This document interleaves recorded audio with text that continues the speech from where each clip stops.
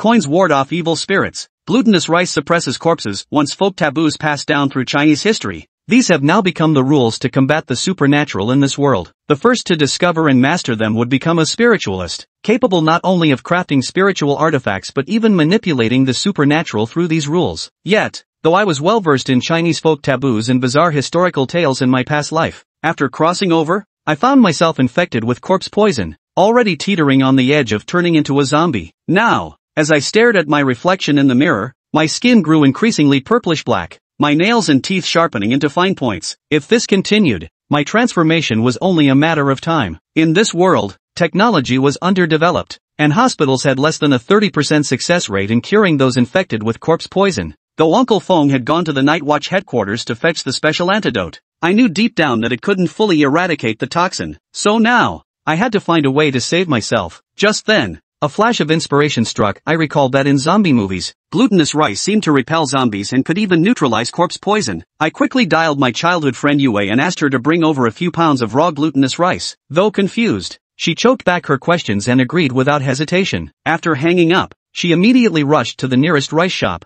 10 minutes later, several security guards cautiously opened the hospital room door and stepped inside. But the moment they saw my purplish face, fanged teeth, and blood-red eyes, their expressions twisted in horror. They hastily tossed down a lunchbox and fled in panic. My heart sank at the sight of the box. If it contained cooked glutinous rice, it would be useless. But when I pried it open with my 10-centimeter long nails, I found it brimming with raw white glutinous rice. Relieved, I grabbed a handful and pressed it against the wound on my shoulder. Instantly, searing pain shot through me, accompanied by thick plumes of white smoke hissing from the wound. Yet, at the same time, my mind grew clearer, and a strange yellow orb of light materialized before me. At first, I recoiled in fear, retreating 3 steps, but when the hovering orb remained harmless, I boldly reached out to touch it. Unexpectedly, a surge of energy flooded my senses. The orb contained a world rule: glutinous rice suppresses corpses. Once mastered, infusing spiritual energy into glutinous rice would allow me to create corpse-suppressing rice with extraordinary effects against zombies.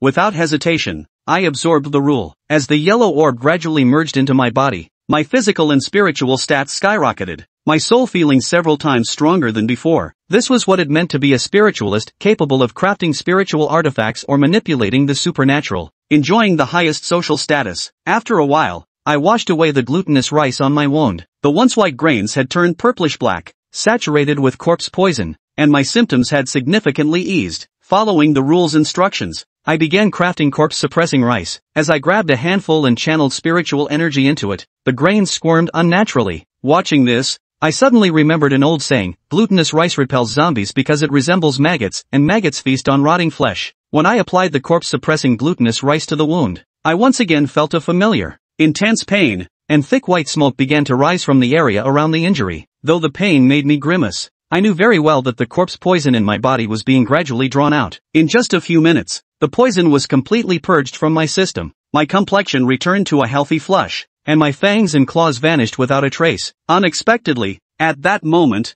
a middle-aged man carrying a black umbrella pushed the door open, holding a pale yellow potion in his hand. Xiao Mo, Uncle got the special medicine, you're saved. Behind Feng Zhaojun were 2 young men in uniforms, weapons strapped to their waists, ready to deal with any potential corpse transformation. Hearing the commotion, I stepped out of the bathroom and greeted Uncle Feng. When Feng Zhaojun saw my radiant appearance, he was utterly astonished, and even the 2 attendants widened their eyes in disbelief. Uncle Feng, I think I've grasped one of the world's rules. Upon hearing this, the 3 of them exclaimed in unison, and Feng Zhaojun was the first to step forward to examine my wound. Xiao Mo, what exactly happened? In response, I could only put on a bewildered expression and explain that I had dreamed of a Taoist priest holding glutinous rice, claiming it could neutralize corpse poison. So, after waking up, I asked Yue to help me buy some. When I woke up, I had Young Wei help me buy some, and I didn't expect it to work.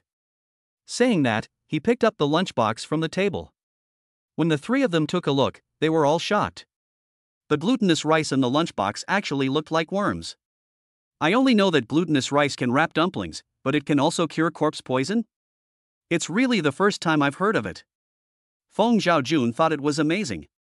Afterwards, he took Ning Mo to do a full body checkup to make sure he was fine before he checked out of the hospital. Encounter Lake Bay, Qingzhou's famous rich district. A Range Rover drove straight into the garage of the 36 villas. After getting out of the car, Ningmo followed Feng Xiaojun all the way into the living room. A pretty girl with fair skin and a jade bracelet on her left wrist ran towards them with small anxious steps.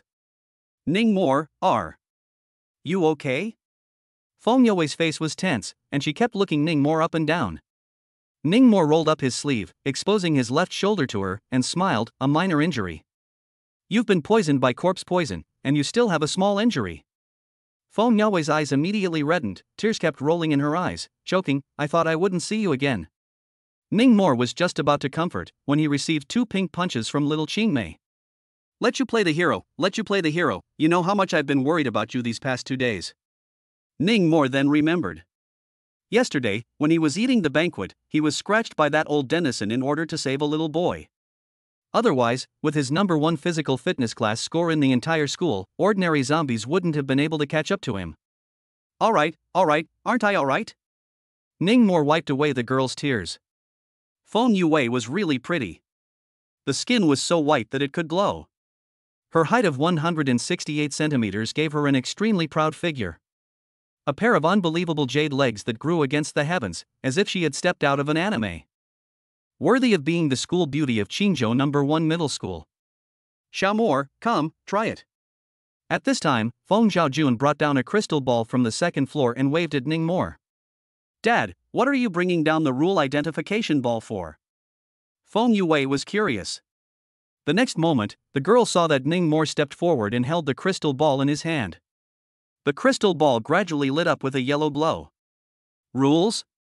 Yellow. Color. This is a danger level rule. Feng You's beautiful eyes widened as she looked incredulously at Ningmo. When did you master the rules? Why didn't I know? This, and thanks to those glutinous rice you bought. Ningmo told him about the sticky rice corpse suppression. Uniqueness existed in the rules. Even if you told someone else, no one else could use it. So, Ningmo, you'll be a psychic in the future? Little Qingmei couldn't mention how envious she was. At the same time, she was also happy for Ningmo from the bottom of her heart. Ningmo had lived in her house since she was 8 years old, and had always taken care of her and protected her like an older brother. She had long since treated Ningmo as a close relative.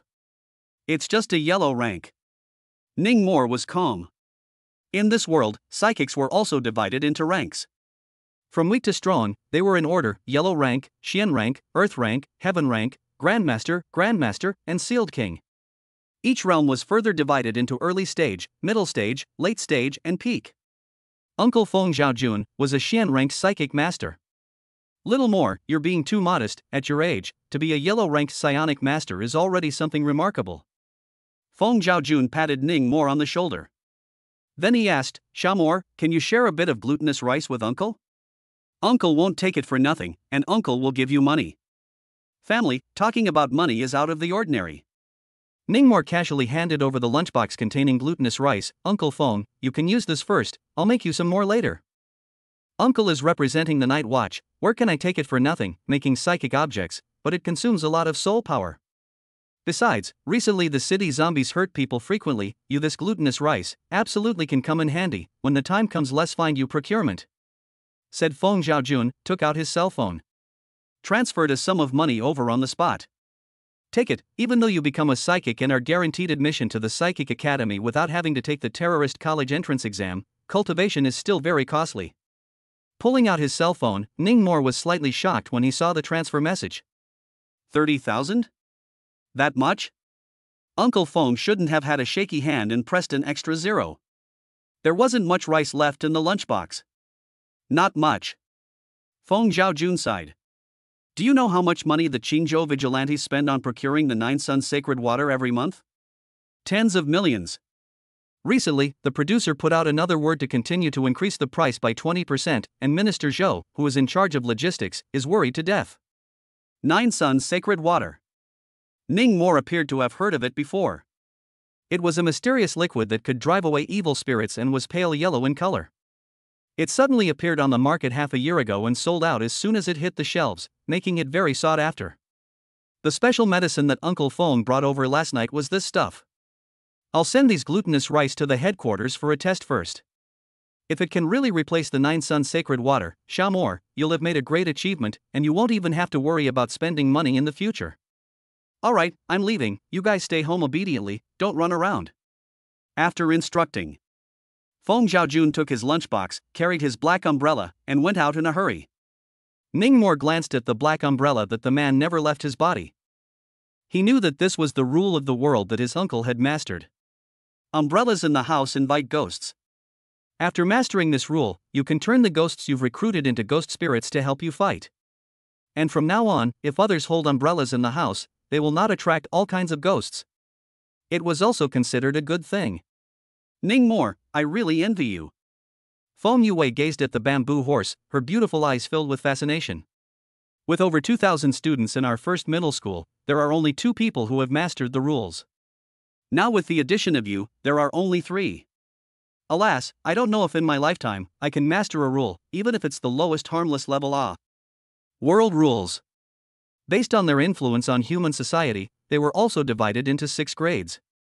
Harmless, dangerous, terrifying, deadly, nightmare, and disaster. Ningmore's, glutinous rice corpse suppressor, was the 2nd level, the dangerous level. Feng Zhaojun's, umbrellas in the house inviting ghosts, on the other hand, was the 3rd level, horror level.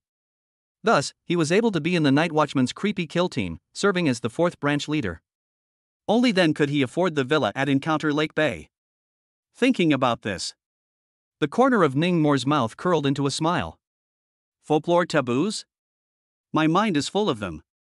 Let me think about which one is the most powerful. In the middle of thinking, Feng Yue chimed in again. Ningmore, if you make a lot of money in the future, remember to give me a gift.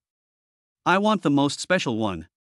Ningmore glanced at her. Give you a marriage license, do you want it? When Feng Yue heard this, her pretty face rubbed, immediately turned red into a big apple. What are you saying? I'm ignoring you. The young girl picked up a pillow from the sofa and threw it at Ningmore, then huffed and puffed her way up to the 2nd floor.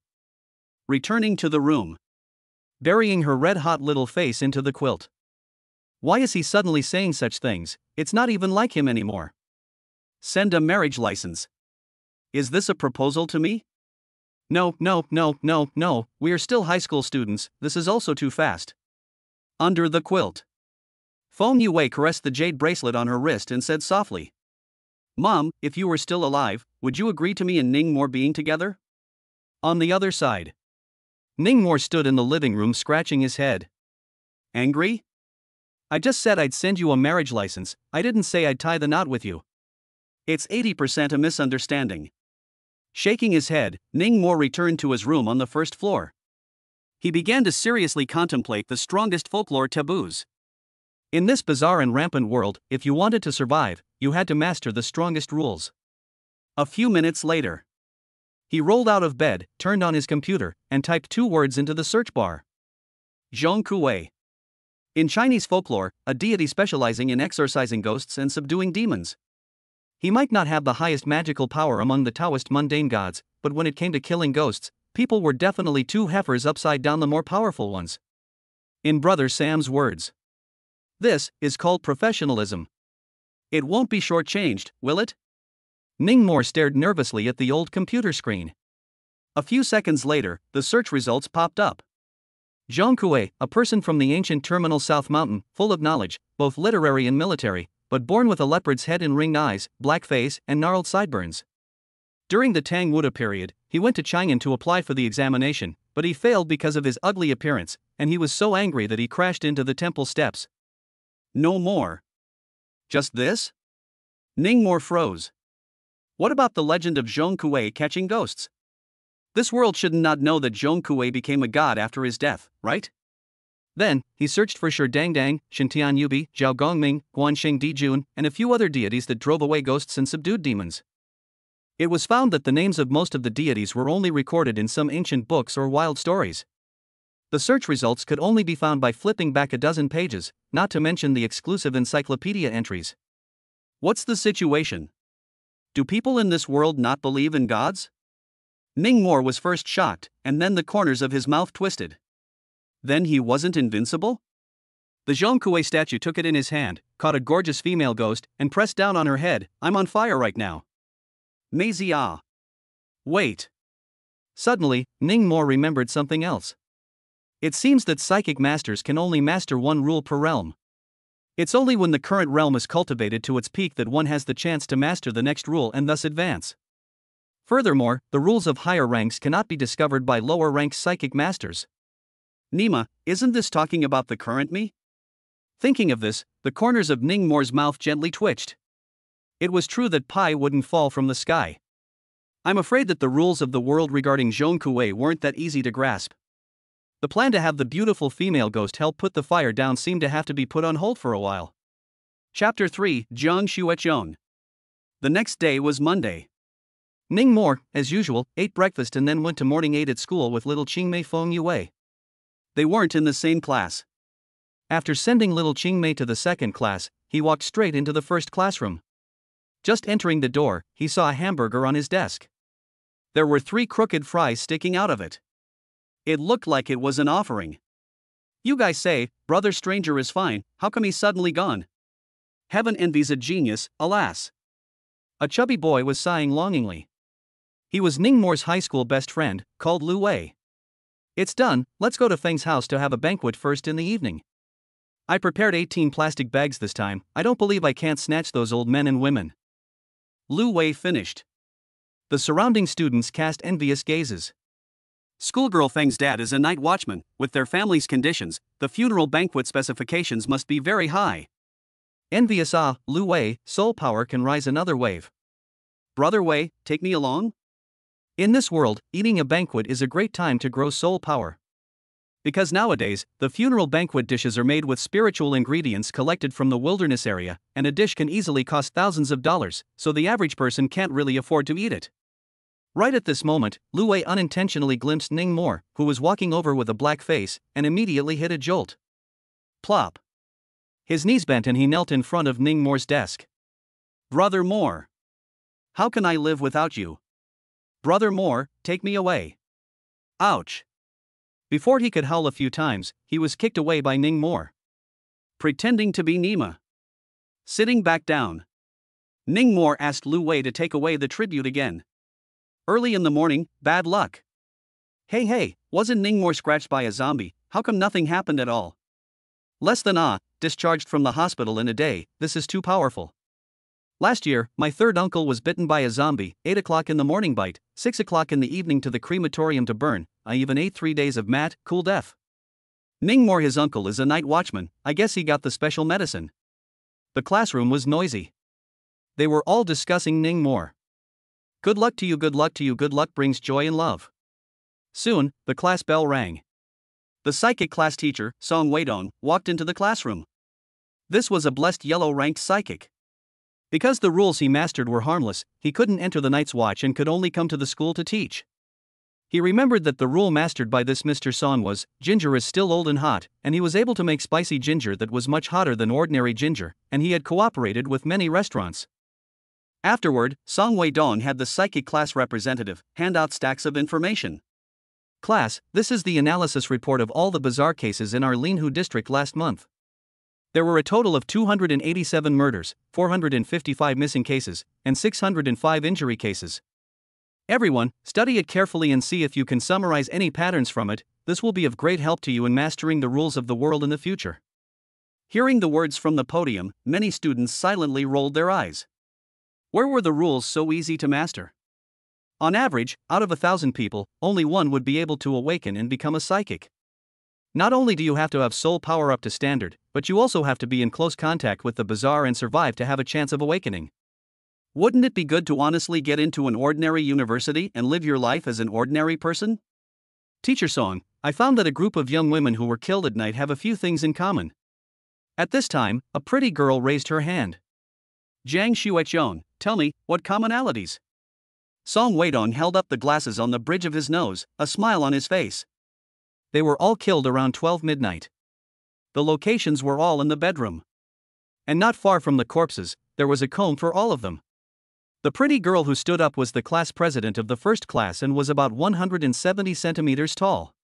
She wore a high ponytail like Feng Yue, with delicate features and a slim figure. However, her temperament was much colder and her features were a bit more stern, a standard cold beauty. What attracted the most attention was her naturally long white hair. Jiang Xueqiang. Many boys felt that she was the school beauty of Qingzhou First Middle School. Very good, student Jiang, you found the blind spot. Song Weidong nodded with satisfaction. We do suspect that the deaths of these young women have something to do with their behavior of combing their hair at midnight. But at the same time, there are quite a few women who have maintained the habit of combing their hair at midnight for a long time without any accidents. Perhaps there are some other details that we haven't noticed. All in all, the bizarre incident is just like that, full of confusion. Everyone should learn from Jiang, think more, summarize more, and have a spirit of research. Rules like these, once mastered, can prevent many tragedies from happening. Praised by the teacher, Jiang Xueqiang's cold little face didn't have much joy. Is there a possibility that it's related to looking in the mirror and the number of times you comb your hair? Ning More's words just fell. It then attracted the attention of the entire class. Ning More, get up and speak. In Song Weidong's opinion, the two students with the most hope for awakening in Class 1 were Ning More and Jiang Xueqiang. These two were also his prized students. I've heard some rumors that the mirror is a passageway connecting the yin and yang realms. It's dangerous behavior to comb your hair in front of a mirror at midnight.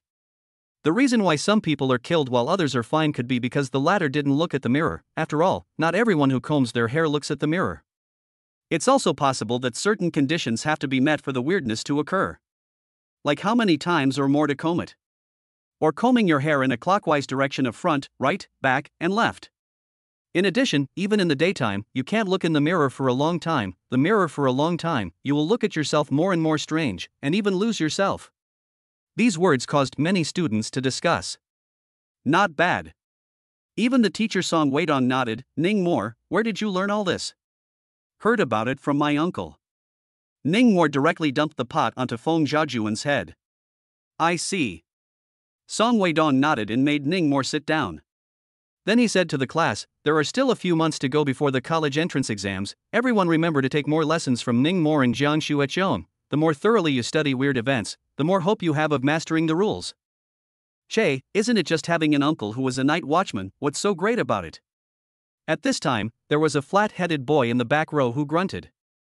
The tone was full of disdain and jealousy. Zhang Hao, what are you gabbing about? Song Weidong smashed a chalk head over. Teacher, I just think that the matter of mastering the rules, I guess, totally depends on fate. Studying weird events is simply useless. Ning More and Jiang Xueqiang both have psychic elders in their families who have been telling them ghost stories since they were young, and haven't they also not yet awakened? It's still not the same as us, having to take the horror college entrance examination. The boy named Zhang Hao's tone was full of disdain. Before he could finish his words, he was interrupted by the head of chalk thrown over by Song Weidong. Get out of here! Song Weidong was so angry that his liver hurt. Jiang Xueqiang also frowned slightly.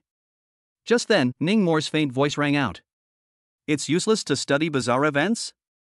If I hadn't already mastered the rules, I would have almost believed it. The words were spoken. The classroom was deathly silent. Zhang Hao, who had just stood up, sat back on his butt. Immediately afterward, he stood up again and asked in shock, what the hell did you say, Ning More? What, really, Brother More? Deadbeat Lu Wei stared wide-eyed. Teacher Song, is it convenient to take the rules identification ball? Ning More looked over to the podium. His own identity as a psychic was going to be publicized sooner or later, there was nothing to hide. Might as well light it up now and put on a show. All right. Song Weidong hurriedly told a student to go get it from the office. Ning More then walked to the podium in front of the entire class and held the crystal ball in his hand. A mysterious yellow light spread out. Whoa, danger level rules? I'm not mistaken, Ning More really mastered the rules. No, dude, are you for real? The classroom was in an uproar. Even the second class next door shook. It should be him. Somewhere in the second class.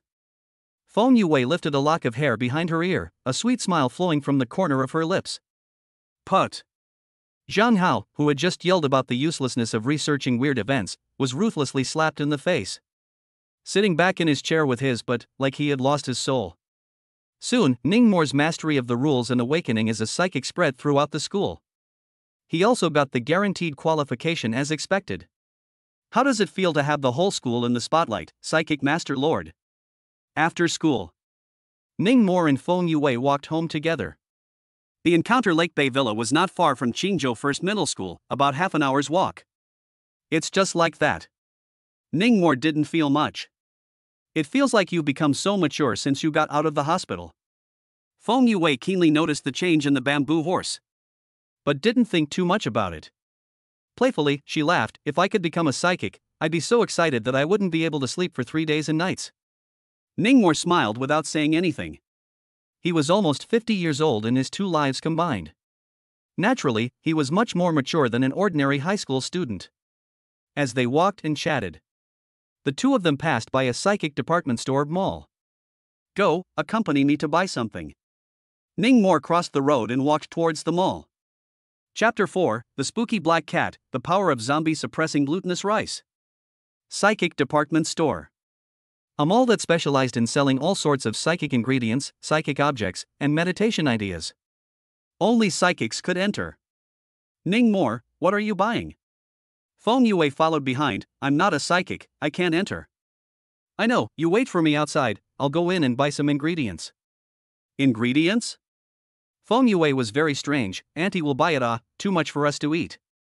Feng Zhaojun was usually very busy, sometimes he didn't come home for a week, so he hired a nanny to take care of his 2 children's food and clothing.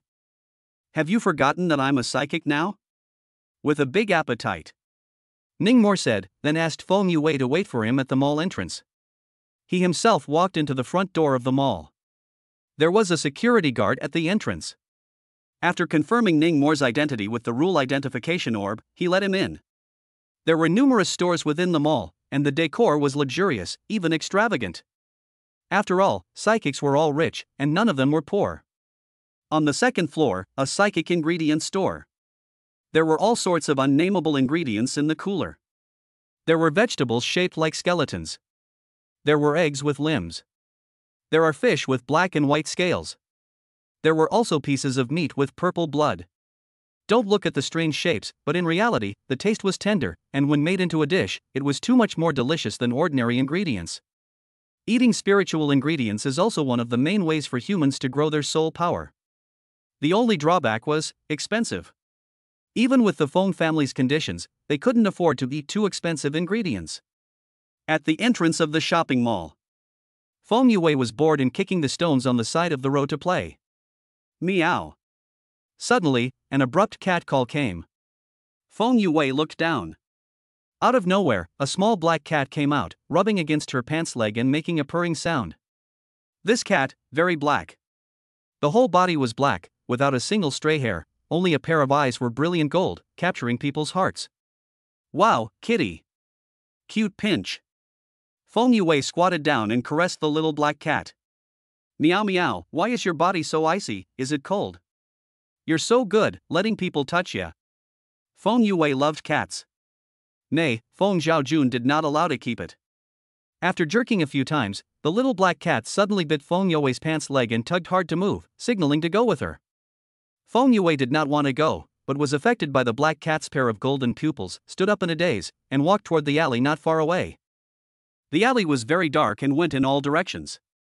Feng Yue walked into the depths and suddenly shivered and came to her senses. Why is it suddenly so cold? Goosebumps stood up on Feng Yue's white and slender arms. At this time, a hobbling sound of footsteps suddenly came from the front. In the darkness, a dozen pairs of blood-red eyes lit up. When Feng Yue saw those dozen of figures, some with green faces and fangs, some half-rotted, she was almost scared to the point of cardiac arrest. Zombie. 2 big words were imprinted into the mind. The girl's pretty face instantly turned pale. The heart felt like it was grabbed by a large hand, and boundless fear spread throughout the body. I have to raise my soul power to the peak of the yellow rank as soon as possible and then master the second rule. This world is too dangerous, and it's possible that we'll run into another bizarre incident at some point. Ning Mo carried a bunch of psychic ingredients and formulated a plan to become stronger in his mind. When he walked out of the mall's front door, he didn't see Feng Yue's people. Just as he pulled out his cell phone, the security guard came over to remind him. That pretty little girl from earlier chased a black cat and ran across the road. Black cat? Ning Mo instinctively felt something was wrong. So he hurriedly chased after it in the direction the security guard pointed. Across the street from the mall was the old town. The lights were dim, the streets were dilapidated, and poles lined the streets. Ah! Soon, Ningmore heard the girl's scream. It came from the depths of a pitch-black alley. Yellow-ranked psychic masters, their bodily functions would be greatly enhanced, and their hearing exceeded that of ordinary people by a factor of 2. Yu Wei. Ningmore threw away the various ingredients he had bought and darted over with his school bag on his back. And by this time, the girl had already been caught up by a zombie. Roar! The zombie waved its sharp claws and grabbed at the girl's snow-white neck. At the moment of life and death, the jade bracelet on the girl's wrist inexplicably flashed a flash of shimmering light. The girl's feet slipped and plopped. A stagger planted on the ground. Although the fall of the starry eyes, but at least avoided a fatal blow. At the same time, the jade bracelet knocked to the ground and broke. Yu Wei. Ningmore rushed over. Upon seeing the green-faced and fanged zombie about to pounce on Qingmei, his adrenaline spiked and his feet took big steps. Me. 5 or 6 meters away, Ningmore leapt up. With a Bruce Lee-style flying kick, he heavily kicked the zombie in the chest. As a psychic, Ningmore had a lot of strength. Boom. With a muffled sound, the zombie flew out 7 or 8 meters backwards. Ningmore. The moment she saw the boy, Feng Youwei's tears welled up uncontrollably. The girl was clearly terrified. Is everything all right? Hurry up. Ningmore hurriedly helped the girl up from the ground. Right at this moment, a dozen green-faced and fanged figures crashed into the eye, and low roars filled the alley. So many zombies? Ningmore froze for a moment, and then a flash of extreme excitement surged under his eyes. He hurriedly said to the girl, "You go first, notify the trickster kill team, I'll take over from here." Feng Youwei subconsciously wanted to pull Ningmore along with her, but associating it with the rules the other party had mastered, she obediently nodded and ran towards the outside of the alley. Was just about to find a zombie to test the waters. Good timing. Ningmore took off his backpack, copied a handful of glutinous rice, and then ruthlessly smashed it towards the corpses in front of him. Meow. Above the alley.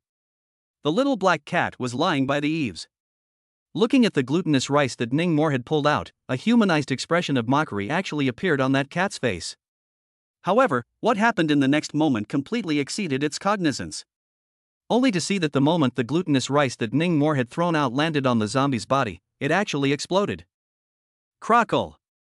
In the little black cat's horrified gaze, the several zombies at the head of the group were like being hit by a speeding car, and all of them flew backward a dozen meters or so, with agonizing hisses emanating from their mouths. Meow? The little black cat was dumbfounded. What was this situation? How could its zombie warrior be defeated by just a few grains of glutinous rice? Go you! Ningmore pulled out another handful of zombie-suppressing glutinous rice, injected it with more soul force, and threw it out with force.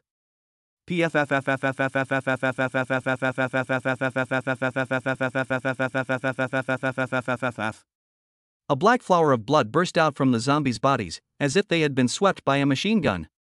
Many of the zombies were blown into 1,000 holes and their brains were shattered. What a strong power! Ningmore was greatly surprised. One had to know that zombies' bodies were notoriously hard, almost invulnerable to knives and spears. His glutinous rice, on the other hand, could easily be blown through. Uncle Nine honestly didn't deceive me. Subsequently, Ningmore threw 3 handfuls of glutinous rice in a row, beating a dozen zombies into a sieve. The ground was filled with broken flesh and dirty blood. There were no dead bodies. At this time, Ningmore suddenly discovered the clueless, fried little black cat on the eaves of the house. This cat, it looks a bit familiar. It seems to be the one that caused second Uncle Grandpa to swindle a few days ago. Looking at the pair of gleaming, brilliant golden pupils, Ningmore was almost certain that it was this one. There was absolutely no mistaking it. House cats don't enter the Hall of White Matters. Creatures like cats, with their active nature in jumping up and down, can easily trigger a necrophilia if they disturb the deceased in the coffin. Could it be that all the zombies that have appeared in the city recently were not accidental, and were caused by this cat? For a time, countless speculations surged in Ningmore's mind. No rule light cluster has appeared. It seems that the rule of domestic cats don't enter the Hall of White Matters has already been grasped. Thinking about these, the little black cat had already disappeared. Ningmore took 2 steps backward and leaned against the wall. Just now, in order to kill the zombies, he had injected a lot more soul power into the corpse suppressor glutinous rice, and he was a bit dizzy at the moment. However, soon, a stream of wind gushed out from the bodies of those dead zombies, injecting it into Ningmore's body. This is soul power? Ningmore's heart was delighted. Slaying bizarre creatures allowed one to plunder their soul force. This was the main way for psychics to grow their soul force. Many psychic masters would regularly go out of the city and hunt bizarre creatures. Little more. Ningmore. Not long after, Feng Zhaojun and Feng Youwei's voices came. A mess of footsteps and the bright lights of several flashlights flooded into the alley in unison. Upon seeing Ningmore, who was standing against the wall, as well as the zombies that littered the ground in sparse shreds, a group of trickster killers instantly froze in place. Ningmore, how are you? Are there any injuries? Feng Youwei ran forward, her red eyes filled with worry. I consumed a bit too much soul power just now, but I've already recovered at this moment. At this moment, Ning Mo was refreshed. Even his strength had grown significantly. His current soul force had definitely reached the mid-Huang rank. Immediately, his gaze circled around Feng Youwei. He realized that in addition to his uncle Feng Zhaojun, there were also more than 20 trickster killers on the scene, as well as 2 ghost spirits. The black umbrella that Feng Zhaojun always carried behind his back had opened at this moment. A ghost in the shape of an ancient general floated above his head. Clad in blood-stained armor and carrying a warsword covered in notches, he exuded ferocious might. Is this the ghostly spirit that Uncle Feng harnessed through the rules of umbrellas in the house invoke ghosts? Ningmore secretly sized it up. In addition, there was another imperial lady in a black leather jacket with a hot body, standing side by side with Feng Zhaojun. This woman, whom Ningmore had seen a few times, appeared to also be a branch leader of the trickster kill team. A ghostly spirit also floated above her head. Clad in green robes and carrying a scythe, ghostly flames danced in her eyes, and her aura was equally extraordinary. Old Feng, the glutinous rice you sent to the headquarters yesterday, I feel that there is no need to do a test. The leather-clad imperial sister looked at the zombies and scattered glutinous rice all over the ground with a complicated gaze and murmured, I also feel that. Feng Zhaojun silently collected the black umbrella and swallowed his saliva. This power is also too amazing. Chapter 5, Copper Coin wards off evil, Jade keeps you safe. Encounter Lake Bay Villa. Living room. Uncle Feng, it's done. Ningmore sat on the sofa, his face translucent with a hint of pallor. On the coffee table, there was a rice bag. Inside was 20 pounds of glutinous rice, all of which he had made into corpse suppressor glutinous rice.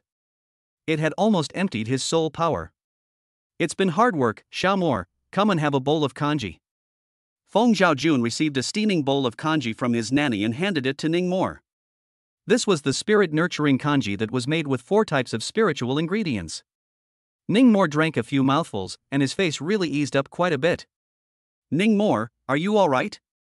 Feng Youwei sat beside him and looked at him with concern. Then blaming herself, she said, I'm sorry, I don't know what happened to me, I went with that cat in a confused manner. Cat? The leather-clad imperial sister was also in the living room. She was inspecting the corpse-suppressing glutinous rice made by Ningmore, and when she suddenly heard Feng Youwei say cat, her expression immediately became grave. Is it a golden-eyed black cat? The leather-clad imperial sister asked. How do you know? Feng Youwei was surprised. The leather-clad imperial sister suddenly stopped talking and exchanged glances with Feng Zhaojun. These beasts. Feng Zhaojun inexplicably cursed. Xiao Qingmei was still confused, but Ningmore had already deduced 7 or 8 things. Uncle Feng, the zombies that have appeared in the city recently should all be caused by that black cat, right? Ningmore finished his porridge and his face looked a lot better. I saw this black cat in the spirit hall on the day of second Uncle Grandpa's corpse, and then I remembered that it was the same one. If I'm not wrong, it should be someone who has mastered the rules of creating necrophilia. That black cat is his sole pet. These words came out. Feng Youwei beside her was instantly creeped out. No wonder that cat felt icy to the touch, like a corpse. It turned out to not be a real cat, but a soul pet. Old Feng, this nephew of yours is quite powerful, let him come to the creepy kill team for internship during winter vacation. The leather-clad imperial sister said with a smile. Internship? This. Feng Zhaojun was a bit hesitant. Is it okay? Uncle Feng. Ningmore looked at Feng Zhaojun expectantly. Let's say, my hands are full. Feng Zhaojun was torn between wanting Ning Mo to go and not wanting him to go. This is fine, just come under me? It just so happens that I just kicked someone out. The leather-clad imperial sister smiled flirtatiously. First things first, little brother, sister, I'm very strict. If you don't meet my requirements, you'll be kicked out at any time. Okay, Sister Tang. Ning Mo smiled. The leather-clad imperial sister was called Tang Bingyan, the leader of the third branch of the Vigilant Trickster Squad. She similarly had the strength of a Xian-ranked psychic master. Leave a phone number. All right. Looking at the two people who were already exchanging contact information, Feng Zhaojun revealed a helpless smile. Inside, there was also Feng Yue, who was equally uneasy. Afterwards, Tang Bingyan left carrying 20 pounds of corpse suppressor glutinous rice. There was no time to lose. She had to hurry and deliver the corpse-suppressing glutinous rice to the 13 detachments of the Trickster Kill Team, each team member's hands. In the past few days, 2 team members had already sacrificed their lives. Xiaomor, on the financial side of the headquarters, the money should be called over in the last few days. I played the application according to $20,000 a pound, a total of 400,000. If you're in a hurry, this money uncle will advance you first. After totaling Tang Bingyan away, Feng Zhaojun came back and said to Ning Mo, there's no rush. Ning Mo wasn't the least bit worried that the night watchman would renege on his debt. He was more concerned about that black cat. Uncle Feng, since that cat will cause necrophilia, why not just burn the body once the person dies? Feng Zhaojun shook his head. How can it be that easy to change customs? The tradition of earth burial cannot be changed in a moment, it takes time to implement cremation. Fine. Ning Mo sighed. It seemed that folklore taboos hadn't completely broken off in this world. There were still some that had been passed down. And in recent years, with the emergence of bizarre events, people had become increasingly superstitious. For the deceased, even if there was a possibility of triggering a necrophilia, it was still necessary to follow the tradition of resting the corpse for 7 days before putting it in the ground. Little stranger, if you really intend to come to the Night Watchman for internship, I suggest you go to the intelligence department or logistics department first. It's too dangerous to go straight into the creepy kill team and go to the front line. There are more than just zombies in the world's creepy creatures. Feng Zhaojun began to dissuade. After a pause, he added, there are even times when, in addition to being spooky, you have to deal with people. Uncle Feng, I've already decided. Ning Mo insisted, in a few days after winter vacation, I'll report to Sister Tang's staff. You? Alas. Feng Zhaojun could only sigh. This child and his father were truly alike. Where's Yue? It was only then that Ning Mo noticed that little Qingmei had disappeared. It seemed like she had gone upstairs when he decided to join Tang Bingyan's team. I'll go check on her. Saying that, Ning Mo went straight to the second floor of the villa. Young Weed, are you asleep? Bang bang bang. Ning Mo knocked on the door. Come in, I'm not asleep. Feng Yue's voice came out from the room. It could be heard that the mood was a bit low. Ning Mo pushed the door in. He found little Qingmei sitting at his desk, staring out the window at the night scene. Perhaps feeling that the time had come, he walked over to the girl with a smile on his face. Why are you happy like this? Feng Yue sat cross-legged on the chair, skimming her cherry lips. Following a beautiful psychic for an internship makes you this happy? Oh, so someone is jealous. Ning Mo came to a realization. I'm not. Feng Yue arrogantly turned her little face away. But she immediately turned back again. Because Ning Mo's next words surprised her. Yue, do you want to become a psychic? Ning Mo's tone was rather mysterious. What? Feng Yue thought she had heard wrong. Perhaps, I have a way to let you master the rules. Ning Mo's words caused Xiao Qingmei's brain to go down for a second. You are serious? Feng Yue was a bit incredulous. Remember how I mastered glutinous rice corpse suppression? Ning Mo held his arms over his chest and leaned against the window. You said that when you were dreaming, you dreamt of a Taoist priest and listened to the Taoist priest tell you about it. Feng Yue remembered it clearly. Actually, that Taoist priest also spoke about something else. Ning Mo smiled faintly. In addition to glutinous rice, copper coins are also used to subdue corpses and drive away ghosts, and they are even more versatile than glutinous rice, and are also effective against ghosts. Copper money? Feng Yue froze. You are talking about the kind of copper coins dug out from ancient tombs? Yes, But the ones that have just been dug out won't work, they must have been circulating in the yang world for more than 6 years. This kind of copper money has been handled by 10,000 hands, and has an extremely strong yang energy, which is the most powerful against things of yin and evil. Saying this, Ningmore pulled one out of his pocket as if by magic and threw it to Feng Yue. Where did it come from? Feng Yue took it curiously. The antique store at the mall picked it up by hand. Ningmore said, now you hold it and try silently reciting, copper coin warding off evil, in your mind, pay attention that your spirit must be focused, no distractions. Good. Feng Yue carefully placed the copper coin in her hand. Then concentrating, she kept meditating on copper coin warding off evil, copper coin warding off evil. As a result, after meditating dozens of times, there was still no reaction in the room. You tricked me.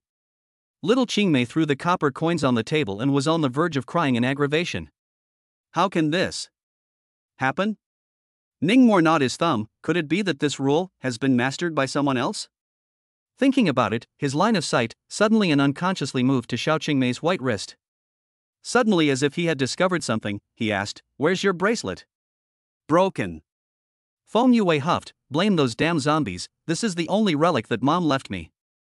After the words, Ningmore suddenly realized something. Hurriedly, she said, "Try silently reciting, Jade keeps you safe," again. Little Qingmei gave an oh and began to do as she was told. It was probably because she wasn't mentally focused enough at first. It took a full 20 times of silent chanting. Only then did a yellow ball of light slowly coalesce in the room. Ah! The next moment, a cry of alarm mixed with great surprise resounded throughout the entire villa. Fortunately, Ningmore had covered his ears in advance, or else he might have been deafened. Yue! Little more.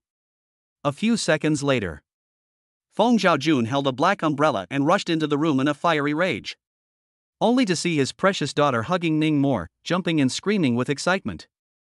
Ningmore, I did it! I did it! Chapter 6 Evil Organization, Poison Master. Cough. Seeing that the two children were fine, Feng Zhaojun let go of his heart. Then he coughed hard. Dad! Feng Yue ran towards Feng Zhaojun again, so excited that she hugged her old father. I mastered the rules. What? Feng Zhaojun's old eyes snapped wide. The rule light cluster, only those who discovered it could see it. Everyone else was invisible. Thus, Feng Zhaojun hurriedly fetched the rule appraisal ball and had his daughter hold it. Soon, a yellow glow lit up. Both father and daughter were thrilled. So it's like this. Ningmore understood. As the saying goes, seeing is believing. Only by personally experiencing bizarre events and witnessing the power of the rules would one develop a firm belief in the rules and thus discover them. What you hear with your ears, no matter what, you'll be 3 times more skeptical in your heart. Rumble. Just then, in the night sky outside, a lightning bolt suddenly struck down. It was followed by a raging storm. Ningmore was inexplicably uneasy in his heart. It was as if it had violated some taboo. Xiaomore, you are truly a blessing for our family. At this time, Feng Zhaojun walked over and heavily patted Ningmore's shoulder, smiling. Youngweave has awakened the dangerous level rule, so you can attend the Psychic Academy together from now on. Pretty good. Ningmore didn't think much about it and glanced at little Qingmei with a smile. Little Qingmei was so excited that she wiped her tears. Becoming a psychic, this had been her dream for many years. Now it had finally been realized with Ningmore's help. Afterwards, Feng Zhaojun rummaged through his home and found 2 pieces of jade jewelry, which he handed over to his daughter. A Hatian jade pendant and a jadeite trigger finger. Feng Yue was excited to start making the psychic objects. Under the watchful eyes of Ningmore and Feng Zhaojun, the jade pendant in the girl's hands became more and more crystal clear. On the jade pendant, there were originally many beautifully carved patterns. However, with the input of the girl's soul force, it began to slowly fade away. Rainy night. Outside of Qingzhou City. There was no one for 100 miles, and no chickens crowing for 1,000 miles. This is the wilderness area. A forbidden place for humans, a paradise for the bizarre. Since the large-scale outbreak of bizarre events more than 10 years ago, the population of Blue Star has plummeted by 70%. The sinister gas emanating from the weirdness caused countless plants and animals to mutate, attacking human towns like a tidal wave. Many small countries perished as a result. Huaxia is now also left with only 36 main cities and some affiliated small towns. Qingzhou was one of the 9 main cities with the strongest heritage. A few dozen kilometers outside the city, a certain abandoned factory. A group of members of an evil organization were gathering. Some were burly, some were drooping, some were charming and enchanting, some were full of gangly energy, and some wore glasses and were middle school students. Clearly a psychic. Say, Night Cat Lady, why did you call us all here? The leader, clad in a large black dog skin, with a strong body, 1.9 meters. His voice hissed, as if barking. A dozen or so members of the evil organization looked at a young woman wearing a cat-faced mask with a curvaceous figure. The woman was holding a small black cat in her arms and was slowly smoothing her fur. As she smoothed it, she said, "Someone has mastered the rules that restrain me. I want him to die." Restrain you? There was a crippled old man on crutches who curiously said, "What kind of rules?" Glutinous rice. The woman wearing a cat-faced mask spat out 2 words from her mouth. The members of the evil organization looked at each other in disbelief. Glutinous rice and zombies were irrelevant. How could they be restrained? My cat went all over the city looking for dead people, and it took days to get 16 zombies. All killed by him with glutinous rice. The woman codenamed Night Catwoman told the whole story, including Ning More's identity. She was practically gnashing her teeth in anger. Glutinous rice can actually restrain zombies, it's really unheard of. Someone was surprised. Vigilante Creepy Kill Team, the adopted son of the 4th branch leader Feng Zhaojun, not too good to kill. Someone else deliberated. Boss, we have to get rid of this one called Ning More, otherwise when he grows up, there will be endless troubles. The Night Catwoman looked towards the leader who was cloaked in the skin of a large black dog. Rules could grow after being mastered. Right now, blasting a zombie required a handful of zombies suppressing glutinous rice. When Ning More's soul power broke through the earth rank, it might only take 1 grain. This kid is my nemesis, my zombie warriors are as good as tofu before his glutinous rice. Seeing that the big black dog leader was still hesitating, Night Cat Lady urged, "Boss, if we don't finish him off, it will definitely affect our next plan." Hearing the word plan, the big black dog chief nodded his head.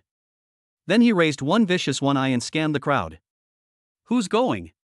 There was silence in the abandoned factory. The crowd looked at me, I looked at you, and then looked at the sky. The weather was indeed nice tonight.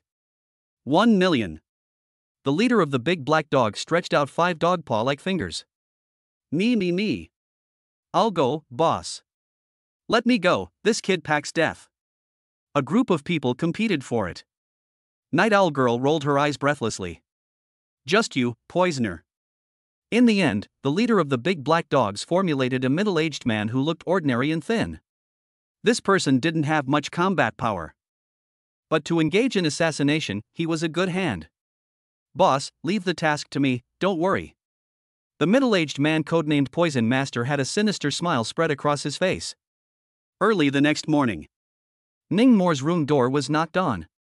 Dang, it's for you. Feng Yue smiled wryly and presented a jade pendant with both hands. Although she hadn't slept all night, she couldn't see any fatigue on her innocent face, only happiness.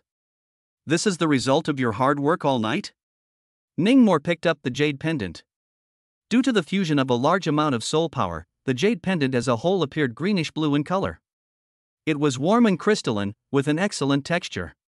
The patterns on the front and back had long since disappeared. In its place was a blank space. There was a saying in the jade world. Not doing any carving on the jade surface, leaving a blank space is called nothing, meaning peace and safety.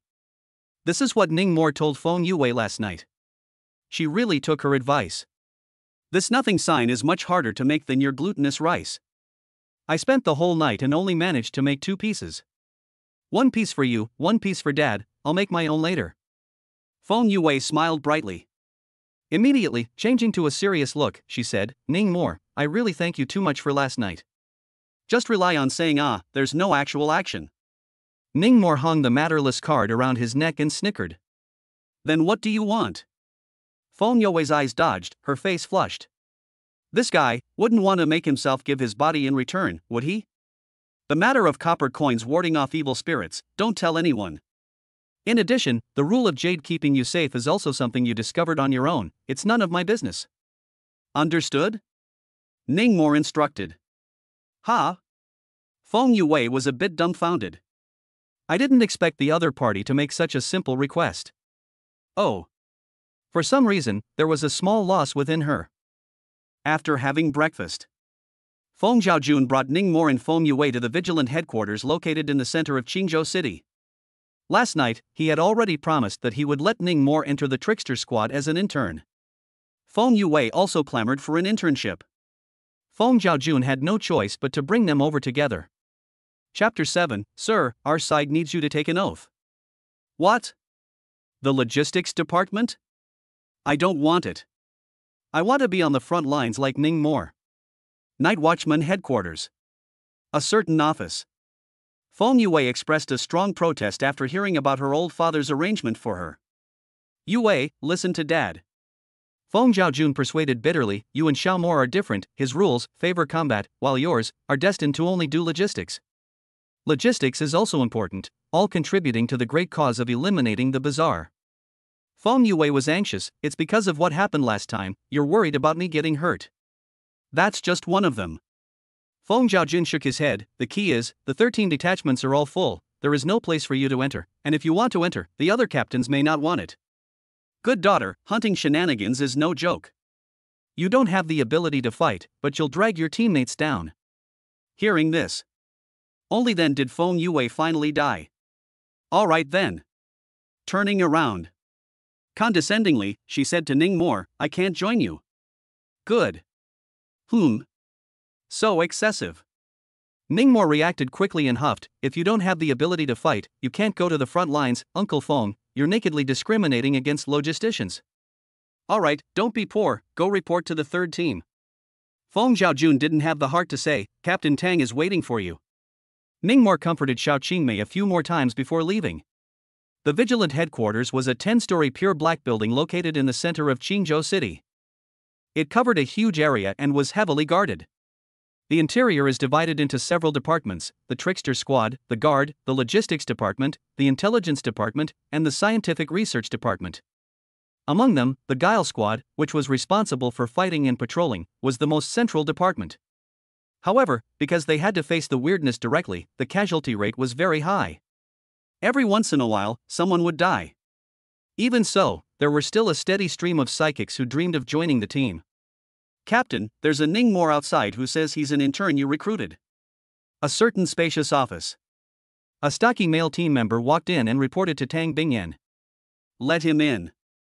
Tang Bingyan put down her pen, rubbing her temples.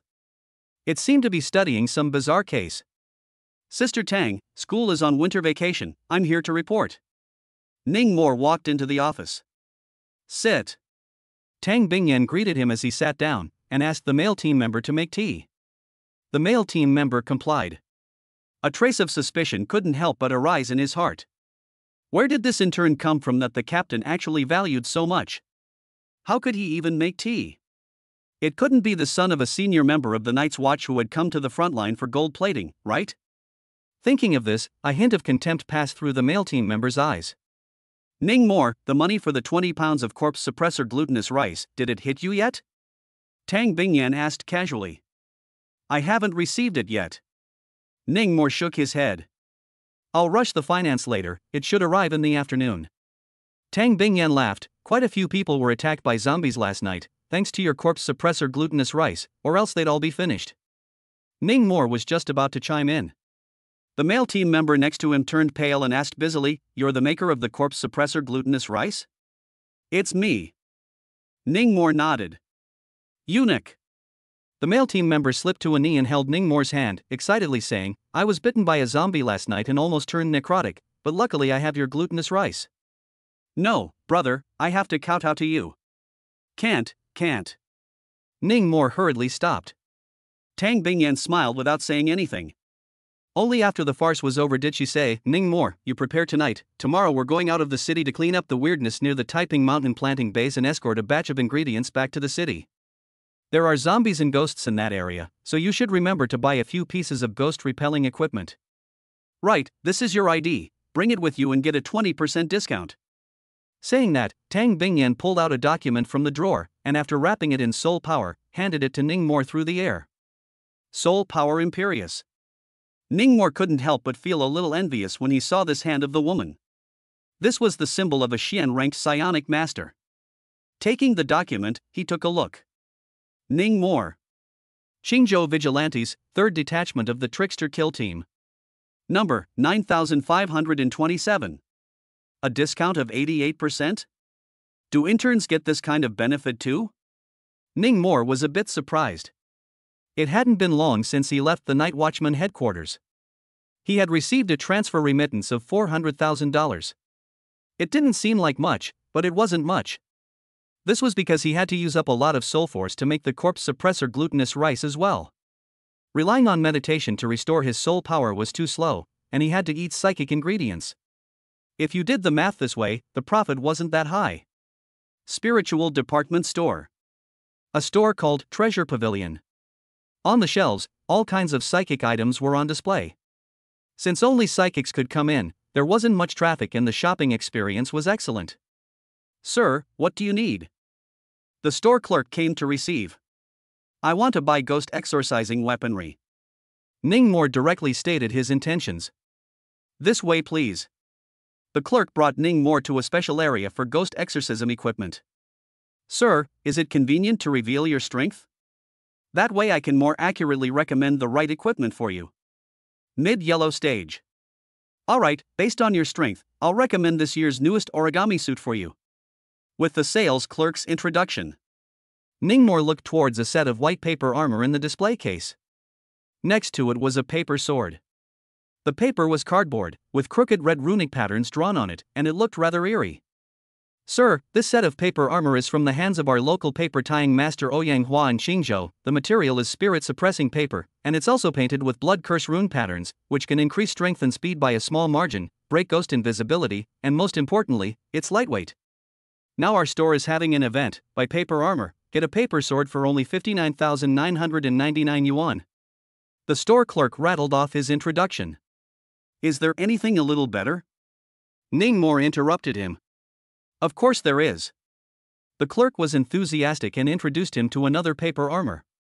It was also from Master Ouyang Hua's hand. Compared to the previous set, this one was designed with a more graceful shape. The red runic patterns on the armor were also a bit more complicated. The price was also 30% more expensive. In the end, Ning Mo picked a set of paper armor that was priced at around 200,000 yuan. After the discount, it was 176,000 yuan. It also came with a free paper sword, and 2 free after-sale maintenance services. "Sir, there has been a high incidence of zombies injuring people in the city recently. Do you need a psychic item to deal with zombies?" After the clerk wrapped the paper armor and paper sword, he asked again, "We have the Yangwood sword, breath-holding charms, spirit-repelling salt, and 9 suns sacred water here." No need, no need. Really don't use it? Paper armor paper sword can only be used to deal with ghosts. Against zombies the effect is very poor. Oh. Really don't need to. Ning Mo waved his hand repeatedly. "Find me a higher level meditation book, priced at 200,000 or less." "Okay, you wait a moment." The clerk walked away quickly. Soon after, he brought him a copy of the Empty Spirit Meditation Thoughts. This was a yellow rank meditation book that only yellow rank psychic masters could cultivate. The selling price was exactly 199,000 after discount. "Sir, after settling the bill, we still need you to take an oath on our side." The clerk courteously said, "Take this meditation book back. You can only practice on your own. You can't intentionally copy, sell, or teach others privately, or else you'll be struck by heavenly lightning and die without a corpse." "So ruthless?" Ning Mo lifted his eyebrows. In this world, one couldn't just gamble and swear. Especially swearing to the heavens. The odds were that it would work. "There are regulations on this, and there's nothing we can do about it, so please understand." The clerk said in a difficult manner, "That's why we recommend that you destroy the original immediately after practicing the session, to avoid the risk as much as possible." "All right." Having no choice, Ning Mo could only make a vow. Leaving the gathering pavilion, he bought some more psychic ingredients and spent 400,000 cleanly. At night in the bedroom, he locked the doors and windows tightly and practiced the Empyrean meditation thoughts. There were 2 ways to meditate. One was light meditation and the other was deep meditation. The former only required closing one's eyes and keeping a nap, the latter required going into a deep sleep in order to achieve the best results of meditation. Ning Mo didn't realize that while he was meditating, there was a golden pupiled black cat on the courtyard wall outside his window that was watching his room. Chapter 8: The Pacific Mountain Planting Base. The following day, Ningmore came to the Night's Watch headquarters early in the morning to report for duty. The 3rd Detachment was also fully loaded and ready to go. Tang Bingyan introduced Ningmore to her team members. The stocky male team member from yesterday was smiling as Ningmore greeted him. Gu Yanyi you met yesterday. These are the Iron Family brothers, Iron Head, Iron Fist. And Sun Fei, Zhao Yuan Yuan. Other than Tang Bingyan, there were 5 other members of this team, all of whom were curiously sizing up Ningmore. They had heard last night that there would be a newcomer on the team. The recently acclaimed corpse suppressor glutinous rice was from this newcomer. Alright, get in. After the introduction, Tang Bingyan started the car. Half an hour later, a modified cross-country armored car drove out of the North City Gate and entered the gray foggy wilderness area. Since it was daytime and the sun was shining brightly, no ghosts were seen throughout. There were only deserted villages and dilapidated highways. After a few more hours, the SUV drove into an agricultural production base located at the foot of a large mountain. Taiping Mountain Plantation Base. This was one of the 12 large-scale planting bases planned by the Qingzhou city government, responsible for the supply of psychic ingredients in the city. Psychic ingredients liked yin and hated yang, and could only be planted in wilderness areas. And when these ingredients matured, the yin spiritual qi they emitted would attract many bizarre creatures to steal their food. The night watchmen stationed at the base couldn't keep themselves busy, so they had to ask for help from the headquarters. Captain Tang, after hoping for the stars and the moon, I finally got you guys here. If you guys don't come, we really won't be able to hold out. A person in charge with heavy dark circles under his eyes came to greet Tang Bingyan. Looking at his shriveled appearance, it seemed like he hadn't had a good night's sleep in a long time.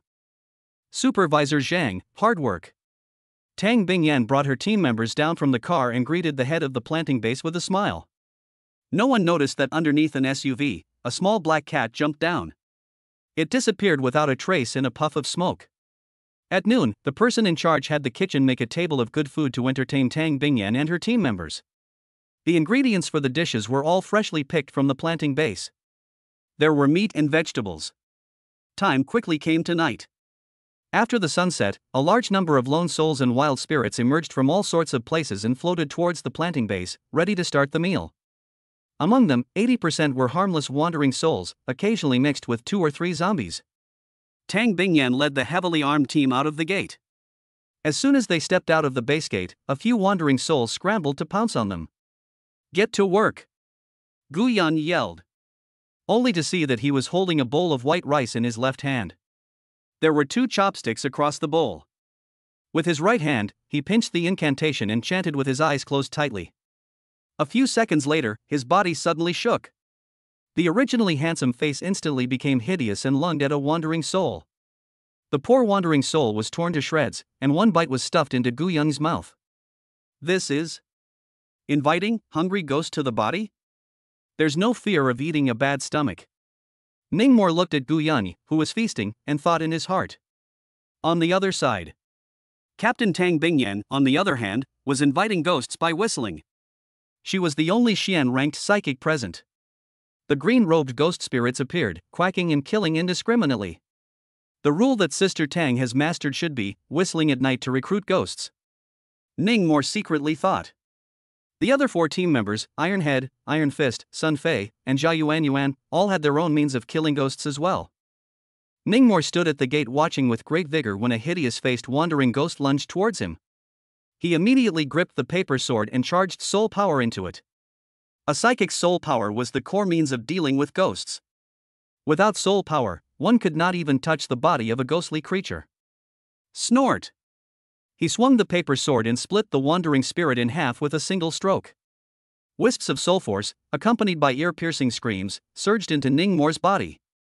A harmless level ghost with this much soul power? Not even a tenth of a zombie. Ningmore shook his head. In Blue Star, bizarre creatures and the rules of the world shared a set of ranking systems. Harmless, dangerous, terrifying, deadly, nightmare, and disaster. Among them, yellow rank psionics could generally deal with dangerous rank creepy. Xian Order Psychic Masters can deal with terror grade. Earth Order Psychic Masters can deal with deadly grade. Celestial rank psionics masters deal with nightmare rank. Very quickly, Ningmore killed several wandering ghosts in a row. Harmless level ghosts were indeed too weak. There was nothing they could do to Ning Mor, who was wearing paper armor they couldn't even scratch or bite, and at most, they knocked him back. Just as he was getting bored, a female wandering spirit with a dull gaze and a cloak of hair slowly floated past him. He went up and slashed his sword. Ha! Ning Mor was surprised to find that the female wandering spirit's body was very hard. A sword actually couldn't pierce it. Under attack, the female wandering spirit twisted its head 180 degrees and stared straight at him. In the next moment, its expression suddenly became hideous, its long hair danced without wind, and it let out a piercing roar. Be careful, this is a danger level ghost. Tang Bingyan warned from a short distance away. But did not step in to help. Leave it to me. Gu Yanyi crawled with his hands and feet at a rapid pace to come over and help. No need. It was hard to come across a piece of fat meat, so how could Ning Mo be willing to let it go? He rushed up and slashed. During this time, he paid attention to his positioning to avoid being caught in the face by the female ghost. Although his body was protected by paper armor, his face was not. Finally, after nearly a minute of fierce battle, the female ghost was killed by the chaotic swords, and her body turned into smoke and dissipated. A soul power that was several times thicker than that of a wandering soul surged into his body. Awesome! Awesome! Gu Yanyi, Ironhead, Suanfei, and the other members of the team applauded and cheered when they saw Ning Mor single-handedly kill a danger-level ghost. When they were still newcomers, they had dealt with danger-level ghostly creatures much more woefully than Ning Mor. Comfortable. After absorbing the female ghost's soul force, Ning Mor felt energized. Continue.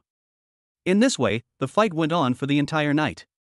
In total, Ning Mor killed more than 40 wandering souls, 2 dangerous level ghosts, plus a zombie. After dawn, the lone ghosts retreated. The zombie also fled back to the deep forest. The team returned to the base, eating and sleeping. 5 days passed like this. The last night, the ghosts and zombies in the vicinity of the Taiping Mountain planting base were basically cleaned up almost. The team wrapped up early and returned to the base for a late-night snack. While waiting for the meal, Gu Yanyi had nothing to do and proposed that everyone measure their soul power. So, they found soul power appraisal balls and tested them one by one. Gu Yanyi, Iron Fist, Sun Fei Peak Yellow Rank. Iron Head, Zhao Yuan Late Yellow Order. Ning Mor, it's your turn. Gu Yanyi threw the crystal ball over. I heard that this kid just awakened, so I guess he's just in early yellow order. Mid-yellow order at best. Several people guessed. Ning Mor held the crystal ball in his hand. Soon, a dazzling yellow light lit up. This brightness. Whoa, late yellow rank? Several people were confused. Even the captain, Tang Bingyan, froze for a moment. Ironhead and Zhao Yuan almost broke their defenses. Even though they were both in the late Huang rank, they were 7 or 8 years older than Ning Mor. Geniuses. Gu Yanyi let out an envious sigh. Suddenly, he thought of something and asked, right, Ironhead, last time you forwarded me a posting in the House of Spirits, that genius from Haichang with the dual gauge body, what strength was it? That one, I guess it's just the peak of the yellow rank. Ning Mor, go for it, I feel like there's hope for you to catch up to him. Ning Mor heard a fresh vocabulary and couldn't help but ask, Brother Yanyi, what's a dual gauge body? It's a special kind of physique. Gu Yanyi explained, ordinary psychic masters can only master one rule in a realm, and a dual rule body can master 2. So powerful? Ning Mor was a bit surprised. Well, it's rumored that when he was born, he absorbed his twin brother's soul. Gu Yanyi added, 1 body and 2 souls to form this special physique. 1 body and 2 souls? A bolt of lightning struck Ning Mor's brain. It was as if something had suddenly occurred to him. It's actually not as impressive as you guys think, the dual regime body has a lot of drawbacks. Ironhead analyzed. First of all, it's the soul power. The soul power needed to raise the realm of a dual gauge body is much more than other psychic masters, it's never more than twice as simple. Secondly, for an ordinary person to break through the Xian stage, they only need to master 2 rules, dual gauge bodies have to master 3. The higher up you go, the more rules you need. Where in this world are there so many rules for him to master? I feel that this physique is quite ribbed anyway. Ironhead analyzed the situation. The crowd nodded along. One-sided. At this moment, Tang Bingyan opened her mouth and negated his point of view. That genius from High City, who comes from a big family, can spend money to buy rules. As far as I know, People have already mastered the third rule and broken through to the Xian rank. When Ironhead heard this, he was speechless. Open hangings and kryptonite? This they were still playing chicken? Ningmore, what are you thinking about, so absorbed? At this moment, Tang Bingyan realized that Ningmore was looking down in deep thought. Nothing. Ningmore came back to his senses and shook his head with a smile. Chicken soup is here. Suddenly, a middle-aged chef in a chef's uniform trotted in with a pot of chicken soup. A happy expression filled his face. He gave each team member a bowl and said with a smile, "Quick, drink it while it's hot, taste how this chicken soup of mine is." Chapter 9 Eating ginger at night is arsenic. Chicken soup stewed by red bone chicken, looks fresh. Gu Yanyi picked up the bowl. Blowing on the scalding hot air in the bowl, he took the lead and took a big gulp. Then he gave a thumbs up, praising the chef's craftsmanship. "Little brother, you taste it too." The chef smiled and urged Ningmore. "Yeah." Ningmore blew out a few mouthfuls of hot air as well. Just as he was about to drink, his nose suddenly got very itchy. Achoo! He sneezed violently. It caused the soup oil in the bowl to flow out, and then his hand accidentally slipped and he dropped the bowl on the ground again. The light red chicken soup splashed everywhere. "Chef! What the hell?" Tang Bingyan was about to drink. Seeing Ningmore in this state, she put the bowl down and pulled out a few paper towels to hand over. The other team members were also watching Ningmore's jokes. "Sorry." Ningmore was a bit embarrassed. However, just as he accepted the paper towels and bent down to wipe his pants leg, he accidentally discovered that the nothingness plaque that Feng Yue had given him was cracked. He froze for 2 seconds before reacting. "Wait." He hurriedly spoke out, stopping the few people drinking chicken soup. "Ningmore, what's wrong?" Tang Bingyan had even brought the bowl to her mouth. "Don't drink it first." Ningmore rushed over and snatched the bowl from her hands. The others were puzzled when they saw this. "Little brother, what do you mean by that? The chicken soup will get cold if you don't drink it." The chef was full of doubts. "I suspect there's something wrong with this soup, so everyone don't drink it yet." Ningmore issued a warning. Nothing cards wouldn't crack for no reason. Unless there was a disaster. Hearing him say this, the crowd hurriedly put down the chicken soup in their hands. "Don't mess with it, I just finished a bowl." Gu Yanyi was a little flustered. "Little brother, rice can be eaten indiscriminately, words can't be nonsense." The chef was not happy. "This red bone chicken we farmed for 2.5 years before it came out of the pen. The soup added all kinds of nourishing ingredients, stewed for a whole day. You don't appreciate it even if it's not enough. How can you still slander me?" "Then you drink a bowl first." Ningmore pointed at the pot holding the chicken soup. "This." The chef looked embarrassed. "This soup is a treat for you, how can I drink it?" "I think you have a ghost in your heart and don't dare to drink it." "Alright, since little brother doesn't believe me so much, then I'll drink a bowl and prove my innocence." After the chef finished speaking, he took it upon himself to serve a bowl and gulped it down, and even showed the bottom of the bowl. Seeing this, the crowd all surveyed Ningmore with strange gazes. One wondered what the hell he was up to. Could it really be that I'm overthinking this? Ningmore gnawed up his thumb and fell into deep thought. "Scared me, I thought the soup was poisoned." Gu Yanyi said as he served himself another bowl of soup. Ningmo was positioned far away from the pot and couldn't see what was going on in it. So, he went around to Gu Yanyi's side, took a look into the pot, and instantly understood. This was a mandarin duck pot. Both sides were chicken soup. At first glance, there was no difference. But if one studied it closely, one would realize that ginger had been placed on the left side, while the right side hadn't. The chef had just served the soup and gave everyone the right side, only giving himself the left side. At this moment, Gu Yanyi also served a bowl of soup from the left, and before he could drink it, Ningmore snatched it away. "Hey!" Gu Yanyi was not happy. "This kid, if you want to drink soup, you can do it yourself. It's not like he doesn't have hands." Ningmore ignored him and casually handed the soup to the chef, saying with a smile, "Have another bowl." The chef was sweating profusely by this time. Looking at the smile on Ningmore's face, he swallowed several mouthfuls of saliva, thinking, the rules he mastered, have they been discovered? Impossible. He had never mentioned it to anyone. "Little brother, what exactly do you mean? Didn't I already drink it just now?" The chef feigned anger. "Cut the crap and drink." Ningmore picked up the bowl and forcefully poured it into his mouth. Iron Fist frowned, wanting to step forward to stop it. However, he was stopped by Tang Bingyan with a look.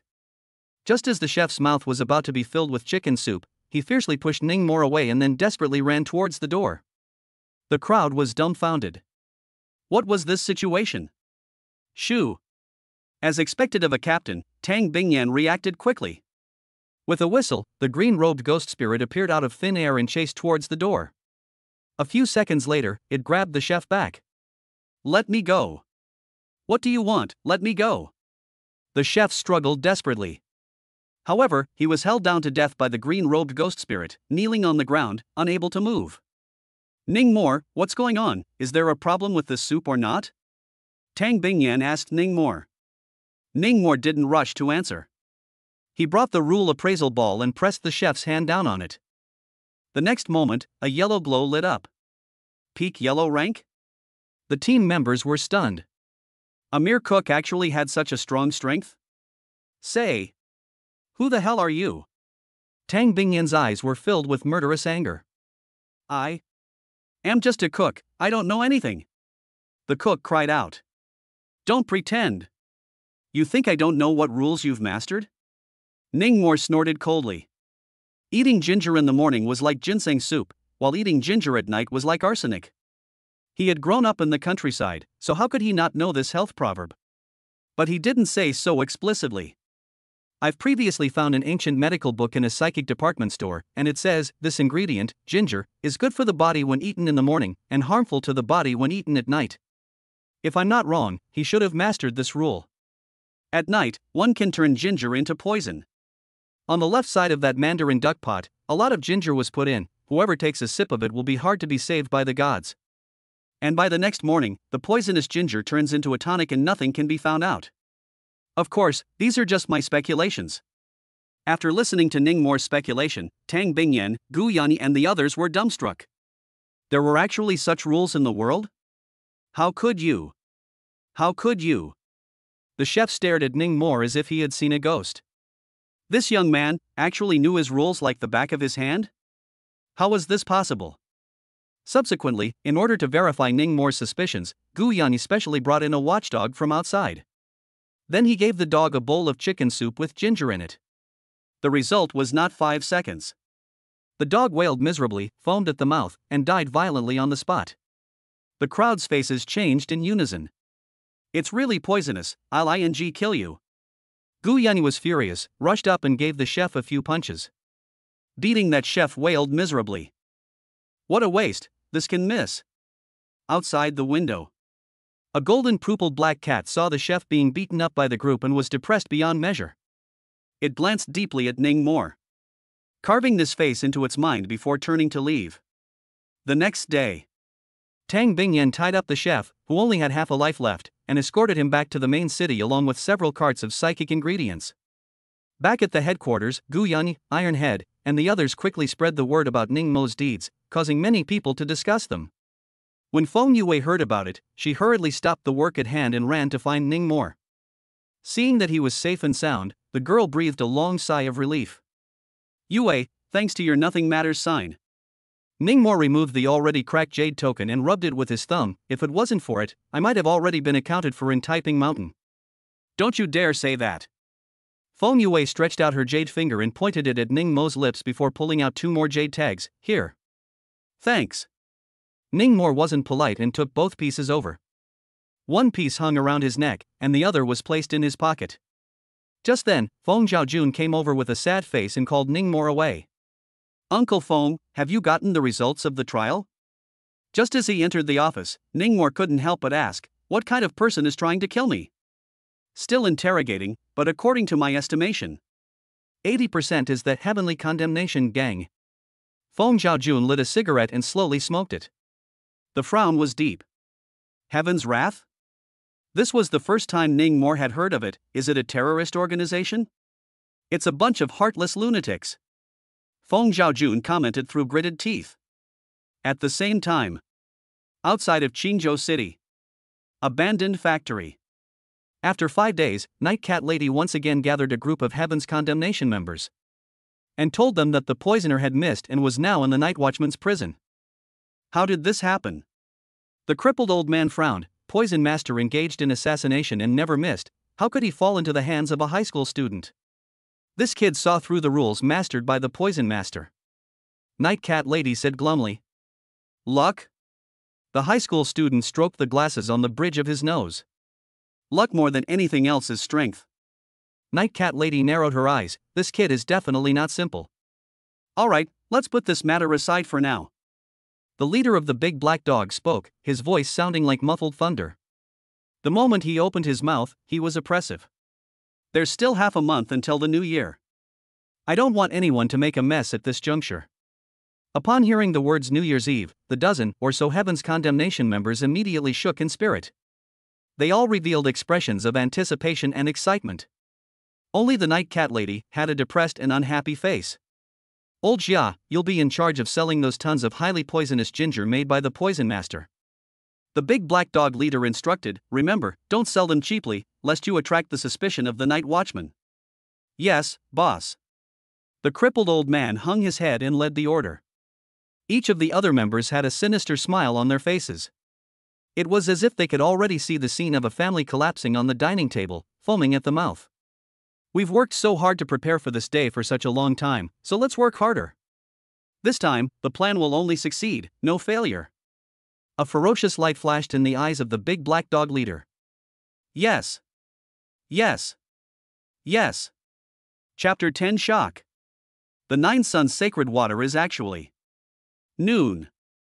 Vigilante cafeteria. A certain seat. Ningmore couldn't withstand little Qingmei's persistent questions, so he had to tell her about the heavenly condemnation. So, those people were coming for you? Then wouldn't you be in danger? Worry was written all over Feng Youwei's pretty little face. It's probably because someone in this organization has mastered the rules of creating zombies. And my glutinous rice happens to be the nemesis of zombies. That's why they want to get rid of me. Ningmore analyzed. Then what should we do? You should hurry and hide. Feng Youwei suggested. Don't we have your nothing card? What's the point of panicking? Ningmore pretended to be relaxed. It's not like the matterless card is omnipotent. Feng Youwei's willow brows furrowed. I was chatting with the minister of our logistics department earlier, and he said that if we encountered a very serious extinction, or if an Earth-ranked psychic master laid down a killer, then no matter what card would become a decoration. Well then, you cheer up and try to break through the Xian rank as soon as possible. Ningmore said with a smile, at that time, the matterless signs you make will definitely have a strong effect on thieves. Well, I'll be cheering. Feng Youwei's eyes lit up with a burning fighting spirit. Just because you're too beautiful baby, just because you're too beautiful baby, just because you're just too beautiful baby. While chatting, the cell phone in Ningmore's pocket suddenly rang. It was Feng Zhaojun calling. Xiaomore, are you free right now? Come over to conference room A3, someone wants to see you. Okay, I'll come over now. Hanging up the phone, Ningmore was a little curious. Could it be that the Night's Watch executives wanted to see him? To ask him about the rules? Afterwards, came to the conference room. The one who wanted to see him, however, wasn't a night watchman senior, but a young man wearing sunglasses. The man was wearing an elaborate suit with an elegant bow tie, his leather shoes were polished to a shine, and his entire person was permeated with a sense of upper-class superiority from the inside out, and he was rich at a glance. He crossed his legs and sat on the conference chair. Behind him stood 4 suited and sturdy bodyguards, looking very bad to be messed with. Boss, people are coming. Seeing Ningmore and the Feng family's father and daughter walk into the conference room, one of the bodyguards whispered a reminder. Only then did the man turn around. Crossing his fingers, he narrowed his eyes and gazed pretentiously at Ningmore. Xiaomore, this is the man who asked to see you by name. Feng Zhaojun whispered into Ningmore's ear as well, he seems to be the maker of the Nine Suns Sacred Water. Nine Suns Sacred Water? Ningmore frowned. Was that the Nine Yang Sacred Water that had been sitting on the ground like crazy on the grounds that there were no competing products? It couldn't be that his own corpse suppressor glutinous rice had robbed him of his business and had come looking for trouble. Hello. Ningmore stepped forward, wanting to shake the man's hand. The man crossed his fingers and had absolutely no intention of reaching out. Sorry, our boss has a cleanliness fetish. Still, the bodyguard beside him went forward and shook Ningmore's hand. So capable of pretending? Ningmore silently spat out a sentence inwardly. At this time, the man suddenly opened his mouth and said to Feng Zhaojun, Captain Feng, can you allow me to have a separate meeting with Mr. Ning? That would be fine. Feng Zhaojun hesitated for a moment, but still agreed. This was the vigilant headquarters, so he understood that this person wouldn't dare to do anything. After the father and daughter left, they also brought the door of the conference room with them. Once the door closed, the man swish. The man got up with a swish. Suddenly, his temperament changed drastically, and he held Ningmore's hands tightly, saying with a smile on his face, Brother Ningmore, it's a pleasure to meet you. Nice to meet you. This directly dried Ningmore up. What was this person's situation? Schizophrenic? Life is like a play, it's all about the acting. Brother Ningmore, first time meeting, I'm Mai Ziqiang, from Haicheng. The man formally introduced himself. Boss Mai, we don't really know each other, do we? Ningmore was a bit puzzled, looking for me for something? Straight to the point, I want to work with you. Mai Ziqiang opened the door, your corpse suppressor glutinous rice, coupled with my 9 Sun sacred water, can definitely sweep the low-end and middle-end markets of the southern evil preventing psychic objects. Are you really the maker of the 9 Suns holy water? Ningmore was a bit skeptical. As good as fake. Mai Ziqiang patted his chest, revealing a proud face. Then he said, Elder Brother Ning, I won't lie to you, your glutinous rice was sold too cheaply at only 20,000 a caddy. If you gave it to me, it would start at 50,000 at the very least. How about this, in the future, you'll sell your glutinous rice to me, and I'll be your exclusive agent. By the way, have you calculated how much corpse-quenching glutinous rice you can make each month? Ningmore thought for a moment and replied, with my current soul power, I can make up to 50 pounds per month, too much and it will affect my cultivation. What's the point of practicing when you have this stunt? Mai Ziqiang had a face of hatred. My soul power is also only at the peak of the yellow rank, but I have money, I hired 4 Xian rank psychic masters as bodyguards. Who dares to mess with me when I walk down the street? Elder Brother Ning, listen to my brother's advice, hurry up and make some money while there aren't too many people who know how to make evil-resistant psychic artifacts, or you'll regret it later. At those words, Ningmore gnawed his thumb. What the other party said was not without reason. There were indeed more and more people who had mastered the rules of making psychic objects over the years. Tell you what, you give me 70 pounds of corpse suppressor glutinous rice every month, and I'll give you that amount. Mai Ziqiang compared a 3 with his hand. 3 million? Ningmore thought for a moment, I'll give you 60 pounds at most. Deal. Mai Ziqiang was overjoyed and patted Ningmore's shoulder, older brother, send me the card number, I'll give you the deposit now. Okay. Ningmore smiled faintly. This person was quite good at talking. Afterward, the two exchanged contact information. Ningmore suddenly thought of something, right, Boss Mai, give me a bottle of your Ningyang holy water, I haven't seen it yet. That's fine. Mai Ziqiang snapped his fingers. The bodyguard handed over a bottle of mineral water. Older brother, wait for me for a moment.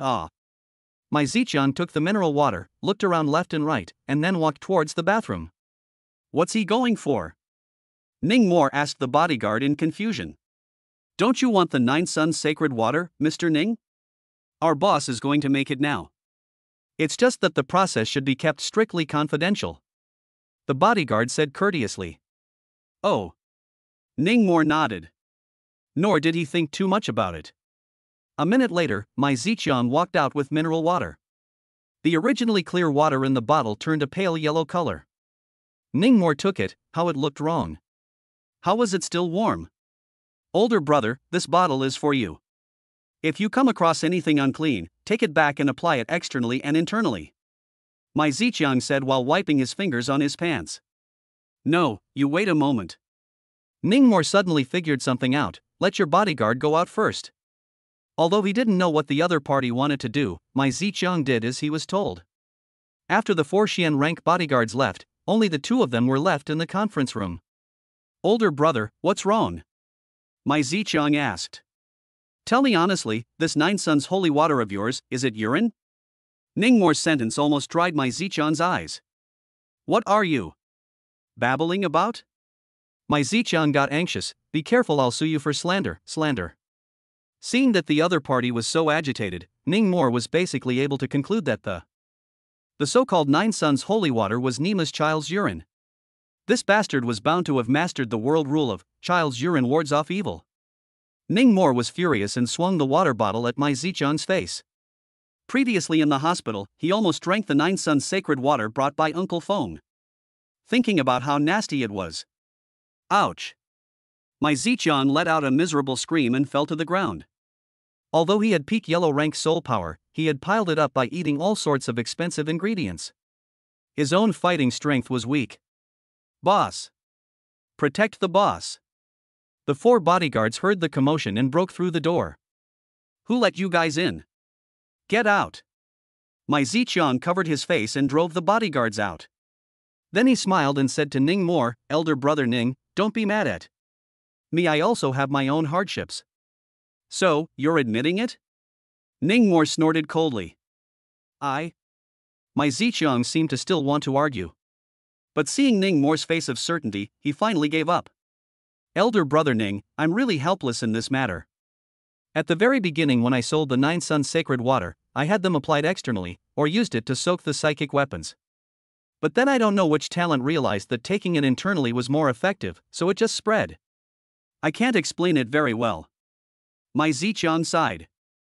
Ning Mor was skeptical about this statement.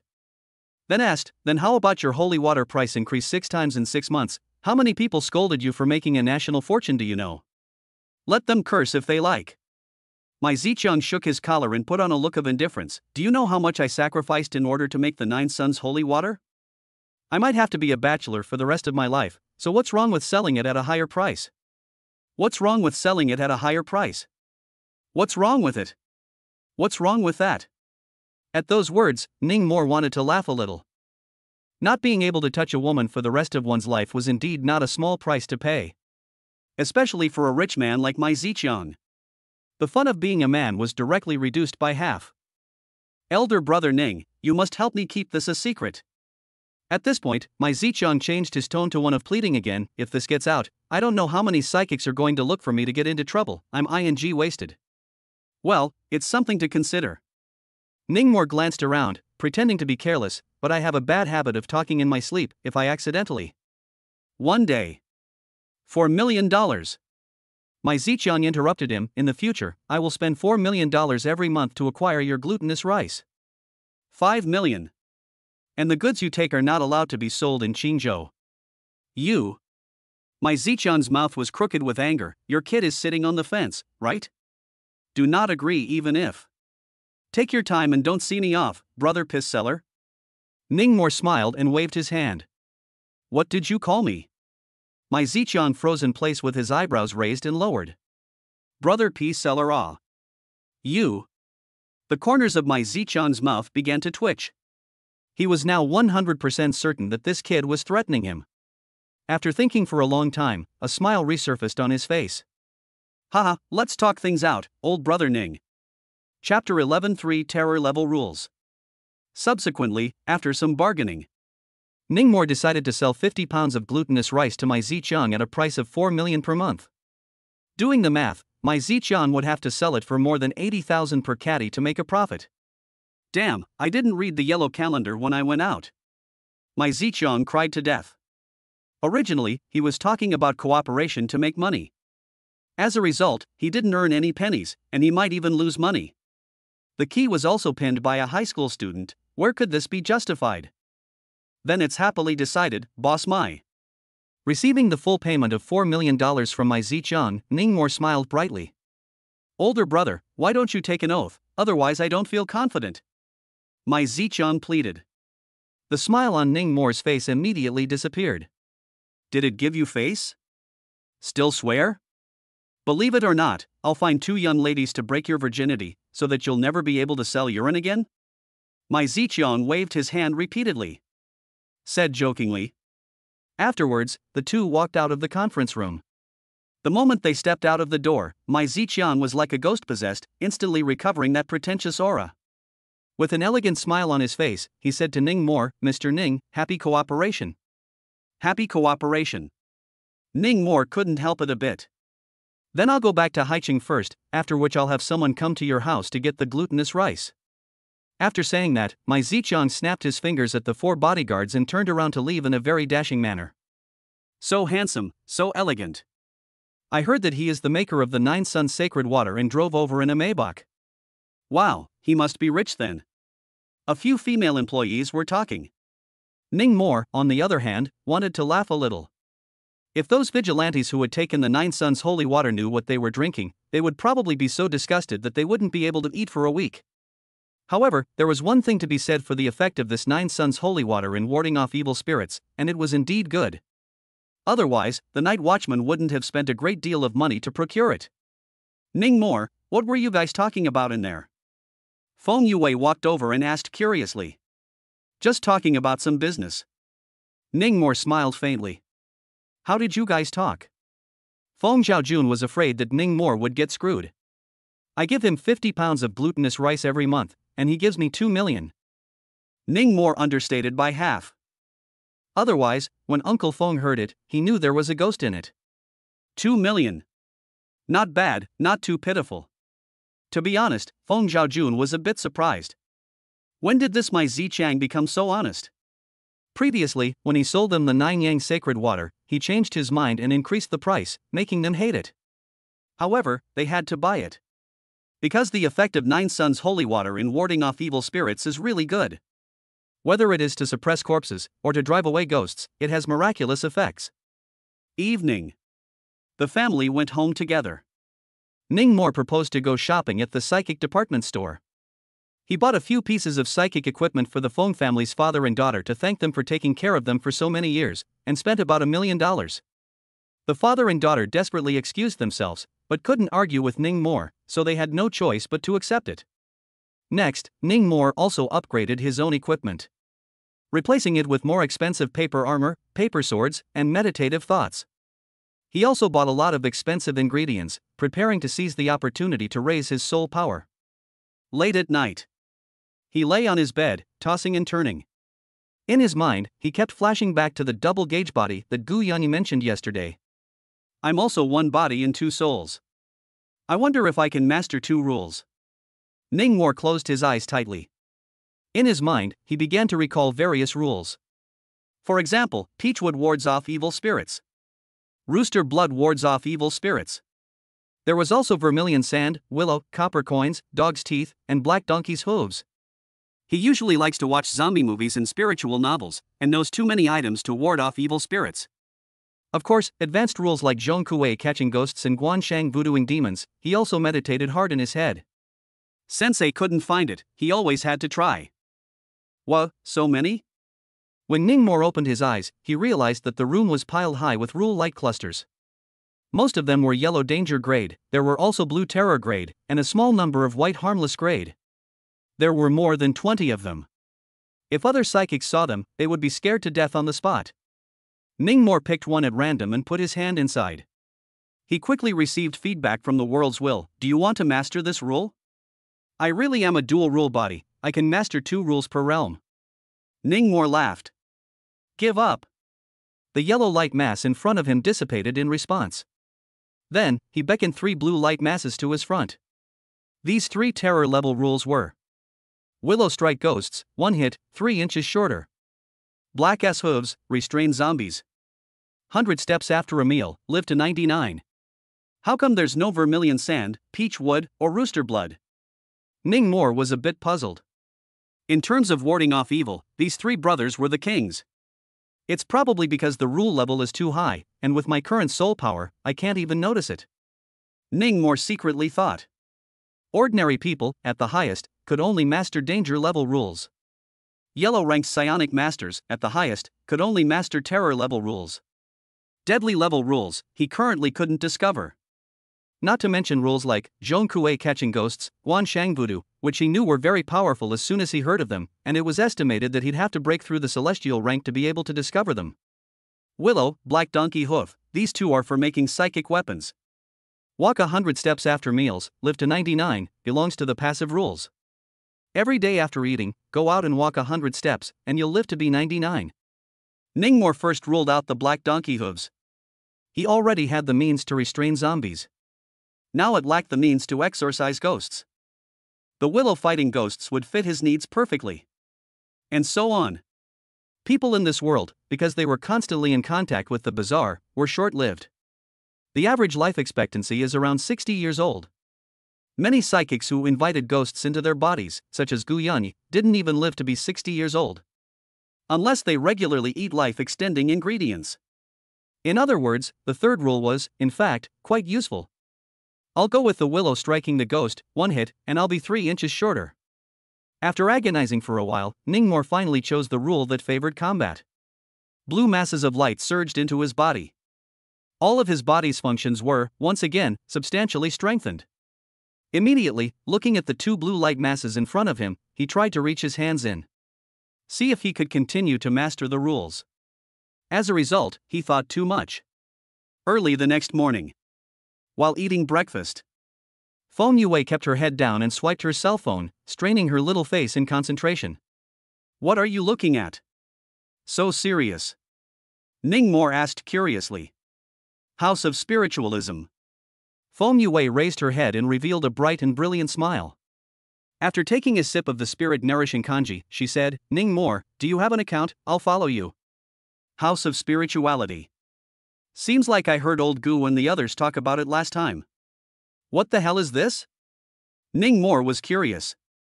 Little Qingmei then told him that it was the largest psychic forum in China. Only certified psychics could register for an account. There were many novelty postings on it every day, discussing psychic events from all over the world. Subsequently, under Feng Yue's guidance, Ningmore registered his account. The first person to follow, naturally, was Feng Yue. Xingzhou's first deep love? When Feng Yue saw Ningmore's ID, her pretty face couldn't help but blush. Immediately, she lowered her head to drink kanji, her head thinking about it. Deep love. To me? This couldn't be a confession in disguise, could it? Ningmore didn't notice the girl's change. He was reading the forum postings. Psychic Big Brother, please come in, help me see if I'm going in the right direction with this rule I'm researching. I'm looking for a lot of money to buy the recent hot corpse suppressor glutinous rice. Last night, my mother gave me a dream to burn 3,000 plutonium for the Qingming festival. I really don't have that much money. Misery. Cherry Blossom Country, Hokkaido, reproduced nightmare-level snowwoman. The town was frozen overnight, more than 100,000 people froze to death. It's quite interesting. Without realizing it, Ningmore browsed through dozens of postings. It was fascinating to watch. After breakfast, he went to work at the Vigilant headquarters with little Qingmei. It was said to be work, but it was actually a winter vacation internship. The trickster squad that Ningmore was a part of usually had nothing to do, so they patrolled the streets. The logistics department, on the other hand, was a bit more miserable, and Feng Yue had to make nothing cards every day. It's so fast, it's New Year's Eve again. Gu Yanyi walked beside Ningmore, his hands clasping the back of his head as he lamented. Patrols were in groups of 2. Tang Bingyan grouped Ningmore and Gu Yanyi together. Yeah, I wonder how many people will die again this year. Ningmore let out a long sigh. In this world, there were 2 festivals that were the most terrifying. One was the Mid-Yuan Festival, which was commonly known as the Ghost Festival. The other was the Spring Festival. Because there were just too many folklore taboos during the Spring Festival. Especially the first month. The number of spooky appearances was 10 times more than usual. Therefore, in Blue Star, everyone was afraid of the new year. The streets were completely devoid of any festive atmosphere. Here, Shizi Lake Park, it's here. The 2 walked to a park with dense trees and flowers. Gu Yanyi stopped in his tracks and asked Ningmore strangely, what did you have to come here for? Something came up. Ningmore smiled as he walked into the park and came to a willow tree. Then he began to fold willow strips. 1, 2, 3. Young man, what are you doing? There was a passing older woman who saw Ningmore gripping half the tree almost bald, and immediately spoke out to stop. Do you have any quality at all? The night watchman is on the case. Ningmore directly took out his ID. Vigilantes? Or the trickster squad? The aunt immediately changed her face and smiled as she pulled out her cell phone. Young man, how old are you this year, and do you have a girlfriend? My relative's kid, 28 this year, doctorate graduation, slightly fat, any interest in getting to know him? No, auntie, I am doing a case here. Ningmore was a bit speechless. Is this big mom unable to understand human language? Aya, take a look, I'm not hindering your case. Saying that, the big mom put her cell phone in front of Ningmore's eyes. Ningmore took a look, and the muscles at the corners of his mouth immediately twitched uncontrollably. For a moment, it was as if he saw Galagas with his beard shaved off. What the hell is this called, microfat? Lu Bu and your daughter would have to draw a star-shattering hammer, wouldn't they? That's it, Auntie, I'm done with the case, I'm leaving first. Ningmore held a large bundle of willow under his armpit and ran out of the park as if he was escaping. Chapter 12, Ghostbuster, Ghost Beating Whip. What are you doing with so many willow leaves? Outside the park. Gu Yanyi couldn't help but be a little dazed when he saw Ningmore running out holding a large bundle of willow branches. Brother Yanyi, help me ask Sister Tang for a vacation, I'm not coming this afternoon. Ningmore said, waving her hand and stopping a cab, holding a large bundle of willow branches and sitting on it. You. Gu Yanyi was speechless. You're still interning, and you're touching fish? What's going to happen when you're transferred? Back home. Ningmore immediately set about making a psychic weapon. He wrapped 10 willows together and wove them into a thick whip, then injected a large amount of soul force. Worthy of being a terror class rule, consuming soul force is too astonishing. Ningmore was secretly shocked.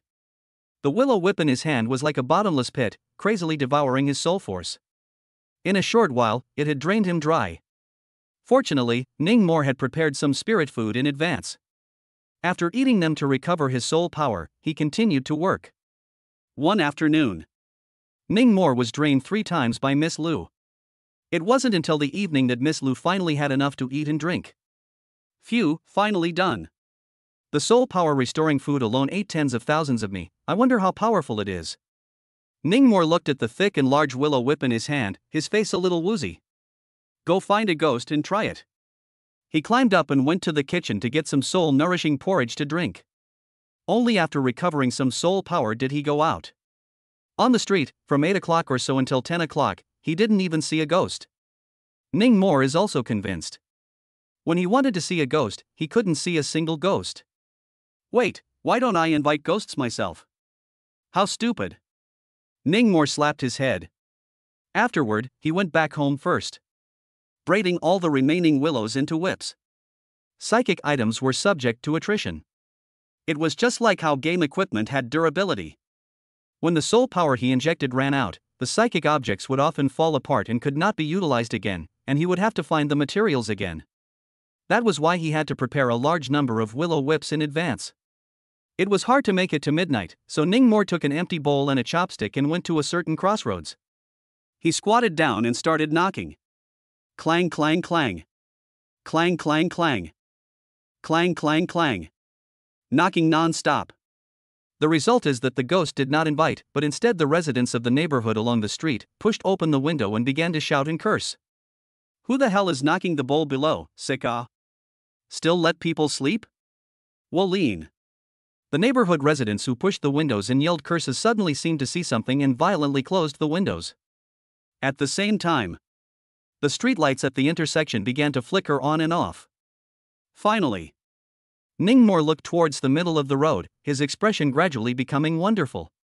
Only to see that a ghost, covered in blood and rags, was floating towards him from afar. His head was shattered in half, and there were car tire marks on his face and chest.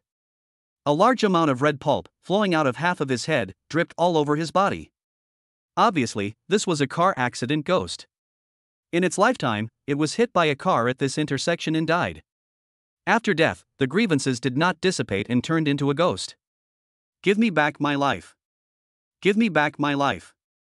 The car accident ghost let out a horrible sound. Without waiting for him to come closer, Ningmore took out the coiled willow whip from his backpack and walked forward with great strides. Gee! The car accident ghost couldn't help but be stunned when he saw that instead of being afraid, Ningmore was walking towards him. Snap! Ningmore wielded the willow whip and lashed out at him. In the next moment, an unimaginably sharp pain came from the depths of his soul. The car crash ghost let out a pig-killing scream. Way-a-wah! The car accident ghost had never been in this much pain. It was like being lashed into the flesh by an iron-spiked whip and then viciously ripped out. The pain made him want a purple sand. What was even weirder was that his body had inexplicably shortened by 10 centimeters. From 1.7 meters, it became 1.6 meters. The soul power had also weakened a lot. Splat. Another whip. The car accident ghost once again let out a scream like a dead horse. He no longer dared to attack Ning Mor and turned his head to run. That green whip was just too terrifying. Being hit by one whip was worse than death. Where are you running?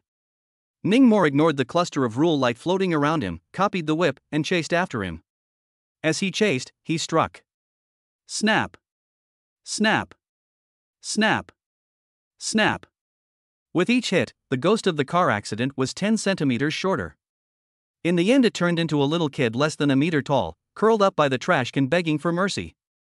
Don't hit it, brother, please don't hit it, I'll never cross the road again, oh. The car accident ghost, covered in whip marks, desperately kowtowed and begged for mercy. Tears were streaming down his face. Snap. The last whip mercilessly fell. The car accident ghost let out a miserable shriek, completely scattering its soul. Can continuously weaken the ghost's size and soul power. And causes 1000% pain. That makes it a means of dealing with both zombies and ghosts. Ning Mor caressed the willow whip and smiled, let's call you the ghost beating whip. At the same time, the soul force that struck out from the car accident ghost's body continued to surge towards him. Judging by the total amount of soul power, this was a danger level ghost. Continue. Ning Mor put away the ghost beating whip. After returning to the intersection, he picked up the bowl and continued to knock. Clang, clang, clang. He had investigated before he came. This intersection was an accident-prone location. In recent years, 20 to 30 people had died. Natural accidents only accounted for a small percentage, and the vast majority of them came from weird hands. Clang, clang, clang. It had been knocking until dawn. 7 ghostly creatures had been lured out by Ning Mor, and all of them had died under the ghost beating whip. Among them, there was even a terror-class grudge spirit. Grievous spirits were extremely resentful, capable of scaring ordinary people to death alive, and could generally only be dealt with by Xian-ranked psychic masters. Ning Mor had also had to grind it out for quite some time before finishing it off. As for ordinary danger-level ghosts, basically 10 lashes would send their souls flying. If they are under a meter in size, they have a high probability of triggering the kill effect. Noon. Ning Mor and his partner Gu Yun settled for lunch at the Iron Ox beef noodle shop. As they ate, they swiped through the House of Spirits forum. When I saw a post, I almost couldn't hold it in.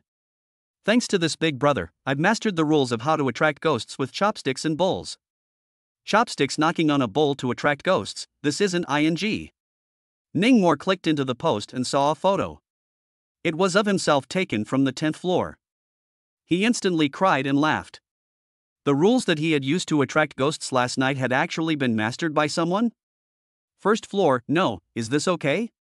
Second floor, brother, teach how to intercept. 3 floor, it should be the other side does not want this rule, give up, before the owner mastered, otherwise it is impossible to cut off. For F, this person is crazy, a dangerous rule, actually do not master?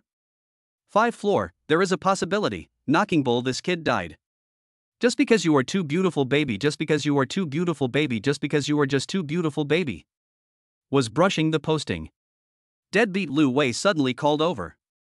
Hey, Wei. Ning Mor answered. Brother Mor, what have you been doing lately? Internship at Night Watchman. What, so Cowboy 1? Not bad, what's up? Ning Mor sucked in his noodles. Come out and hack it's been a while since we played a game together.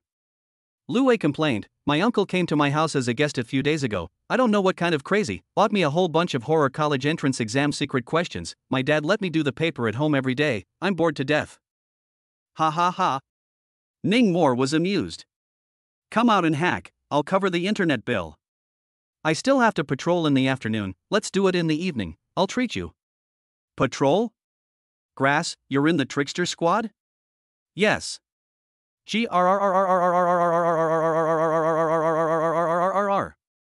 Damn you. One's own mediocrity was terrible. But a brother's excellence was even more disturbing. Chapter 13 Borrowing Young Life. Early evening. Rainbow Street. Ning Mor and Lu Wei met up at Fei Fei Internet Cafe. The computers in this world were still big ass, and there weren't many games to play. But the atmosphere was great. Ning Mor, in a rare moment of relaxation, hacked with his nemesis and played Warcraft. During this time, he saw that Lu Wei's hair was a bit long, even covering his eyes. Thinking of a certain folk custom, he couldn't help but ask, Wei, it's going to be New Year's soon, aren't you going to shave your head? Shave my head? Tell me more. Lu Wei was playing Strictly Come Dancing. The keyboard was crackling. His hands were waving out stumps. Try to go before the new year, don't put it off until after the new year. Ning Mo reminded again. Why? Lu Wei didn't even move his eyes away from the computer screen. This. Ning Mo thought about it and eventually spoke up. I recently heard a rumor that shaving your head in the first month seems to be bad for your uncle. What nonsense! Lu Wei bristled, can you play the game properly? Not joking with you. Ning Mo's face was serious, this is inside information from the Night Watchman. Really? Lu Wei froze for a moment. After thinking about it, he nodded, alright, then I'll go cut it out in a few days. Only then did Ning Mo feel relieved to play the game. But right at this moment. Boom! Outside in the sky, a thunderclap. The internet cafe's electrical box pulled the switch, plunging the room into darkness. What the hell? What the hell, internet manager? Ah! Who touched my thigh, rascal? I'm Nima. I haven't finished watching it, just got to the place where I'm saving my energy, and you stopped the damn electricity. All kinds of strange screams came from the internet cafe. All sorts of C language, with an amazing amount of mom. Ning Mo sat in his seat, his heart inexplicably beating wildly. An unspeakable palpitation enveloped his heart. How? What's going on? Why am I so flustered? Ning Mo covered his chest, breathing heavily. For some reason, he felt that the thunder outside was a warning to him. Last time, when I told Yue Wei, Jade keeps you safe, thunder suddenly struck in the sky. This time, when I revealed to Wei, shaved head and dead uncle in the first month, thunder struck again. Is it a coincidence? Or did I divulge a heavenly secret and upset the heavens? Ning Mo sweated. Heaven's chance cannot be leaked. This was, quite possibly, a rule as well. It seems that in the future, I can't casually reveal the rules of the world, or I'll easily be struck by lightning. Late night. The two finished playing the game and went to a frequently patronized stall for a late-night snack. I really envy you, brother stranger, and Xing Mei have both awakened into psychics, and both went to internships at the Night's Watch, and the key is that you've even gotten into the trickster squad. Which is like me, still have to be miserable to brush up and prepare for the Terror College entrance exam. Lu Wei took a bottle of ice Sprite and tons of it into his stomach. From time to time, he poured a sentence or two of bitter water to Ning Mo. Halfway through drinking, he found that the Sprite flavor wasn't quite right. Took a closer look. Silly Bay. At once even more depressed. As for the questions he brushed up on, they were neither math nor English, but bizarre reasoning questions. All bought for him by his uncle. Ning Mo knew that Lu Wei's uncle had a little power in Qingzhou. I don't know what he did, but he was quite rich. Like he usually do secret question papers, can increase the probability of mastering the rules, the price of several tens of thousands of a set, ordinary people where to do. But he didn't seem to be very competitive, after so many years, he still hadn't figured out the rules. More than once, he proposed to his uncle that he wanted to buy the rules directly. But was uncle to buy rules no good reason strictly refused. That's why Lu Wei has always been very depressed. Ning Mo's mouth moved. He wanted to tell his best friend, in fact, let you become a psychic, not without a way, but a little cost uncle. But doing so seems too unethical, so let's just forget it. The big stall was doing a brisk business. Ning Mo and Lu Wei ordered a few $1,000s of barbecue and stir-fried vegetables, drinking ice broadsides and eating happily. At this time, two people walked over not far away. One of them was wearing a duck-tongued hat and pressed the brim very low. It was looking for an empty table. Suddenly, he saw Ning Mo. It's him. The duck-tongued man's eyes narrowed as he violently recognized Ning Mo. What's wrong, Brother Chow? The companion came forward. Look, it's the high school student that Night Cat Lady wanted to kill. The duck-tongued man nudged in Ning Mo's direction. His name was Chow Fei, and he was a member of the Heaven's Wrath organization. It's really. Night Cat Lady had sent them a picture, and her companion recognized it at once. What, want to him? No matter what, can't let him ruin our plan. Chow Fei lowered the brim of his duck-tongued hat a little, killing intent in his eyes. Soon, they found an empty table and sat down, and paid attention to Ning Mo and Lu Wei's every move. More than half an hour later, the two finished eating and prepared to go back to their respective homes. Chow Fei quickly got up and walked towards the two. Pretending to accidentally bump into Ning Mo, he then said sorry and quickly walked away. Damn, walking without eyes. Lu Wei pointed at Chow Fei's distant back and cursed twice, "Is everything alright, Brother Mo?" Ha! Suddenly, Ning Mo realized that the man who bumped into him seemed to have lost something. Upon closer inspection, it was $100. He went forward to pick it up and was going to return it to the other party, but the man disappeared in a puff of smoke. "Forget it, Brother Mo, keep it, just take it as an apology from him to you." Lu Wei snickered. "All right." Ning Mo smiled and put it away, but suddenly he heard a click. A soft sound. The nothingness plaque on his chest shattered. He instantly realized that something was wrong and immediately unfolded the bill in his hand. Only to see that there was a line written on the bill. "Lend you 30 years of young life. Grass his ass." Ning Mo's small mouth opened, and the birds and the bees spoke. That person had definitely come at him just now. Which two-arm wrote that? How boring. Lu Wei didn't take it to heart, thinking it was just a prank. Ning Mo, however, didn't dare to take it lightly. This was a world where folklore came true. So he looked left and right and asked the stall owner to borrow a pen. Underneath the line that reads, "I'll lend you 30 years of my life," he writes two big words. No borrowing. After thinking about it, I was still not satisfied. So he wrote, "You lend me 50 years first, I'll lend you another 30 years. Instead of earning 20 years of life. This is not beautiful? Boss, for more bunches of roasted cashews." After writing, Ning Mo handed the boss the pen along with the money. When he was young, his grandmother often warned him to spend any money he found on the road immediately. This was because the person who dropped the money actually broke the bank. You think you've picked up money, but you've actually picked up a disaster. That's why you have to spend the money at the first opportunity to dissolve the disaster. Ning Mo didn't realize it. After spending the money, the dozens of white hairs that had just grown on his head slowly returned to their original state. It was even more black and shiny than before. Afterward, he re-pulled out a no matter what card and wore it around his neck. After a long time, there was no reaction. Looks like it's fine. Ning Mo sighed in relief. In the future on the road, you really can't just pick up anything. That person just now, it's 80% that the Heaven's Wrath organization sent to mess with me. A bunch of dog coins, sooner or later I'll exterminate you all. At this moment. 1 kilometer away. Chow Fei was bragging with his companions about how strong his rule power was. "Little Yang, it's not that I'm bragging to you, when that kid wakes up from his nap tomorrow morning and looks in the mirror, he'll realize that he's aged 30 years and turned into a little old man.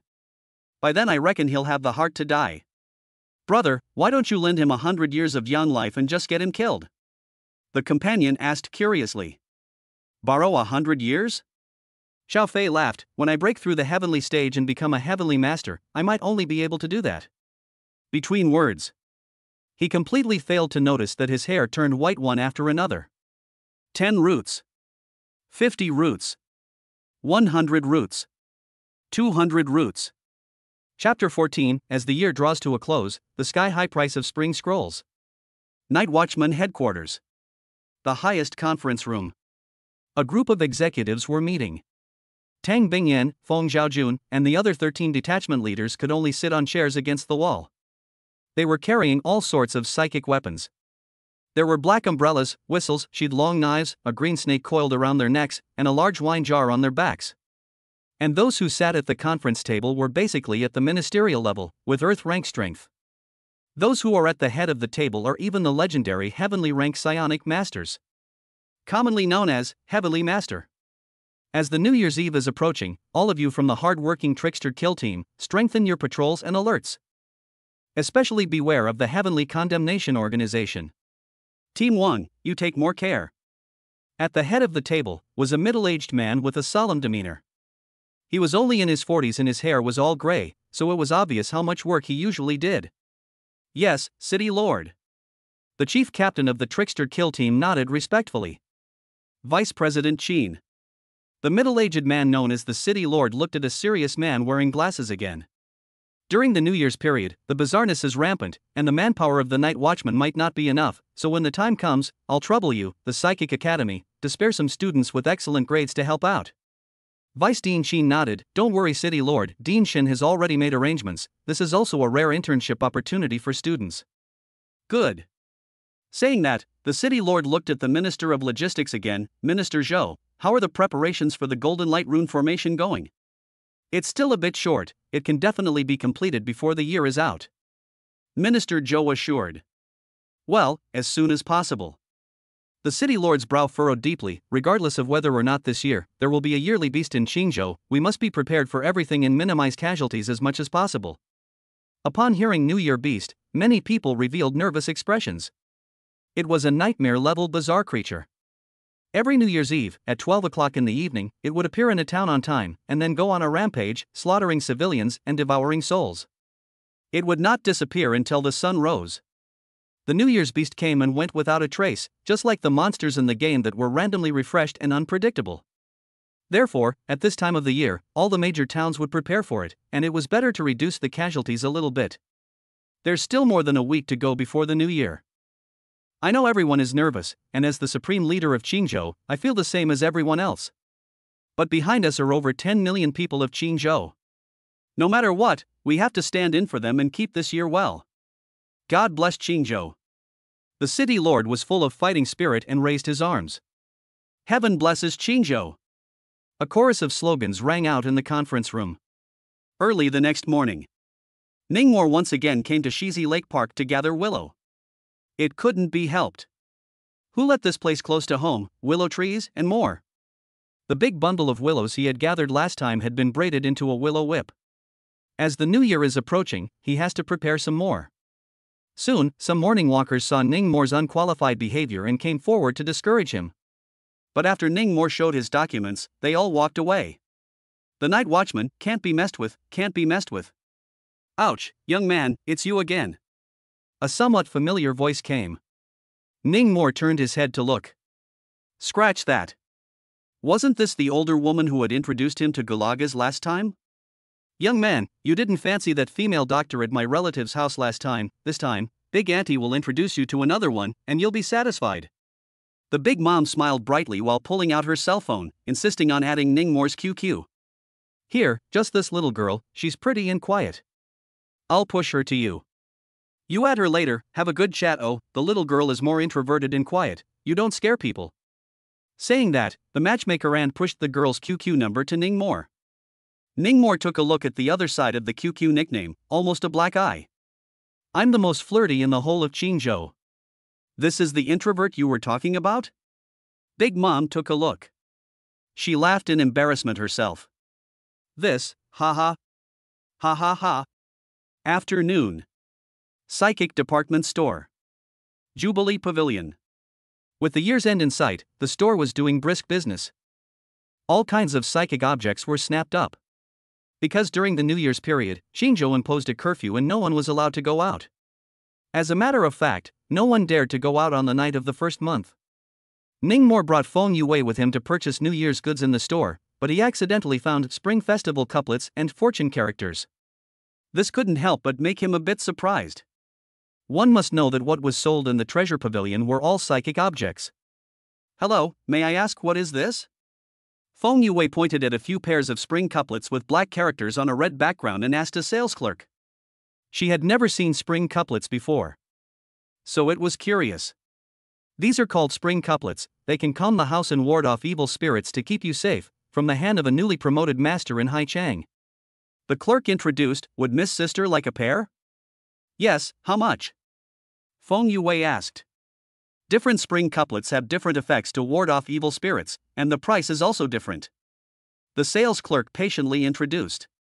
This pair, old soprano god here all evils retreat and scatter, Wushanli Wu Chang is here to share your worries, peace in the family home, priced at 8 million, valid for 10 days.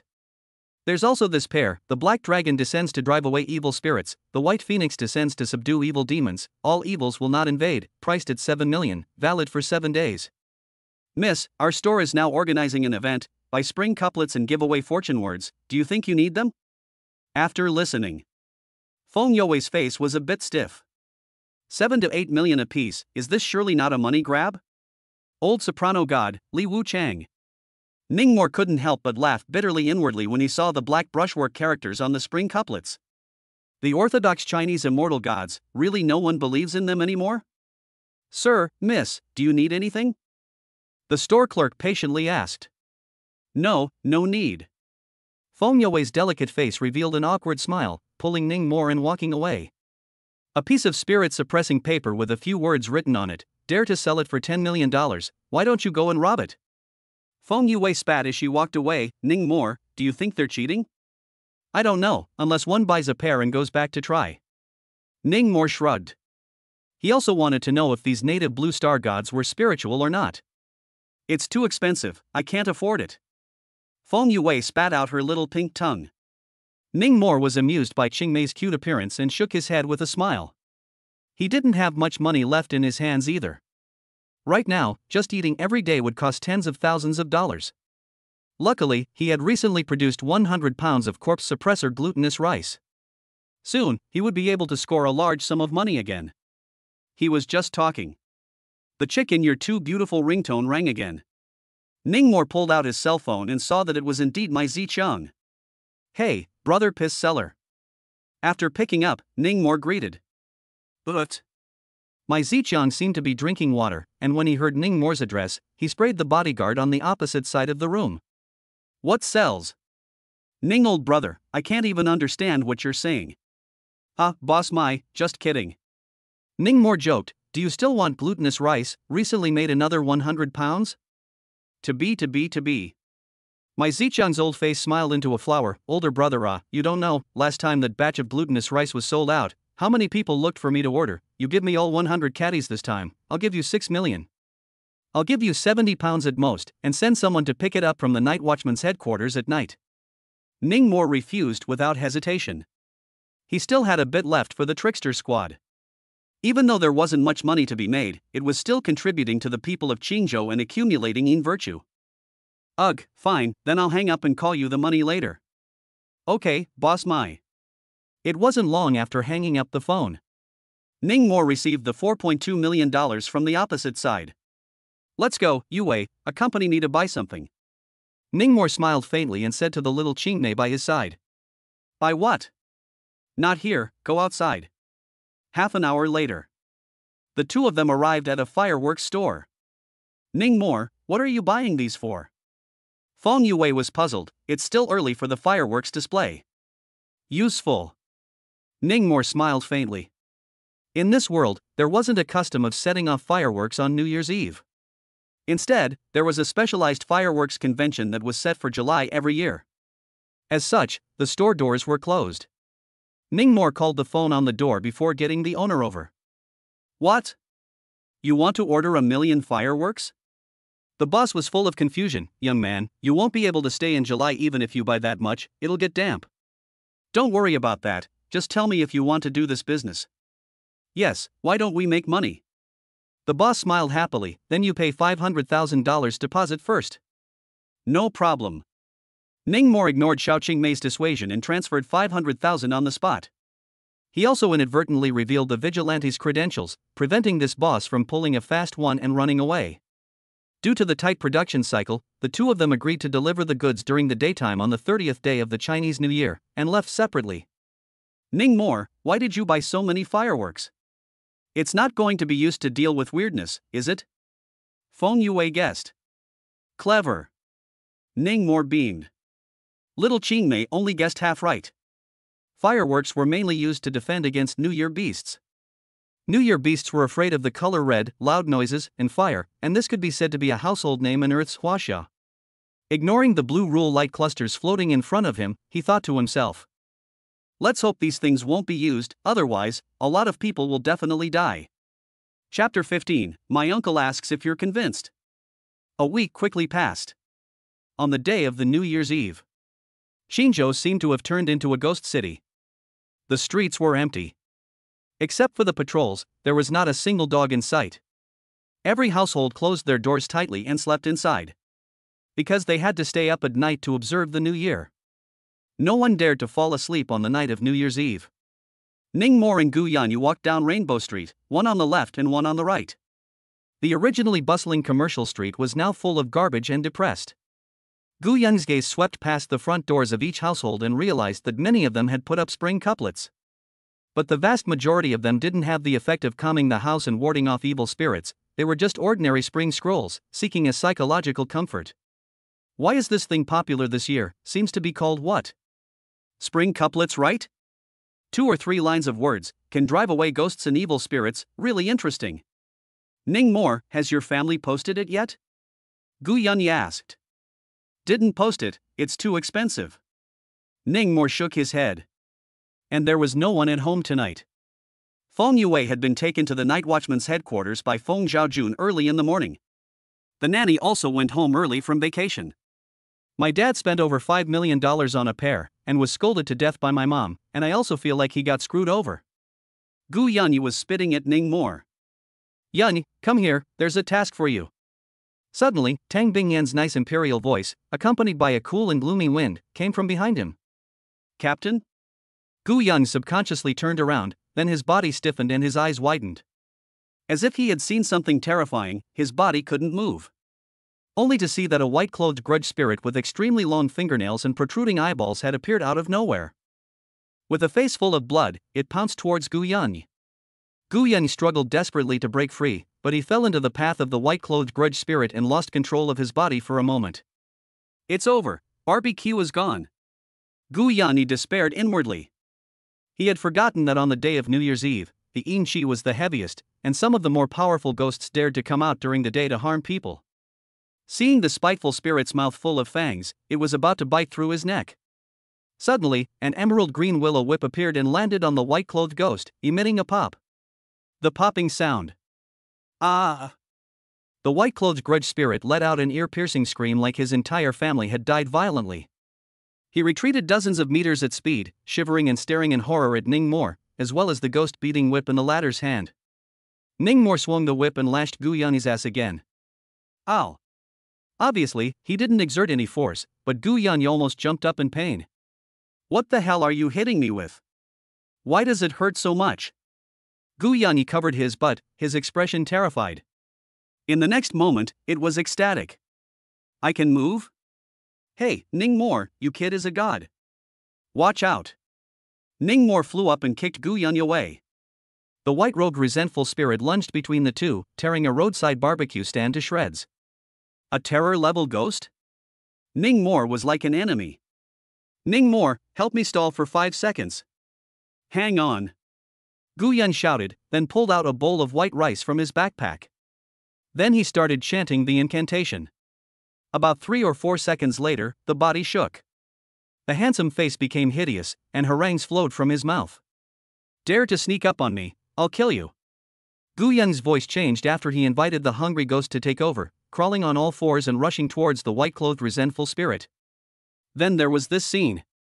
The white-robed spirit was cowering in a corner, being cracked and snapped by Ningmo. Ningmore smacked him, asking, Are you going to serve me or not? Are you going to obey? My uncle asked if you're convinced. Yes, yes. Stop it. Tell your uncle I'm convinced. Convinced. Whoa whoa. Big brother. Don't torture me, give me a pain in the ass.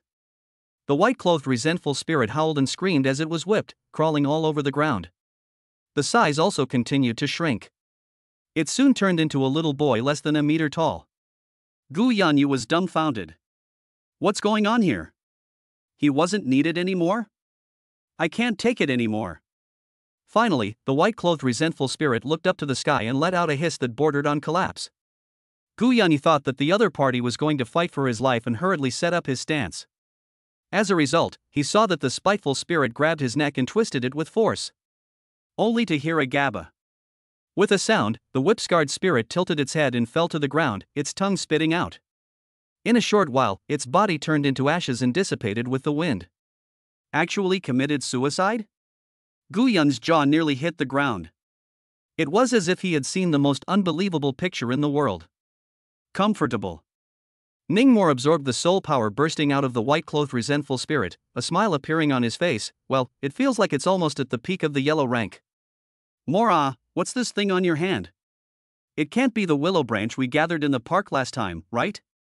Gu Yanyi lifted his hungry ghost-possessed state and walked towards Ning Mo. This a ghost-beating whip. Spent a lot of money to have it made. Ning Mo blurted it out. For the time being, he didn't want others to know that he was a one-in-a-million dual regulation body. A ghost-beating whip? Never heard of it. But it's quite powerful. Gu Yanyi looked at the ghost-beating whip in Ning Mo's hand and salivated. How much is it? I want to get one too. 1 million. Ning Mo casually quoted. Making this ghost-beating whip, he had been drained alive 3 times. Of course the price had to be quoted higher. 1 million? 1? Gu Yanyi was dumbfounded. A psychic weapon was a consumable item, $1 million apiece. Why don't you go and grab it? Forget it, pretend I didn't ask. Afternoon. The two patrolled. In total, they hit 5 ghosts and encountered 3 zombies. Ning Mo's ghost-beating whip was a great success, beating the souls of the 5 ghosts. Gu Yanyi, on the other hand, solved the 2 zombies. Pa! It was evening. The 6th ghost was lashed by the ghost-beating whip, causing its soul to fly away. At the same time, the ghost-beating whip exploded. The life of the ghost was over. Ning Mo didn't panic and pulled out a new ghost-beating whip from his backpack. For tonight, he had made ample preparations. Bang! On the other side. With a gunshot, a zombie fell straight down. There was a bloody hole on its brain.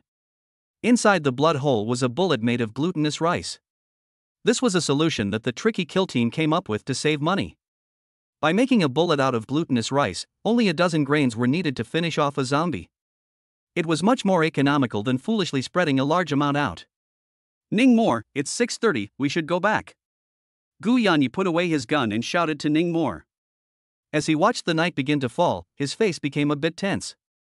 The ones that came out during the day were all little kids that they could still deal with. At night, however, there would be deadly, or even nightmare-level yearly beasts out. For them to wander around outside with this amount of strength would be like beating a lantern in a toilet looking for death. Returning to the Night's Watch headquarters. Across the distance, they heard a cry coming from the square. Chapter 16, on New Year's Eve, a dark tide rises. Oh, old Ma, little Jia, you guys died miserably. Everyone must kill a few more creepy at night to avenge them. Old Ma, you guys just go in peace. There were quite a few people surrounding the square. All were crying in mourning or in silence. It turned out that 2 members of the team were patrolling in the afternoon and were attacked from both sides by a spooky spirit and a zombie, resulting in both of them being killed. The bodies were parked in the square, covered with white cloth. The onlookers all sighed. A fat man carrying a wine jar cried the most. It was evident that he had a deep bond with the 2 players. Ma Sure Hao, Zhou Jie, they're from Team 5. Last time, we even had great healthcare together, but I didn't expect that suddenly the heavens have parted.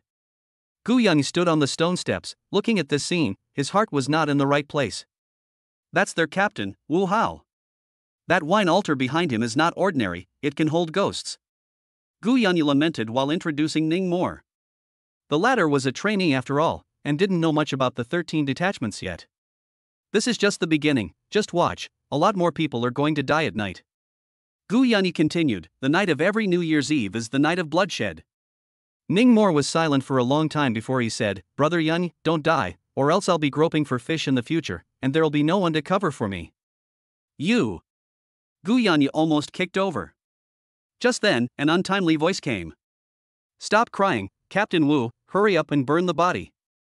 It'll swindle in a while. The crowd turned their heads to look. The one who spoke was a young man under the age of 30, leading 7 or 8 team members out of the headquarters gate as if he was going on a mission. He was covered in high-level psychic equipment, any one of which would cost $8 to $10 million. It was rich at a glance. Zhang Yifeng, what did you say? Wu Hao wiped his tears and got up to shout angrily. A dead person should be buried in the ground. What's it like to cry and cry here?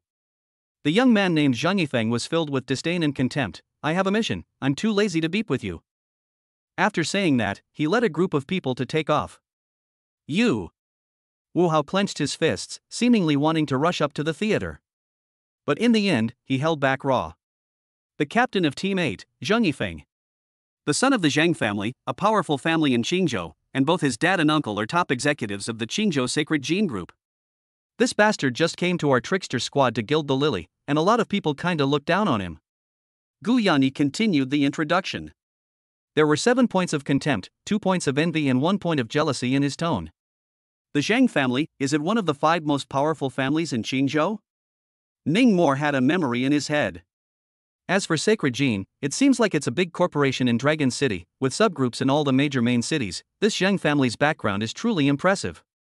Gu Yanyi continued, I heard that Zhang Yifeng's rules, none of which he discovered on his own, are all paid for by his old man, and his soul power also relies on getting high and knocking it up, and his actual combat power is estimated to be at the bottom of the list within the 13 sub-captains.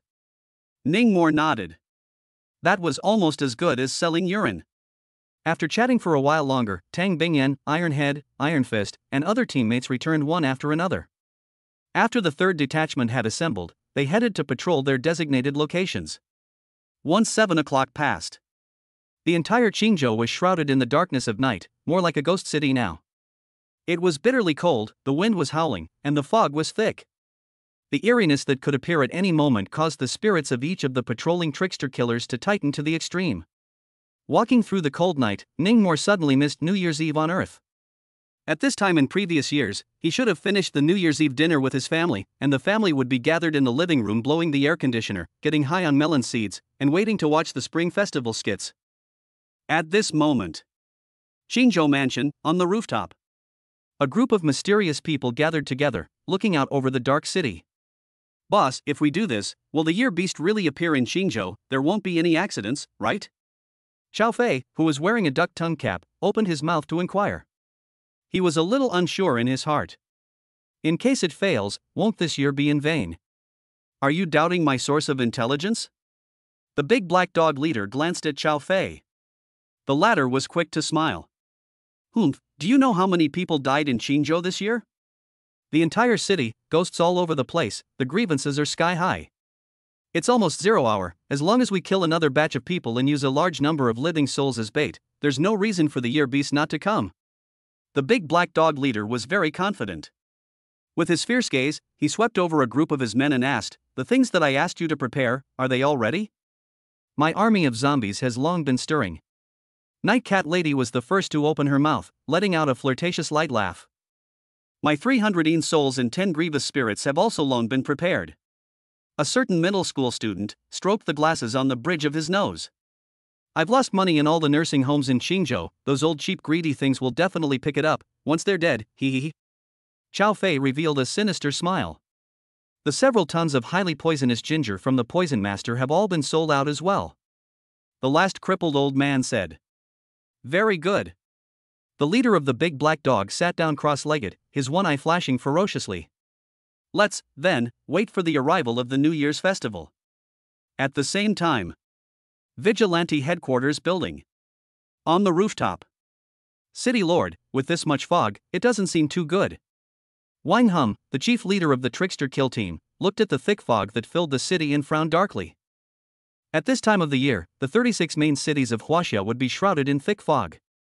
No one knew where the year beast came from. It was like a phantom beast that suddenly appeared through the thick fog and then went on a killing spree, devouring souls and spirits. After dawn, it disappeared again without a trace. Don't panic, Team Wang, we are so well prepared this year, even if the New Year's beast really appears, we can still make it come back with no return. A cheerful laughter came from behind. City Lord Jiang Yishan and Wang Hum turned their heads to look. The visitor was a middle-aged, elegant man in a Chinese mountain suit and glasses. 3 men and women in suits followed him, and all of them actually had fluctuations of Earth-stage soul power in their bodies. Dean Shun. Wang Hum bowed and saluted. The one in front of him was the dean of the Qingzhou Psionic Academy, Shen Lingfeng. A heaven-ranked psychic master. Old Shen, you're here. Jiang Yishan showed a smile on his face, but there was still sorrow hidden between his brows. Everything is arranged in the academy? There's that old lunatic sitting in on it, just put your heart in your stomach. Shen Lingfeng laughed bitterly. It's just a pity that old madman had sworn a poisonous oath that he would never step out of that small courtyard until he had researched that rule, otherwise with his strength. It's better to rely on ourselves, old Shen. Jiang Yishan gave a long sigh. Shen Lingfeng nodded. Looking towards the foggy Qingzhou city, his expression also became grave. Just over 100 meters below the feet of the two heavenly masters, a certain office in the logistics department. Feng Yue looked at the wall clock and prayed silently in her heart. Mom, when you're in heaven, you must protect Dad and Ningmore. Chapter 17 New Year. Death knell for Qingzhou. Hey, young man, the fireworks you ordered are done. Will they be shipped over to you or will you come and get them? Wanjia Fireworks Factory. The owner, Chen Shanglin, is smiling at the phone. The promised daytime delivery, you're just done at this point? On the other end of the phone, Ningmore was also speechless, still working overtime on New Year's Eve. You really want money too? Huh, ghosts which are poor and scary. I'm coming over to get it now. Okay, I'll wait for you. Hanging up the phone, Ningmore put his order for fireworks, and Captain Tang Bingyan said a little. He was afraid of leaking the information and being struck by lightning. He didn't say it explicitly, but only said, I've seen the video footage of psychics rounding up the Nian beasts over the years, and found that the Nian beasts seem to be particularly sensitive to noise, so I bought 1,000,000 fireworks out of my own pocket, so it's better to be prepared than to suffer. The Year beast is sensitive to noise? This is the first time I've heard of it. Tang Bingyan pondered slightly. Alright, then let's accompany you back there. Saying so, the three teams drove to the fireworks factory under the leadership of Ningmore. The address was in the old city center, which fell within their patrol area. It wasn't considered AWOL. 10 minutes later, the 7 people arrived at the darkened Vanguard Fireworks Factory. Just as they got out of the car, they smelled a faint odor of blood. Not good. Ningmore realized that something might have happened to the owner of the fireworks factory, and pulled out the ghost-beating whip from his backpack, quickly rushing into the factory gate. Tang Bingyan, Gu Yanyi, Ironhead, and the others followed closely behind. As expected, the boss and a few workers had fallen in a pool of blood. A zombie with long white hairs was lying on top of the boss and was sucking blood. After discovering Ningmore and the others, it hissed and pounced over. Bang! Bang! Bang! Several team members pulled out their pistols and continuously pulled the triggers, shooting out glutinous bullets. More than a dozen clusters of blood burst out from the white-haired zombie's body, constantly twitching, retreating, and letting out a hiss of pain. Because the white-haired zombie is a horror-level weirdness, much tougher than ordinary zombies, did not die on the spot. Shoo! Tang Bingyan whistled and summoned the green-robed ghost spirit. The green-robed ghost spirit held a 2-meter-long giant scythe, and in a few cuts, it dismembered the white-haired zombie and chopped it into a field of broken meat. Ningmore quickly ran into the production workshop. Unfortunately, he was still one step too late. There were a dozen corpses lying on the ground, all bitten to death by the white-haired zombies. None of them survived. Alas, this boss wouldn't have lost his life if he had delivered the goods on time. Ningmore shook his head and sighed. What, so many dead? Gu Yanyi ran in after him and was startled to see the ground full of dead bodies. Immediately afterward, he said, we have to hurry up and burn the corpses, lest the zombies turn in a while. Zombie bites were contagious. The more dangerous the zombie, the stronger the contagion. Let's notify their families first. Tang Bingyan walked over and looked around, also sighing. More than 20 minutes later, the families of the boss and the workers arrived, sobbing uncontrollably. After Ningmore moved all the fireworks and firecrackers to the car, he called the boss's wife with the final payment and did not renege on the debt. The last fire burned 7 or 8 bodies. While burning, one of them suddenly turned into a corpse and stood up to attack its own relatives. Fortunately, it was shot by Sun Fei. Afterwards, the people left the fireworks factory and continued to patrol. Midnight Eve. Linhu District. The fog was getting bigger and bigger, covering the roads and buildings, and the visibility was even less than 50 meters. Poof! Zhang Yifeng, the captain of the 8th detachment, pulled a high-level psychic weapon out of a zombie's body. Black-tainted blood sprayed everywhere. He was holding a sword made of bamboo, which had complex runic patterns engraved on it and was sold at a rather exorbitant price. The zombie fell to the ground and its body dissipated like ashes. It's really strange, during this recent period of time, not a single zombie could be touched, but tonight, 5 were killed at once. Could it be that someone is secretly manipulating these zombies, specifically releasing them to harm people tonight? Zhang Yifeng wiped the dirty blood from his bamboo sword while his mind pondered. At this time, a team member came forward and said, Captain, there seems to be a situation on the 3rd team's side. Tang Bingyan's side? What's the situation? Zheng Yifeng asked curiously. I'm a hairdresser with Sun Fei from the third team. This team member said while handing over his cell phone, I just chatted with him, and he said that one of their team, Ning Moore, spent $1 million to buy a truckload of fireworks, saying that they could deal with the New Year's beast. What the hell? Fireworks can deal with the New Year beast?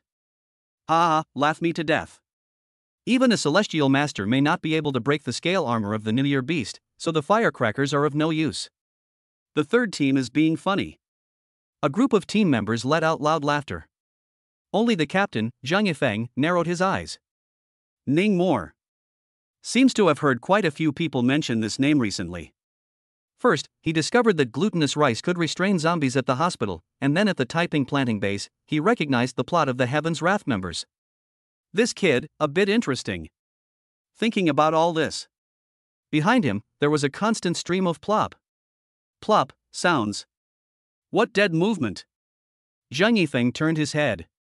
It didn't matter if he didn't look, he was shocked when he did. Only to see that all 6 of his team members were lying straight on the ground. Their faces were deathly gray, and their eyes were wide open. Death does not close the eyes. This was clearly a symptom of having their souls sucked away. Zheng Yifeng's brain buzzed and fell into a blank. The next moment, in the dense fog in front of him, 2 large red lanterns emerged. A 3-meter-tall bloody mouth pushed through the fog and closed in on him. Dang! At the same time, the sound of a bell chime came from the distant tower. Like a death knell ringing for Qingzhou. 12 o'clock. The new year had arrived. Chapter 18, Ghosts, Mountains of Corpses and Seas of Blood. New Year Beast. Looking at the 2 large red lanterns hanging high in the thick fog, as well as the bottomless bloody mouth. 2 big words popped out of Zheng Yifeng's head. The yearning beast has actually appeared in Qingzhou? A boundless fear consumed his entire body. It made his legs go weak and he even forgot to run away. Buzz. Right at this moment, an onyx he wore on his left wrist suddenly erupted with a dazzling red light. The Blood Bull's movement stalled, as if it was frightened by something, and backed away. It's the evil repelling agate that my uncle gave me on my birthday last year. Zheng Yifeng reacted with a jolt. The red light quickly dimmed. A tiny crack also appeared on the agate. Run! Zheng Yifeng twisted his head and ran wildly. As he ran, he pulled out his cell phone and called Chief Captain Wang Hum. Roar! The Blood Bowl behind him saw this and fiercely chased after him. Soon, it was once again forced back by the red light. On the evil repelling agate, there was also an additional crack once again. What? The Year Beast has appeared. Night Watchman Headquarters. On the rooftop. Wang Hum received this news and his face changed wildly. He hurriedly reported to the 2 big brothers in front of him. City Lord, Dean, the Year Beast appeared in the Tsaiha Street of Linhu District, and the 8 teams were nearly completely wiped out. Upon hearing this, Jiang Yishan and Shen Lingfeng glanced at each other. In the next moment, the 2 figures flashed and disappeared from the rooftop. At the same time, the other 12 detachments also received news. Li Donglei, Zhu Xiong, Tang Bingyan, Feng Zhaojun, Wu Hao, the 5 of you immediately lead your squads to Linhu District. The rest of the squads, the mission remains the same. Wang Hum gave the order. The detachments immediately mobilized. Captain, the Year Beast is really here? Maru Spice. Nightmare level bizarre, how can we beat it? With City Lord and Dean Shen around, why panic? The third team's car. Ironhead, Sun Fei, Gu Yun and the others were a bit alarmed. Tang Bingyan didn't say a word as she pressed the gas pedal to the floor and rushed to Linhu District as fast as she could. Ning Moore, on the other hand, drove a truck loaded with fireworks and followed closely behind. Soon, the truck crashed through layers of mist and arrived at the Linhu District.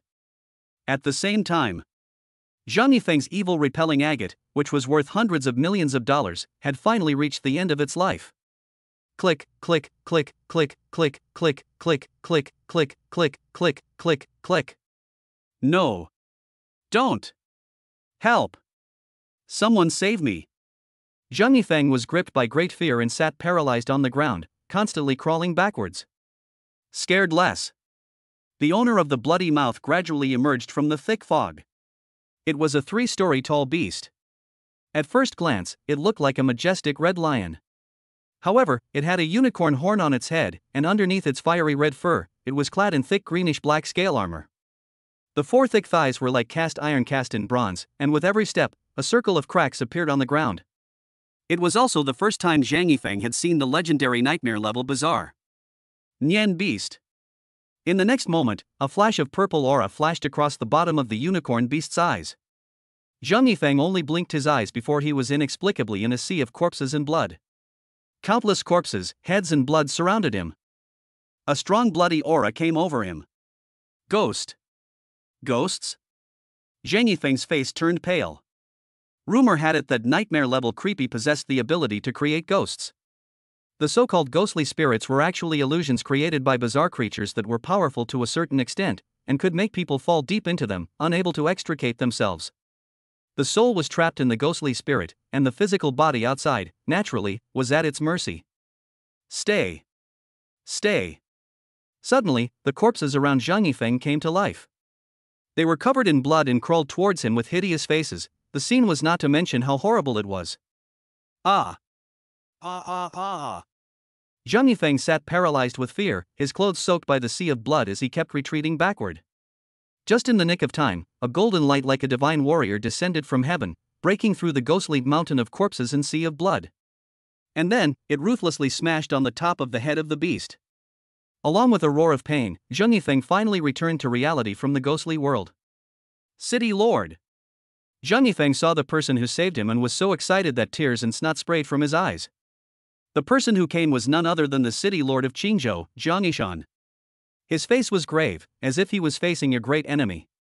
In his hand, he held a long sword engraved with talismans, and a talisman was inserted on the tip of the sword.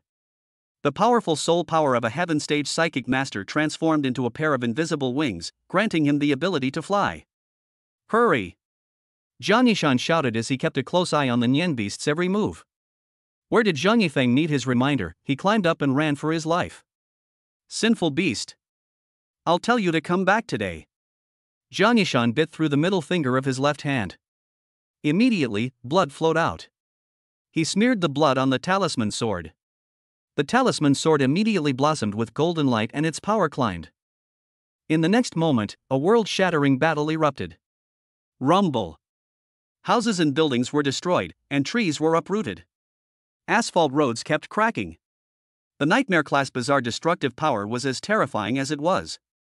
During this period, the yearly beast attempted to pull Zhang Yishan into the ghostly world, but they were all broken by his middle finger blood. Ah! Help! Year Beast!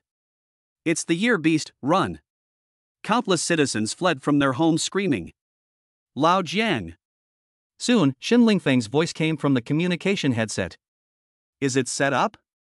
Zhang Yishan was holding a golden light rune sword to fight with the Nian beasts while talking to Shen Lingfeng. Yes, it's been set up. Then I'll lure it over now. Zhang Yishan narrowed his eyes. Immediately, he pretended to be injured by the Year Beast, covered his chest, and turned to escape. The Year Beast was unwilling to let go of such a delicious soul and chased after it. Soon, Zhang Yishan led it to a rotten building in the suburbs. The nightmare-class creepy possessed a not-so-low level of intelligence and quickly realized that something was wrong. Golden light rune formation. Rise! With a furious shout from Shen Lingfeng. The three tutors he had brought from the Qingzhou Psychic Academy, plus the chief leader of the creepy kill team, Wang Hum, the first detachment leader, Li Donglei, and the second detachment leader, Zhu Xiong, drilled out of the rotten building one after another. Some of them stood on the rooftop, while others stood on the ground. 7 people, each holding a yellow paper talisman in their hands. Among them, the strength of the first branch leader, Li Donglei, was the strongest of all the branch leaders, reaching the late stage of the Earth stage. He had a green snake coiled around his neck, which seemed to be his sole pet, constantly spitting out letters and alerting the surroundings. Sinful animal, today is the day you die. Zhang Yishan also pulled out a yellow paper talisman from his pocket and shouted at the yearly beast that was in the center of the encirclement. Roar! The Year Beast let out an angry roar. It turned to run, but it was too late. The 8 yellow paper talismans erupted with blinding golden light and flew into 12 golden lines. In a flash, the beast was trapped inside a glittering golden square formation. It desperately hit the walls of the formation, but to no avail. Not even the ghosts could be released. Success! Tang Bingyan, Feng Zhaojun, and Wu Hao were thrilled to see the scene. The Golden Light Rune formation was set up by 8 people. Aside from Jiang Yishan and Shen Lingfeng, the other 6 were all clear Earth ranked psychic masters. As for them, they led the team on the side for protection. This was caught? Looks like my fireworks won't come in handy. Ningmore looked at the yearning beast that was trapped in the formation and kept roaring, and secretly let out a sigh of relief. It was also good. It saved himself from having to make a move. Roar! Roar! As the temperature within the Golden Light Rune formation grew higher and higher, the year beast let out a painful roar. Even the scale armor on its body was showing signs of melting. As long as we hold on for another minute, we will be able to kill this yearly beast. Must hold on, no accidents can happen. City Lord Jiang Yishan prayed in his heart. But it was at this time. A henchman hurriedly came to report. Chapter 19, The Year Beast is Afraid of Fireworks? City. Lord, it's not good. A large number of weirdness have suddenly emerged in the main city, all 7 squads have been attacked, and the 13th squad has been completely wiped out. Even the students from the Tongling Academy who came to provide support have suffered quite a few casualties. The henchman's expression was sorrowful. What? Jiang Yishan's face changed wildly. It was truly the fear of what would come. City Lord, should we send our guards to provide support? The henchman sweatily asked. The guards were used to protect the Night's Watch headquarters and basically did not go out into the field. But this is an extraordinary moment. No, the guard cannot be moved. Jiang Yishan vetoed without even thinking about it. Something absolutely cannot happen to the headquarters. After thinking about it, he pressed the communication button. All squads. The main city area has been attacked by a large number of bizarre attacks. Each squad immediately draws 2 people to form a temporary squad and head to the main city area for support. Receiving the order, the 5 squads present immediately mobilized. A 10-man squad was quickly formed. Led by the vice-captain of the first squad, they rushed to the main city. Tang Bingyan sent out the 2 brothers, Iron Head and Iron Fist. Not long after this makeshift squad departed, the leader of the Heaven's Condemnation Organization appeared from behind a certain rotten building. He was wearing a big black dog skin, lurking in the darkness, staring closely at the second team leader Chu Xiong. This person is the weakest of the 8 psychic masters who formed the Golden Light Rune formation. He was also his breakthrough. Swish! At a certain moment, the leader of the big black dog decisively attacked, using all his limbs to run towards Chu Xiong.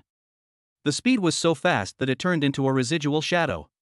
Not good, someone sneak attacked. Protect Team Chu. The 3 captains, Tang Bingyan, Feng Zhaojun, and Wu Hao, were the first to react and immediately rushed over to protect Chu Xiong. Tang Bingyan blew her whistle and summoned the green-robed ghost spirit. Feng Zhaojun opened his black umbrella indoors in advance and summoned the general ghost spirit. The 2 ghost spirits, one on the left and one on the right, used each other as a hand to kill the incoming enemy. Swish swish. The leader of the big black dog flickered. Don't look at his huge size, but he was exceptionally nimble, and in the blink of an eye, he bypassed the 2 ghost spirits. Earth rank. Tang and Feng were shocked when they sensed this fluctuation in soul power. Don't even think about passing. Wu Hao, the 5th detachment leader, became the last line of defense. Only to see that he lifted the lid of the wine altar and released 3 ghost children at once. These 3 ghost children were less than half a meter in size, wearing belly buttons and had miserable white skin. Each held scissors, daggers and fruit knives, full of evil and ferocity. Gaga gaga. Gaga gaga gaga. The 3 ghost children leapt up in the air and pounced on the big black dog leader. 2 pounced in the air, and only 1 managed to land on the big black dog leader. Then it stabbed his back furiously with scissors. Blood splattered everywhere. The big black dog chief was unmoved.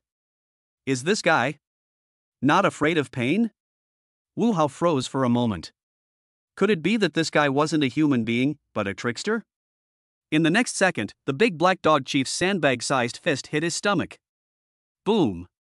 Wu Hao flew out like a broken sack, spitting blood violently in the air. A dozen ribs were broken. After consecutively bypassing Tang Bingyan, Feng Zhaojun, and then finishing off Wu Hao, the leader of the big black dog didn't even take a breath and continued to pounce on Chu Xiong. The ghost child on his back was still madly stabbing him with scissors. The gurgling blood dyed his fur red, but he didn't even blink. This point of pain, compared to that year's, what is it? Swish. He was so fast that Ning Mor and Gu Yun, members of the yellow rank strength, couldn't even catch up. Damn it! Seeing the enemy pounce in front of him, Chu Xiong panicked. However, he didn't dare to interrupt his soul force delivery. Once it was interrupted, the Nian beast broke out of the formation. It would be difficult to catch the beast again. Fortunately, he had a body protection talisman in his arms. When the leader of the big black dog punched him, a layer of light golden shield immediately activated. Shatter! The big black dog leader opened his huge dog mouth and viciously bit on the shield. Ka-ching! Ka-ching! Ka-ching! Ka-ching! The shield shattered. Chu Xiong's face changed wildly.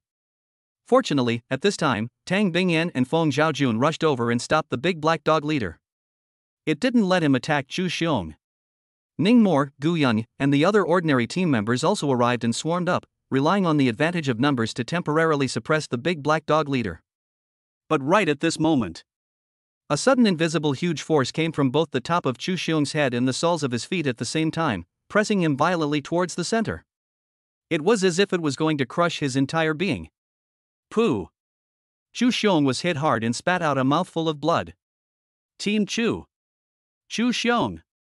Not good. There are still enemies, be on guard. The scene was in a panic. Hundreds of meters away. A room on the 5th floor of a certain rotten building. Behind a doorway.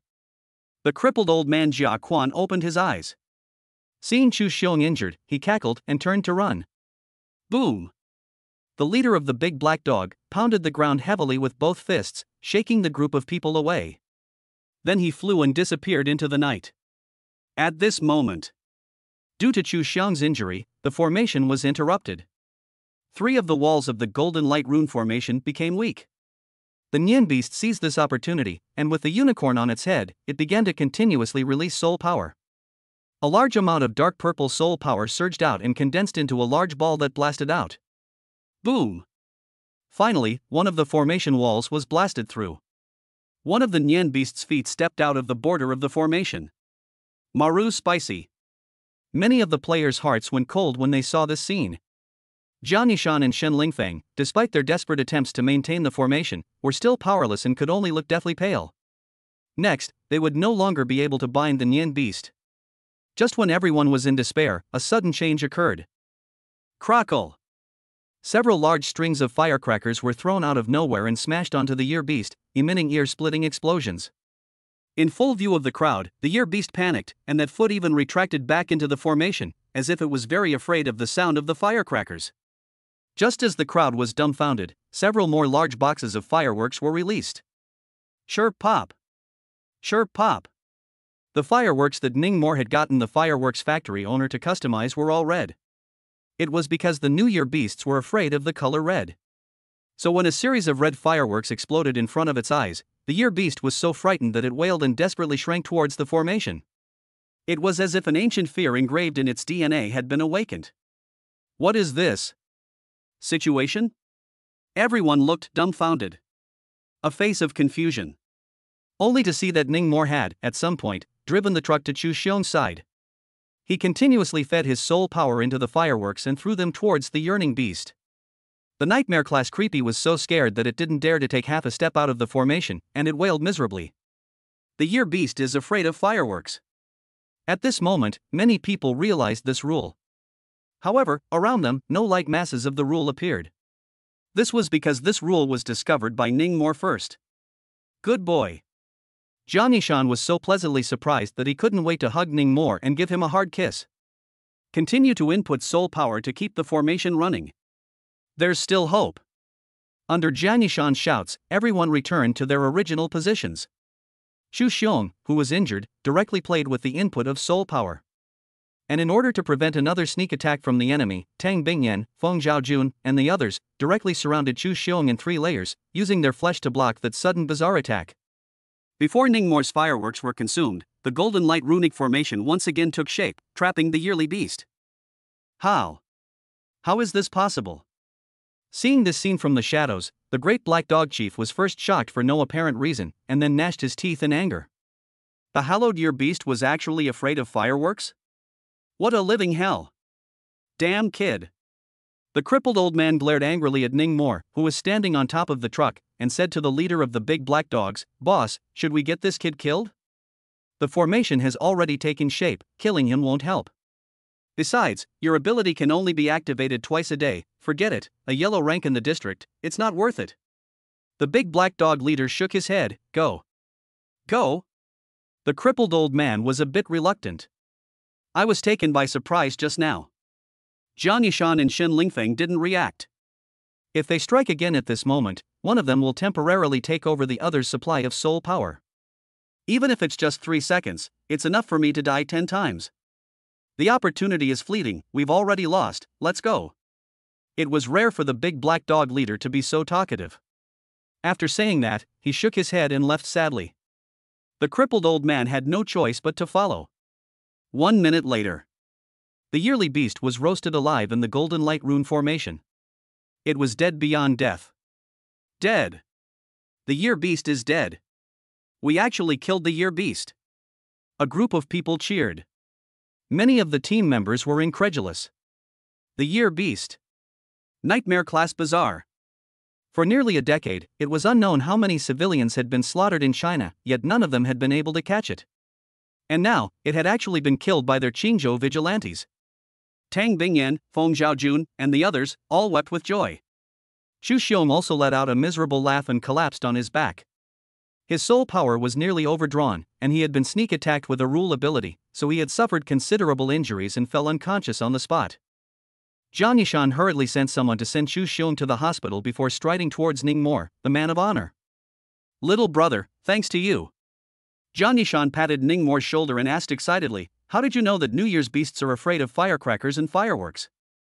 And prepared so many in advance?" "I researched it myself." Ning Mor replied with a smile. Good, good. Jiang Yishan was happy. "So have you already mastered this rule?" "No." Ning Mor shook his head. A blue ball of light followed beside him. He, however, had not chosen to master it. "City Lord, Ning Mor is a member of my team, and his current soul power is at the late yellow rank." Tang Bingyan stepped forward. "I see." Jiang Yishan nodded and added, "Then wait until your soul power has risen to the peak of the yellow rank before mastering it, for now go to the main city area and help out." Good. One after another, the crowd got into their cars and left the rotten building. Ning Mor saw in the rearview mirror that Jiang Yishan walked up to the charred corpse of the year beast and slightly opened his mouth. The huge corpse of the year beast immediately transformed into a white light that burrowed into his mouth. This. Ning Mor was surprised. After Tang Bingyan got on the car, he hurriedly described what he had just seen.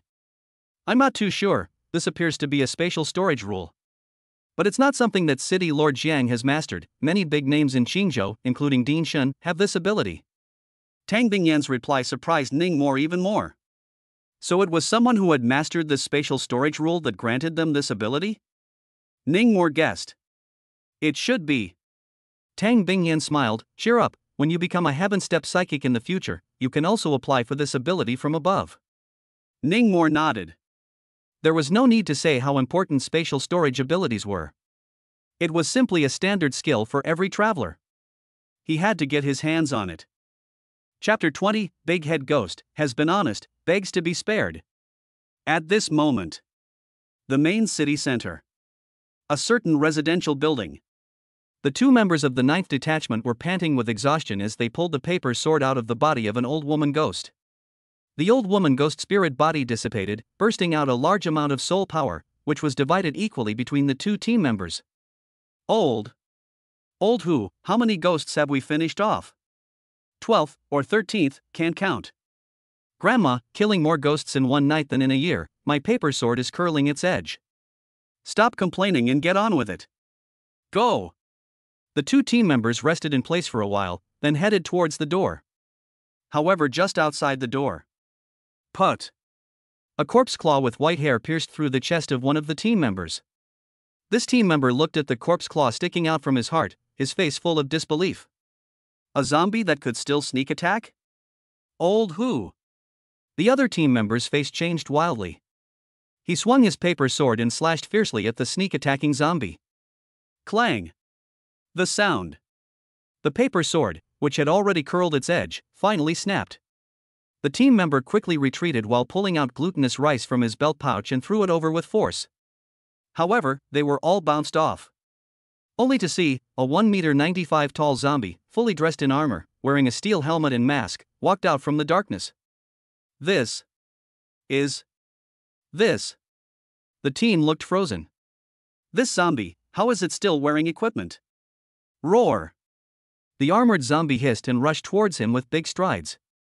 5 seconds later, the team member also collapsed in a pool of blood and died in peace.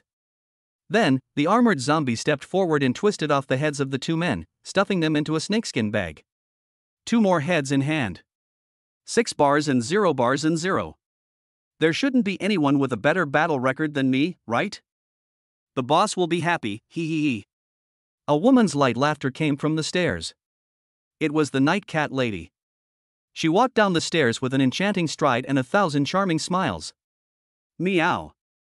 Suddenly, a cat's cry came. The golden-pupiled black cat burrowed into the window and reported the situation to Night Cat Lady.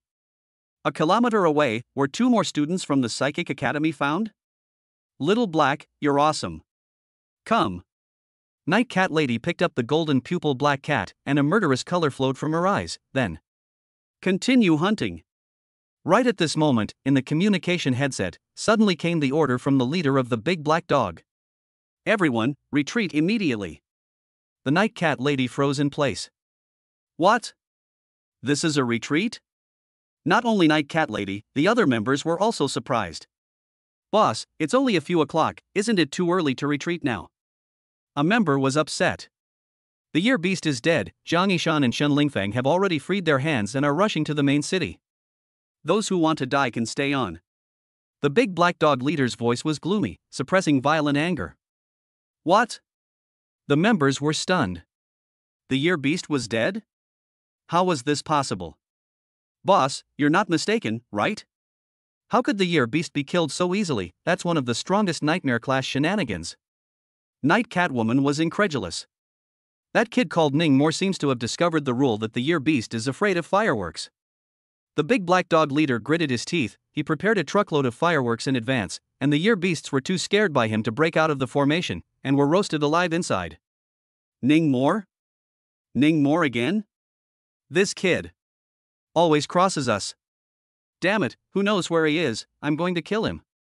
A group of Heaven's Wrath members screamed and cursed. Ning Moore? Impossible. Xiao Fei's voice rang out, full of panic. I clearly borrowed 30 years of his young life last time. There's no way he still has the energy to pop Q outside. Cut the crap, bring the collected heads and retreat as soon as possible. See you at the old place. After saying this, the big black dog leader broke off communication. Damn Ning Moore. Night Cat Lady was trembling with anger, her silver teeth clenched. It had been hard to wait until this night, so she could finally go on a killing spree and vent her hostility. What a wonderful plan, and then to have it ruined by this one called Ning Moore. Not daring to stay longer, she hurriedly took the armored zombies and fled towards the nearest city gate. Jiang Yishan and Shen Lingfeng were both renowned celestial masters. As long as they bumped into each other, she would have to go into the ground in a single glance. Coincidentally, 10 minutes later, she suddenly received a message from a teammate. Night Cat Lady, where are you? I saw that kid called Ning Moore. A certain empty street. Ning Moore was fighting a group of zombies. A gangly youth with a skull turban was hiding in the shadows, observing and contacting Night Catwoman. His eyes looked gangly. Let's call him Plankton Eyes. I'm at the intersection of Zijing Road and Wuchang Avenue. Night Owl Girl replied. It's not far away, want to come over and finish this kid off? Plankton Eyes laughed. I bet this kid has a big secret hidden in his body. Bring his head back and the boss will definitely have a heavy reward. Did he act alone? Any helpers? Just one Tang Bingyan, the others are all miscellaneous fish. Fine. After 2 seconds of hesitation, Night Cat Lady nodded her head in agreement. It wasn't for the reward. Rather, it was pure revenge. At this moment, Ning Moore was being surrounded by a group of black-skinned sportsborn zombies. He pranced and jumped, dodging the attacks. From time to time, he sprinkled out handfuls of zombies suppressing glutinous rice. Not long afterward, the ground was littered with zombie mincemeat that had been blown to smithereens. Kid, your corpse suppressor glutinous rice, it is indeed very powerful. But it can only deal with zombies. But what if I pull out a hand and invite a ghost to possess me? How are you going to deal with that? Plankton Eyes was always spying on Ning Mor from the shadows, sneering coldly. Soon, Night Cat Lady arrived with her armored zombies, bringing a new batch of zombies along with her. Fearing a long night, the two immediately launched a sneak attack. Night Catwoman drove the zombie group and surrounded Tang Bingyan, Gu Yun, and the others. Plankton Eyes was responsible for dealing with Ning Mor. Just finished killing a batch, why is there another batch? Tang Bingyan frowned when she saw the sudden appearance of the zombie horde. When she saw a tall, heavily armed zombie in the lead, her face changed slightly. Everyone be careful, there are Heaven's Wrath members nearby. Tang Bingyan reminded loudly. Several members of the team were on alert. It was at this moment. A 3-meter-tall big-headed ghost strangely appeared in the thick fog behind Ning Mor. The big-headed ghost's head was deformed and immense, taking up a full third of its body. The moment it appeared, that deformed brain knocked down towards Ning Mor. Ka-ching! A slight crunching sound came from his chest. The matterless sign cracked. Ning Mor was startled, then used his fastest speed to spot the big-headed ghost and dodge away. Boom! The big-headed ghost's knocked out a large crater in the ground where Ning Mor had originally stood. Terror level? Ning Mor couldn't help but feel a bit scared. If he hadn't avoided that blow just now, he probably would have been half dead. Kid, nice reaction speed. The big-headed ghost actually opened its mouth to speak, its face full of hideousness. You're a member of the Heaven's Wrath. Ning Mor reacted. Correct answer, go to hell. The big-headed ghost was Plankton Eyes. He had mastered a rule similar to Gu Yun's, both of which invited ghosts to possess him. However, Gu Yun invited hungry ghosts, and he was the big head ghost. Moreover, he was a Xian rank psychic master, stronger than Gu Yun by more than a star.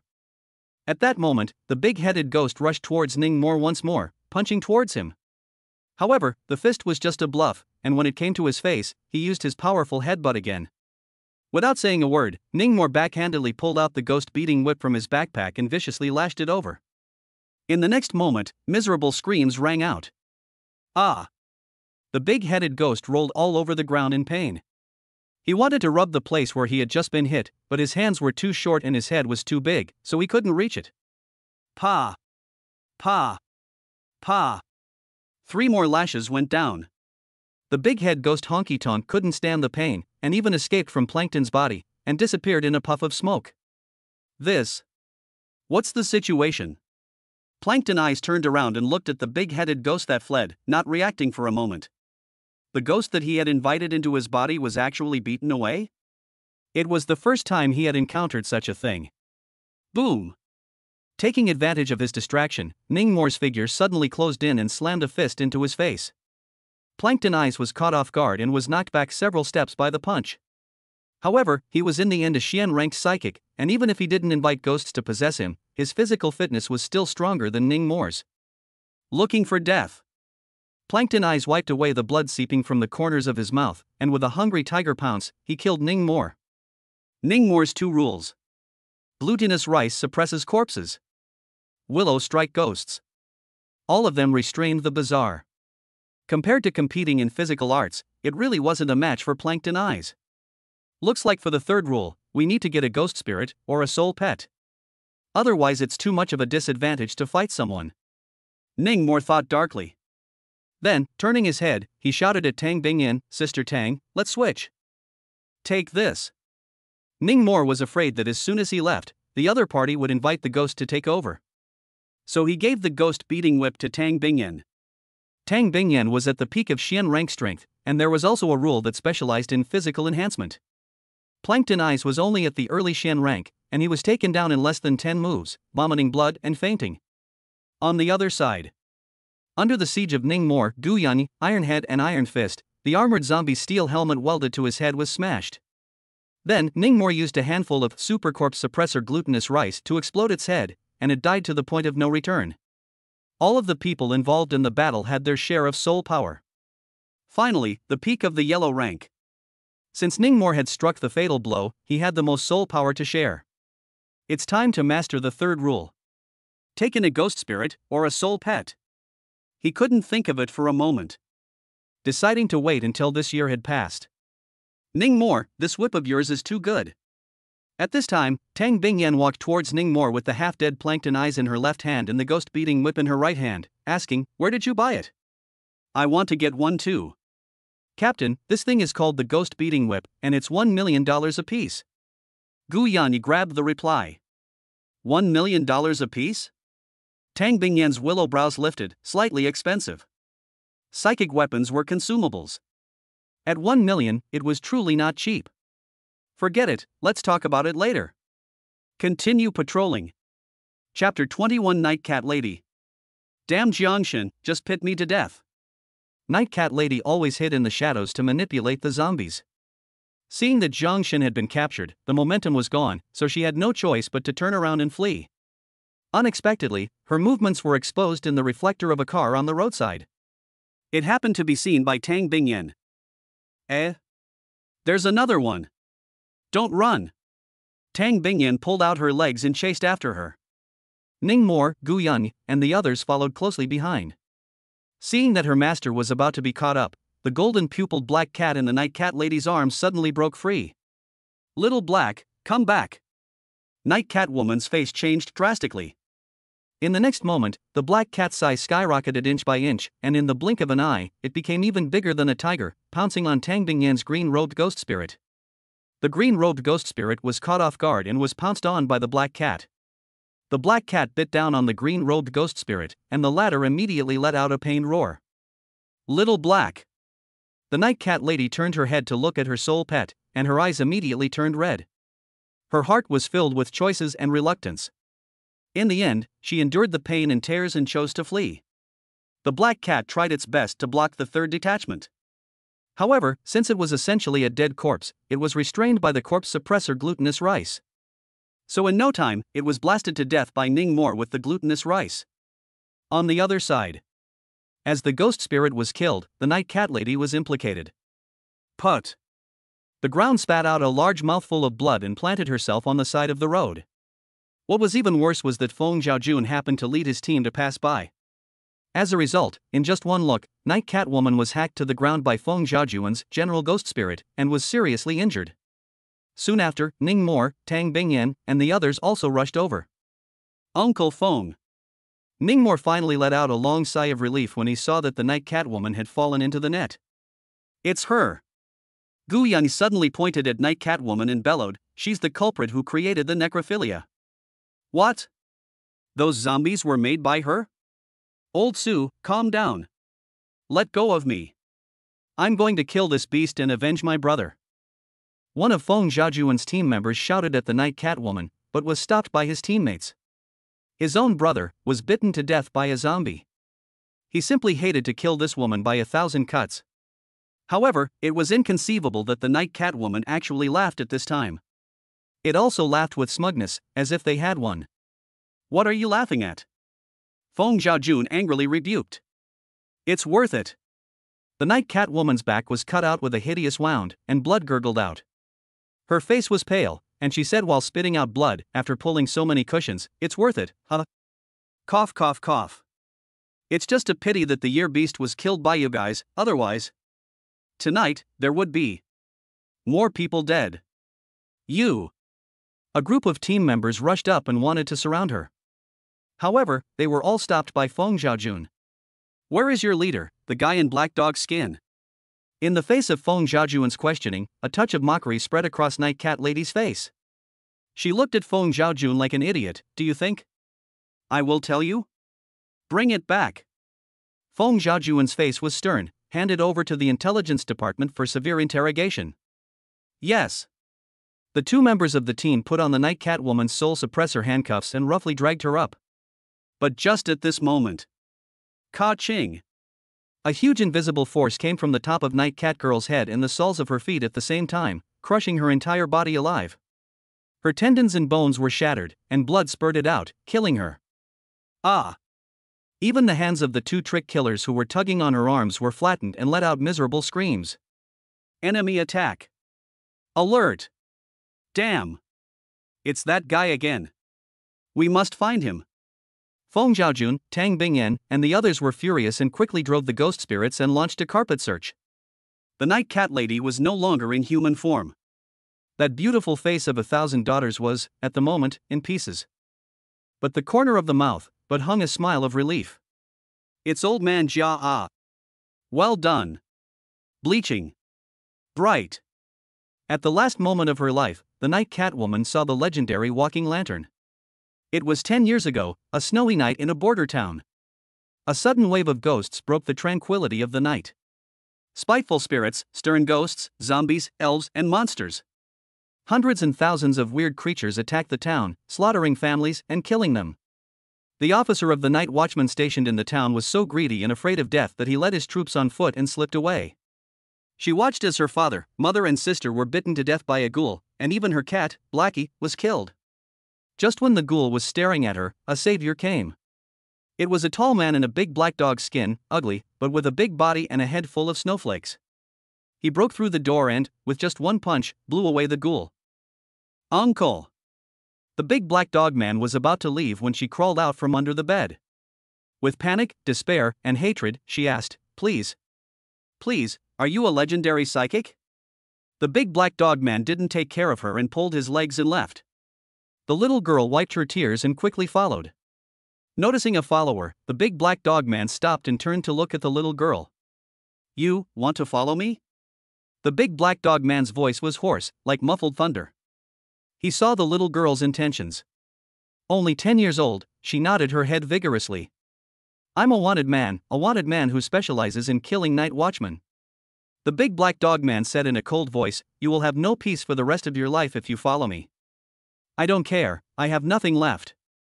As she wiped the tears that she couldn't finish, she said, Just now Dad was saying that the town's night watchmen have all run away, they don't care about us, I can't live even if I stay here. Uncle, take me away, you teach me how to become strong. I can help you kill the night's watch in the future. Hearing a 10-year-old child say such words, the big black dog man fell into deep thought. After a long time, he fished out an earth-colored animal skin from his bosom. Then, half kneeling on the ground, he handed it to the little girl. Open it, read it, and try to master it. The little girl did as she was told. Receiving the beast skin with her frozen little hand, she slowly unfolded it. A line of mysterious script came into view. House cats don't enter the White House. After reading out these 7 words, the little girl's spirit lifted as if she had seen some incredible image. Controlling a cat and disturbing the dead can create necrophilia. The little girl muttered. What the hell is this? World rules? The power of this world's origin. Gradually, she looked towards her dead father, mother, sister, and Xiaohei, and her gaze gradually became firm. And that mysterious beast skin, after being read, also burst into flames and burned into flying ashes. Outside the house, a crippled old man was waiting anxiously. Seeing the big black dog man come out, he limped up and said, Boss, it's time to go. The sacrificial spirit of this town is besieged by several nightmare-level weirdnesses, so I don't think it can hold out for long. She is? The crippled old man saw the little girl, as well as the several zombies behind her, and couldn't help but be a bit dazed. This child has good natural talent, and will be able to help in the future. The big black dog man swept a glance at the black cat that the little girl was holding in her arms, and added, Her family was killed by Creepy, there is no place to go, staying here is also waiting to die. The crippled old man let out an "oh." The little girl was poked at her sadness and wiped her tears again, crying fiercely. What are you crying for? The crippled old man was a bit impatient. Isn't it just that the whole family died out? What's there to cry about? You. The little girl was furious. What do you mean it's not just the whole family dying? Is this speaking human words? The crippled old man cackled and said, My entire clan died out, and I even had a leg broken and an eye gouged out. Compared to me, you at least have sound limbs and are still so young, it really makes people envious. The little girl then realized that this old man was not only crippled with a leg, he was also blinded with his left eye, which had a false eye stuffed in it that wouldn't move. I'm telling you, he's even worse. The crippled old man approached the little girl, lowered his voice, and pointed at the big black dog man and laughed. When he was as big as you, he was stripped of his entire body, replaced with a dog skin to drape over his body, raised like a dog, and begged on the streets. Finally, the dog skin grew on him. Hey! Can't get rid of it, It became this half-man half-dog look now. The little girl listened to it, her face went white. Staring blankly at the big black dog man. You have a bit too much nonsense today. The big black dog man coldly swept a glance at the crippled old man. Hey, don't say it, don't say it. The crippled old man waved his hands repeatedly. Go! The big black dog man turned around and left. Boss, wait for me, boss. The crippled old man followed in a fitful manner. The little girl stared blankly at the two. Obviously experienced such a horrible thing, why can they face it so easily? Froze for a long time. Only after seeing the two walk away did she catch up. What's your name? The little girl jogged all the way before barely keeping up with the big black dog man. People like us don't have names. The big black dog man said indifferently, just call me big black dog or call me boss. Boss. The little girl shouted obediently. Then suddenly remembered that her mother had once told her that when someone else said their name, she should also inform the other person of her name, so as to be polite. My name is. The little girl was about to say, but was interrupted by the big black dog man. Don't use your previous name, from today onwards, you will be called Night Owl. The big black dog man swept a glance at the golden pupil black cat the girl was holding in her arms and casually gave her a new name. Night Owl. The little girl recited it silently, it's awful. Big black dog man. Then let's call it Night Owl woman. The crippled old man said with a smile. Night cat woman. Night cat woman, this will do. A smirk finally surfaced on the little girl's face. But it only existed for half a second before it fell silent again. The big black dog man swept her a glance and suddenly accelerated his pace. The little girl went from a trot to a fast run, panting with exhaustion. 10 years later, she collapsed to the ground. A large amount of blood flowed out of the fragmented body. On her face, however, was a peaceful smile. Dad, Mom, sister, and Little Black we are finally going to be reunited. A few hundred meters away. Behind the doorway of a house. The crippled old man painfully closed his eyes. Elder Jia, is it done? An explosive-headed youth beside him urged, hurry up and go, they'll check here soon. Let's go. The crippled old man's throat was a bit dry and he could barely make a sound. The explosive-head youth put his hand on his shoulder and quickly activated his rule ability. The two people's bodies gradually became transparent. In the next moment, several trick killers broke through the door and swept their fierce gazes around. Yet, they saw nothing. Chapter 22, Shaking the Nation, Giving Away Terror-Level Rules. This night, hundreds of battles erupted within Qingzhou City. Bleeding, dead and injured, thousands of people. A dozen hospitals were all full. More than 10 million citizens, in fear and trepidation, finally welcomed the first rays of sunlight of the new year. The creeps had long since disappeared, leaving behind only corpses and shocking traces of the battle. A dozen or so members of the Heaven's Condemnation Organization were killed and captured in their retreat. What greeted them would be the death penalty and deprivation of rules. I'll go, the year beast was killed? Lu Wei was brushing his teeth at home when he saw this news and was so shocked that he swallowed his toothpaste foam. The year beast is dead, universal celebration. This piece of news, at just after 6 in the morning, had rushed to the headlines of the major news media. The entire nation cheered for it. The House of Spirituality Forum was also massacred. All the posters were praising the Qingzhou vigilantes for a job well done. Qingzhou. It had just become the center of attention in all of China. Countless reporters from outside the country rushed to Qingzhou, ready to interview the trickster kill team who had made a great achievement. Dad, Ning Moore. At the entrance of the night watchman's headquarters, Feng Yue embraced the two people closest to her. After worrying all night, she was too happy to see her dad and Ning more safe and sound. Yue, the Nian beast is dead, do you know? Feng Xiaojun asked with a smile. Aha! I heard about it early on. Feng Yue wiped the teardrops from the corners of her eyes and revealed a bright smile. City Lord Jiang and Dinshan are really great, everyone was so excited at that time, the whole building was cheering. Haha, in fact, Ning Moore was the biggest contributor to killing the yearning beast last night. Feng Xiaojun patted Ning Moore's shoulder and said proudly. What? Little Qingmei was shocked. It was only then that she realized that almost everyone around her was looking her way. To be precise, they were looking at Ning Moore. Just as she was about to ask a question, a clerical staff member came running quickly and shouted, "Ning Mor, the city lord is looking for you." "All right, coming." A few minutes later. The training plaza. All the members of the Trickster Kill team who could move had arrived. The number was almost half less than yesterday, compared to yesterday. Seeing Ning Mor and Feng Zhaojun arrive, everyone's gazes were focused on the uncle and nephew. Especially Ning Mor. He instantly became the center of attention. City Lord Dean Shen. Ning Mor walked over and greeted the two bigwigs. "Ning Mor, right?" Shen Lingfeng was the first to speak, his face filled with an approving smile. "Thanks to your fireworks last night, or else there really would have been a big mess." "Just a fluke." Ning Mor was modest. "It's Qingzhou's good fortune to have a talent like you." Shen Lingfeng didn't hide his appreciation for Ning Mor, and then added, "The college entrance exam is coming up in a few months, so student Ning Mor, I'm here to welcome you in advance as a member of our school. By the way, the school committee has decided after deliberation that you'll be exempted from tuition fees for these 4 years, and your food expenses will be halved." Inside the Trickster Kill team. Many of the team members who had graduated from the Qingzhou Psychic Academy, such as Gu Yunyan Ironhead and Iron Fist, all revealed envious gazes. The tuition fee of the Psychic Academy was fine, not too high. The focus was on the cost of food. If you want to grow your soul power quickly, you have to eat well. Shen Lingfeng's phrase "have the cost of food" would save Ning Mor a lot of money over the 4 years of college. However, this also reflected how much contribution Ning Mor had made. "Thank you, Dean Shen." Ning Mor cupped his fists in thanks.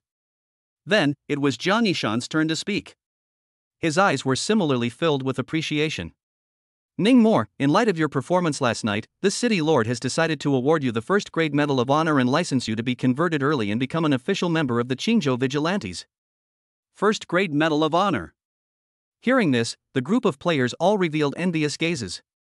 This was synonymous with being a hero, and could enjoy an extremely high social status. Even if Ning Mor quit from today onwards, relying on the night watchman's stipend, he would still be well fed and clothed for the rest of his life. In addition to the Medal of Honor, there's also a $2 million bonus, as well as an Earth-ranked psychic artifact. Wow! The entire room was in an uproar. Countless gazes of envy and jealousy focused on Ning Mor. An Earth-ranked psychic artifact, worth several $1,000,000, this kid is rich. Who let him make such a great achievement? I'm so envious, how nice to give it to me. The members of the team murmured. "Thanks, City Lord, this is all what I should do." Ning Mor was all smiles. After thinking about it, he asked again, "City Lord, I wonder if I can pick that psychic artifact myself?" Jiang Yishan froze for a moment. Uncle Feng Zhaojun also froze for a moment. Fine." Jiang Yishan laughed 3 times, "What do you want?" To actually dare to make demands with the city lord. This kid is really a newborn calf not afraid of tigers. Many of the players muttered in their hearts. "City Lord, I'm quite interested in the spatial storage ability you performed last night," Ning Mor said with a smile. When Jiang Yishan heard this, he immediately laughed and laughed. This brat had actually hit on the idea of intra-abdominal space. Little more, that kind of thing is not something that the current you can access. Feng Zhaojun stepped forward to remind. "No harm done." Jiang Yishan waved his hand, signaling that there was no harm. Then he smiled at Ning Mor. "The intra-abdominal space, I was also bestowed from above, so I can't give it to you. The only way to have this ability is to wait until you break through the heavenly stage in the future and apply to the above. Or if you continuously make a few heaven-splitting achievements, the above might grant it to you in advance." Intra-abdominal space. Ning Mor secretly memorized it, then clasped his hands together. "Thank you, City Lord, for informing me." Aha! Jiang Yishan nodded. "By the way, have you grasped the rule that New Year beasts are afraid of fireworks?" "Not yet." Ning Mor shook his head. "What, the soul power hasn't reached peak yellow rank yet?" Jiang Yishan was a bit surprised. "Last night, you participated in killing the New Year beasts and shared quite a bit of soul power, so you should be almost there." "No, City Lord, I actually don't really want this rule." Ning Mor spoke out of turn. "What did you say?" Jiang Yishan thought he had heard wrong. "The Year Beast is dead, so this rule is useless to me," Ning Mor explained. At those words, the corners of the crowd's mouths twitched. Was this speaking in human terms? Did one know how hard it was to discover a rule? Many yellow rank psychic masters had never been able to break through to the Xian rank until they died of old age. Ningmo, have you thought about it? Or are you just talking casually? Jiang Yishan reminded, even though the Nian beast is dead, you can still drastically strengthen your bodily functions and soul power ceiling by mastering this rule. The captain of the 5th detachment, Wu Hao, was seriously injured last night and may need to recuperate for a while. I was planning to promote you to be the temporary captain of the 5th team after you break through the Xian rank. When these words came out, the entire room once again clamored. The faces of the members of the 5th team varied. There were those who were happy, those who were looking forward to it, and those who were unconvinced and jealous. I'm sorry, City Lord, I really don't want this rule. Ningmo showed a bitter smile. Breaking through like this is a breakthrough, but it lacks an ability, so it's a loss. This guy came to Versailles, right? Many players at the peak of the yellow rank were so angry that they wanted to cry. They dreamed of mastering the 2nd rule and breaking through the Xian rank. Even the most trashy harmless rank would do. With one rule in hand, this kid actually resented it? It's better to be a little strict with yourself than a little too much. Shen Lingfeng was appreciating Ningmo more and more. Only by laying a good foundation can you truly grow into a strong person in the future. Ningmo, I support you. Ningmo nodded his head in greeting. Alright, since it's come to this, I won't advise you anymore. Jiang Yishan looked at Ningmo and smiled bitterly. So this rule of yours, what are you going to do with it? Sell it. Sell it even if it's troublesome, give it away. As soon as Ningmo said this, Gu Yanyi, Iron Fist, and Sun Fei's 3 gazes lit up. They were all at the peak of the yellow rank. They were also on the same team as Ningmo. The latter would definitely prioritize them when giving away rules. Ningmo, me. Me. Cascade Silk, Cascade Silk. Gu Yanyi scowled at Ningmo. Just then, a disgusting voice came. I'll offer $1 million, sell me this rule. The crowd turned their heads to look. It was the captain of Team 8, Zheng Yifeng. I heard that Team 8 was the first to encounter the Yearning Beast last night, and all of them were wiped out, and Zheng Yifeng was the only one who survived. Ah? How come he didn't die? Didn't they say that his combat power was average? Combat power is average, but can't help but good equipment. His uncle is the management of the sacred genes, the family has a lot of money.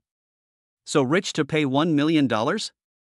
Harmless level rules are also more than this price, right? The moment Zheng Yifeng appeared, he sparked a discussion. He ignored it and walked straight to Ningmo. First, he greeted Jiang Yishan and Shen Lingfeng before saying to Ningmo, sell me the rules, I'll pay 1 million. Hearing the other party with a faintly commanding, even threatening tone, Ningmo felt a bit uncomfortable in his heart. I've already decided to give it to Gu Yanyi, he's my partner. Ningmo didn't like this $1 million. So damn brotherly. Gu Yanyi was thrilled. Iron Fist and Sun Fei looked at each other and could only smile bitterly. You're not even using this rule anymore. Instead of giving it away for nothing, why don't you sell it to me? Zheng Yifeng wasn't annoyed and continued, turn around and let my uncle take it to auction, and then I'll share a sum of money with you. Zheng Yifeng, Gu Yanyi was so angry that he wanted to curse. Jiang Yishan and Shen Lingfeng looked at each other and didn't stop them. They wanted to see what Ningmo would actually choose. Old Gu, prepare to master the rules. Ningmo didn't even bother with Zheng Yifeng. Alright. Gu Yanyi nodded his head like a chicken pecking at rice. Immediately, with a thought, Ningmo summoned the rule light mass and stuck his hand inside. Give up. The blue mass of rule light dissipated in response. Meanwhile, Gu Yanyi meditated and began to recall the scene from last night. Since he had witnessed the power of the fireworks, he easily discovered this world rule. Terror level? Cool. Mastery. Gu Yanyi excitedly put his hand into the blue light mass in front of him. Soon, the light mass entered his body. His physical qualities and soul power ceiling began to double. Not long after, a massive tidal wave of soul power swept out from his body. Seeing this scene, Zheng Yifeng was considered completely dead. He glared fiercely at Ningmo and left the training square in large strides. Breakthrough! I've broken through the Xian rank. Gu Yanyi attempted to use his soul power to control objects, and ended up lifting several flower pots with ease. He excitedly rushed over and tried to hug Ningmo. However, he was pushed away by the latter in disgust. Alas, envy. Jealousy has made me lose my face. The other peak yellow rank team members sighed repeatedly. Gu Yanyi, from today onwards, you will be the temporary leader of the 5th detachment. Jiang Yishan patted Gu Yanni's shoulder. Do well. Yes, City Lord. Gu Yanni saluted, his body straight. Afterwards, Jiang Yishan publicly awarded Ningmo the Order of First Grade Honor, and the $2 million bonus was credited to his account. As for the Earth-ranked psychic artifact, he would pick it out himself afterward. Ningmo, too much for you. After the dismissal, Gu Yanni ran over and hooked his arm around Ningmo's neck. I'll treat you tonight. I'm so mean, what are you going to treat me to? Don't tell me, spicy hot pot, it's filling. Your fong of foos. Ah, just kidding, you picked the place at night, my treat. Leaving the training plaza, Gu Yanni packed up his things and prepared to move to the 5th team. In the future, he would also be a detachment leader, on par with Tang Bingyan. Ningmo, on the other hand, followed Jiang Yishan to the Night Watchman's underground chamber. Here, many relics of sacrificed psychics were stored, or seized stolen goods. There were hundreds of them in number, arranged on shelves. In the end, Ningmo chose a Buddha card that looked a bit worn and metallic. Chapter 23. On the first day of the new year, just after cutting his hair, his uncle was gone. Have an eye.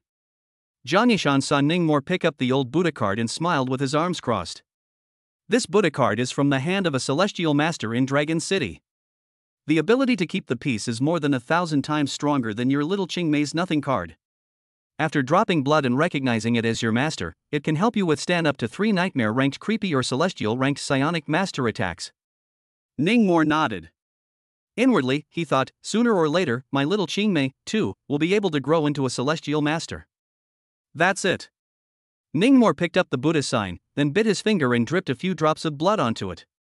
Soon enough, a mind connection was established with the Buddha medallion. As long as he moved his thoughts, he could activate it. Furthermore, in the event of a fatal attack, the Buddha medallion would automatically protect its owner. However, it could only be used 3 times. City Lord, I have another request. After coming up from the secret room, Ningmo hung the Buddha medallion around his neck before looking at Jiang Yishan. Go ahead. Jiang Yishan appreciated this young man. As long as it wasn't an excessive request, he would fulfill it.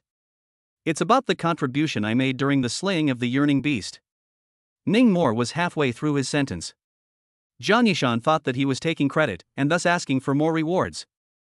Unexpectedly, the latter had a turn of phrase, can you help me keep it a secret and not let the news media make a big deal out of it?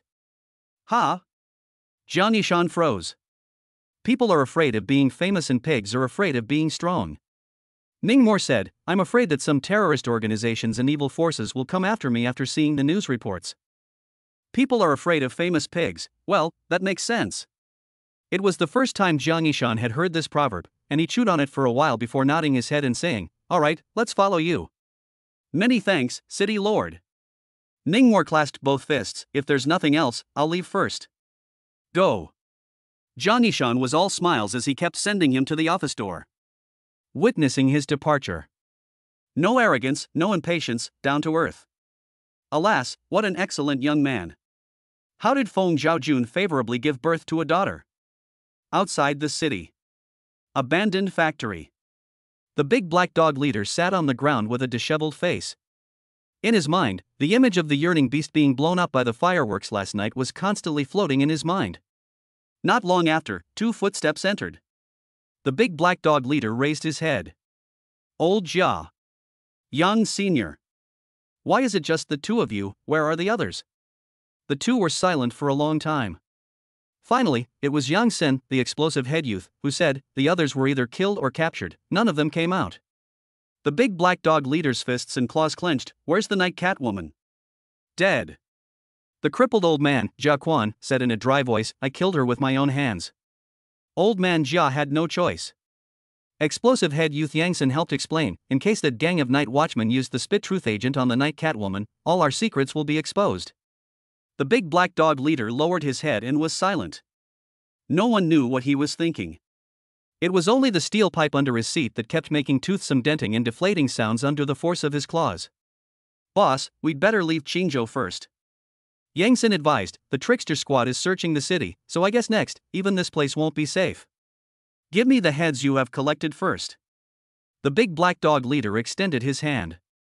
The 2 men each carried a large bag and threw it over. The big black dog chief inspected it, and there were a total of 9. Yang Xin had 3 and Jia Quan had 6. All were clear psychics. Go! The big black dog chief shouldered the 2 blood-soaked bags and walked out of the abandoned factory. He glanced at the outline of the city in the distance. Qingzhou, one day. I will return. The first day of the new year. The atmosphere was much better than New Year's Eve. At least people dared to go out on the streets. There was mourning and crying everywhere. Many of the members of the trickster squad, wounded and bandaged, still insisted on patrolling the streets. The sadness and happiness of human beings are not similar. Rainbow Street, where Ningmore often went, was a bustling atmosphere at the moment. People were out shopping in their new clothes, discussing the death of the yearning beast last night, and there was constant laughter. Why don't you pick it up? Brother Moore won't GA it. On the main street. Lu Wei is calling his dead friend Ning Moore. After calling 3 in a row, none of them picked up. It messed up his heart that wanted to eat a seat, and once again, he was dumbfounded. Forget it, tell old he to come out. Lu Wei made a call to another classmate. This classmate was called He Yupeng. Lived in the neighborhood. It came out in a short while. Wei, why is your hair so long too? He Yupeng's hair was messy, like a bird's nest. He pointed at Lu Wei's head and joked, why don't we go shave our heads together, it's still early for dinner. Shave your head? Lu Wei suddenly remembered what Ning Moore had once warned him. Shaving his head in the first month is not good for his uncle. Let's go, what's the holdup? He Yupeng walked over and hooked Lu Wei's neck, eat early at noon, get on the plane early this afternoon, kill him today. Although Lu Wei has a problem in his heart, he is afraid of being laughed at by his friends. Plus he hadn't washed his hair for 2 days, and it was so oily at this moment. So he followed He Yupeng. Forget it, it should be fine. He comforted himself in his heart. The 2 of them casually found a barber store. The store was cold and quiet, not much business. There was also only one barber. Which one of you 2 will come first? The barber picked up the bib and looked at the 2 students in front of him. I'll go first. He Yupeng was the first to speak. Lu Wei didn't say anything and sat on the chair behind him. 20 minutes later. He Yupeng finished cutting. Then there was silence in the mirror with the barber. His head cut cannot be said to be ugly, can only be said to be like a dog gnawing. Subsequently, Lu Wei finished washing his head and was tied with a scarf by the barber. When he was about to cut it, He Yupeng suddenly received a phone call. Hello? Mom, I'm outside with my classmates. What? My uncle had a sudden brain attack and passed away? He Yupeng swish. He Yupeng stood up from his chair, disbelief in his eyes. The barber glanced at him silently, his expression unfazed. In the new year, the death of a person should not be too normal. However, Lu Wei, who was sitting on the chair, shivered in fear when he heard these words. Stay under the knife. Seeing that the scissors were about to cut the first strand of his hair, he suddenly shouted and reached out to grab the scissors. What are you doing? Still cutting or not?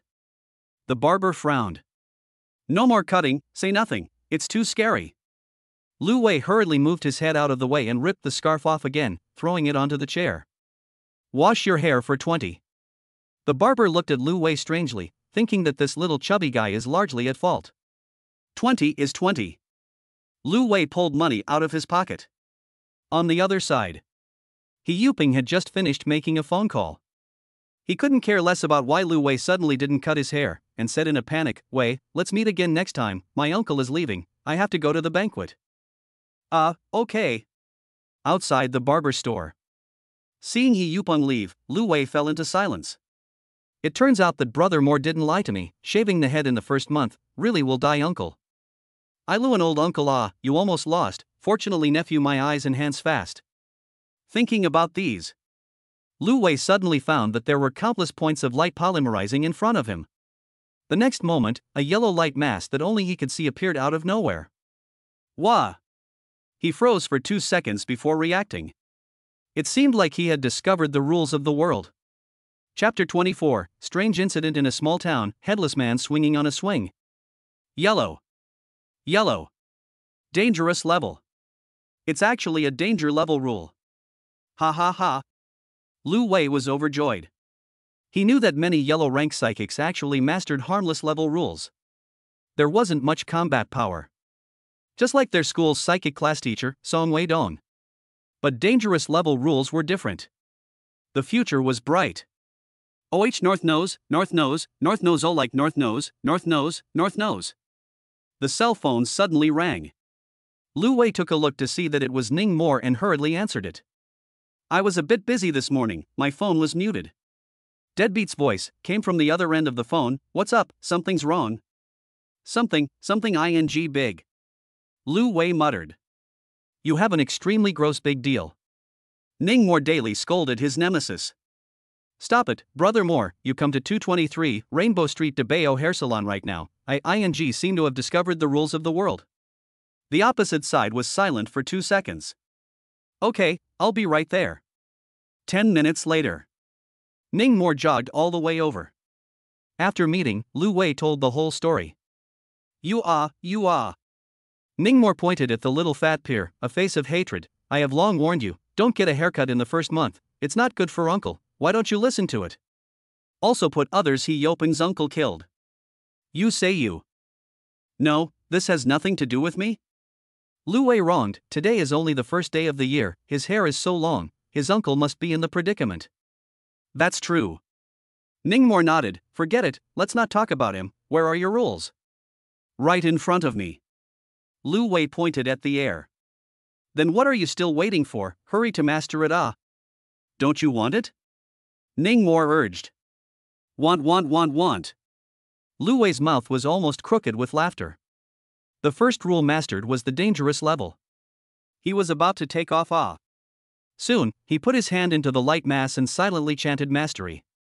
Not long after, the soul power in his body rose greatly.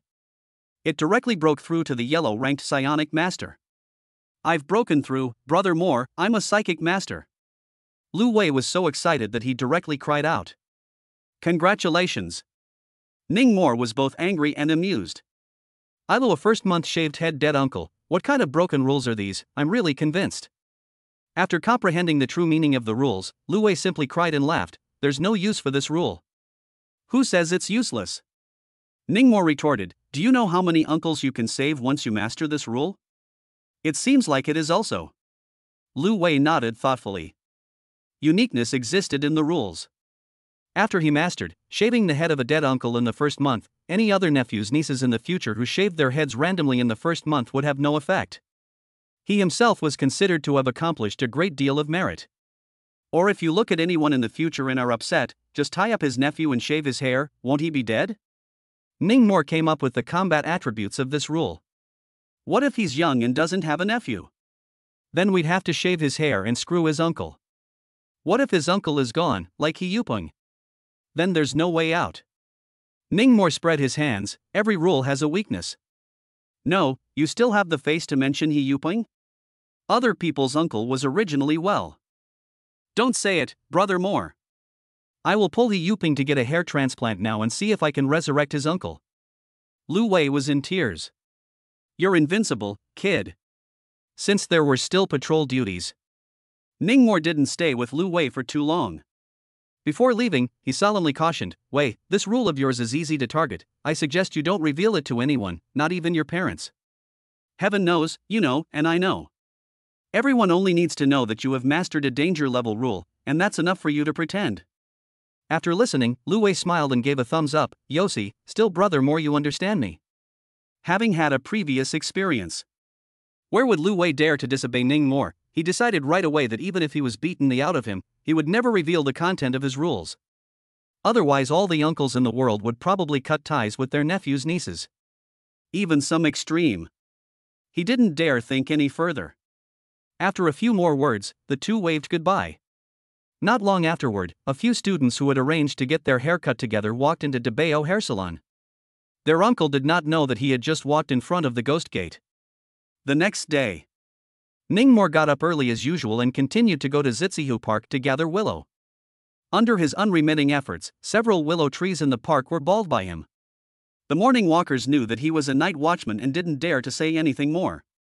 Fortunately, the matchmaker grandma didn't show up again. I asked a grandpa about it.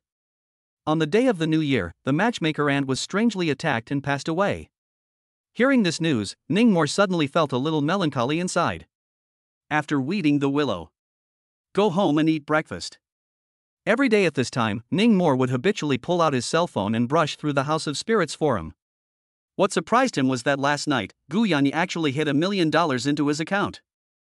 He also sent a message saying that he was sorry for whoring out Ningmore's rules for nothing, and that although 1 million wasn't much, it was his intention and he hoped that Ningmore would take it. Ningmore smiled, but didn't reject the money. Then he swiped the House of Spirituality forum. The first post attracted Ningmore's attention. Top secret. Revealing the truth about the Qingzhou Night Watchman's killing of the New Year beast. Owner, according to reliable sources, it was a trainee who mastered the rules for restraining the Year Beast and cooperated with the 2 celestial masters of Qingzhou before successfully killing the Year Beast. I heard that this person is still a high school student. The future is unlimited.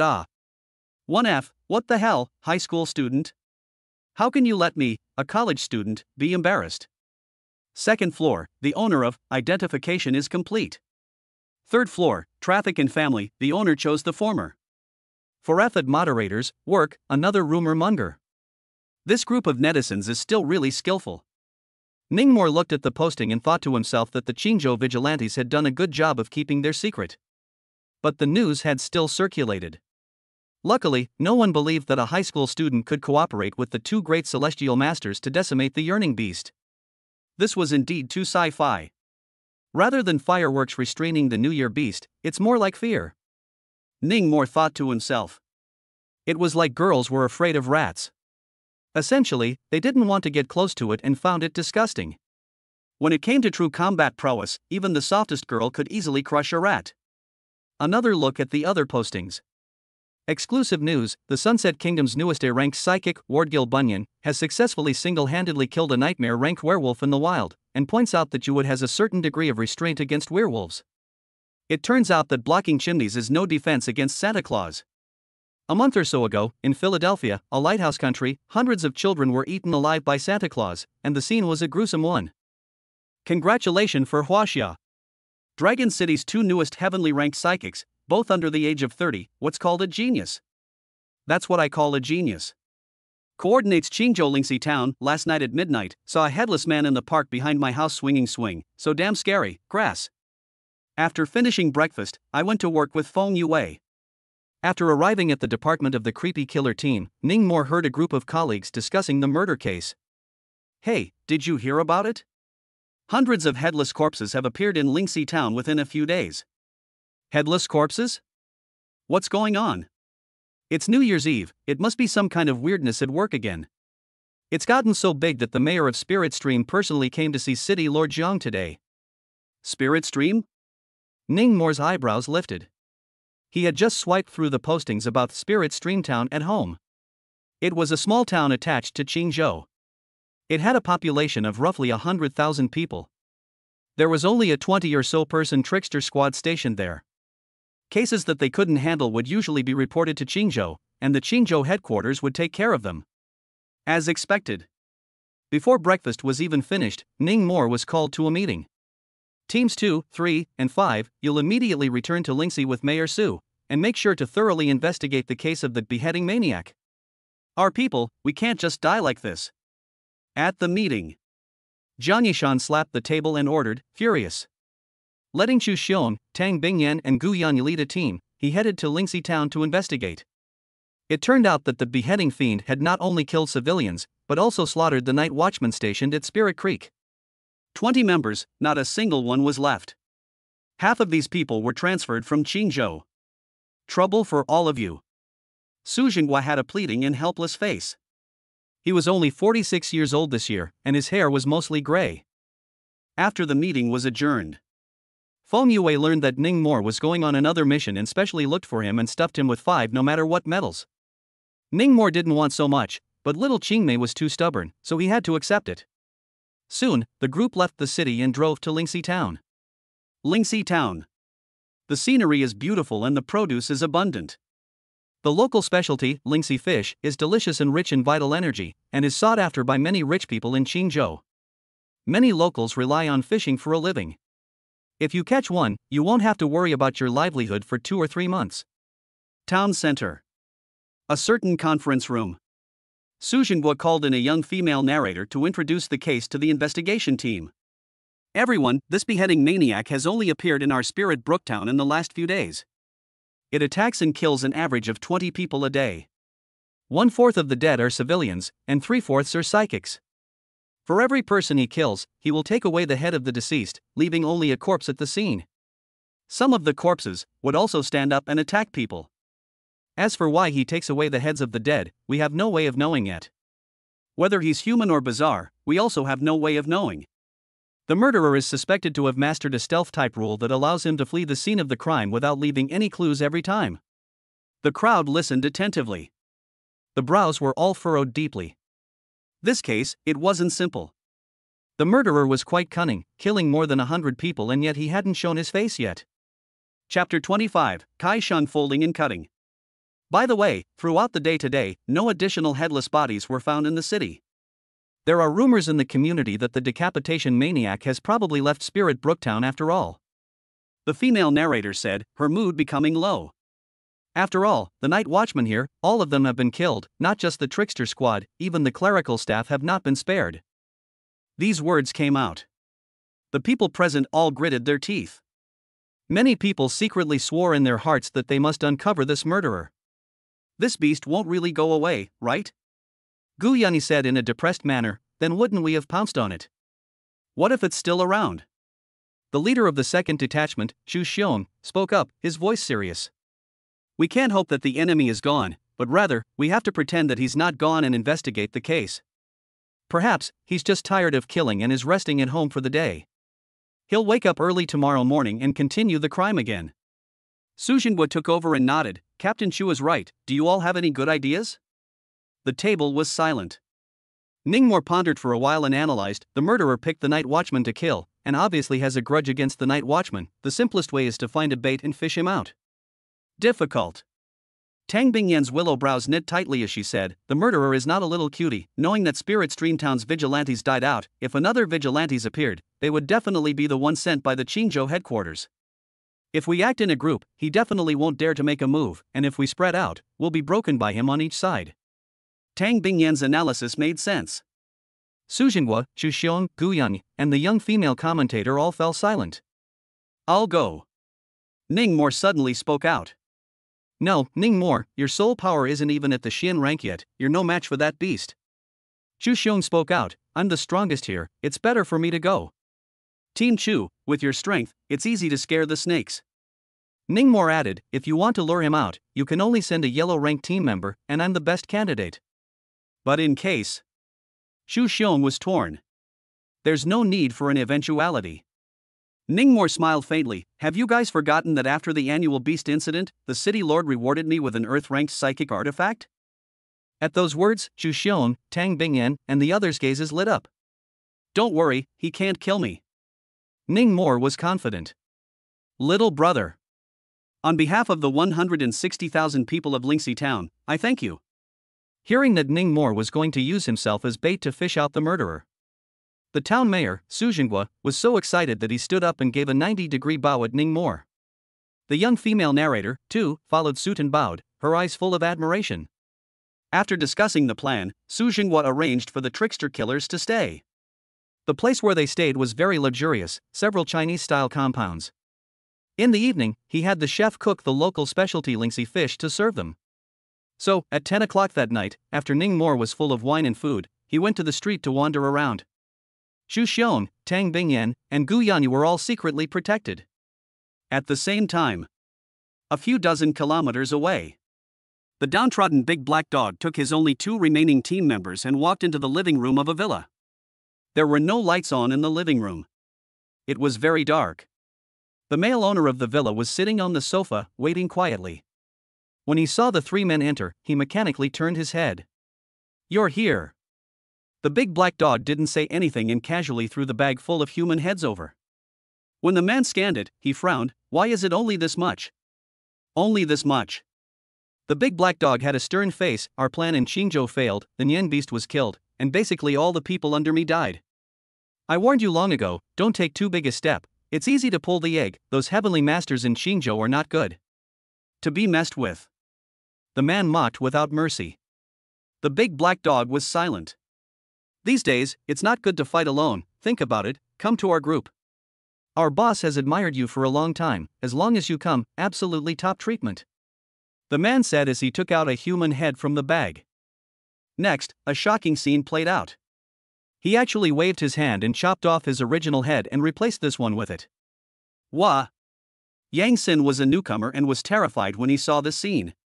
Old Man Jia had followed Big Black Dog for many years and had long gotten used to this scene. Humph, your boss, I'm only afraid that you've been admiring the rule of picking life folding and cutting in my hand for a long time, right? Big Black Dog sneered, poking through the other party's lie. Big Black, it's not that I'm talking about you, clutching such a strong rule in your hand and not using it. Aren't you occupying a latrine and not taking a? Our boss said, as long as you're willing to hand over the rule, the price, negotiable. The man said, twisting his neck, as if he was adapting to this new head. His body was also changing, his flesh and blood writhing and his head pulling up. In the end, it perfectly matched the stature of the head's original owner. Alright, when I want to sell it, I will naturally contact him. The big black dog was still perfunctory as usual. Then urged, move faster, I'm in a hurry to leave. You're still in a hurry? If it wasn't for waiting for you, I would have left 2 days ago. Where would I have stayed in this tight place for so long? But one thing is for sure, the taste of the spirit stream fish here is truly one of a kind, you have to try it. Saying that, the man took out an earth-colored mysterious beast skin and a fountain pen from his arms. Not in the mood. Big Black Dog clasped his arms to his chest and snorted coldly. The man shook his head, stopped talking, and focused on his work. Only to see that he spread the beast skin on the coffee table, then wrote the content of the rules read in his brain on the beast skin. The moment the tip of the pen was raised, the font twisted strangely, becoming a uniform size and automatically bolded, with the text centered. Then, as it was done, load and unload all 9 heads collected by the big black dog once. On the coffee table, 9 animal skins, lined up. 2 blue, 4 yellow, 3 white. Big Black Dog and his 2 men all turned their backs. 2 terror grade, 4 dangerous grade, and 3 harmless grade. This time, the quantity is a little less, the quality is okay. Finally, the man replaced his head. Then with a smile, he threw a blue beast skin, 2 yellow beast skins and a white beast skin to the big black dog. Same old rules, 1 person half. The big black dog didn't bother with him, put it in his pocket, turned around and left. Old Man Jia and Yang Sin silently followed behind. The night was low. The sky is snowing again. The cold and dark streets were suddenly broken by a series of footsteps. A few small, unkempt beggars drilled out from the alley and clustered in front of the trio. Do us a favor, Grandpa. Master, we haven't eaten for 3 days, give some food. Several small beggars knelt on the ground, not allowing the 3 to leave. They were starving and skinny, and some of them had disabilities. Very pitiful. The big black dog was silent for 2 seconds and slowly took out his wallet from his pocket. Which no, the leader of a small beggar suddenly jumped up, snatched the wallet. Then a group of small beggars dispersed. Looking for death. Yang Sin was furious. When he was about to chase, the big black dog waved his hand, forget it, there is not much money. Humph. Yang Sin resentfully stopped. I thought to myself that it is really a tiger falling down and being bullied by a dog. A group of small beggars, how dare they move the earth on the head of the Teiyuyu? Boss, this group of children, not right ah. The crippled old man opened his eyes and pointed at the group of escaping little beggars. The big black dog frowned. He bit through his middle finger and scratched on his eyes with blood. It also opened the eye. Only to see that a transparent silk thread, hanging over the heads of the group of little beggars, was manipulating them. The big black dog narrowed his eyes. Anger began to burn in his heart. Not much time passed. The group of little beggars ran into a remote, dilapidated temple. An old psychic master, who was old, was waiting here. My good children, did you have any harvest at night? The old psychic master asked with a smile. Here. The little beggar had handed the wallet he had just snatched to the old psychic.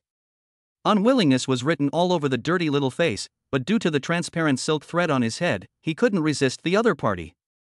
The old psychic took it, opened it, and his eyes immediately lit up. Only to see a pile of red $100 bills mixed with a few black bills. On the front side, it was written Xian Tong Yin and Yang, for the underworld, as well as the face value of 100.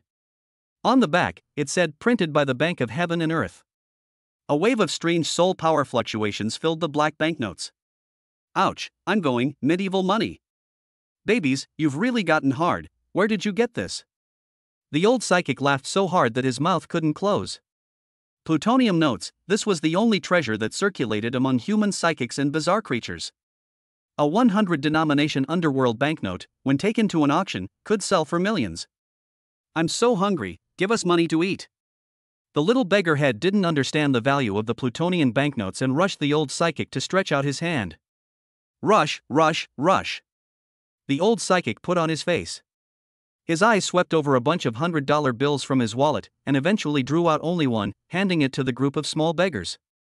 Not enough. The head of the little beggars borrowed the money and said, "Yaha is sick, I want to take her to the doctor." Roll, roll, roll. The old psychic kicked away the little beggar and took the money back. Toast to the wine, now even 100 are gone. You go to the back kitchen of the hotel to turn over the slop bucket, it's not impossible to live. You. The little beggar head angrily climbed up, wanting to find the old psychic master to fight for his life. But the old psychic master just squinted his eyes, and he fell to his knees with his heart like a knife. Rabbit brat, dare to make a move against your father? The old psychic master was so angry that he blew his beard and went up and snapped. Snap. And gave the little beggar head a few slaps. Knocked him dizzy, spit blood and planted. The other little beggars were terrified and shrunk into a ball. Looks like I have to give you some color today. The old psychic stared at the head of the little beggars who were spitting blood, his eyes showing a vicious color. Let me think, should I cut off your left hand or gouge out your right eye? I've long felt that you're not pathetic enough, this way, I should be able to beg for more money, hee hee hee. As he was saying, the old psychic suddenly realized that the group of little beggars in front of him, one by one, revealed an expression of horror to the extreme. Several of them were pointing at him, stuttering in fear, unable to say anything. Now you know you're afraid? Too late. The old psychic rolled up his sleeves and prepared to strike. Suddenly, a fishy odor came from behind. What's that smell? The old psychic sniffed his nose and twisted his head. In the darkness, a hideous dog's head that suppressed endless anger was glaring at him in death. The expression was so ferocious that it seemed as if it wanted to eat him alive. Caw! The old psychic didn't even have time to let out a miserable scream before his head was bitten off by the suddenly opened bloody mouth. Above the neck, it directly disappeared. Ah! The little beggars screamed and fled out of the broken temple. You! The head of the small beggars recognized the big black dog man, his body constantly trembling from fear, his face pale. Don't come over. Don't come over. He had blood seeping from the corner of his mouth, his legs were soft, and he sat paralyzed on the ground, not even having the strength to escape. The big black dog man ignored him. Picking up his own wallet, after drawing away the plutonium, the rest threw it on the ground. The little beggar head froze for a moment, stupidly looking at each other. The big black dog turned around and left. The back door. Old Man Jia and Yang Sen took in this scene. The expressions were somewhat complicated. Jia old man, the boss insisted on not using Zixing folding and cutting, it shouldn't be that he was. That year. After getting back on the road, Yang Sen suddenly thought of something and asked Jia Quan. Whom?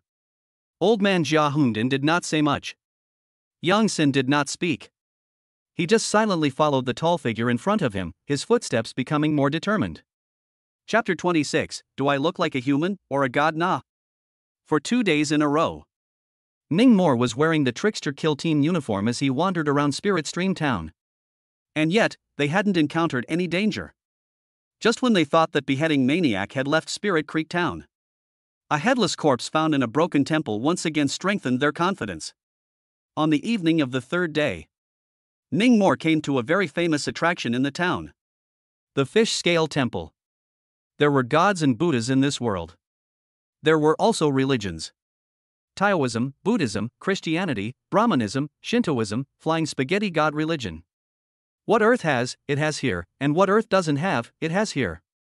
The difference was that the ones enshrined in the Blue Star temples were all heretical deities, at least in the eyes of Ning Mo, an Earthling. For example, this fish scale temple enshrines a deity called He Luo Yu instead of the 3 clearances and the 2 explanations. It was after 6 o'clock. Nightfall. Fish Scale Temple basically has no more tourists. Ning Mo in the temple on a pillar of incense, and then came to the back of the temple, pretending to patrol. Xu Xiong, Tang Bingyan, Gu Yun, and the others secretly followed. As they walked, between the mountains and forests, a cloudy wind suddenly blew. A few light footsteps came from behind. Accompanied by that, there was also a smell of meat. Ning Mo sniffed the eerie scent and quickly twisted his head. But saw nothing. Strange, I clearly smelled the scent of a chicken leg. It's still cumin flavored. Ning Mo scratched his head and continued walking forward. As he walked, he realized something was wrong. This was a road that he seemed to have traveled just now. Thus, he took out a willow from his backpack, stuck it in the ground, and continued walking forward. After walking for about a few hundred meters, he saw the willow he had stuck in the ground. Grass. Ning Mo opened his mouth to utter a nationalism. Ran into a ghostly wall. At this moment, in the eyes of Xu Xiong, Tang Bingyan, and Gu Yun, Ning Mo was standing still, his eyes staring straight ahead. There was no telling what he was looking at. Ning Mo, did you find anything? Tang Bingyan asked with her communication device. Without waiting for Ning Mo to reply, Xu Xiong's face changed and he suddenly shouted, "The murderer has appeared." What? Murderer? The entire team was attracted to him. In the Happy Mile neighborhood. Hurry! Xu Xiong only had time to explain one sentence before hurrying down the hill. The others quickly followed. Ning Mo, the murderer appeared in the Happiness Lane neighborhood, quickly follow. Tang Bingyan left a sentence behind and also hurriedly followed. And at this time, in front of Ning Mo's eyes, a child wearing a cloak and holding a chicken leg appeared. The child stopped in the middle of the road, gnawing on the chicken leg in his hand while staring at Ning Mo with green eyes, and an evil smile spreading from the corner of his mouth. Ning Mo took a closer look. What kind of child was this? It was clearly a weasel wearing human clothes and standing up. Moreover, it was cultivated into a spirit, and its body was permeated with strong soul power. The weasel finished gnawing on the chicken leg in 3 or 2 bites, threw the chicken bone away, and then asked Ning Mo with an evil smile. "Older brother, do you see me? Like a human or like a god na?" Ning Mo froze at the words. He had encountered the legendary Yellow Immortal sealing? The so-called Yellow Immortal seeking seal was actually stealing lives. If you say it's like a human, it'll destroy all of its moral skills, and it will retaliate madly against you for the rest of its life, pestering you until it dies. It will even plague your offspring until your whole family is dead. If you say that it is like a god, but can fulfill it to cultivate the right fruit, but you will therefore loss of fate, less decades to live our light. After all, sealing a god is the Jade Emperor's errand. At this moment, Ning Mo in front of this yellow fairy, body length is only 2 feet, hair blonde, voice sharp, almost like a female voice. It's probably a female yellow fairy that's cultivated into a spirit. The beheading demon didn't lure him out, but he bumped into the yellow-skinned immortal. How can we justify this? Older brother, do I look like a man or a god to you? Seeing Ning Mo's delayed response, Yellow Fairy became upset and asked for a second time. Raising his volume, his gaze was fierce, and his tone was threatening. Ordinary people who bumped into this kind of thing would have died of fright long ago. Ning Mo didn't panic at all. He had life-preserving cards. Tease it. Ning Mo got up the idea of spoofing and finally spoke. "Sorry, I don't understand what you're saying." "Sorry, I don't understand what you're saying." As soon as this English sentence came out, the air turned quiet. Just as Ning Mo was gloating, thinking that he had broken the game. The yellow-skinned man, however, showed a look of disdain and made a third inquiry. "My homie, do you think I look like a human or a god? Jailbird, do you think I look like a human or a god?" 3 question marks immediately appeared on Ning Mo's head. No, has this yellow skinny guy ever drank foreign ink? Is this the way to get a seal nowadays? "Little boy, I'm the Yellow Immortal, can't I cure you?" Yellow Pie snorted coldly in his heart. Not to mention English, Japanese, German, French, Spanish. This big fairy all know. Today encountered this great immortal, count your bad luck. The first approach was broken. Ning Mo did not panic, took out his cell phone from his pocket and made a call to his dead friend. It was connected a few seconds later. "Crooked? Brother Mo, haven't seen you for a few days, what are you doing?" "Out surfing the internet." Ningmore threw his cell phone to Yellow Pixie and said, "This is my brother Lu Wei, ask him for a seal, his soul power is stronger than mine." This time it was Yellow Pie's turn to be speechless. What kind of person actually use his own brother as a shield? To ask for a seal across the phone, there was no precedent for this in the 3 generations of its ancestors. Pa! Yellow Skin kicked the cell phone away and puffed up for a 4th inquiry. "Old folks. Do I look like a human or a god to you?" The tone of his voice grew cranky. If Ningmore didn't answer when asked 5 times in a row, then it would lose its eligibility to be sealed as a god, and it would be immortal with Ningmore for the rest of its life. It's a blessing that can't be avoided. There was no choice but to zoom in. Only to see that Ningmore took a deep breath and pointed at the yellow-skinned man and said quickly, "I see that you look like a blonde haughty beast-eared lowly with a height of 160 centimeters, white skin, big eyes, trillions of dollars in savings, heavily ranked soul power, and a liking for wearing JK, who is obedient to me to the end of her life, and who looks out for me in every way." Yellow skin? Soon. A dark blue ball of light surfaced in front of Ningmore. Yellowskin's begging for a seal, this is considered a rule? And it's still top terror class.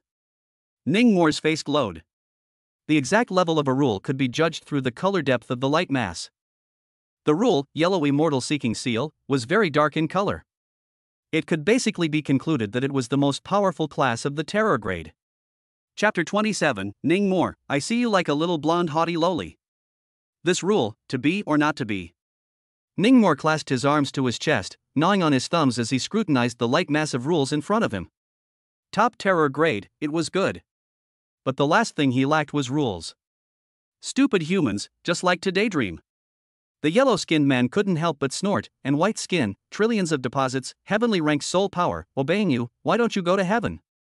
Hurry up and retell me, or this great immortal won't be able to spare you. Forget it, take it. Take a soul pet, and when you run into a refined circulation spiritist, you'll be able to deal with it as well. Ningmore stuck his hand into the dark blue mass of light and silently chanted mastery. In the next moment, the yellow-skinned body began to change. No, don't. Yellowskin's face finally changed. Its figure began to pull up, quickly reaching the 160 centimeters that Ningmore had spoken of. A JK uniform was put on it out of nowhere. The yellow hair all over its body also disappeared, and in its place was smooth, white skin like sheep's fat jade. There was also a head of soft and beautiful golden long hair and 2 lovely animal ears. The voice also changed drastically. From the sharp and shrill at the beginning, it turned into a kawaii lowly voice. In the end, an angelic, stunningly beautiful face and a devilishly fiery body were presented in front of Ningmore. I will fight you to mess with you. Yellow-skinned. No, now I should say blonde-haired lowly. Rushing over, she shone a whack at Ningmore's chest, crying and shouting. It was so hard for people to cultivate to the top of the terror grade. Nasty, nasty, nasty. Goodness. How did one's speech become like this? The little lowly was about to break down and wailed. At the same time, Ningmore, who had mastered the Yellow Immortal's rules of sequestering, had begun to see his soul power skyrocket. Guyani's breakthrough into the Xian rank had taken about 10 seconds. Ningmore took a full minute. Xian rank, finally breaking through. Feeling the tidal wave of soul power rushing through his body, Ningmore was excited. On the other side, little lowly's soul power also began to skyrocket. It quickly rose from terror grade to deadly grade, comparable to a human Earth rank psychic. However, Lori was still devastated. She had cultivated for more than 100 years, not to be a human soul pet. Turn around and let me see. Ningmore looked at the little blonde lowly in front of him and suddenly gave an order. The little lowly instinctively wanted to refuse. However, her body didn't listen to her commands and spun around in place.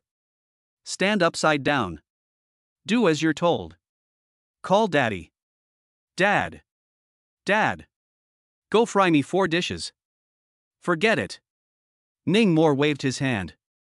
Spinning his arms around his chest, he once again acted like he was thinking, looking the little lowly up and down. What do you want to do? The little lowly hugged tightly the proud petite body that was completely inconsistent with her childlike face, revealing a wary gaze. This soul power fluctuation of yours, it seems like it hasn't reached the heavenly rank. It's only the early stage of the Earth rank. Ningmore's eyes showed skepticism. It seemed that not all adjectives would take effect. That $1 trillion deposit was nowhere to be found. What the hell do you want? The little lowly clenched her silver teeth, her eyes red. Not much, from now on I'll be your master, and you'll be my sole pet. Let's give you a name. Ningmore thought for a moment, just call it Jasmine. Yes, master. Master. Under the influence of the world's rules, the little lowly Jasmine had to agree even if she didn't. Still not collecting your illusions? Ningmore commanded. Yes. Jasmine's thoughts moved, lifting the ghostly wall. Only then did Tang Bingyan's voice enter Ningmore's ears. Ningmore, the murderer appeared in the Happiness Lane neighborhood, quickly follow him. Ningmore's face changed. The decapitation maniac had appeared? He hurriedly pulled out his cell phone and checked the location of the Happiness Lane neighborhood. Then he took Jasmine with him and rushed over as fast as he could. 10 minutes later, arriving at the crime scene, the murderer had long since fled. A family was killed. According to Tang Bingyan, the deceased was a member of the Spirit Creek Town Creepy Kill Team before he was born. Because he was afraid of death, he resigned a few days ago. Unexpectedly, the decapitation maniac still found him. And killed all of his wife and children as well. Ningmore, what's your situation? Why did you come so late? Gu Yan walked over and asked, even though we didn't block the murderer either, but you're late, a bit long ah. Chu Xiong and Tang Bingyan also cast inquiring gazes. When I was going down the mountain, I ran into a creepy. Delayed. Ningmore didn't say anything about Jasmine. Afterward, he walked into the crime scene to look at the bodies. A family of 3, the man had been decapitated, and the woman and child had been left whole. The scene was a mess, and there was blood everywhere. Ningmore's mood became heavy. This is the work of the headless man, isn't it? Jasmine poked her small head out of the backpack behind him and said as she scanned the corpses. Headless man? Ningmore frowned and lowered his voice as he asked, Jasmine, do you know who the murderer is? I know, that pervert who likes to chop off heads has only recently arrived in town. Jasmine smiled wryly and said, I know where he lives, as long as you give me back my freedom, I'll take you there, I'm familiar with Spirit Creek. Cut the crap, quickly say, where is he? Ningmore was furious. I have tracked him, he lives in Villa 1201 of Rosecourt. The rules he mastered are very strange. After beheading, as long as you plant someone else's head on yourself, you can become that person's appearance, so it's hard for ordinary people to catch him. I just don't know if he has moved. Jasmine was affected by the power of the rules and had to say what she knew. The heart was so depressed. If I had known, I wouldn't have talked too much. What? Ningmore was shocked at what he heard. There was actually such a terrible rule in the world? Villa 1201 of Rosecourt. Ningmore silently recited it once. Afterwards, he went out of the Happiness Lane neighborhood alone. He decided to do some reconnaissance first, and after seeing the murderer's person with his own eyes, he would then call Chu Xiong, Tang Bingyan, and the others together. Half an hour later. Arrived at the destination. Villa 1201 is very luxurious, covering an area of 1,000 square meters, equipped with a private garden and swimming pool. Not billionaires simply couldn't afford it. This beast, he's quite good at enjoying himself. Ningmore lurked on the roof of the villa next door, secretly observing. Not long after, he saw a handsome man in a white suit walk out into the garden and play with a little girl. The little girl called out Daddy Daddy, very happy. That's him. Jasmine saw the handsome man's face and said with certainty, he is the headless man. Are you sure? Ningmore asked. I saw with my own eyes that this man had his head chopped off by the headless man with a single slash, planted on his own body, and then drove a luxury car and came to this villa. Jasmine said, I was curious, so I followed over to see. So? This headless person can read other people's memories after installing someone else's head? Ningmore instantly thought carefully. No wonder the night watchman of Lingxi town had been unable to catch the murderer. With such a heaven-defying ability, as long as one didn't do anything wrong, who could catch it? Confirming the murderer, Ningmore immediately contacted his teammates. Not long after, the trickster kill team arrived. They directly commandeered the villa next door, lifting a crack in the living room curtains to observe the murderer. Ningmore, how did you know that the male owner of the villa next door was the murderer? Tang Bingyan was surprised. Remember when I came down from the cloud-hidden temple and ran into a creepy? Ningmore had already thought of a good way to say it. That creepy, a local ghost of Lingxi, told all the secrets he knew in order to save his life. The location of some rare ingredients, where it's easier to catch Spirit Creek fish, and also mentioned an evil psychic who can change heads. I was afraid that the ghost would trick me, so I asked for the address and came over to investigate first. And guess what I saw? The surroundings were quiet. Everyone was listening to him. I saw with my own eyes that the male owner of the villa next door took off his own head and his body was still able to walk. Xu Xiong, Tang Bingyan, and the others were stunned. Still able to move without his head? Was this a human or a ghost? Iron Head, Iron Fist, you guys immediately contact Mayor Su and notify the nearby residents to evacuate. Tang Bingyan trusted Ningmore. Immediately, she took action. 1 hour later, all the residents of Rose Court were evacuated. Then, led by Xu Xiong, the trick kill team directly broke into Villa 1201. Chapter 28, Capturing the Headless Man Alive, Mysterious Taiyang Skin. Ah! The villa's hostess was preparing dinner. She was startled by the sudden intrusion of Xu Xiong, Tang Bingyan, and the others. What are you? You guys? The hostess' expression was permeated with shock. We are the night watchman, ma'am, please remain calm. Tang Bingyan approached while placating. Old. The mistress had just shouted out a single word. Tang Bingyan's figure flashed and came behind her. A hand slash knocked her unconscious. Eh? The handsome man on the second floor seemed to have heard something moving. Wife. Shan. He came downstairs to check. Only to find his wife and daughter, both gone. The home was terribly quiet. Came to the living room. Suddenly, several swift figures sprang out from various corners of the sofa, bookshelves, curtains, etc., and attacked him with weapons. The man dodged several attacks in succession before he was finally decapitated by a long bronze-colored sword. But blood sprayed everywhere. The man's headless body staggered a few steps, but did not fall. The scene was bizarre and incomparable. Bastard, finally caught you. Xu Xiong held a long bronze-colored sword and cut his teeth in anger. Tang Bingyan, Gu Yan, Ningmore, and other team members surrounded him. Even outside the villa, manpower had been arranged. I'm curious, how did you guys find me? There was no panic in the headless man's tone, only intense curiosity. Only to see that his two thou heads turned into eyes and his navel turned into a mouth, looking very strange and disgusting. Go! Xu Xiong didn't have any nonsense and immediately greeted the crowd and charged up. Seek death. The headless man lifted the sofa off the ground and knocked away a few team members. Then from underneath the sofa, he picked up a 3-meter-long decapitating machete and swung it. He was very strong. It was on par with the earth-ranked Xu Xiong. Tang Bingyan and Gu Yan were both chopped by him. Jasmine! Ningmore shouted in his heart. Masters and soul pets, they could communicate through the mind. A beautiful golden-haired ferret immediately scurried out from behind the sofa. It cast an illusion spell in the air. A pair of beautiful green eyes seemed to carry magical powers, instantly mesmerizing the headless man. It made his movement of dancing swords stop. Die! Xu Xiong seized the opportunity, the muscles of his right arm bulging with veins.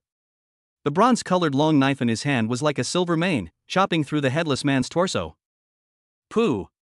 Fresh blood mixed with broken organs spurted out from the wound. The headless man was almost chopped at the waist by the knife. He no longer had the strength to resist and fell to the ground in convulsions. Blood flowed everywhere. Soon, several team members carried in a coffin from outside the house and threw the severely injured headless man inside. This was the soul-suppressing coffin, capable of sealing off soul power. Team Chu, congratulations on capturing the murderer alive, you've made a great achievement. Gu Yanyi came to congratulate him. He had a colorful arm, but there were no major injuries. Old Chu, awesome. Tang Bingyan also gave him a thumbs up. No, it's all because of the information provided by Ningmore. Xu Xiong smiled humbly. Strange, didn't they see Jasmine, why don't they ask me? Ningmore was curious in his heart. I mesmerized them all just now, no one saw me. Jasmine's haughty voice rang out from her mind. Humph, if it wasn't for me, this surname Chu, in a short period of time, couldn't take the headless man at all, and there's still a chance that he might have escaped. Just tell me, how can you reward me? Ningmore came to a sudden realization. No wonder no one had asked about that golden-haired ferret just now, so everyone had been struck by an illusion. Wanting to be free, no way.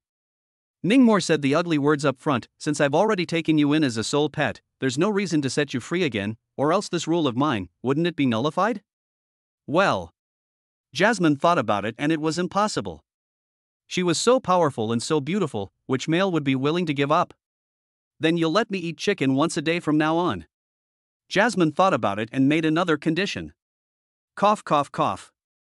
Ningmore coughed for a while, his old face turning red. Ningmore, what's wrong with you? Tang Bingyan cast a curious gaze, is it hurt somewhere? No. Ningmore waved his hand, his old face reddening. This chicken is not a chicken, don't think wrong. Jasmine did not have the good sense to say, from now on, you manage me a chicken every day, only then will I recognize you as my master, otherwise. I'd rather die than obey. Fine, manage one chicken a day. Ningmore smiled bitterly. This is more or less the same. Jasmine sullenly lost her voice. Team Chu. We recovered this from the room. At this moment, several trickster killers came down from the second floor. They were carrying a large bag. Inside the bag were animal skins of various different colors. Each one was rolled into a tube and tied tightly with a rope. It felt cold and hard to the touch, and would glow. What is this? A few of the younger team members, such as Ningmore and Gu Yun, asked curiously. Taiyang skin. Tang Bingyan recognized these colorful beast skins with a single glance and couldn't help but be slightly moved. Clearly she was well aware of the value of this pile of beast skins. Seeing a few young team members casting puzzled gazes, she explained. This is a rare beast skin from the extreme depths of the wilderness area. It can be used to record rules. At those words, Ningmore and Gu Yan's faces changed. Record rules? There was actually such a thing in the world?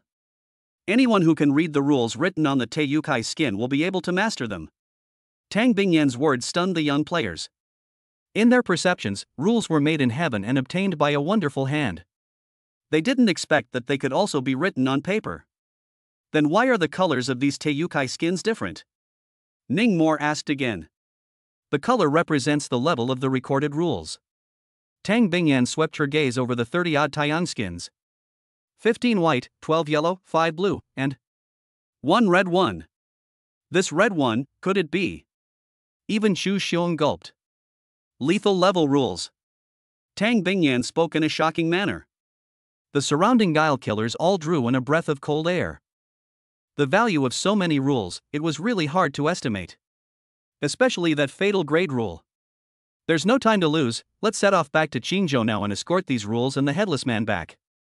Xu Xiong tied up the bags and said to Tang Bingyan, Bingyan, you three teams stay behind, the town can't be without a night watchman. Line. Tang Bingyan's expression carried some hesitation. But in the end, it still agreed. Xu Xiong was afraid that the night would be long and dreamy, so he didn't even eat dinner before taking the people on the road in a hurry. It would take roughly 3 days for the Qingzhou headquarters to select a new night watchman unit to come over. This meant that the 3rd detachment would have to stay in Lingxi town for 3 more days. The next day, the news of the arrest of the beheading frenzy spread throughout Lingxi town. The dark cloud that had been hanging over the town finally dispersed. People cheered and ran around. Some people didn't know where they had found out where the trickster squad lived, and blocked the door with many fruits and vegetables and eggs, and even spirit stream fish, and had to thank them. Captain Tang, thank you so much. You have gotten rid of a great evil for Lingxi and saved more than 100,000 people from the fire. Su Jingguo was so excited that he was on the verge of tears as he led the people to the door to pay their respects. Mayor Su, this is all what we should do, no need to be so polite. Tang Bingyan greeted with a smile. Captain Tang, we don't have many good things in Lingxi, only this fish is still worth some money. Saying that, Su Jingguo had someone pick 2 quarts of fish in. The quantity was more than 20. Ningmore swept a glance and his eyebrows lifted gently. So many spirit stream fish? This town mayor is generous enough, it's not like he's asking for something again. He thought inwardly. Sure enough. After exchanging a few pleasantries, Su Jingguo said with a bit of difficulty, Captain Tang, I know that you guys went through a lot of effort to catch the murderer, so you must be very tired right now. Chapter 29 Haixiazi Mountain, 100 years old willow tree. Mayor Su, you might as well be straightforward if you have something to say. Tang Bingyan could see that Su Jinghua had something in his words. Su Jinghua was a little difficult to speak. It is that in recent days, the bizarre creatures near the Lingxi River, the more they gather, yesterday there were 2 fishermen in the fishing, were drowned in the water. Is it because the town is without a night watchman? Tang Bingyan's face didn't look too good when she heard that someone had died. Su Jinghua looked sad. The new night watchman troops won't arrive until 3 days later, so I want to trouble you guys and help clean up the river's weirdness first. This is our part, we'll set off right away. But these fish, please also ask the town mayor to take them back. Tang Bingyan said with a serious face. This won't do, absolutely not. Su Jinghua hastily waved his hand. Both sides excused themselves from each other for nearly 5 minutes.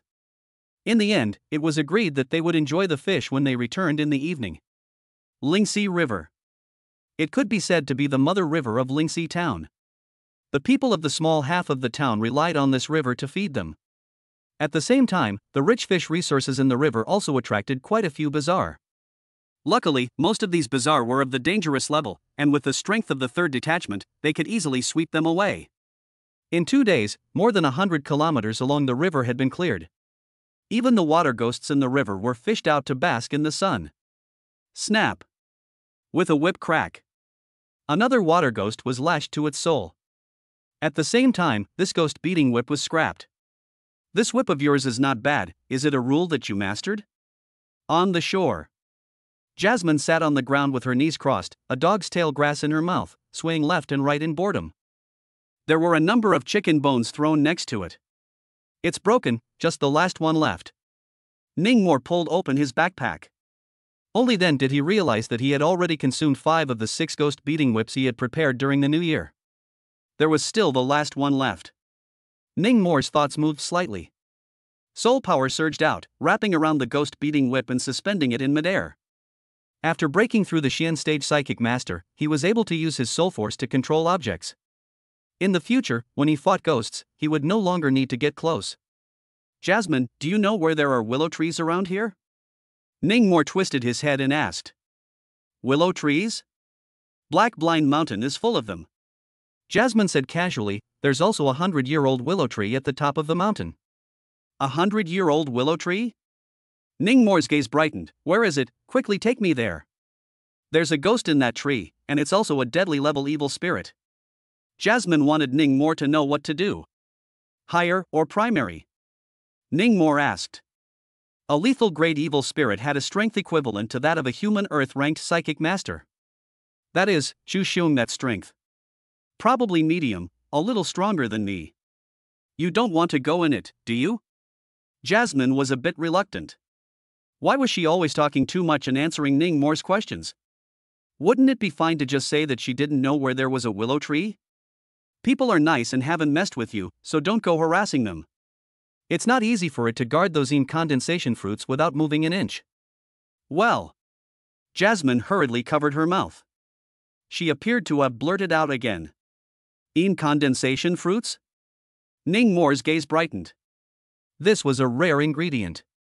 Only in-attribute trees that were over 100 years old could bear it.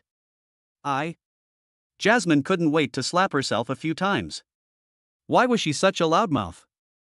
Afterwards, Ningmore told Tang Bingyan that he was going up the mountain to fold some willows and would be back in a while. Tang Bingyan knew that he had an Earth-ranked psychic object protecting his body, so she was relieved to let him go and gave him a car. 40 minutes later. Ningmore carried Jasmine and climbed to the top of Black Blind Mountain. Along the way, he was killing ghosts when he encountered them, and breaking willows when he encountered them.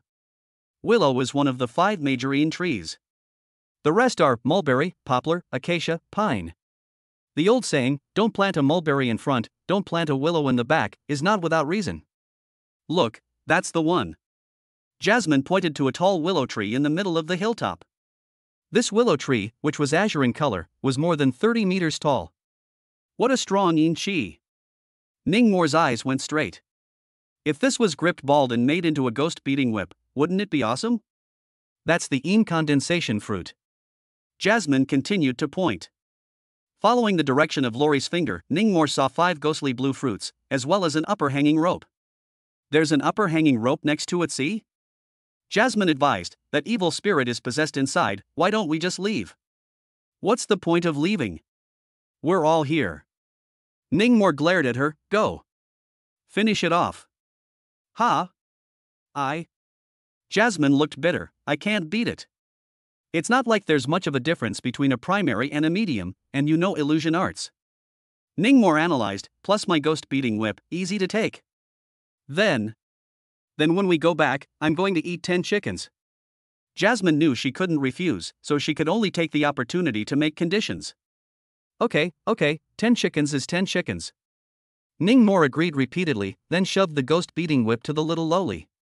Go! The poor little lowly was forced into battle. Woo-woo! As Jasmine approached, a gloomy wind rose at the top of the mountain. The dried corpses in the trees shook. An evil spirit with its tongue sticking out in cloaked hair, drilled out from the corpse. Suspended in mid-air, it glared at Jasmine in death. So it's a hanging ghost. Ningmore observed from the shadows. It's you again. The hanged ghost's speech was slurred due to the fact that it was spitting out its tongue. It glared at Jasmine and said viciously, get out of here or I'll kill you. Jasmine was too lazy to talk nonsense with it, and with a hand gesture, she directly cast an illusion spell. The original light golden colored pupils instantly became turquoise as blue. Soul power surged out like a tidal wave.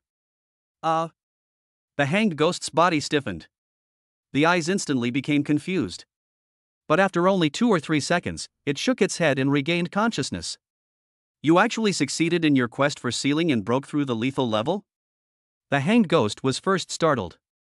Immediately, the color of greed appeared under its eyes. Well, after swallowing your soul, it's guaranteed that I'll be able to break through the higher lethal grade. Die. The words were spoken. Its figure lunged over. The speed was as fast as lightning. Seeing that the illusion failed, Jasmine could only hope for Ningmore's ghost beating whip. Snap. She used her soul power to manipulate the whip and lashed it solidly against the hanging ghost. The hanged ghost drew a breath of cold air in pain. But that was all. It didn't even make its body smaller. Deadly grade ghosts had an obvious resistance to low-grade psychic weapons. What a pit! Jasmine couldn't help but spit out. She had no choice but to keep dodging and circling the hanging ghost. From time to time, she used her illusion to control it a bit, trying to buy time for her unreliable master. On the other side, Ningmore quietly circled back and came to the century-old willow tree. He didn't bother picking the 5 incandescent fruits. First, he gathered a large bundle of willow down and, as fast as he could, braided it into a whip. Then injected soul power. Fortunately, he had already broken through the Xian rank, and his soul power had skyrocketed quite a bit. Otherwise, even if he was drained, he wouldn't be able to fill this 100-year-old willow. Jasmine, proceed. It took about 10 minutes to make an upgraded version of the ghost-beating whip. He called out to Lori with his heart and threw the whip over. Jasmine caught it with her soul power and smacked it in the face of the pouncing hanging ghost in a smooth manner. Splat! Directly to the face, it opened wide. The hanged ghost was just about to laugh maniacally and yelled, "Your broken whip is useless."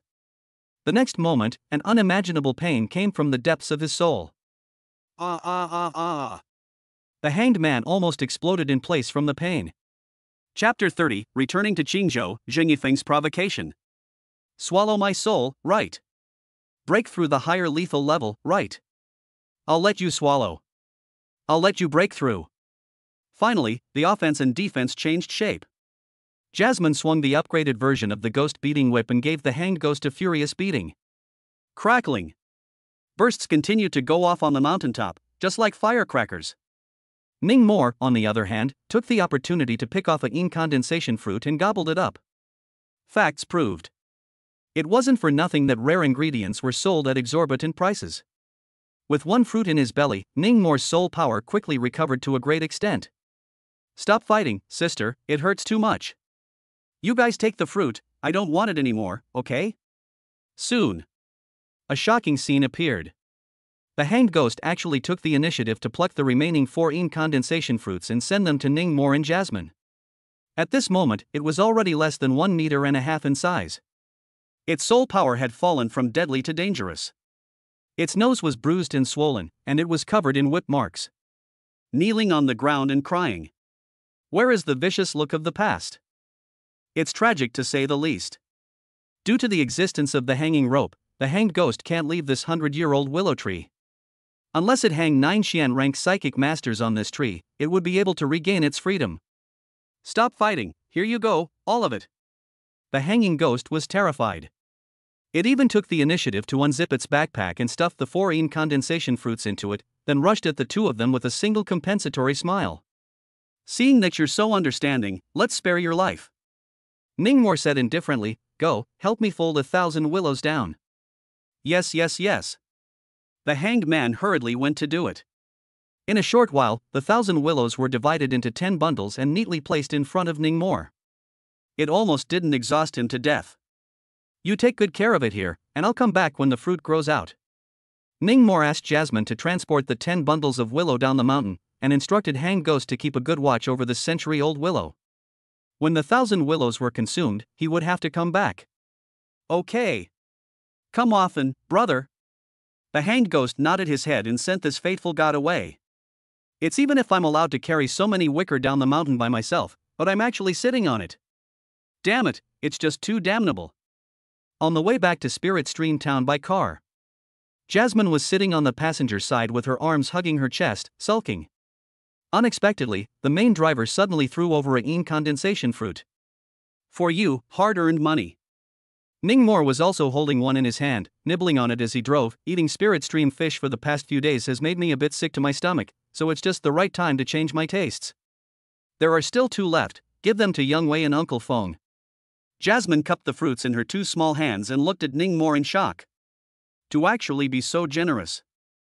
To be honest, Jasmine was a bit surprised.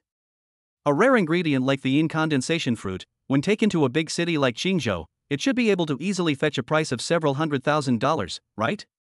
The next day, the new vigilante troops arrived at Spirit Stream Town and handed over their work to the 3rd detachment.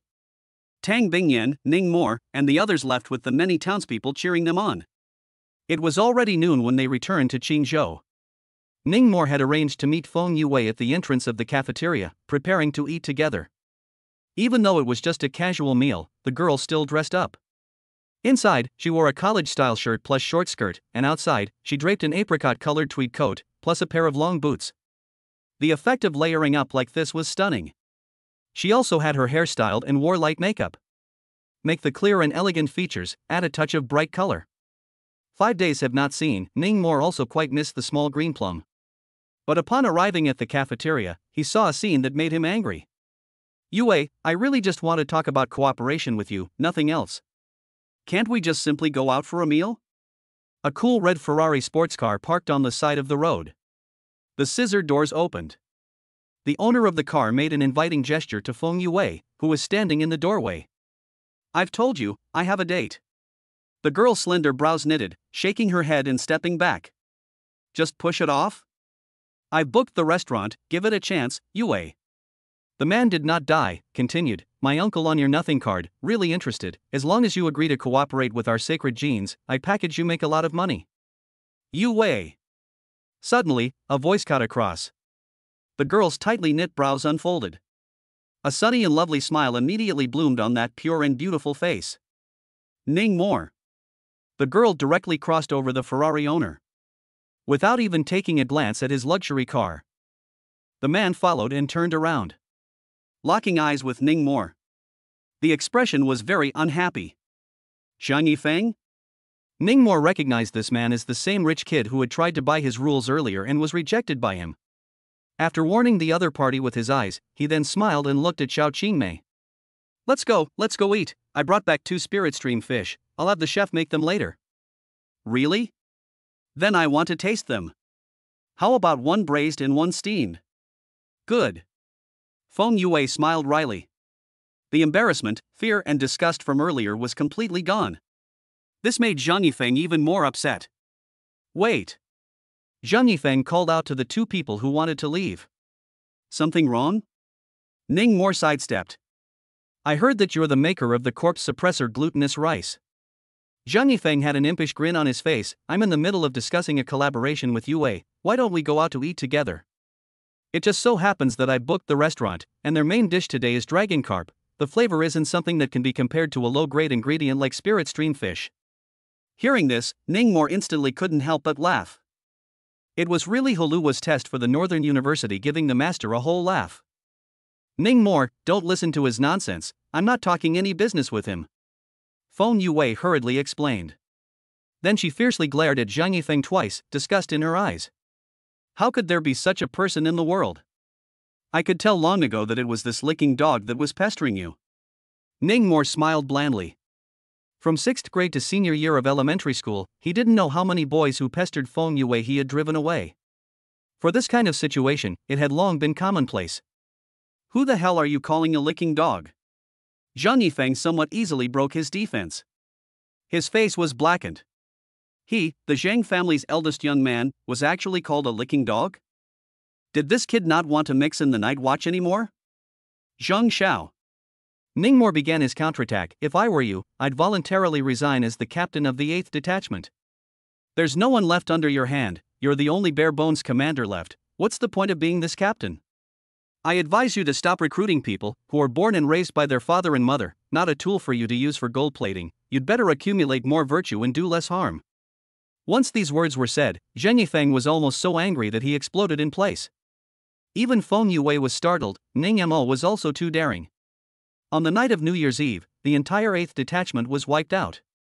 Only Zhang Yifeng survived by relying on his advanced equipment. Many people had some complaints about this. However, due to Zhang Yifeng's status, no one dared to mention this in front of him. Deliberately exposing my scars, Ningmore, you seek death. Zhang Yifeng's eyes were red with anger as he glared at Ningmore. The latter, however, only smiled faintly. Let's go, let's eat. Too lazy to bother with this stupid fork. Ningmore brought Feng Yue with him as he prepared to leave. Right at this moment, the furious Zhang Yifeng pulled out a token from his pocket. Woo, woo. Immediately, the surroundings were filled with gloomy winds and ghostly cries. A cloaked ghost of an ancient soldier drilled out of the token. Chapter 31 Top Terror Level Rule. What a strong soul power fluctuation. Who has the guts to summon a ghost spirit in front of the cafeteria? Zhang Yifeng? Is he crazy? This is a serious disciplinary offense. The entrance to the cafeteria. 30 to 50 vigilantes quickly gathered. There were those from the Trickster Kill Team, those from the Intelligence Department, and those from the Logistics Department. The moment Zhang Yifeng summoned the ghost spirit, his eyes were attracted. Be careful, it's coming at you. Jasmine's reminder came from Ningmore's backpack. As soon as the words left her mouth, the ghost spirit soldier slashed at her with a sword. However, instead of the blade, the back of the sword was used. Apparently Zhang Yifeng didn't dare to actually kill anyone, and just wanted to beat Ningmore up to take out his anger. Ningmore dodged away as he wrapped his arms around little Qingmei. Ka Qing! A sword slashed onto the ground. The marble floor was smashed, and rubble flew. Feng Yue was terrified. How could she not have expected that Zhang Yisheng would become infuriated and directly strike at them? Wasn't he afraid of being expelled from the Trickster Kill Team? 1 by 1, 2 by 2, you all think that I, Zhang Yifeng, have come to the vigilantes to gild the lily and think that I'm a waste and a dude, right? Fine, fine, I'll show you all today, my true strength. Go! Zhang Yifeng pointed at Ningmore. The ghost spirit soldiers once again swung their swords and charged over. Ningmore, be careful. Feng Yue hurriedly warned, this ghost spirit has the strength of a high terror rank. High terror level? This strength is close to Captain Feng. Zhang Yifeng has a deep hide. Don't even look at the spectacle, quickly stop him. At that moment, several vigilantes with Xian rank strength were about to step in to help. However, they only saw that Ningmore pulled out an azure-colored whip from his backpack and took the initiative to meet him. Splat! A whip lashed out at the ghost spirit soldier's face. Unsurprisingly, the ghost spirit soldier let out a miserable scream like he had lost his life. The weapon didn't even hold steady, and with a bang, it fell to the ground. Snap! Snap! Snap! 3 more lashes. The ghostly soldier covered his face, his head, and his butt. In the end, the pain was too much to bear and turned into a wisp of green smoke, drilling back into Zhang Yifeng's token. Saying nothing, he refused to come out. This Zhang Yifeng man was dumbfounded. He knew that Ning Mor had a psychic weapon that could restrain ghosts. But he didn't expect it to be this powerful. Just as he was thinking, a whip shadow had arrived in front of him. Snap! Snap! Ning Mor split his head and gave Zheng Yifeng a beating. Who said that the ghost-beating whip could only hit ghosts? It was just as powerful when hitting people. Ow! Stop! Don't! Ah! Ning Mor Yuao! Zheng Yifeng was pumped like a gyroscope. Spinning, jumping, I closed my eyes. Before long, his face was covered in red whip marks. Didn't you want to show me your true strength? You show me instead. Ning Mor taunted as he lashed. As more and more onlookers gathered, Zheng Yifeng was completely enraged. Fine, I'll let you see it. My second rule. Zheng Yifeng clenched his teeth, and with a flinch in his heart, he unleashed the power of his rule. A few Xian rank vigilantes who had intended to persuade a fight, 3 of their torsos shook and their gazes became dull. Then surprisingly, they pulled out their psychic weapons and attacked Ning Mor. What? Ning Mor frowned slightly and quickly dodged. The 3 Xian-ranked vigilantes looked as wooden as if they were possessed by ghosts, and kept chasing after Ning Mor. Ha ha ha, Ning Mor, let you run wild again. This rule, but my uncle spent tens of millions of dollars to buy it for me. You're still the first to see it, you should be honored. Zheng Yifeng stood in place and laughed. What is this situation? How did Zhu Jiqiang and the others help Zheng Yifeng beat up Ning Mor? Need you ask, it must be Zheng Yifeng's second rule's ability. What kind of rule is this? It's too rogue. The onlookers were talking. Many were in the way of the Zhang family's power and dared not speak out. Feng Yaowei's heart was burning with anxiety, holding the 2 no matter what cards, she rushed up with her eyes closed. Although she knew she had no fighting ability, she really couldn't bear to see Ning Mor get beaten up alone. Jasmine! With Ning Mor's soft shout. The little loli in the backpack finally struck. Her turquoise spectral eyes opened, and her soul force surged out like a tidal wave. In an instant, it enveloped the entire field. The illusion spell was unleashed. Zheng Yifeng and the 3 helpers under his control were frozen in place as if they were possessed. In the next moment, Ning Mor scurried out like a cheetah, crossing over the 3 and charging straight at Zheng Yifeng. With his fist poised, he ruthlessly slammed into the bastard's stomach. Vom! Zheng Yifeng was punched into a Samsung folding screen, then flew out like an Indian flying cake. The illusion was lifted. Ning Mor maintained the swinging motion and stood where Zheng Yifeng had just been. Zheng Yifeng, on the other hand, was lying in a flower bed a dozen meters away spitting out blood. His features were twisted in pain, he was grimacing, and he couldn't say a word. The onlookers were confused. What was the situation? How did Zheng Yifeng lose in the blink of an eye? At this time, those 3 controlled Xian rank vigilantes also came to their senses. Standing in place and scratching their heads, they had no idea what had happened. Ning Mor. Feng Yue jogged all the way to Ning Mor's side. Only after seeing that the latter was fine did she say in surprise, "Won. You won, you're great. It's just a small thing." Ning Mor pretended to be relaxed. But in reality, the second rule that Zheng Yifeng had mastered was completely out of his expectation. He was actually able to control 3 Xian rank psionics and use them for him. If not for the fact that he had a lethal rank soul pet, he really wouldn't have been able to defeat them. Shortly after the battle ended, the guards arrived at the scene. Detachment leaders such as Tang Bingyan, Feng Zhaojun, and Gu Yanyi also rushed over. After understanding what happened, Zheng Yifeng was immediately taken away. Ning Mor had acted in self-defense, plus he had merit, so he wasn't punished. Sha Mor, did you break through the Xian rank? Feng Zhaojun noticed the unusual soul power fluctuations in Ning Mor's body and couldn't help but ask. Xian rank. Tang Bingyan, Gu Yanyi, and Feng Yue were all surprised. Yes, I broke through in Spirit Stream Town.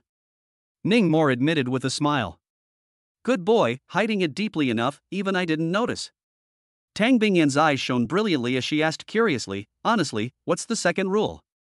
Bingyan, this isn't something that's good to talk about. Feng Zhaojun hurriedly stopped it.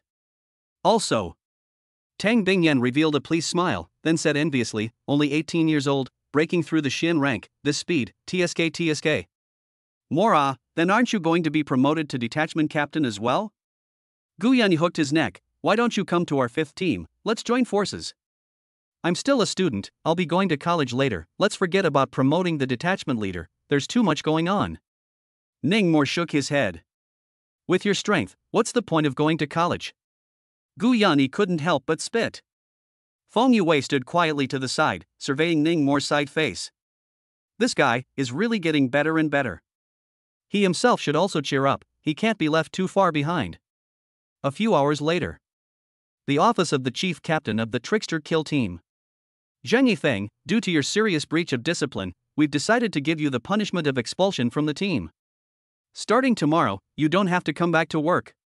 Wang Hum slammed a copy of the disciplinary decision in front of Zheng Yifeng with force. Then he told him to get lost. But just then, he received a phone call.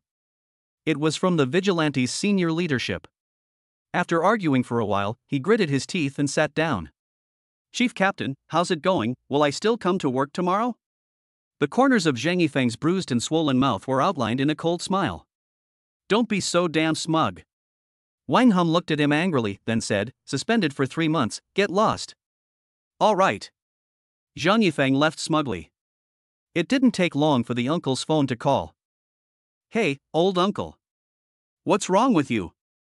It's not even if you fought, you haven't fought yet, shame on you. On the other end of the phone came the angry scolding sound of a middle-aged man. Old uncle, this rule you bought me, is there a problem? Zheng Yifeng said in a depressed manner, how else could that kid beat me? 1 good man, 3 helpers, this is a top terror level rule. Do you know how much I spent on it from the auction? I think you have a problem. The middle-aged man angrily rebuked a few times. After calming down, he asked, the kid who beat you up, what's his name? Ningmo. The 4th detachment of the Trickster Kill team, the adopted son of the captain Feng Zhaojun. Zheng Yifeng gritted his teeth at the mention of this name. I'll personally make a trip to the Night Watchman's headquarters tomorrow. The middle-aged man snorted coldly, my Yan Jian's nephew is not that easy to beat. After saying that, he hung up the phone. Old uncle is actually going to personally come and help me out. Zheng Yifeng was overjoyed. Ningmo, you little brat, wait to roll out of here, huh? Chapter 32, Sacred Gene, Yan Jian. Returning home at night. Ningmo took out 2 incandescent fruits and gave them to Feng Zhaojun and Feng Yue. Saying that they were picked in the wilderness area near Spirit Stream Town, there were a total of 5, and he ate 2 of them himself. Feng Yue cheered. Feng Zhaojun, however, smiled and politely refused. The reason was simple. His soul power had reached the peak of the Xian rank. Without mastering the next rule and breaking through the realm, he could no longer absorb soul power. Dad, so do you have your next rule? On the dining table. Feng Yue asked while chewing and eating the incandescent fruit. On the chief captain's side, it's applying for a rule for me. I guess it won't take long for it to be approved. Feng Zhaojun replied with a smile. Really? That's great. Feng Yue was delighted. Ningmo was also putting his heart down. Since the Vigilantes had an internal cultivation program for Uncle Feng, there was no need for him to be nosy. Little more, the second rule you've mastered, do you want to tell Uncle about it? Uncle swears that it's just to help you analyze it, it won't be spread out. Feng Zhaojun was happy today and drank some wine, using the strength of the wine to ask. I also swear that I won't spread it out. Feng Yue raised her small hand.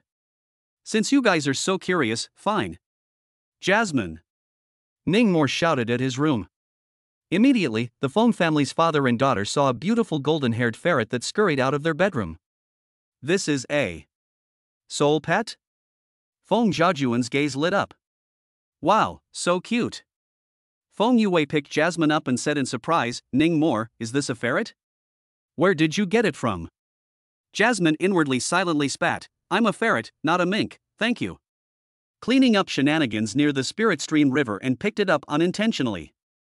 Ningmo casually made up a story. Saying that Jasmine was being chased by an evil spirit, she saved it, and it recognized herself as its master. He didn't expect it to trigger a rule, or a high terror level. He then mastered it by the way. Xiaomor, does this squirrel have any abilities? Feng Zhaojun asked with a frown, as a soul pet, just being pretty won't do. Jasmine almost exploded, I'm a weasel. Weasel ah. Of course it has abilities, Jasmine can do illusions. Ningmo replied with a smile. Illusion? Feng Zhaojun was surprised. In the next moment, the Ningmo in front of him suddenly turned into a zombie, hissing and lunging at him. Feng Zhaojun was so frightened that he got up violently and copied the black umbrella. "Jasmine, no rudeness allowed," Ningmo bellowed. The illusion faded. Jasmine bristled. "Who let him call me a squirrel?" What a powerful illusion. Feng Zhaojun was a bit excited and said to Ningmo, "Xiaomor, you've gotten lucky, this hamster isn't simple, you cultivate it well." Jasmine was speechless. "You're the hamster, your whole family is a hamster." Ningmo smiled and nodded, saying, "Then let it stay in our house." "Hooray, we have a pet in our house." Feng Yue was very happy and decided to go to the Seoul pet store tomorrow and buy Jasmine a ton of food and supplies. Later in the evening, Ningmo educated Jasmine in her room. She was told that she was not allowed to hurt Uncle Feng and Yue, and that teasing was not allowed. Also, only when the two of them were alone could she keep her human form. In front of outsiders, she would always turn into her beast form. Why? Little Loli was eating a roasted chicken, her mouth full of oil, mumbling indistinctly, "After I succeeded in my quest for sealing, my human form is my true body, turning into beast form will consume my soul power." "Just do it, where's all the nonsense?" Ningmo said with little patience. In fact, he was afraid that Feng Yue would be jealous. After the successful sealing, Jasmine's angelic face and devilish body could only be described as 3 years of blood money. Death penalty is not a loss. Who is comfortable with her being in the same room with him? Soul pets are different. There will never be a psychic who will lay hands on his soul pet, right? The next morning, she woke up early. Ningmo felt a tightness in his chest. When he opened his eyes, little Loli was lying on his chest, huffing and puffing. "Nima, when did you climb up here?" Ningmo picked her up and casually threw her onto the couch. "Didn't I tell you to sleep on the sofa? What are you doing climbing up on me?" The little Loli rubbed her drowsy eyes and yawned. "I'm used to sleeping in mass graves holding corpses." Ningmo was petrified on the spot. "Xiaomor." Suddenly, Feng Zhaojun's voice came from outside the house. "There's an incident in the team. The chief captain wants you to go over immediately." 10 minutes later. Night Watchman Headquarters. The Trickster Kill Team's office building. Feng Zhaojun led Ningmo into the conference room.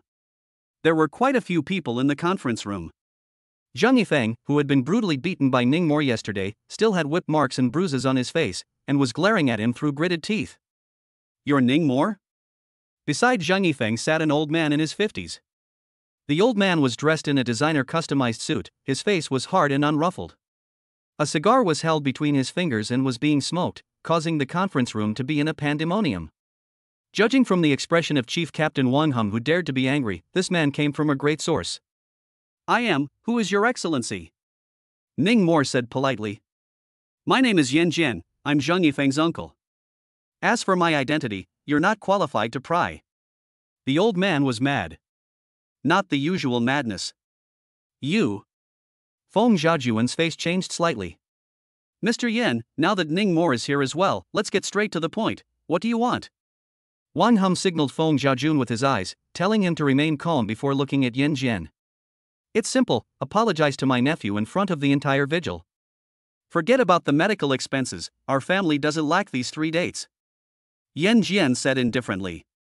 "Apologize?" Ningmo couldn't tense up. "It was your nephew who started the fight, why should I apologize? Just based on the fact that we, Sacred Gene Group, are the largest supplier of psionic items to your Qingzhou vigilantes and provide you with up to $1 billion of financial assistance every year, is this reason enough?" Yan Jian was unapologetic. It was all about pressuring people with power and forcing you to bow down. Feng Zhaojun and Wang Hum's faces were dark. Although the vigilante was an official force, it was still more or less constrained by capital in its daily operations. There was just too much money to be spent on dealing with shenanigans. Or, there is another option. Yan Jian's words changed and suddenly replaced with a friendly smile. "Cooperate with our Sacred Gene Group." "Cooperate?" Ningmo frowned. "I know that you're the maker of the recently popular corpse suppressor glutinous rice." Yan Jian took a drag on his cigar, followed by a tactical backward lean. An ambitious gaze appeared in his eyes. "As long as you sign an exclusive supply contract with our group, in the future, all the corpse suppressor glutinous rice can only be sold to our group, and yesterday's matter will be written off. Don't worry about the price, it's definitely more profitable than if you sold it to that kid Max Zichang." Hearing the name of Brother Piss Seller, Ning Mo's complexion flinched slightly. The other party had investigated him.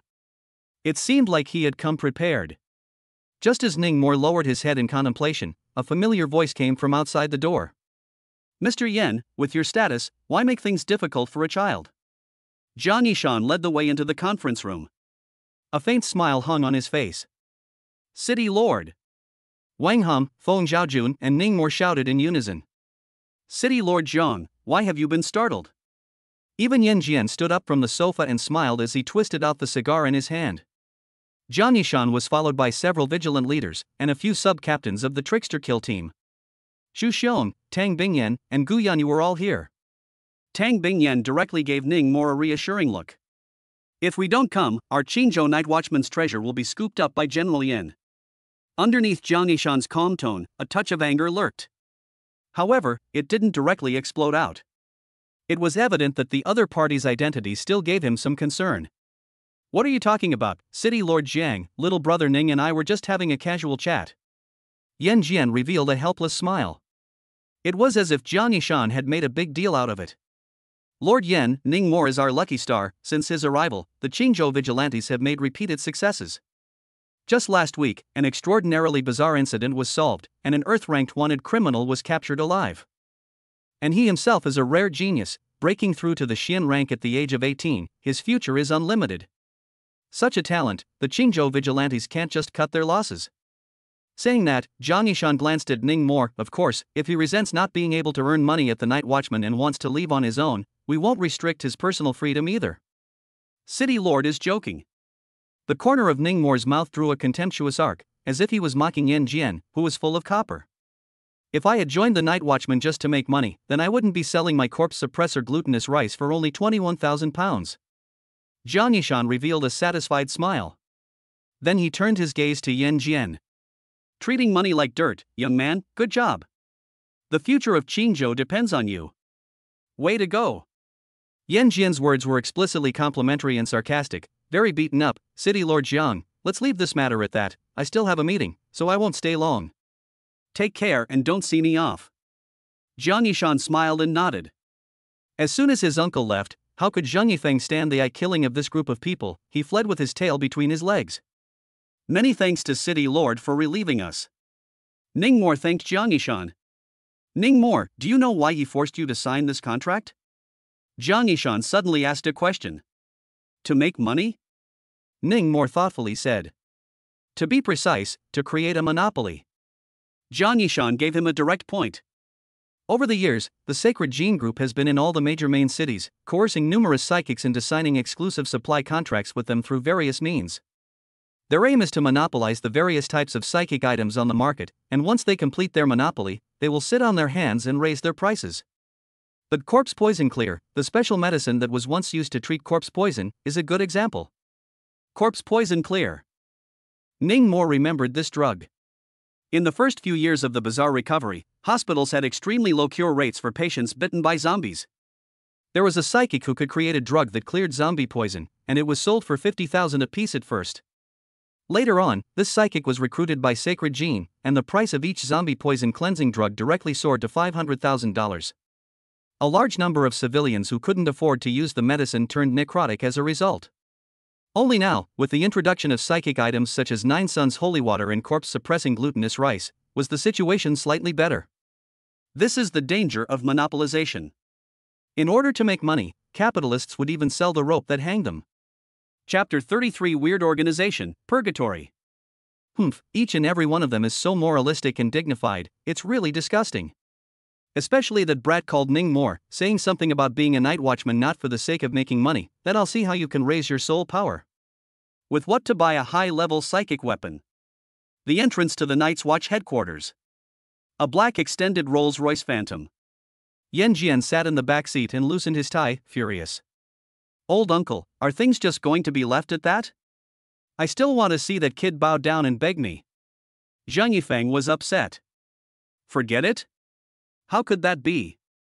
A flash of killing intent appeared under Yan Jian's eyes. Since I can't get it, it's better to destroy it. Saying that, he took out his cell phone and dialed a number. A few seconds later, the call was connected. Target, the adopted son of Feng Zhaojun, the fourth branch leader of the Qingzhou Vigilant Trickster Squad, Ning Mor. I want him to disappear from this world forever. Yan Jianstone was chilling and horrifying. Also, find another person to prepare to take over the rules of the Jin Corp's glutinous rice. Understood. Hanging up the phone, Yan Jian smoothly lit a cigar, his face calm. One look told him that it wasn't the first time he had done this. Old uncle, aren't you being too ruthless? I just want him to bow down and apologize to me and get out of the Trickster Squad. I didn't want to kill him. Zhang Yifeng was a bit speechless. What do you know? What's at stake in this matter is not just your personal face, but also the future development of the group. Yan Jian held a cigar between his fingers and said as he gulped down clouds, this kid Ning Mor's corpse suppressor glutinous rice has already caused an impact on several of our group's products in Haichang. Originally, this was nothing. The bad thing is that he broke through the Xian rank too quickly. Making corpse suppressor glutinous rice afterward is bound to be more effective and produce more. If he breaks through the Earth rank again in the future, then the group will cut down the production line of a whole bunch of products, and the losses will be extremely heavy. So, he must die. Upon hearing this, Zhang Yifeng came to a sudden realization. Old uncle was saving for a rainy day. Killing the crisis in the cradle. Late at night. Lake Bay Villa. Ning Mor was in deep meditation. It was past 2 in the morning. Jasmine was hungry. Remembering that there was still half a chicken in the fridge, she quietly got up and tiptoed out of the bedroom. Just as she was enjoying a late-night snack in the kitchen, the mirror in the bathroom next door, however, was like ripples in the water. A cloaked human head burrowed out of it. The eyeballs were bulging out, and it was ugly looking. And, only the head, no body. This is a horror-level bizarre creature. Flying head. Cluck cluck cluck cluck, the owner of this villa is really willing to put in the blood. The walls, floor, and ceiling are all covered with spirit barrier materials. Unfortunately, this kind of means can only block ordinary ghosts from penetrating the walls. It won't work on me, cackle cackle. After sneaking into the villa with trickery, this flying head let out a smug sneer. In the middle of the night, a human head was suspended in the air like this. The scene was not to mention how human. Afterward, seeing that Ning Mor's bedroom door was open, it floated right in. Since meditation required deep sleep, Ning Mor was completely deaf when Jasmine opened the door and went out. Not to mention discovering a flying human head. This mission, it's too easy. The flying head manipulated its hair, curling it into a spiral spike and aiming for Ning Mor's eyes. Die! The hair cone stabbed out violently. Just moments before it was about to pierce Ning Mor's eyelids. Buzz! A burst of pale golden light lit up from the Buddhist tablet on Ning Mor's chest. Before the flying head could react, it was catapulted away by the golden light. It flew out like a leather ball, and with a bang. With a sound, it crashed into the wall covered with spirit barrier materials, grimacing in pain. What is it? Flying head fixed his eyes on it. A pale golden Lohan silhouette was enveloping the sleeping Ning Mor. Even though it was only a vague remnant of a shadow, the majesty of the Vajra's furious eyes made Fei Shou not dare to force his eyes on it. At this time, Jasmine, who had been stealing chicken in the kitchen, finally noticed the strange soul force fluctuations. She took the chicken leg and wandered back to the bedroom, and soon collided with the flying head. The air went quiet for a few seconds. Die! The flying head grimaced and maneuvered his long hair, forming a sharp cone of hair that stabbed at Jasmine. In one blow, Jasmine, however, transformed into countless butterflies and flew apart. This is an illusion? Flying head was stunned. This little blonde girl was actually an Earth-ranked psychic master? Ning Mor, wake up! Wake up! After controlling flying head, Jasmine hurried to call Ning Mor. First, she slapped him twice, then stuck a chicken bone into his mouth. Vom! Ning Mor sat up violently from the bed and pulled the chicken bone out of his mouth. Just as he was about to ask Jasmine if she had itchy skin, he saw the human head in midair. His face suddenly changed drastically. 10 minutes later. Some remote park. Say it or not. Boom. Boom. Say no. Boom. Boom. Boom. Ning Mor plowed a hole in the ground and buried the flying head in it, revealing only a face. Then he stomped furiously at its face. The district's terror-level shenanigans had actually wasted one of his Buddha protections. Damn it! After a few kicks, the flying head's nose was bruised and swollen, and its nose was bleeding profusely. Even though it kept shouting, "I'll talk. I'll say it." Ningmore still kept stepping on it. "Say it or not? Will you say it?" "I'll say it. Brother, please let me speak. Stop fighting." Flying Head ghostly cried out. "Say it. Why did you kill me?" Ningmore stomped tiredly before stopping. "I am a member of the Purgatory Organization. Someone is offering 200 plutonium coins for your life." Flying Head cried out in pain. "Plutonium?" Ningmore was a bit surprised. Plutonium coins in the Blue Planet were not the same as on Earth, and were very valuable. 200 plutonium coins, when converted into Chinese coins, was 2 million. Humans holding plutonium coins could trade with Creepy. "What's Purgatory?" Ningmore asked. "This I know, it's an organization founded by bizarre creatures, and all of its members are bizarre." Jasmine snatched at the answer. "They originally only operated in the wilderness area, but in the past 2 years, it seems like they've started infiltrating human cities." "An organization full of bizarre?" Ningmore's face changed slightly. This was the first time he had heard of it. "Who wants me dead?" Ningmore asked with a grim expression. "I don't know." Flying Head shook his head into a rattle. "I'm just a peripheral member, how could I possibly know that much?" "Ah. Don't. I know, I say. I say." Seeing Ningmore lifting his 43-yard big foot again, Flying Head immediately changed his words. "It's unclear exactly who it is. Only know it's a big shot from Sacred Gene. Very willing to spend money.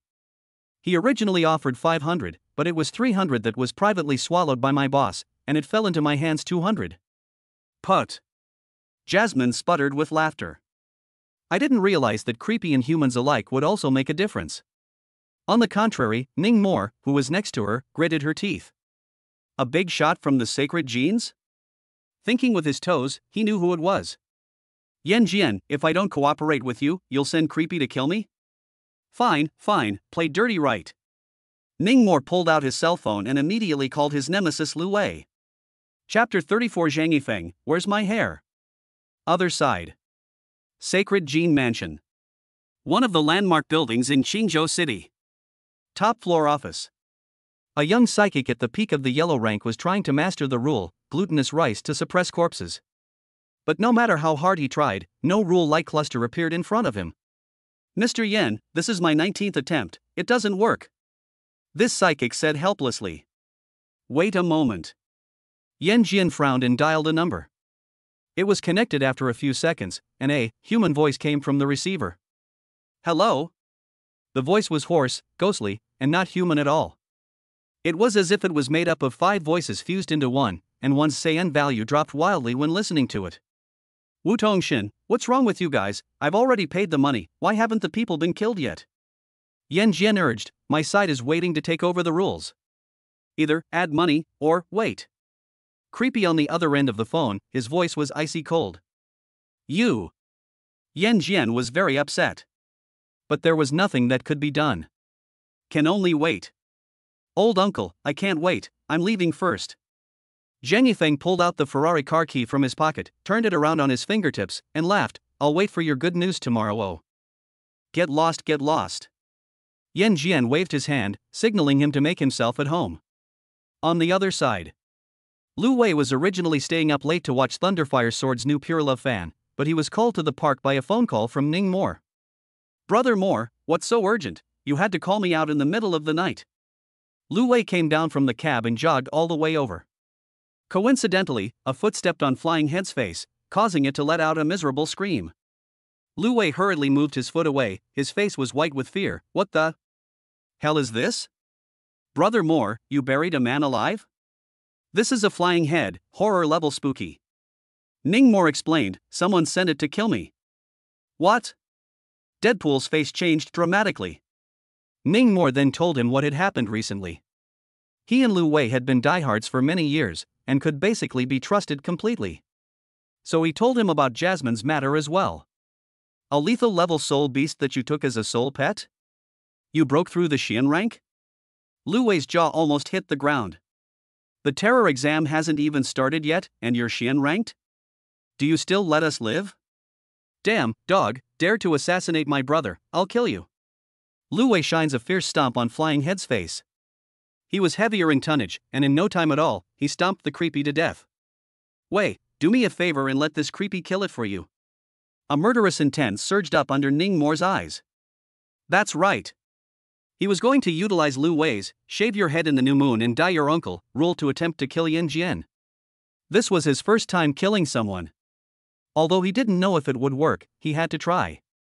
Otherwise, what if the other party sent a stronger guile to kill him next time?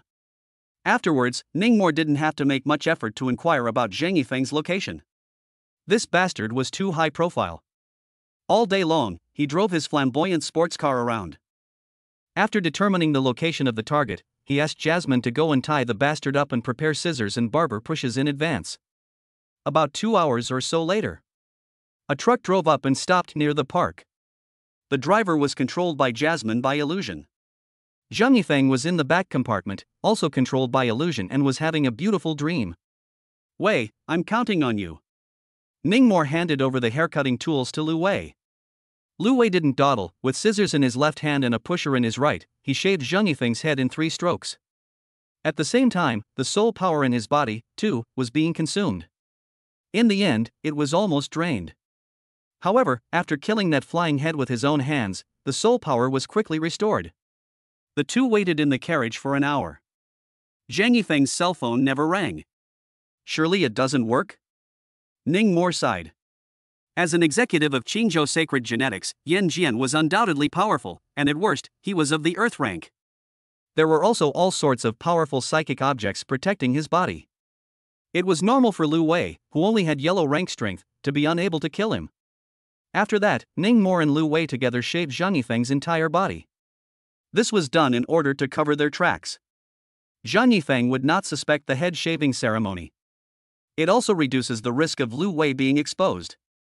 After he was done, he then pa. Snap. Pa. Zhang Yifeng a few slaps, his face swollen, teeth knocked out 3, and gave him a broken foot, before saying to Jasmine, "He's useless, send him back." Jasmine complied and sent Zhang Yifeng back to a hotel as is. Zhang Yifeng had a date with an Edison tonight, and had an in-depth exchange of life ideals at the hotel. Halfway through the exchange, he was grabbed by Jasmine. Done. It was around 4 in the morning. Zhang Yifeng was woken up by a violent knock on the door. At the same time, a heartbreaking pain came from his crotch. Hiss. Ah. It hurts so much. Grass. What the hell? Zhang Yifeng covered his crotch with his hand, and the pain was excruciating. Boom. With a sound, the door of the room was kicked open and a middle-aged man and woman barged in. Little Feng, what's wrong with you? A middle-aged noblewoman rushed over. Seeing her son's new hairstyle, she first froze, then helped him up from the carpet. It hurts. Mom, my bottom hurts. And my face. It's like I've been beaten up by someone. Zhang Yifeng was sweating from the pain. All 5 features were twisted into a chrysanthemum. Hey, 120? Banyan Tree Westlake, send an ambulance over, my son is hurt. The middle-aged man who kicked open the door shouted into the phone. Little Feng. Little Feng, what happened to you? The middle-aged noblewoman's eyes were red and swollen. It seemed like she had cried out long before she came here. Then, she uttered a sentence that shocked Zhang Yifeng beyond belief. Little Feng. Your uncle is gone. If something happens to you again, how can I let mom live? These words were like a divine medicine. Zhang Yifeng's bottom immediately stopped hurting. What the hell? My uncle is gone? Mom, you're not crazy. The middle-aged noblewoman had already sobbed uncontrollably. Little Feng, your uncle he. The middle-aged man's face was full of grief, almost squeezing out a sentence from between his clenched teeth. He practiced kung fu a few hours ago and went off the deep end, and has passed away. Father Zhang Jianjun's words were like a bolt from the blue, making Zhang Yifeng's brain go blank. Uncle passed away? This was too bald. He held his head with both hands in disbelief. Gee. Where's my hair? According to this station's news, Yan Jian, CEO of Qingzhou Sacred Gene Group, unfortunately passed away at home early this morning, and the vigil is currently investigating the cause. 7 o'clock in the morning. Ning Mo was having breakfast with Feng Xiaojun in Feng Yue. The TV suddenly broadcast this news. The three were dumbfounded on the spot. Yan Jian is dead? Ning Mo was quite shocked. He didn't feel that the bastard had died of natural causes.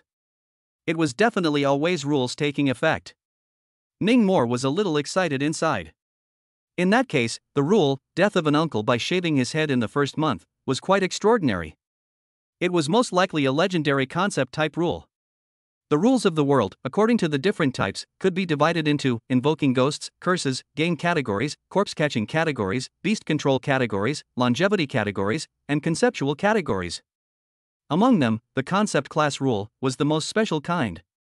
It could, to a certain extent, ignore the soul power realm gap and forcefully take effect. Ding! Soon after, Lu Wei sent a message. Lu Wei, Brother Mo, have you seen the news yet? Lu Wei, that Yan Jian is dead. Really dead. Lu Wei, I'm so fierce with this rule, I even got an earth rank psychic dead. Whoever ing dares to mess with me in the future, I'll kidnap his nephew and shave his nephew's head on New Year's Day, ha. Ning Mo was standing right in front of the TV, watching the news reports while replying to the messages. Ning Mo, low key. Ning Mo, if you expose this rule, it will be ruined for the most part, the secrecy must be done well. Lu Wei, okay. Lu Wei, by the way, Brother Mo, one more question, do you have a nephew? Ning Mo? Vigilante headquarters. It was also in an uproar. Many people knew that Yan Jian had come to Ning Mo yesterday, and had even humiliated him in the conference room. In the end, it was only when the city lord arrived that he was able to help Ning Mo out. After that, just one night later, Yan Jian suddenly died violently. It was rumored that Yan Jian had recently been practicing a highly dangerous meditation technique. This meditation requires the soul to go out of the body and fly into the night sky, absorbing the essence of moonlight to grow soul power. Yan Jian's previous cultivation had been going well. Last night, for some unknown reason, the soul failed to return to the physical body and annihilated in the outside world. This was all the result of the night watchman's preliminary investigation. Weinham took this case and handed it over to the captain of the first detachment, Li Donglei. Ning Mo was called in for questioning. Ask anything and say you don't know, it has nothing to do with me. Li Donglei Hart, although there is a trace of suspicion, but in the absence of evidence, cannot take him how.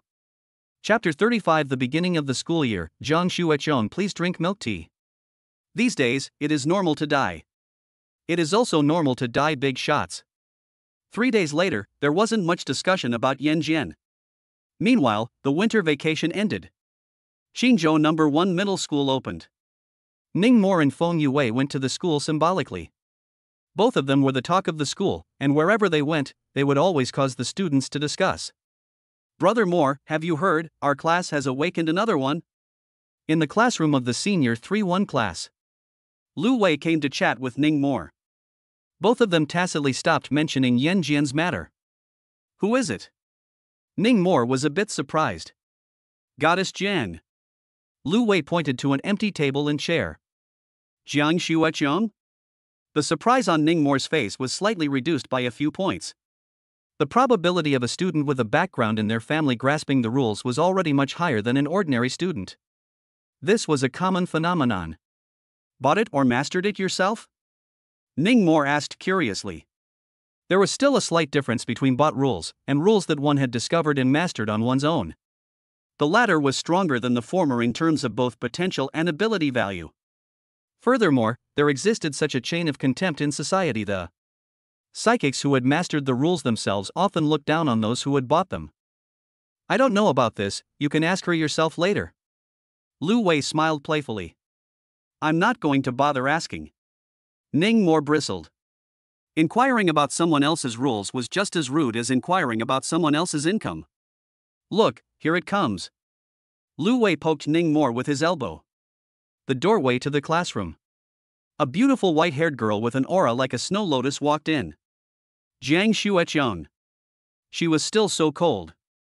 Her pretty eyes contained frost and snow, and her white silk was like an icy waterfall, a goddess who was unapproachable. With her own little Qingmei, it was completely two extremes. Wait a minute. How did it feel like she was walking towards herself? Ningmore's premonition was correct. After seeing him, Jiang Shueqian took big strides to walk up to him. Then in a brittle voice, she asked, "Student Ning, are you free after school?" "There should be." "What's wrong?" "I want to invite you to dinner." Jiang Shueqian's words had just left her mouth. It then triggered an uproar in the entire class. Lu Wei even had a sudden bout of malady, screaming strangely and looking at Ning Mo with a gaze that was both envious and gloating. Jiang Shueqian, however, didn't care about any of this. She just held in a pair of snowy eyes and looked earnestly at Ning Mo. "Can I ask, why?" Ning Mo scratched his head. Although they had known each other since their freshman year of high school, in these 3 years, he and this cold beauty had barely crossed paths.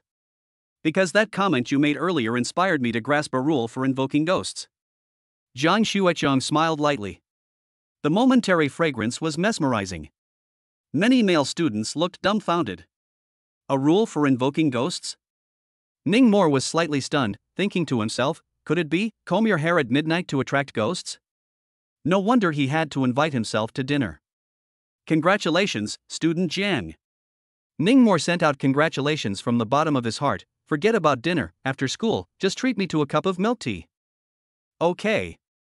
Jiang Shueqian nodded and lightly nodded, then sat back in her seat. "Brother Mo, you're awesome." Lu Wei gave Ning Mo a thumbs up. In the face of a goddess of this caliber inviting her to dinner and being able to refuse, he wasn't afraid of being struck by lightning. I don't know what I'm pretending." Zhang Hao, the prick sitting in the last row of the classroom, swept a glance at Ning Mo with great displeasure. Jealousy burned within. First period in the afternoon. Psychic class. "Class, I've just gotten a message here about the policy adjustments for this year's Terror College entrance examination." Spiritualism class teacher Song Weidong's gaze swept over the tense faces. The classroom was suddenly abuzz with heated discussion. "Everyone, there's no need to be nervous, this adjustment has no effect on you. It only affects 3 students." The words just fell. More than 40 students, in unison, looked toward Ning Mo's 3. This year, the guaranteed students will also have to participate in the Terror College entrance examination. Song Weidong didn't sell the story anymore and spoke directly. The class was in an uproar. Lu Wei couldn't sit still at once. "Teacher Song, you're not kidding, right? The promised guaranteed transportation, how come it doesn't count?" Lu Wei acted a bit agitated. The rules he had mastered were very special. Normally, he basically didn't have much fighting ability. If this were to go to the terrorist high school examination, it wouldn't be revealed. "Brother Mo, say something." Lu Wei glanced at Ning Mo with his eyes. Ning Mo, as a member of the trickster kill team, had long since learned the news. He glanced at Jiang Shueqian, who was not far away. This girl also reacted calmly, a bit unable to read minds. "What's the point of panicking, Mr. Song hasn't finished speaking yet." Ning Mo comforted Lu Wei. Only then did the deadbeat sit down resentfully. "Lu Wei, don't get excited." Song Weidong laughed. "Although this year, it is mandatory for guaranteed students to participate in the Terror College entrance examination, but the guarantee is still in effect. No matter what the grades are, you can ultimately be guaranteed a place in the Qingzhou Tongling Academy." Scared me to death. Lu Wei took a long breath. "But..." Song Weidong's words turned once again. "It said that this year, all of Qingzhou's guaranteed students will be concentrated in the same examination center. And the danger factor of this examination center is the highest of all. If the results are excellent, not only will they gain the favor of the tutors from the Psychic Academy, there will also be generous rewards. The Universal Terror High School exam. It was mandatory for all students to participate. The difference was that the vast majority of candidates were assigned to examination centers that were only harmless level spooky. The level of danger was very low. Nonetheless, every year, there were still a few timid candidates who were scared to death. But there's no way around it. Unless you don't go to school. According to statistics, for every 1,000 students who take the horror high school exam, 5 will awaken as psychics. Among them, 2 will awaken on the spot, and the remaining 3 will awaken one after another in the following 1 or 2 years. And for some of the candidates who performed well, the country would even reward rules to help them become psychics. Gathering all the guaranteed students in one of the most dangerous examination centers for the unified examination. This one was really a first. Ningmore felt himself getting a little excited. Evening. After school. Ningmore went to class 2 to look for Feng Yue. Lu Wei and Jiang Xuechong followed behind. Classmate Jiang, are you thirsty? Do you want some water? Classmate Jiang, let me tell you a joke. There used to be a little dinosaur that watched a Jackie Chan movie at home, then got beaten up by its mom, ha ha ha. Jiang Xuechong, hee hee. Coming to the door of the second class. Feng Yue was holding a golden-haired ferret and smiling as she walked towards Ningmore. Why did you bring Jasmine to school? Ningmore froze for a moment. It burrowed itself into my bag. Feng Yue smiled, don't worry, I didn't let the teacher find out, the students all love it. Ha? Classmate Jiang? This is you. Feng Yue suddenly discovered Jiang Xuechong, who was following Ningmore. It's like this. Ningmore explained the whole story. I see, Mr. Jiang, welcome to our big psychic family. Feng Yue had a great personality and smiled as she extended her hand at Jiang Xuechong. Jiang Xuechong hesitated for a moment, but still shook it. Do you want to touch Jasmine? Feng Yue suddenly held Jasmine in front of Jiang Xuechong, her almond eyes full of anticipation. No. No need. Jiang Xuechong seemed to have a heavy cleanliness fetish, waving her hand with a bitter smile. It's fine, it's clean, it's soft and comfortable, just touch it. Okay. Feng Yue was too enthusiastic. Jiang Xuechong didn't feel too good even if she didn't touch it. Comfortable. Jasmine was enjoying the caresses of the beautiful woman. But when Lu Wei's salty pig hand reached over, it immediately revealed a fierce look and showed its teeth. The school entrance. Jiang Xuechong invites 3 people to drink milk tea. Next to the milk tea store was a roast chicken store. The rich meat aroma and golden appearance made Jasmine's mouth water and she couldn't even walk. Ningmore then bought 2 for it. Just after buying, the little lowly was eating happily. Tang Bingyan suddenly called. Hey, Sister Tang. Ningmore slowly picked it up. Tang Bingyan's tone, however, was unusually anxious. Ningmore, there's been a large murder at the Love Apartment in the Linhu district, and it's suspected that there's a fatal level of weirdness. Come gather quickly. Chapter 36, Ghostly, Apartment Building. Lethal grade weirdness? In the city center? Hearing Tang Bingyan's words, Ningmore's face suddenly changed. Brother Moore, what's wrong? Lu Wei realized that his nemesis didn't look too good. Something's wrong, there's a large-scale bizarre murder in the Love Apartment, our captain called me over. I'm leaving first, milk tea next time. Saying that, Ningmore lifted Jasmine out of Feng Yue's arms before trying to use his cell phone to look up the location of the Love Apartment. The street he was previously assigned to patrol was not in this area. So he wasn't too familiar with this area. I know where Love Apartment is, I'll take you there. Jiang Xuechong suddenly said, it's very close to here, just a few kilometers. Okay. Ningmore nodded. I'll go too. And me. Feng Yue and Lu Wei yelled. Thus, the 4 rushed over together. A few minutes later. Came to a neighborhood that was being blocked off. The streets were filled with running crowds. There were some with bare necks and shampoo foam that hadn't been rinsed off. Some weren't even wearing pants. Don't stand here, move. Advanced bizarre creatures have appeared in the apartment building ahead.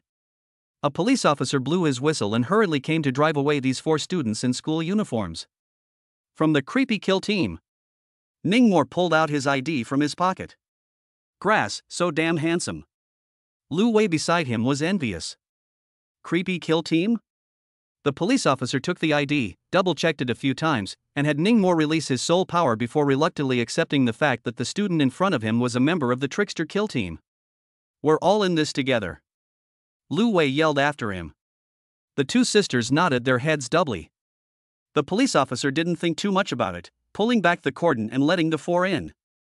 As they approached the apartment building, the temperature was getting lower and lower. The sky was also getting darker and darker. When they came to the front of the apartment building, the sky was unexpectedly completely dark, like 8 or 9 o'clock at night. However, the time on the 4 people's cell phones was still 5:30 p.m. Brother Moore, what's going on here? Lu Wei's goosebumps stood up. It's a ghost. Jiang Shueqiang snaps, looking solemn. It seems that in the apartment building, there's a lethal level creepy. Lethal grade. Lu Wei and Feng Yue were terrified. A bazaar of this level could only be dealt with by an earth-ranked psychic.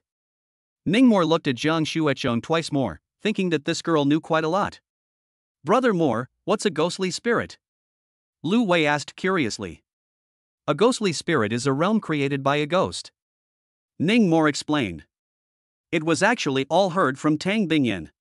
Generally speaking, ghostly is an ability only available to nightmare-level shenanigans.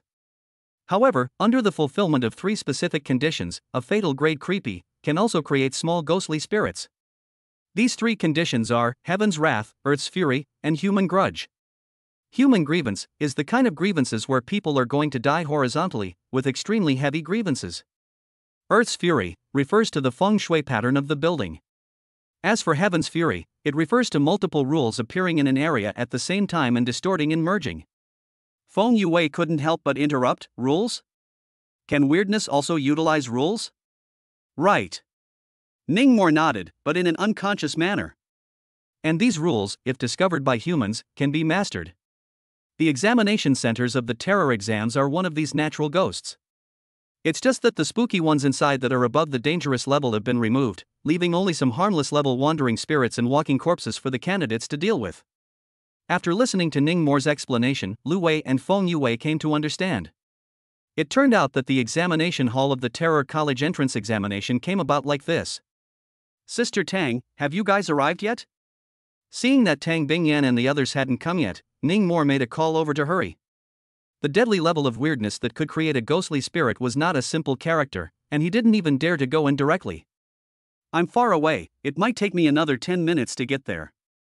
Tang Bingyan said as she drove, wait for me at the apartment entrance, don't try to be brave. Ningmore just wanted to say yes. A scream was heard from in front of the apartment building. Plop. Poof. Poof. 4 or 5 apartment dwellers fell down from the upper floors. All died on the spot. It happened suddenly. No one was in time to rescue them. The police officers responsible for maintaining order at the scene were terrified. Sorry, Sister Tang, I might have to go in first. Ningmore's face didn't look too good, that creepy one, it's still in there killing people non-stop. After saying that, ignoring Tang Bingyan's dissuasion, he directly hung up the phone. Lu Wei and Feng Yue both looked embarrassed. Their rules were not suitable for head-on battles. I'll go with you. Jiang Shueqiang suddenly spoke. Saying that, she pulled out a wooden comb from her bosom and lightly combed it over that cool white hair. Woo! A gust of gloomy wind struck. In the next moment, a stout, muscular fierce ghost drilled out of the wooden comb. The fierce ghost was 1 meter 9 in height, full of tendon flesh, and was probably a bodybuilder in his lifetime. This is the ghost spirit I took in, higher terror level strength. Jiang Shueqiang introduced. Lu Wei and Feng Yue both revealed envious gazes.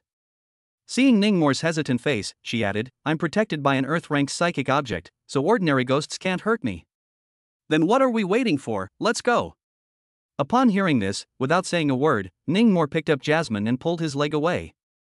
Seeing the two walk towards the apartment building, Feng Yue sighed softly. There was an indescribable loss in her heart. Ningmore and Jiang Shueqiang did not take the elevator. They walked up the stairs. Inside the dimly lit stairwell, Jiang Shueqiang was holding a bamboo sword engraved with talismans, and she walked carefully with every step, always keeping a watchful eye on the surroundings. After Ningmore had broken through the Xian stage, he could externally emit his soul power and detect the situation within a 10-meter radius. However, he didn't do so because it consumed soul power. The matter of vigilance was left to Jasmine. Get out of the way. Get lost. Climbing to the 4th floor. The two heard a slashing and shouting sound and immediately ran over following the sound. On the corridor, a group of walkers were surrounding a man in a blue uniform. The man was holding an open knife, slashing wildly and trying to break out. He looked hideous and crazy, seemingly on the verge of collapse. The walking corpses in front of them were all residents of the apartment in their lives, and after their death, they were tainted with the grievances on the weird body, thus turning into corpses. Although their fighting strength was not high, they were superior in number. Seeing that the man could barely hold on,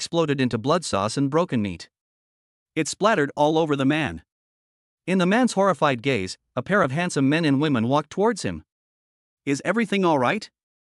Ningmore had grains of glutinous rice suspended around him, like bullets poised to burst out at any moment.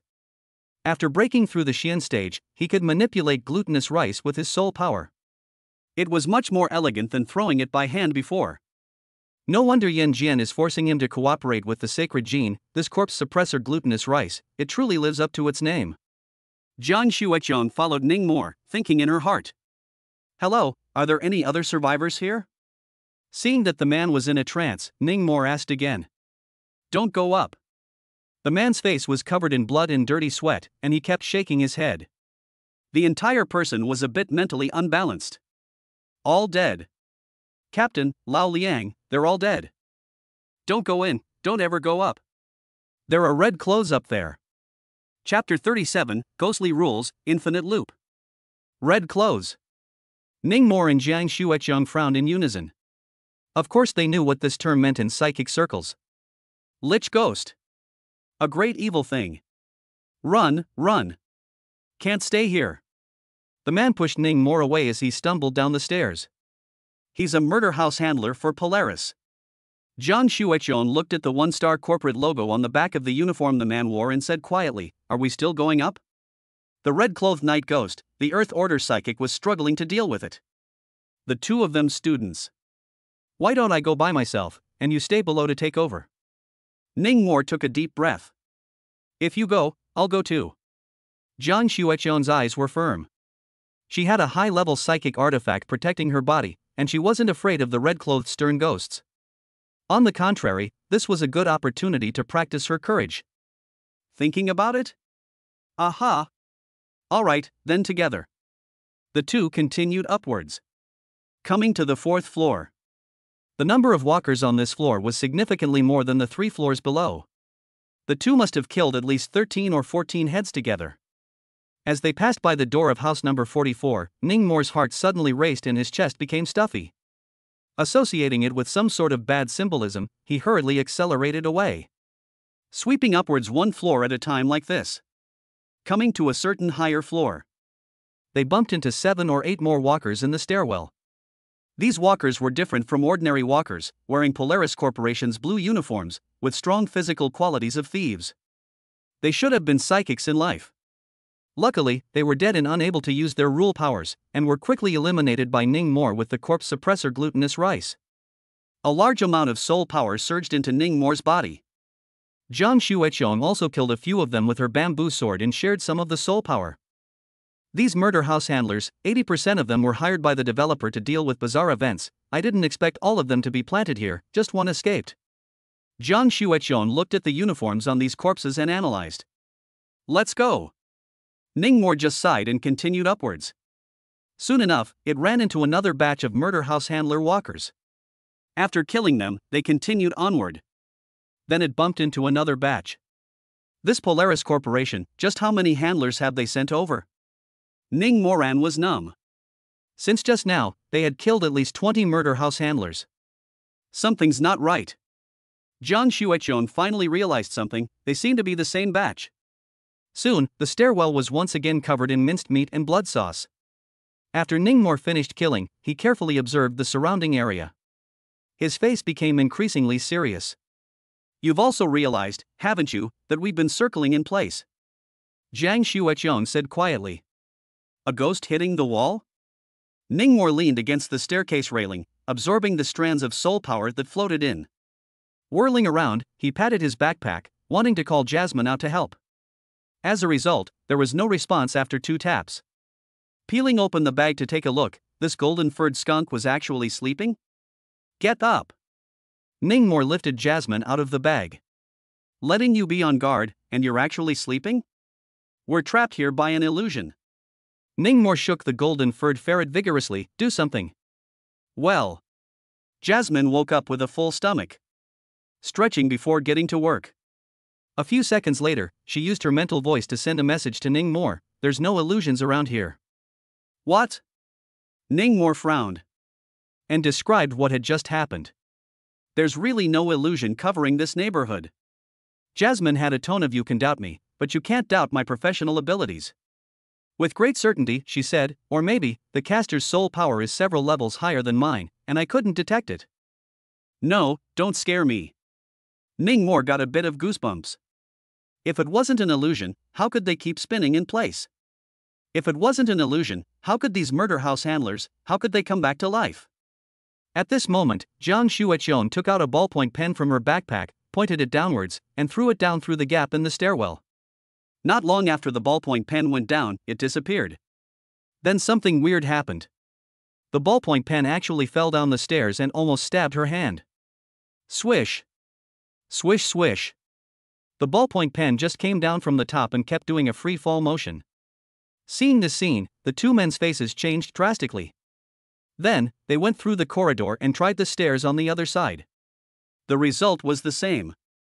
How could they not get out of this floor, an infinite loop? Take the elevator. Even jumping off the building. All useless. After all the work, they were still in the same place. It looks like we're trapped by some rule. Jiang Shueqian sat down against the wall with a very ugly face. Rule? Ningmore frowned. Since it's not an illusion, it's only the rules of the world that possess such a magical power. Jiang Shueqian's tone was grave. If we don't discover the rules hidden here, we may never be able to walk out. Ningmore was a bit confused. You mean we're trapped in another time and space? It can be interpreted that way.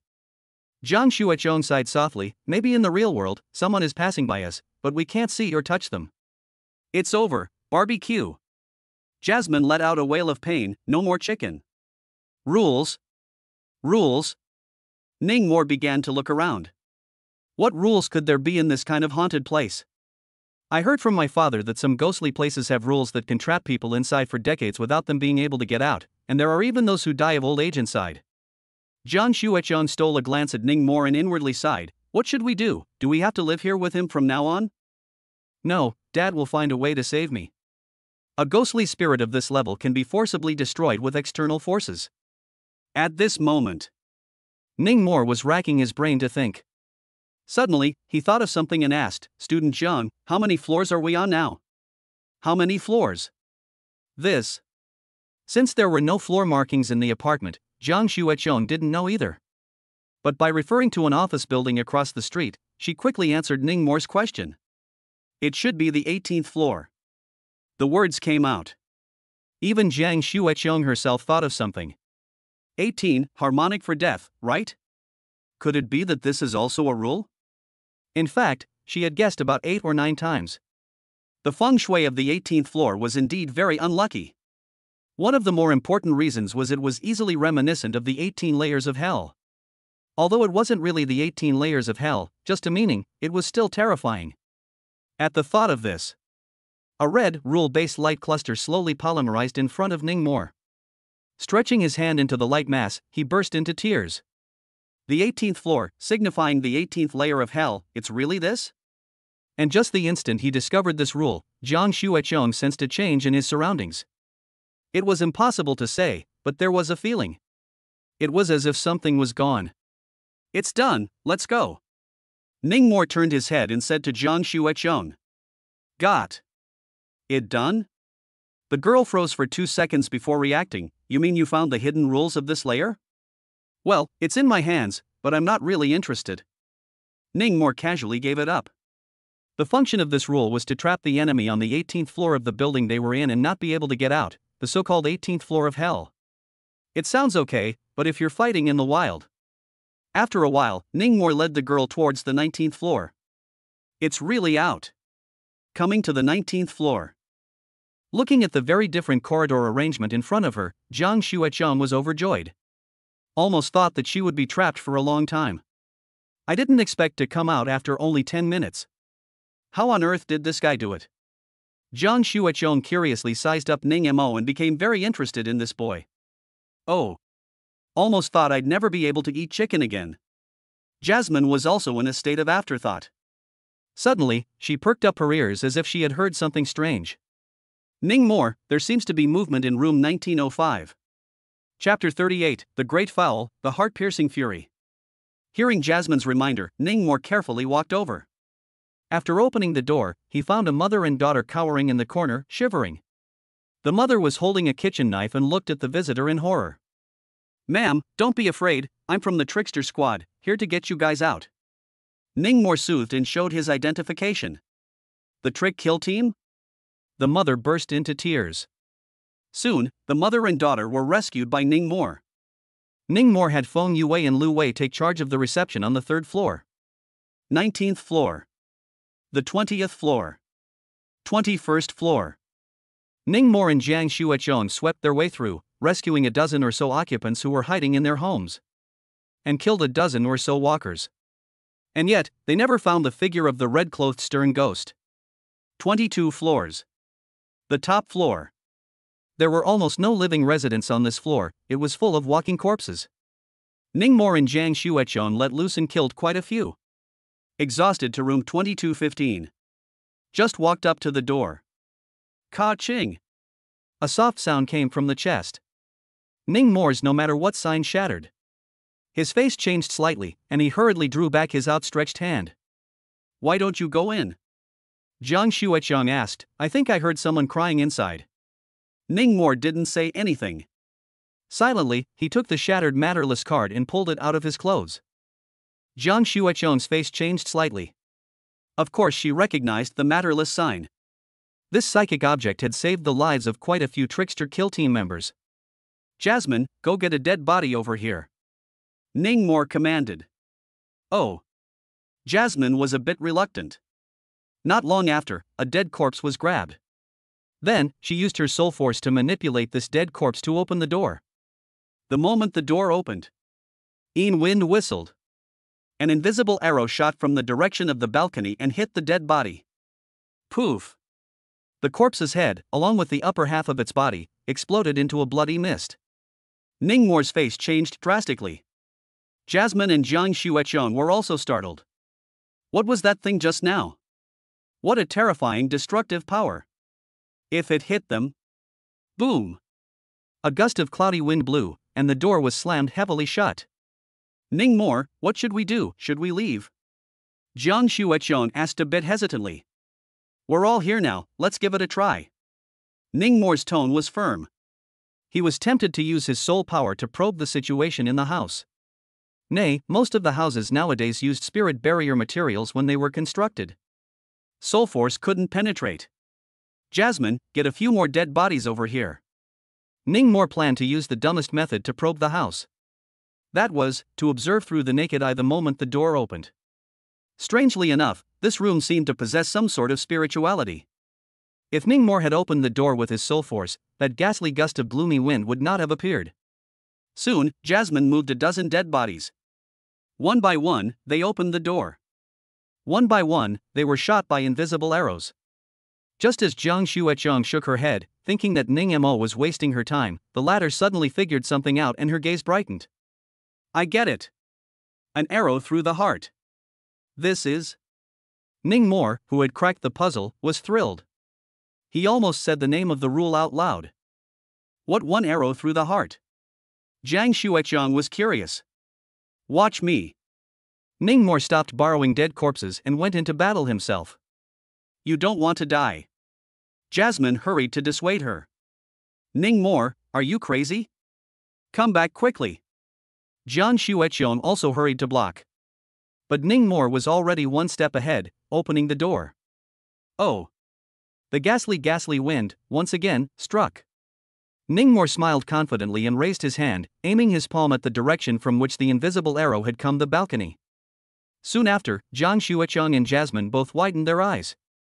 It was because Ning more had unexpectedly used his right hand to defuse that invisible arrow. His entire body was like a knife, cutting the biting ghastly wind, right down the middle. The Yin Wind whistled past, and he, his close hunting, was unharmed. This... Jiang Xuechong had been completely dumbfounded. Stunned, she looked at Ning more. He had cracked another rule? "Come in, it's already fine." Ning more turned around and smiled. Only then did Jiang Xuechong and Jasmine carefully step into the living room. This house was huge, 4 rooms and 1 hall, finely decorated. The entry door, however, was facing the balcony. Such a pattern, in feng shui, was known as the through the heartbreak. That's why the arrow pierced the heart just now. I don't know which one designed this house type. Ignoring the heart-piercing bane rule of light surrounding him, Ning Mo looked around, quickly confirmed the direction of the cries, and walked towards the bedroom with large strides. Jiang Xueqiang quickly followed. At this moment, Ning Mo had just become an enigma in her eyes, exuding a strong attraction. On the other side, Jasmine, however, turned to the kitchen. It smelled the flavor of fried chicken. Master bedroom. Bathroom. A young girl in a white dress with a strawberry hairpin on her head was hugging her knees and wiping her tears in fear. When she saw someone come in, she looked up in panic. "Who are you? You guys?" The girl had a pretty face, fair skin, and had a kind of softness that I felt sorry for, easily provoking a man's desire for protection. "Miss Sister, don't be afraid. I'm from the Trickster Kill team, here to get you out." Ningmore brightened his ID and tried his best to show a kind smile. "You are really a member of the Trick Kill team?" The girl's eyes lit up. "As in fake?" Ningmore held out his hand to the girl. "Come out quickly and leave here with us." "No. I don't dare." There were teardrops fighting in the girl's eyes, so many dead people, so much blood, and ghosts. "I don't dare to go out. Missy, I promise you, I can definitely get you out." Ningmore said sincerely, "It's most dangerous for you to continue to stay here." "Guarantee?" The girl's complexion froze. Suddenly, she stopped crying. Then she cocked her head and stared at Ningmore with a pair of empty eyes. "What guarantee are you taking? Why do you give promises so easily when you clearly can't guarantee them? You're just as much of a liar as he is. Both big liars." "Oh. Oh. Oh." After saying that, he bawled again. Ningmore held his forehead inside. He killed from the first floor to the top floor, cracked 2 rules in a row, and he still doesn't have the ability to save you from going out? If you don't go out, are you going to wait here for Creepy to find you? One should not have saved a version of T0. Ningmore. Just as Ningmore was silently spitting, Jiang Xueqiang's trembling voice came from behind him. It also tugged at his clothes. "What for?" Ningmore followed her gaze and looked towards the girl. At this look, he was dumbfounded. Only to see that the white dress the girl was wearing was turning red at an alarming rate. It was as if it were blood-stained. If you can't do something, you shouldn't easily give a promise. You men are all liars. All big liars. All deserve to die. The girl was oblivious to the changes in herself, and was still shattering her words. The voice, however, was getting more and more terrifying. In the end, it was close to hissing. Her hair, too, danced without wind. There was even a terrifying soul power fluctuation that filled the bedroom. Ka-ching! Ningmore's knew-nothingness plaque, which was hanging on his chest, directly split into pieces and shattered into a dozen pieces. One could see how menacing the prediction was. Grass! Ningmore's scalp instantly tingled as he retreated towards the back. Unintentionally, he caught Jiang Xueqiang's small hand. At a time like this, he couldn't care less about men and women, pulling Jiang Xueqiang and running out of the house as fast as he could. "Zhou Qilan, I want you to die." A horrifyingly terrifying roar came from within the bedroom. In the next moment, a shockwave of soul power visible to the naked eye shattered the bedroom door along with the wall. Countless pieces of wood and tiles exploded in all directions. The white-skirted girl who was soft and weak just a moment ago. At this moment, she had just become a red-skirted female ghost. Roaring, she chased after Ningmore and Jiang Xueqiang. After the 2 men and 1 ghost were gone, it was only then that Jasmine walked out of the kitchen. Gulp! Swallowing the fried chicken in her mouth. Looking at the messy living room, very confused. Chapter 39, Dead. Die. Zhou Qilan. You die for me. I want you to pay for your life. The hissing of the red-skirted female ghost continuously came from behind her. The rushing resentment caused the ground to shake and the walls to crack wherever she passed. This was definitely the most terrifying ghost Ningmore had ever seen. "Zhou Qilan, I'd been killed by you." Although he didn't really know who Zhou Qilan was, Ningmore still wanted to greet his entire family. Seeing the red-skirted female ghost approaching, he had to turn around to meet it. Fight! Ningmore pulled out his ghost-beating whip from his backpack, and after wrapping it in his soul power, he met it head-on. Unexpectedly, it was bounced off by the gray grievance chi surrounding the red-skirted female ghost. It couldn't hurt her body at all. Damn it! For the first time, the ghost-beating whip, which was invariably unfavorable against ghosts, was ineffective. Jiang Xueqiong, who was beside her, had already taken out a wooden comb. A comb on her snow-white hair. After the fierce ghost showed up, he roared angrily and rushed towards the red-skirted female ghost with great strides. A hugging fall tackled it to the ground in an attempt to stall for time. But only 7 or 8 seconds later, the fierce ghost was torn alive by the red-skirted female ghost. It was the same as tearing a ghost by hand. Sensing that the ghost spirit had been killed, Jiang Xueqiong, who had already fled to the next floor, let out a muffled grunt of pain. Is everything all right? Ningmore assisted the girl. My ghost spirit, dead. Jiang Xueqiong's face was a bit ugly. Terror rank and deadly rank. The difference in strength was really still too much. You go first, I'll stall it and wait for Sister Tang and the others to come over. Ningmore advised Jiang Xueqiong. When a ghost spirit died in battle, the owner would often suffer as well. In the light case, the soul power would be damaged, and in the heavy case, the realm would fall. Speaking of which, why haven't Sister Tang and the others arrived yet? Ningmore frowned. He was beginning to feel that something was a bit off. By all rights, the trickster kill team should have come.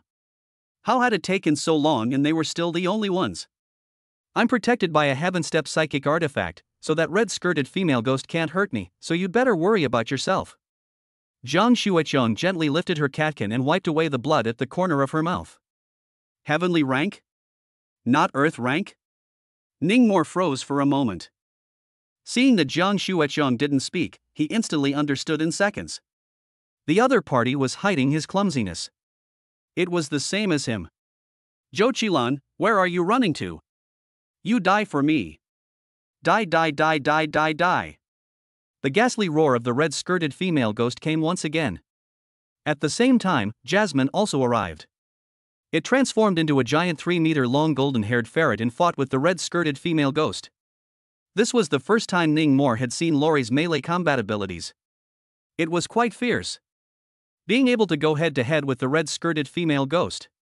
This is Jasmine? Jiang Xueqiong was a bit shocked. The giant golden-haired ferret kept waving its sharp claws, cutting out golden claw blades. The claw blades landed on the female ghost's red dress, and even though the power was weakened by the grievance barrier, it still caused some damage to the female ghost. Conversely, the red-skirted female ghost's bloody claws also left quite a few wounds on Jasmine's body. Jasmine, find a way to break through her grudge barrier, just 2 seconds. Ningmore transmitted his voice through his mind. It hurts. It hurts. Jasmine yelled at the top of her lungs, I'm going to go back and eat 30 roasted chickens. Give you 100. Then I'll fight it. Wah-ah-wah-ah. Jasmine attacked even more vigorously. From time to time, she used her illusions and controlled the female ghost for a bit. Although she could only control it for a second or two, it was enough to avoid her deadly attacks. Finally, Ningmore waited for an opportunity. The gray barrier of resentment on the female ghost's body was torn apart by Jasmine's sharp claws. Seeing his chance, he took out 5 ghost-beating whips from his backpack, manipulated them with his soul force, and lashed them at the female ghost with lightning speed. Snap! Snap! Snap! Snap! Pap! Pinecone flicked the lightning 5 consecutive whips. The red-skirted female ghost's face and body instantly had 5 more bright red whip marks. With that, she let out a mournful and terrifying scream. It almost didn't deafen Ningmore in Jiang Xueqiong's ears.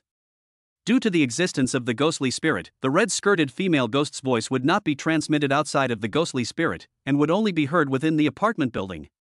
3rd floor. Feng Yue and Lu Wei, who were in charge of the reception, heard a wave of trepidation. Ningmore, you mustn't be okay. Feng Yue prayed in her heart.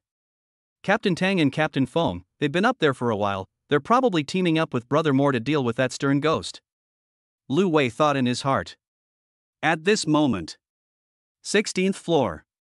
The red-skirted female ghost was in pain after eating one of Ningmore's 5 consecutive lashes.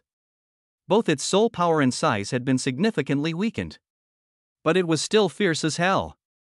And the resentment was even heavier. A pair of blood-red ghost eyes with no whites glared at Ning Mor as if they wanted to eat him alive. Just then, the red-skirted female ghost suddenly realized that her strawberry hairpin had been whipped off by the ghost beating whip. Her face changed, and she scrambled to bend down to pick it up, and chanted. "My hair card. The hair card that Qi-Lan gave me. You can't lose it. This is the first gift Qi-Lan gave me." Seeing this scene, Ning Mor and Jiang Xuechong's gazes lit up at the same time. "Jasmine, think of a way to snatch that hair card." Ning Mor decided to take a gamble. "I can help block 2 fatal attacks," Jiang Xuechong said. "Good." Jasmine was instantly fearless, rushing up to play with the red-skirted female ghost. With Jiang Xuechong's help, it laboriously tore through the female ghost's grievance barrier once again. And then, Ning Mor rushed straight to the female ghost's face, pulling the hairpin from her head with one hand. It also gripped off quite a bit of hair. The red-skirted female ghost instantly came to her senses from Jasmine's illusions, her face becoming even more hideous and terrifying, and the resentment in her body becoming more and more prevalent. "You're not Qi-Lan. You're not."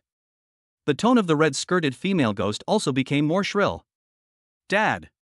she shouted at Ning Mor. "Mom!" Another shout was given at Jiang Xuechong. "Why can't you all just fulfill me and Qi-Lan? Qi-Lan and I truly love each other. We want your blessings. Why do you guys have to force us over and over again?" "Nice guy." This time Ning Mor and Jiang Xuechong directly became her parents. "Give me back the hair card. Give me back my hair card." The red-skirted female ghost pounced towards Ning Mor like she was crazy. At the same time, a kind of purple flame burned on her body. It was raging and fiery, with a strangely high temperature. When Jasmine got a tiny bit of it, she was burned to the point of wailing, and couldn't be extinguished with any amount of patting. In the end, she was burned back to her original form and turned into a little lowly. Passed out. Die. After the red-skirted female ghost's body ignited a bizarre purple flame, she almost entered a stormy state and her strength increased greatly. In a single instant, she swept in front of Ning Mor. Then, wielding a purple flame-encrusted blood claw, she grabbed towards Ning Mor. Dang! After a loud bang, the Buddha sign was activated. A pale golden, blurry Buddha silhouette enveloped Ning Mor. A Buddhist tablet from the Heavenly Dragon Temple? Jiang Xuechong was surprised in her heart, obviously recognizing this object. "Help me take care of Jasmine." Ning Mor handed the severely injured little lowly over to Jiang Xuechong and urged, "Go to the 3rd floor, notify Young Wei and Wei to evacuate, and wait for me outside the apartment building." I might have a way to deal with it." Ning Mor's expression was grave. Time was running out. Jiang Xuechong put her heart on the line and ran away first, holding little lowly in her arms. She chose to trust Ning Mor. After the girl left, Ning Mor took the hairpin and ran furiously all the way to the 4th floor. Looking for room 44. He burst open the door with one foot. The room was pitch black, and nothing could be seen. Everywhere revealed an eerie and ghastly aura. Want the hair card? Go in and get it. Ning Mor threw the hair card into room 44 in front of the red-skirted female ghost. Hair card. My hair card. Without the slightest hesitation, the red-skirted female ghost pounced straight into room 44. The next moment, the iron door slammed shut. Soon, scalp-numbing screams came from inside the room. It was 10 times more miserable than being whipped by a ghost beating whip.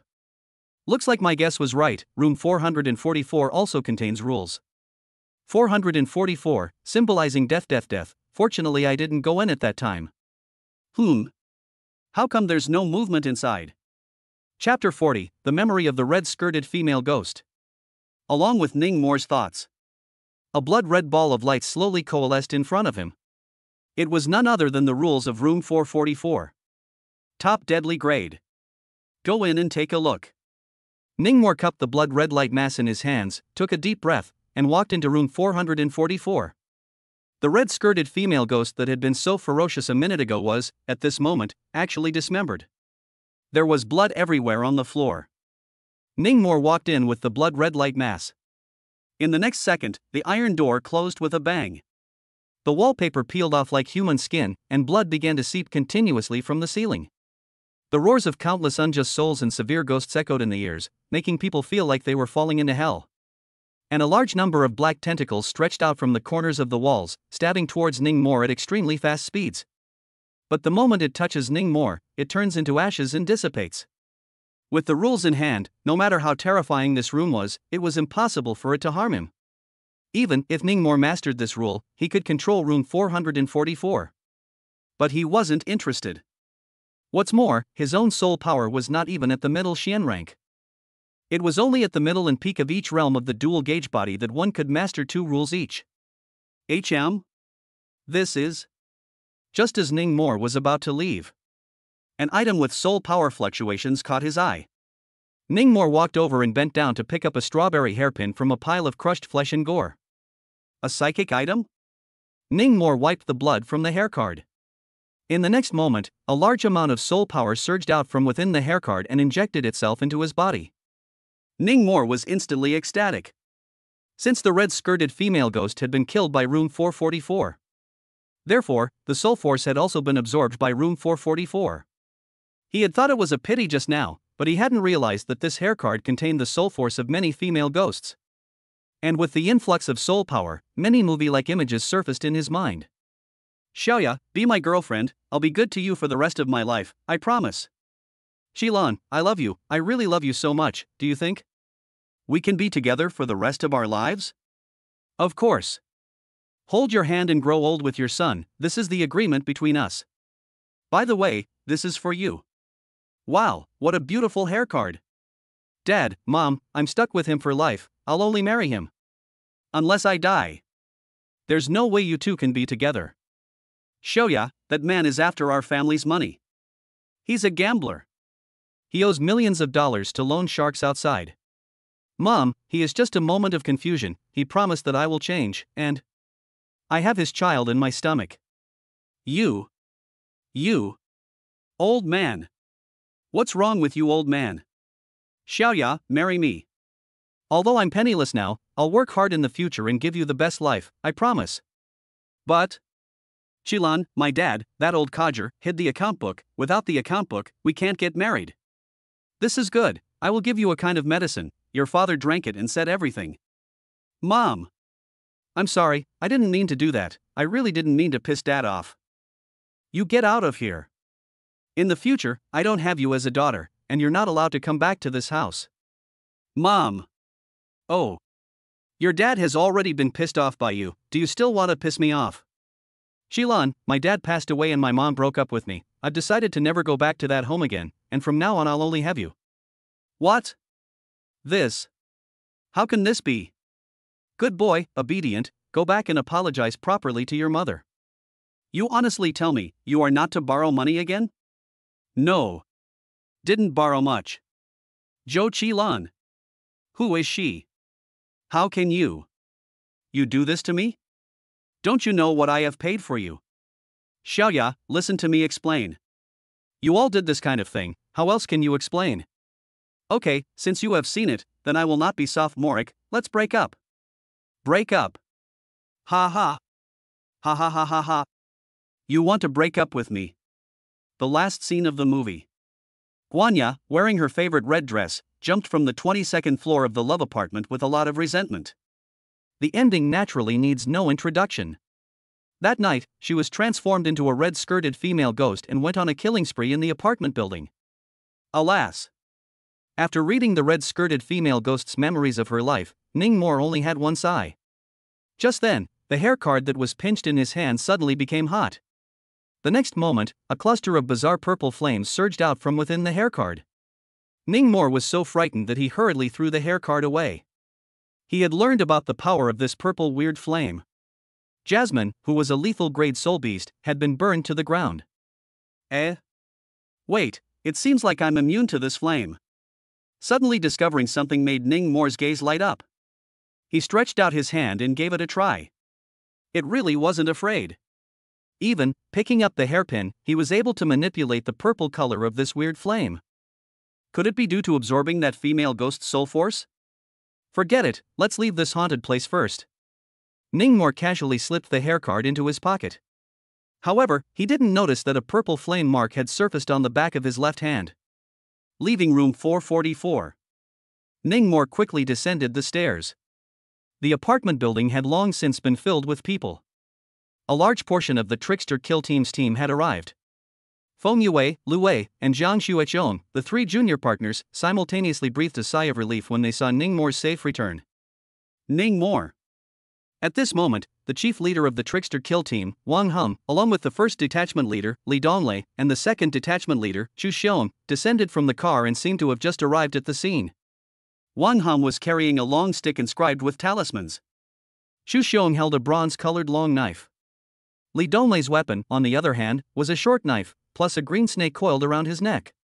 The three of them had serious faces as they walked towards him in large strides. There was an expression as if they were facing an enemy. Ningmore, it's been hard on you, circling around a highly lethal grade creepy for so long. It's fortunate that nothing happened to you, or we wouldn't have been able to explain to old Feng. Wang Hum patted Ningmore's shoulder and said with relief, "What's the location of that lethal ghost now?" "Dead." Ningmore told the truth. The expressions of the people around them froze. "Dead?" Wang Hum suspected that he had heard wrong. "Well, killed by me." Ningmore spoke in a shocking manner. Wang Hum, Li Donglei, Chu Xiong, Feng Yue, Zhang Xuechong, Lu Wei, and the others all froze on the spot. Their expressions were permeated with oddness, shock, and skepticism. "Ningmore, what time is it? You still have the heart to joke around?" Li Donglei said unhappily. "Tang Bingyan, Feng Xiaojun, and Gu Yan, they're all in the apartment building. They could run into that stern ghost at any time. Quickly say, how many floors is it on right now?" "Sister Tang and Uncle Feng are in the apartment building?" Ningmore was surprised. "I came all the way down. How come I didn't run into them?" "Not good. They might have been trapped in one of the ghostly spirit's rules." Thinking of a certain possibility, Ningmore hurriedly ran back to the apartment building. "Follow them." Wang Hum barked out an order, and the crowd quickly followed. With the highest combatant of the Trickster Kill Team present, Feng Yue, Zhang Xuechong, and Lu Wei also came to join in the fun. Who knew that just as they went up to the second floor, they ran into Tang Feng and the others. Ningmore's guess was really right. They were indeed trapped in a small darkroom by a certain rule. Fortunately, this rule wasn't strong. After several people took turns pummeling them, they actually forced their way through the small black room and escaped. "The ghostly opening is too damn dangerous, I almost couldn't get out." Gu Yanni complained. Tang Bingyan and Feng Xiaojun were also scared afterward. Every time a new ghostly spirit appeared in the city, quite a few psychics who opened up the land would lose their lives. It wasn't good enough not to go open up the land. If they didn't care, the area of the ghostly spirits would continue to expand. Afterward, the crowd followed Ningmore to room 444 and saw the dismembered red-skirted female ghost with their own eyes before believing what he said. "You actually did get it killed?" Li Donglei was struck in the face and stared blankly at Ningmore.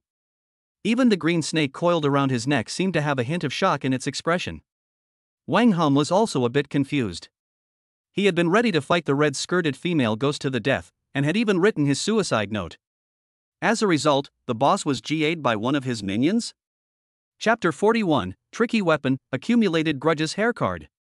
444, Harmonic Death.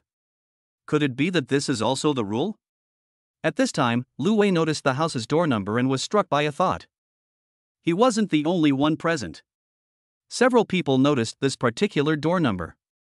However, they were all a step too late, and it was Ningmore who was the first to discover the rule. But the rule was useless to him. So he planned to turn it in and still get a bonus. After that, the top would meet to discuss who would be appropriate to send to master this rule. As for the two rules, 18th floor, signifying the 18 layers of hell, and penetrating break, Ningmore politely described them to Wang Hum, and didn't say so explicitly for fear of being struck by lightning. Let them realize it on their own. "Young Wei, follow me." Afterwards, Ningmore deliberately avoided the others and led Feng Yue and Lu Wei into the apartment building to brush up their levels. He had gone up one level at a time. So he knew where there were walkers gathering.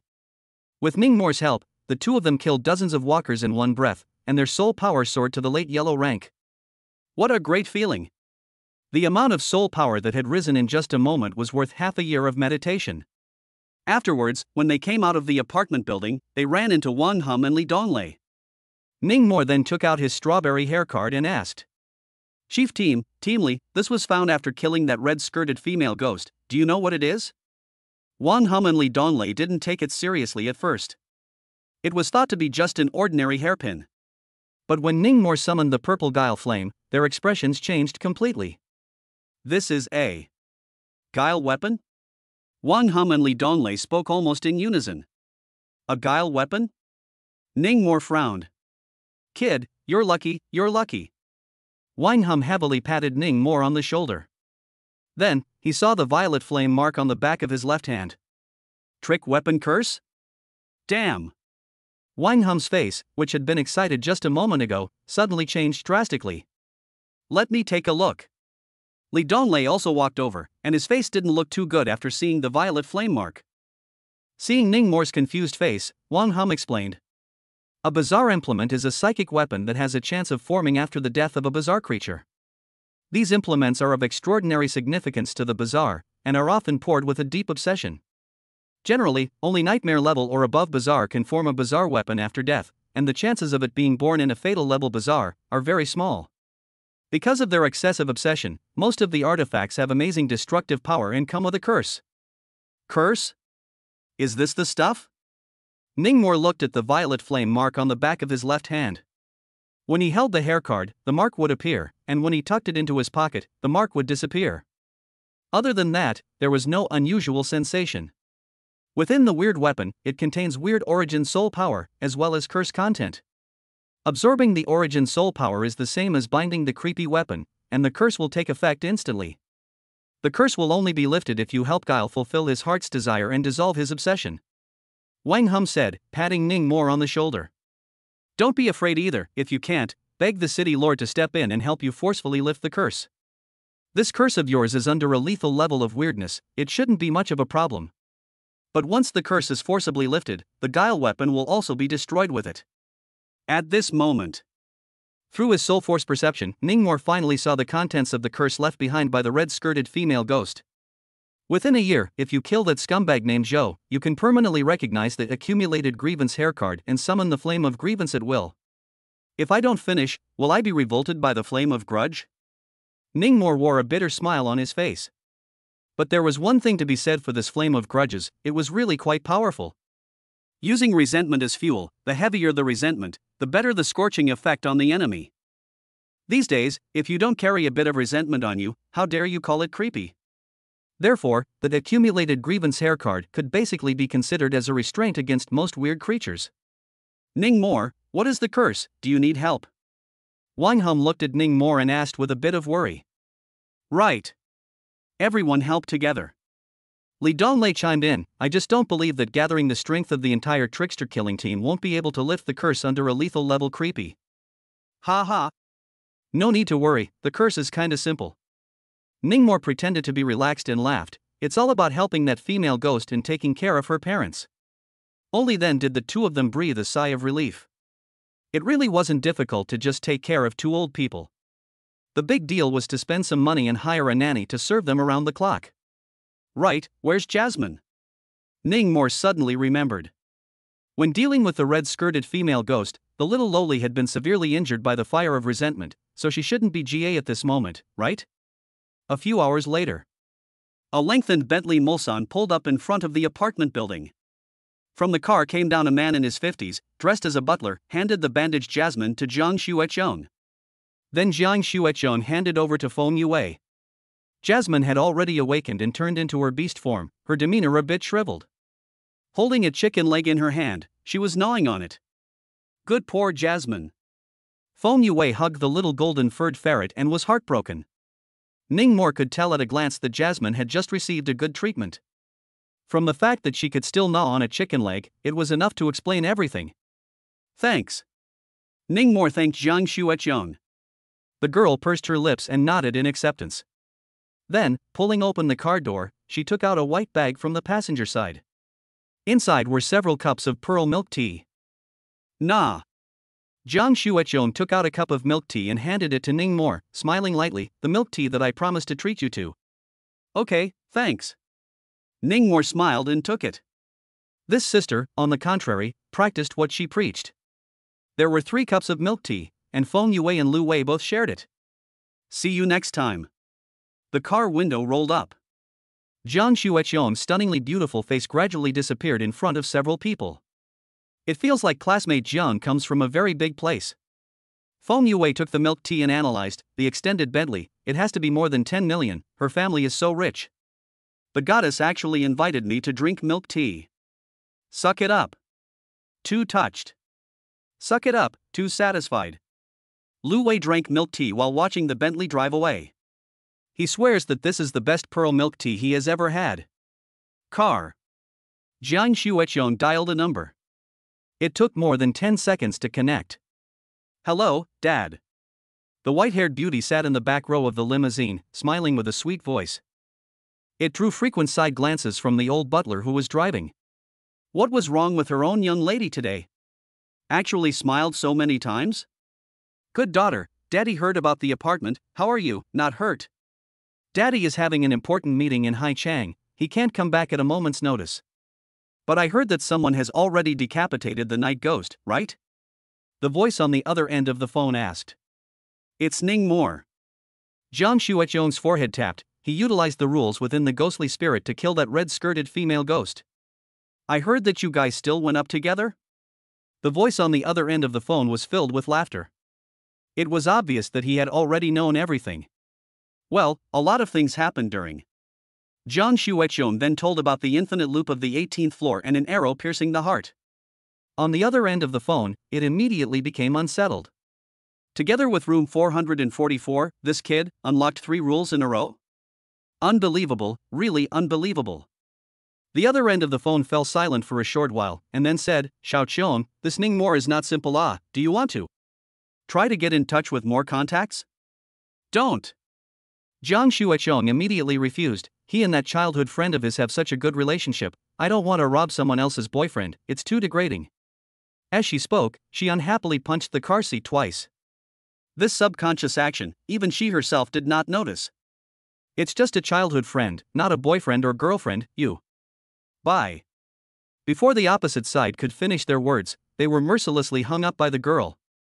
The old butler saw the scene in the rearview mirror and couldn't help but smile bitterly and shake his head.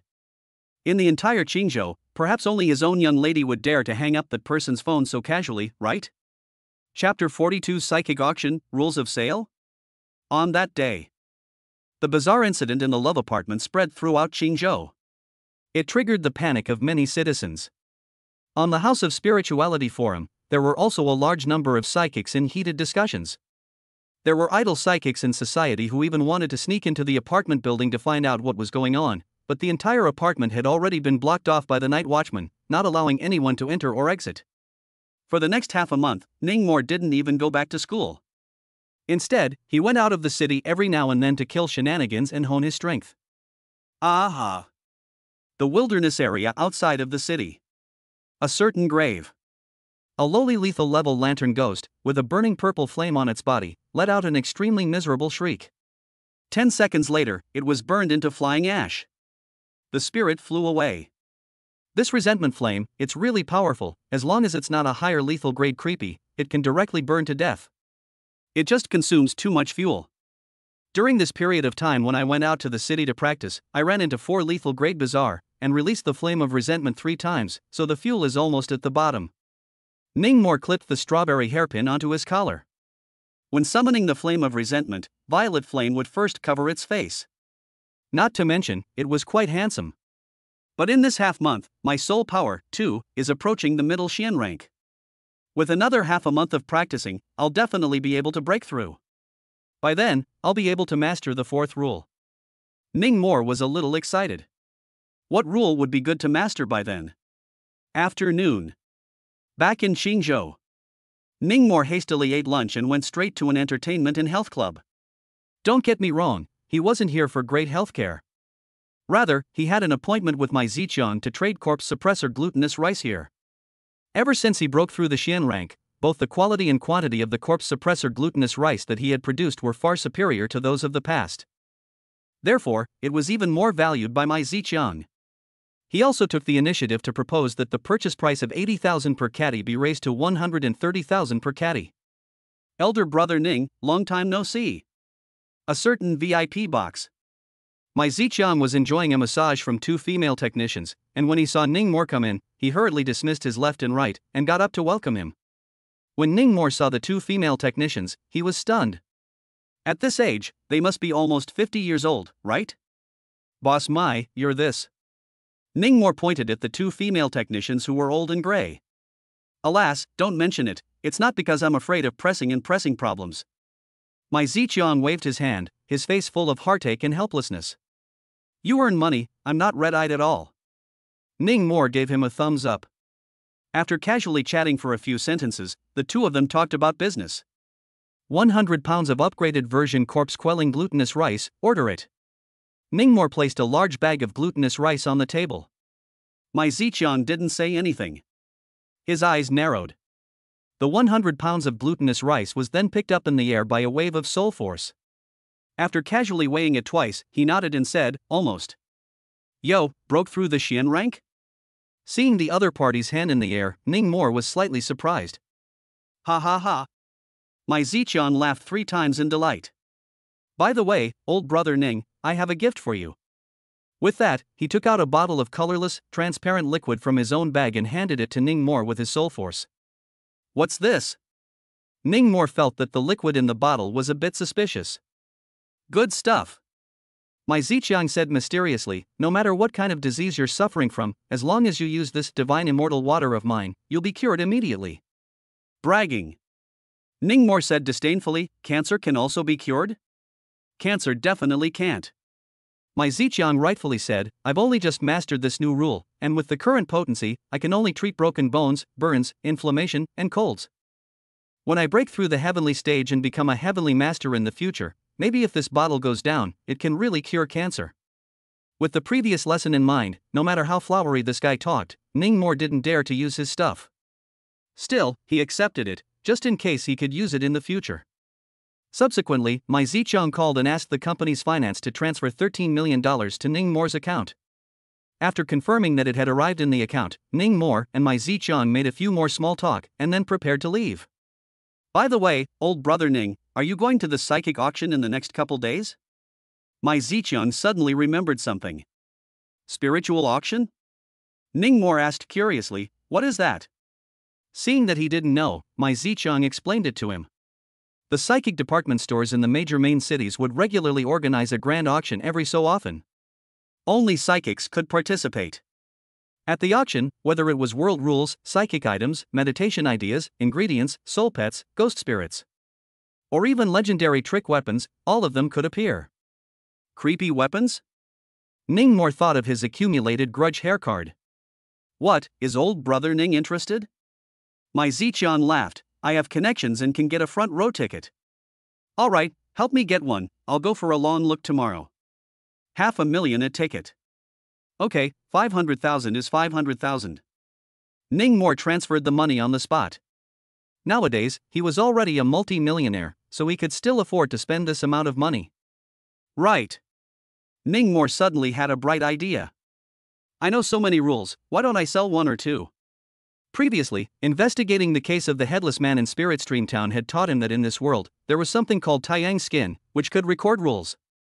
The Tai Sui Pai that recorded the rules was just like the devil fruit in the King of Thieves, with a clear price tag. As long as you have money, you can master the rules and gain extraordinary power. Therefore, in this world, psychics are not necessarily rich people. But rich people must be psychics. Thus, after hastily bidding farewell to Brother Peaceseller, Ning Mo went straight to the psychic department store. He came to the often visited Jubilee Pavilion. The shopkeepers here, all of them already knew him. It was also known that he was from the Trickster Kill team. Mr. Ning, what can I get you? The shopkeeper asked courteously. Taiyang Skin, do you sell it here? Yes, not much, this way please. The clerk brought Ning Mo to a separate area of the store. There was nothing sold in this area that was less than 10 million. Mr. Ning, our store currently has a total of 5 Taiyang skins for sale. 2 harmless grade, which can only record harmless grade rules, for sale at 5 million. 2 dangerous grade, with the highest recorded dangerous grade rules, priced at 10 million. And 1 terror grade, priced at 20 million. How many do you need? The clerk introduced. A terror-grade Taiyang skin, priced at 20 million. So expensive? Ning Mo raised his eyebrows. But once he thought about it, this thing could record rules, so it seemed to be alright. These Taiyang skins, if I take them back, can I split them myself? Ning Mo asked curiously. No, sir. The clerk hurriedly warned, there are strict size requirements for the Teiyukai skins, they must be a rectangle 10 centimeters wide and 12 centimeters long. Once it is cut twice, causing damage, the store will not be responsible for it. Alright. Ning Mo was just casually asking. Swipe your card. Ning Mo drew out his bank card and handed it over. To be honest, it still hurt a bit. There was only a total of over 30 million in his card. Okay, sir. The clerk took the card and asked again, and do you need the Tianji pen and Yin Yang ink? What is this again?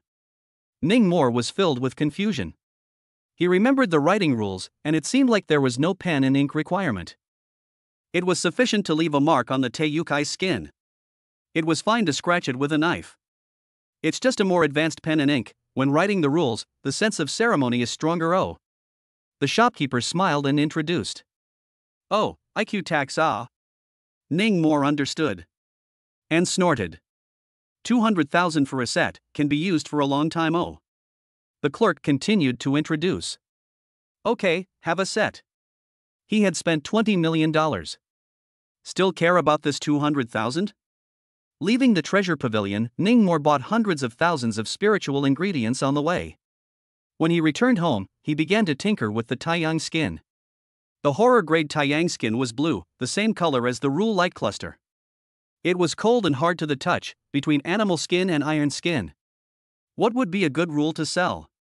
Ning Mo pondered. Terror-grade Teiyukai skins could only record terror-grade rules at the highest. Of course you could record danger level and harmless level rules if you wanted to. But there shouldn't be any cuties. Would do so. You're it. After pondering for a short while, Ning Mo made his decision. Carefully, he used a pen to write 10 words on the Teiyukai skin. Walk 100 steps after meals, live to 99. Chapter 43 Spiritual Auction, City Lords $1,000. After writing the rules, Ning Mo used a string to tie the Taiyu skin tightly and slipped it into his pocket, carrying it close to his body. The family gathered for dinner in the evening. Feng Zhaojun announced good news. Xiaomor, Youngwei, the rules I applied for some time ago were approved. Look guys, this is it. Feng Zhaojun placed a fruit kernel on the table. What is this? The two men came over. Ning Mo suddenly felt that this fruit core was a bit familiar. Isn't this the kernel of the incondensation fruit? Jasmine was under the table, eating a plate of roasted chicken, swept a glance at the kernel, and cooed. After half a month of recuperation, the injuries on her body were also healed. The hair that had been burned off by the fire of resentment had grown back. Ning Mo also remembered. It was indeed the core of the incondensation fruit. There was no such thing on Earth. What Uncle Feng had claimed was 80% the Blue Star's native rule. Dad, what does this rule do? Feng Yuwei asked curiously. Just like umbrella in the house invites ghosts, it's also a ghost inviting type of rule. Talking about this, Feng Zhaojun fretted a little. Last night, I went outside the city and tried to recruit a few ghosts. None of them worked, too weak. Trying to take in a powerful ghost spirit isn't easy, we'll slowly look for opportunities later. Recruiting ghost class rules. Ning Mo had a bunch of them in his head. Then he asked, Uncle Feng, what class rule is this kernel of yours? Terror class, why? Feng Zhaojun replied. This is too much of a pull. Ning Mo secretly shook his head. Terror-grade ghost recruiting rules were fine for subduing terror-grade ghosts, but if they were to subdue ghosts of lethal grade or higher, the success rate would be extremely low. It was true that nothing was good for nothing. Uncle Feng, do you still remember the time I was poisoned by a corpse and dreamed of a Taoist priest in the hospital? Ning Mo intended to arrange a stronger rule for Uncle Feng. I remember, the Taoist priest with one eyebrow. Feng Zhaojun nodded. I remember at the time, he also said. Said what? Ning Mo pretended to be thinking hard. In reality, he was sifting through the rules. At this moment, one yellow or blue light cluster after another surfaced around him. The Feng family's father and daughter, however, couldn't see anything. Soon, a bright red light cluster surfaced in front of them. Lethal level rules. Ning Mor was overjoyed.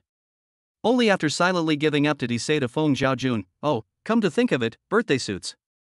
"Shui? What kind of birthday suit?" Feng Zhaojun pursued. "I can't remember exactly, I just saw that old Taoist priest asking his disciple to bring the birthday suit. It might be related to the rules, Uncle Feng, you can look into it later." Ning Mor did not dare to speak too bluntly for fear of being struck by lightning.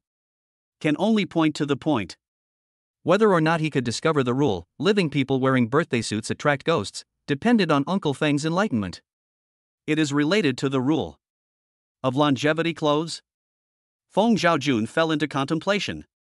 Discovering the rules required personal experience. He decided to go to the funeral parlor tomorrow to buy a life jacket and see how it really happened. Maybe an awesome rule could be discovered as a result? Then, another thing came to mind. Xiaomora Yue, the spiritual department store, will be holding an auction in 2 days. It's very lively. Their manager invited me. Do you guys want to go together? Feng Zhaojun had a smile on his face. It was the first time he had been invited and participated in a psychic auction. As for the reason, it was naturally because he was about to break through the earth rank and was being valued by the outside world. I've long wanted to go to the spiritual auction.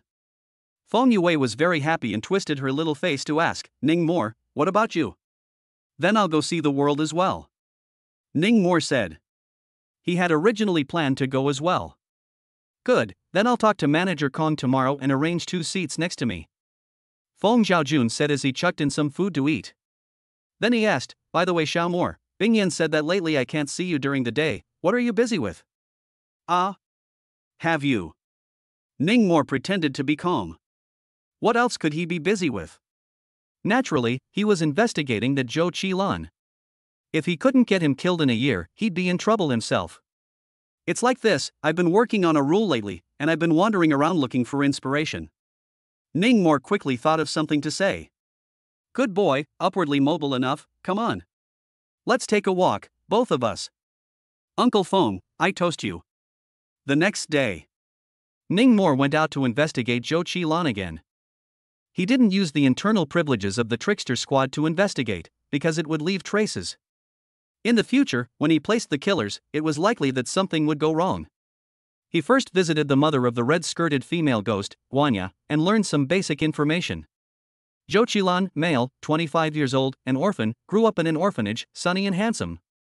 In his freshman year, he fell in love with Guanya, and after graduation, he became addicted to gambling and kept asking Guanya to ask his family for money to fill his gambling debts. During that time, he also made Guanya have 2 abortions. After Guanya and her mother broke up, he ruthlessly dumped Guanya and got together with another girl. After Guanya jumped off a building, perhaps for fear of getting into trouble, he suddenly evaporated. His current girlfriend and a group of friends have no idea where he went. Since there is no surveillance in this world, Ning Mor's investigation is in a bottleneck. However, he wasn't exactly panicking. The big deal was that when the time came, he would ask the city lord to help him forcefully lift the curse.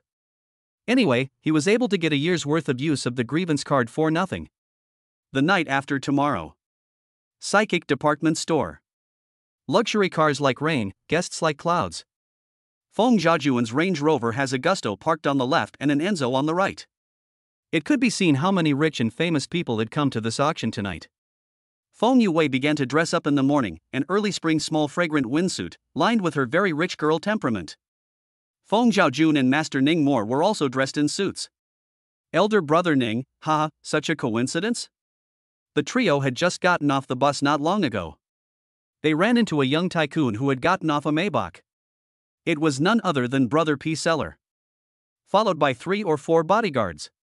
Uncle Feng, you guys go up first, I'll have a few words with Boss Mai. Ning Mor turned his head and said to Feng Zhaojun. The auction is about to start, as soon as possible. Although Feng Zhaojun didn't like this Mai Zichang very much, he knew that he and Ning Mor were business partners. When they met, they definitely had to exchange a few pleasantries. After the father and daughter left, Ning Mor pulled out the Taiyu skin from his pocket and handed it to Mai Zichang. What you said can help me arrange the auction temporarily. Mai Zichang took it and realized that it was a blue Teiyukai skin, and his eyes immediately lit up. Terror level rules? It's possible, elder brother Ning. Don't worry, I'm familiar with the organizers, so it's not much of a problem to help you plug in. It's this punting that. Ningmore smiled. I understand, how much should I give? Okay, on the road. My Zichang patted Ningmore's shoulder. One more question, the organizer side won't hack my rules, right? Playing it safe, Ningmore asked again, has there ever been a precedent like this before? Older brother, just put your heart in your stomach. The spiritual department store is the leading department store retailer in China, and the rules appraisers hired inside are all dignified figures, so they definitely won't do such a thing. My Zichang laughed, but well. Your worry is actually normal. As far as I know, there are some small workshop group organized auction before, indeed out of the organizer black rules, midnight runaway thing. So this matter of auction rules must find a large group with the appropriate qualifications to cooperate. Only then did Ningmore nod reassuringly. Thinking to himself that if there were no problems with this cooperation, he would be able to auction a few more rules at Spiritist department stores in the future. However, before he broke through the heavenly rank, it was better not to take out any rules above the fatal rank. The hearts of people were unpredictable. It was not guaranteed that one day, some rule appraiser would get greedy and run off with his rules. The world was a giant straw man. It's impossible to say. The main venue of the psychic auction was on the topmost floor of the mall. The scene was bustling with people. If he hadn't come here today, Ningmore would have never known that there were so many psychics in Qingzhou. The front row of the main venue. There was a section of seats that belonged exclusively to the Trickster Kill team. At a glance, Ningmore saw familiar faces from the Trickster Kill team such as Wang Hum, Li Donglei, Chu Xion, Tang Bingyan, and Gu Yung. After my Zichang left with the Teiyukai skin, Ningmore walked over to greet them. Soon after, an exclamation of surprise came. Isn't that City Lord Jiang? City Lord Jiang actually came to the auction as well. Who's the one next to her? So pretty, just like a fairy. Didn't you see that white hair? It's a symbol of the Jiang clan's lineage. One look and you know it's City Lord Jiang's daughter. The already noisy scene became even more lively with the arrival of City Lord Jiang Yishan. The white-haired, black-clothed girl following beside Jiang Yishan even attracted the attention of countless young males. Jiang Xueqiang? Ningmore was a bit dumbfounded. This classmate of his was actually the City Lord's daughter? Wow, classmate Jiang really does have a big background. Feng Yue was also shocked and murmured. Soon after, Jiang Yishan greeted a few high-powered bigwigs from Qingzhou and walked over towards them. City Lord Jiang, I didn't expect you to come in person. Wang Hum rose to greet them. The others also rose. It's rare that I'm free, so I've come to accompany my daughter for a stroll and see if there's anything she's interested in. Jiang Yishan was very approachable, without a trace of the City Lord's demeanor. It seemed like he was just an old father who brought his baby daughter out for a walk after dinner. Then, smiling at Jiang Xueqiang beside him, he said, not saying hello to your classmate? Jiang Xueqiang had a black dress with white hair. Her face was slightly powdered, her skin was snowy, and her temperament was as cool as the bright moon in the night sky. However, she seemed to be a bit socially terrified. Gently nodding her head at Ningmore. Even after saying hello. Ningmore also smiled at the girl and joked. Classmate Jiang is really deep in the world. 3 years in the same class, and I didn't even realize your true identity. Jiang Xueqiang smiled lightly. Ningmore, speaking of Xiao Qiong mastering the first rule, I have to thank you. The old father behind her smiled and said, if it wasn't for your speech in class, she wouldn't know when she would have awakened. Ningmore scratched his head and played dumb. I just said it off the top of my head, it's mainly because of Jiang's high level of enlightenment. Ha ha ha. As expected, anyone was willing to listen to pretty words. Hearing Ningmore praise his daughter so much, Jiang Yishan laughed 3 times, very happy. Immediately afterward, but then complained, this daughter of mine is stubborn, the first rule, she has to discover it by herself, and when she buys it and gives it to her, she doesn't even take a look at it. This shows that Ms. Xueqiang is motivated. City Lord Jiang will be blessed in the future. Wang Hum also slapped a horse's ass in a smooth manner. The seats were filled with laughter. Afterward, Jiang Yishan took his seat. Coincidentally, the father and daughter were sitting in front of Feng Zhaojun and Ningmore. A refreshing fragrance came from the front row seats. The smell made Ningmore a bit apathetic. He could only deliberately seek out little Qingmei to strike up a conversation and divert his attention. Soon, the auction began. There were at least 400 or 500 people sitting on the scene. All of them were psychic masters. There were a large number of Xian rank, and not a few Earth rank. The only thing that was left was the heavenly rank, a mere 2 people. One was City Lord Jianishan. The other was not Shen Lingfeng, but a grey-robed old man with a thin figure and a walking stick. Feng Zhaojun told Ning Mo that this grey-robed old man was the old man of the Yan family, one of the 4 most powerful families in Qingzhou. Yan Zhenyue. The Yan Jian who had been looking for trouble from him a while ago was none other than his only son. I see. Ning Mo's face was dazed. No wonder the old man's eyes were unfriendly when he locked eyes just now. It was a pity that he would never have imagined that Yan Jian had died by his own hand. Ning Mo. In the Yan family's seating area. Zheng Yifeng, who had just gotten rid of his halogen egg look, was glaring at him with a gloomy face. Especially after seeing, he was surrounded by 3 beautiful women, Feng Yue right, Zhang Xuecheng front, and Tang Bingyan left. He was furious.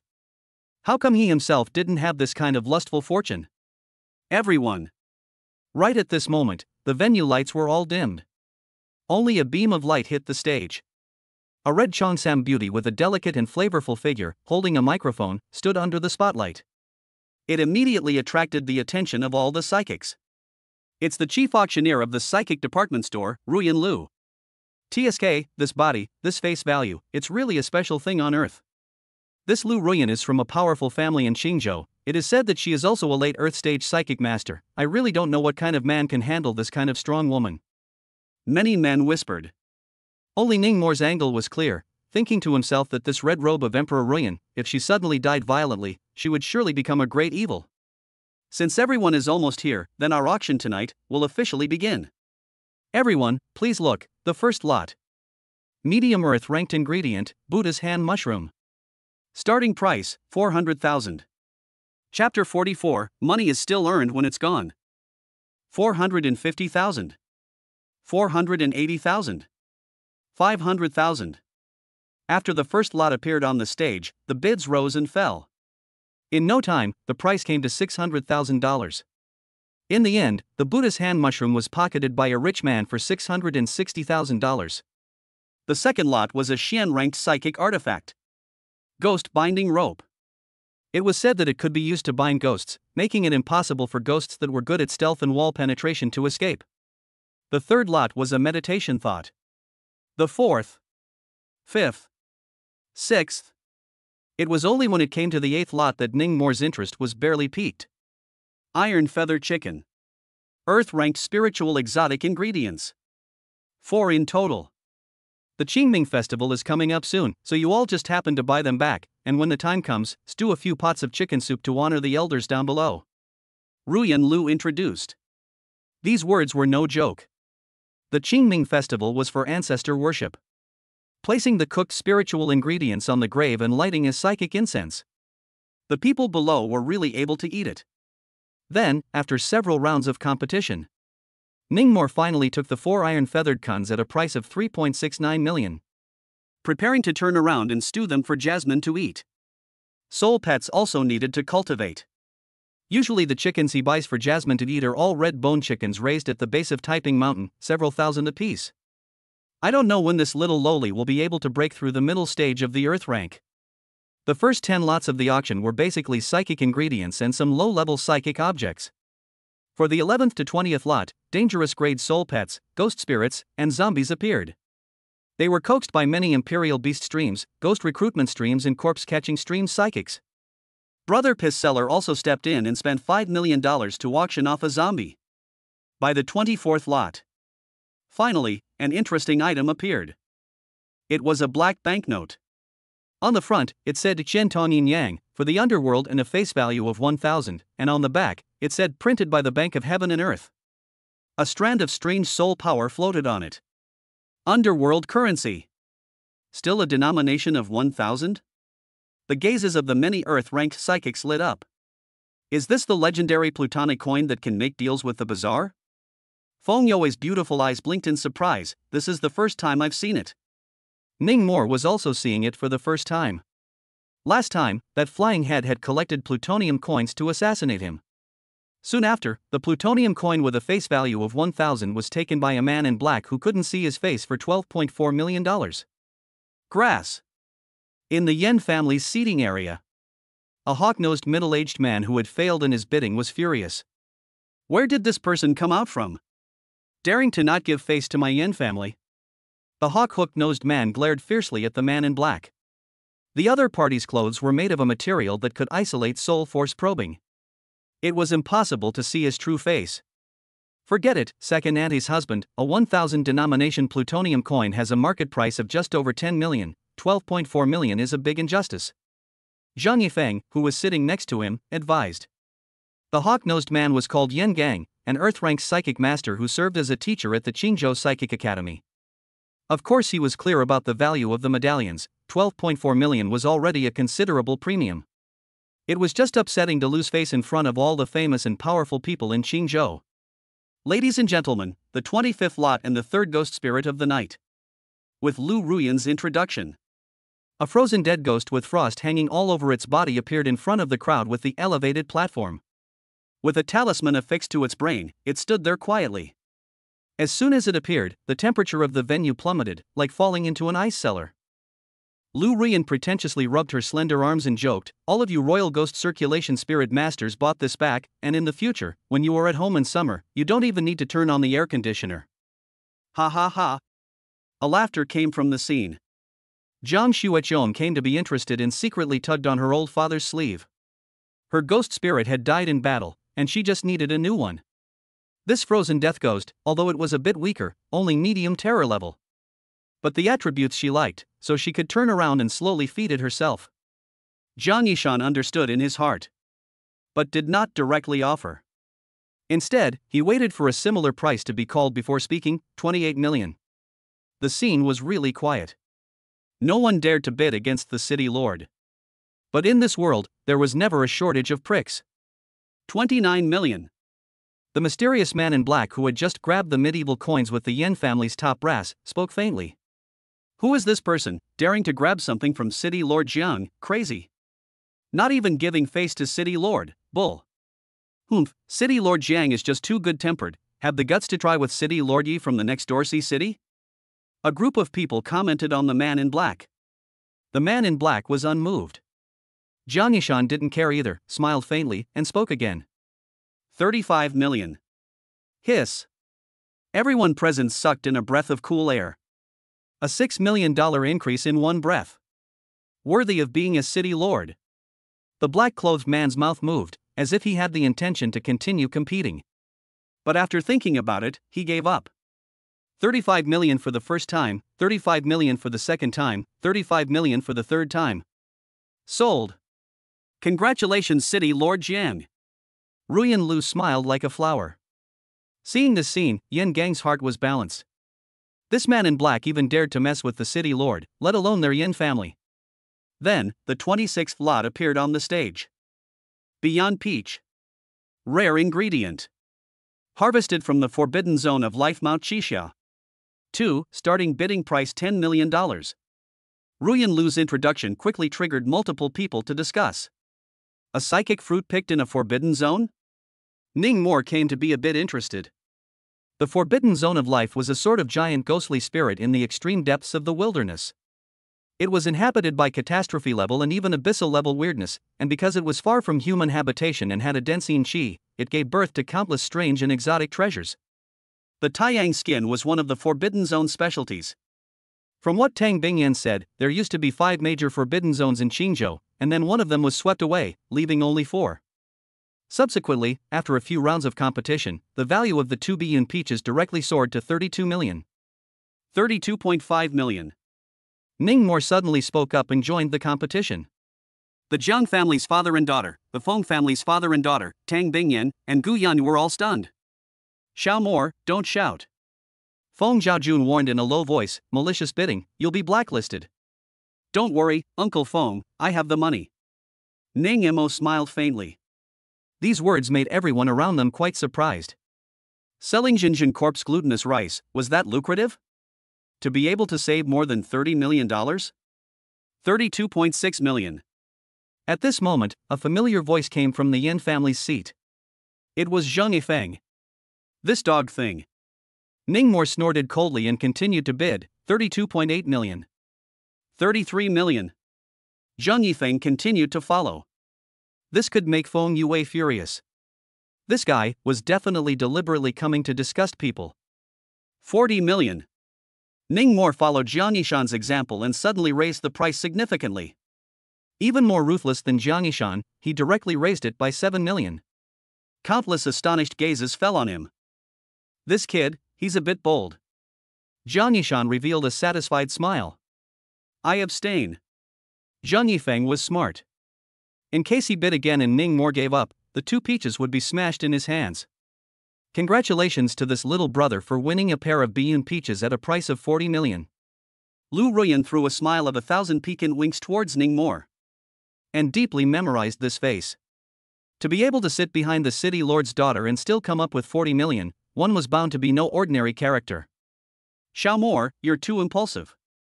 Feng Zhaojun sighed, the Biyun peach is indeed rare, but at most it's worth 3,200. It's fine. Ning Mo acted relaxed, money is still earned when it's gone.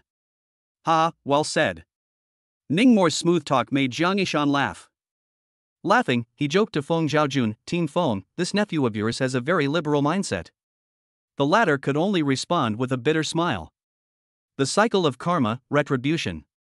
Behind the Biyun peach, followed by an item of interest to Zhang Yifeng. Ladies and gentlemen, the 27th lot. Bamboo Leaf Amulet. Can block 6 top lethal level bazaar attacks. With Ruyan Lu's introduction, a long emerald green amulet appeared in front of the crowd. Zhang Yifeng's gaze brightened. The evil repelling agate that his uncle had given him had been destroyed by the Nian beast, and he was exactly short of a protective psychic item. This bamboo leaf amulet, poor yes, but it was okay. In a short while, the price broke through the 40 million mark. 41 million. Zhang Yifeng made a bid. 41.5 million. Li Donglei also wanted this amulet. The two called all the way up to 50 million. Only then did Li Donglei bite the bullet and give up. The Yan and Zhang families were in the same breath and had strong financial resources. How could he, a detachment chief of the trickster squad, be a rival? Just when Zhang Yifeng was complacent, thinking that he had taken a treasure. Ning Mo, however, spoke quietly and shouted, 50.1 million. Nima. Zhang Yifeng was furious, glaring fiercely at Ning Mo from a dozen seats away. Next, the two called out all the way to 60 million. No matter how much Zhang Yifeng bid, Ning Mo only added 100,000 at the back, nearly infuriating the former to death. Xiao Mo, it's almost time. Feng Zhaojun reminded from the side, be careful of smashing your hand. Uncle Feng, I'm also interested in this body talisman, how could I smash my hands? Ning Mo grinned. You kid.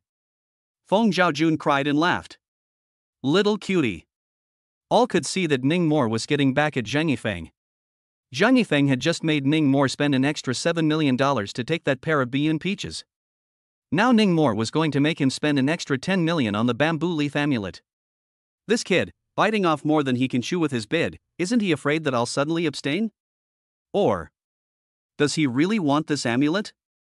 Zhang Yifeng was a bit unable to grasp Ning Mo's thoughts. Forget it, little Feng. Second Aunt Yan Gang's voice came from the side, since he wants it so much, just let him have it. I'll make one last bid. Zhang Yifeng decided to take a gamble and called for another bid, 61 million. I give up. Ning Mo followed closely. You. Zhang Yifeng directly broke his defense with red temperature. Standing up, he sprayed at Ning Mo furiously, I left my hometown on a dream journey. The bag on my shoulder is loaded with dreams for the future. I come from faraway places just like you all. Even Yan Gang's face became unsightly. This kid, tough enough. Jiang Yishan, who was sitting in the front row, appreciated Ning Mo even more.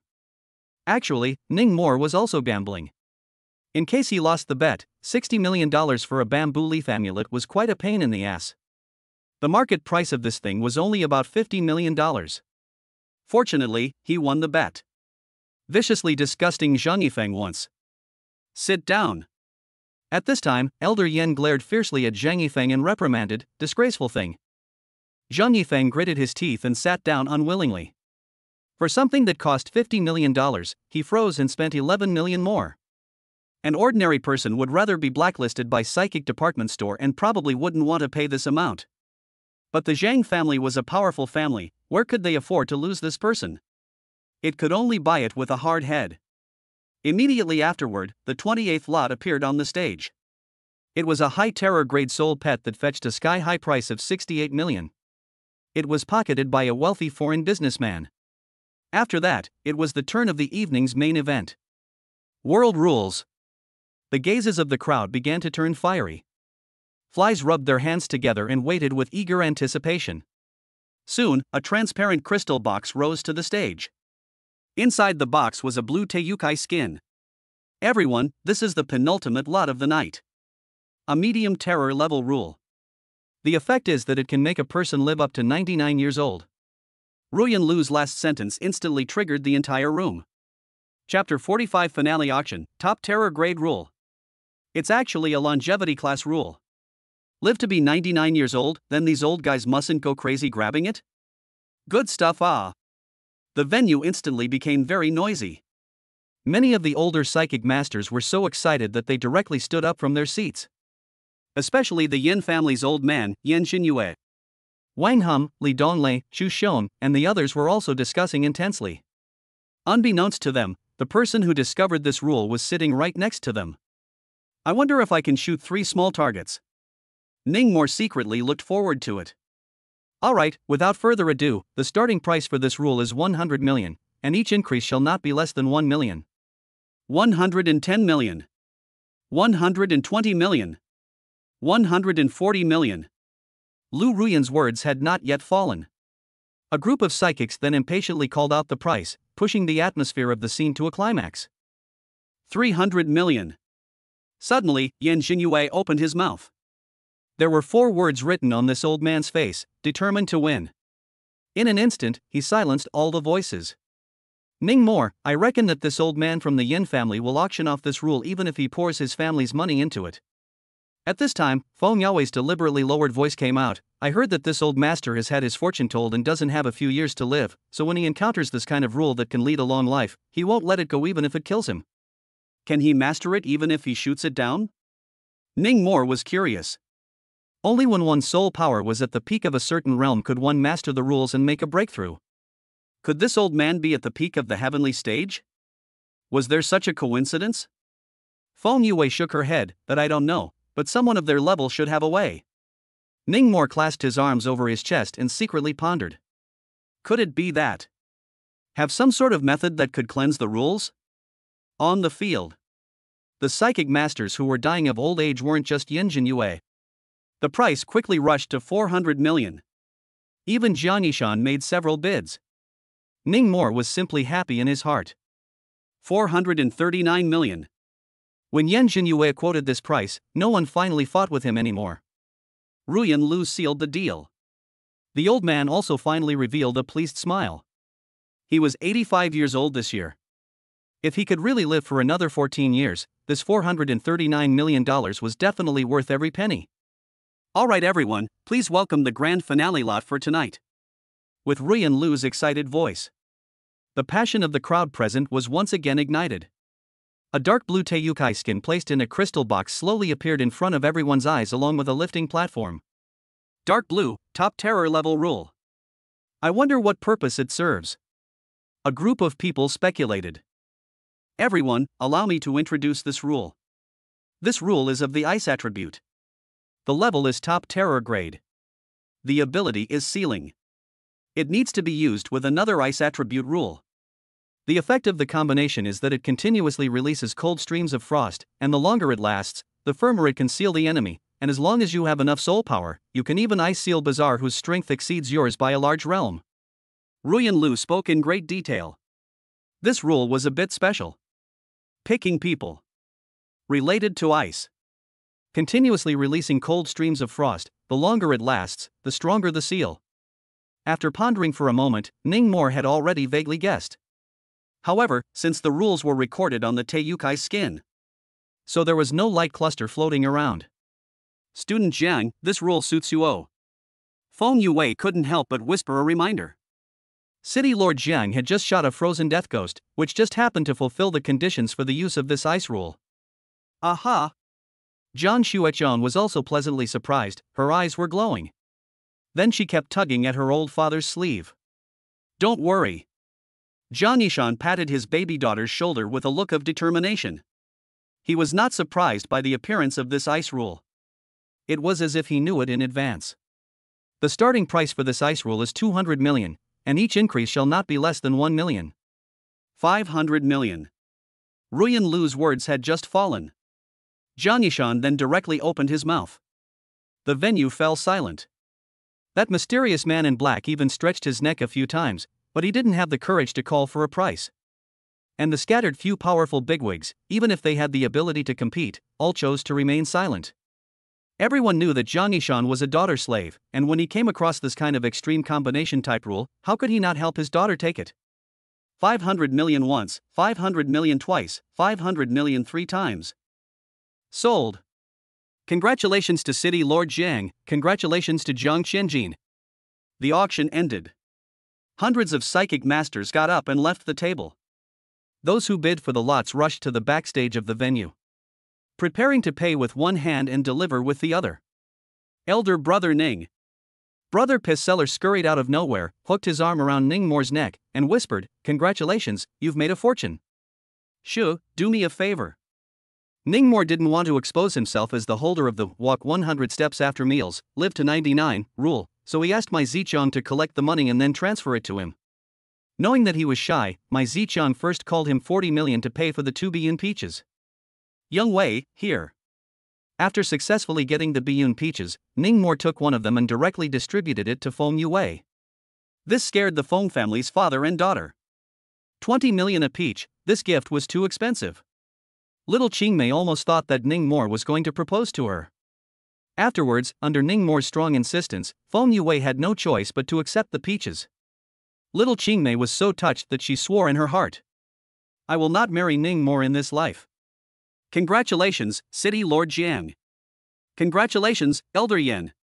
On the other side, Jiang Yishan and Yan Jinyue met and greeted each other with compliments. They were both full of rewards tonight. After Yan Jinyue got the longevity class rule of being able to live up to 99 years old, he hurriedly left the field and went home, as if he was afraid that he would die halfway there. Zhang Xuechong also got the frozen death ghost and that ice-type rule. Getting that dark blue Teiyukai skin, she couldn't wait to unfold it and take a look at it. 3 feet of ice is not cold in a day. Thank you, Dad. Zhang Xuechong was filled with joy. What's the point of saying thank you to Dad? Jiang Yishan rightfully said, as long as my daughter wants it, I'll pick the moon in the sky for it. Just when Zhang Xuechong was so moved that she was about to cry, Jiang Yishan, however, turned his words around and laughed. "Daughter, there are still 2.5 months to go before the college entrance exams. This year's guaranteed entrance exams are very difficult. Dad wants you to go to the Tricky Kill team to practice. What do you think?" Tricky Kill team? Zhang Xuechong's expression instantly became odd. With a turn of her jade eyes, she clasped her arms and said, "Fine, which team to go to? There's still a shortage of people under Tang Bingyan, so you'll report to the 3rd team."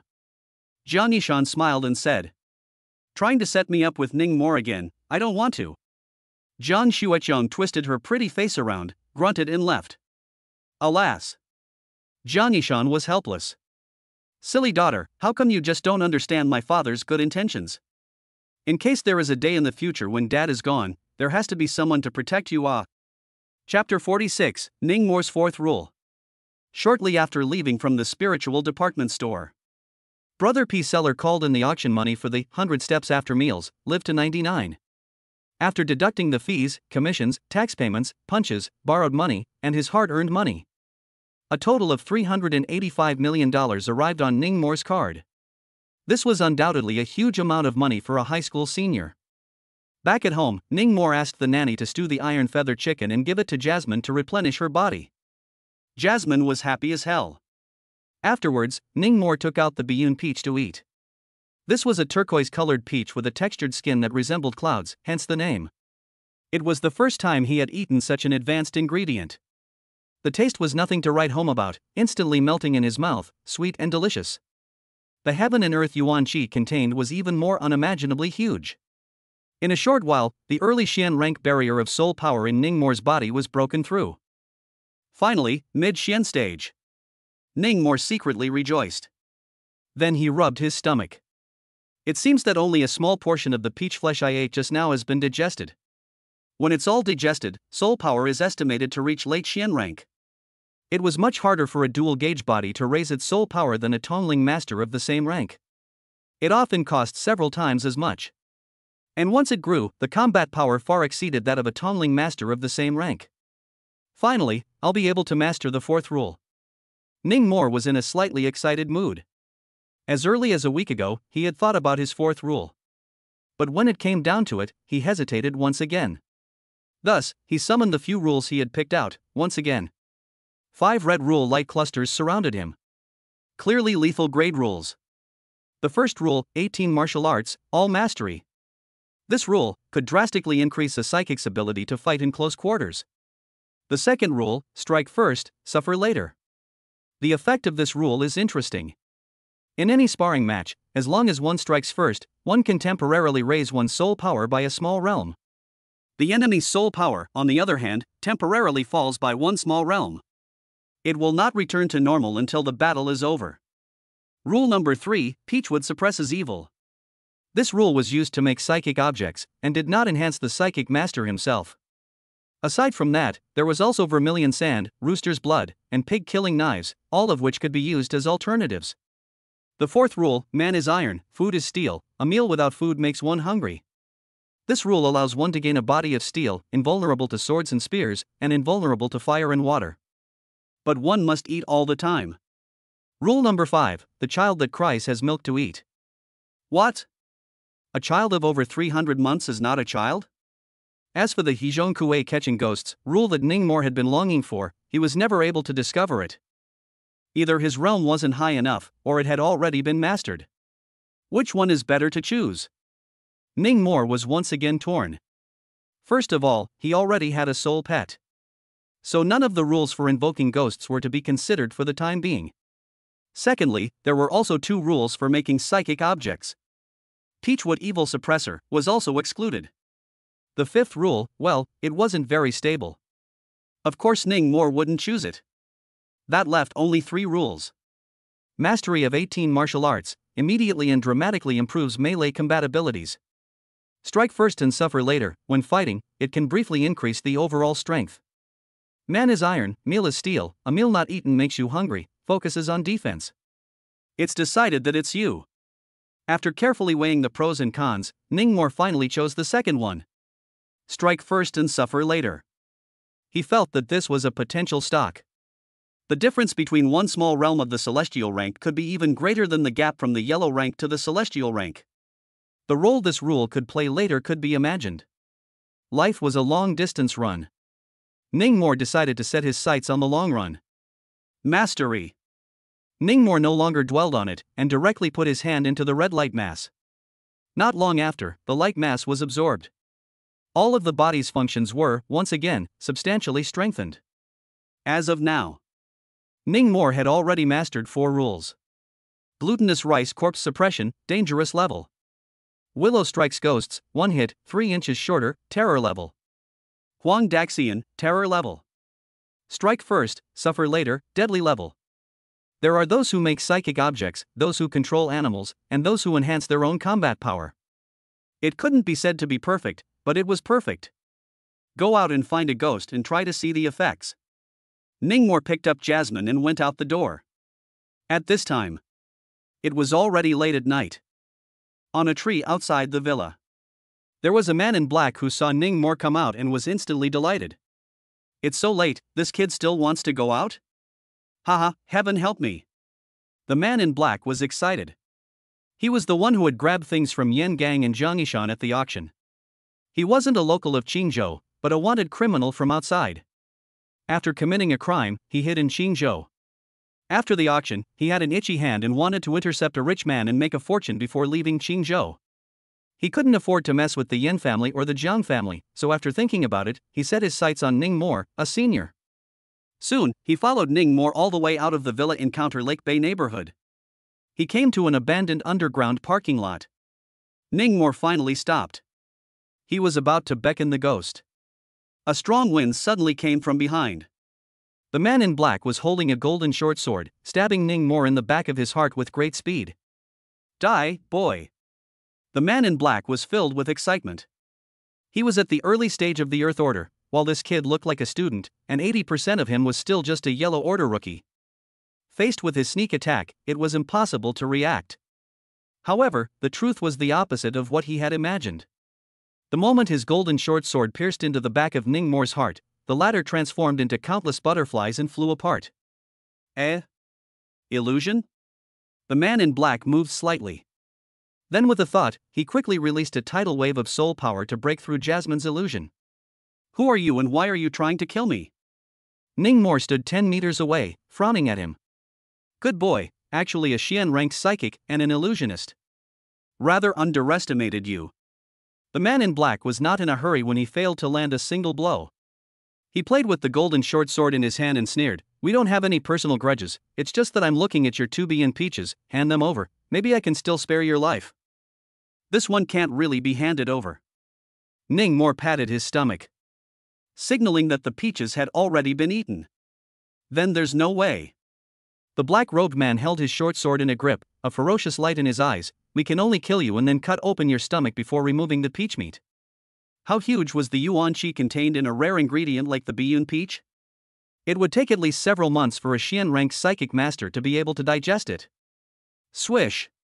What the black-clothed man didn't expect was for Ningmore to take the initiative to attack. With his right hand, he pulled out the demon beating whip from his backpack and charged straight at himself. Humph, how dare you make the first move? Seek death. A flash of disdain surfaced under the black-clothed man's eyes. But the next moment, something bizarre happened.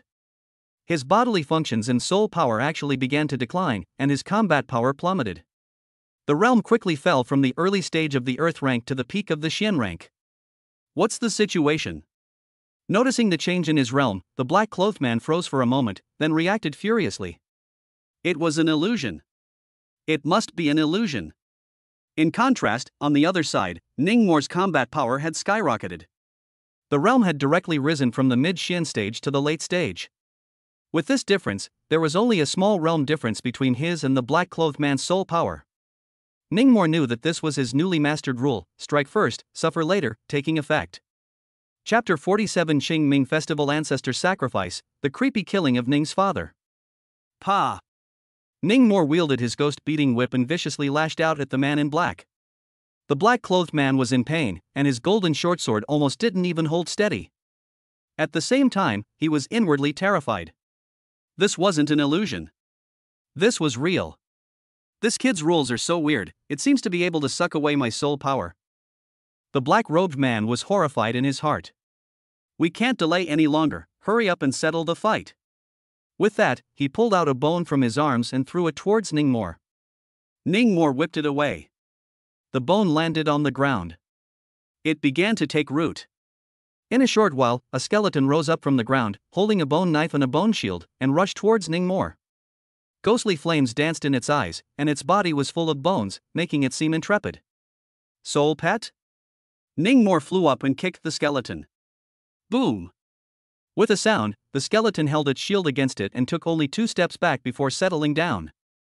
It was as steady as a wall. It actually weakened my little bone as well? What kind of rules has this kid actually mastered?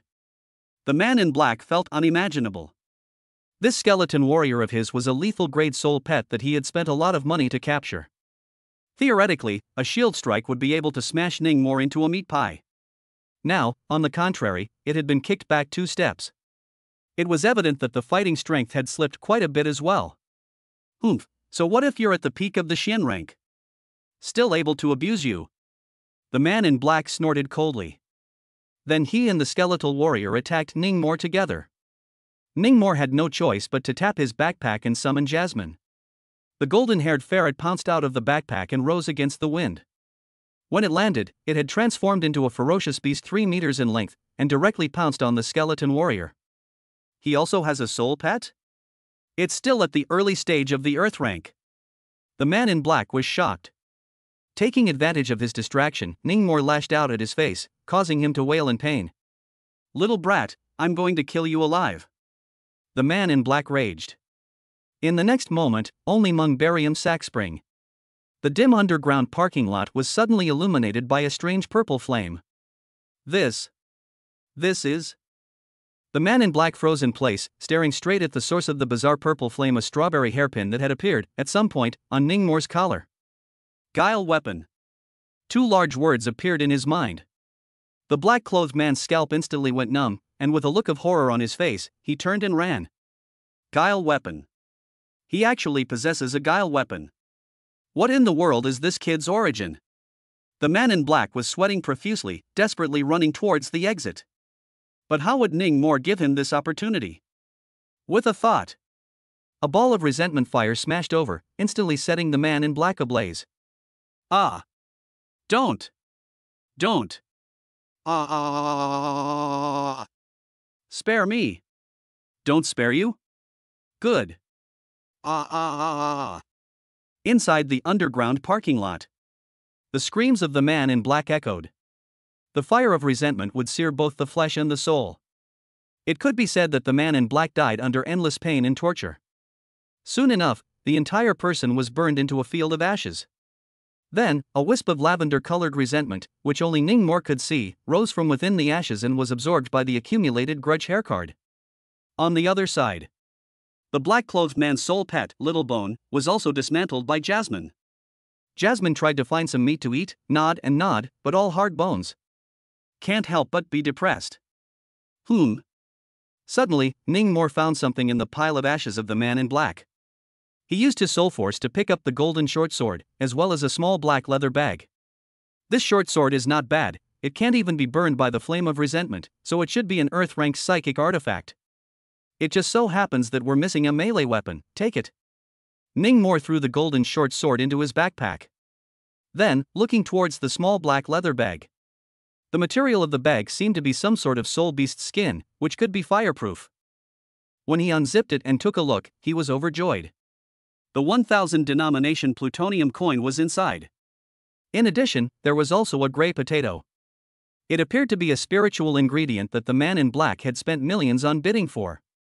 As for the other things on his body, they were all burned. Stuffing the medieval coins and the gray potatoes into his backpack, Ningmore took Jasmine with him and left with a pat on the back. Neither reporting it to the night watchman nor telling Feng Zhaojun, acting like nothing had happened.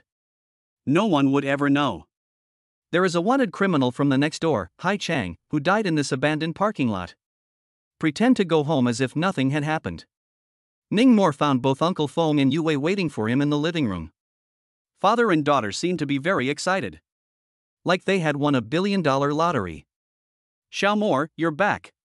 Seeing Ningmore return, Feng Zhaojun rushed over with a piece of birthday suit on, hugging him fiercely and patting his back. Thank you. Thank you so much. You are truly a great blessing for our family, ha. What's wrong? Ningmore's internal injuries were almost slapped out. Hurrying to push Uncle away. Look. Feng Zhaojun ingested a rule appraisal orb through the air. Then, he silently recited the rules of the world he had just discovered. Soon, a bright red glow spread out. This is? Ningmore asked knowingly.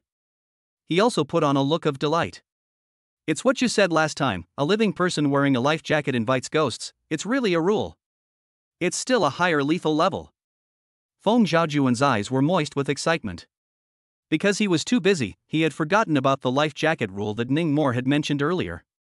It wasn't until an hour ago, when he was out on patrol and passed by a funeral parlor, that he remembered. So, with the intention of trying it out, he went in and bought a life jacket. As a result, less than 10 minutes after putting it on, I bumped into a ghost.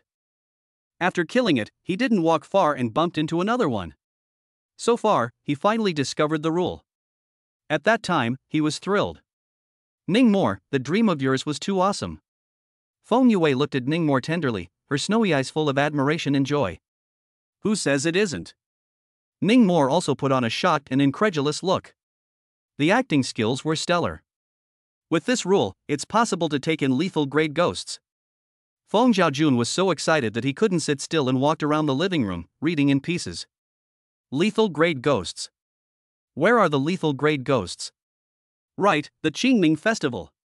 In half a month, it will be the Qingming Festival. There might be an opportunity by then. There is a netherworld in this world. On the day of the Qingming festival, if you don't pay homage to your ancestors or sweep your grave, there is a real possibility that the people down there will come to you and give you nightmares. In more serious cases, even bad luck will haunt you and everything will go wrong. Therefore, everyone in China sacrifices their ancestors. Half a month later. On the day of the Qingming festival, all kinds of sacrificial supplies and spiritual ingredients in the city were basically snapped up. Feng Zhaojun had long prepared a double offering and drove Ning Mo and Feng Yue out of the city. South Lake Cemetery. 100 kilometers from the southern city gate of Qingzhou. It was the largest local cemetery mausoleum. This mausoleum was built on a piece of feng shui land, and there was a trickster team stationed there all year round, so the price of the cemetery was very high. Ordinary people simply couldn't afford it. As a result, Ning Mo saw quite a few wild graves along the way as he rode the car all the way over. Even if they couldn't afford a cemetery, these ordinary people wanted to bury their family members closer and dip their toes in the wind and water. The Range Rover pulled into the open parking lot. The three of them got out of the car and started to move things. In addition to some psychic ingredients made of spiritual meals, Feng Zhaojun also prepared 2 face value of 500 plutonium. One for his parents, that is, Feng Yue's grandparents. The other is for Ning Mo's father, his former classmate and comrade in arms. As for Ning Mo's mother, she had died of an illness when Ning Mo was 3 years old. Little more, go to your father's place first. Feng Zhaojun carried 2 large lunchboxes and 2 bottles of good wine, lamenting, "It's been a long time since I've come to see him, and I don't know if he'll blame me down there." Uncle Feng is joking. Ning Mo shook his head. Stepping into the mausoleum. All the people who had come to pay homage to their ancestors were basically dressed in plain clothes and looked solemn. Ning Mo's father, Ning Hai's grave, was located on the east side of the mausoleum. The mausoleum was very large, and nearly 10,000 people were buried there. "Ah hi, Qingming festival is here again, I brought Xiaomor to see you." Feng Zhaojun took out the long-prepared spiritual meal from the lunchbox and placed it in front of Ning Hai's spiritual seat. He also lit 3 sticks of psychic incense. Incense could communicate with ghosts and gods. Only then could the people below eat the wine and food. However, it was only on this day of the Qingming festival, it was not possible on weekdays. "Come on, let's brothers drink a toast first." Feng Zhaojun poured 2 cups of wine. 1 cup for himself, the other poured in front of the grave. Ning Mo just watched quietly and did not cry. There was only infinite sorrow and desolation in his heart. His father was also a member of the Trick Killers, and back then, he served in the same detachment as Uncle Feng. They were so close that they could wear the same pants. But later, in a dangerous mission, his father, in order to save Uncle Feng, was killed by the bazaar, died heroically. Feng Zhaojun was devastated and adopted Ning Mo afterward. Over the years, it was completely raised as his own son. Sometimes, even better than to his own daughter. Only to make up for the guilt in his heart. Little more, do you know what kind of shenanigans your father was victimized by?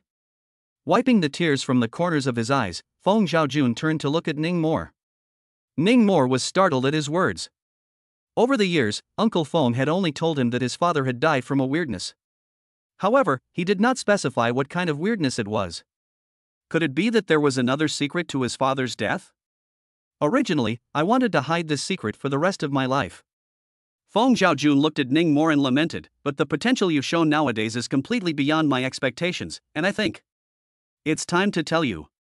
"Uncle Feng, tell me." Ning Mo's breathing became rapid. Feng Yue put his hand on his shoulder to provide comfort. "It's a red-haired zombie with its mouth sewn shut." Feng Zhaojun said word for word, his tone filled with hatred. "Red-haired zombie?" Feng Yue was taken aback, darting a glance at Ning Mo. "That's not nightmare level. Where did my dad run into it?" Ning Mo frowned. "Between Qingzhou and Haicheng, Copper Furnace Mountain."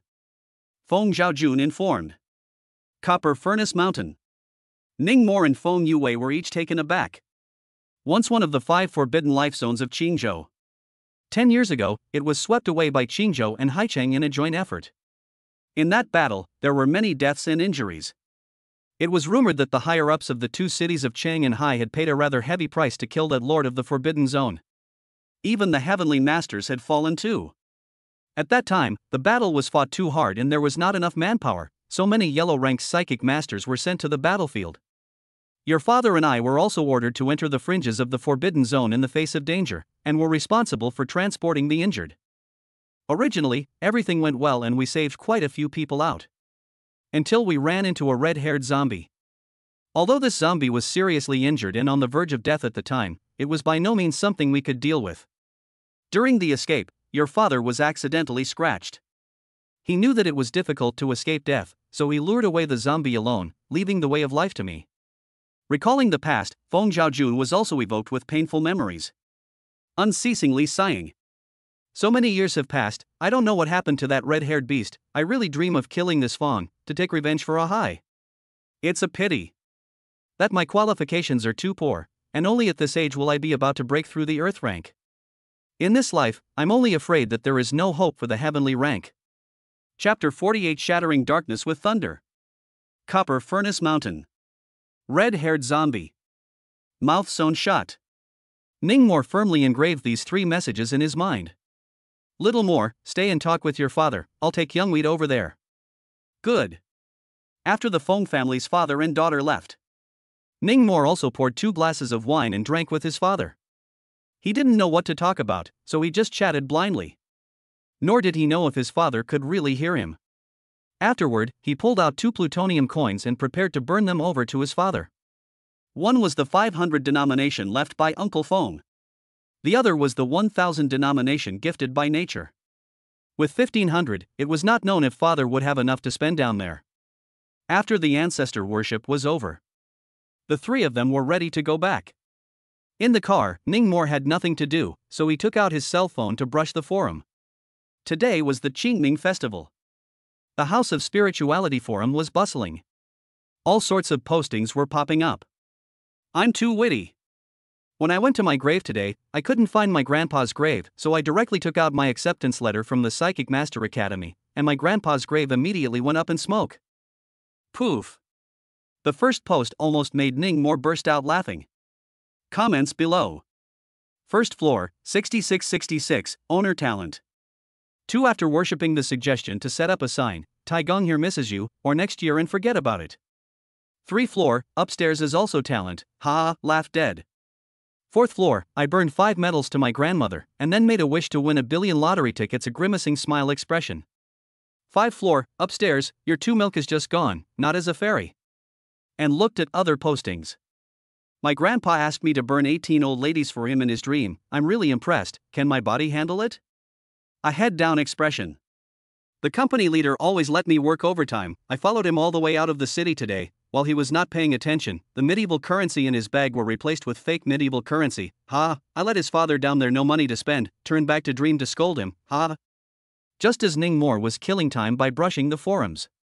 Inside the city of Qingzhou. A certain private hospital.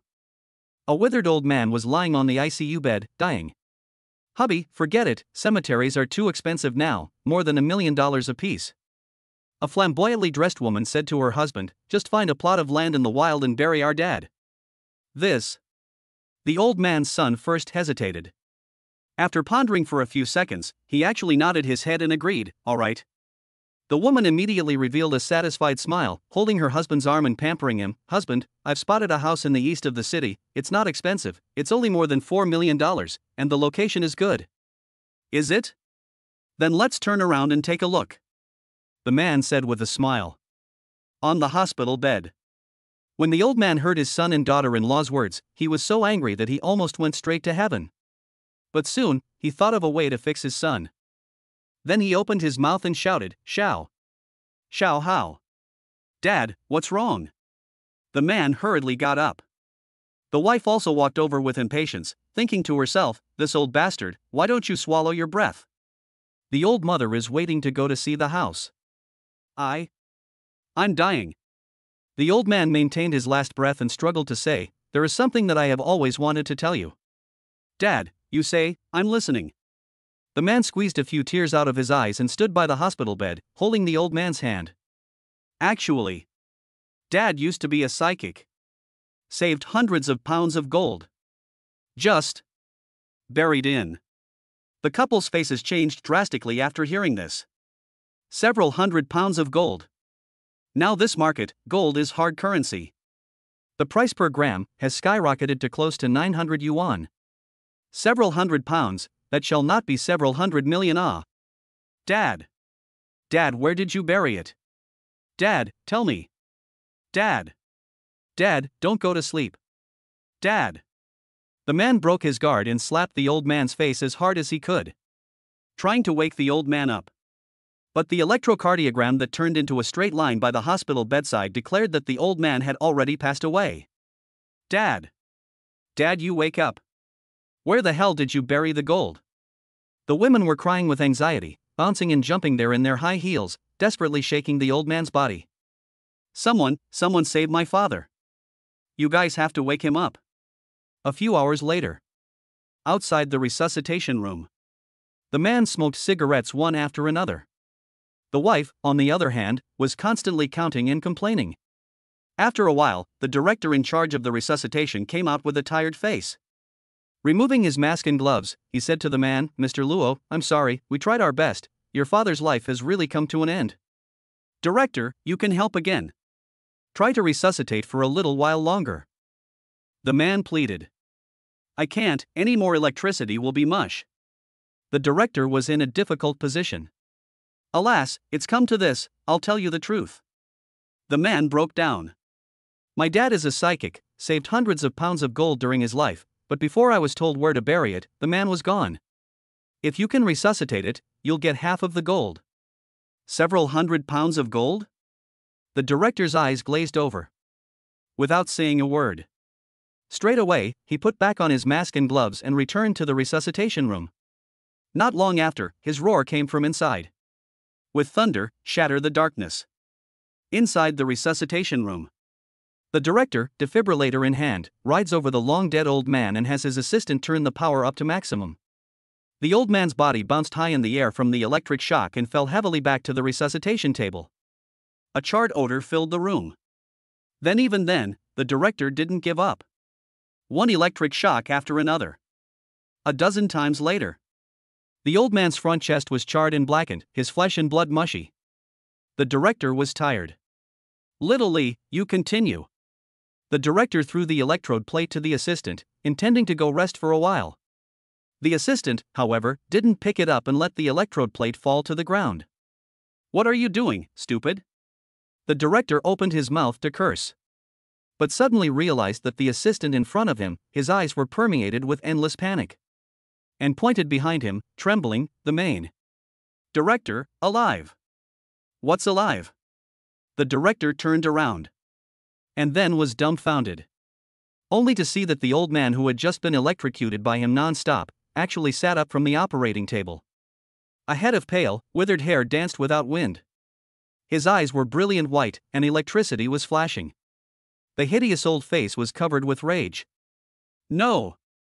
To be precise, it was the old man's soul that sat up. The body was still lying on the resuscitation table. Ah! Ah ah ah ah! The director let out a terrified scream in fear. When the couple outside heard it, they thought that there was a drama and hurriedly pushed the door in. As a result, they saw that the old man was choking the director with his left hand and the young assistant with his right. A current was released from its body, electrifying the two to the point that they kept convulsing, with bursts of charred smoke.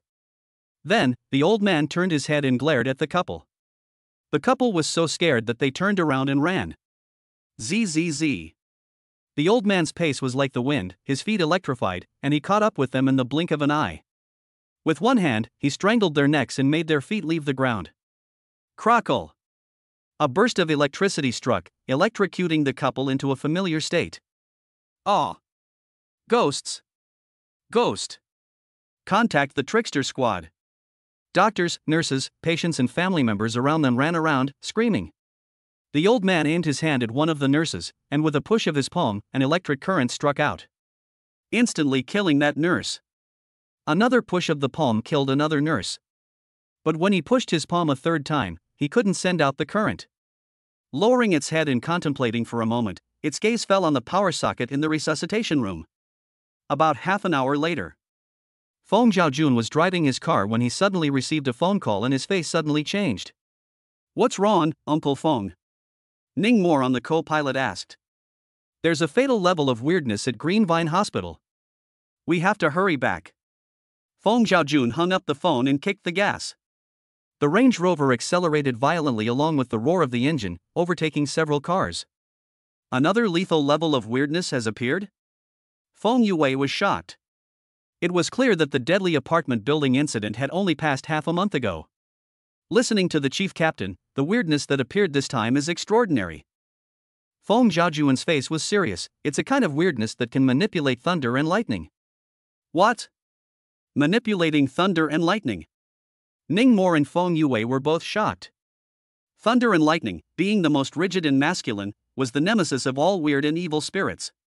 How could any weirdness be able to manipulate thunder and lightning? I'm not too sure, let's go over first. Feng Zhaojun had a headache. Chapter 49 Terrifying Thunder Ghost. Green Vine Hospital. Qingzhou's famous private hospital. The scale was not smaller than a public hospital at all. At this moment.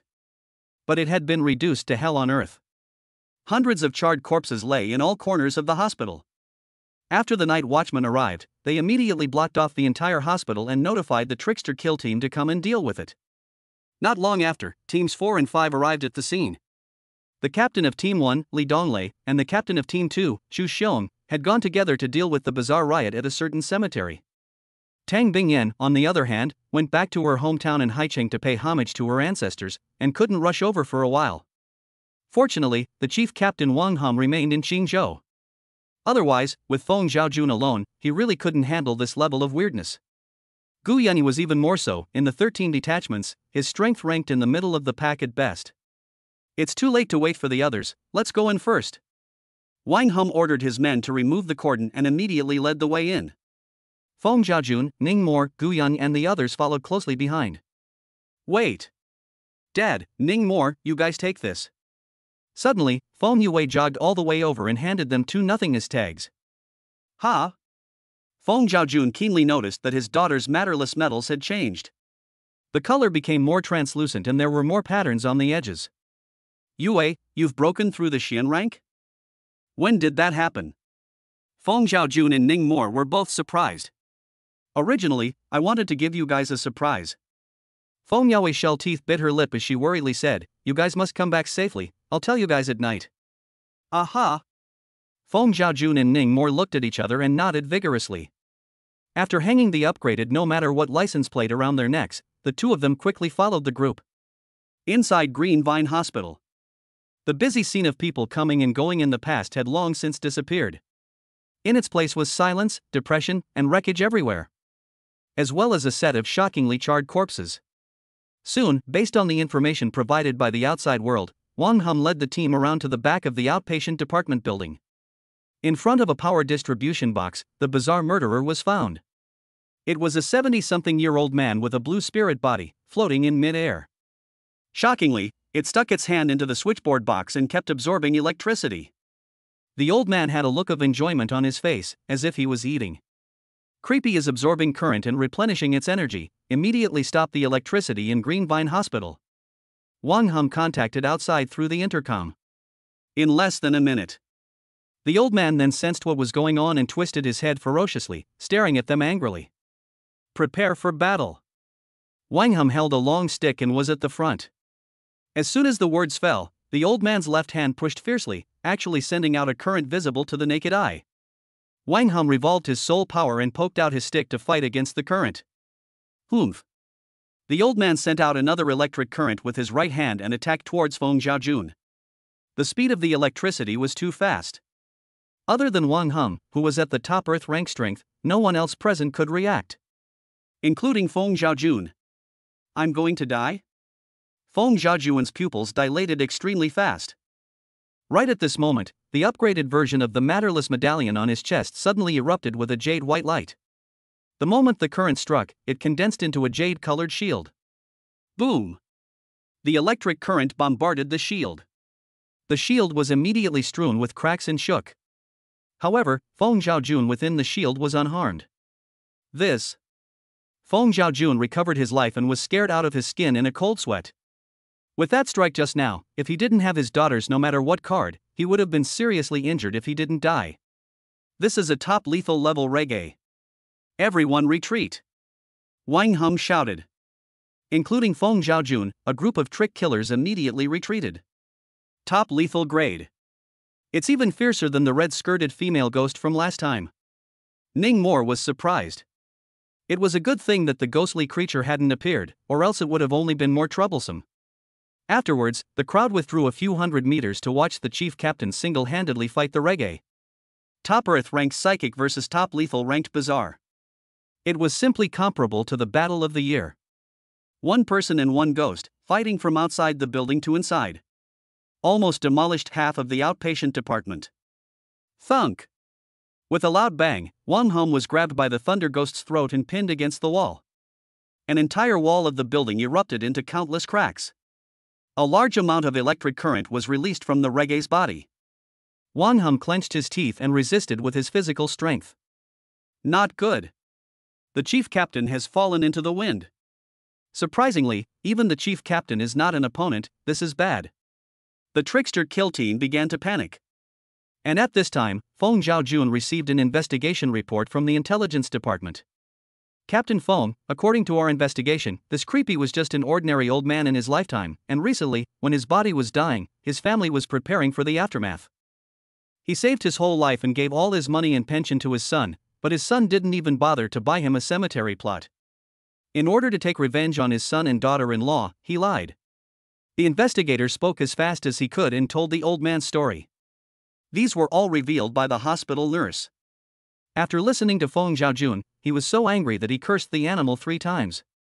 Then he stepped forward and shouted the old man's name. Luo Fu. The reggae really reacted. The force on his hand loosened. Wang Hum took the opportunity to make a rabbit stomp on the eagle, plus a few backflips, and smoothly got away. The reggae slowly twisted his head around and stared angrily at Feng Zhaojun. His expression was vicious and hideous, and his body was covered in electric arcs. Luo Fu. I know that you are furious that your son and daughter-in-law are unfilial. You gave your life savings to your son, yet your son didn't even bother to buy you a grave. If it were me, I'd be angry too. But that shouldn't be a reason for you to go on a killing spree. Many of those people you killed were innocent, they all had their loved ones, parents, children. Luo Fu. If you're willing, I'll pay out of my own pocket and send you a cemetery to collect your body for a decent burial. What do you think of this? Feng Zhaojun's words worked. The Thunder Ghost stood still, not moving a muscle. It held its head in both hands with a mournful expression, seemingly repenting and thinking. Seeing that time was passing by minute. Everyone was nervous. You tried to trick me. In the end, the desire to kill in the reggae's heart overcame reason. It stared angrily at Feng Zhaojun, its voice full of hatred, that rebellious son. He said the same thing when he took all my savings. He said that he would take good care of me in the future. To give me an old age. To give me a happy and stable old age. What happened? Didn't even bother to buy me a cemetery plot. Liar. You are all liars. The more the reggae said, the more angry he became. Both hands were resting on the top, converging currents. Eyes were about to strike again. Whoosh. Suddenly, Ning Mo shot out like a sharp arrow, mangling towards the reggae. If you strike first, you'll suffer later. Unleashed. Chapter 50, Subduing the Thunder Ghost, Feng Zhaojun's strength soars. Xiao Mo. Ning Mo. The shocked cries of Feng Zhaojun, Gu Yun, and the others came from behind. No one had expected that Ning Mo, who had just broken through the Xian rank, would dare to take the initiative to launch an attack on a top lethal grade bazaar. Wasn't this striking a stone with an egg? Boom! It was too late, but it was too soon. The Thundergeist's right palm pushed horizontally, sending out a bolt of electricity that struck Ning Mo squarely in the chest. The Matterless sign activated instantly, forming a jade-colored shield. The current blasted over, and catching the shield was immediately covered in cracks. However, it didn't completely shatter. It was still able to withstand another attack. I didn't expect that young Micro had actually comprehended the second rule on its own in a muffled manner. Looking at the grade, it seems that it's not low. Awesome. Ning Mo thought in his heart. Little Qingmei's this no matter what card had saved herself for who knows how many times. At the same time, the strike first, suffer later rule was unleashed. Ningmore's strength began to skyrocket, rising from the mid-Xian rank to the late stage. The Thundergeist, on the other hand, fell from the top lethal rank to the high lethal rank. This was the power of this rule of Ningmore's. As long as you can't second me in one move, you'll have to drop a minor realm. That was a lethal level minor realm. It was a heavy loss. What's going on? Why has this reggae's soul power suddenly plummeted by a large margin? Wang Hum could sense it very clearly. He was at the peak of the earth rank. It was about the same strength as the reggae. But this Thunder Ghost's electric attribute attack was too fierce, which was why it was able to suppress him. And now, the reggae's soul power and aura had suddenly dropped a level. Chief Captain, don't just stand there, go up on him. Ningmore turned his head and shouted at Wang Hum. Only then did Wang Hum realize that it was Ningmore who had done this. Die! The Thunder Ghost stepped on a thunderbolt and swept in front of Ningmore in an instant. His fist was dripping with electric current as it ruthlessly smashed into Ningmore. Ka-ching! The jade white shield shattered completely. Ningmore turned his head and ran. The Thunder Ghost was about to give chase, but was intercepted by Wang Hum with his stick. Old Ghost, did you get a kick out of electrocuting me just now? I'll fight. Wang Hum's move of force-splitting Huashan smashed the Thunder Ghost back a dozen steps. Soon, the battle situation reversed 180 degrees. Wang Hum began to dangle the Thunder Ghost. Splitting the stick, poking the stick, standing the stick, and beating the Thunder Ghost's head. It even stuck the stick into its throat and forced a nucleus acid. Feng Zhaojun also summoned ghost spirits to assist in the battle from the side. There were also Ningmore's 5 ghost beating whips. Under his remote control, he kept harassing the reggae. The other members of the team were also contributing what they had, and shouting and cheering what they didn't. Even worse, the reggae's power level had bottomed out. Having lost its strongest reliance, it was no longer a match for Wang Hum, and was beaten nearly to ashes. Wait! At this moment, Feng Zhaojun suddenly thought of something and called out to Wang Hum. Wang Hum raised his stick high and was planning to give the reggae one last blow. What's wrong, old Feng? Wang Hum twisted his head. My second ghost spirit is not yet available, or... Let it be. Feng Zhaojun looked towards the dying, but still ferocious and hideous expression of the reggae. Try it, it might be a bit difficult. Wang Hum pondered for a few seconds and frowned. This old ghost has too much resentment. Resentment? Ningmore's eyes lit up as he ran forward in large strides. Uncle Feng, I have a way to eliminate its grievances. Then, the two saw Ningmore pull out a strawberry hair card from his pocket. Holding it, he walked into the reggae. The reggae glared at Ningmore with a face full of grimace.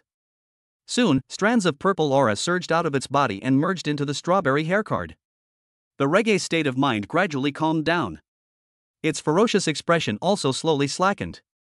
What a strong resentment aura! It's worth 10 terror-level grievances. Ningmore's heart was so refreshed. For the next 2 or 3 months, he wouldn't have to worry about fuel for the grudge flame.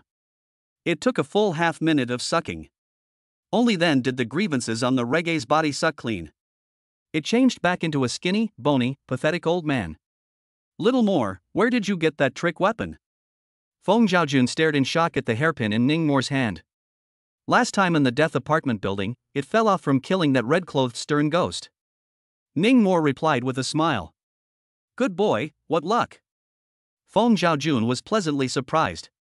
It was important to know that trick weapons, in general, could only be dropped by killing nightmare-level creeps. Wang Hum had known about this for a long time. However, he had not revealed it to outsiders. Immediately, he asked about the details of the battle just now. Ningmore, just now, this old ghost suddenly became weaker, was it your doing? Ningmore thought for a moment and babbled, yes, it's the ability attached to this trick weapon of mine that can temporarily weaken the enemy. Awesome! Wang Hum's eyes glistened. Even he was a little envious. If it weren't for this trick weapon of Ningmore's today, they wouldn't have been able to handle this reggae. Afterwards, Feng Zhaojun remembered that trick artifacts usually came with curses, so he asked Ningmore about it. Ningmore told him that he only needed to take care of the red-clothed ghost's mother. It was easy to remit some money every month and pay a visit on New Year's holidays. Feng Zhaojun was then relieved. Then, he took a big step forward and walked towards the Thunder Ghost. If you want to kill or die, let it be. Your pleasure. The old man closed his eyes and quietly waited for death. Luo Fu. Feng Zhaojun half squatted down and looked at him seriously. Would you like to become my ghost spirit? The old man opened his eyes. There was a light flickering in his eyes, as if he was struggling. No one wanted to die. He certainly didn't want to either. But if one lived in deception, torture and pain, it would be better to die. I know what you're worried about.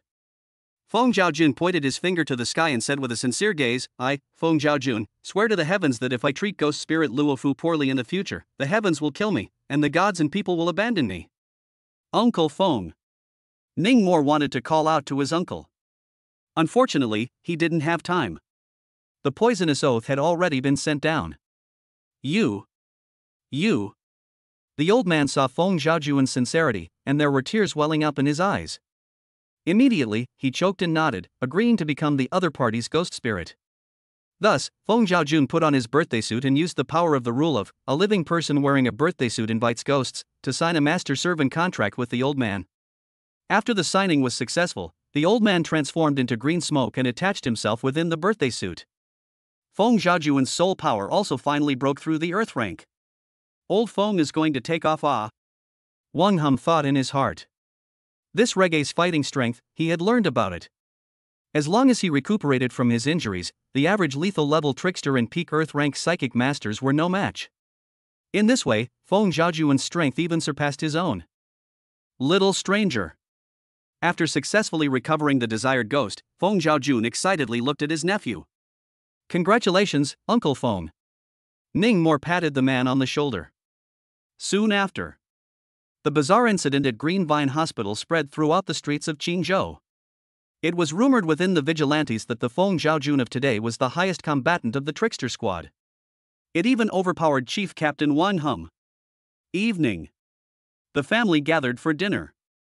Feng Zhaojun was very happy and took out the good wine he had treasured for many years and drank it with Ning Mo. During the meal, uncle and nephew inquired about the second rule that Feng Yue had mastered.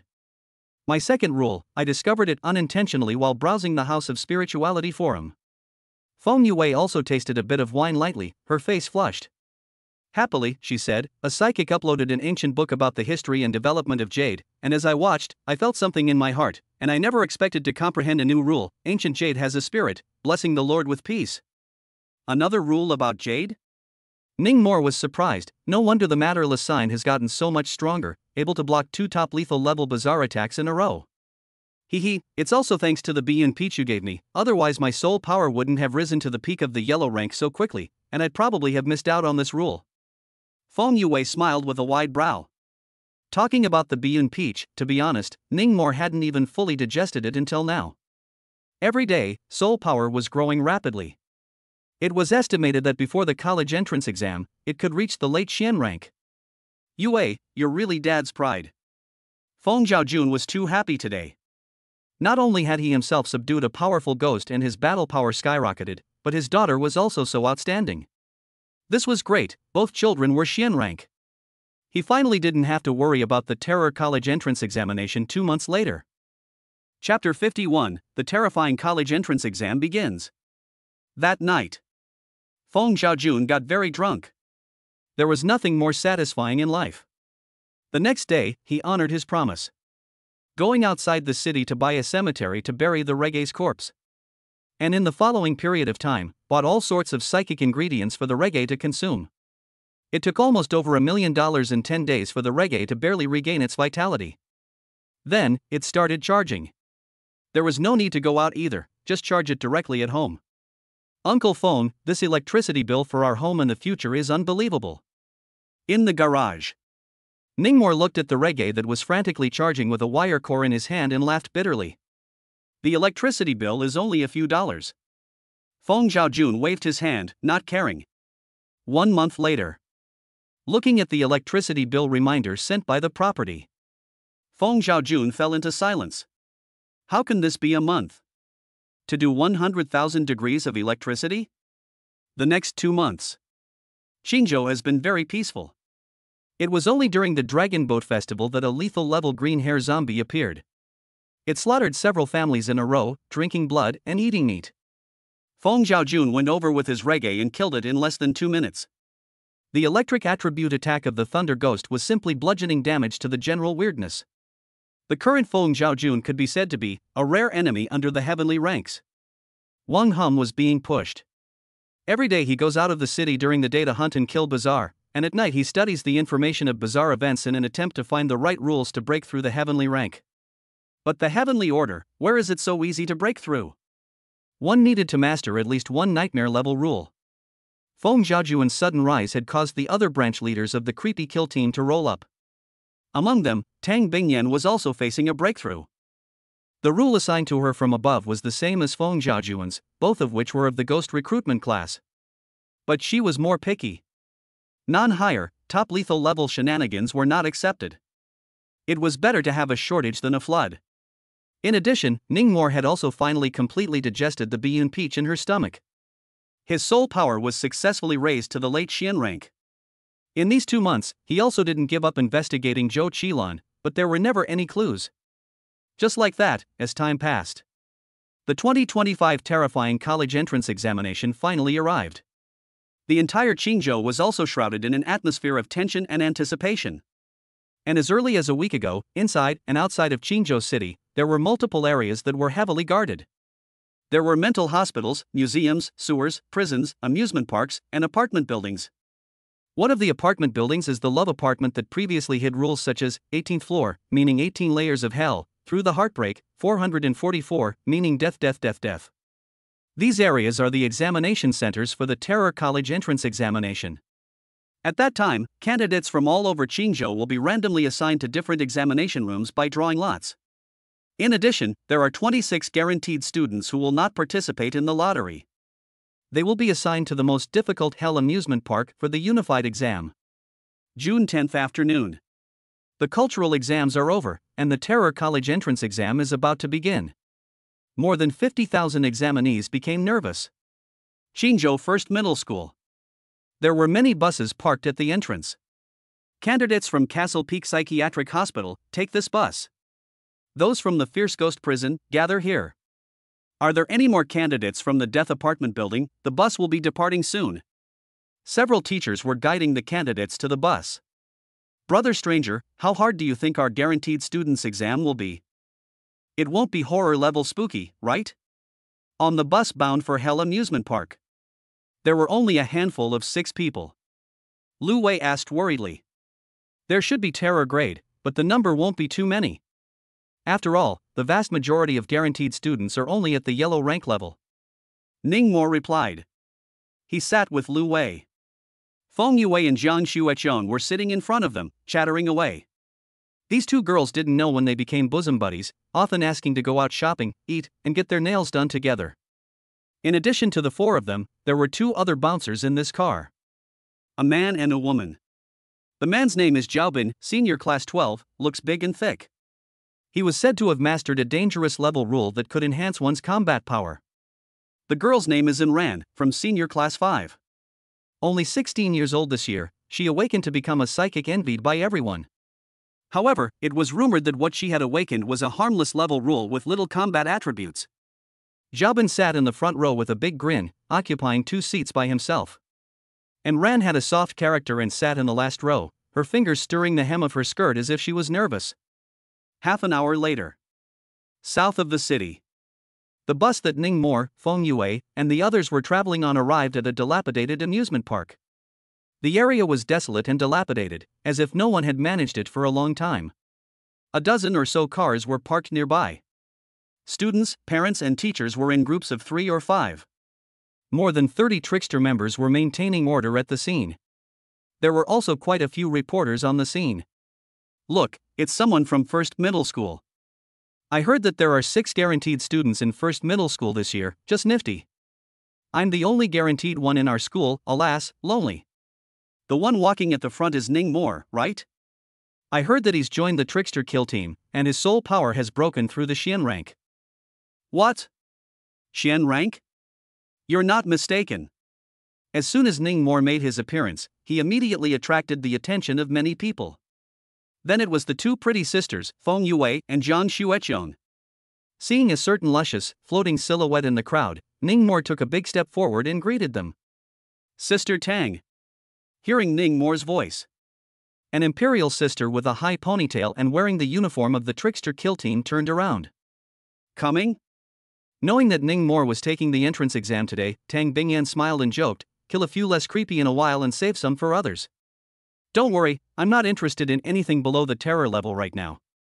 You guys? Seeing Ning More chatting with the third branch leader of the creepy kill team. Many of the candidates were surprised. Not long afterward, 2 more buses arrived. A pair of handsome men and women descended from the buses, sparking the attention of many. The boy, in particular, received more attention than Ning More. His name is Shin Juanha. It's Dean Shin's youngest son, a mid-Xian rank psionic master. Strong and handsome, it's rumored in the circle that he's the #1 young talent in Qingzhou.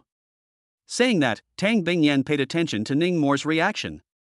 Discovering that the latter's expression was flat and he just gave a she couldn't help but be a little disappointed. The other one is called Xia Gardenia. Born from the Xia family, one of the 5 most powerful families in Qingzhou, he's also a genius, breaking through the early Xian rank at the age of 17. Tang Bingyan continued her introduction. Ning More let out another "oh." At this time, the boy named Shin Juanha saw Jiang Xuechong beside Feng Yue. His eyes lit up and he walked over in large strides. Shen Lingfang and Jiang Yishan were family friends. Therefore, Shin Juanha and Jiang Xuechong were also considered childhood friends and often played together when they were young. Little Qiong, long time no see. Shin Juanha smiled and greeted, I heard that you also broke through the Xian rank? Aha! The relationship between this pair of childhood friends was obviously far inferior to Ning More and Feng Yue. Jiang Xuechong's reaction was cold. So without chatting for a few moments, Shin Juanha had the sense to leave. Jiang Jiang, what's wrong with you? Feng Yue asked with concern when she saw her best friend's brows furrowed as if she was disgusted by something. It's nothing. Jiang Xuechong shook her head. Immediately, eyes filled with disgust glanced at Shin Juanha's back. The frown deepened. Chapter 52, Hell's Amusement Park. Another moment passed. The 26 candidates arrived one after another. An eagle-nosed middle-aged man stood at the gate and began to speak. Candidates and parents, the Terror College entrance examination is about to begin. I am the senior instructor of the Qingzhou Psychic Academy, Yan Gang, and I am also the chief examiner of this examination center. Now let me announce the content of this examination. The eagle-hook-nosed middle-aged man's voice was loud and unruffled. The soul power fluctuations on his body had clearly reached the level of the Earth stage. It's actually him? Ning More recognized the hook-nosed man. It was none other than Zhang Yifeng's second aunt's husband, who he had encountered at the spiritual auction that day. The exam is very simple. It's about finding these 3 things in the examination center. Saying this, Yan Gang pulled out 3 finger rings from his pocket. Wrapped in soul power, they were suspended in midair, allowing everyone to see clearly. 3 finger rings. 1 copper, 1 silver, and 1 gold. The modeling was unique, and there was soul power floating on them. It looked like they were psionic objects specially created for this exam. We placed 300 copper finger rings, 100 silver finger rings, and 6 gold finger rings in the exam room. The vast majority of these finger rings are hidden on the bodies of bizarre creatures, with only a few in nooks and crannies. 1 point is added for finding 1 brass finger ring, 10 points for finding 1 silver finger ring, and 100 points for finding 1 gold finger ring. The final grade will be assessed by the total number of rings collected. The exam time ends at 1 a.m., a total of 8 hours. In addition, the top 3 have generous rewards. Yan just finished speaking. The eyes of all the candidates and parents lit up. What exactly were the rewards that the Psychic Academy had prepared for the first, second, and third place winners? Now for the rules of the exam. Yan Gang's tone was serious. First, you can only use the rules at your disposal to take the exam, and once you discover any cheating behavior, you will immediately cancel your exam results and lose your eligibility to be guaranteed admission to our school. Second, other than the small number of candidates who have mastered harmless level rules, all other candidates are not allowed to team up. Third, no psionic artifacts beyond the current realm may be used, and the number of such artifacts may not exceed 3. For example, yellow-ranked candidates may only bring a maximum of 3 yellow-ranked psionic artifacts into the examination center. The same applies to Xian-ranked candidates, and psionic artifacts above the Earth rank level are all banned. Fourthly, private fights between candidates are not allowed. Snatch the finger rings and fork out if found. One rule after another was heard. Many candidates' faces changed. Especially those candidates who had spent a large amount of money on Earth-ranked psychic objects. Ningmore's accumulated grudge hair card and golden shortsword were also banished. Luckily, he still had Jasmine. Afterwards, the 26 candidates lined up to be inspected and entered the examination room in an orderly fashion. There were almost no candidates who had taken a chance and sneaked in a high-level psychic item. This was because once they were discovered cheating, they would be rejected by the Psychic Academy. In that case, it would be better to go in, find a place to sleep, and take the exam with 0 duck eggs. When it was Ningmore's turn, an invigilator took his backpack over. After unzipping it, he found Jasmine curled up inside sleeping. "What's with this squirrel?" the inspecting teacher asked. "Soul pet?" Jasmine rolled her eyes in exasperation. "You're the squirrel. Your ancestors have been squirrels for 18 generations. "Yes, soul pet." Ningmore nodded. "Go inside." After rummaging through the other things in his backpack again, the invigilator returned the backpack to him. Next, Ningmore walked into the exam room. Suddenly, he realized that someone was staring at him with a grim gaze. Turning his head, he saw that it was none other than the examiner Yin Gang. When all the examinees had finished checking, he cleared his throat and said in a loud voice, "The examination begins." The words were spoken. A dozen or so of the 26 examinees held psychic weapons and excitedly rushed into the examination room. The Hell amusement park that had been deserted for nearly half a year. It was finally bustling once again. "Captain, do you think Ningmore can take first place with his strength?" "Not far away." Ironhead watched Ningmore walk through the amusement park's gates and turned his head to ask Tang Bingyan. "Hard to say." Tang Bingyan analyzed that Shinjuanha isn't an oil-saving lamp, and it said that he had single-handedly hunted and killed more than one lethal-grade bizarre. Ningmore has also killed higher lethal-grade creeps. Ironhead argued. "Not the same." Tang Bingyan shook her head. "Ningmore utilized the rules in the Death Apartment building to kill that red-clothed Li, and there's no half chance of confronting him head-on. That being said, I still really hope that he can take first place. After all, he is my man." Upon hearing this, the team members around them, including Ironhead, Iron Fist, Sun Fei, and Zhao Yuan, all nodded in agreement. They all very much hoped that Ningmore would take the top spot and give their third branch captain face. "Captain, then are there any lethal level shenanigans in this examination center?" Ironhead was curious. "How could there be a lethal grade? There aren't even a few terror grade." Tang Bingyan gave him a blank look before introducing. "This Hell amusement park, even though it has the highest danger level among the ghosts that appeared this year, the Psychic Academy has already sent examiner Yin Gang to lead a team to clear it no less than 10 times. Aside from the 6 terror grade creeps, all the other stronger creeps have been driven to extinction. Moreover, there are warning signs in the area where these 6 terror grade creeps are located. As long as those yellow rank strength candidates don't do anything to die, nothing should happen." Ironhead nodded indistinctly. "In that case, those 6 golden finger rings are on these 6 creeps." Tang Bingyan hummed. While they were chatting, the candidates who were the first to rush into the amusement park had already collided with the first batch of bizarre creatures, a group of zombie security guards. On the middle finger of each guard's left hand, they wore a brass finger ring. The candidates' gazes lit up and they immediately rushed forward. Of the 6 guaranteed students in the first middle school, Jiang Xuecheng and Feng Yue teamed up. Ningmore and Zhao Bin were both alone. Lu Weiyan and Ran planned to directly take the 0 duck egg test. Because of their rules, they really weren't suited for combat. Ningmore had wanted to bring along a deadbeat. But this one seemed to have taken an interest in Anren and resolutely decided to stay behind to protect his schoolmate. He also urged him to leave quickly, so as not to delay him from picking up girls. Ningmore scolded the dead party twice and left with his backpack. Roar! Without going far, a zombie wearing a security uniform lunged at him. Ningmore didn't even bother to use his glutinous rice. Relying only on soul power, he broke its neck. Next came a zombie tourist. Its head was directly twisted off by Ningmore, and black blood snorted and sprayed wildly. Soon, 2 brass finger rings came off their hands and slowly flew over. Ningmore was standing in front of the roadside guide map, searching for the location of the haunted house. Found it. 10 minutes later. Xia Gardenia carried a giant axe that was extremely inconsistent with her figure and stood at the entrance of the haunted house. It was pitch black inside, and nothing could be seen. There was only a gust of ghastly wind blowing outward, emitting a whistling sound. Next to it stood a warning sign. Inside there is a horror-level spooky, evil spirit clown. Enter with caution. Sure enough, one of the 6 bosses is in the haunted house. I'm so smart. Xia Gardenia carried the axe and walked into the haunted house with big strides. The haunted house was dark. There was no movement at all. Xia Gardenia walked carefully, always alerting her surroundings. Soon, she ran into a group of zombies. However, it was shattered. I don't know what was blown into a ground full of broken flesh and blood sauce.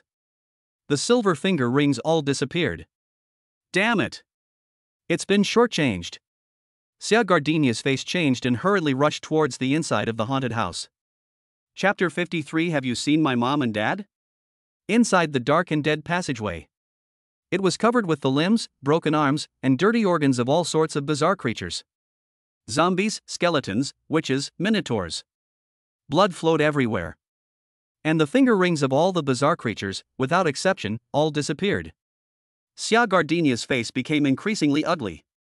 At the same time, it was also permeated with a hint of shock. Because according to the judgment of the residual soul power in some of the killed bizarre bodies, they should have the strength of a top dangerous level in their lifetime. But, almost without resistance, all of them were killed in seconds. Soon, Xia Gardenia came to the last room. One of the 6 bosses of the amusement park. Terror-level creepy, evil spirit clown. Pierced through the throat by a broken table leg and nailed to the wall. Drooping his head, already out of breath. A clean-cut boy with a backpack happened to take off the evil spirit clown's golden finger ring, then turned his head to look at Xia Gardenia. The expression was unusually calm. It seemed like killing the evil spirit clown didn't take too much effort. It's you! Xia Gardenia stared at the clean-cut boy in shock. If this person wasn't Ning Mo, who else could it be? You're late.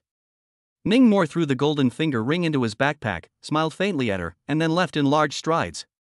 Xia Gardenia stood in place for a long time. At first, she was angry, thinking that it was Ning Mo who had snatched her gold finger ring. But on second thought, that journey just now, she had seen the corpses of at least 30 bizarre creatures. That didn't even include the ghosts and apparitions whose spirits would dissipate after death.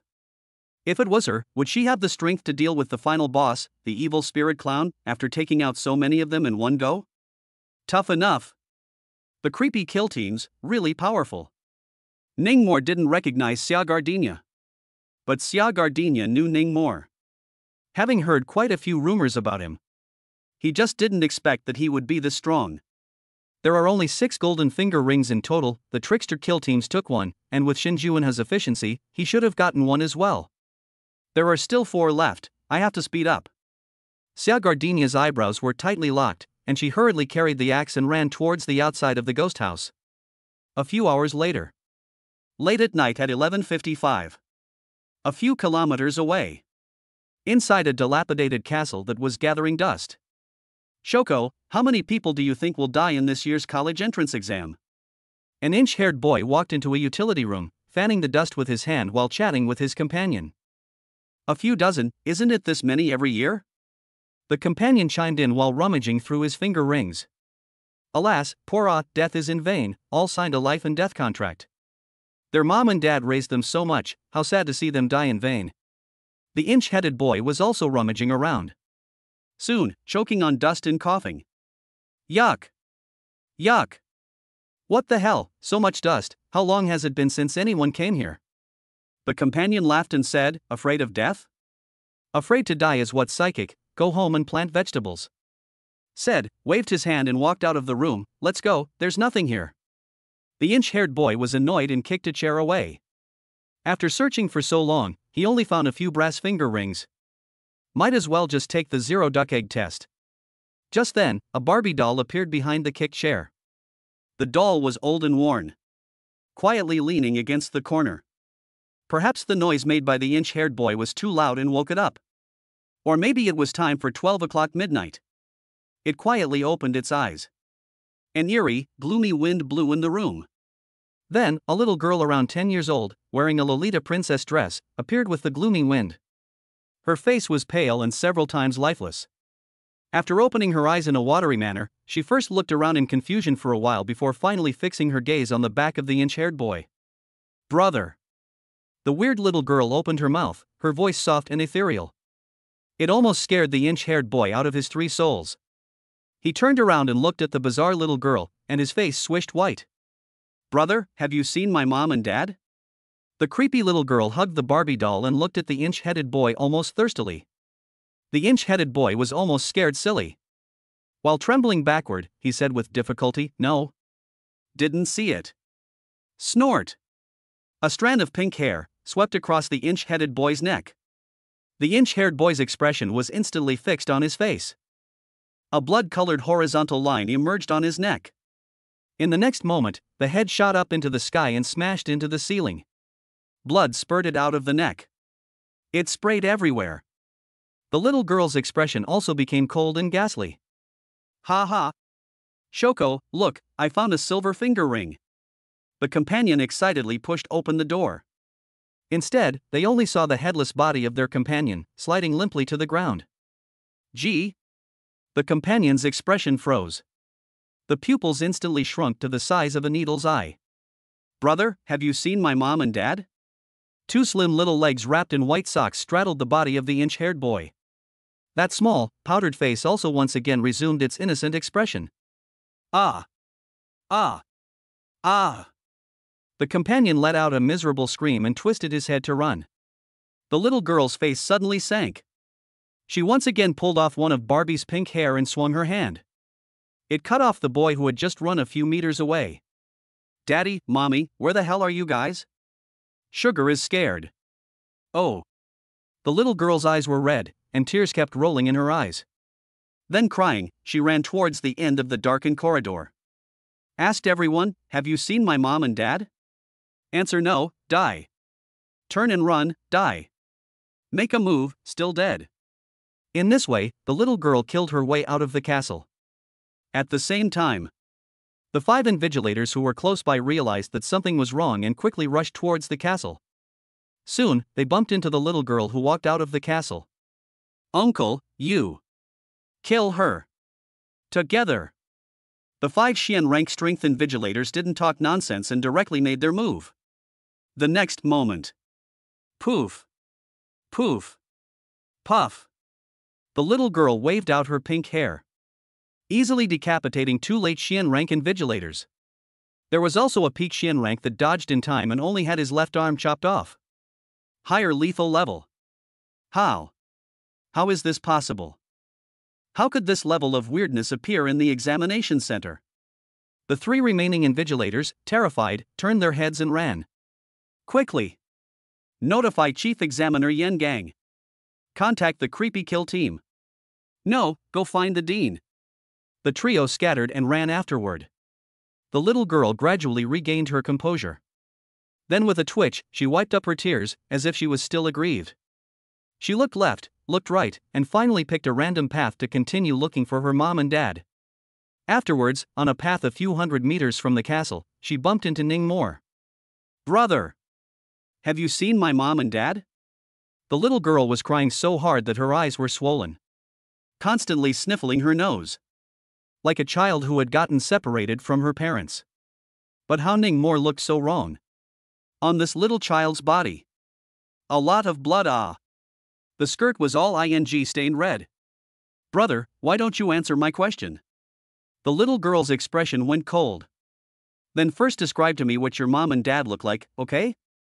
Ning Mor ignored Jasmine's warning inside the backpack and squatted down to say. What does my mom and dad look like? The little girl was stunned by the question. With her eyebrows locked, she held her head in her hands and kept thinking. Thinking through her head. Why? Why can't I remember what mommy and daddy look like? Why? Sugar and mommy and daddy came to play at the amusement park. Mommy and daddy were bitten to death by monsters? To protect Sugar Plum. Mommy and daddy are dead. Mommy and daddy are dead. Mommy and daddy are dead. Died. Dead. The little girl who recalled the truth of the past, her voice grew louder and more terrified.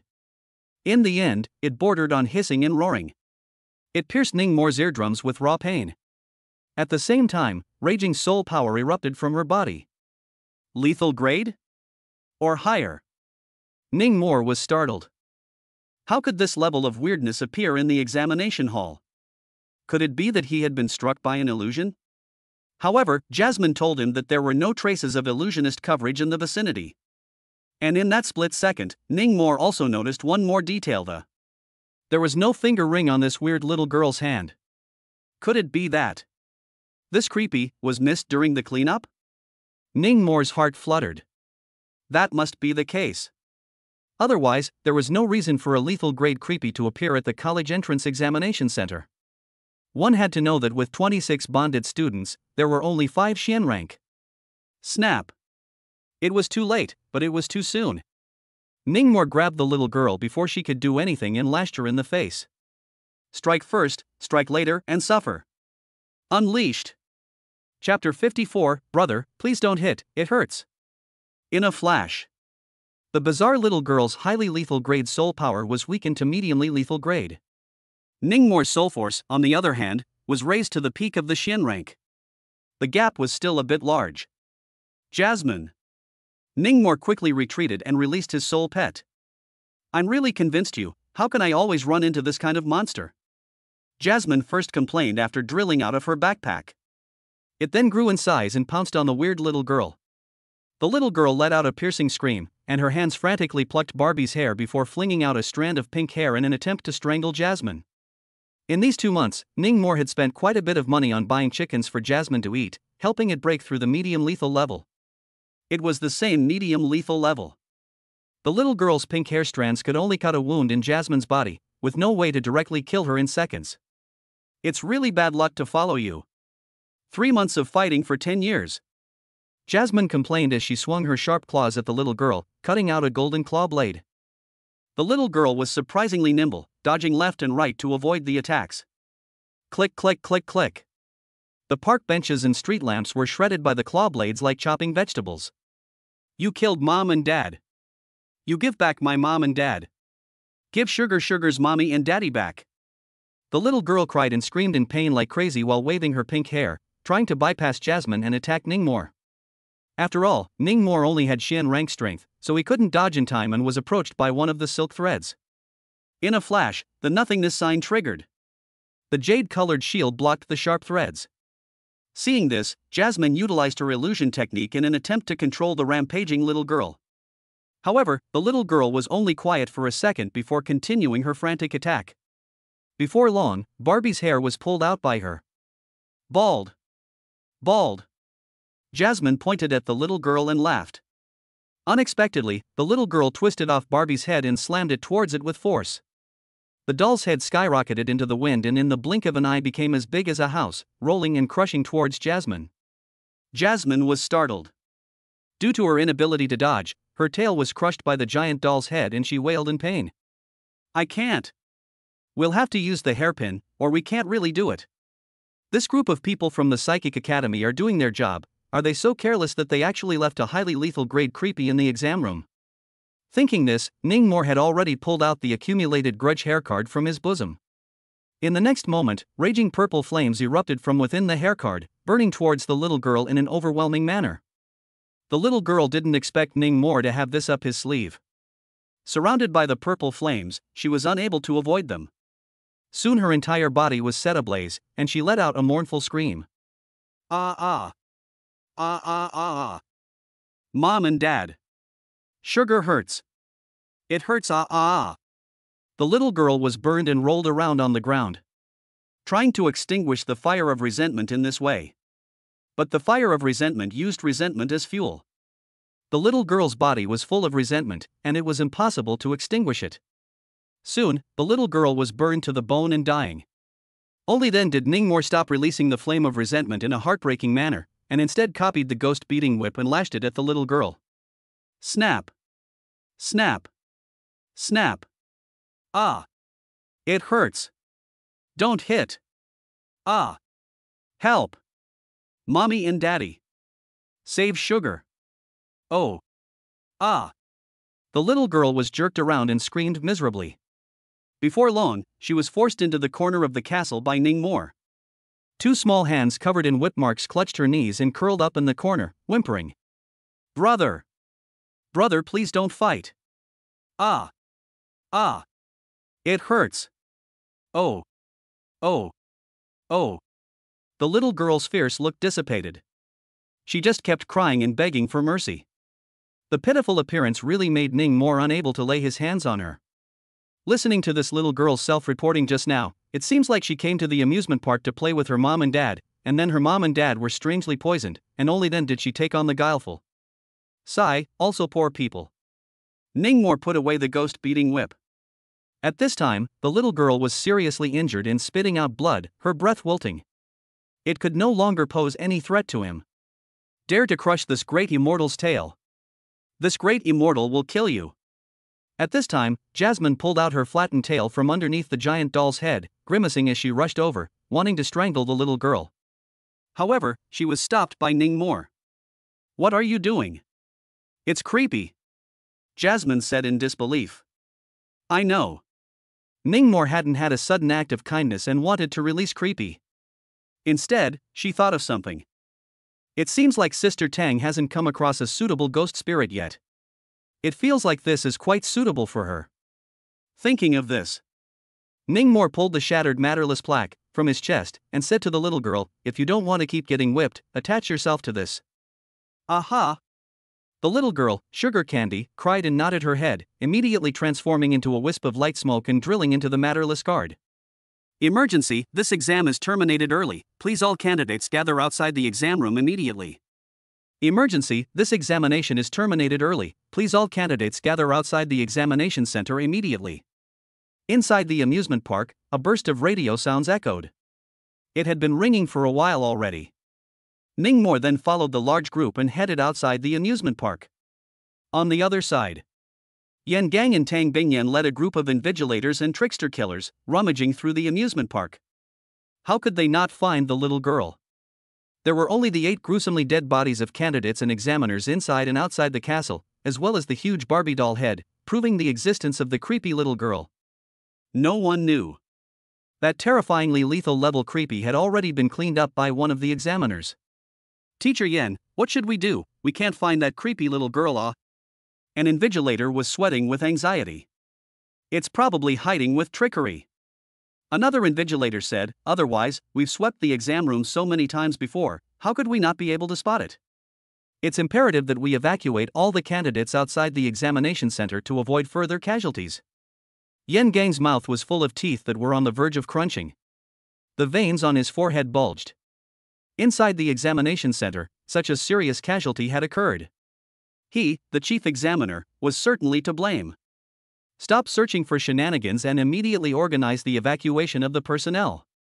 Also, count the casualties. Yes. The group of invigilators immediately split up. And at this time, Ning Mor walked over towards Tang Bingyan. Ning Mor? Didn't you hear the broadcast? Why don't you go out yet? Tang Bingyan had a serious look on her face. There's a lethal level of weirdness in the exam room, you should hurry. Sister Tang, come with me.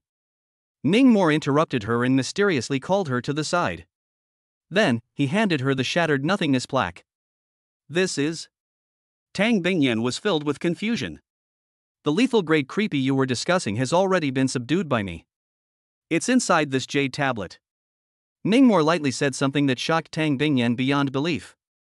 The brain almost went down. Sister Tang, haven't you been unable to touch a suitable ghost?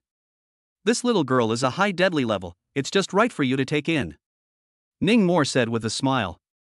The reason he kept it secret was to give the little girl to Tang Bingyan. Otherwise, it would definitely be captured by Yen Gang to vent his anger. SH. What? Tang Bingyan couldn't believe what she heard. Immediately, she took over the nothingness plaque and used her soul power to investigate. Soon enough, she saw that within the jade card, there was a little girl wearing a tattered princess dress, exactly the same appearance as that invigilator teacher had described. Dad, Mom. Where the hell are you guys? It's so dark here. Sugar is scared. Whoa whoa. The little girl hugged her little legs and buried her head in her knees, sobbing non-stop. She had burns and whip marks all over her body, beaten and badly injured. Oh my god. Tang Bingyan was completely stunned. A highly lethal grade ghost had actually been defeated by Ning Mo? Moreover, it was going to be given to himself? Tang Bingyan didn't know what to say for a moment. Originally, she had planned to try her luck at the Mid-Yuan Festival to see if she could capture a desired ghost creature. She hadn't expected Ning Mo to give it to her right now. It was still such a powerful ghost creature. Ning Mo, I'll give you money. Only after freezing for a long while did Tang Bingyan react. Then hurriedly pulled out her cell phone and nervously said, I just have a few tens of millions of deposits in my hand, I'll give you the rest according to every month. No need. Ning Mo stopped the woman and said seriously, Sister Tang, this little girl is called Sugar, and her life is quite pitiful. Her parents accompanied her to the amusement park to play, and as a result, they were bizarrely bitten to death, and she was too stimulated all of a sudden, which is why she blacked out and turned the entire amusement park into a ghostly place. In the end, she is also a victim of the bizarre incident. Just be nice to her in the future, money is exempt, I don't lack money. After hearing these words, Ning Mo's image in Tang Bingyan's mind suddenly grew much taller. From a little brother, a team member under his command, he turned into a real man. Sister Tang, why are you looking at me like that? Being stared straight at by the beautiful captain, Ning Mo couldn't help but ask. It's nothing. Tang Bingyan shook her head with a smile, let's go out first. Good. Ning Mo nodded, then followed behind the beautiful captain all the way out of the amusement park. Chapter 55 Total score 555, Terror College Entrance Exam ends. The Terror College entrance exam ended early. Outside the amusement park, the 20 candidates handed over their collected finger rings to the teacher in charge of statistics. They didn't know about the creepy little girl yet. In groups, they chatted about their encounters in the examination hall. Some bumped into ghosts, some ran into zombies, some were possessed by ghosts, and some ran into the legendary ghosts hitting the wall, and how they couldn't get out of the circle in one place. Daily Eye, how many points do you have? Just 20 points, how about you? I have 1 point more than you, 21. Fooled you, actually I'm 25, hee hee hee. B touched the electric door. You lied to me. The candidates were chatting feverishly, completely oblivious to the fact that they were missing 6 people. Hey, do you guys know who the first place winner is? There were 7 or 8 girls in a circle. Among them, a pockmarked face girl asked a question. Who else could it be, Shin Juanha? Another girl replied, either Xia Gardenia or Ning Mo of the Tricky Kill Team. Anyway, the top 3 are definitely these 3 people. What are Xia Gardenia and Ning Mo? I saw with my own eyes that Shin Juanha handed over 2 gold finger rings. The pockmarked face girl said in a very exaggerated tone. Wow. 2 gold finger rings, 200 points in hand, first place is surely not up for grabs. Then there's no need to say? Shin Juanha is worthy of being my male god. Want to marry him. Screw you, Shin Juanha is my husband.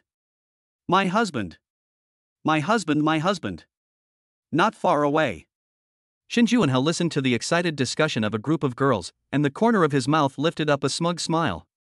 He enjoyed this feeling of being looked up to. Shin Shao, I just heard a news. At this moment, a dog-legged man hurriedly ran over and whispered a few words into his ear. What? Shin Juanha's face changed drastically and he drank lowly, lethal level. Are you kidding me? How is this possible? I used my ability to secretly hear 2 invigilators chatting, I don't know if it's true or not. The dog-legged man laughed bitterly. He also felt that this matter was simply both a mule and a donkey in tune. Just your horse is outrageous. How could there be higher lethal level shenanigans in an examination center? What was the difference between that and letting a tiger into the sheep pen? What lethal level? What is Shin Juanha talking about? I don't know. The candidates were all kept in the dark. Feng Yue and Jiang Xueqiang glanced at each other and were also at a loss. Strange, why hasn't Brother Mo come out yet? Lu Wei stood on his tiptoes and looked towards the amusement park entrance. Soon enough, he saw that Ning Mo walked out with Tang Bingyan, Yin Gang, and the others. Isn't that Ning Mo? Why is he out so late? Couldn't have been caught cheating. It can't be, with his strength, the top 3 are stable. The candidates at it in disgust. At this time, a group of parents were slow to see their children and immediately became anxious. One of them asked loudly, "Teacher Yin, where is our family Zihan?" "Yeah, why hasn't our family Zishuan come out until now?" "And our family Ziyu?" A group of parents asked in a chorus of questions. Yan Gang's face was difficult to speak. The parents sensed that something was wrong and gathered around even more excitedly. "I'll say it." Seeing that she couldn't hide it anymore, Tang Bingyan had no choice but to open her mouth and tell the truth. Inside the Hell's Amusement Park Examination Center, a lethal grade creepy unexpectedly appeared. 6 examinees and 2 invigilators have unfortunately lost their lives. Currently, this bazaar has used special means and is still hiding inside the examination center where it cannot be found. I hope parents, I am sorry for your loss. The moment these words came out, the entire room fell silent. Several parents fainted on the spot. Immediately afterward, a group of reporters gathered around and aimed their long guns at Yan Gang and Tang Bingyan. The latter was indifferent. The responsibility was not hers. Yan Gang was miserable. Even if the candidates had all signed a life and death contract, he wouldn't be too happy. Lethal level shenanigans? Holy! How could a lethal grade weirdness suddenly appear in the examination hall? This is too scary. We have a great life. Oh, if I came across this level of weirdness, I wouldn't even need it to do anything, I'd directly purple sand in place. A group of candidates were terrified afterward. Soon, more vigilantes came to the scene to maintain order. Even the vice president of the Psychic Academy, Qin Jiang, rushed over. In full view of everyone, Yan Gang was taken away by the vigilantes for interrogation. Many parents who had fainted due to their grief were also rushed to the hospital for treatment. The scene was silent.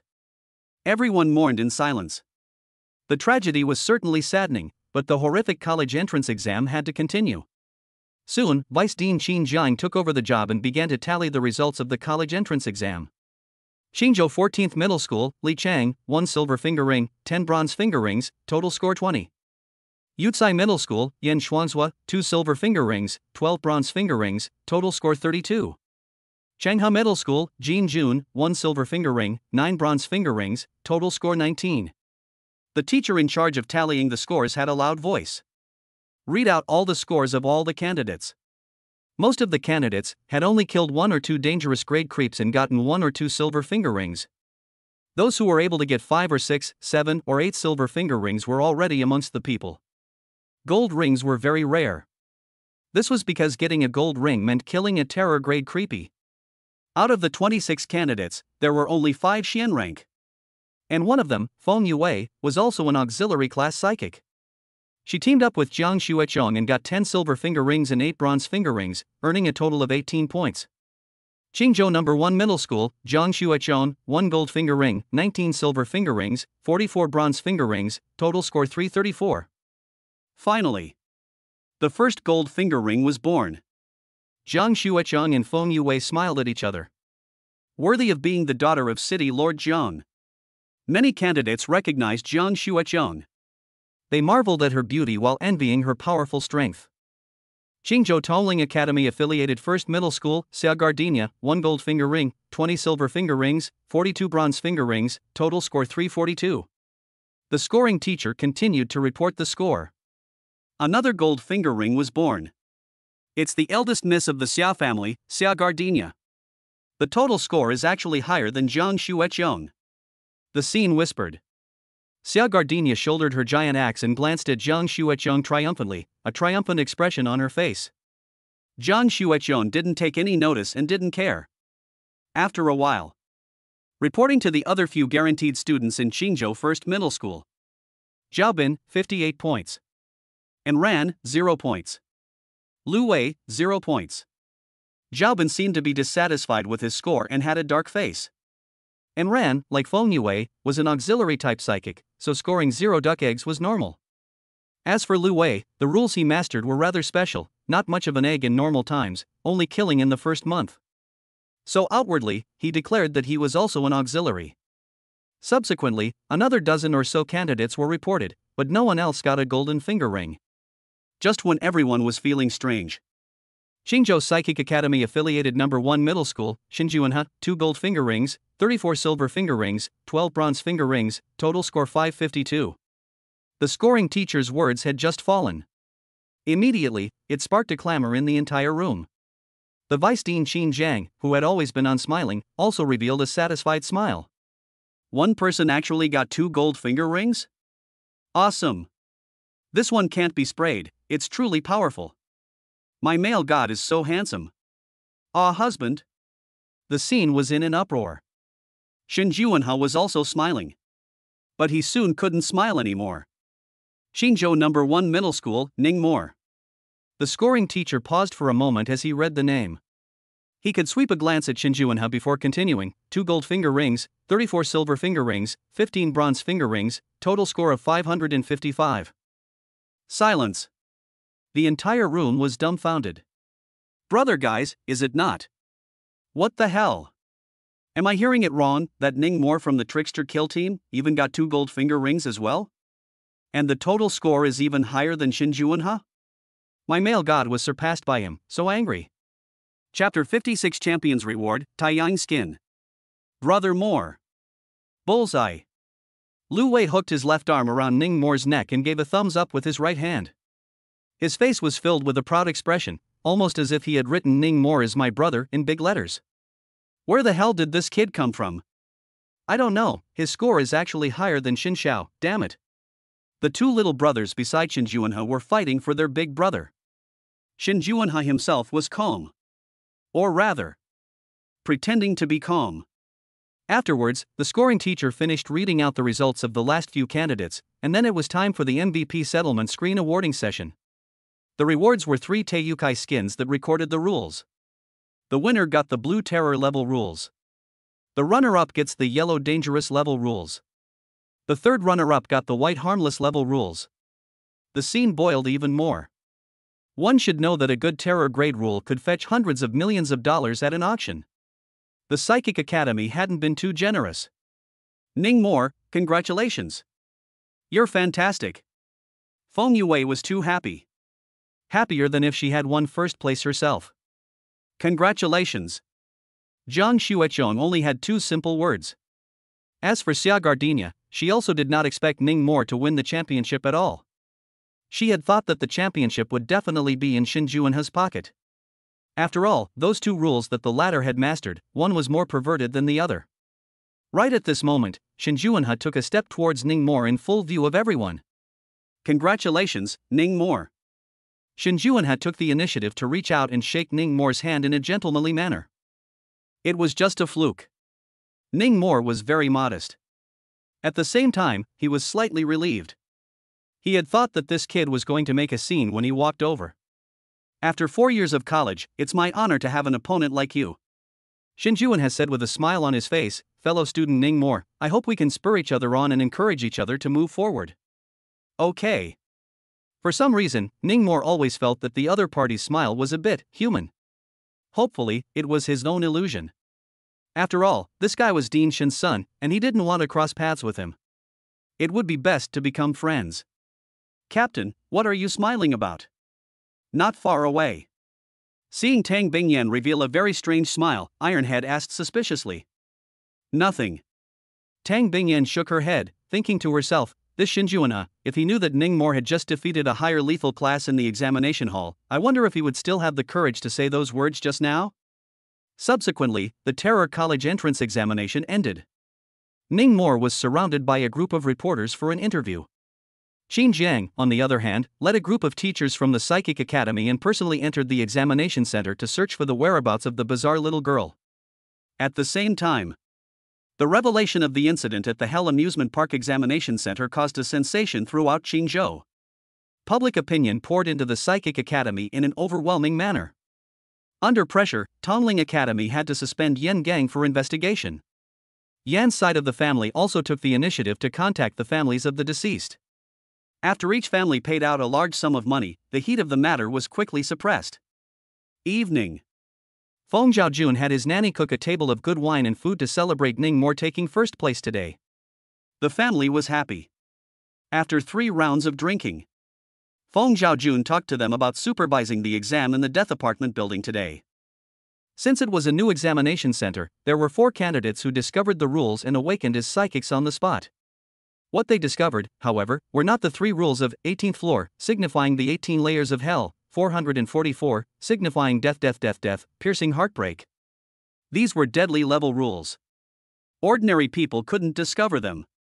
That's how the new examination center is, there are many hidden rules.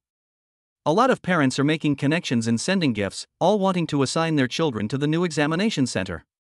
Pity the world's parents. Feng Zhaojun said while taking another drink. There was elation and despondency in his tone. This was because the examination centers of the Terror College entrance examination were essentially one cleared ghostly spirit after another. Every time a new ghostly spirit appeared, a large number of people would inevitably die. Dad, I heard that the prison outside the city, something happened today as well? Feng You's brows furrowed, it seems like several people died. Yes, a candidate was possessed by a certain evil rule and went on a killing spree at the examination center, killing several candidates, even the invigilator teacher died one. There was also a dangerous level creepy in the ghost museum that suddenly evolved into terror level and killed several candidates as well. Alas, the mortality rate of this year's college entrance exams is estimated to be at a record high again. Feng Zhaojun sighed repeatedly, but there are also more people who have awakened, more than a dozen more than last year. A silence fell over the table. Perhaps it was because he felt that this topic was too heavy. Feng Zhaojun's words changed and laughed. When school starts, you guys will be moving to the school. I'm really a bit sad to part with it. We can come back to see you on weekends. Feng Yue smiled wryly. Yes, Uncle Feng, Tongling Academy isn't far from home. We'll be back every week. Ning Mo also laughed. Don't bother, you guys aren't at home. I'm just in time for some peace and quiet. Feng Zhaojun waved his hand in disbelief at the words.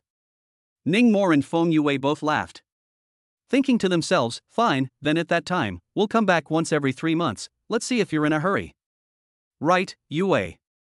Feng Zhaojun suddenly thought of something. I have a classmate named Qi Xiaoman, who is the department head of the Psychic Academy's Spirit Crafting Department. I'll turn around and say hello to her, so you'll be studying with her from now on. Spirit Smith. A collective term for psychic masters who mastered the rules of making psychic objects. Feng Yue was a standard spirit smith. Don't look at the fact that these types of psychics didn't have much combat power, but their social status was extremely high. And most of them were very rich. After all, without spirit smiths to make psychic weapons, then other psychics would have to fight with weirdness in close combat, and the death rate would skyrocket. The department head of the spiritual artisan department? What if people don't see me? Feng Yue was a little worried. Baby girl, you're worrying too much. Feng Zhaojun was amused. Ordinary students, she may indeed not be able to look at them, but you and Xiao Mo are both elite students who can pick their teachers. Let's put it this way, every year, there are around 200 new students enrolled in the Psychic Academy, but among them, there are only 3 or 5 elite students. Taking more than 50,000 high school students, it's truly 1 in 10,000. Can't the school hold it in its hands like a treasure? Feng Zhaojun's face was full of pride and pride. Whirling around, he added, however, the number of elite students this year is indeed far more than previous years. It is estimated that there must be 8 or 9. Then I'm relieved. Feng Yue smiled cheekily. Right, what about Ning Mo? Dad, you need to help him find a more powerful mentor as well. Don't worry, I'll ask that old classmate of mine out some other day, have a meal, and talk about the education of the two of you. Feng Zhaojun smiled and said. Upon hearing this, Ning Mo immediately became interested. Laughing, he said, Uncle Feng, you wouldn't be using the two of us as an excuse to purposely ask out that Director Qi, hee. Nonsense. Feng Zhaojun didn't have the good sense to reprimand. Dad, it's not like we're against you falling in love. Feng Yue also got energized and playfully said, you have worked so hard for so many years to bring us up, and now that we are going to college, you should go and pursue your own happiness. The more you talk, the more outrageous it gets. Feng Zhaojun got a little upset and grunted, I promised your mom that I would never marry again for the rest of my life. Ning Mo smiled helplessly. He had seen a picture of Feng Yue's mother. It was a super beauty. It was a pity that her red face had a thin life, and she died many years ago after a long illness. Over the years, Feng Zhaojun had completely put his own personal feelings behind him, and had focused on nurturing them to adulthood. Definitely a competent father. Chapter 57 Dragon City's Mysterious Organization. Dad, I'm not joking. Feng Yue changed into a serious expression and said to her father, Mom's spirit in heaven definitely doesn't want you to be alone for the rest of your life. Me, Ningmore, Mom, we all hope that you can find another person who can accompany you and care for you. Ningmore also followed suit and advised, yes, Uncle Feng, it's time for you to start a new life. I thought that Feng Zhaojun would be touched by this persuasion. However, he firmly shook his head and lamented. Yue, you don't understand. In this world, there will not be a more perfect woman than your mom. Feng Zhaojun raised his head. The face was drunkenly red.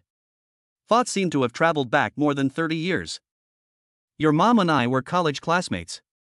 On the first day of school, when I saw her for the first time, I fell deeply in love with her. I told Xiaomore's father, also known as Ahai, about my desire to pursue your mom. Ahai said I was a toad trying to eat a swan. Yeah, I'm just an ordinary cadet, while she, from the high city's luxurious family, was the most outstanding of those elite students back then, mastering the lethal level rules. Normally, it's impossible for me to chase after her. Speaking of this, Feng Zhaojun smiled to himself. Then he took another drink and continued. But I was young and wild and full of enthusiasm. Knowing that I would be rejected, I still confessed without any hesitation. Without any surprise, I was rejected in public. But I wasn't discouraged and continued to stalk your mom. And so, it wasn't until my junior year that things took a turn for the worse. That year, the school organized for us to go to the wilderness area for training, with the elite class and regular class traveling together. Unexpectedly, however, we crashed into a ghost tide, and everyone was swept away, with heavy deaths and injuries. Ahai and I were also separated. I just kept walking in the deep forest. God opened his eyes and let me run into your mom. At that time, your mom had just killed a lethal level creepy and was seriously injured, and was besieged by a group of lone ghosts. I didn't even think about it, I directly rushed up and desperately chased away the group of ghosts. After that, I carried your mom on my back and turned around in the deep forest for a month before walking out. It was also during this month that your mom finally fell in love with me. Not long after returning to school, we got together.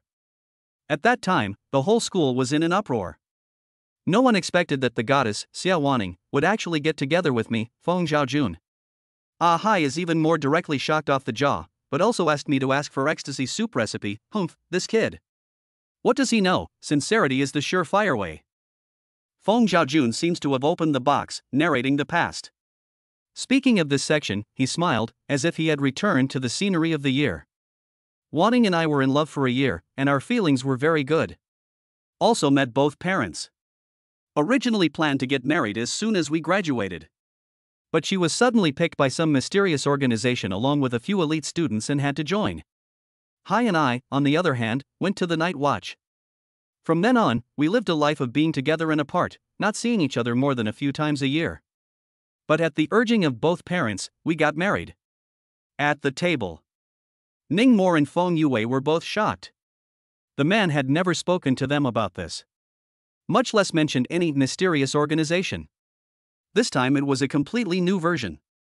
She's very busy. Busier than me, the night watchman.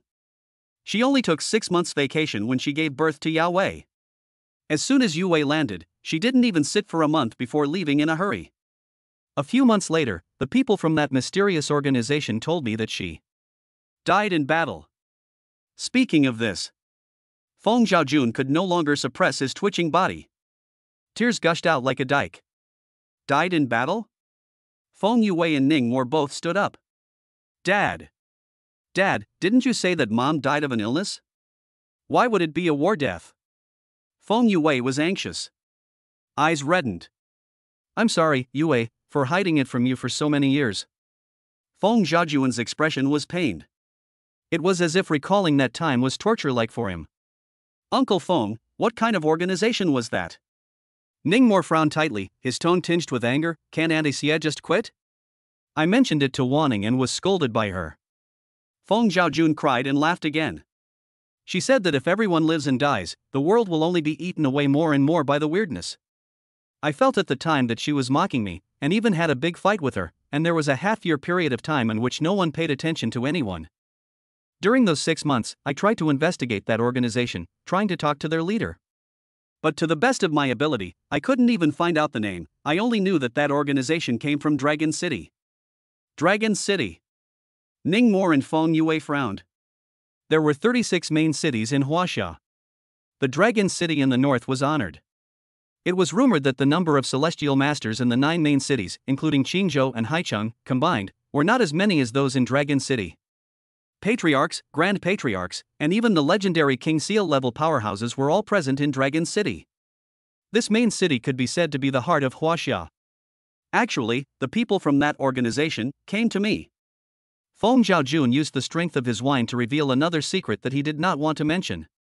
It was the second year after Wanning and I were married. A young man who claimed to be Wanning's partner came to me and said a bunch of shady things. The general meaning was that I was not good enough for Wanning. Hearing this, even with Feng You's good temper, she was so angry that she wanted to hit someone.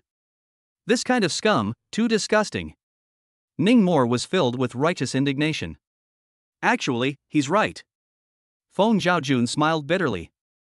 I've only barely broken through the Earth stage up until today, whereas Wan Ning, as early as 18 years ago, reached this realm. If Wan Ning was still around, she would have become a heavenly master by now, just like City Lord Jiang. Feng You's heart broke as she listened, her eyes reddened. Dad. Alas, things have been over for so many years, what is there to say to you guys? I really drank too much. Feng Zhaojun wiped his moist eyes and shook his head and smiled bitterly. After a while, the nanny came to clean up the dishes. Feng Yue went up to the second floor. Ning Mo ghostly asked, Uncle Feng, did you see anti-CAS remains with your own eyes back then? Hearing this question, Feng Zhaojun froze for a moment. Then shook his head. There are no remains. They told me that Wanning was buried in the mouth of the soul beast, with no bones left. After saying that, he turned around and went back to his room. Ning Mo suddenly regretted it a little. Wasn't he exposing Uncle Feng's scars? By the way, just now I heard Uncle Feng say that mysterious organization seems to select some of the elite students of the Psychic Academy to join them. Is it absorbing fresh blood? I wonder if they will contact me later. Late. Back in the bedroom. Ning Mo tossed and turned, so he took out the daytime champion reward from his backpack. A blue Teiyukai skin. After spreading the Taiyang skin out, a line of small words in thin gold script immediately caught his eye. White hair cannot be plucked, pluck 1, grow 10. What the hell? Ning Mo was dumbfounded. White hair can't be pulled out, and if you pull one out, 10 will grow. Was this of any use? How could it be a terror-level rule? Soon enough, a blue ball of light emerged. He stuck his hand inside and quickly realized the wonderful use of this rule. It turns out that plucking a single gray hair can cut the opponent's lifespan by a year. If many gray hairs are pulled out at once, the other party will age rapidly. It's fine to use it for assassination and rectification. But it's not much use to me. Ning Mo shook his head, then rebundled the Tai Sui skin, intending to turn around and sell it. Chapter 58, Boss Fan, let's talk. The next day, Tang Bingyan paid a visit. What the Feng family's father and daughter didn't expect was that she had actually broken through the Earth stage. This is all thanks to Ning Mo. Tang Bingyan sat on the living room sofa, sipped her tea, and laughed. If it wasn't for him, I really wouldn't have been able to subdue this higher lethal grade creepy. After speaking, she exchanged a look with Ning Mo. Ning Mo was satisfied with the woman's reply. Highly lethal grade? Feng Zhaojun was surprised. Looking at Ning Mo, he then looked at Tang Bingyan.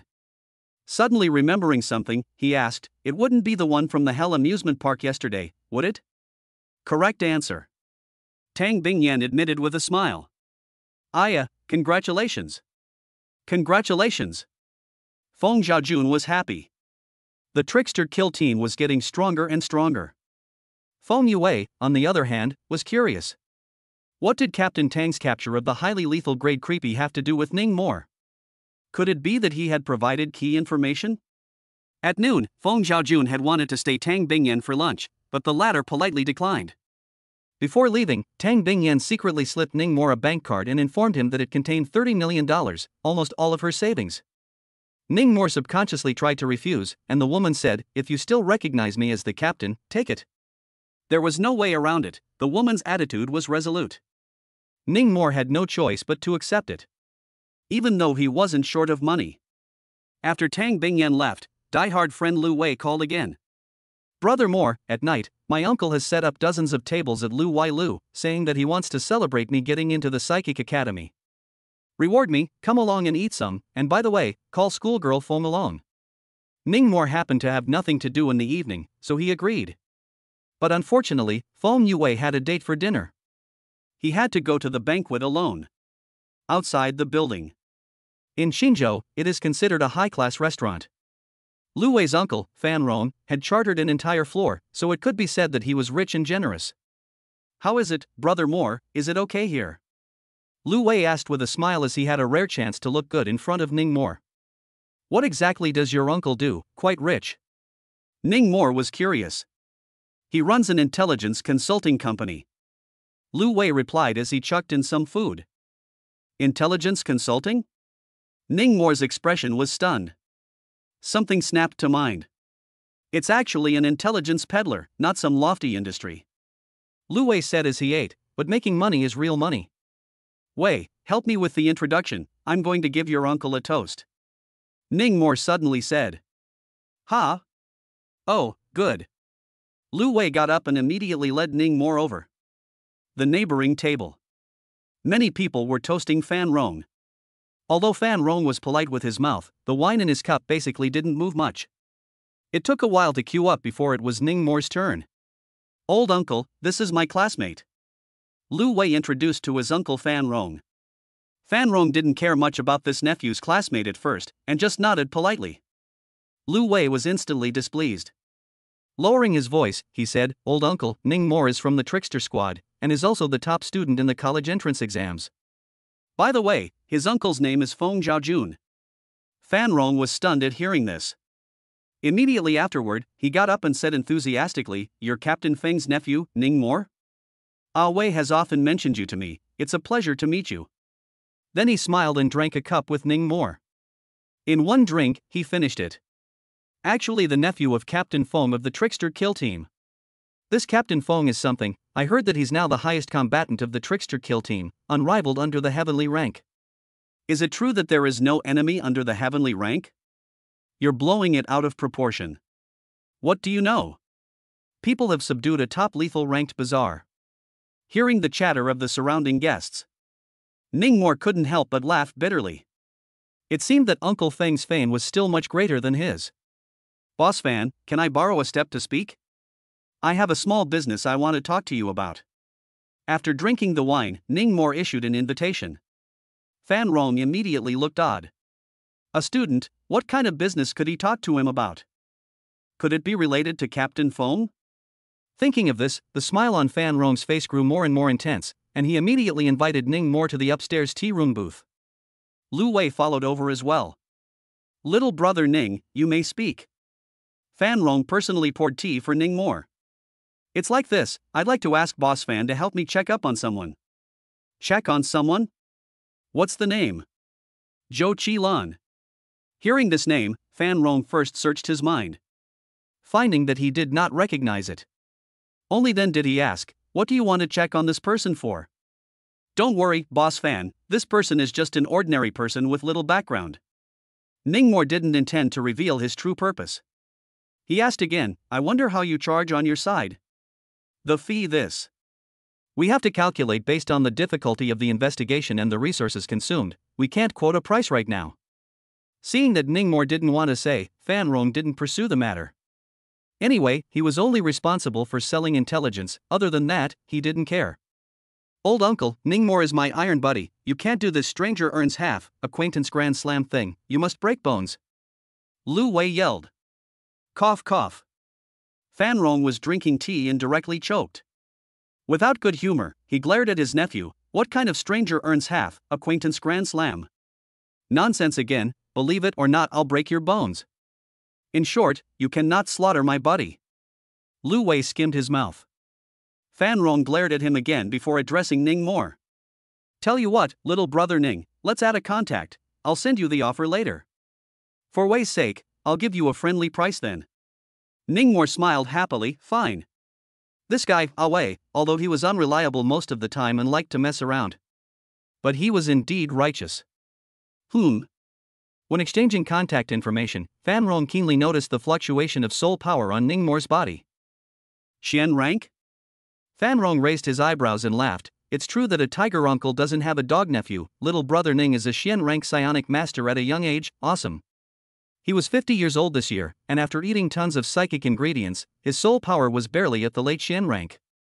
Sweeping a glance at Lu Wei, he couldn't help but smile bitterly. This great nephew of mine, up to now he is still in the late yellow rank. If he is half as good as you, I will be satisfied. Who is in the late yellow rank?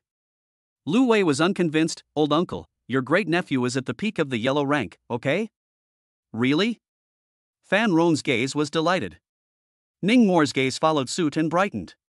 Ah Wei was at the peak of the yellow order? Wouldn't that mean that he could master the second rule? Thinking of the Teiyukai skin from last night, he said, Boss Fan, yesterday, the Psychic Academy awarded me a Teiyukai skin, a blue one, and I think I'd like to give it to Ah Wei, right? A blue Taiyu skin? Terror level rules. Lu Wei's harumphs flowed out. What kind of rules? Fan Rong also became interested upon hearing it. It's considered a curse class rule. It can constantly cut down on an enemy's lifespan, causing them to die of old age. Ning Mo replied. Good, this is good, old uncle, I like this. Lu Wei smiled brightly. He just loved it behind his back. Little brother, are you really willing to give this rule to Wei? Fan Rong was shocked. A terror level rule was worth at least $200 to $300 million. Checking on anyone wouldn't cost that much money. To be honest, I personally don't like this rule, not to mention that it's still too early for a breakthrough to use it. Ning Mo laughed. Fine. Fan Rong felt that he had made a fortune, and rejoiced. Then it's a deal, I'll help you find the one surnamed Zhou, and you give the rule to Wei. Happy cooperation. Ning Mo picked up his teacup and substituted tea for wine. Happy cooperation. Fan Rong also raised his teacup and clinked it with Ning Mo. Afterwards, Ning Mo pulled out a USB flash drive from his pocket. Inside was some information he had collected himself, about Zhou Qilan. Brother Mo, who exactly is this Zhou Qilan? What's wrong with you? After Fan Rong took the flash drive with him and left, Lu Wei asked curiously. Ning Mo pondered for a little while before saying, Wei, do you know about the trickster weapon? Chapter 59 Trickster Kill Team, 14th Detachment. Trickster weapons? Lu Wei froze for a moment. Seems like I've heard my old uncle talk about it. It's a kind of psionic weapon with a curse attached to it, lethal and strong. It's just a bit of a fee for a psionic master. Brother Mo, you wouldn't have gotten a whole trick weapon, would you? Ning Mo slowly nodded his head. Then you've been cursed? Lu Wei's face changed. Ning Mo then told him the story of Guanya and Zhou Qilan. Bastards, bastards. After hearing it, Lu Wei was so angry that he cursed, I damn well hate this kind of scummy man and woman who play with their feelings. Screw him, must screw him. Screw him is a must. Otherwise I can't lift my curse. Now it's up to your old Uncle Sai to give it a go. Ning Mo said as he sipped his tea. His expression was quiet, as if he wasn't panicking at all. He didn't tell Lu Wei that he still had a back way out. That was to ask City Lord Zhong to step in and forcefully help him lift the curse. But then, the accumulated grudge hair card wouldn't be able to keep it. He didn't want to take this path until he had to. Brother Mo, don't worry, my old uncle is powerful and has connections in both black and white. Lu Wei packed his ticket. As long as that dead scum is still in Xingzhou, in a year's time, even if he turns into ashes, my uncle can still dig him out. Okay. Ning Mo was slightly relieved, and said, speaking of which, your uncle is really good to you, thinking of you and everything, really a good uncle in Huaxia. Alas, in fact, my uncle was injured in his early years, infertile, so he raised me as his own son. I'm definitely going to give him my old age in the future. Hearing this, Ning Mo came to a realization. He had been curious before. How could an uncle be willing to buy his nephew tens of thousands of sets of horrifying secret questions for the college entrance exams? He also bought dozens of sets at a time. Now he finally solved the confusion. Brother Mo, within what? That horror level rule, when will you give it to me? Lu Wei asked with a longing face. Now go to my house to pick up. Good Lu. Half an hour later. Ning Mo brought Lu Wei back to the Encounter Lake Bay Villa and gave him the blue Teiyukai skin. The deadbeat was so excited that he actually mastered it directly in Ning Mo's room and broke through the Xian rank. Coincidentally, at this time, the Feng family's father and daughter returned. Soul power tied. Feng Zhaojuan's gaze lit up. Could it be that Xiao Mo has broken through again? After knocking on the bedroom door, he realized that it was that classmate of Ning Mo's. Hello Uncle Feng. Lu Wei suppressed his excitement and greeted Feng Zhaojun. Your name is Lu Wei? You actually broke through the Xian rank?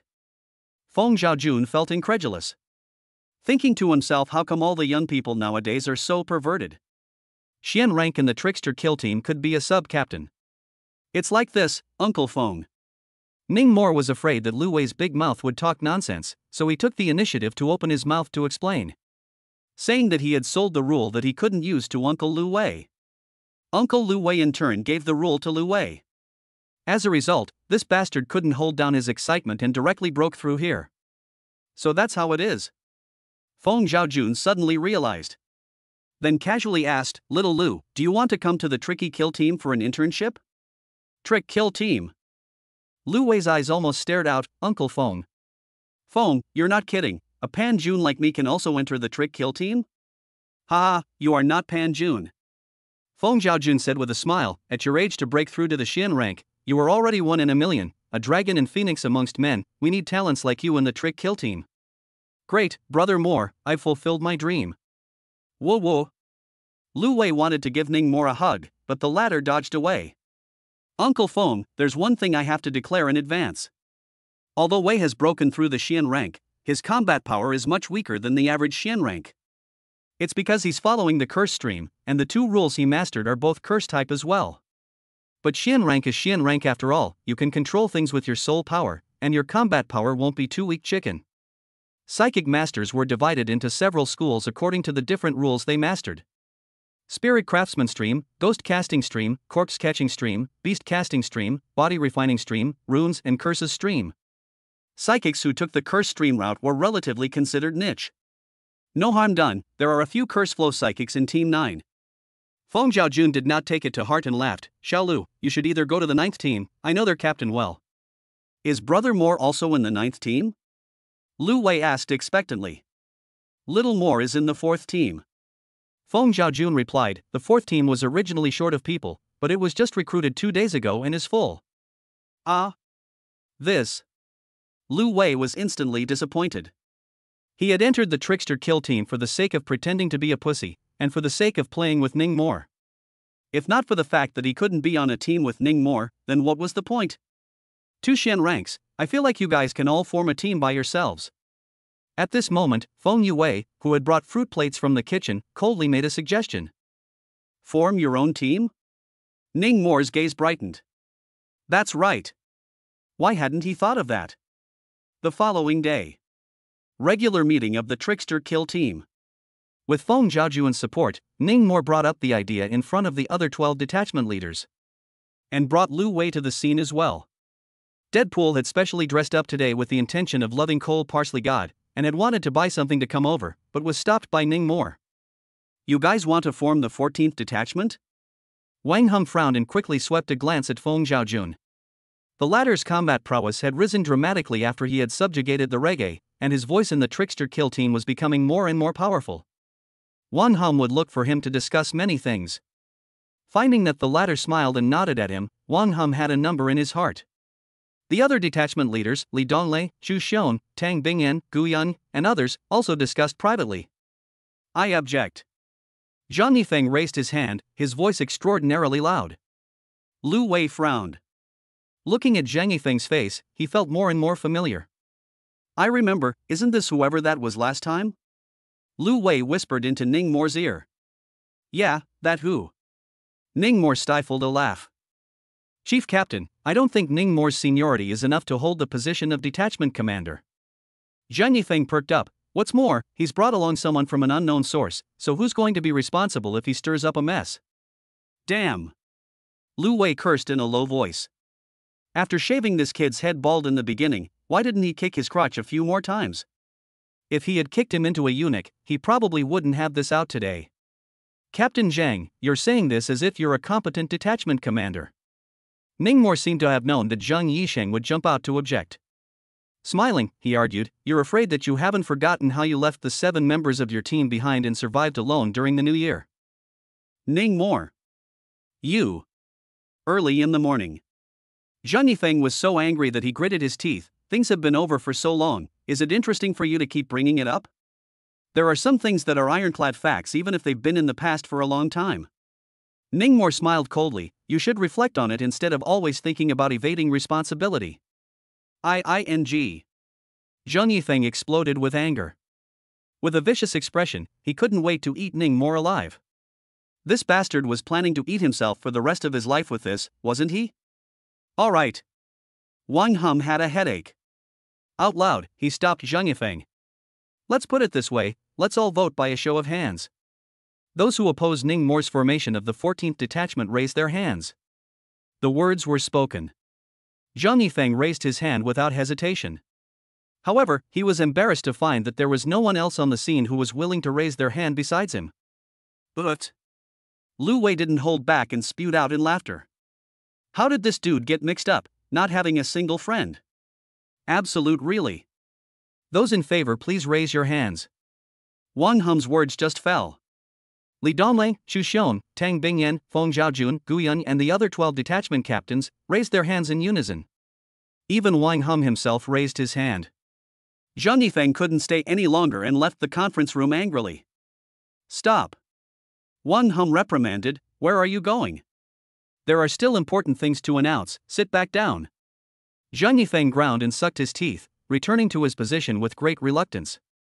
TSK, what a miserable. Lu Wei shook his head in disbelief. If I were him, being isolated like this, I would have quit long ago. This cheek is indeed not generally thick. Ningmore lamented. Chapter 60, Weird Mid-Year Festival. Then it's decided, the Creepy Kill team will form the 14th detachment from today. Captain Ningmore, team member Lu Wei. The other team members can apply to the organization or recruit themselves. Wang Hum instructed, however, Ningmore, what I want to remind you is that you must keep your eyes open when picking team members, in case anyone under your command makes a mess, you, the captain, will be held responsible. Yes, Chief Captain. Ningmore nodded solemnly.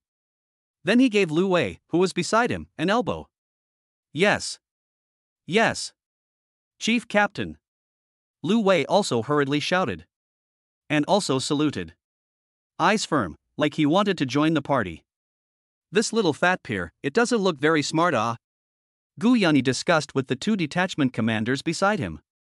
Then the 14th detachment is established, office, uniforms, documents preparation and so on, you turn around and apply to the logistics department yourself, I won't say much here.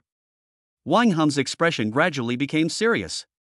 Next, announce a major event. The atmosphere in the conference room gradually became grave. The branch captains sat upright with serious faces. 2.5 months from now, the Mid-Yuan Festival, commonly known as the Ghost Festival, is coming. At those words, everyone's faces sank. Even Zhang Yifeng was frowning. Ghost Festival. A festival that was even more terrifying than the Spring Festival. Definitely the most feared day of the year for Chinese people. On this day, all the large and small towns in China would be blocked off. Everyone would be grounded, staying at home, not allowed to go out. No one knows what will happen on this day. Only when the ban was lifted the next day, people would be horrified to find that several towns had disappeared from the map. And according to the accounts of those who escaped from those towns, on that day, there would be a terrifying wave of ghosts flooding into the towns. Wherever it passes, chickens and dogs will be left behind, and 9 out of 10 rooms will be empty. The whole town will become a ghost town in the true sense of the word. As for where this ghost tide came from and where it was headed, no one knew. Negligence. Lu Wei slapped his thigh and said that it was not good. Should have taken advantage of this year's Mid-Yuan Festival to join the Trickster Kill team after it passed. Careless But now that the wood has been turned into a boat, it's already too late to say more. Ghost Festival, what exactly will happen? Why is it that only a few towns will be destroyed by the ghost tide? Whereas the vast majority of towns, however, are left unharmed, and won't be harassed by even the slightest bit of spookiness, and are even safer than usual. Ningmore was curious. In previous years, he had stayed home with little Qingmei during the Ghost Festival, not daring to go anywhere. This year, perhaps it was time to solve the mystery. Now to assign the tasks. Li Donglei, this year it's still your team that's in charge of collecting the plutonium, and the amount must come together. It doesn't matter if you run into a tough opponent and your methods are a bit more ruthless, in short, it's all for the sake of the people of Qingzhou. Wang Hum commanded. Yes, Chief Captain. Li Donglei led the order. Chu Xiong, your second team is responsible for preparing this year's 100 Ghost Banquet, ingredients, cooks, drinks and whatnot, you're in charge. Yes. Tang Bingyan, your third team is responsible for building the house and setting up the stage and inviting the theater troupe. Remember, the scale must be big. Last year the place was just too small, so many ghosts didn't even look at it. If it wasn't for the city lord giving that one a big red packet, the scene nearly got out of control. It's... Hearing that one, Tang Bingyan actually couldn't help but almost laugh out loud. What's the situation? Lu Wei was dumbfounded by what he heard. Why is there still a need to prepare a banquet and set up a stage to sing? Is this fending off a ghost tide or entertaining guests? Ning Mo was also baffled. What the hell is this? Subsequently, Wang Hum assigned many strange tasks. For example, recruiting massage therapists for a large sum of money. Recruitment of gamblers. Recruiting comedians and sketch actors for heavy amounts of money. Of course, there were normal tasks as well. For example, do a good job of relocating the residents of the nearby towns and have them make sure to stay within Qingzhou City on the half of July. Strengthen the city's defenses and patrols, and be wary of large numbers of ghosts slipping into Qingzhou. There was also a request for Ning Mo to prepare more corpse-suppressing glutinous rice, and so on. But overall, it was very much like setting up a mid-yuan gala. The tasks will be set up here, so everyone hurry up and get on with it. Wang Hum, who had finished assigning various odd tasks, had an unusually grave expression on his face. It did not look like a joke at all. Yes. The detachment captains rose, their expressions as serious as war preparations. After the meeting was adjourned, Ning Mo really couldn't hold back his curiosity, so he walked over towards Tang Bingyan and Feng Zhaojun. Congratulations, Captain Ning. Tang Bingyan joked, I was just betting with Team Foam about when you'd come over to ask, I didn't expect to be so sullen. No, Sister Tang, Uncle Foam, what the hell is going on here? Ning Mo was really confused. Lu Wei, who was beside her, also had small eyes and was greatly puzzled. Let's talk as we walk. Feng Zhaojun walked over and patted him on the shoulder. Then he revealed the secret of the Mid-Yuan Festival, slightly to him. Previously, he didn't say anything because there was discipline in the team. Things about the Ghost Festival couldn't be easily divulged. But now, Ning Mo was already the detachment leader of the Trickster Squad, and in terms of position, he was already on par with himself. Little more, first tell me, what did you think the Ghost Festival was like since you were a child? Feng Zhaojun asked with a smile. It should be the day when the Yin Qi is at its peak, and all kinds of lonely souls, demons and evil spirits come out to cause trouble. There will even be a terrifying tide of ghosts pouring out of the wilderness area, destroying towns and slaughtering the earth. After hearing Ning Mo's words, Feng Zhaojun and Tang Bingyan looked at each other and smiled. Obviously, this answer was within their expectations. Little more, what if I told you that the real Ghost Festival is completely different from what you imagined? Feng Zhaojun laughed and said, on that day, humans and spooky, just like friends eat seats and watch theater, drink and sing and dance. Uncle Feng, are you crazy, or am I? Without waiting for the other party to finish, Ning Mo interrupted, people and ghosts, eating, watching theater, and drinking together? Pa! Lu Wei directly slapped himself to see if he was still awake. As a result, he smacked himself into a daze. Tang Bingyan laughed her ass off next to her. When your uncle and I heard this at first, we also froze for half a day, unable to react. Later on, after experiencing it more, we got used to it. Ning Mo was still confused. Humans and creeps who were mortal enemies of each other, sitting together to eat and watch theater, and even singing and dancing. That kind of picture was too beautiful for him to imagine. Little more, for this year's Ghost Festival, you'll have just one task: make more corpse-quelling glutinous rice. When that day comes, you'll know everything. Feng Zhaojun patted Ning Mo on the shoulder. All right. Ning Mo stopped asking more questions. After quieting his mind, however, he realized that the strangeness of the Mid-Yuan Festival seemed to have been in evidence for a long time. For example, the House of Spirits Forum, as the largest forum for discussing spooky events in China, he had never seen anyone discussing the Ghost Festival. Searching for related postings also yielded nothing. Even on Donyang, he couldn't search anything about the Ghost Festival. Obviously, the above blocked the news. It didn't want the public to know the truth about the Ghost Festival. Chapter 61: The Divine Soul Hammering Technique. Afternoon. Ning Mo and Lu Wei traveled to the logistics department. Applying for the 14th Detachment's office location, document establishment, and equipment uniforms. The people in the logistics department all knew him and were very efficient in getting things done, and it wasn't long before they were done. When Feng Yue heard that Ning Mo had come to the logistics department, she immediately put down the work in her hands and joyfully ran out to find him. Ning Mo, why don't you accompany me to the spiritual department store this afternoon? I want to buy some jade.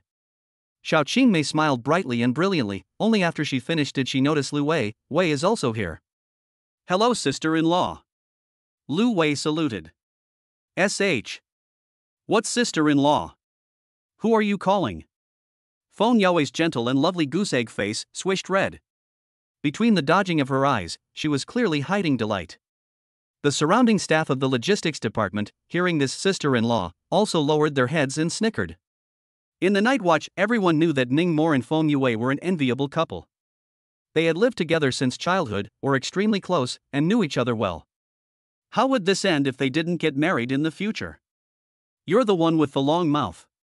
Ningmo glared at Lu Wei in a good-natured manner, before she said to little Qingmei, Jade, wouldn't the logistics department issue them?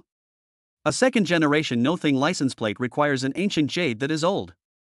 Feng Yue explained, currently, the production of second-generation no matter plaques is very low, on average several days to make a piece of. So I don't intend to sell them, and I'm going to give them all to you and Dad. Ningmo instantly warmed his heart. This silly niece, how could she not think for herself? He suppressed the touching in his heart and laughed. Okay, let's eat together at noon and accompany you for a stroll in the afternoon. Aha! Feng Yue nodded her head and lightly nodded, her heart was already looking forward to it. I'll go too. Lu Wei waved his hand and smiled proudly. I got into the trickster team internship, I'm going to buy some psychic equipment in the afternoon, you two will give a recommendation then. Feng Yue. Afterward, little Qingmei continued to go back to work. Ning Mo and Lu Wei, on the other hand, came to the office to take a look around. Room 501505 of the third building. A total of 5 rooms, it was considered quite large. It was just a bit dusty. Ning Mo contacted a few cleaners to come and clean it. Lu Wei, on the other hand, put on his tricky kill team uniform, raised his cell phone, and took several selfies. In the end, he sent a message to QQ Space. I don't know how to be young and foolish, I only know that the winner is the king. Then Ning Mo commented a vomit emoji below. Lu Wei then replied with 3 contempt emojis. Noon. The 3 of them ate lunch together and headed to the psychic department store. People in this world believed that old objects that had aged had spirituality and could repel ghosts. That's why the antique trade was booming. Stores were opening up in the psychic department store. Boss, just these, help me wrap them up. Feng Yue personally selected 5 pieces of ancient jade and said to the antique boss. All right. The boss let the employee pack it up and then said with a smile, little beauty, wipe the zeros and round up, a total of 3,850,000. I'll do it. Ningmo directly pulled out his bank card. Unexpectedly, she was stopped by Feng Yue. No need, I have the money myself. After saying that, little Qingmei took out a pink bank card from her own little Hello Kitty pink wallet and handed it to the boss. Where did you get so much money? Ningmo was puzzled. Come on, I'm a Xian-ranked psychic. Feng Yue felt like she was being looked down upon and pouted her cherry lips unhappily. Then explained, it's a female boss that Zhang Jiang introduced to me. La pestered me all day long to buy the nothingness plaque, so I secretly made some at home myself and sold them for tens of millions. Speaking of the final price, Xiao Qingmei lowered her voice for fear of revealing her wealth. Why secretly sell? The above did not say that we are not allowed to take private work, just be open and honest. Ningmo laughed. I'm afraid others will gossip. Feng Yue's tone was squirming, as if she was embarrassed to take private work outside. Boss, wrap this piece for me as well. At this moment, Ningmo pointed at a piece of beautiful jade of superior color that was held separately in the counter and said to the boss. He had just noticed that little Qingmei's gaze had lingered on this piece of jade for a long time, so it was 80% likely that she wanted to buy it, but it was too expensive. Little brother, this piece is an ancient jade that came out of a princess's tomb in the Tang dynasty, it's not cheap. The boss smiled and raised a finger, at least, it has to be this price. $10 million? Feng Yue was startled. Swipe your card. Ningmo directly passed the card over, with a look of wealth. Feng Yue wanted to dissuade her, but the boss was quick on his feet and immediately took the bank card, fearing that he would miss out on this business. Ningmo, you. This piece of jade you turn around and make it into a nothing card, don't give it to anyone else, just wear it yourself. Ningmore's tone was stern, do you hear me? Feng Yue let out an "oh," her heart warmed. Hiccup. Lu Wei was eating dog food on the side and ate a little too much. After buying the ancient jade, several people went back to the treasure pavilion to help Lu Wei pick out psychic equipment. The Trick Kill team did not dispense equipment. This was because most psychics, who relied on the rules to fight, used psychic weapons that were all bound from the start. Only Lu Wei was in a special situation. The two rules he had mastered were all for dealing with people. When it came to weirdness, it was ruined. So it was more dependent on equipment. In the end, he spent over $5 million and bought a psychic outfit. Brother Moore, schoolgirl Feng, how does this look on me? Lu Wei wore a straw raincoat hat, paper armor, a handheld spell knife, and a generation of much ado about nothing tag from Feng Yue tied around his waist. In the backpack behind his back, there were also 10 pounds of corpse-suppressing glutinous rice sent by Ningmoore. It could be described as armed to the teeth. Not bad. Ningmoore nodded. Immediately, his gaze fell on the display case behind Lu Wei. It was a blue-bound, wire-sealed tome. On it were the words Divine Soul Hammering Method. Seeing the price tag, even Ningmoore was startled. 99.99 million? Am I reading this correctly? Ningmoore hurriedly called the clerk over. Sir, it's not that we got the price wrong. The clerk introduced, the secret book, it's worth this price, it's from the hand of a patriarch. Patriarch? Ningmoore, Feng Yue, and Lu Wei were stunned. Bluffing, right? Lu Wei questioned, with this little ragged store of yours, can you have something from a patriarch? There isn't a single patriarch in the entire Qingzhou city. This secret book is something that our boss went through a lot of effort to get from Dragon City, and it's really expensive to sell. The clerk patiently explained, but it is said that this secret method can make soul power purer and stronger by repeatedly hammering the soul, just like the principle of forging iron. Even if it's a bullish secret method, it's not worth $100 million, right? Which big wrongdoer would buy it? Lu Wei said disdainfully. The words just fell. I'll take it. Ningmoore suddenly opened his mouth.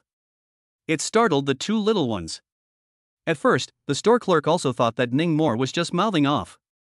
But when the latter pulled out his bank card to swipe it away, the clerk was directly dumbfounded. This was $100 million. If it was used to buy through spirits or rare ingredients, it would still be justifiable. After all, things were tangible, visible and touchable. A secret book. What if it can't be practiced, or if it doesn't work well?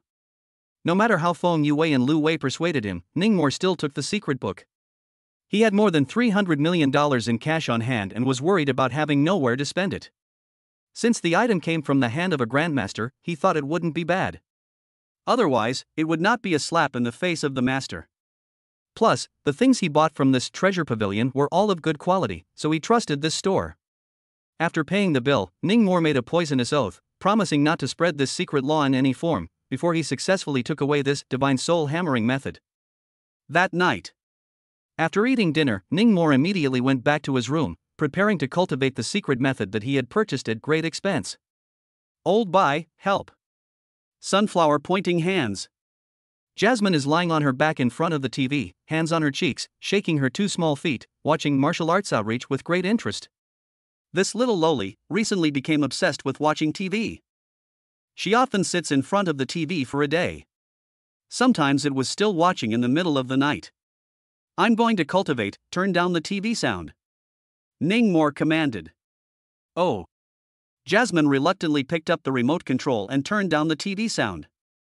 Right. Ningmoore suddenly thought. Soul beasts also belong to the weird kind, living in the wilderness area all year round.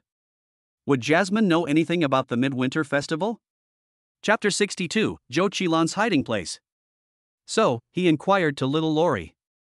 Little Lori stared intently at the television and said, The Mid-Yuan Festival? I don't know what will happen.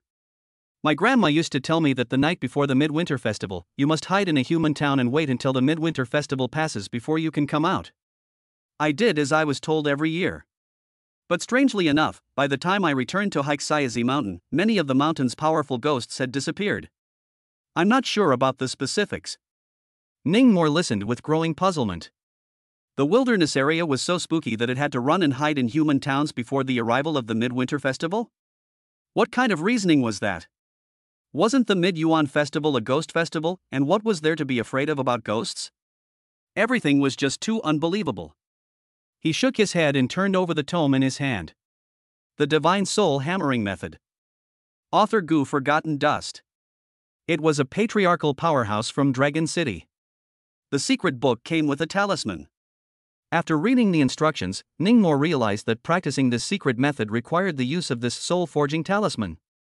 The soul-forging talisman was valid for 1 year, and would expire after 1 year, requiring it to be purchased again. Damn, what a setup! Ningmore cursed and stuck the talisman on his brow.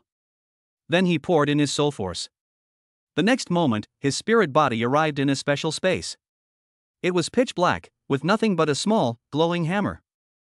Immediately afterward, the glowing little hammer began to hammer towards Ningmore. Ningmore subconsciously used his hand to block.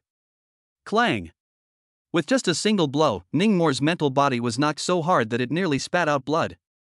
It hurriedly retreated from the talisman space.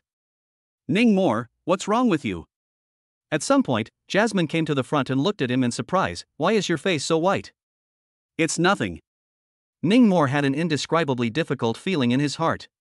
His face was pale, as if he had a serious illness.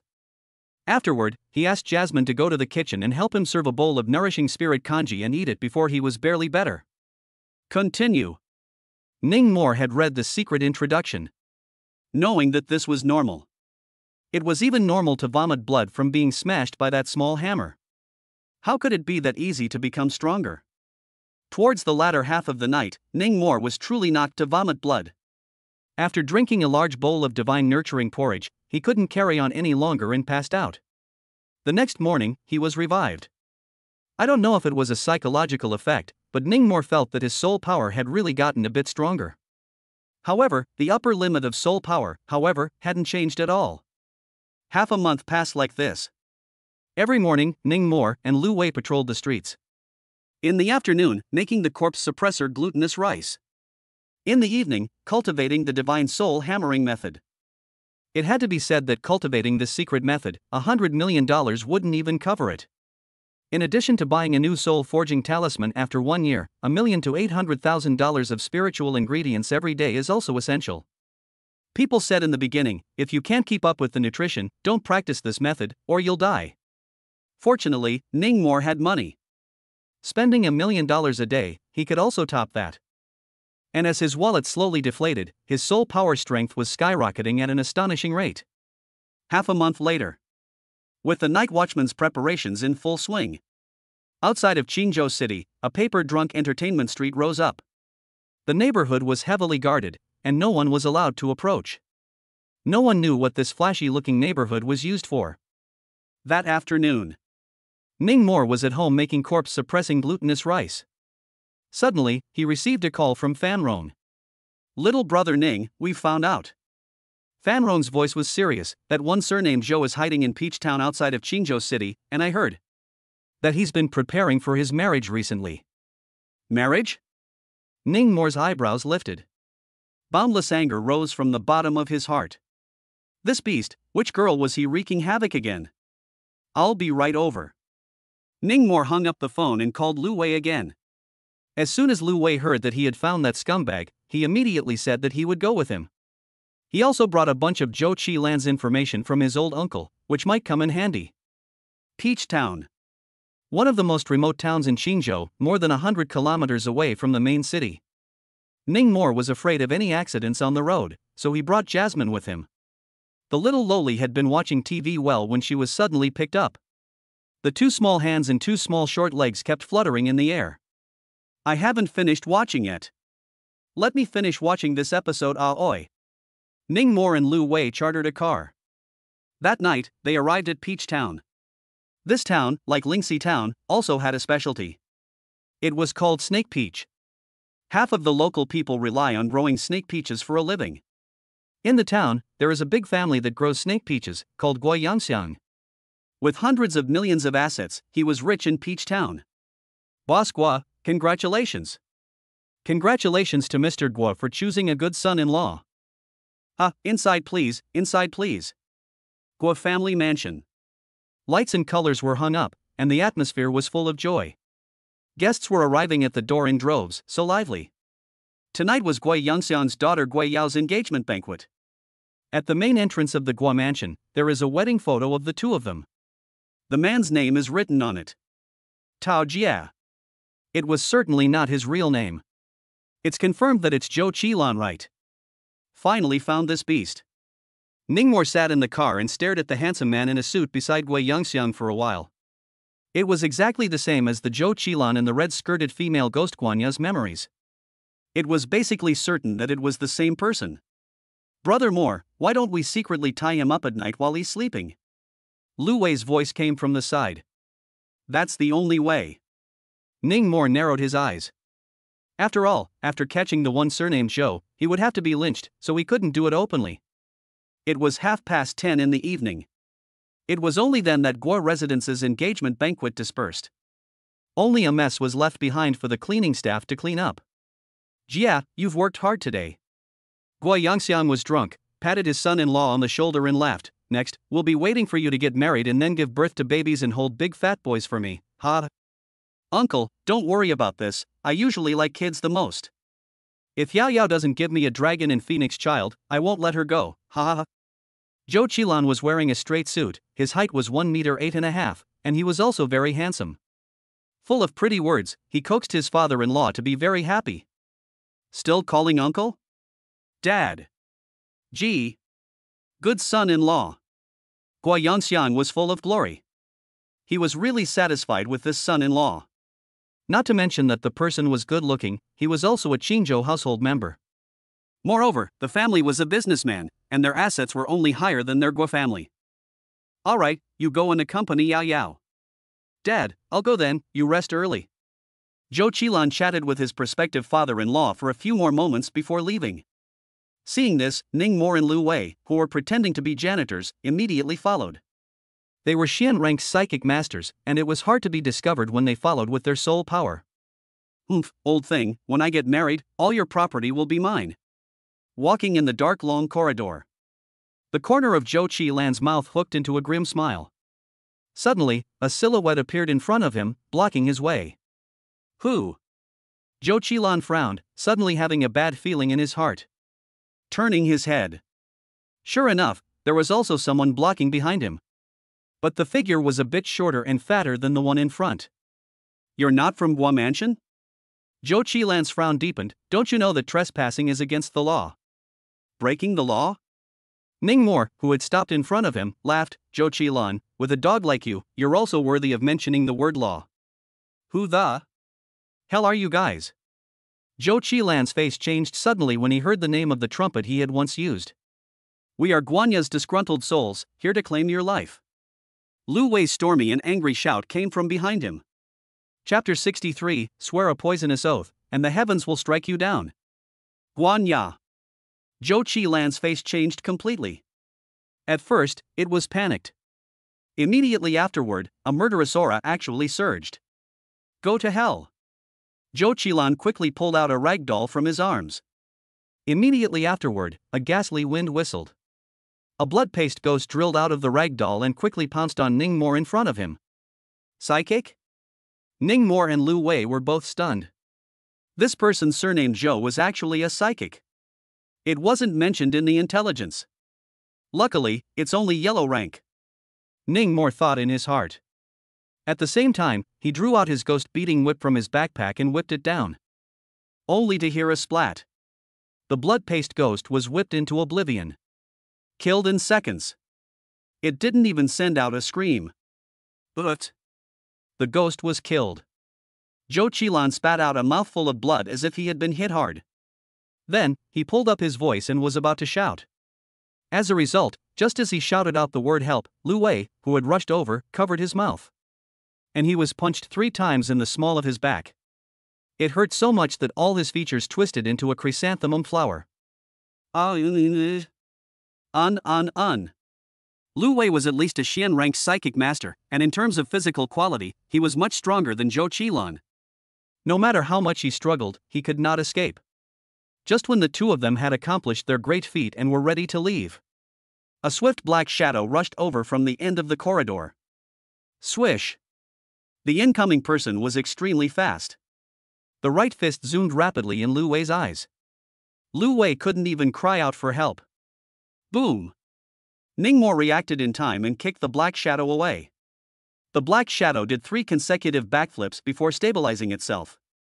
Xian ranked Psychic Master? The black shadow was a burly man in his 40s. The soul force fluctuations on his body were only at the late Huang rank. However, the strength of his fists and feet was similar to Ningmo's. A refined body circulation spiritist? Ningmo guessed. Who are you people to kidnap my Gui Yangxiang's son-in-law? An angry shout suddenly came out. It was the owner of Guo Mansion who had rushed over. Dad! Save me, Dad! They are kidnappers, quickly! Kill them! Kill them all! Zhou Qilan yelled at the top of his voice. Soon, a group of household servants with flashlights, kitchen knives and clubs rushed over and surrounded Ningmo and Lu Wei. However, Ningmo didn't panic. This was because he had long ago asked Jasmine to use her illusion technique to hallucinate his and Lu Wei's faces. Ajay. How much money do you guys want? I'll have my dad give it to you. You guys must not hurt Ajay. At this time, Gui Yao, the eldest miss of the Guo family, rushed over. Seeing her fiancé hijacked by 2 tough guys and spitting blood, she cried out on the spot. Another love brain. Ningmo was a bit speechless. Quickly release my son-in-law, or we'll notify the night watchman. Gui Yangxiang bellowed again. Lu Wei just wanted to say, we are the night watchman. But he was interrupted by Ningmo. Bosqua, do you really understand this son-in-law of yours? Gui Yangxiang frowned. What do you mean? Dad! Don't you listen to his nonsense? Quick! Beat them to death! Save me! Zhou Qilan cried out. Jasmine, shut him up. Ningmo used his mind to contact Jasmine in the backpack. The latter passed over with an illusion spell, and Zhou Qilan fell asleep. Ajay! Gui Yao thought that Zhou Qilan had GA and screamed her heart out. Ms. Gui, don't worry, your fiancé is fine, he just fell asleep. Ningmo laughed. By the way, I forgot to tell you, he's not even called Tao Jia, he's called Zhou Qilan. Of course, it's also possible that both of these are his aliases. As for his real name, perhaps only ghosts know. Gui Yao was a big-breasted girl who looked pretty good and could have a 6. Hearing Ningmo's words, she was very puzzled. Zhou Qilan? Did you guys get the wrong person? He is clearly my fiancé, Tao Jia. On the other side, the burly man in his 40s came to Gui Yangxiang's side and asked if he wanted to directly make a move. Wait first. Gui Yangxiang narrowed his eyes. Judging from his son-in-law's reaction just now, there must be something going on here. Anyway, he had already notified the night watchman, so it wasn't too late. I've printed 2 copies of this information, Ms. Gua, Bosqua, you can both take a look. Ningmo took out 2 copies of the information from his backpack. The Guo family's father and daughter took it half-heartedly and read it on the spot. It didn't matter if they didn't look, they were shocked at first glance. It was all about Zhou Qilan's black information. In middle school, he knocked up a female classmate. In high school, he turned into a time management master and dated several girls at the same time. In college, he contracted philandering and gambling addictions, and owed huge amounts of loan sharks. And those are just the moral aspects. Seeing the end, a girl named Guanya was caused by him to break up her family, jumped to her death, and even transformed into a red-clothed ghost and went on a killing spree in the love apartment. The Guo family's father and daughter were truly shocked. And Gui Yangxiang also found a timing detail. That was that Zhou Qilan was already hooking up with his daughter when he was in hot love with Guanya. No. No way, I don't believe it. These are fake. Ajay is not that kind of person. Gui Yao threw the information away and shouted in a near collapse. No girl could withstand such a blow. Gui Yangxiang was also so angry that his hands were shaking. He was also unwilling to believe that the son-in-law he had his eye on was this kind of scum. But how could one of the photos on the profile be explained? Zhou Qilan was pictured with various girls, many of which were front-face photos. Wake him up, I'm going to let him speak for himself. Gui Yangxiang pointed at the sleeping Zhou Qilan, gritting his teeth and bellowing. Fine. Ning Mor snapped his fingers. Zhou Qilan was relieved of his illusions and snapped awake. What the hell is going on with these? Gui Yangxiang slammed the information in his face with all his might. Zhou Qilan picked it up with a confused look on his face. After flipping through 2 pages, his face changed wildly. Unceasingly, he shook his head in denial. No. This isn't me, I didn't do anything wrong like this. The photo is P, it's all P. Dad, Yao Yao, you have to believe me. Zhou Qilan cried out. Actually, there's a very simple way to know right away if he's lying or not. Ning Mor looked towards Zhou Qilan and smiled. Take an oath, a poisonous oath. Zhou Qilan immediately wimped out. However, facing the gaze of the Guo family's father and daughter, he had to bite his teeth and take a gamble again. Alright, I swear. Just as he opened his mouth, Ning Mor interrupted. Don't swear too outrageously, let's just say that if you did what's on these profiles, you'll be struck to death by lightning. In this world, although betting and swearing would work. But it also had to be within reason. If Zhou Qilan were to make an oath at this moment, saying that if these things were done by him, he would be smashed to death by a meteorite on the spot. This is obviously unreasonable. Being struck by lightning, being hit by a car, giving birth to a son with no butthole or whatever was recognized as the most potent poisonous oath. Who am I to swear? Who the hell are you guys to tell me to swear? Lousy bias not. Zhou Qilan cursed angrily. Then Lu Wei Bang Bang gave him 2 punches, and he was honest. I swear that all these things to be all done by me. I will be thundered. Zhou Qilan swallowed. The word split to death couldn't be said. However, just at this time, a dark cloud gathered over Guo Mansion at some point. Rumble. A muffled thunderclap came from the sky. Everyone present was dumbfounded. Zhou Qilan was so scared that he hurriedly swallowed the word split to death into his stomach. He also had a strong premonition. As long as he made a complete vow, a thunderbolt would really strike down from the sky and send him to the west. Chapter 64 Lifting the Curse, Strange Incident at the Snake God Temple. It's spiritual. What on earth did Auntie do? I don't know. What was written on that information? A group of maids and household servants were talking. Gui Yangxiang, however, closed his eyes in despair. Gui Yao was even unable to withstand the blow and directly fainted. Dad! Dad! Save me, save me. I've made mistakes before, but I've changed now. I will concentrate on Yao Yao in the future, I swear. I swear. Zhou Qilan took Gui Yangxiang as a lifesaver, desperately calling for help. Bastard! Gui Yangxiang rushed over and punched and kicked. He didn't stop until he broke one of Zhou Qilan's legs. Then panting, he looked at Ning Mor and Lu Wei and asked, What exactly are you? Guys? Killers. Ning Mor had already thought of the words to say. Alright, then this beast, it's at your disposal. Gui Yangxiang waved his hand, not intending to care anymore. Aha! Ning Mor nodded. With that, he took Lu Wei and Zhou Qilan with him, turning into a pile of butterfly petals that floated away. This. Gui Yangxiang looked dumbfounded. An illusionist stream psychic? The 3 of them had just left in the front foot. The night watchman arrived in the back foot. If Ning Mor were here, he would definitely recognize the leading night watchman at a glance. It was none other than the 5th branch leader of the Qingzhou trickster squad, Gu Yang. Peach Town. Somewhere in the middle of nowhere. Lu Wei tied Zhou Qilan to a tree. Ning Mor, on the other hand, took out his hair card and muttered, Miss Guanya, your spirit in heaven is watching, I'm going to avenge you. After saying that, he gave Lu Wei a wink. Lu Wei immediately became excited. The second rule he had mastered was finally ready to try out its power. Thus, he rummaged through Zhou Qilan's hair. And really found a white one. He decisively plucked it. Soon, 10 white hairs quickly grew around this white hair. Lu Wei pulled it out again. Along with a lot of black hair, it was also yanked off.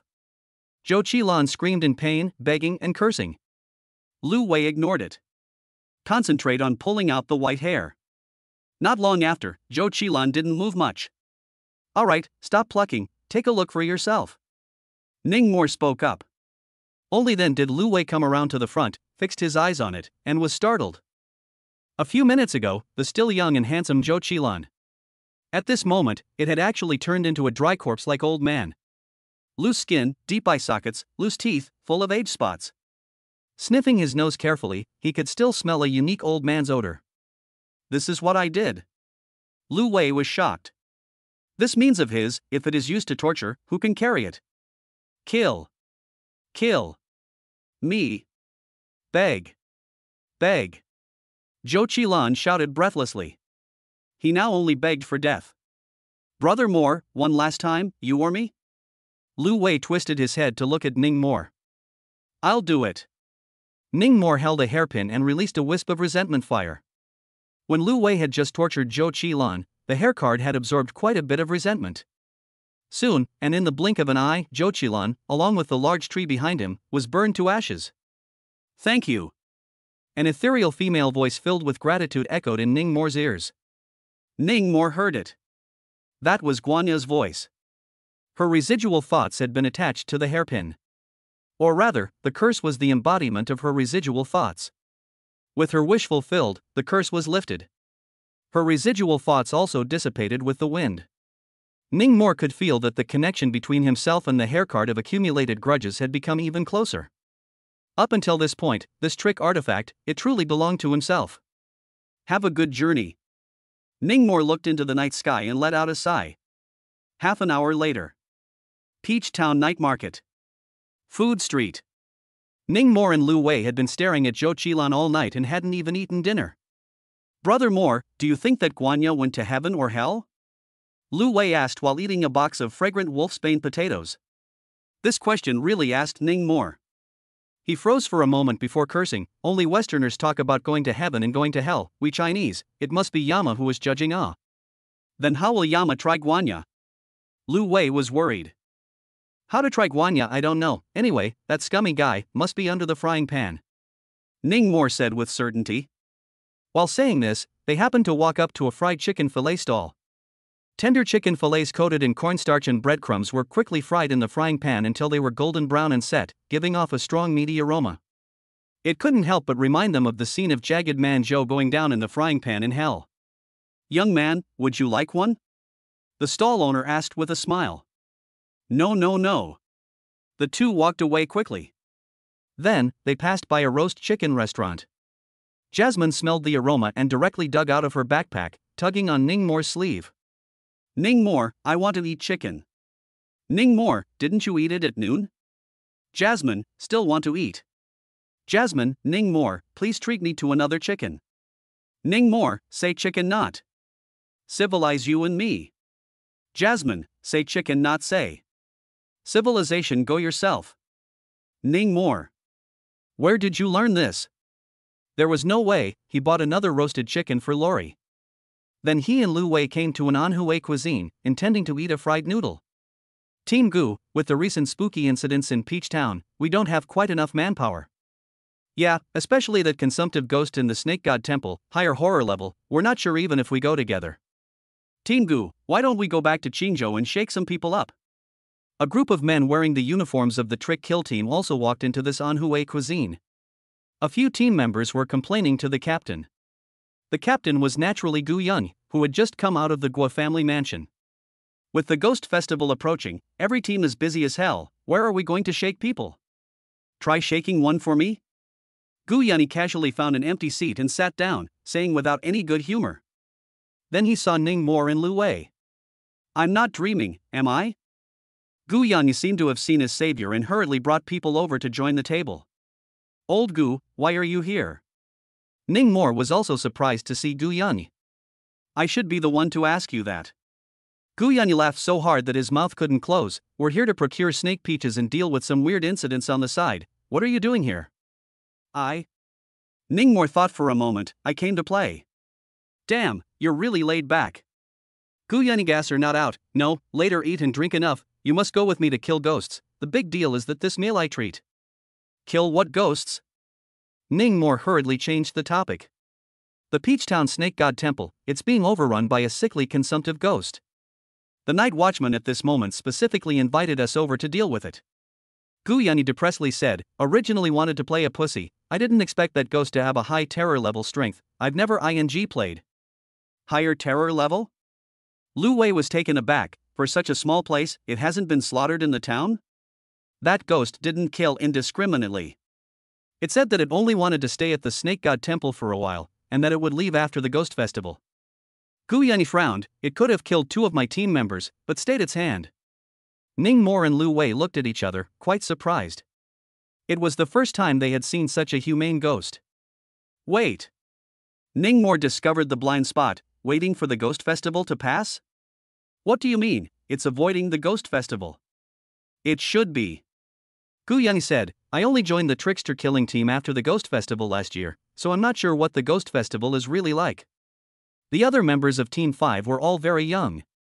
The older members had either been honored or promoted to captain. No one knew the truth about the Ghost Festival. It seems that this Mid-Yuan Ghost Festival is not only feared by people, but also by ghosts. Interesting, too interesting. Ning Mo was really getting more and more excited. Afterward, after eating the fried noodles, Gu Yanyi took him and Lu Wei and rushed to a small mountain to the west of Peach Town. The Snake God Temple, which was located on this small mountain. Chapter 65 Snake God Temple, Consumptive Ghosts. Snake God Temple? Walking on the streets of Peach Town, Lu Wei said with a bit of amusement, I've heard of the Soprano God Temple, the Temple of the Uncanny. What the heck is the Snake God Temple? Just after these words left his mouth, he drew a color change from the entire 5th detachment. Little fatty, shut up. Gu Yanyi reprimanded. Before Lu Wei could understand what was going on, he realized that the surrounding Peach Town townspeople, one by one, turned their heads and glared at him with menacing expressions. He had just spoken loudly, and many had heard him. How dare you disrespect the Snake God? Get out of Peach Town. Yes, get out of Peach Town. A group of townspeople raised their arms and gathered around. Sorry. Ning Mo and Gu Yanyi apologized repeatedly, pulling Lu Wei and running away in a puff of smoke. No, brother Gu, what's the situation? I didn't just say a couple sentences about that Snake God Temple. Why does it feel like they want to beat me up? Lu Wei was innocent. If we weren't standing here in our trickster kill team uniforms, you'd be guaranteed a beating. Gu Yanyi said without a trace of anger, you guys came to Peach Town to play, don't you know that the biggest taboo here is disrespecting the Snake God? Ha! Ning Mo and Lu Wei had just arrived at night, so how did they know about this? You guys really don't know? Gu Yanyi was a bit speechless, then explained. The Snake God is the protective god of Peach Town. It's said that more than 10 years ago, when the weirdness had just revived, a big snake came to Peach Town. This big snake was different from the other creepy, it didn't eat people, it only ate peaches. The townspeople planted many peaches to please it and honored it as the Snake God. Later, the Snake God became the Peach Town's sacrificial spirit, or what we commonly call the god of protection. The Snake Peach also came from this. About 6 years ago, during the Mid-Yuan Festival, a powerful creepy descended on Peach Town and ate everyone in sight. The Snake God fought it in a bloody battle to protect the townspeople. In the end, both sides died together. In order to honor the Snake God, the townspeople built a temple for it, molded a golden body, and offered incense, which led to the current Snake God Temple. After hearing Gu Yanyi speak, Lu Wei was confused. A spirit beast would actually protect humans? Sacrificing spirits? I think I've seen related postings on the forum. Ning Mo recalled, rumor has it that in some remote areas far away from the main city, people suffered from weirdness and had no choice but to worship certain powerful weirdness in exchange for their blessings. It's actually a kind of cooperation that was reached.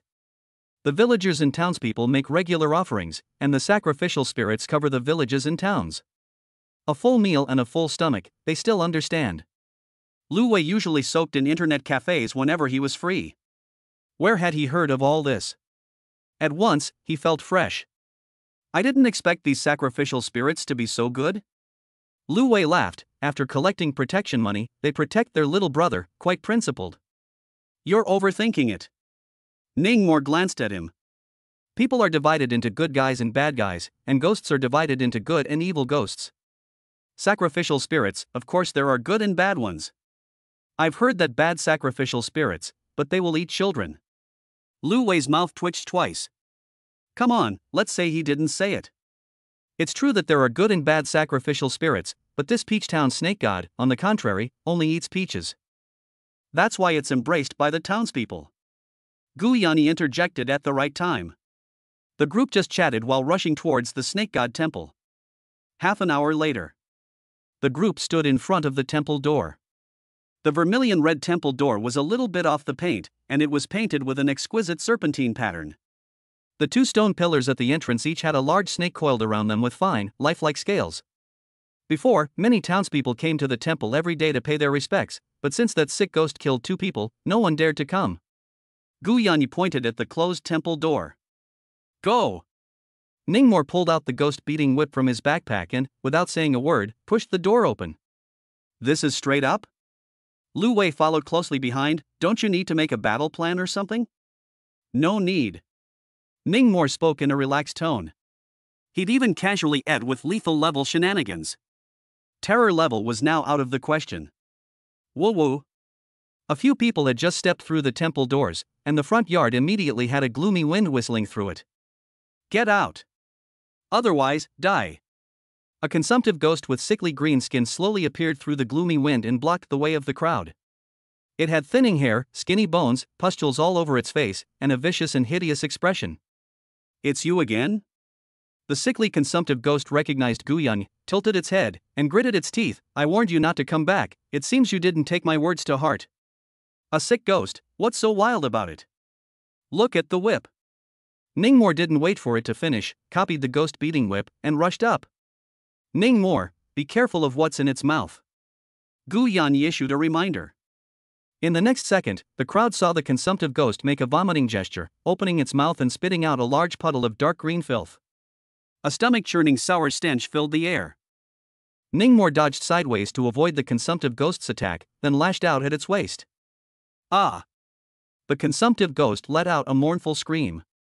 What followed was a set of control to death. However, this consumptive ghost was different from the other ghosts, and when it was being beaten, its mouth constantly spewed pickle H filth. Give Ningmore a disgusting. Constantly walking and dodging. And those pickled things fell to the ground, actually issued a snort. The sound of those pickled H things falling to the ground even made a snort sound, corroding all the floor tiles. If this is splashed on the face, absolutely disfigured. Spare my life. Spare my life, ah Lord. I go. Is it okay for me to leave? Don't hit. It hurts me to death. Ah. In a short while, the consumptive ghost was whipped to less than half a meter in size. Kneeling on the ground, he kept kowtowing and begging for mercy. Gu Yanyi and Lu Wei, they all looked dumbfounded. This is too fierce, right? A high terror level bazaar, just subdued like this. I'm asking you, where did you come from? Ningmore pointed his whip at the consumptive ghost, wanting to pry some information about the ghost festival. Back. To the words of my lord, I came from the mountains outside of Peachtown. The consumptive ghost hurriedly replied. So, you're wildly spooky. Ningmore narrowed his eyes. Speak. Why did you hide in a human town? 2. Avoid the ghost festival. The consumptive ghost cried, my lord, be clear. I didn't make a mess, I just accidentally scared 2 people to death, please be magnanimous, my lord. Answer what you're asked, don't talk nonsense. Ningmore raised his whip and made a gesture to whip. The sickly consumptive ghost immediately wailed in fear. You're a ghost, why are you avoiding the ghost festival? Ningmore continued to ask. Huh? The consumptive ghost froze for a moment. Immediately, it reacted that the young psychic in front of it was inquiring about the ghost festival. But in truth, it also knew half a thing or two about it. Back to your lordship's words. Every year during the ghost festival, there is a group of ferocious gods and goddesses who come from nowhere and roam the mountains to catch ghosts. Specializing in picking strong ones to catch. The ghosts they took never came back. All the ghosts are saying that those who were taken must have been eaten. So every year on Ghost Festival, we don't dare to stay in the mountains, we always look for various places to take refuge. And human towns are the best places to take refuge. With a single speech, the night watchmen present were dumbfounded. Every year, during the Ghost Festival, there would be a group of ferocious gods and goddesses who would capture them. Ghosts fled into human towns in order to take refuge? Chapter 66, The Blood Moon Hangs High, the Mid-Yuan Ghost Festival arrives. Is everything you said true? Ningmore was a bit skeptical of the veracity of these words. 1,000 times true. If I dare to lie to your excellency, tell me to be struck by the heavens and not allowed to die. The consumptive ghost hurriedly swore. Only then did Ningmore nod, believing in its bull. After pondering for a while, he asked again, listening to you, Peachtown should still be harboring quite a few ghosts? This. The consumptive ghost was suddenly speechless. Know where they are all hiding? Just know that there are 2 little ghosts hiding in the Snake Peach canning processing factory. I don't know the rest. Okay. After asking, Ningmore ruthlessly lashed over, triggering the decapitation effect. The consumptive ghost was instantly beaten to death. Afterwards, the group went to the canning factory again. It was only in the middle of the night that they found the 2 little ghosts and sent them to the west. Brother Moore, this ghost-beating whip of yours is also too good to use. Where did you buy it? I want to get one too. Leaving from the canning factory, Lu Wei looked at the ghost-beating whip in Ningmore's hand and couldn't help but crave it. It was simply a ghost nemesis. Ningmore, I'll give you $1 million, can you get me one?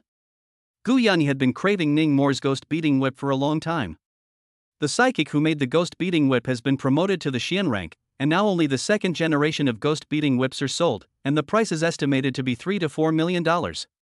Ningmore told the truth. Fine. Gu Yun clenched his teeth and nodded. 3 to 4 million is 3 to 4 million. How long will it take for the goods to arrive? Depends on how fast you make the payment. Ningmore replied with a smile. I'll call you first thing in the morning. Gu Yun's words just fell. Lu Wei yelled back, Brother Moore, help me get one too. Okay. Only those with a good relationship would be sold by Ningmore. And the price given was also a friendly price. Other people wanted to buy it, but Ningmore really didn't want to sell it. Making psychic objects could affect cultivation. As for Uncle Feng and Xiao Qingmei, Ningmore had long ago given 2 to each of them. However, the ghost-beating whip wasn't that useful to Uncle Feng nowadays. More than a month later, Ningmore had made a total of 500 pounds of corpse-suppressing glutinous rice. Of these, 300 pounds were given to Brother Urine Seller, and 200 pounds were sold at a low price to the night watchman, making over 40 million.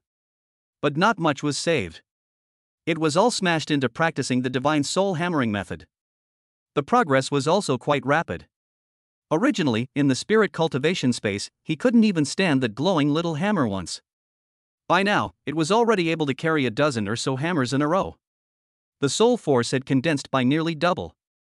The realm, however, was still stuck at the late Xian stage. The divine soul hammering method was, in the final analysis, a cultivation method that tamped down the foundation and would not quickly pull up the realm, but would instead compact it. And after more than a month of waiting, the Mid-Yuan Festival finally arrived. The night before, August 17th. After nightfall, the bright moon in the sky was actually tinted with a scarlet blood color. Between heaven and earth, the Yin-Chi flourished and was eerily active. Qinzhou imposed a full-day curfew. Except for the night watchmen, no one is allowed to leave their homes. In fact, no one dares to come out. Families have stocked up on food for 2 or 3 days. Outside the city gates, the Street of Ultimate Bliss has been completed for over a month. Jiang Yishan, the city lord, and Shen Lingfeng, the dean of the Psychic Academy. These 2 heavenly masters led all the elite psychic masters in Qinzhou to stand guard at the entrance of the Street of Ultimate Bliss, as if they were greeting someone. From 8 or 9 in the evening, they waited until late at night. The blood moon in the sky became more and more bright red and eye-catching, filled with a bizarre aura. The moods of Ningmore, Lu Wei, Gu Yun, and the other newcomers were both nervous and expectant. What exactly were they waiting for? Hey, Brother Moore, look. Lu Wei's voice came from his ears. Ningmore turned his head and realized that a white-haired beauty was walking towards him. The pace was brisk, and her physique was elegant. Behind her was a team of heavily armed guards. Jiang Xueqiang? Ningmore's eyes were puzzled. Brother Moore, Goddess Jiang seems to be rushing towards us. Lu Wei was a little excited. Soon, Jiang Xueqiang came before Ningmore in full view of everyone. Then she pulled out a nothingness plaque from her bosom. Yu Wei asked me to give it to you.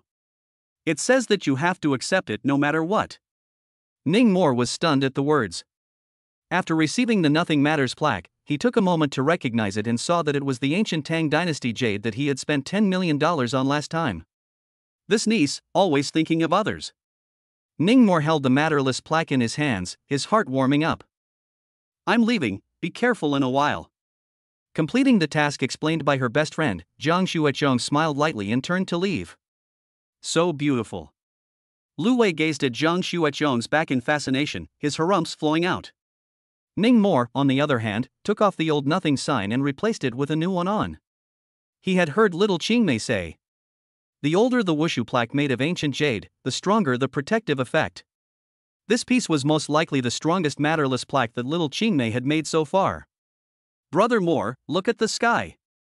Suddenly, Lu Wei realized something else and pointed his finger at the sky. The surrounding crowd also began to boil. Only to see, a mysterious man clad in a black cloak, whose appearance could not be seen, flew over the sky from the Street of Ultimate Bliss. The speed was quite fast. Heavenly Master? Ningmore's gaze lit up.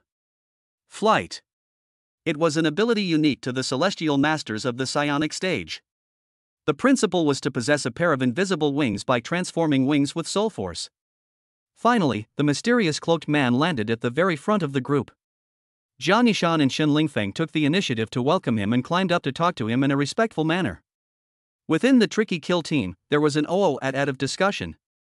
All were speculating about the identity of this cloaked man. A celestial master invited from out of town to help? Ningmore speculated. At this moment, deep in the wilderness, mountains and rivers, the blood moon hung high. As the time came to 12 o'clock, a fog suddenly rose in the mountains. This fog, gray and cloudy, could shield any psychic soul force probing. Inside, a ghostly city vaguely emerged. Inside the city, buildings of various bizarre styles were piled up, with roofs connected to roofs, lined up one after another. The lead-gray sky was extremely depressing. Terrifying large red lanterns were hung everywhere. It extended all the way to an unknown depth. And at the very front, there stood a huge skeleton. The skull opened its fanged mouth, forming a portal. Once 12 o'clock arrived, the portal opened right on time. Countless evil ghosts and ferocious souls poured out of the gateway and ran in all directions. Among them, there were stern ghosts wearing big red robes and laughing coldly. There were bull-headed ghosts that were 3 feet tall and carried heavy hammers on their shoulders. There were peeking opera ghosts in the shape of martial arts opera. There is the ghost of the painted skin, which is so charming that it bewilders the world. There are the impermanent ghosts dressed in black and white, wearing high hats and holding wailing sticks. There are also the Rakshasa ghosts that are 10 feet tall and fly in the sky with only one head. All kinds of strange ghost soldiers, under the leadership of a ghost general, like a tide of water out of the Ghost Gate Pass, to the main city of China to rush. Along the way, countless spooky people fled desperately, their expressions terrified to the extreme. The lethal level bazaar and nightmare level bazaar that were normally regarded as great evils were either killed or captured, and swept away. The wilderness area was filled with ghosts and wolves, and 10,000 bazaar ran away. A few hours later. 3:30 in the morning. The border of Qingzhou. With a strong gloomy wind blowing from the wilderness. Jiang Yishan and Shen Lingfeng's expressions gradually became grave. Old Jiang, do you think the coming this year will still be her? Shen Lingfeng opened his mouth and asked. It should be. Jiang Yishan didn't dare to pack his bags. After all, the situation in that place changed every year. Coming. The cloaked man standing next to them suddenly let out a low cry. The expression was also unusually serious. The words had just fallen. The crowd saw a demonic dark cloud appear beneath the scarlet blood moon. The dark cloud drifted towards them quickly. After arriving in the sky above Qingzhou, it landed slowly. Then, hundreds of hideous evil ghosts appeared from the cloud and walked in the direction of the Street of Ultimate Bliss. Most of the evil ghosts were wearing armor and carrying weapons with ferocious looks. There was also a military flag with crow embroidery that fluttered in the gloomy wind. This was clearly a ghost army with 100 ghost establishment. So many ghosts. The weakest are all at the terror level? That leader is so strong, his soul power pressure overpowers City Lord Jiang and Dinshin. It's not going to be a fight later on, is it? The Guile killers moved in unison. Especially newcomers such as Lu Wei, Gu Yun, and Zhang Yifeng, or had they seen this kind of battle, their scalps were a bit numb. This leading ravenous evil demon, so strong. Ningmore narrowed his eyes and stared at the general of this ghost army. A tall evil spirit with a crow's head. Judging from the soul force pressure it was releasing, this was likely a catastrophe level creepy. Chapter 67 Mysterious Patriarch vs. Disaster Grade Creepiness. Not her? Oh no. Upon seeing this crow-headed evil spirit, Jiang Yishan and Shen Lingfeng's hanging hearts finally died. The thing they were most worried about had still happened. This year's Ghost Festival, the one who came to Qingzhou was not that one. It was changed. Don't panic. The cloaked man drank lowly and said soothingly, "How many plutonium coins have you prepared? Take them all out." Jiang Yishan twisted his head and glared at one of his men. The henchman immediately left with quick steps. "Guests from afar, welcome to Qingzhou. I am the city lord of Qingzhou, Jiang Yishan." At this moment, Jiang Yishan walked forward to greet him. There was an unassuming smile on his face. "We've prepared good wine and food, and we've also invited the best theater troupe to be used exclusively to entertain you all." As he spoke, hundreds of oddly shaped evil spirits slowly approached. The ferocious aura surged in, causing one to want to suffocate. The crow-headed ghost general at the head was close to a zheng in height. There was a pair of broad black feathered wings on its back, with a wingspan of up to 7 or 8 meters. It was clad in battle armor, with bloodshot eyes and a murderous aura, not a good person at first glance.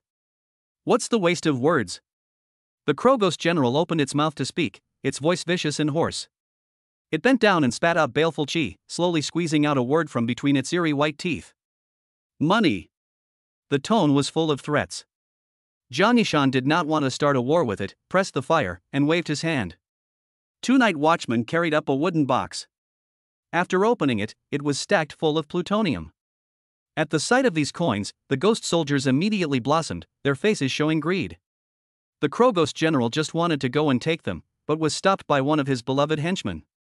"General, these aren't enough." A stern ghost with extremely heavy black circles under his eyes and a pale face that looked a bit kidney deficient pulled the crow ghost general and whispered a few words in his ear. The latter immediately regained his candor. With a fierce smile, he looked at Jiang Yishan and said, "That's all, how about paying off the barkers?" In previous years, the amount given to General Feng Jiao was this amount. Jiang Yishan frowned and replied, knowing in his heart that the other party was preparing to ask for a lion's share. "Feng Jiao is Feng Jiao, I am me. Add another 30%. The crow ghost general really sat on the ground and raised the price. 30%? Shen Lingfeng couldn't hold himself together and said angrily, "In order to collect these medieval coins, our Qingzhou's finances are almost empty, not to mention 30%, we can't even raise it by 10%. So, there's no way to negotiate?" The crow ghost general revealed a vicious smile. "You guys have to think it over. Love it or hate it." Facing the aggressive crow ghost general, Jiang Yishan was also annoyed. With a wave of his hand, he angrily shouted, "Prepare the trick kill team. Kill. Kill. Kill." The guile-killing team members, who had rehearsed long ago, immediately roared out 3 words of kill in unison. "Where are the teachers and students of this academy?" Shen Lingfeng also shouted angrily. "Fight to the end in blood and defend Qingzhou to the death." A group of elite teachers and students from the Tongling Academy also roared in unison. "Damn it, fight them. Yes, fight to the death, kill all these insatiable evil spirits. Big deal, if I die, I'll be a good man again in 18 years. A large number of aspirants also came to the scene, all psychics who volunteered to fight. The roars of the 3 groups of people intertwined together, which could be described as a sound that shook the 4 fields, with a momentum like a rainbow, and it made that crow ghost general freeze. This Qingzhou city, wasn't it at the bottom of the 9 main cities in terms of strength? It actually dared to go to war with him? Was this city lord crazy? The crow ghost general stretched out his hand, pointing at the group of humans with his long nails, and twisted his head to look at a few of his inner circle, a crying smile on his face. Please refer to the emoticon of Donnie Yen twisting his head and pointing at the humans. Ha ha ha. The group of ghost soldiers let out a roaring laugh, laughing their heads off. Then, the Raven Ghost General's gazes, one by one, swept over the faces of Wang Hum, Feng Zhaojun, Li Donglei, Tang Bingyan, Ning Mo, Guyan, and the others. Each one of them had a murderous aura, gritted their teeth, and looked like they were ready to fight for their lives. Gulp. Only Lu Wei gulped. A bean-sized drop of cold sweat ran down his forehead. Both legs and stomachs kept trembling. P was almost scared out. Damn it, really want to fight? I don't have much fighting power. Oomph, bluffing. The Crow Ghost General couldn't help but sneer. Without even a single catastrophe-class powerhouse, how could this group of humans, how could they dare to turn the tables on themselves? It seemed like they had to be shown a bucket of paint. Kill. The Crow Ghost General pulled out a halberd from somewhere and pointed it forward. At once, the group of ghosts behind him swarmed up like a wild horse that had taken off its reins. The battle was imminent. The ferocious and sinister winds that came to the face made many yellow-ranked psychic masters feel numb. Originally, they thought that the carefully prepared mid-Yuan Gala was to avoid conflicts with the ghosts. Unexpectedly, it was still necessary to fight. For the sake of Qingzhou, kill. Shen Lingfeng raised his arms and shouted. Only to see that he held a clay puppet in each of his left and right hands and rushed to the front of the group. The two clay puppets were carved in a lifelike manner, one was a walking beast and the other was a flying bird. After throwing them out with force, the tiny clay puppets immediately rose against the wind. In the blink of an eye, they transformed into two giant soul pets that were over 100 meters long. An iron-armored rhinoceros and a crimson firebird. Both reached top lethal levels of strength. The group of ghost soldiers that rushed at the front were knocked away by the iron-armored rhinoceros in a single glance. The firebird spat out flames and also burned many ghost soldiers to death. These two soul beasts of yours are not bad, it's just right to use them for this general to drink. Ha ha ha. The Crow Ghost General let out a wild laugh. Then it stored up its strength and jumped high, swinging down its halberd towards the iron-armored rhinoceros with great force. With its catastrophe-level huge strength, it could definitely smash it into meat paste with a single stroke of its halberd. However, at this time, that mysterious cloaked man made a move. He pulled out a pair of golden double mace from his inner space. The two mace crossed, and with lightning speed, he launched a sneak attack towards the Crow Ghost General. The several ghost soldiers that crashed into him along the way were instantly blown up into blood paste and flying ash. Human Grandmaster. The Crow Ghost General's eyelids jumped, and he hurriedly placed his halberd across his chest to defend himself. Clang! A deafening thud followed. The Crow Ghost General was smashed out. General! A few of his beloved henchmen let out exclamations of shock. It's a sovereign! There's a sovereign on our side? No wonder the city lord and dean and the others aren't panicking at all. Shouting erupted among the Qingzhou psychics. Hope flared up in the hearts of many. That person, he's actually a sovereign? Ningmore was holding a golden short sword in his left hand and a ghost-beating whip in his right hand as he fought several ghost soldiers. When he sensed the powerful fluctuation of soul power in the distance, he was instantly overjoyed. However, the Crow Ghost General immediately stabilized itself after somersaulting several times in the air. It wiped away a trace of blood from the corner of its mouth and sneered in mockery. Rat, actually sneak attack. Seeing that he had been exposed, the mysterious cloaked man lifted his cloak and revealed his true face. He was about the same age as Jiang Yishan, with a center-parted haircut and a pair of stern, sword-like eyes. Holding a golden double mace in his hand, his soul power was like a fiery flame that burned on his body. So what if I sneak attack? With a sinful animal like you, what need is there to talk about benevolence and morality? The words finished. His body shook around him and his soul power surged. A 10-foot-tall golden chicken silhouette emerged behind him, emitting a loud and clear chirping sound. Cluck, cluck. The golden rooster's chirping at dawn swept across the battlefield like a shockwave. It shook all the ghost soldiers dizzily. So it's a chicken. The Crow Ghost General snorted coldly, then he swung his halberd and killed. The mysterious patriarch with the center parting was undaunted and met the battle with his dual mace. Fearing that the aftermath of the battle would injure his men, the one man and one ghost tacitly moved away from the battlefield before engaging in a fierce battle. On the other hand, the two heavenly masters, Jiang Yishan and Shen Lingfeng, faced off against the three believers under the Crow Ghost General. These three beloveds were all nightmare-level bizarre, for the Ghost Army commander could open the ghostly spirit and were very strong. 3 against 2. The two should have fallen into a disadvantage.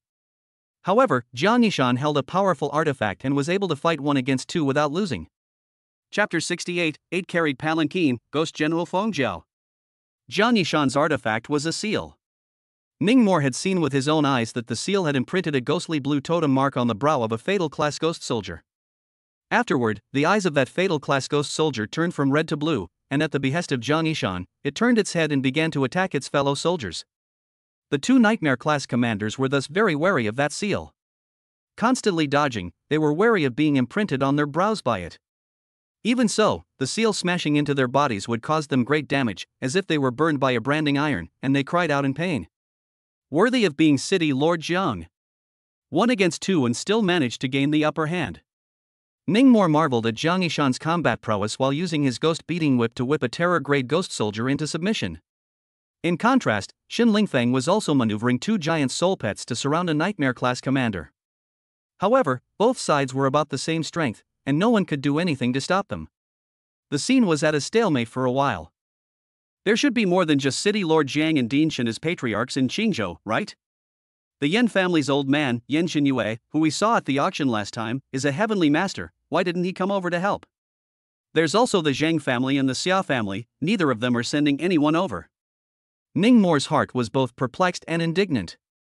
Didn't these great families understand the reasoning behind the death of lips and cold teeth?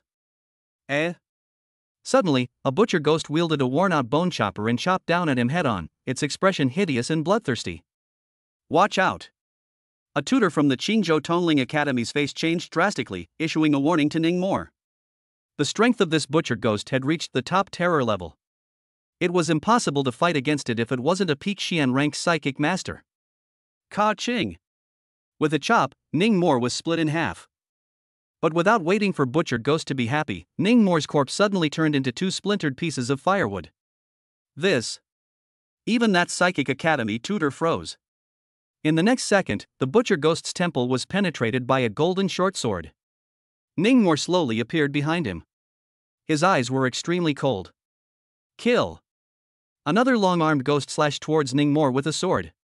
Its strength was at the high terror level. With a thought, Ningmore pulled the golden short sword out of the butcher ghost's head, then transformed into a golden light and stabbed at the long-armed ghost. The long-armed ghost waved its long sword, constantly blocking the golden short sword. Sparks splashed in the air. But soon it couldn't block it anymore, and was stabbed in the center of its brow with a sword, its soul flying away. And while Ningmore was fighting this long-armed ghost, there was a third top terror-class ghost soldier pouncing on it, and as usual, within 10 seconds, it fell under the beating ghost whip. It was immediately followed by the fourth one. Ningmore was like a merciless ghost killing machine, crazily harvesting the lives of the ghost soldiers. It left that Psychic Academy tutor dumbfounded. This young man from the trickster killing team, how can he be so strong? His soul force fluctuation, it's clearly mid-Xian rank, why can he explode with such a strong power? Even the top terror level ghosts wouldn't last more than 10 seconds in his hands. The mentor was incredulous. At the moment, Ningmore's outrageousness in his eyes was akin to an elementary school student drawing out a group of strong adult men. Obviously short in stature and with slender limbs, he had managed to erupt with terrifying and overwhelming strength. Is it the effect of the rules? The mentor speculated in his mind. In just this moment, Ningmore had finished off a fourth ghost soldier. His heart was beating furiously, and his expression was incredibly excited. The money and time invested in this period of time really wasn't in vain.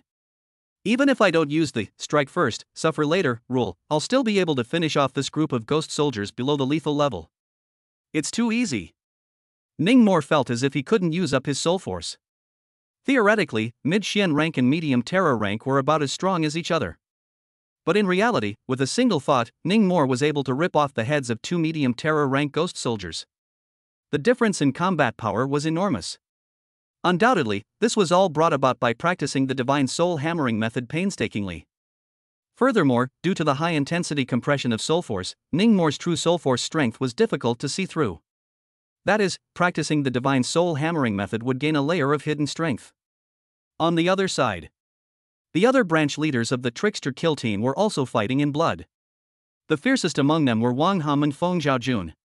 Wang Hum had mastered 3 rules: first, physical enhancement, second, making psychic weapons, and third, stick skills. Therefore, he was a fierce melee thief. Feng Zhaojun was the complete opposite, relying on a single thunder ghost to kill in all directions. Under the heavenly rank, there were almost no opponents. Due to being too fierce, he soon attracted 3 top lethal level ghost soldiers to surround him and fell into a bitter battle. The first branch leader, Li Donglei. The weapons were a short sword and a soul pet green snake coiled around his neck. When he attacked, the green snake would cooperate with it and bite the ghosts with its poisonous fangs. The snake was very poisonous. It could poison a terror-level ghost soldier in a dozen seconds. No harming my mom. Die. Die. Die. Tang Bingyan's newly acquired ghost spirit, Sugar Candy, also erupted with amazing battle power. Sugar Candy mastered a trickery that was related to dolls. It could pull off a doll's hair and perform cutting attacks. It could also rip off the doll's limbs and head, throw them out to become bigger, and crush the enemy. It could even make dolls grow bigger and manipulate them like puppets, actively defending the enemy. Therefore, Tang Bingyan bought a whole bunch of dolls to put in her bag and let the green-robed ghost spirit carry them, replenishing Sugar Candy's ammo at any time. Other than that, Xu Xiong, Jiang Xueqiang, Guyan, and even Zhang Yifeng all performed well and killed quite a few ghost soldiers. But when it came to Lu Wei, the picture immediately changed abruptly. Everyone ghost big brother, ghost big sister, don't kill me. Don't kill me. Don't kill me, ah-oh. Lu Wei held his head in the battlefield. The ghost-beating whip didn't know where to throw it. He was too timid and too afraid of death. Even though he had the strength of the Xian rank, he couldn't exert 30% of it.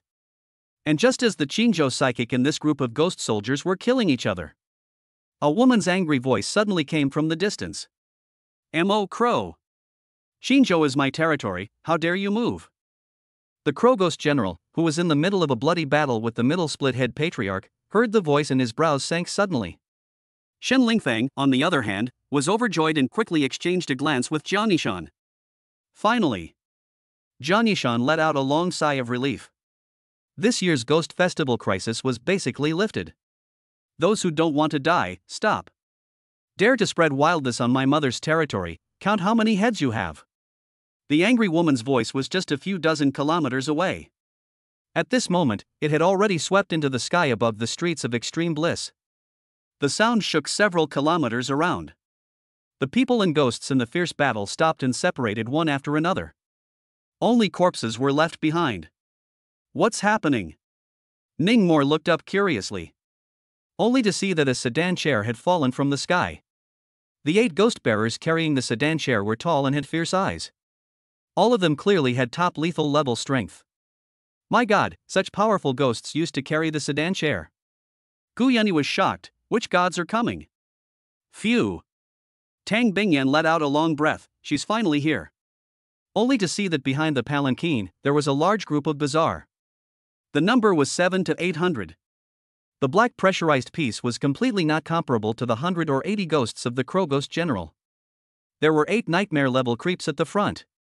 The aura was stronger than one. There was a tiger with a sword on its back, a giant rat with a steel fork, a charming and seductive scorpion woman, and a 3-feet-tall bull-headed ghost. Fengjiao, I saw that you were late, and I thought that you had gone to another place this year, so that... No need to say, get lost. The Crow Ghost General wanted to explain to come. Nay, he was ruthlessly interrupted by the woman in the sedan chair. Crunch! The Crow Ghost General was so angry that he gritted his teeth. But there was nothing he could do.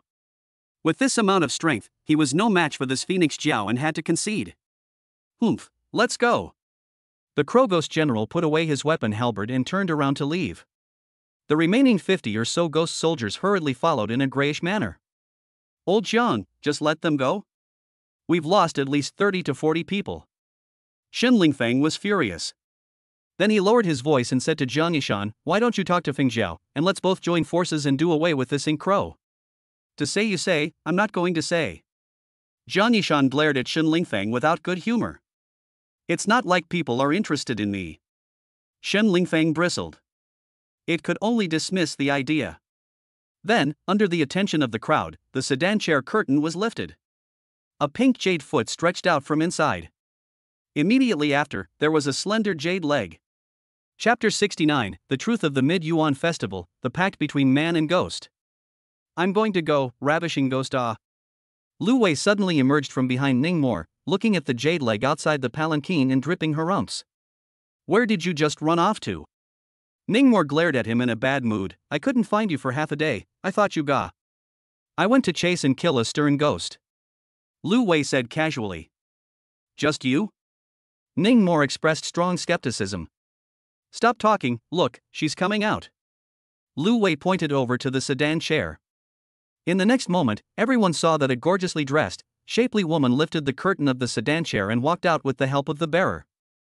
No, her skin was miserably white, a few colorless, should be said to be a female ghost. Another head of long black hair was coiled into a bun and fixed with heavy gold jewelry, not to mention how exquisite it was. Obviously it was dressed up with a lot of effort. As for the face, it was covered with a fan to keep people from looking at it. Quickly take it away. Lu Wei was so anxious that he scratched his heart. Originally, Extreme Bliss Street is prepared for this Fengjiu Ghost General. That Ink Crow Ghost General just now came to grab the land. But it's not as strong as the Fengjiao Ghost General. Ning More's heart was clear. However, it was still suspicious. These two ghost generals, where exactly did they come from? Could it be? A possibility occurred to him violently, and his face changed slightly. At this moment, Feng Jiao moved lightly with lotus steps, crossing over Xin Lingfeng and the center-parted patriarch and coming straight to Jiang Yishan. Delicately, she asked, "Yishan, I haven't seen you in a year, why are you ignoring me? People are thinking about you all the time." Saying that, she moved away from the group fan, throwing a wink at Jiang Yishan. The next moment, everyone present was petrified. Because that face and that body were simply too out of character. Old, black and ugly not to mention, but also full of pockmarks, plus a set of big buck teeth. Bucktooth Jane look at it all straight call the insider. The key is that she does not know how to make up, blindly make up. Painted like a ghost. No, people seem to be ghosts. In short, the moment they saw this face, the newcomers such as Ning Mo, Lu Wei, Gu Yun, and Zhang Yifeng were collectively petrified. Put. Jasmine, who was in the backpack, directly erupted in laughter. Nima, Ruyan has turned into Ruhua. Lu Wei's eyes almost bulged out as well. Alas. In the crowd, Jiang Xueqiang sighed quietly and gave her old father a very heartbroken look. For the sake of Qingzhou, her father had really given too much. It's not that I'm ignoring you, I'm a bit tired after the big battle just now. Jiang Yishan squeezed out a smile from his stiff face and said to Feng Jiao Ghost General. So you're blaming me? Feng Jiao pouted, blinked, and said a little aggrieved, I also followed your instructions last year, and went to clean up the surrounding brats first. General Feng, don't misunderstand, City Lord Zhang definitely didn't mean that. At this time, that center-parted patriarch opened his mouth and tried to explain. Shut your mouth. I'm talking to Yishan, not you. Feng Jiao's tone suddenly turned cold. In the face of this human patriarch, she actually did not give any face at all. You. The center-parted patriarch was annoyed. Patriarch Su, forget it, let's go. Just leave this place to old Zhang. Seeing this, Xin Lingfeng hurriedly pulled away the center-parted patriarch. Only then did Feng Jiao look at Jiang Yishan again. Say no more, please come inside.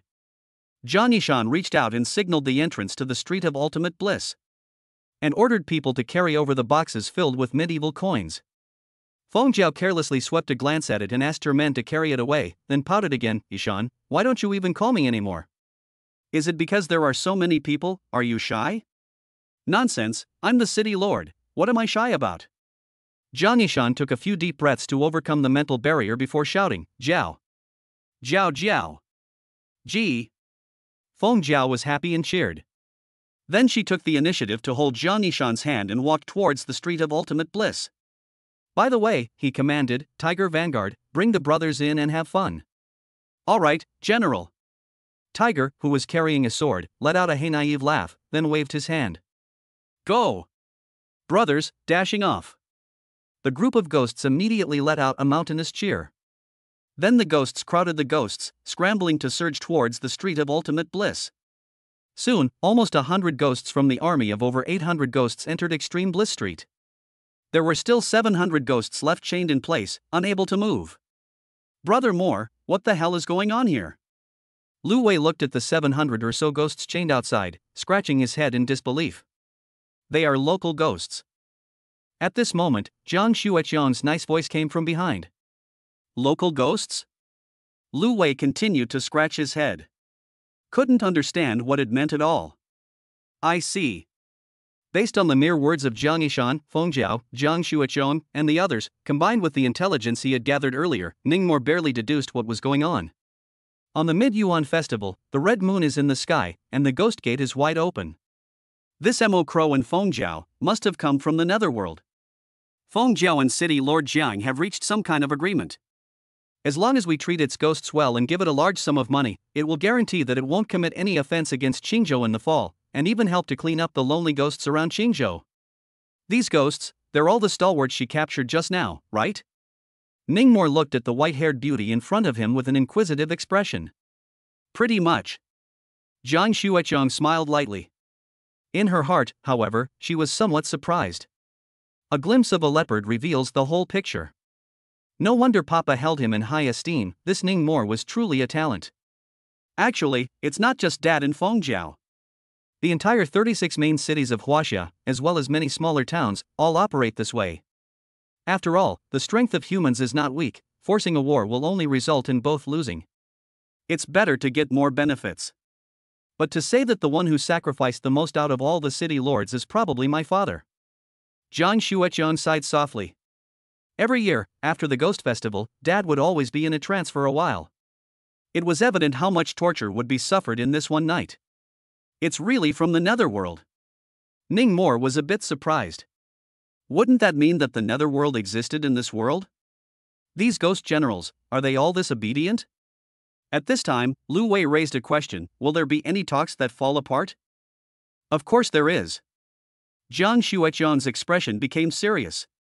Every year, during the Ghost Festival, there are greedy ghosts like the Ink Crow that open their mouths wide, and when the towns can't withstand the conditions they put forth, they have no choice but to go to war. Last year, 3 medium-sized towns and 5 small towns were destroyed. I wonder what will happen this year. Forget it, let's not talk about this. You guys go and accompany the bar. Suddenly thinking of something important, Jiang Xueqiang urged the 2 classmates. Chaperone? Ningmore and Lu Wei were both confused. Didn't we hire waiters, why do we have to accompany the drinks? Lu Wei was a bit terrified. This wine isn't accompanied for nothing. Jiang Xueqiang looked at Ningmore and explained, this group of ghost soldiers from the netherworld, long before they came to Qingzhou, had cleared the wilderness within a radius of several hundred kilometers, except for the 4 forbidden zones of life. It's clear where there are heavenly treasures and where there is a heavenly paradise. Although the best treasures have definitely been pocketed by them, there must still be quite a few left. You guys go and accompany the wine, and if you make them happy, you may be able to obtain information about the treasures. If you really can't, just stuff a red packet. Right, you guys prepared the red packets, right?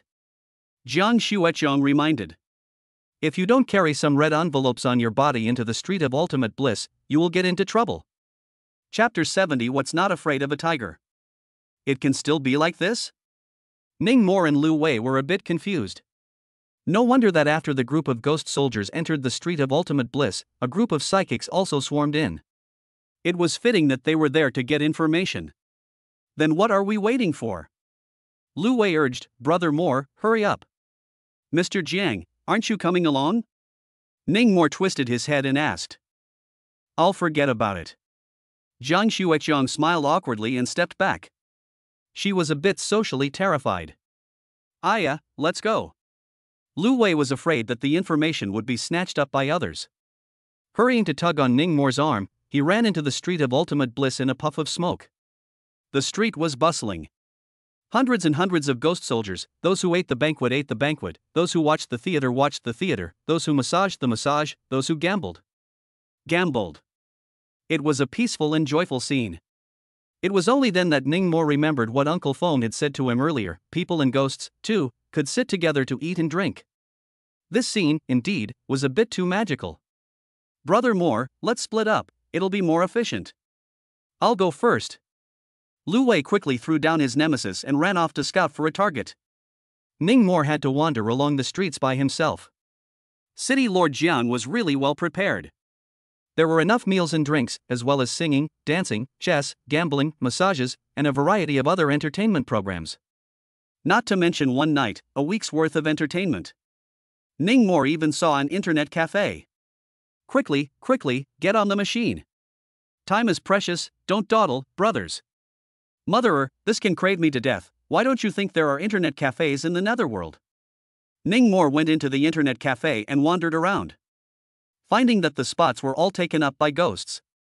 But to count the most popular entertainment programs, it would have to be theater and gambling. By the way, the popularity of Great Healthcare wasn't low either. It attracted a bunch of colorful ghosts. It was really hard on the young ladies inside. A bunch of idiots, guessing so many times and not being able to guess. You group of psychics, are your brains filled with? Ha ha ha. Suddenly, a burst of arrogant, maniacal laughter came from the front. Ningmore walked over and saw quite a few human psychics gnashing their teeth and showing anger. However, they all dared to speak out in anger. What's going on here? Ningmore squeezed into the crowd. He soon saw that Tiger Vanguard. He was about 10 feet tall, carrying a large sword on his back, with a tiger's tooth pendant hanging around his neck, his arms hugging his chest, and his face full of ferocity. Next to a group of ghost soldiers, all mocking the human psychic stupidity. Even guessed dozens of times and couldn't get it right. It was really too stupid. And the object of their ridicule was the chief captain of the trick kill team, Wang Hum. Only to see that this man and tiger had a table in front of them. There were 5 Teiyukai skins placed on the table. 3 yellow ones, 2 blue ones, and 1 red one. I say, Tiger Vanguard, is it that I have guessed it and you are dead set against it? Wang Hum tilted his head and asked. You fart, I have sworn an oath. Tiger Pioneer said in a bad mood, I can't possibly lose my old life in order to win this amount of money from you, right? That's true. Wang Hum rubbed his chin, clenched his teeth, and with a ruthless heart, pulled out another 500 denomination plutonium coin from his bosom. One more game. I don't believe I can't guess this rule. Tiger Vanguard took the plutonium and smiled that big smile. Then he asked, okay, then will you change your rule this time, or will you continue to guess this one? Chief Captain, how about changing one rule? Li Donlei was advising from the side. The green snake coiled around his neck, spitting out its letters. While Wang Hum was considering, Tiger Vanguard narrowed his eyes and surveyed the green snake on Li Donlei's neck, seemingly thinking about something. No change, still guessing this one. I feel like I'm about to guess it. Wang Hum was dead set against this rule. He rubbed his chin and said to himself, the lion is wrong, the bear is wrong, and the elephant is wrong. I know, old Samuel God. Old Samuel God is not afraid of tigers. Old Samuel God is the native deity of Blue Star. The belief was mostly spread in southern China. There were a large number of believers in Qingzhou, Haichang, and other places. No. Tiger Vanguard shook his finger, dismissing the answer. Old Samuel God is not right either? Wang Hum was depressed. And at this time, Ningmore came over next to Li Donglei and finally asked about the rules of the game. Wang Hum was guessing the rules in a roll of blue Taiyao skin. Hint, what is not afraid of tigers? 500 plutonium to guess 10 times. Guess and take away the rules. Since the Tiger Pioneer swore in advance, there was no need to worry about it not recognizing the guess. Before this, Wang Hum had already guessed fierce beasts such as crocodiles, hippos, and sharks, as well as deities such as the Black Dragon, White Phoenix, and Li Wuchang, and they were all wrong. Tank. Machine guns. Excavators. Missiles. Thunderbolt. Wang Hum guessed a bunch more messy things in succession. Tiger Vanguard's head shook into a rattle. 10 chances have arrived. Captain Wang, do you want to continue? Tiger Vanguard rubbed his fingers at Wang Hum and smiled that big smile. Not renewing. Wang Hum twisted his head and was about to leave. Humph, what trickster kill team, just a bunch of losers. Tiger Vanguard was instantly upset. You. Wang Hum twisted his head and stared angrily at the tiger. What, not convinced? Tiger Vanguard grinned, keep guessing if you are not convinced, if you can guess, I will admit that you are not a waste. Forget it, Chief Captain, this guy is just certain that you can't guess, that's why he dares to be so arrogant. Li Donglei persuaded from the side, this rule is bound to be very abstract, the one who can't guess. Hee, it's really a bunch of losers. Tiger Vanguard continued to clamor. A mouthful of waste. It made the onlookers of the trick killers very annoyed. But this Tiger Vanguard was a nightmare-class trickster. Even if they swarmed together, they could not possibly be opponents. What's more, the city lord had instructed them to treat these honored guests well. For a time, not only the members of the creepy kill team, but all the human psychics felt stifled. It's too rampant. Ning Mor was also frowning, staring angrily at the tiger vanguard. What wasn't afraid of tigers? A newborn calf wasn't afraid of tigers, that's all. A thought like this. There was no regulated mass of light floating around him. Ning Mor knew that the rule written in that blue Teyukai skin was 80% this one. Just as he was weighing whether or not to go out on a limb with this, Tiger Vanguard spoke again. Seeing that you're pitiful, let's do it this way. If you can guess correctly, this Vanguard will attach an additional guide talisman. This talisman records a heavenly rank herb on Copper Furnace Mountain in the north of Qingzhou. This Copper Furnace Mountain used to be a forbidden area of life, although it has been flattened, but a thin dead camel is bigger than a horse. There are still a lot of treasures inside. How? Said Tiger Vanguard, pulling out a yellow paper talisman from his pocket. He waved it in front of Wang Hum, full of treacherous smiles. Copper Furnace Mountain? Ning Mor was a bit moved, and then he whirled around to ask Li Donlei what the path-guiding talismans were. Li Donlei then told him that these ghost armies from the Netherworld had already cleared all the wilderness areas within Qingzhou. During that time, they had recorded the location of some heavenly treasures in the wilderness area. With the use of the pilot talisman, one could accurately find these treasures. So that's it, it's all formed into a business. Ning Mor was in tears. Seeing Wang Hum hesitate, he cleared his throat and spoke. Chief Captain, why don't I give it a try? Chapter 71 Tiger Vanguard loses his pants. You? Tiger Vanguard's pair of fierce eyes swept a glance at Ning Mor. Seeing that it was just a Xian rank psychic, he couldn't help but show contempt. Kid, 500 medals a game, do you have any money? Ning Mor backhandedly pulled out 3 1,000 denomination plutonium coins from his pocket. These were what Uncle Feng had asked him to prepare. Little old brother, come, let's play. Let's play. Tiger Vanguard was blinded by the sight of money. Wang Hum moved his mouth, wanting to persuade but embarrassed to do so. Little brother, why don't you play 2 games at a time? I'm too lazy to get change. Tiger Vanguard took the 1,000 plutonium coins handed over by Ning Mor. No need, let's play 1 game first. Ning Mor refused. Okay. Tiger Vanguard threw Ning Mor a 500 plutonium coin, thinking that you want to guess it 10 times, dreaming, right? Sure enough, Ning Mor guessed 9 times in a row, and all the bombers, nukes, and aircraft carriers came out. They were all wrong. It's not a newborn calf, is it? For the 10th time, Ning Mor guessed something that seemed very outrageous to Wang Hum and Li Donlei. The onlookers and ghosts were speechless. How could a newborn calf not be afraid of tigers? This was simply a blind guess. However, Tiger Vanguard's eyes widened violently after hearing this answer. Deadly glaring at Ning Mor. How did you? You guess? Tiger Vanguard had sworn an oath. Once someone else guessed the rule, it was not allowed to hide it.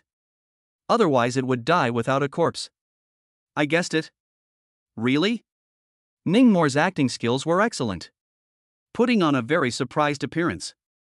The onlookers were dumbfounded. Wang Hum and Li Donlei looked at each other. Wang Hum had spent 1,500 plutonium coins and hadn't even guessed 30 times, but Ning Mor had guessed it 10 times? A newborn calf that isn't afraid of tigers? Why on earth is that? Li Donlei was puzzled. Because it doesn't know the tiger's power yet. Ning Mor explained. How the hell is this even possible? The crowd of onlookers and the group of ghosts were in a state of shock. Oomph, take it. Tiger Vanguard grabbed a blue Teyukai skin and threw it to Ning Mor irritably, along with the path-guiding talisman. It wasn't that it was more than honest. Rather, it had sworn an oath. Willing to gamble, willing to lose. Ning Mor took the Taiyang skin, spread it out, and glanced at it. Sure enough, it was newborn calf not afraid of tigers. Ning Mor, awesome. Wang Hum gave him a thumbs up, sincerely admiring him. Awesome. Li Donlei was also convinced. Tiger Vanguard was less convinced. A blue Taiyang skin was worth at least 30,000 medieval coins. It was losing money. Little old brother, I still have a lot of Taiyang skins here, do you dare to play a few more games? Tiger Pioneer wagged his tail heavily and started to provoke. No. Ning Mor decided to call it a day. But how could Tiger Vanguard give up? Taking a step forward, the Nightmare-class soul force pressure instantly enveloped Ning Mor. You want to leave after winning? There's no such cheap thing in the world. Tiger Vanguard's pair of highly myopic tiger eyes glared deathly at Ningmore. An expression that would eat you if you didn't continue to play. Tiger Vanguard, what do you want? Wang Hum was in a hurry and hurriedly blocked in front of Ningmore. General Feng has an appointment with our city lord. None of your business, get lost. Roar. The Tiger Vanguard roared and let out a tiger's roar, directly scaring Wang Hum into taking 3 steps backward, his face pale. What a terrifying soul power. Ningmore's heart was also pounding. This Tiger Vanguard soul power was no better than the Nian beast back then. It was probably that General Fengjiao's beloved general. You're the one who forced me to keep playing, so don't deny it if you lose your pants in a while. Ningmore looked towards Tiger Vanguard with a meaningful smile. Don't worry about this Vanguard swore an oath, there's no way he'll renege on his debt. If you're capable, take these rules and win them all. Tiger Vanguard patted his chest. Don't you regret it? After Ningmore finished speaking, he threw another 500 plutonium coins over. Then casually pointing at a blue Teyukai skin, he asked, give the hint. Good, little old brother has guts. Tiger Vanguard's heart blossomed, and then he gave the hint. Doing business, what can't you hit the most? Doing business, what can't you hit the most? Many people heard this hint and guessed in their hearts. A variety of answers emerged from their hearts. But no one said anything. Because it was useless to say it without paying. Least of all, you can't hit a blank check. Ningmore gave the first guess. No. Tiger Vanguard shook his head. Least able to fight a price war. Nope. Least able to fight a fortune cookie. Still not right. Least able to. Soon, Ningmore finished guessing 9 times. All of them were wrong. This rule was really hard for him. Ningmore, forget it. Wang Hum persuaded in a low voice. Unexpectedly, he ate a Tiger Vanguard's eye kill and was so frightened that he once again took several steps back. I remembered. Suddenly, Ningmore thought of a legend. There was a bug called a centipede. It was commonly known as the money stringer. In the past, when he was a child in the countryside, his grandmother had told him. Centipedes couldn't be beaten, or else they would beat away the fortune. Doing business is the worst way to hit a centipede. Ningmore said this answer out loud. He didn't have a clue in his heart either. However, he didn't expect that Tiger Vanguard's tiger body shook and his eyes whitened violently. He stared at him in unparalleled horror. This. Guessed it again? Ha ha. Ningmore, awesome. This can also be guessed. The onlookers of the Psychic Masters, seeing Tiger Vanguard's furious look, knew that Ningmore had guessed, and they all shouted their approval. Of course, there were also many who were puzzled. Why couldn't doing business beat up a centipede? Little old brother, awesome ah! Tiger Vanguard's mouth was full of teeth. Can't wait to dismantle this kid in front of him. But it swore an oath. Willing to gamble to lose. It had to hand over the Taiyang skin. Still going on? Ningmore took the Taiyang skin. Again. Tiger Vanguard's lungs were about to explode as he pointed at the red Taiyang skin and roared, dare you play something big? Deadly level rule, 3,000 medals for 10 guesses. Plus 1 more guide talisman. Ningmore also made a condition. Good. Tiger Vanguard also got on board and agreed with his mouth full. Then, a hint of this lethal level rule was given. What is the world's most poisonous poisons? The instant he heard this, Ningmore had an answer in his heart. However, he didn't say it directly. Instead, he operated his soul force and transmitted his voice to Tiger Vanguard. The most poisonous poison in the world is a woman's heart, right? Ningmore's sentence nearly caused Tiger Vanguard to have a heart attack. His eyes bulged out halfway. The expression was even more horrified. How could you? How could you? No. Soul transmission? Tiger Vanguard realized that Ningmore's mouth didn't move when he spoke. The onlookers didn't have much of a reaction either. Tiger Vanguard, let's make a deal. Ningmore continued to use soul transmission. What kind of deal? Tiger Vanguard calmed his mind. Later on, I'll intentionally guess wrong and send you 3,000 plutonium coins. Ningmore smiled mysteriously. In exchange, how about you give me 5 Pathfinder talismans? Why are you doing this? The Tiger Vanguard was silent for 2 seconds before asking, Could it be that you're afraid that this vanguard will retaliate after taking away this most poisonous woman's heart rule? That's just one of the reasons.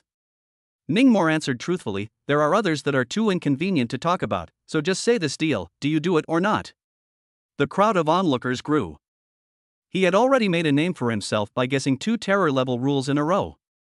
If he continued guessing, he was afraid that he would be targeted by someone with a heart of gold. The last thing he lacked was world rules. There was no need to put himself at risk just to act like a pussy. Why not intentionally lose once and still sell Tiger Vanguard a favor? Chapter 72, Artifact, Fierce Tiger's Teeth. Do it, of course. The Tiger Vanguard agreed to Ningmore's request in one gulp. It wasn't stupid. A lethal level rule was worth more than 100,000 medieval coins. But this kid, he even guessed it in one go? What the hell was his origin? Good. Ningmore nodded, then opened his mouth to make a blind guess. What poisonous snake venom, scorpion venom, highly poisonous psychic plants, and so on, were all negated by Tiger Pioneer. To be honest, Tiger Vanguard was also on tenterhooks as he listened. He was afraid that Ningmore would make a slip of the tongue and reveal the rules of the most poisonous woman's heart. Ningmore, stop guessing, you won't get it. Wang Hum admonished Ningmore with a soul transmission, his tone anxious, if you don't stop, I'll tell your uncle to go. Ningmore smiled bitterly. Only then did he shake his head and said to Tiger Vanguard, no more games. Don't, little old brother, continue. Tiger Vanguard pretended to persuade a few more sentences. Afterwards, when the onlookers dispersed, Ningmore secretly found Tiger Vanguard. Tiger Vanguard is quite trustworthy, really gave Ningmore 5 guide talismans. And with a smile, he asked, kid, what's your name? Ningmore froze for a moment and replied, Lu Wei. Older brother Lu, let's discuss something. The Tiger Vanguard patted Ningmore on the shoulder, a newborn calf isn't afraid of tigers, and, you can't beat up a centipede in business, these 2 rules, if you give them back to me, I'll give you all of the pathfinding talismans that I have on me, what do you say? But all of them are good things from Copper Furnace Mountain O. Copper Forge Mountain. Ningmore thought of something. Then he asked, Tiger Vanguard, you went to Copper Furnace Mountain this time to capture the strong men? What do you mean this time? Which year was Copper Furnace Mountain not swept by me? Tiger Pioneer laughed. Then have you ever seen a red-haired zombie? Ningmore asked again, the mouth was sewn up, and the soul power should be nightmare level. A red-haired zombie with its mouth sewn up? Tiger Pioneer froze, thought again, and finally shook his head, no, I haven't come across any, we usually don't catch zombies, we only catch ghosts. Why? Ningmore was a bit puzzled. Ghosts can't get into living things, why catch zombies? Tiger Pioneer muttered, but if we bumped into it, we will also slaughter it by hand, after all, General Fong and your city lord have an agreement in the first place, take people's money and wealth, and people to eliminate disasters. Well. Ningmore was slightly lost. What is it, Lu old brother, change or not change a word? Tiger Vanguard urged. This seems like a bit of a loss for me, right? Ningmore bristled, I didn't even ask for that lethal level rule of yours that I could have won over. How about? Plus this? Tiger Vanguard removed the tiger tooth pendant from his neck and handed it to him. What is this? Ningmore came to be interested. This is a tooth that fell out when I was a child, and was later refined into a magic weapon. Tiger Vanguard thought for a moment, what is this called here in your? Oh, a trick weapon. Guile weapon? Ningmore's gaze brightened.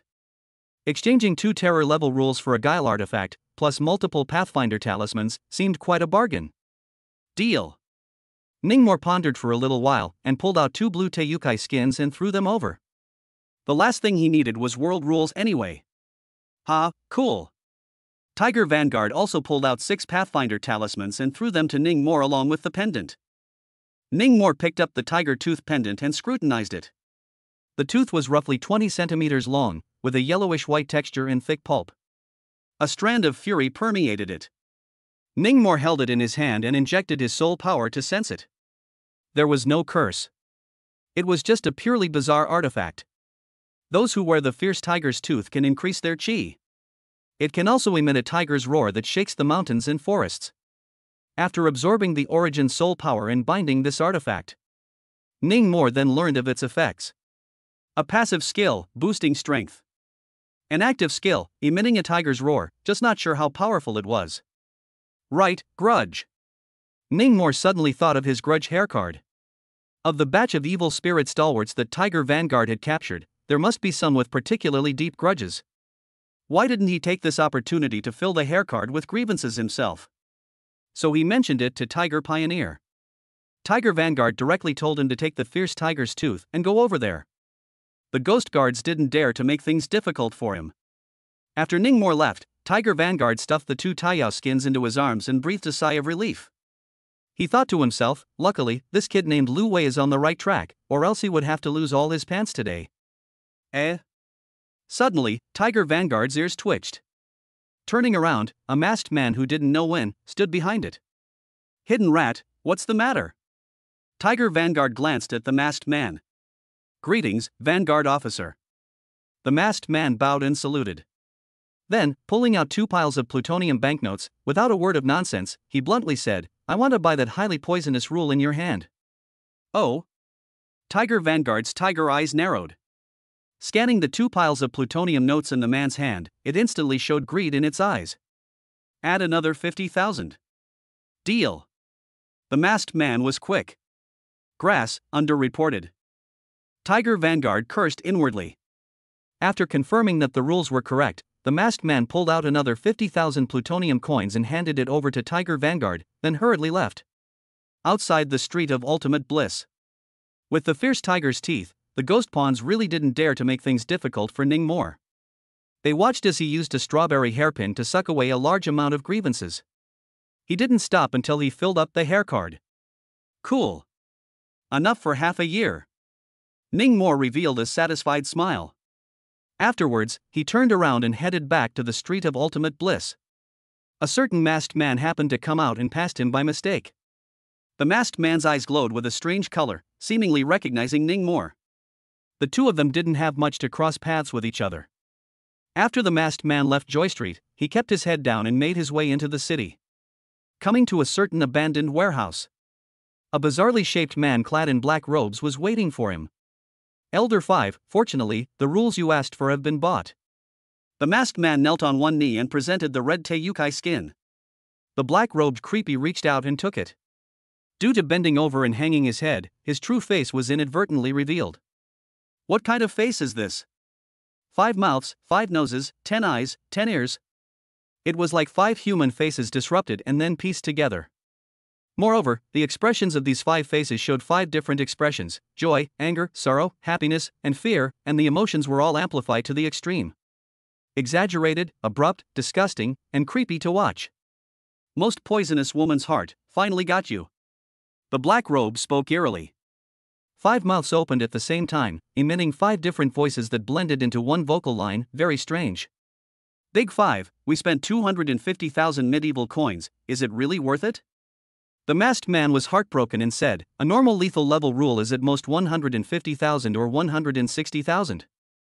You don't have to care about this. The black-robed guile put the Taiyang skin into his arms. Then, it unleashed the power of rules. About 5 minutes later, a sheet of purple and black medieval banknotes flew in from the top of the broken and leaky warehouse and fell into his hands. Swish la la. One after another, neatly stacked on top of each other. In the end, a full 25 10,000 denominations of plutonium notes flew down from the sky. 250,000 medieval notes, returned to their original owners. This. The masked man looked dumbfounded. What kind of rule ability was this? It was actually possible for money to fall from the sky? Roar. At the same time, an angry tiger roar came from the distance. Wait. The masked man realized violently. These 250,000 medieval coins couldn't be the ones he had just spent. It's actually possible to make the spent money fly back on its own? Isn't this equivalent to whoring out a lethal level rule for nothing? Too perverted. The masked man was both shocked and delighted. He was a bit heartbroken for that Tiger Vanguard.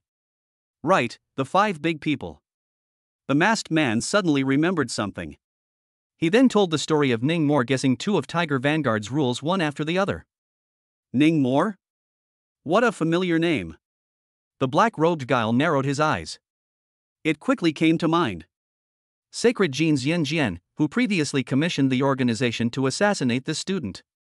but the assassin I sent there seemed to have failed. That night, Yan Jian was practicing at home and went off the deep end and died.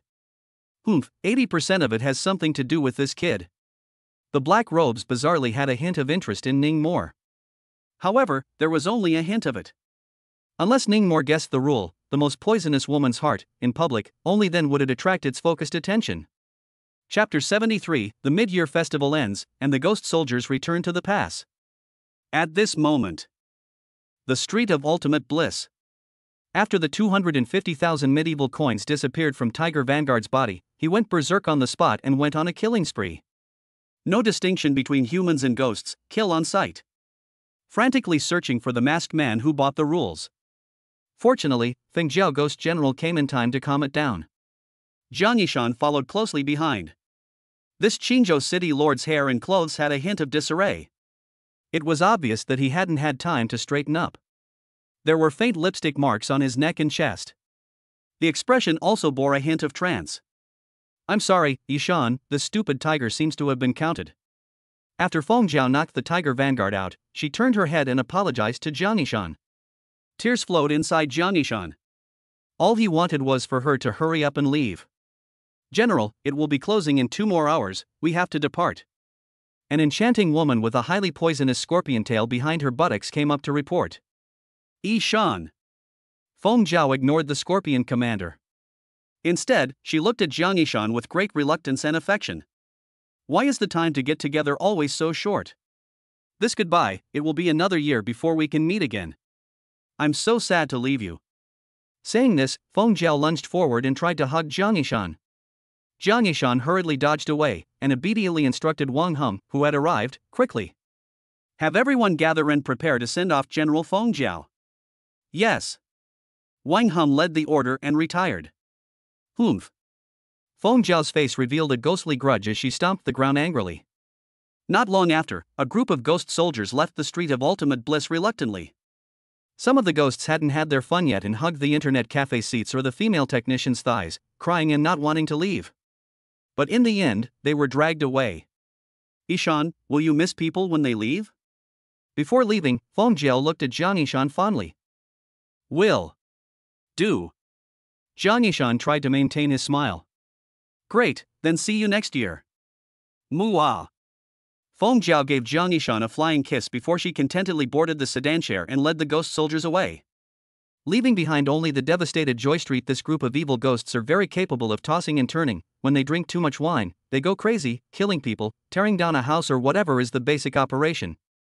This is also the reason why every year, during the Mid-Yuan Festival, a street of extreme happiness is rebuilt. Finally passed. Feng Jiaoju looked up to the sky and sighed a sentence. Many of the trickster killers were feeling tired. They hadn't rested for over 2 months. Today, it looked like they were accompanying the ghost soldiers to eat, drink and have fun, but in reality, their spirits were highly tense. This group of ghost soldiers were no good, temperamental and ready to storm out and kill at any time. In the end, it was almost over, and that Tiger Vanguard even suddenly went berserk and killed 7 or 8 people. Everyone has worked hard. Jiang Yishan turned around and began to console the night watchman, the teachers and students of the Psychic Master Academy, and the psychics who had spontaneously come to help. City Lord Jiang, we're all fine, you're the one who really worked hard. Yes, for the sake of Qingzhou, you even sacrificed your color. City Lord Jiang is really doing his duty. The words of the surrounding people were like a knife thrust into Jiang Yishan. It was also like a steel wire ball smashing head-on. Jiang Yishan suddenly wanted to cry. Hell knows what he had gone through in this day and night. It's been hard work, City Lord Jiang. You're the most responsible of all the city lords I've seen. At this time, that center-parted patriarch walked over to Jiang Yishan and patted him on the shoulder. Patriarch Su was flattered. Jiang Yishan wiped the corners of his moist eyes. It's just a matter of duty. I will truthfully report your contribution to Qingzhou to the top, don't worry. The center-parted patriarch said, his body levitating, I still have things to do, so I'll leave first. Patriarch Su, I'll see you off. Patriarch, take care. Jiang Yishan and Shen Lingfeng flew into the sky to see them off. The people below, however, began to speculate. Where exactly is this patriarch? Looking at the direction he left, it seems to be Sea City. It's not Sea City, I heard that the city master invited him from Dragon City. So it's a big shot from Dragon City, no wonder. Dragon City? Ningmore's brows furrowed darkly when he heard the words of the two-night watchman beside him. Could it be that mysterious organization? Brother Moore. Moore. At this moment, a voice that somewhat resembled Lu Wei came from behind. Ningmore turned his head to look, and was instantly a bit dumbfounded. A day hadn't seen him, and his best friend had somehow been beaten up by someone. Topped with two panda eyes, not to mention, even the hair are gripped off a lot. No, what's your situation? Ningmore was surprised. Nothing, fell. Lu Wei's speech was slurred. When he opened his mouth, his incisors were gone. Fell? Ningmore let out a laugh. How can you fall like this? Couldn't be the beating he got for molesting a female ghost? He wasn't beaten up by a female ghost, he was beaten up by a little ghost. At this time, Tang Bingyan's voice came from behind. Sugar Candy, who was wearing a Lolita princess dress, was originally holding a bunch of sugar gourds and eating them. But after seeing Ningmore, he immediately hid behind Mom Tang Bingyan, revealing a scared expression. It seems that last time, he was whipped out of his childhood shadow by the ghost beating whip. Before I saw a group of small children looking for him to ask for a red packet, he threw 50 cents over, with the same as sending out the beggar, cannot be beaten. Tang Bingyan shook her head and swept a glance at Lu Wei. Haven't you heard that the king of hell is good to see, the little ghosts are difficult to deal with? How do I know that those little ghosts are so fierce? Agu, it hurts me. Lu Wei covered his high swollen cheeks and grimaced in pain. Damn, when Little Master becomes a celestial master in the future, he must avenge today's revenge and slaughter those few brats. Hiss. Ouch, hey. Putting his ruthless words halfway through, Lu Wei covered his mouth again, wincing in pain. Ningmore could only shake his head and sigh. Xiao Moore. At this time, Feng Zhaojun walked over towards them. Excitedly, he asked, Xiao Moore, Bingyan, how many Pathfinder talismans did you guys get? Where are they all from? 7 or 8 for me. Tang Bingyan replied with a smile, from the Grey Mist Forest. About 10 for me, Copper Furnace Mountain. Ningmore replied as well. He actually got 12 sheets. 2 for me, Song Wolf Forest. Lu Wei also chimed in. Grey Mist Forest? Copper Furnace Mountain? Pale Wolf Forest? Then we're all not together. Feng Zhaojun shook his head and smiled. There was no other way, so the crowd had to split up. Xiao Moore, be careful. Before traveling, Feng Zhaojun instructed. Although the weirdness on the route of the guiding talisman has basically been cleared. But Copper Furnace Mountain was once a forbidden area after all, so we still need to be careful. Tang Bingyan followed suit, try to follow the path guiding talisman and don't make waves. Don't worry, Uncle Feng, Sister Tang, I'll be careful. Ningmore nodded and waved goodbye to them. Copper Furnace Mountain. Located between Qingzhou and Haichang, it was a primitive mountain range that stretched for hundreds of kilometers. 10 years ago, it had been a forbidden zone of life. After it was swept away by Qingzhou and Haichang in a joint effort, it became an ordinary wilderness area.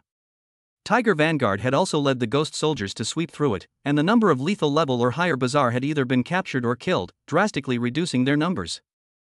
Of course there must have been leaks. But overall, it was much safer than usual. Ningmore chartered a car. It arrived at the foot of the mountain range after 1 a.m. After getting out of the car and paying the driver a few $100s, he carried his backpack and plunged headlong into the vast mountain forest. Whoosh!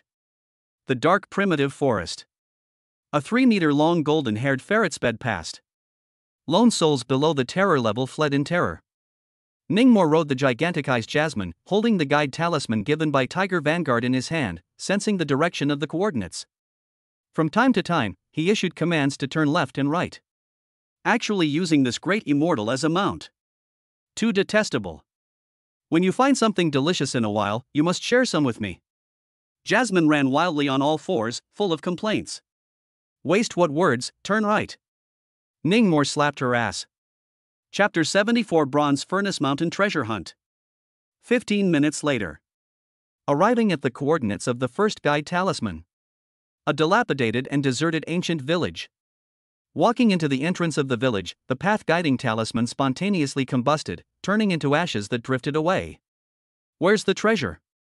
Ningmore rode Jasmine into the village, looking around. Soon, based on soul force perception, they found a dry well.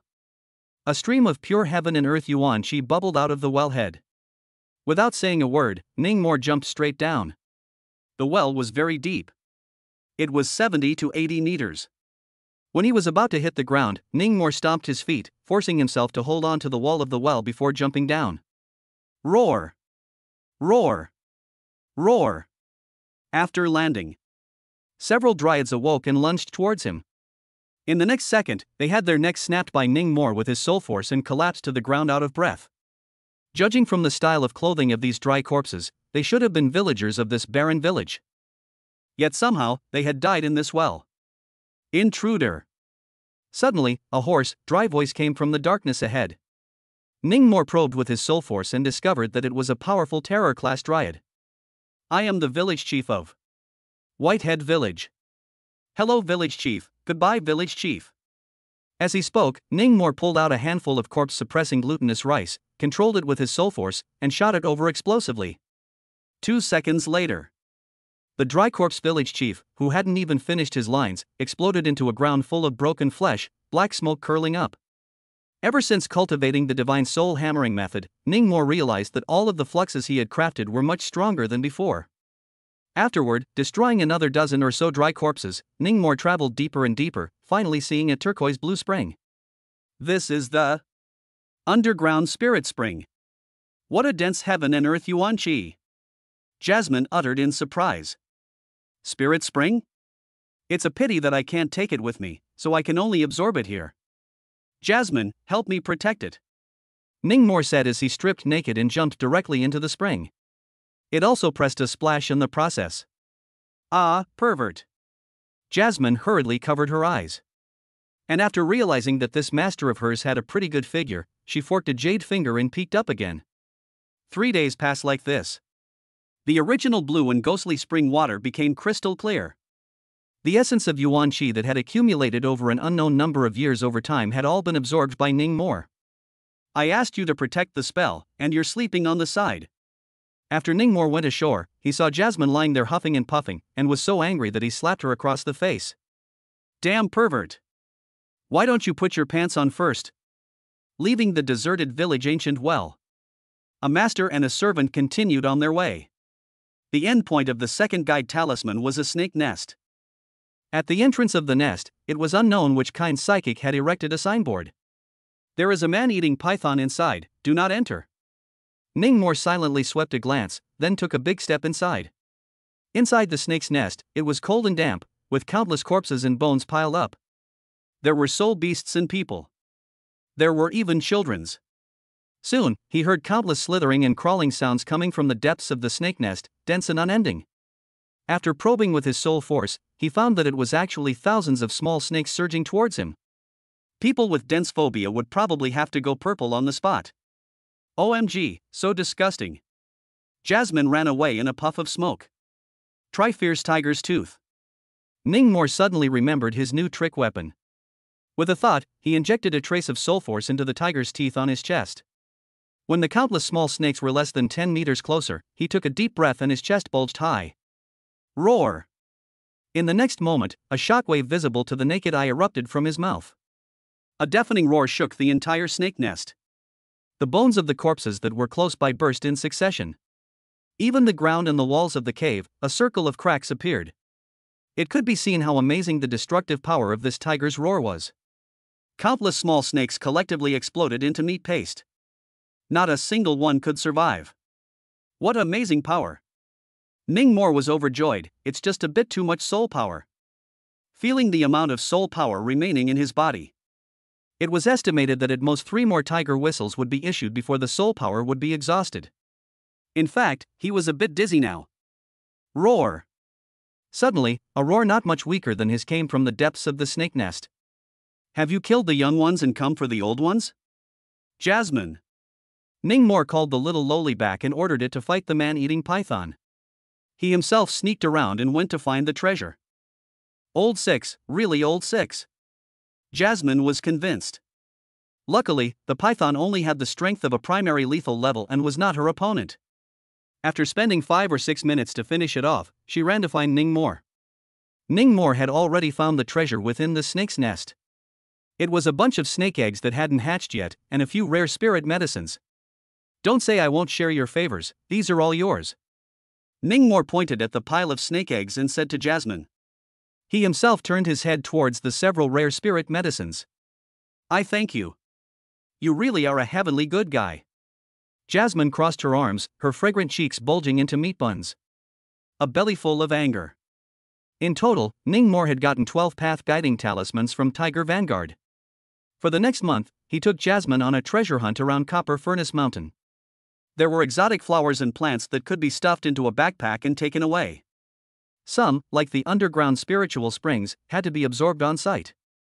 Every time this happened, Ningmore really wanted a storage space ring.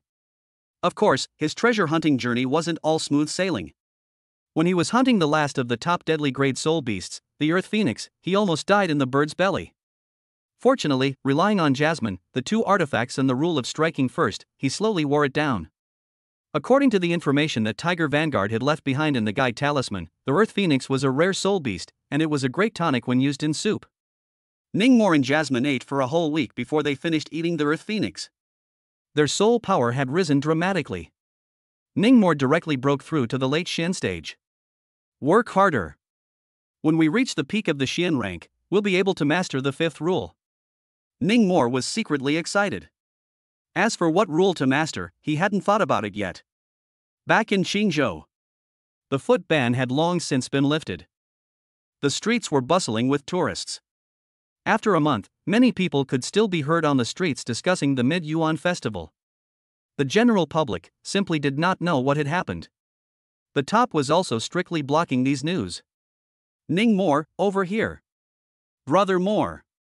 Ningmore returned to Qingzhou. It was already 8 o'clock in the evening. A group of his buddies had already booked a restaurant box to receive him. Ningmore, why did you stay at Copper Furnace Mountain for so long? Dad and Team Tang came back 5 days ago. Feng Yue pulled Ningmore to sit beside her. A gentle and pretty face was filled with worry. Don't mention it, I came across so many treasures that I couldn't take with me, I had to consume and absorb them on site, and the thief dragged his feet. Ningmore casually complained. Brother Moore, sounds like you've gained a lot, quickly tell us, what good things have you gotten? Lu Wei took the initiative to pour Ningmore some wine. Jiang Xuechong came along as well, looking curiously at Ningmore with a pair of icy eyes. As for Jasmine, she had long ago taken 2 chickens and went to the side to eat them, not caring in the slightest about what they were chatting about. There's nothing particularly big to harvest, just some underground spiritual springs, spiritual ingredients, and rare soul beasts and whatnot. Right, brought you guys this. Ningmore opened his backpack and took out 4 fire-red eggs from it. What's this? Lu Wei and Feng Yue were both stunned. Only Jiang Xuechong's eyes lit up in surprise. Top Earth-ranked ingredients, Phoenix eggs? Chapter 75 Opening Day. Top Earth-ranked ingredients? Lu Wei was astonished. Just a common name. Ningmore laughed. This is the egg of the soul beast Earth Phoenix, here, 1 for each person. With that, he handed out 1 to each person. There was 1 left in the backpack. It was reserved for Uncle Feng. This has to be millions apiece, right? Lu Wei was pleasantly surprised. Brother Moore, you are truly generous. Take it. Ningmore didn't care. This month, he had eaten a lot of heaven-ranked ingredients.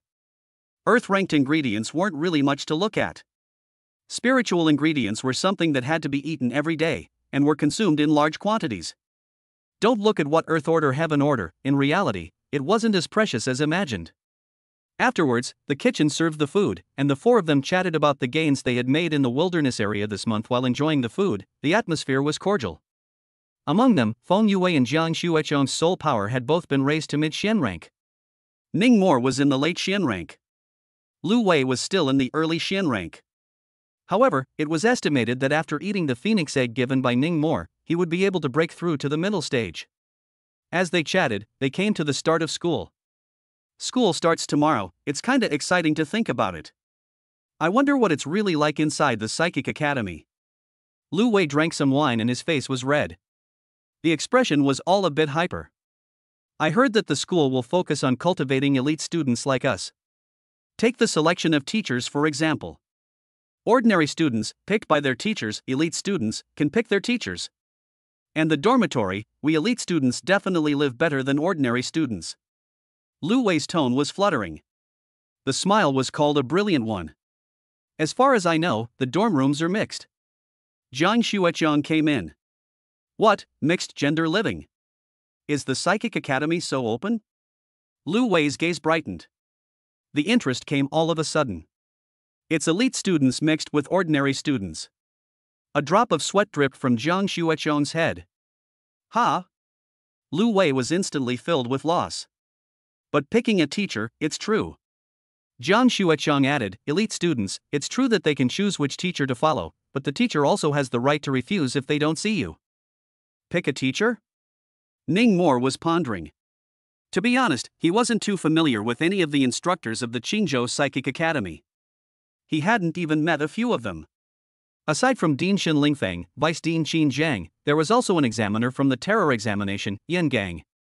At this moment, Qingzhou Psychic Academy. A certain remote area. Xin Lingfeng led two of his men through a lushly planted courtyard and into a hall that covered a large area. The hall was dimly lit, and the walls were painted with all sorts of bizarre symbols and figures. The floor was piled with various ancient books and scrolls. It was even to the extent that there was nowhere to put one's feet. There was also an acrid odor permeating the room. The two young tutors behind Xin Lingfeng both frowned slightly and held their breath. In the pile of books, there was a scruffy old man with a cloak of hair, who was holding a volume of ancient books and studying them in detail. He was nearly old and unkempt, his clothes were tattered and torn, and he didn't know how long it had been since he had bathed. His mouth was chanting something divinely. Sometimes he bowed his head in contemplation, sometimes he hammered his head with his hand, sometimes he laughed wildly in joy, and sometimes he shook his head madly. The whole old lunatic. Cough cough. Suddenly, Xin Lingfeng spoke out and carefully shouted, "Old Wei." Hearing the voice, the old lunatic jerked his head around. The eyes covered in red bloodshot orbs were filled with rage. Raging. A ghastly soul force, like a titanic pressure, swept over. It caused the two young tutors' faces to change drastically, stumbling several steps and nearly falling to the ground. Even someone as strong as City Lord Jiang had never possessed such thick soul power. Was this the old dean of their Tongling Academy, the #1 strongest person in Qingzhou? What are you doing here again? The old madman was about to get angry, but after seeing that it was Xin Lingfeng, his expression slightly soothed. However, it still reeked of impatience. Hearing this word again, Xin Lingfeng could not help but reveal a bitter smile. The last time he came was clearly half a year ago. Elder Wei, the new semester is about to start. Xin Lingfeng respectfully said, "This freshman class, there are a few good seedlings, do you want to go and take a look tomorrow?" "Humph, you want me to accept that son of yours, right?" The old madman snorted coldly and turned his back again, continuing to study the ancient books. "I told you long ago, that son of yours is too deep in the city, I don't like it and won't accept it. You go." Xin Lingfeng immediately revealed a helpless expression. Then shaking his head, he said, "Not Junhe, there is another good seedling in this freshman class. The total score of the Terror College entrance examination is a few points higher than Junhe. His name is Ning Mo." Next, Xin Lingfeng recounted Ning Mo's resume. From killing the New Year's beast, to the case of the headless man in Spirit Creek Town, to killing the red-skirted female ghost in the apartment building, to guessing the rules at the mid-year festival in Tiger Pioneer. The old madman listened with furrowed brows and flickering eyes. Especially when he heard Ning Mo crack a rule. "Elder Wei, this son has an extraordinary talent for cracking rules. Why don't you take him in? It might be helpful in cracking that disaster-level rule. This is a rare and good seedling." Xin Lingfeng followed the good advice. "You didn't lie to me?" The old madman narrowed his eyes and stared angrily at Xin Lingfeng. "This brat surnamed Ning, did he really crack so many rules?" "Elder Wei, how could I dare to lie to you?" Xin Lingfeng looked helpless. "All right." The old madman finally nodded and said with a stern face, "Tomorrow you bring him here and see if he's to my liking." Early the next morning, Feng Zhaojun personally drove his daughter and nephew to the gate of Qingzhou Psychic Academy. The two were each carrying a large suitcase. From today onwards, they would be residing at the school. Feng Zhaojun parked the car, then took the two children and walked towards the school. "Uncle, hello, new students go over there and line up to report." At this time, a sophomore student wearing a volunteer armband walked towards Feng Zhaojun and them. Thinking that they didn't know the freshman reporting process, he went forward to remind them. "We are elite students," Feng Zhaojun stated with a smile. He didn't wear the trickster-killing teen uniform today, and only wore civilian clothes. "In that case, excuse me." The sophomore walked away awkwardly. His eyes swept over Feng Yue and Ning Mo, who were carrying suitcases, and he couldn't help but show envy. In Tongling Academy, only those whose soul power broke through the Xian rank could become elite students. In the entire academy of over 600 students, there were only about 20 elite students. This could be seen in its gold content. "Let's go." Feng Zhaojun had a proud face. Then he brought the two children and walked towards the school grounds. Don't look at the Psychic Academy's small number of people, but it covered an extremely large area. The campus was planted with all sorts of psychic crops and exotic flowers and plants. Especially the crescent moon lake in the center, the scenery was outstanding. The various buildings were also very distinctive and quite eerily beautiful. After putting their luggage in the dormitory, the three of them came to a stepped classroom. There were quite a few students and tutors gathered inside. Due to his busy schedule, Feng Zhaojun handed over the two children to his old classmate, Shi Xiaoman, and left the academy in a hurry. The head of the spirit crafting department, Shi Xiaoman, was a mature young woman in her 40s with a pretty face. She had short burgundy-dyed hair, and her personality was the same as Feng Yue's, more gentle. "Yue, your father and I have talked about your situation. When you choose your teacher in a while, you can just choose me directly. You have superior qualifications, it's also my honor to teach you." Qi Xiaoman smiled. "Director Qi, you're overstating it. It's my honor to be able to learn from you." Feng Yue was a bit flattered. "Right, Director." She had wanted to inquire about Ning Mo's situation. Suddenly, Dean Shin Lingfeng brought a few mentors and walked into the latter classroom. The teacher selection meeting was about to begin. Chapter 76, Qingzhou's #1 powerhouse, an old crazy man? "Brother Moore, this way, this way." A certain seat leaning back. Lu Wei pulled Ning Mo to sit down. Feng Yue, on the other hand, sat in the front row with Jiang Xueqiang. Ning Mo looked around the scene and soon saw two more familiar faces. Dean Shin Lingfeng's son, Shin Juanhe. The eldest miss of the Xia family, Xia Gardenia. Other than that, there was also a man and a woman that Ning Mo hadn't seen before. There are quite a few elite students this year. Lu Wei said from the side, "I heard that in previous years, there were at most 4 or 5 elite students, but this year, there are directly 8. "Indeed." Ning Mo chimed in. "Not far away." Shin Juanhe narrowed his eyes, sizing up Ning Mo. A touch of gloominess flowed out from the bottom of his eyes. However, when Ning Mo twisted his head to look at him, this shade of kite immediately transformed into gentleness. "The master selection meeting will now begin. First of all, I would like to invite all the mentors to come up to the stage in turn and introduce themselves." Shen Lingfeng's voice came from the podium. The 8 elite students immediately applauded. The first one to take the stage was Qi Xiaoman. "Hello everyone, I am the head of the spiritual crafting department, Qi Xiaoman. Late Earth Stage Psychic Master. I have mastered 3 rules, all of which are for making psychic objects, including a psychic weapon. Students who have mastered similar rules can choose me." "Thank you." After speaking, he stepped down from the stage. Change to the second tutor. The opposite of the gentle and mature Qi Xiaoman. The second tutor was a muscular strong man, standing at a height of 1.9 meters. "My name is Qin Shan, director of the refining system. Late Earth Stage Psychic Master. For those who have mastered the rules of strengthening the physical body and enhancing the ability to fight in close combat, picking me would be the right thing to do." Then came the third person. It was a country-faced man in his 40s who wore glasses. "My name is Ouyang Hua, the head of the paper tie department and also the vice dean. Peak Earth Order Psychic Master." There were only 2 sentences. Short and concise. "Ouyang Hua?" Ning Mo's gaze lit up. Previously, when he had bought paper armor and paper swords at the Jubilee Pavilion, it seemed that he had heard of this person's name. It was a local paper tying master of Qingzhou. I didn't realize that there was also the identity of the vice president of the Psychic Academy. Afterwards, the 15 instructors representing the Ghost Sentinel Department, Corpse Catching Department, Curse Department, and Talisman Department took turns on the stage and introduced themselves. A clear lineup of department heads. It even contained 2 vice deans. Ouyang Hua and Qin Zhang. Alright, the 15 tutors have finished their introductions. Students, whichever tutor you have your heart set on, stand next to him. Shen Lingfeng's words just fell. The 8 elite students rose one after another. Feng Yue went straight to Qi Xiaoman. Zhang Xueqian went straight to the head of the Ghost Sentinel Department. Lu Wei went straight to the head of the Curse Department. Shen Juanhe, on the other hand, stood beside his dad. Obviously, he went for the Imperial Beast Stream as well. Ning Mo, however, was in trouble. The rules he had mastered were too mixed. The Glutinous Rice Corpse Suppression and Willow Strike Ghosts belonged to the Spirit Craftsman stream. The Yellow Immortal Seizure belonged to the Beast Master stream. Strike First, Suffer Later belonged to the Gaining stream.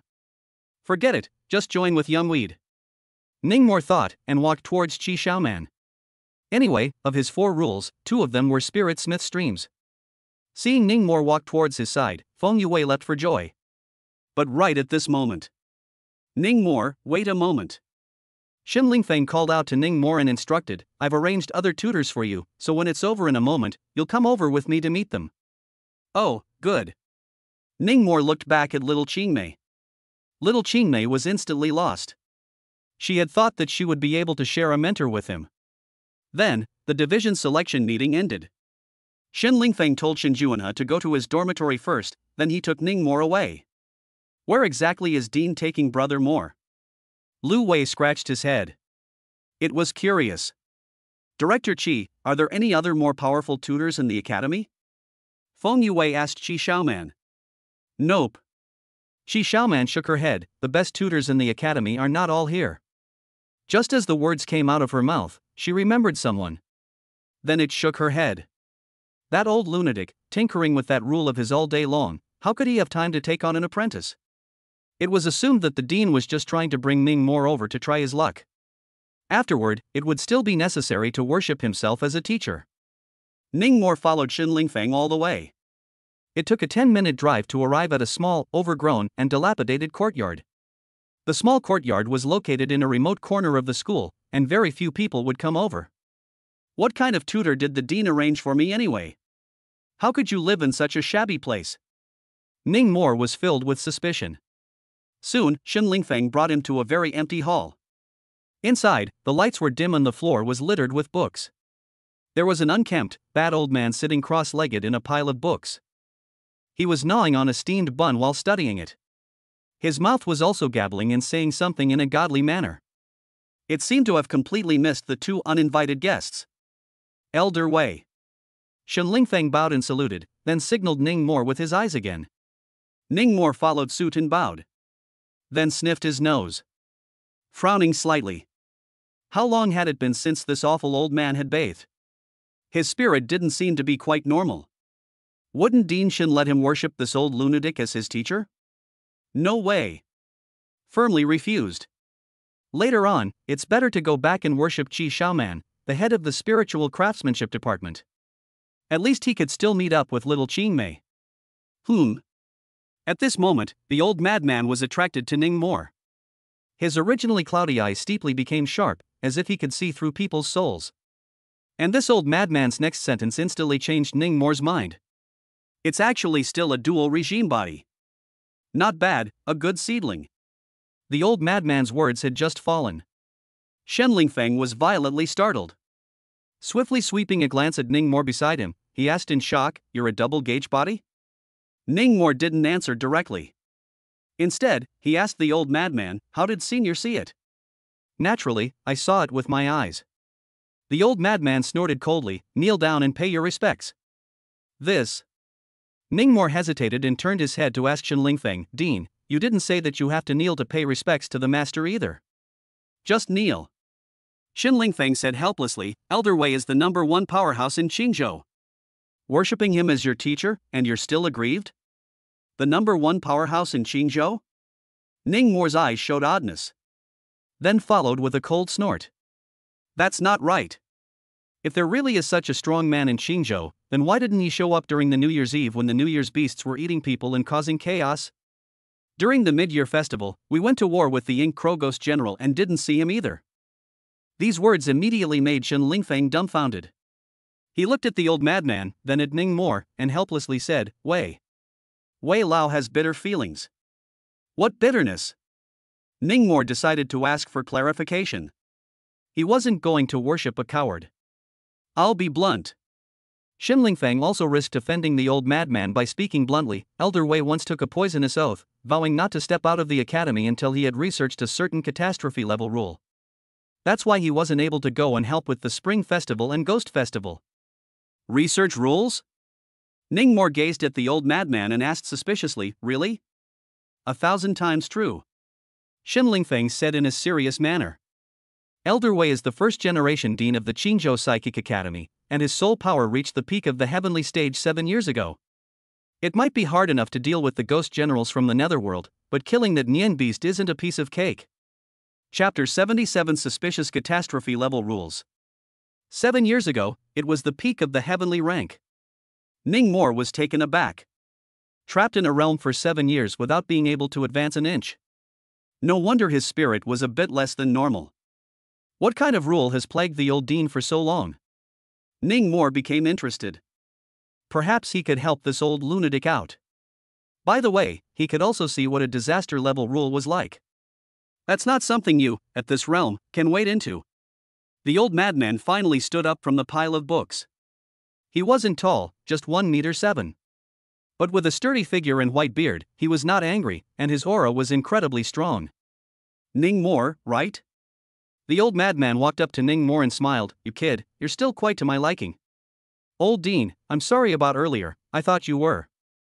Ning Mo showed embarrassment on his face. Thought the old man was a coward? Ha ha ha.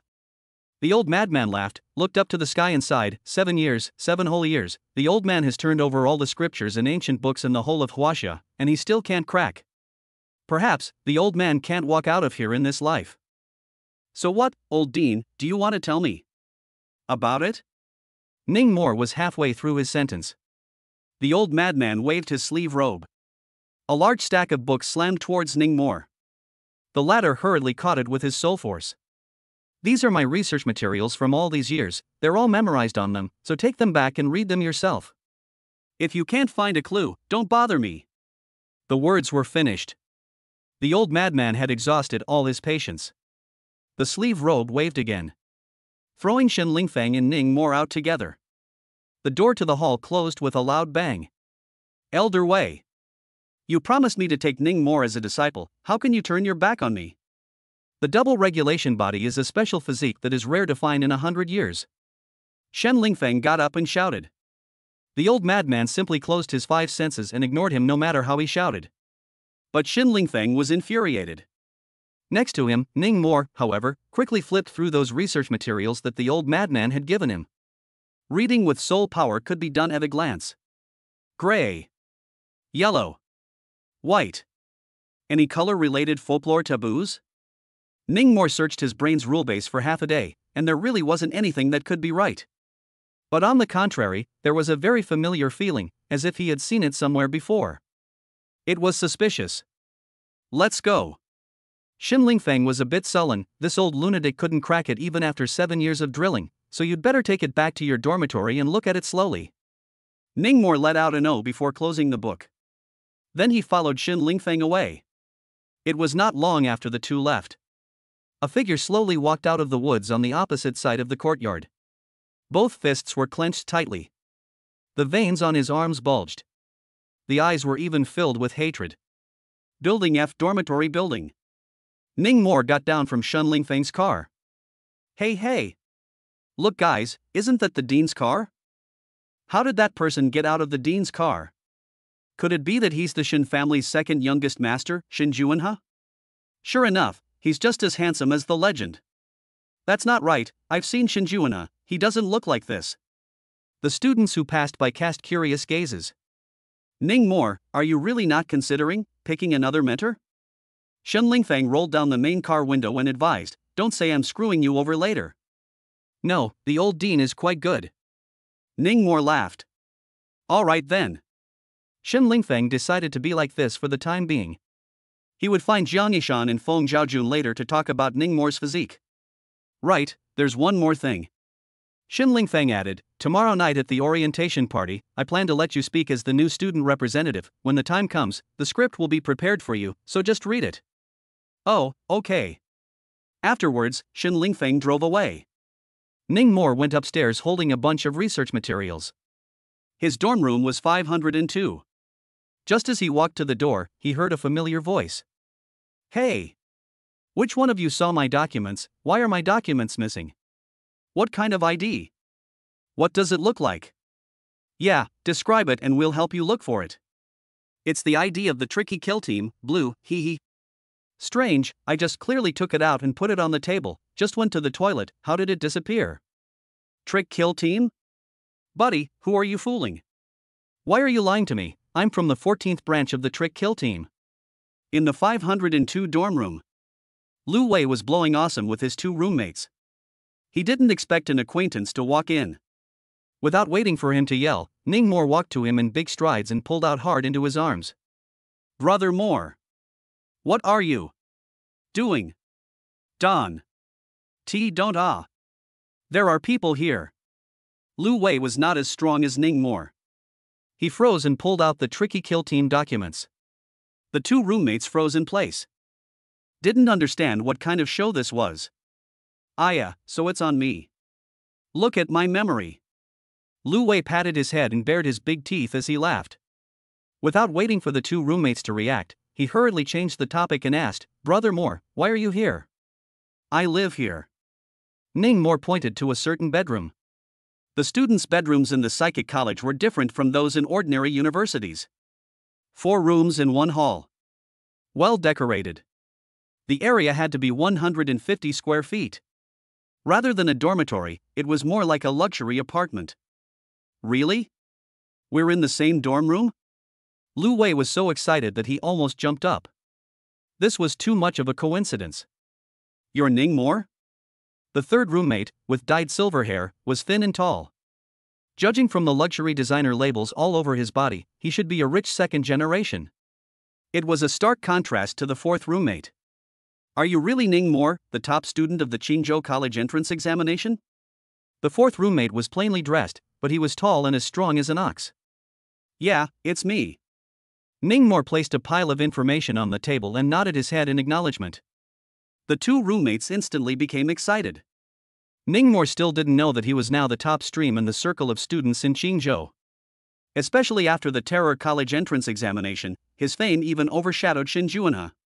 Subsequently, after introductions, Ning Mo learned that the rich second generation with dyed silver hair was called Pei Chuan, and that his family was in the liquor business. He had mastered the rule of making psychic objects, so he had entered the spirit crafting department. The plainly dressed roommate with a body as strong as an ox was called Zhang Dachuan, from a small town near Qingzhou. Looking at his physique, he knew that he had entered the refining system. Both men's soul power was at the middle of the yellow rank. Ning Mo and Lu Wei also introduced themselves.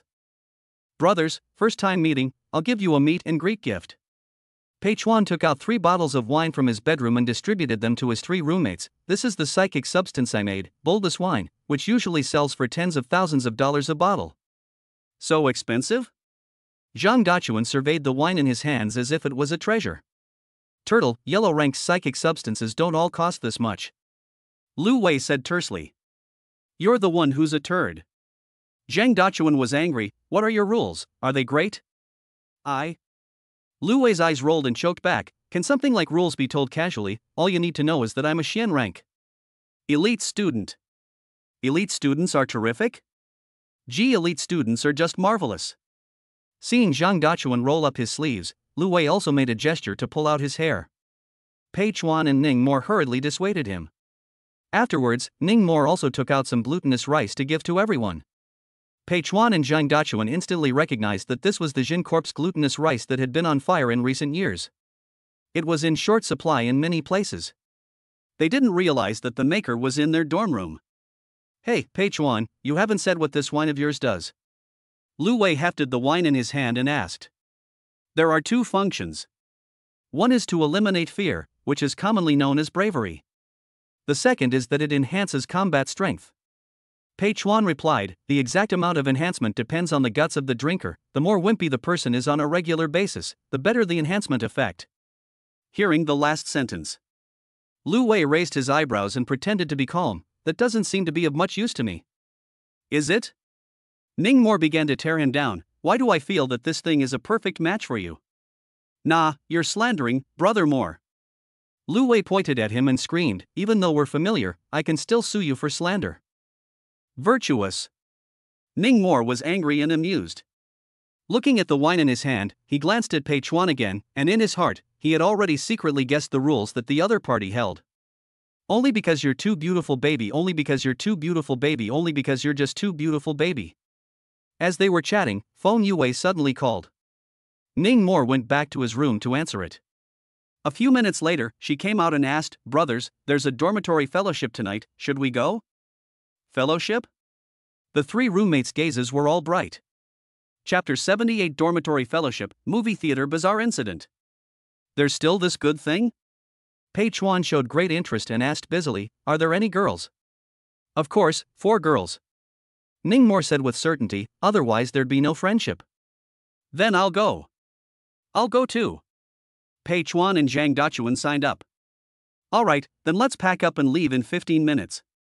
Ningmore said, and went back to room 5021. I'm going to wash my hair.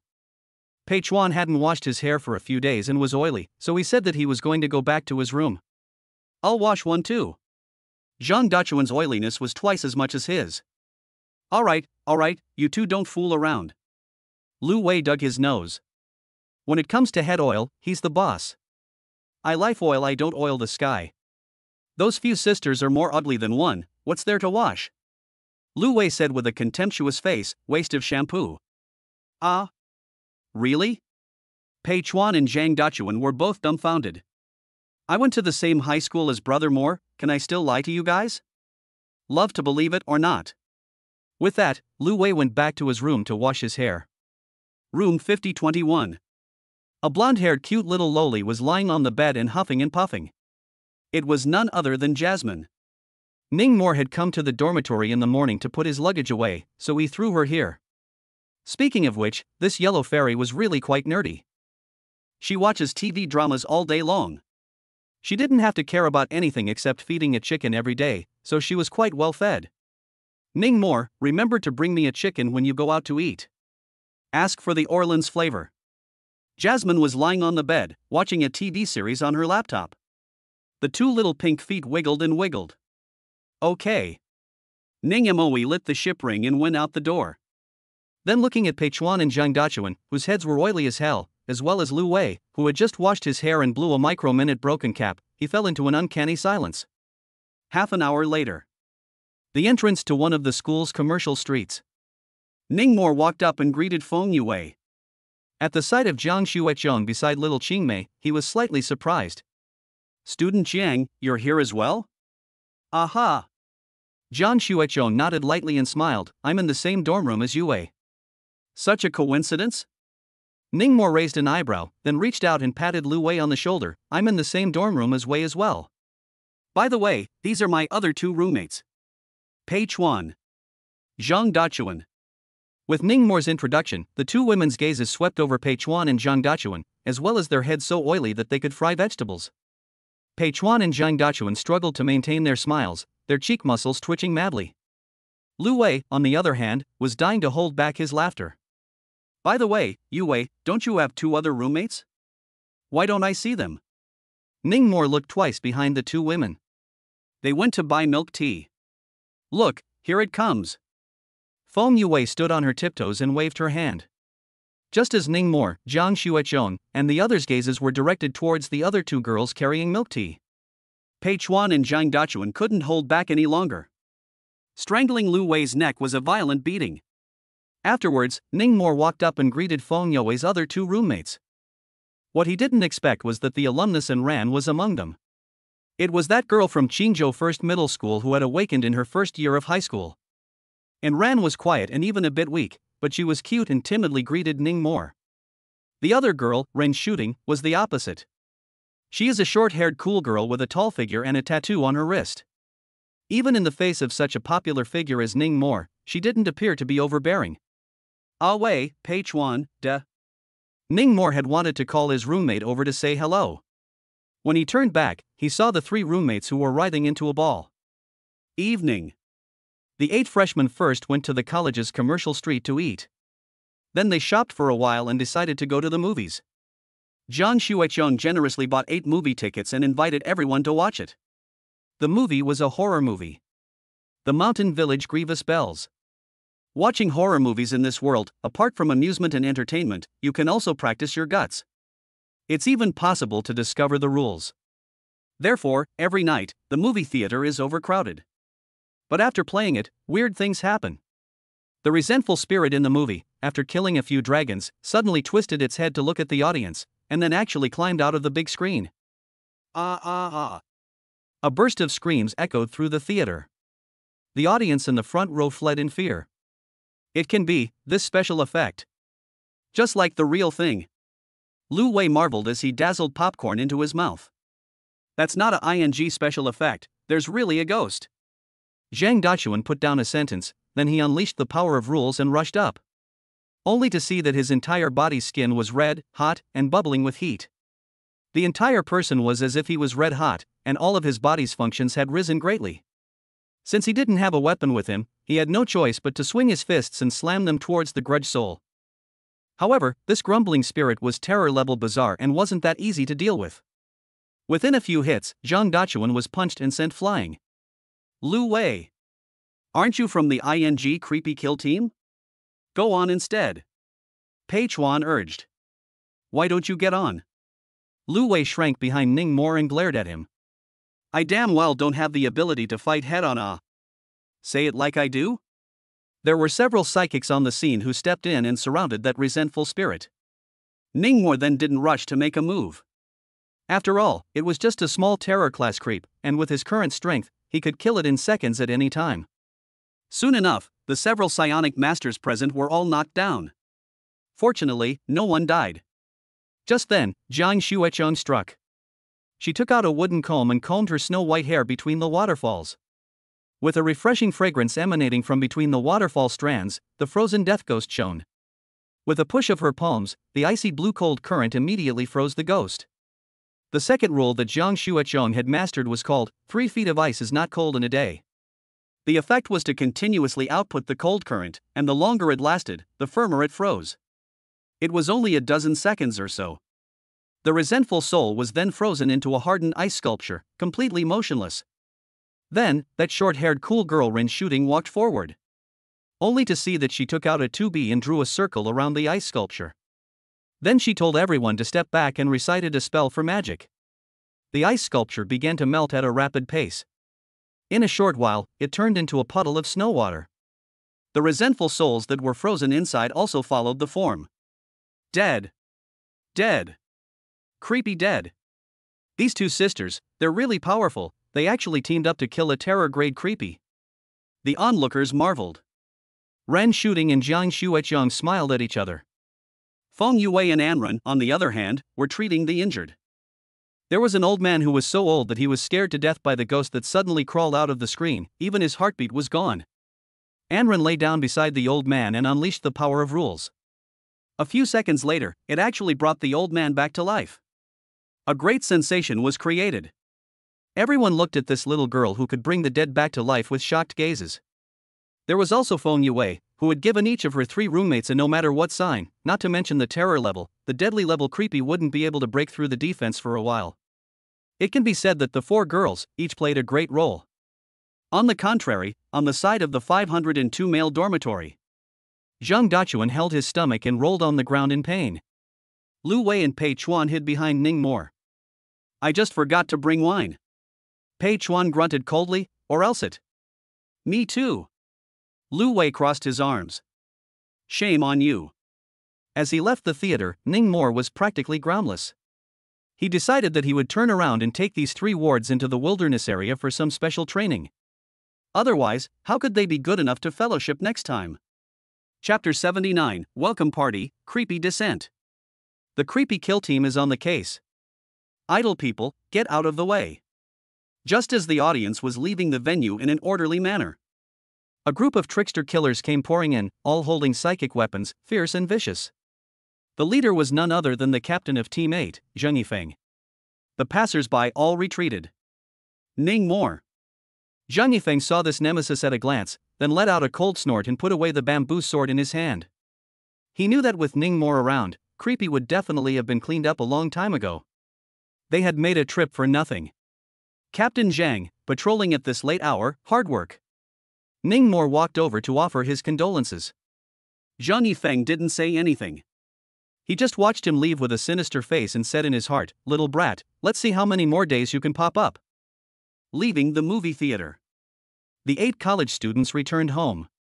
Ning Mor brought 2 Orleans roasted chickens on the way, plus a bottle of wine. One for Jasmine. The other is for the old maniac. After all, he was his teacher, so he still had to honor him. As a result, the roast chicken and wine stayed and he was blown out. Very depressed. The next evening. Welcome party. The academy auditorium wasn't big, but it was decorated grandly, with various banners pulled up. Ning Mor, as the representative of the new students, took the stage to speak.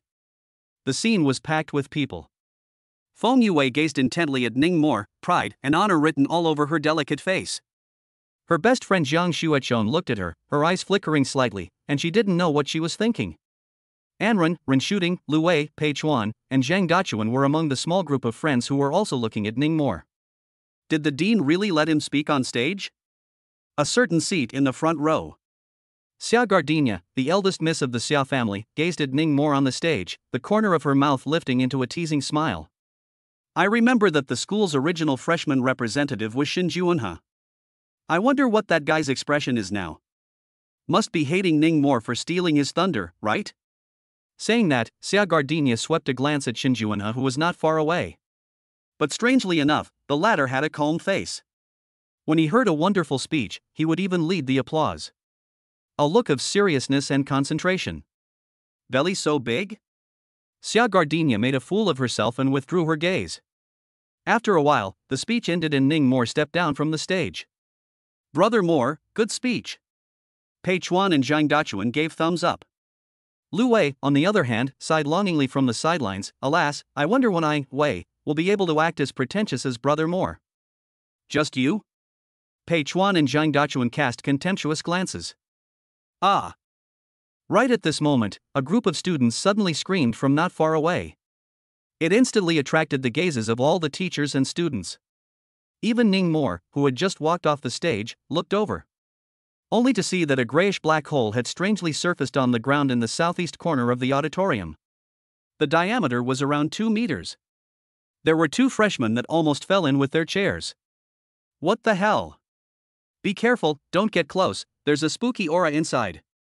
Creepy? This is the Psychic Academy, how could it be spooky? The freshman near the hole in the ground backed away. Ning Mor frowned. A very bad premonition surged through his heart. Sure enough, a crawling sound soon came from within the hole in the ground.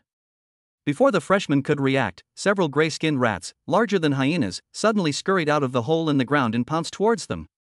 With red eyes and a mouth full of fangs, these rats were bizarre creatures at first glance. And cruel and bloodthirsty. Squeak! Squeak! Ah! Rat demon, it's a rat demon. Run! The auditorium was in chaos. The freshmen were facing a red-eyed rat demon with a head weighing more than 100 pounds, and they were so scared that they ran for their lives. Soon, 6 or 7 freshmen who were close enough were pounced on by the rat demon. Most of these freshmen were at the early yellow stage. And more than half of them did not have the ability to fight head-on. In a single glance, their throats were bitten off by the rat demons. Snort snort. Blood sprayed wildly. 5 freshmen died on the spot. There were 2 others, who were saved by Ning Mor and Shin Juanhe's actions. Ning Mor used his soul power to maneuver his golden short sword and hacked off the head of a rat demon that was close by. Shin Juanhe, on the other hand, summoned a soul pet. A half-man-tall blood axe mantis. Snort! The blood axe mantis slashed a rat demon with a chopping blow. Ning Mor and Shin Juanhe exchanged glances. In the next moment, the 2 struck like lightning. In just a few seconds, they killed all 7 dangerous great rat demons. Blood was spilled in the auditorium. Among them, Ning Mor killed 4 and Shin Juanhe killed 3. Just when everyone thought it was safe and sound. More and denser crawling sounds came out from the hole in the ground. Squeak, squeak, squeak. Squeak, squeak, squeak. Hundreds and thousands of red-eyed rat demons extruded from the narrow hole in the ground, surging towards the freshmen like a tidal wave. At this scene, even the battle-hardened Ning Mo and Shin Juanhe couldn't help but feel their scalps tingle. Damn it! Without hesitation, Shin Juanhe turned his head and ran. A single danger-level rat demon was certainly not worth mentioning. But when the number reached a certain level, it would form a terrifying rat tide. Even if an Earth-ranked psychic master was caught in a rat tide, he would be gnawed down to a skeleton. He wasn't willing to sacrifice himself for a group of students. On the contrary, Ning Mo didn't even think about it and directly pulled out his grudge hair card. Without thinking, he unleashed a massive amount of grudge fire. Troll! The raging, ghastly purple flames instantly burned the countless rat demons to the ground. These dangerous great soul beasts were simply unbeatable in front of the flame of resentment. Guile weapon? Shin Juanhe turned his head and saw the scene, and his brows immediately tightened. This kid actually had a guile weapon as well? Squeak, squeak, squeak. Squeak, squeak, squeak. Ning Mo's resentment flame's killing power was indeed top-notch. But it couldn't help that the number of rat demons was simply too great. Before long, a large number of rat demons stepped over the charred corpses of their companions to break through the curtain of fire and pounce on Ning Mo.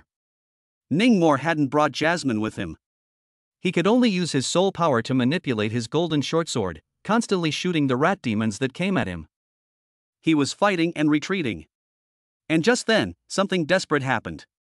Holes in the ground had also appeared outside the auditorium. And there were still 3. 4 waves of rats, from 4 directions, surrounded the 200 or so freshmen. A large number of freshmen died horizontally on the spot.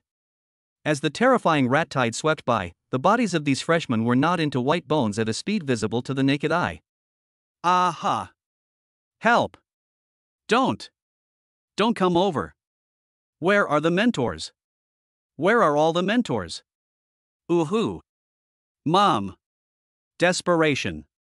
Fear. The entire auditorium was surrounded by a tide of red-eyed rats. Some even broke the windows, leaving the group of freshmen unable to escape. Ning Mo saw with his own eyes that Lu Wei, Pei Chuan, and Zhang Dachuan were pounced on and bitten off at the neck by the rat demons, and died. Feng Youwei's no matter what shield was also gnawed open by the crazed rat demons and fell into a pool of blood. Ning Mo. Before Jiang Xuezhang died, she suddenly looked at him with a complicated look. Those brimming watery eyes were like stars that were about to go out, faint yet full of deep emotion. It also called out his name. Ning Mo stood still, not moving a muscle. Obviously there was still room for resistance, but he no longer struggled. He let the tide of rats surround him. In the end, only a mouth was left exposed, and he laughed. Which tutor's illusion art is this? Awesome, just awesome. Ha! All around the auditorium, several sounds of astonishment resounded. It seemed like they didn't expect a freshman to be able to see through all of this. Chapter 80 Nightmare Class Rat Demon. Gradually, the sight of the doomsday-like rat tide faded away. In its place was the intact auditorium, and more than 200 freshmen with sound limbs. This is... I'm alive? I'm not dead. Oh, too scary. What's going on here? Inside the auditorium, there was a lot of noise. The freshmen were sitting in their seats, looking around, not knowing what to do. Damn it! It's actually an illusion. Shin Juanhe, who was sitting in the front row, was so angry that he punched his thigh. This illusion was so brilliant that he actually didn't realize it. We're still alive. Oh. Great. Lu Wei was crying in fear. Pei Chuan and Zhang Dachuan were also pale. The entire group wasn't too good. The feeling of those rat demons using their mouths full of sharp teeth and gnawing on their bodies just now was just too real and was simply going to leave a psychological shadow on them. There were even several freshmen who ran to the toilet and vomited on the spot. Silence. At this time, Shen Lingfeng appeared on the podium. With furrowed brows, he explained. Just now was a guts trial arranged by the school. Honestly speaking, I'm very disappointed with your performance. Saying that, Shen Lingfeng glared fiercely at his son. Shin Juanhe lowered his head and clenched his fists even tighter. The nails were piercing deep into his palm. Here, focus on praising student Ning Mo. Shen Lingfeng reached out and gestured. Swish. The gazes of all the teachers and students present instantly all focused on Ning Mo. Ning Mo raised his head slightly. In the guts trial just now, only student Ning Mo managed to see through that those rat demons were all illusions created. Shen Lingfeng's expression eased. The tutors present, too, nodded frequently.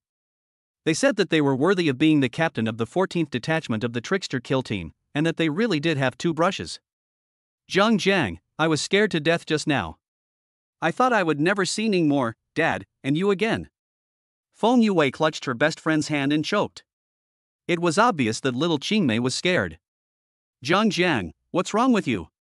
Feng Yue realized that Zhang Xuechong was frothing. No. Nothing. Zhang Xuechong's expression was a little unnatural. Her heartbeat also accelerated slightly. Dean Shun, I have a question. At this moment, Ning Mo stood up. He looked at his hands and asked with a frown, those rat demons I killed just now, why did they explode with soul power? Yeah, I felt it too. So strange, it's clearly an illusion, how could it contain soul power? I really thought that some demons and ghosts had attacked. Many students were confused. It was also because of this that Shen Juanhe, Zhang Xuechong, and the other elite students didn't realize that they were in an illusionary realm. Good question. Shen Lingfeng looked toward Ning Mo and explained. It's because these rat demons are all illusions made from the soul power of a nightmare-class rat demon. And this nightmare-class rat demon is right under everyone's feet. The new students were shocked when they heard this. They all looked down at their feet. However, there were only polished as new floor tiles underneath. No need to look. Shen Lingfeng said indifferently, this Fang is sealed deep within the academy's ground for eternity. Wow! When these words came out, they immediately caused a commotion in the auditorium. No one had expected it. There was actually a nightmare-class bazaar sealed beneath the ground of the Qingzhou Tongling Academy. This Fang, called the mountain-swallowing rat, 8 years ago, it rebelled in a small town outside of Qingzhou and ate thousands of people alive. Old Dean Wei Yuan was enraged when he learned of it and stepped in to subdue it. But for various reasons to consider, the old dean did not directly kill this Fang, but instead imprisoned it. Because at that time, there was research that showed that facing a powerful and bizarre aura directly could help young psychic masters grow rapidly. It is also commonly known as practicing one's courage. On the podium, Shen Lingfeng narrated with a solemn expression. Guts is an important part of dealing with weirdness. Many psychic masters have strength, but when faced with hideous, scary, and disgusting bizarre creatures, they are scared out of their wits, and all of their strength can often only be utilized to the tune of 30%. What a loss. That's why we organize everyone, every month, to have a guts trial in this auditorium. Hearing this, there was a new student who asked, Dean, but we already know that this is all an illusion, can we still achieve the effect of practicing our guts? Yes, it's not scary when you know. Someone else said. In response, Shen Lingfeng just smiled faintly. Students who hold these thoughts, when you have the guts trial next month, you'd better wear diapers. Because by then, you guys might pee in fear. The entire room burst into laughter. The terrifying atmosphere from earlier was immediately dispersed a lot. In addition to the guts trial, I hope that you will usually go to the cinema to watch more horror movies, visit more haunted houses, or participate in the wilderness adventures organized by the club. Those who are in a position to do so can buy 2 bottles of gallbladder wine, just in case. Upon hearing this, Pei Chuan immediately shook his collar and branched out. His gut-strengthening wine was simply made for this aspect. One didn't need to specifically practice their guts to be fearless of weirdness. Brother Pei, I want 10 bottles. Lu Wei cheaply came up, all buddy, give a discount. Who's your buddy? No. Pei Chuan was still remembering yesterday's incident. No? Ning Mo froze for a moment, I still want to buy a few bottles of. That there is. Pei Chuan immediately laughed, 10,000 bottles, not earning you any money. Surname Pei, you dog. Lu Wei cursed in anger next to him. Finally, I sincerely wish that everyone will be able to practice the realm of a mountain crumbling in front of you without changing your face, a sword, and axe added to your body still talking and laughing. May everyone face any shenanigans in the future and be able to cut them down with a single strike without fear. Thank you. Shen Lingfeng's speech was finished. Loud applause rang out from the stage. After the meeting was dispersed, the new students surged towards the outside of the auditorium. Ningmore had just gotten up when a silhouette, carrying an ethereal fragrance, pounced into his embrace. Many people were dumbfounded on the spot, including Jiang Shuechong, Ren Shooting, and Anren. Is that Ningmore's girlfriend? 80%, all hugged up. TSK, this little savage waste. A beautiful woman with a hero. I'm waiting for Pan Dinera to mow down innocent Jieding. The passing freshman lamented. It's okay. Ningmore knew that little Qingmei was scared just now, so he patted her back to comfort her. Only then did little Qingmei come out of his arms, wiping the corners of her reddened eyes with her hands. I don't know if it was the illusion just now that had left a mental shadow on her. She was so afraid that that kind of scene would come to reality one day. Let's go. Ningmore smiled faintly and took Feng You's hand, then swept a glance at a few of her little friends. When it swept past Jiang Shuechong, the latter quickly averted her gaze. The expression became slightly unnatural. After so many years, to be able to see through my illusions at the welcome party, this child is still the first. The rear seating area. A black-clothed man with a thin figure watched Ningmore leave the auditorium, his face filled with appreciation. He was the head of the Illusion Arts Department, Unite. That rat tied just now was his masterpiece. This kid is indeed a good seedling, but unfortunately, he didn't come to my refining system. The muscular man Chen Shan also revealed an appreciative gaze. The other tutors, too, all praised Ningmore. There wasn't a tutor who didn't like geniuses. Only the head of the paper tie department, and Vice Dean, Ouyang Hua, had a flash of color in his eyes. Afterwards, he got up and left. 2 senior tutors quickly followed. Once he was out of the auditorium, Ouyang Hua commanded. Immediately notify Ghostbrain, Samson Wang, and the rest of them that at 2 in the morning, there will be a meeting at the grove outside the city. Yes. Yes. Chapter 81 Purgatory Ambition. After the welcome party was over, Shen Lingfeng drove and carried his son, Shen Juanhe, home. On the way, neither father nor son spoke. It wasn't until they arrived home and the two of them got out of the car that Shen Juanhe weakly opened his mouth. Dad, I'm sorry, today. I didn't see that it was an illusion, I've embarrassed you. Shen Juanhe sounded guilty. Greedy and fearful of death, running away from the battle. This is no longer a simple matter of disgrace or not, this is a matter of principle. Shen Lingfeng's tone was unprecedentedly harsh. Even his fists were clenched. I really didn't expect this, how could I have a son like you? Shen Juanhe's greatest fear had still happened. His father had seen him in the illusion. But he was unconvinced. Clenching his teeth, he retorted, knowing that you will die, you still charged forward, isn't that stupid? Shut up.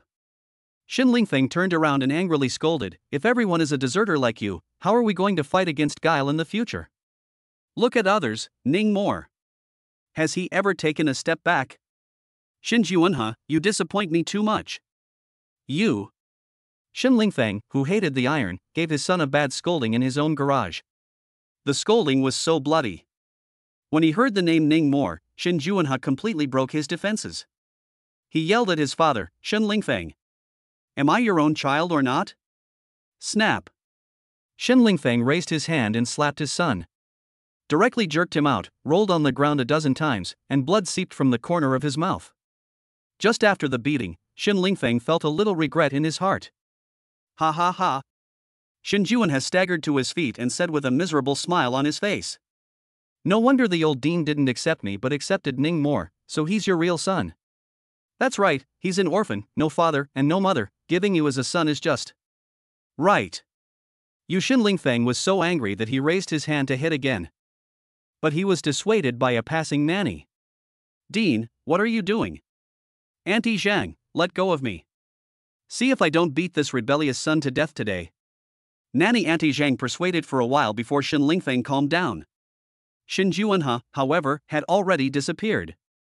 Family misfortune how could I give birth to such a coward? Shen Lingfeng held his forehead with his hand and sat on the flowerbed with a look of hatred. He wore a trigger finger on his right thumb. The trigger finger was black iron colored and looked ordinary, but it attracted the nanny to look at it several times. Dean, are you putting too much pressure on the young master? What do you know? Shen Lingfeng raised his head in annoyance, only when there is pressure, is there motivation. I don't expect him to go to Dragon City like his brother, but at least he can't be a deserter. If he goes to war in the future and is rumored to be a deserter, will I still be the dean? The nanny nodded her head in agreement as she listened. Forget it, what's the point of talking to you about this? Shen Lingfeng shook his head and got up to leave. The corner of Nanny Auntie Zhang's mouth, however, hooked up a meaningful smile. At that exact moment, she received a phone call. 2 o'clock in the morning, is it? Yes. Dozens of kilometers away. A private manor known as the City Lord's Mansion. Jiang Yishan was talking to his daughter on the phone in his study. Learning about the Guts trial, he smiled and complimented, "Good one, Ning Mo, you didn't disgrace the trickster squad." "Dad, I couldn't tell it was an illusion at all, did I embarrass you?" On the dormitory balcony. Jiang Xueqiong said sullenly.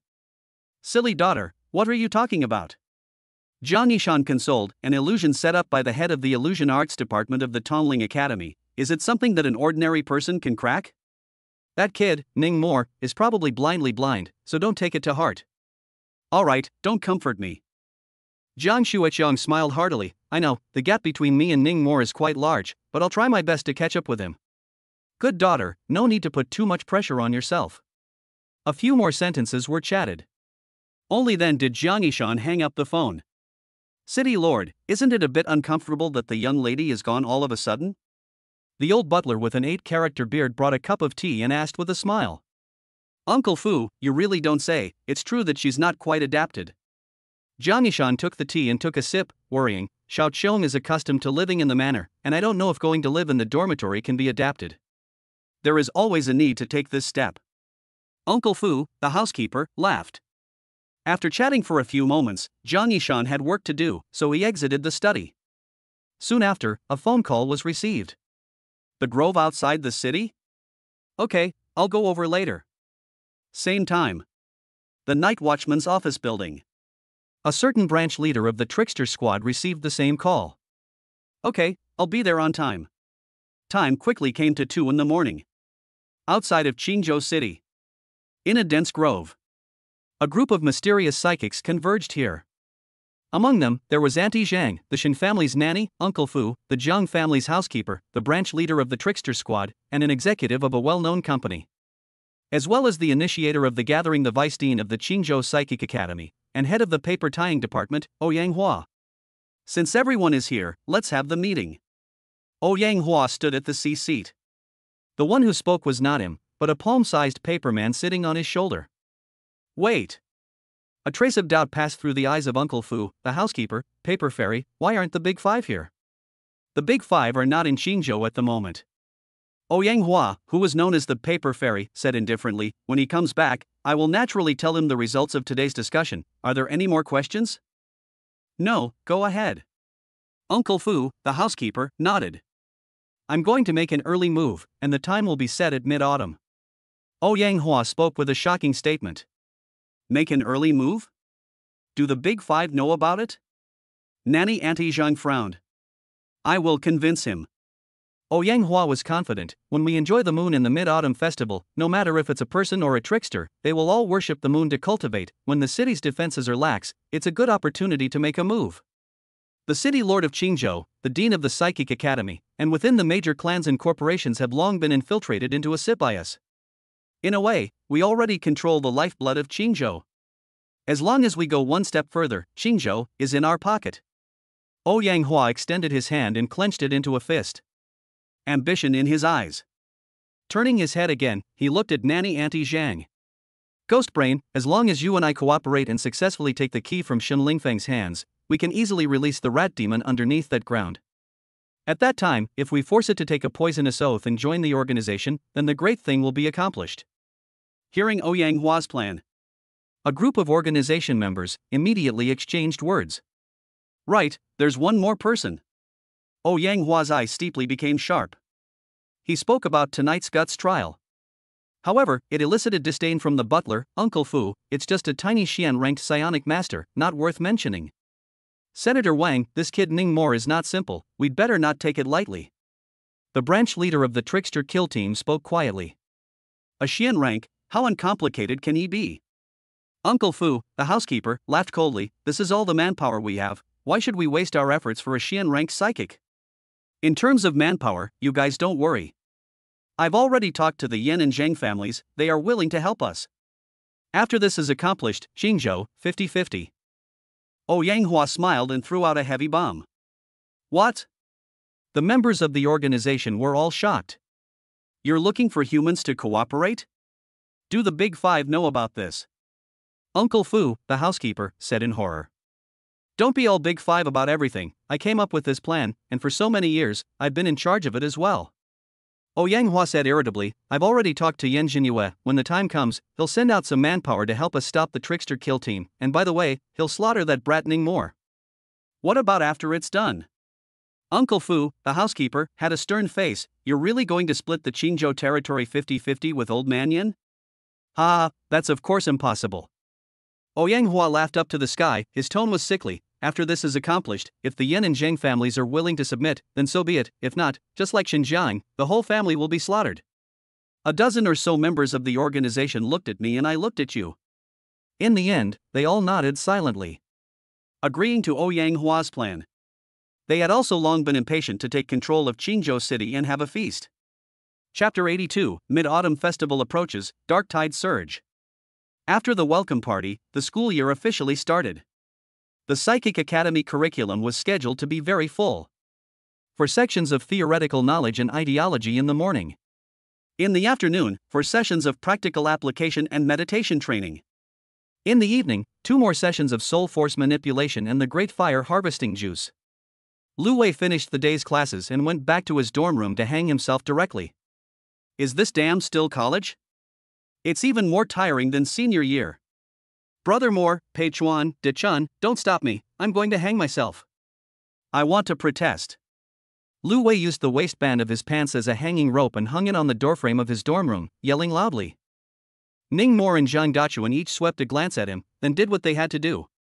Just be content. Zhang Dachuan said in an unkind manner, you elite students, you only have to attend classes 3 days a week, and the rest of the time is freely arranged, but we have to attend a full 5 days. That's also tiring. I thought college could be played every day. Right. Lu Wei suddenly thought of something, turned his head and asked Ning Moore, Brother Moore, aren't we the trickster kill team? Aang, what's wrong? Ning Moore glanced at him. Then isn't it possible to take advantage of our position and casually take time off to go out on patrol? Lu Wei was filled with anticipation. The patrolling in his mouth was actually playing. I asked the dean, and the dean said to take a maximum of 2 days off per week. Ning Moore smiled. Wahahaha, cool. Lu Wei stood on his chair and laughed with his arms crossed. Elite students plus trickster squad, with this buff stacking, you only need to attend classes 1 day a week. It's awesome. Ah. Zhang Dachuan was so envious that his envy was flowing out. Pei Chuan was even directly taking out 5 bottles of Strong Guts wine to bribe Ning Moore. Brother Moore, you take me in as well. And me, Brother Moore. Zhang Dachuan also ran over to beg. This. Ning Moore was slightly embarrassed.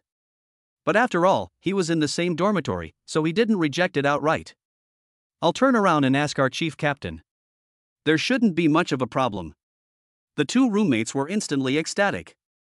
As time passed, Ning Moore gradually adapted to the life of the Psychic Academy. Monday through Friday, taking classes for a day or 2 depending on the mood. The rest of the time patrolling. Occasionally, when I come across a few bizarre incidents, I rush over to deal with them. Usually for meals, he basically settled in the cafeteria, occasionally taking Xiao Qingmei down to the restaurant. Since he was the big contributor to killing the New Year's beast, Dean Shen Lingfeng had promised him full exemption from tuition fees and half the cost of meals. His roommates cried with envy. For years down the line, how much can this save on food costs? As for the weekend, Ning Moore arranged it like this. On Saturday, he went to the library and studied the information on weird events, trying to help the old maniac crack that disaster-level rule. On Sunday, he brought little Qingmei home for a night and stopped by to see Uncle Feng. The days were quite fulfilling. The soul power was also steadily growing. A month passed like this. The Mid-Autumn Festival was approaching. The school planned to hold a moon viewing assembly. Saying that it was a moon viewing, it was actually a group of people coming to the open square, sitting on the ground, and meditating collectively. Because the moon on the night of the Mid-Autumn Festival was the fullest of the year. The yuan qi of heaven and earth was strong. The efficiency of meditation was 10 times higher than usual. Every year, the Psychic Academy would hold a moon appreciation assembly to bring the students together to meditate and cultivate. Similarly, this night, there were also countless lonely souls and zombie soul beasts in the wilderness area, coming to the open area to worship the moon and absorb the essence of moonlight to cultivate. Ning Mor, what flavor of mooncake do you like? The third floor of the library. A special seat for elite students. Ning Mor was intently reading the information. Feng Yue was sitting next to her and was using the computer to order mooncakes online. Sweet flavored, I guess. Ning Mor casually said. Zhang Jian also likes to eat sweet mooncakes, but I still think savory ones are delicious. Feng Yue was using her laptop to order mooncakes and murmured. Upon hearing this, Ning Mor's mind couldn't help but flash back to the scene in the gallows trial a month ago. At that time, Jiang Shuozhong was caught in a rat tide, and before she died, she loudly called out his name and looked at him with an imploring look. It's probably an illusion. Without waiting to think about it carefully, the fragrant little green plum came over. Ning Mor, what do you think of this one from Apricot Blossom House? Feng Yue brought the laptop to Ning Mor. It's okay. Ning Mor casually scanned it. 800,000 per box, cheap is cheap. But it's better than the style. Perfunctory. Feng Yue's little cherry mouth turned away. Then I'll order this one for you and Zhang Jiang, Dad, and I both like to eat salty food. Okay. Ning Mor smiled and nodded. Then he focused on delving into the weird event information again. Evening. A black Maybach drove into the beautiful Yin family manor. The housekeeper of the Yin family had been waiting for a long time. When the distinguished guest got out of the car, she immediately bowed and saluted. Dean Ouyang. The visitor was none other than Ouyang Hua. Where is your family's old man? Ouyang Hua asked as soon as he got out of the car. Just finished dinner, walking in the garden. The housekeeper spoke in a respectful manner.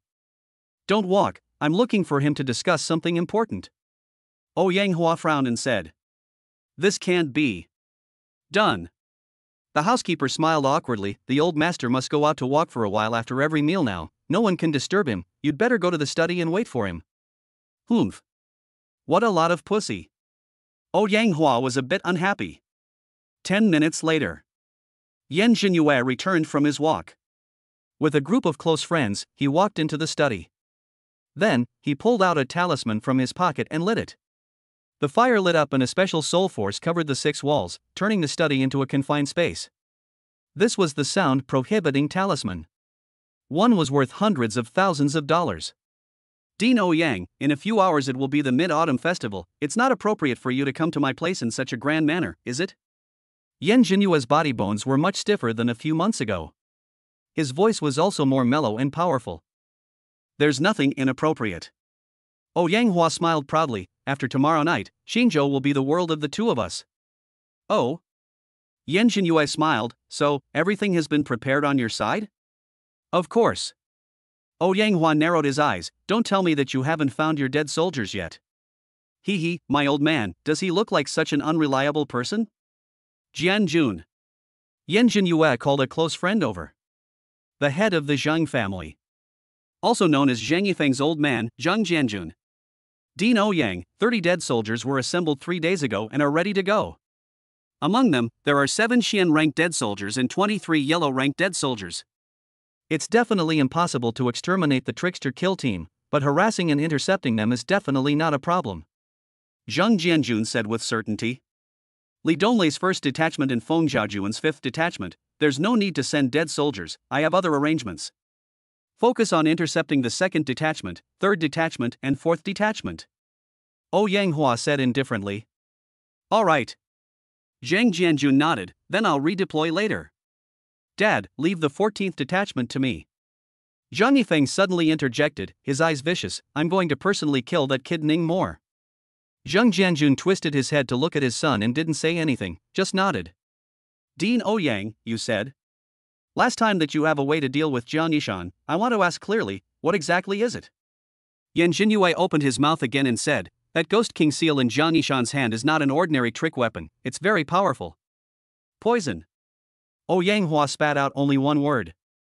Poison? Yan Jinyue frowned, you want to poison against Jiang Yishan? That's right. Yang Hua smirked. Lord Wutong God has used some sort of rule to create a highly poisonous substance that even a late-stage heaven-stage psychic master may not be able to resist. What percentage of certainty do you have? Yan Jinyue inquired again. 80 to 90%. Yang Hua didn't dare to speak too fully. In that case, line. Yan Jinyue nodded, his eyes surging with light. Then tomorrow night, I'll be waiting for your good news.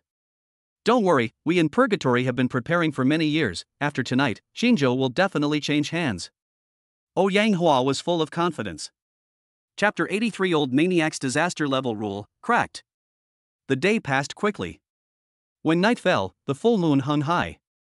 Most of the psychic masters in Xinzhou City came to the open area and bathed in the moonlight to meditate. On this night, the concentration of heaven and earth Yuan Qi was 10 times higher than usual. No psychic master would give up such a good opportunity to cultivate. Except for the Trickster Kill team. At this moment, inside the Psychic Academy, hundreds of students, led by their instructors, came to gather on the school square. Then they each found a place to sit and began to meditate. Ning Mo and Feng Yue, the two dormitory mates, naturally gathered together again. Gray, yellow, white. What exactly is it? Ning Mo sat cross-legged on the ground, looking at the moon and the night sky, mumbling to himself. Hey, what are you mumbling about? Feng Yue hugged Jasmine and sat next to her. Tonight was also a rare opportunity for the soul beasts to cultivate. All Jasmine had also come out to bask in the moon. Ningmore explained, didn't I worship the old dean as a teacher? The old dean was plagued by a disaster-level rule for 7 years. I want to help him unravel it, but how can I not have a clue? Why don't you help me think about it? Good. Feng Yue became interested as soon as she heard it. A few seconds. She also fell into silence. Gray, yellow, white. Can't figure out what it is. Feng Yue caressed the evil gold tapering layer lying on her snow-white thighs and thought for a moment, could it be related to Jasmine? Ningmore looked odd. What does it have to do with Jasmine? Feng Yue, Jasmine is yellow ah. Ningmore. Feng Yue, is that a blackmail? Ningmore, blackmail? Didn't you just say that you learned part of the rules from the information the old dean gave you? In case the information is wrong, or you would have the wrong idea, you wouldn't be able to figure it out even if you think your brain through. Feng Yue said carelessly, if the direction is wrong from the start, then no matter how hard you try, it's still futile. Little Qingmei's words enlightened Ning Mo. Young Weed, you have a point, I'll have to go find the old madman and have a good talk. I'll go first. Ningmore left Jasmine with little Qingmei and got up to leave himself. Hey! Feng Yue shouted at Ningmore's back, and when she saw that the latter had already run away, she depressively whacked Jasmine twice with her pink fist. Jasmine! At this time, Zhang Dachuan and Pei Chuan happened to pass by Feng Yue. Seeing Jasmine in her arms, they were instantly curious. Wow, what a cute squirrel! Pei Chuan squatted down to strike up a conversation. Schoolgirl Feng, did you raise this? Can I touch it? Old Pei, you're stupid. Zhang Dachuan immediately corrected from the side, this is clearly a fox, squirrels are not this big. The words just fell. The Pei Chuan in front of him suddenly turned into a zombie, opening his mouth and biting towards his neck. The sudden shock caused Zhang Dachuan to let out a strange scream and jump 3 meters away. Pei Chuan wasn't much better. In his eyes, Zhang Dachuan transformed into a stern ghost and demanded his life, scaring him to death. The unusual behavior of the two immediately attracted many students to watch. Jasmine! Feng Yue hurriedly slapped the evil gold gradient in her arms, and only then did the latter grimace and lift the illusion. On the other hand, carrying 2 roast ducks and a bottle of good wine, Ningmore once again came to the dilapidated little courtyard where the old madman lived.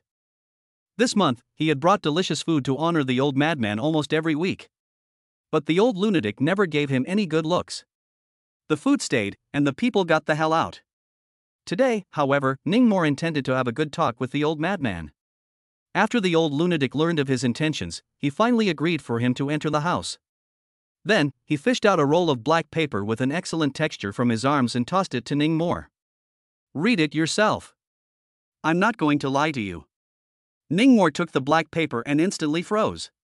This was Taiyang pie? What the hell? If there was a Taiyang pie, wouldn't it be better to just read the rules and master them? What's the point of researching it? But in the next second, he realized that there were several tears on this black Taiyang skin, just like the broken rag on his milk that hadn't been changed in 10 years.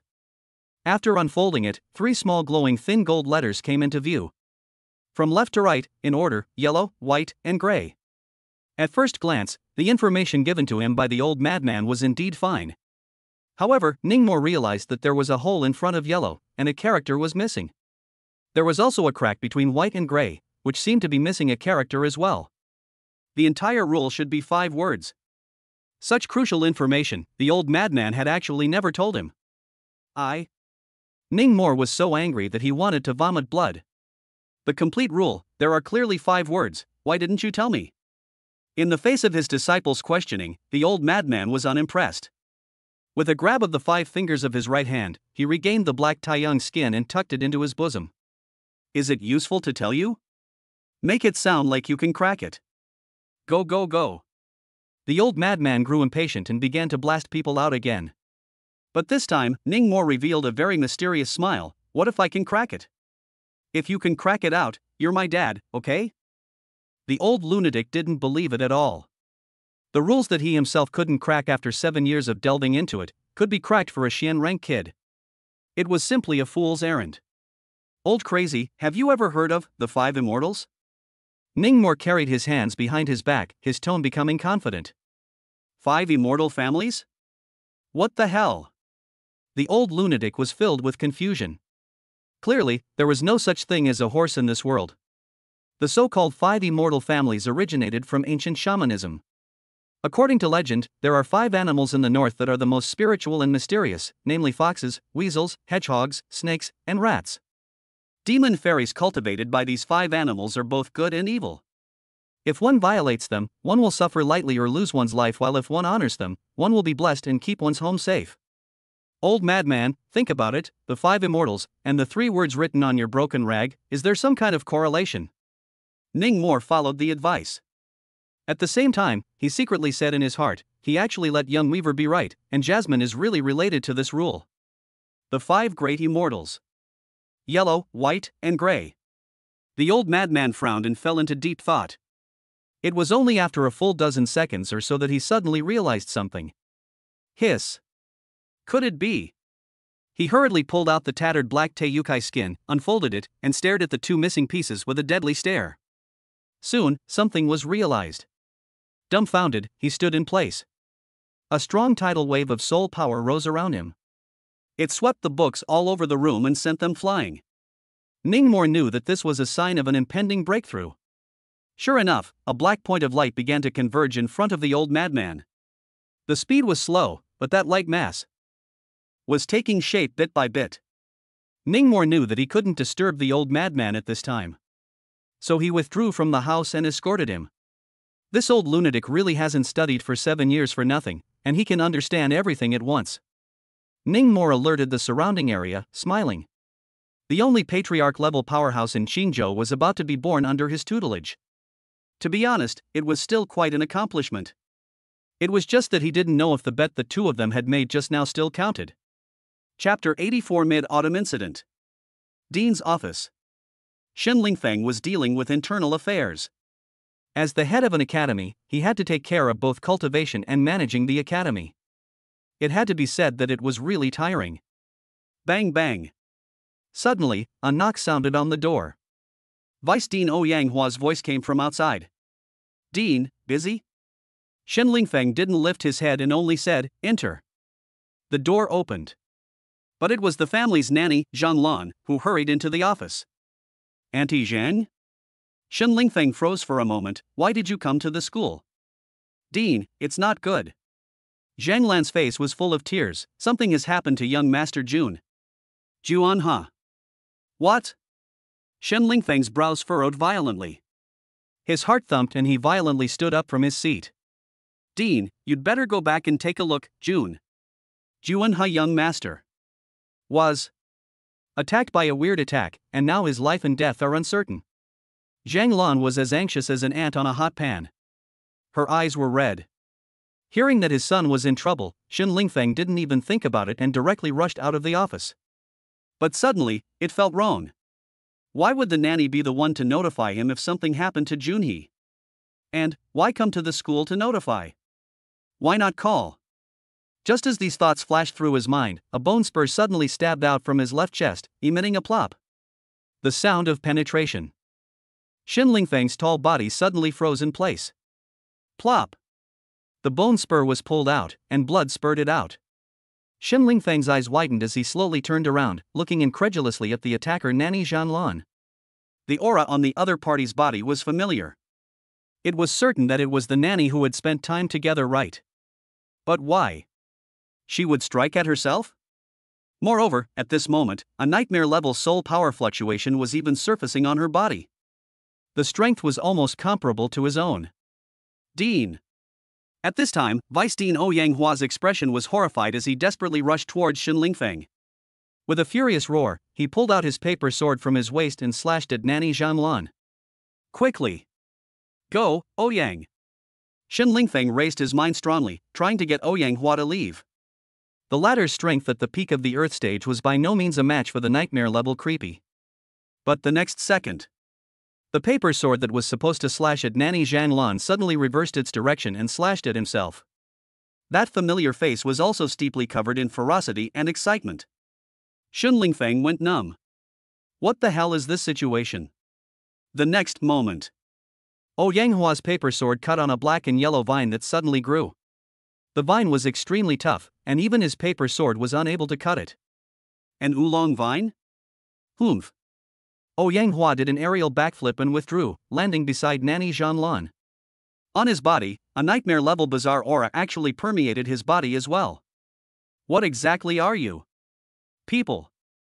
Black and yellow vines were wrapped around Shin Lingfeng's body, firmly protecting him.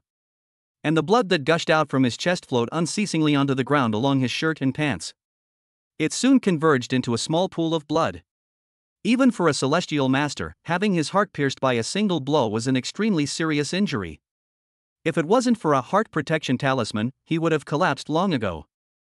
At this moment, also have to face two in his own almost strong bizarre, the situation can be described as terrible.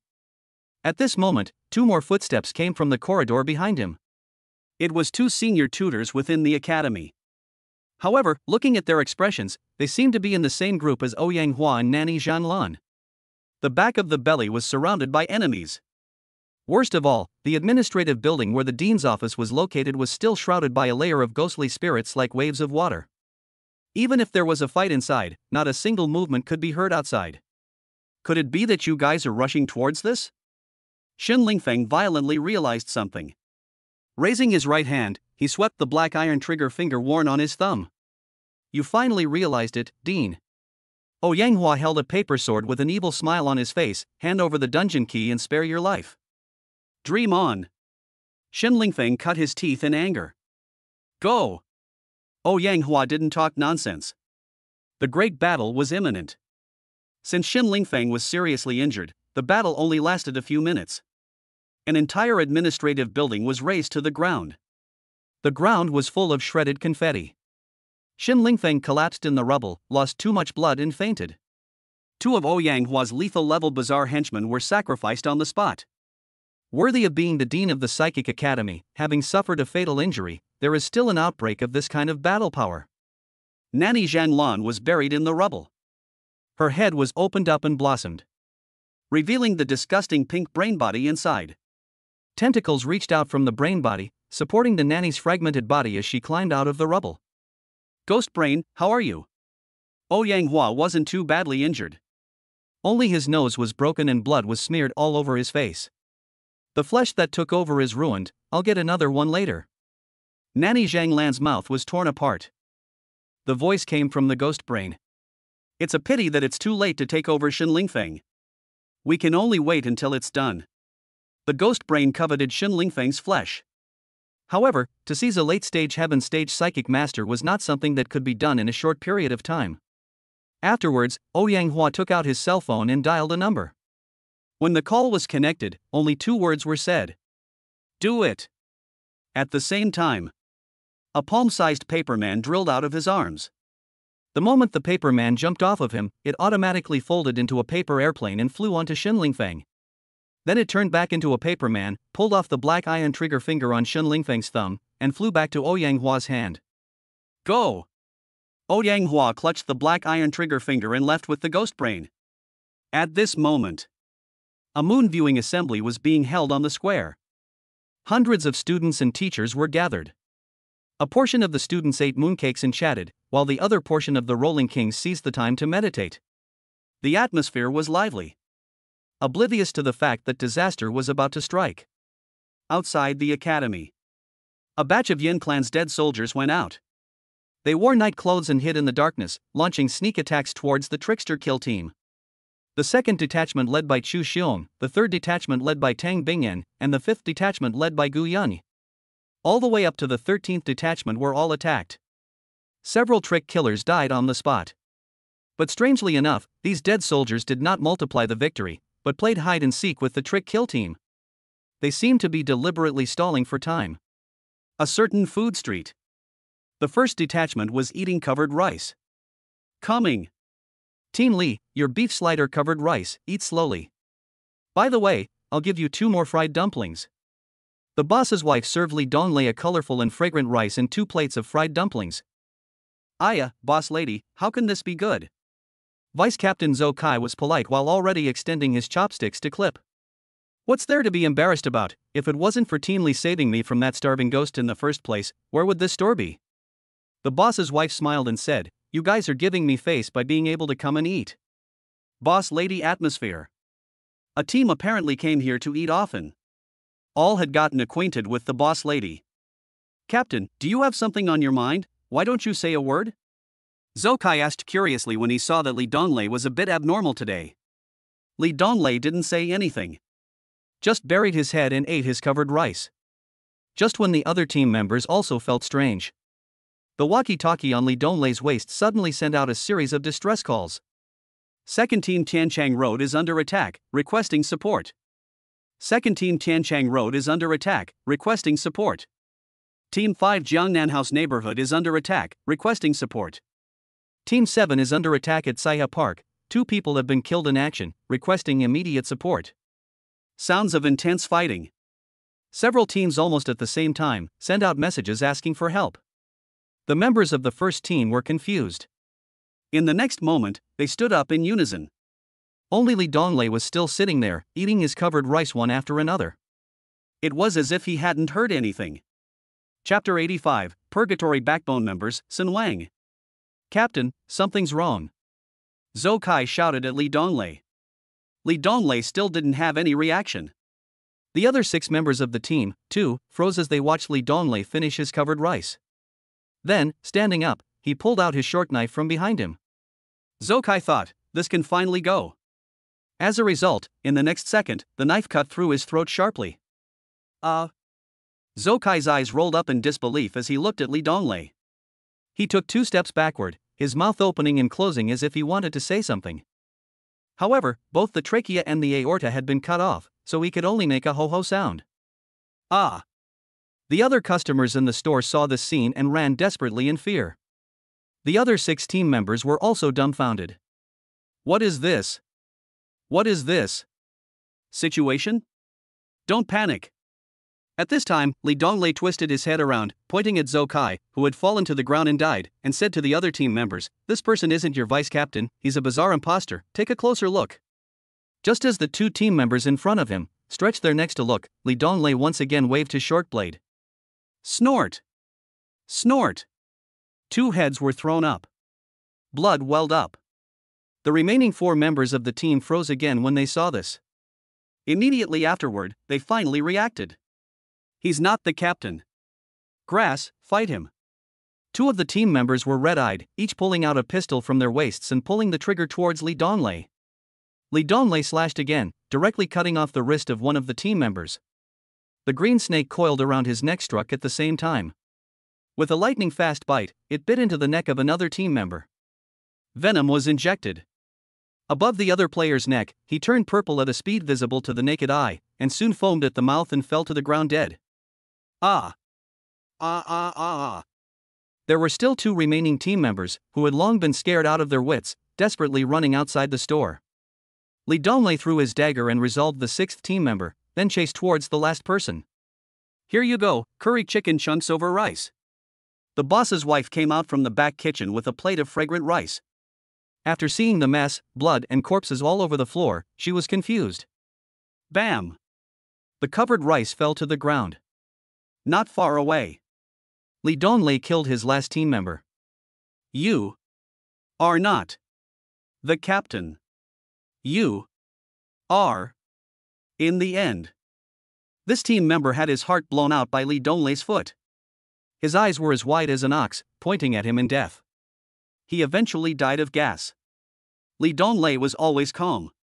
It was as if what he had killed was not his own team members that he had spent time with, but a creepy.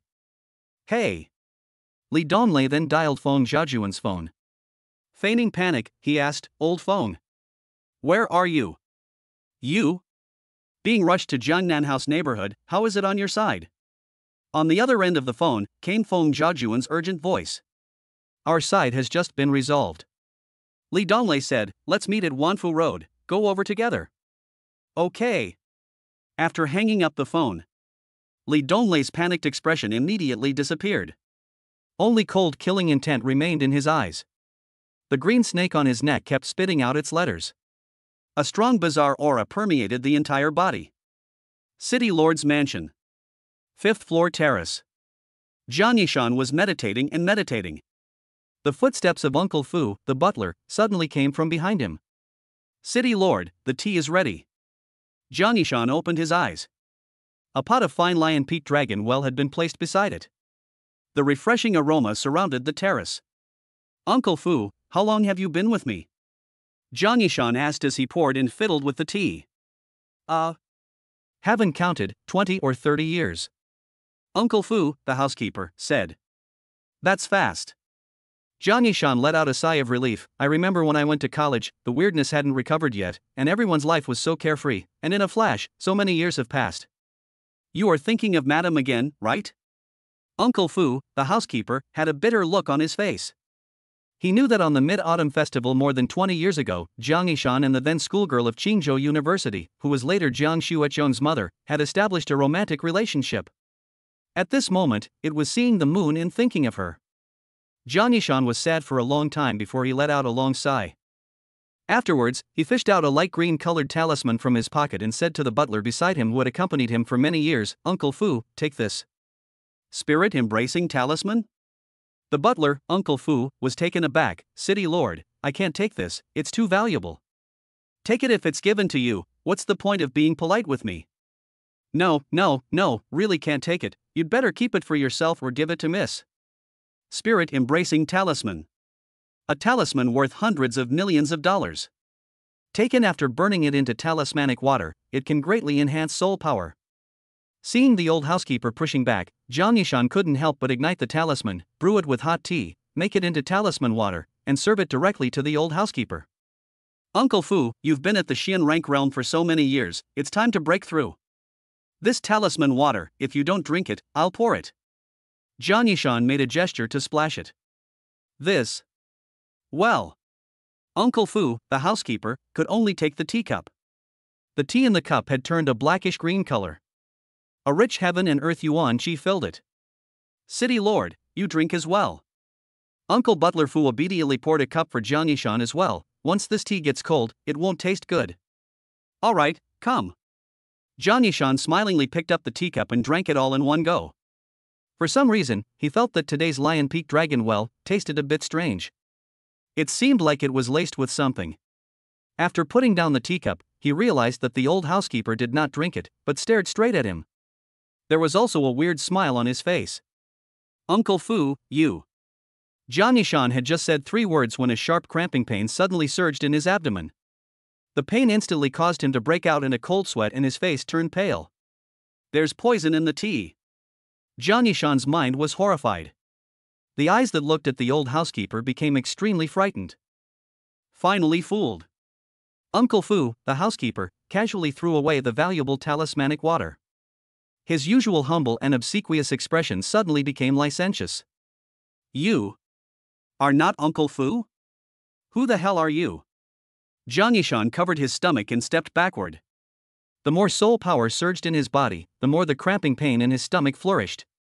"Who else could I be?" Naturally, it's your housekeeper, Hong Fu. The corners of the old butler's mouth hooked into an evil smile. At the same time, his body began to change.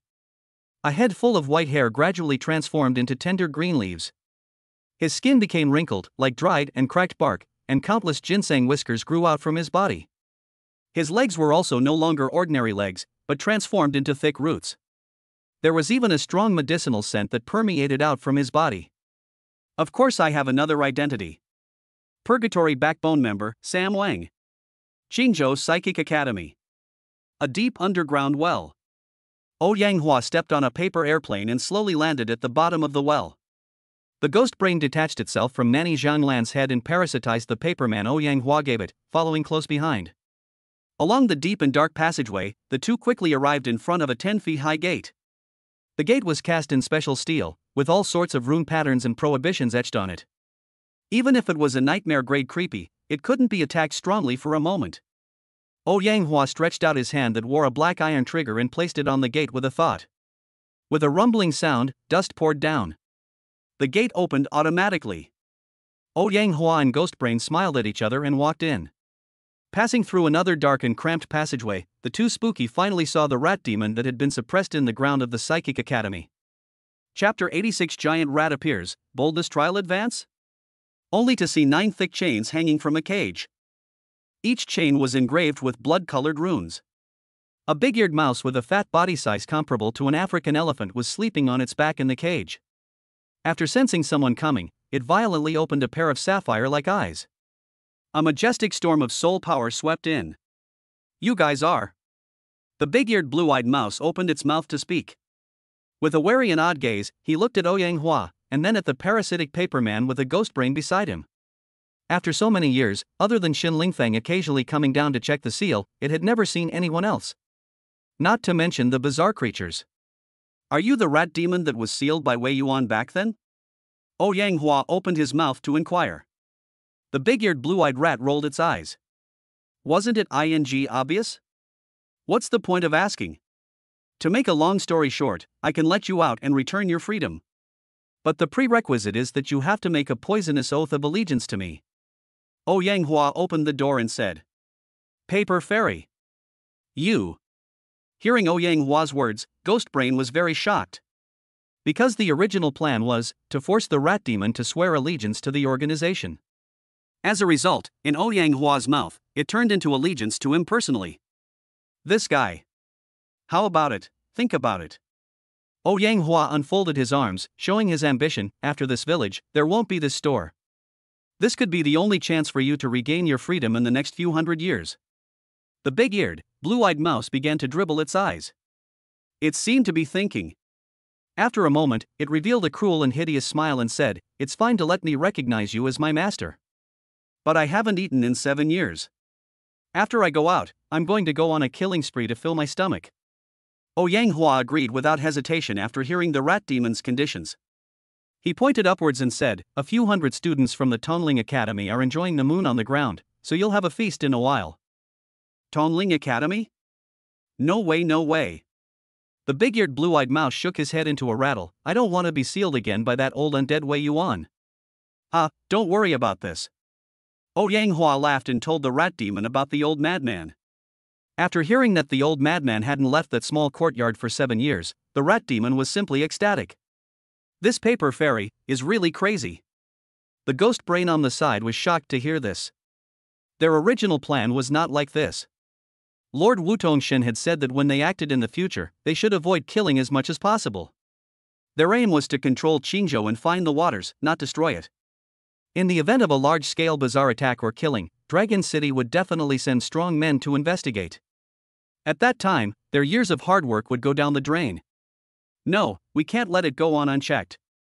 We have to quickly notify the 5 great people. Just as Ouyang Hua was negotiating with the rat demon, the ghost brain quietly split a portion of its brain cells and slipped out of the dungeon. Afterwards, the rat demon swore to recognize Ouyang Hua as its master. Ouyang Hua also took out a bottle of mysterious liquid and poured it on the 9 thick chains binding the rat demon. Not long after, with the sound of snort snort snort, white smoke began to emit from the chains. It was not the chains themselves that were corroded, but the blood-colored spells inscribed on them that were slowly melting away. hundreds of kilometers away. One of the 36 main cities of China. Jinling. Inside a certain mansion. A chairman of a well-known company had just been killed by the Five Tongs god. Immediately after that, a large centipede, more than a meter long, crawled over from behind the Wutong god. The large centipede first slashed the skin and flesh of the bald chairman's back, then drew out the vertebrae and drilled itself in to replace it. It then sewed up the wound from the inside out, and the bald chairman then jerked his eyes open and climbed up from the ground. "How does it feel?" Pentagram asked with a cold expression. "Crooked rigged." The bald chairman Jie laughed strangely and craned his neck. "It's just that this physical body is a bit weak, it's already been hollowed out by alcohol and color. Don't try to exercise, just do everything as usual." The pentacle god reminded. "Boss is still so careful and cautious." The bald chairman laughed. Just then, the masked man's man hurriedly walked into the villa. "Big Five, something happened over in Qingzhou." The five generals frowned. "What's wrong?" The paper fairy pulled the ghost brain, Jinsang Wang, and the blue blood snake They, and moved ahead. What? 9 o'clock at night. The moon in the night sky was big and round. On the square of the Qingzhou Tongling Academy, more and more teachers and students were gathering to enjoy the moon. Why hasn't Ning Mo returned yet? Feng Yue opened her eyes after meditating for a while and looked in the direction Ning Mo had left, her brows furrowing slightly. "Yue, what's wrong with you?" Jiang Shueqian couldn't help but ask curiously as she noticed the worry written all over her best friend's face. Jiang. I don't know why, suddenly my heart is so flustered." Feng Yue said while pulling out the nothing card from her corset. Jiang Shueqian gently smiled and comforted. "It's alright, this is the Tongling Academy, the safest place in all of Qingzhou." Aha! Feng Yue stretched out her small hand and gripped the matterless card tightly. Rumble. Just as the two girls were chatting, the square suddenly began to vibrate without warning. What's the situation? An earthquake? Many students who were meditating were awakened. The vibrations came from the ground. A few seconds later, only a boom. The earth seemed to explode. A huge beast broke out from the ground, and terrifying soul power was like a storm that swept through the entire square. Wow! The group of students who were close by sat paralyzed with fear. This is... All of the students, and even the tutors, tilted their heads and looked at this giant beast that suddenly appeared with incomparable shock. It was a 3-story tall giant rat. The ears were strangely large, and the eyes were eerily blue. A hungry gaze swept over the crowd, and in its half-open, bloody mouth, fishy, foul-smelling harpies pattered down. What the hell is this? It can't be what the dean said, that rat demon that was sealed in the ground of the academy. A freshman said in a trembling voice while backing up. However, this statement was immediately refuted by a certain junior senior. How can a seal be broken so easily? This must be a guts trial arranged by the dean. Look at me. The junior senior who spoke intended to put on a show in front of his schoolmates. So he took big steps towards the giant rat. He also asked his roommate behind him to help take pictures. I'll go too. Seeing this, Lu Wei also followed, wanting to act like a pussy. It's all an illusion anyway, it's not like he'll really die. But right at this moment, underneath the giant rat's eyes, a touch of cruel teasing flowed out. In the next moment, it flicked its tail. Only to hear boom. With a bang, the junior student who was walking in front of Lu Wei was smashed into a bloody mist by an extremely fast black shadow. At the same time, Feng You's chest sign of nothing exploded into powder. The girl's expression instantly degenerated into panic. Is this illusion so real? Lu Wei splattered blood and froze on the spot. Then in the next second, Feng Yue was heard shouting. This is not an illusion. This is real. Everyone run. Chapter 87 Paper can't hold fire. What the hell? It's not an illusion? Lu Wei, who was halfway there, heard this and went numb. Schoolgirl Feng, this joke is not a good one to make. Wei, come back. This isn't a ing guts trial. Pei Chuan and Zhang Dachuan waved desperately at Lu Wei. Lu Wei's soul flew away in fear, and he rolled and crawled back. Jia. Gutsy trial, what a gutsy trial. All come to this great master's stomach for a trial. The giant rat opened its bloody mouth as it laughed. A storm of suction force was born out of thin air. A dozen or so students who were close by were sucked into the rat's mouth amidst a chorus of screams. Then, the giant rat began to chew, revealing an expression of enjoyment. A large amount of blood flowed out from the corners of its mouth. "Run! Get out of here!" The tutors present shouted and covered the retreat of the students. But to their despair, the entire square had been enveloped by a watery layer of ghostly spirits. It was as solid as an iron wall, and could only be entered. Grass! The mountain-swallowing rat actually got out of the trap. What the hell is going on? Isn't it only the dean that can open that seal? Where is the dean? Vice Dean Xin Jiang, Department Head Chen Shan, Unite, Shi Xiaoman, and the others were going crazy. They had the ordinary tutors organize the students and try to break the ghostly spirit from the inside, while they themselves rushed towards the giant rat and fought for their lives against this sinister animal. Don't say. Although this mountain-swallowing rat was a nightmare-level creepy. However, it has been sealed for 6 whole years, no blood, no meat, and it has been constantly extracting soul power breath for the student's guts test, so its strength has long since been reduced to 1 out of 10. By their 6 or 7 Earth-ranked psychic masters swarming, even temporarily suppressed. Everyone save your strength and just maneuver around this sinful animal, no need to fight for your lives. Xin Jiang used his soul power to transmit his voice and said, just stall this sinful animal and wait for the dean to arrive. Yes. Chen Shan, Unite, Shi Xiaoman, and the others nodded their heads. Just then, Ouyang Hua appeared. He drew his paper sword and angrily shouted, "Old Qin, I'll come to your aid," and charged towards the giant rat. The next second. Poof! Qin Zhang's right arm was chopped off by the paper sword and thrown up. Ah! Miserable screams immediately resounded through the square. All the department heads were stunned. Because the person who made the move was none other than Ouyang Hua. Vice Dean Ouyang, are you crazy? Chen Shan let out a terrified roar. Everyone be careful. He's not Vice Dean Ouyang, he's a bizarre impersonator. Xin Jiang half kneeled on the ground. The empty sleeve on his left shoulder was soaked in blood. The expression was pained. Ha ha ha ha ha. Ouyang Hua stopped pretending, showed his cards, and laughed uncontrollably. Only to see his arms unfolded, and 999 sheets of white paper were released from his intra-abdominal space, instantly enveloping 100 meters in a radius. Snort, snort, snort. The sharp white papers were like countless steel knives and blades, instantly brutally dismembering a dozen students and 2 ordinary tutors. Blood dyed a sheet of white paper red, leaving everyone present dumbfounded. 100 paper killing formation. Isn't this Ouyang's move? Xin Jiang's face was ashen. Originally, he had thought that this Ouyang Hua was some bizarre transformation posing as him. Who knew, it was even worse. Ouyang Hua was under control. Director Yang, I'm relying on you. At this moment, Chen Shan, Unite, Shi Xiaoman, and the others who were tangling with the rat demon, turned their gazes to the head of the elemental department, Yang Yun.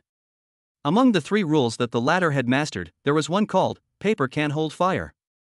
Tiankou Ouyang Hua. This was not a secret in the Psychic Academy's tutor circle.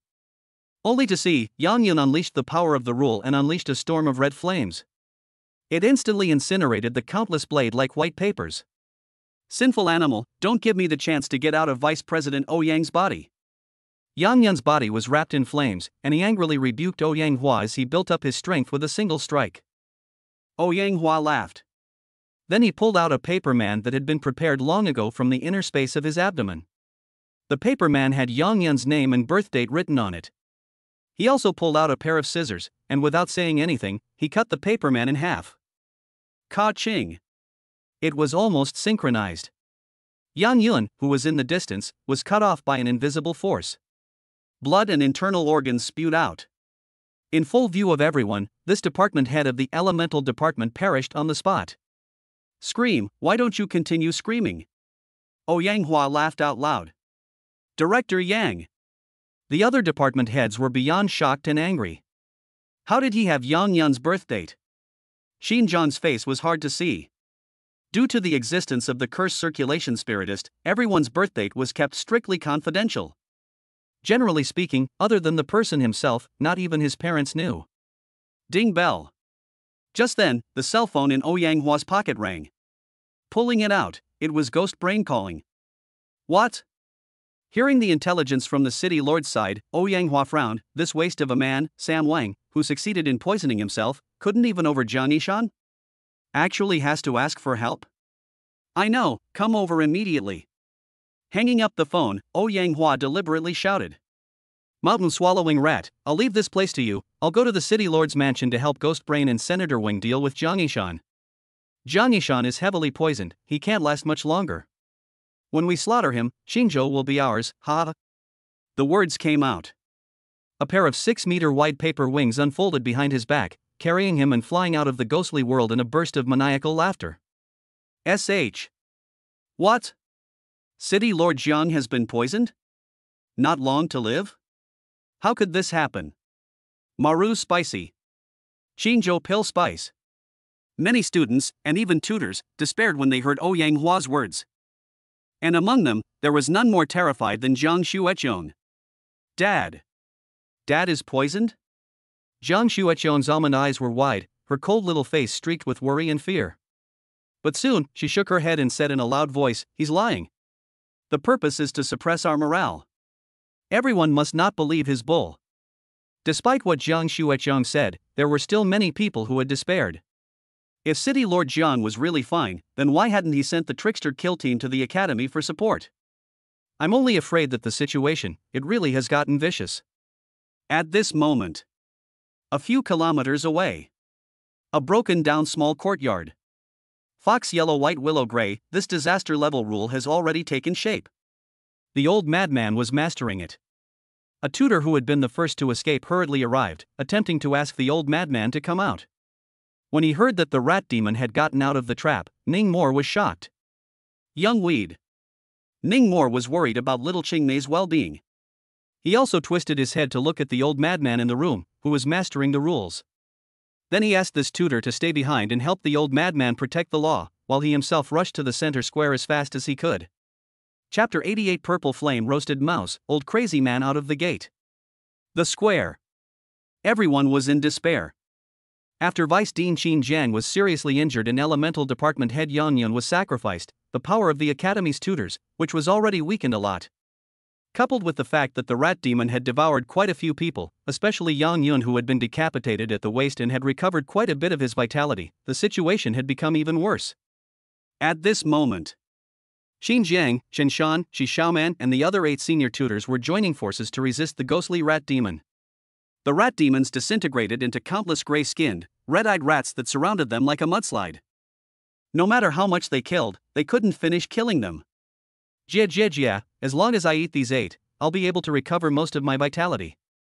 Surnamed Ouyang really didn't lie to me, that old undead really didn't come out. The rat demon was full of excitement. That old undead had suppressed it for 7 years. It will eat up everyone in Tongling Academy today to get revenge. Right at this moment, a freshman entered the square through the watery ghostly spirit, looking around for something. The rat demon glanced at this freshman and realized that his soul power was only at the Xian rank, so it didn't care.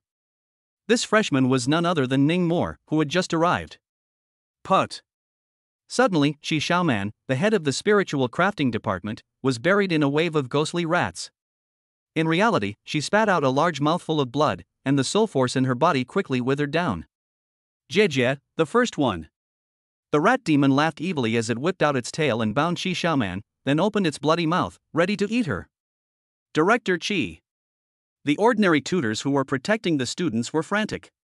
Just as Qi Xiaoman was about to be buried in the rat's belly, her body, however, was suddenly replaced with a tree. Ka Qing. The rat demon bit down with a mouth full of wood shavings and was furious. Who? Looking for death. The rat demon swept with its soul power and instantly locked onto a junior student. This student had mastered a peculiar rule that was able to replace people in trees instantly. However, with his current soul power, he could only activate it twice a day at most. However, after saving Qi Xiaoman, he managed to attract the attention of the rat demon. I was going to keep you guys to eat as snacks later. Since you guys are looking for death, let's use you as appetizers. The rat demon was enraged. It condensed a large amount of soul energy into a large ball with a diameter of 10 meters and blasted out like a cannonball, shooting towards the group of students. Run! A tutor shouted at the top of his voice. Hundreds of students panicked and fled in all directions. However, there were still a small number that couldn't escape for a moment. And the big ball of soul power arrived in an instant.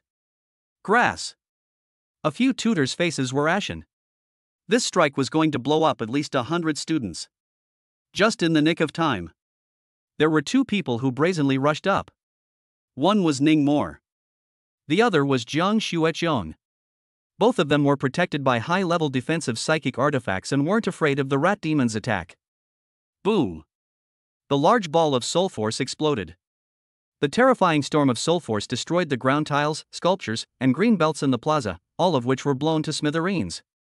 And Ning Mor and Jiang Xueqiong, one on the left and one on the right, blocked in front of the crowd of students. One of them had the Buddhist shadow emerging from his body, while the other had the phoenix bird's shadow emerging from his body. After the terrifying explosion, the students and tutors behind them had not suffered a single casualty. Everyone was stunned. Including the rat demon. Let's go together and fight this beast. Jiang Xueqiong twisted her head to look at Ning Mor. No need, you stay and protect everyone, I'll be fine on my own. Ning Mor rushed up after saying that. Jiang Xueqiong initially thought that Ning Mor was thinking that she was too weak to help. Or perhaps he was worried about her safety. But it wasn't until Ning Mor made his move that she realized why. Troll. A massive amount of purple flames surged out from Ning Mor's body, overwhelmingly burning towards the rat demon. The rat demon was originally still laughing, a tiny Xian stage that dared to take the initiative to launch an attack towards itself. Wasn't this purely looking for death? As a result, it was dumbfounded when Ning Mor unleashed a monstrous fire of resentment. In an instant, the blazing purple flames wrapped the rat demon. Miserable screams immediately resounded through the campus. The rat demon's thick fur and body full of resentment became the best accelerant, causing the resentment fire to burn hotter and hotter. This is... The teachers and students of the Psychic Academy who witnessed this were stunned. What a terrifying purple flame! This is the second rule that Ning Mor has mastered? To actually be able to inflict damage on a nightmare class Guile, this is too perverse. Hundreds of students erupted in shock. The mentors were also wide-eyed. Guile weapon. He possesses a guile weapon. At this moment, a tutor with outstanding insight discovered the source of that terrifying purple flame, a hairpin clip to Ning Mor's collar. A guile weapon. Many tutors marveled at this. Some senior tutors didn't even have this kind of psychic equipment. A student actually had it? No wonder you won't let me make a move. This violet flame and my freezing attribute are mutually exclusive. Jiang Xueqiong gripped a bird-shaped jade pendant on her chest. This pendant was also a trick weapon. It was only a defense type. Strange, why does it feel like this rat demon's soul power has suddenly weakened by a large margin? A tutor frowned and said. It's probably from being burned by this purple flame. Another tutor explained. No, it was before that. This tutor was sensitive to fluctuations in soul power and said with certainty. He had guessed correctly. Ning Mor had used his soul force to throw a stone over before the rat demon launched its attack, activating, strike first, suffer later. The rat demon's soul force, however, hadn't been cut down too much. It remained at the nightmare level. Is there too much of a difference in realms for the rules to be much less effective? Ning Mor thought darkly. Just as he was releasing all of his flames of resentment at once, fiercely burning the rat demon. One by one, the 7 department heads awoke. Seeing the rat demon being burned to the point of wailing, they were also a bit confused. Little scum, in a moment, I will make you regret being born in this world. The square echoed with the rat demon's resentful roar. At the same time, the fire of resentment on its body was flying out at a speed visible to the naked eye. It turned out that the rat demon had always divided most of its soul power to maintain the ghostly rat tide in order to kill the 7 department heads. Right now, it took back its soul power and easily extinguished the fire of resentment on its body. Nightmare level bizarre, it really isn't something I can deal with. Ning Mor's heart was like a clear mirror as he quickly retreated backward. Roar! The rat demon, burnt to a crisp, roared as it rushed towards Ning Mor, vowing to crush it into pieces. All of you together. Fight this sinful beast. Qin Jiang let out a final roar. Thus, all the psychics present, except for the students who had mastered the rules of the harmless level, swarmed forward. However, nightmare level weirdness was not something that could be dealt with by a large number of people. A single roar from a rat demon could shake many yellow-ranked psychic masters into vomiting blood. Jiang Shuechong's frozen death ghost couldn't even freeze the rat demon for 0.1 seconds. Jasmine, whose soul power had reached the mid-earth rank, could only control the rat demon for 0.3 seconds with her illusions. Facing the frenzied rat demon, the crowd once again fell into despair. Ha ha ha ha.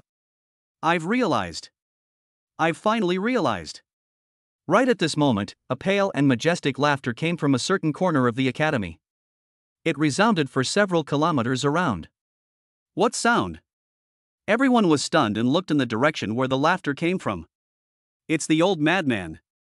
Ning Mor was overjoyed. Chapter 89. Intercepting halfway, Nailhammer breaks shield. As expected. 2 seconds later, a brute force of soul power forcefully broke through the watery wave like ghostly spirit left behind by Ouyang Hua. A grotesque old man with white hair and spikes on his back appeared in the sky above the square. It was none other than the old madman Wei Yuan. He seemed to have invited some kind of ghostly spirit into his body, becoming swarthy and ugly in appearance. His back was also full of spikes, just like a hedgehog. However, the soul force fluctuations on his body were extremely terrifying, like a mountain pressing down on him, and like a blazing sun in the sky, making it difficult for people to force themselves to look at him. It's you! Old undead. When the rat demon saw the old madman, he was so frightened that his body was chilled and he turned his head to run. Sinful animal! The old madman shouted angrily. Then, lifting his finger, he gently pointed. Whoosh whoosh whoosh. The countless spikes on his back shot out like a rain of arrows, shooting out one and growing another, as if it was endless. Moreover, the power of each one shot out was extremely terrifying, equivalent to a javelin thrown out by Refinement System Director Qin Shan at full strength. In a short while, the rat demon was stabbed into a hedgehog. Collapsing in a pool of blood, it kept wailing. Everyone was dumbfounded. Such a terrifying nightmare-level rat demon, half dead in one shot? Even City Lord Jiang couldn't do that, right? Is it the old dean? A tutor recognized the old madman. It really seems to be the old dean. Another tutor was ecstatic. Such strong soul force fluctuations, could it be that old dean has cracked that disaster-level rule and broken through to the sovereign master? Patriarch. The crowd's breath stopped for a moment. How many years had it been, and Qingzhou had finally produced a patriarch? Just as the crowd froze, the old madman descended from the sky and landed in front of Ning Mor. That old face, shrunken with a sharp tongue from invoking the gods, was covered in excitement and agitation. In front of everyone, he directly gave Ning Mor a bear hug and kept patting his back. Good disciple. Thanks to you, good disciple. Ha ha. Ha ha ha. If it weren't for you, old man, I probably wouldn't have been able to crack this rule for the rest of my life. 3 snaps. It was a direct slap out to Ning Mor's no matter what shield. The onlookers were shocked when they heard this. It was actually Ning Mor who had helped the old dean and cracked that disaster-level rule? So many thorns, it's 80% that he invited the white immortal to his body. Ning Mor sized up the old madman. The so-called white immortal was a hedgehog that had become immortal. It was a common belief amongst northeastern folk that amongst the 5 great immortals, the fox immortal had the highest magical power, and thus ranked first. The yellow immortal ranked second. The white fairy ranked third. The willow fairy snake fairy ranks fourth. The gray fairy rat fairy ranked fifth. Hence, there was also the expression fox yellow, white, willow, and gray. It seems that the ability of the rule, fox yellow white willow gray, is to invite the 5 great immortals to take on their bodies. Ning Mor thought darkly. According to this, there were demonic immortals in this world. Then where did the orthodox immortals go? Old Dean.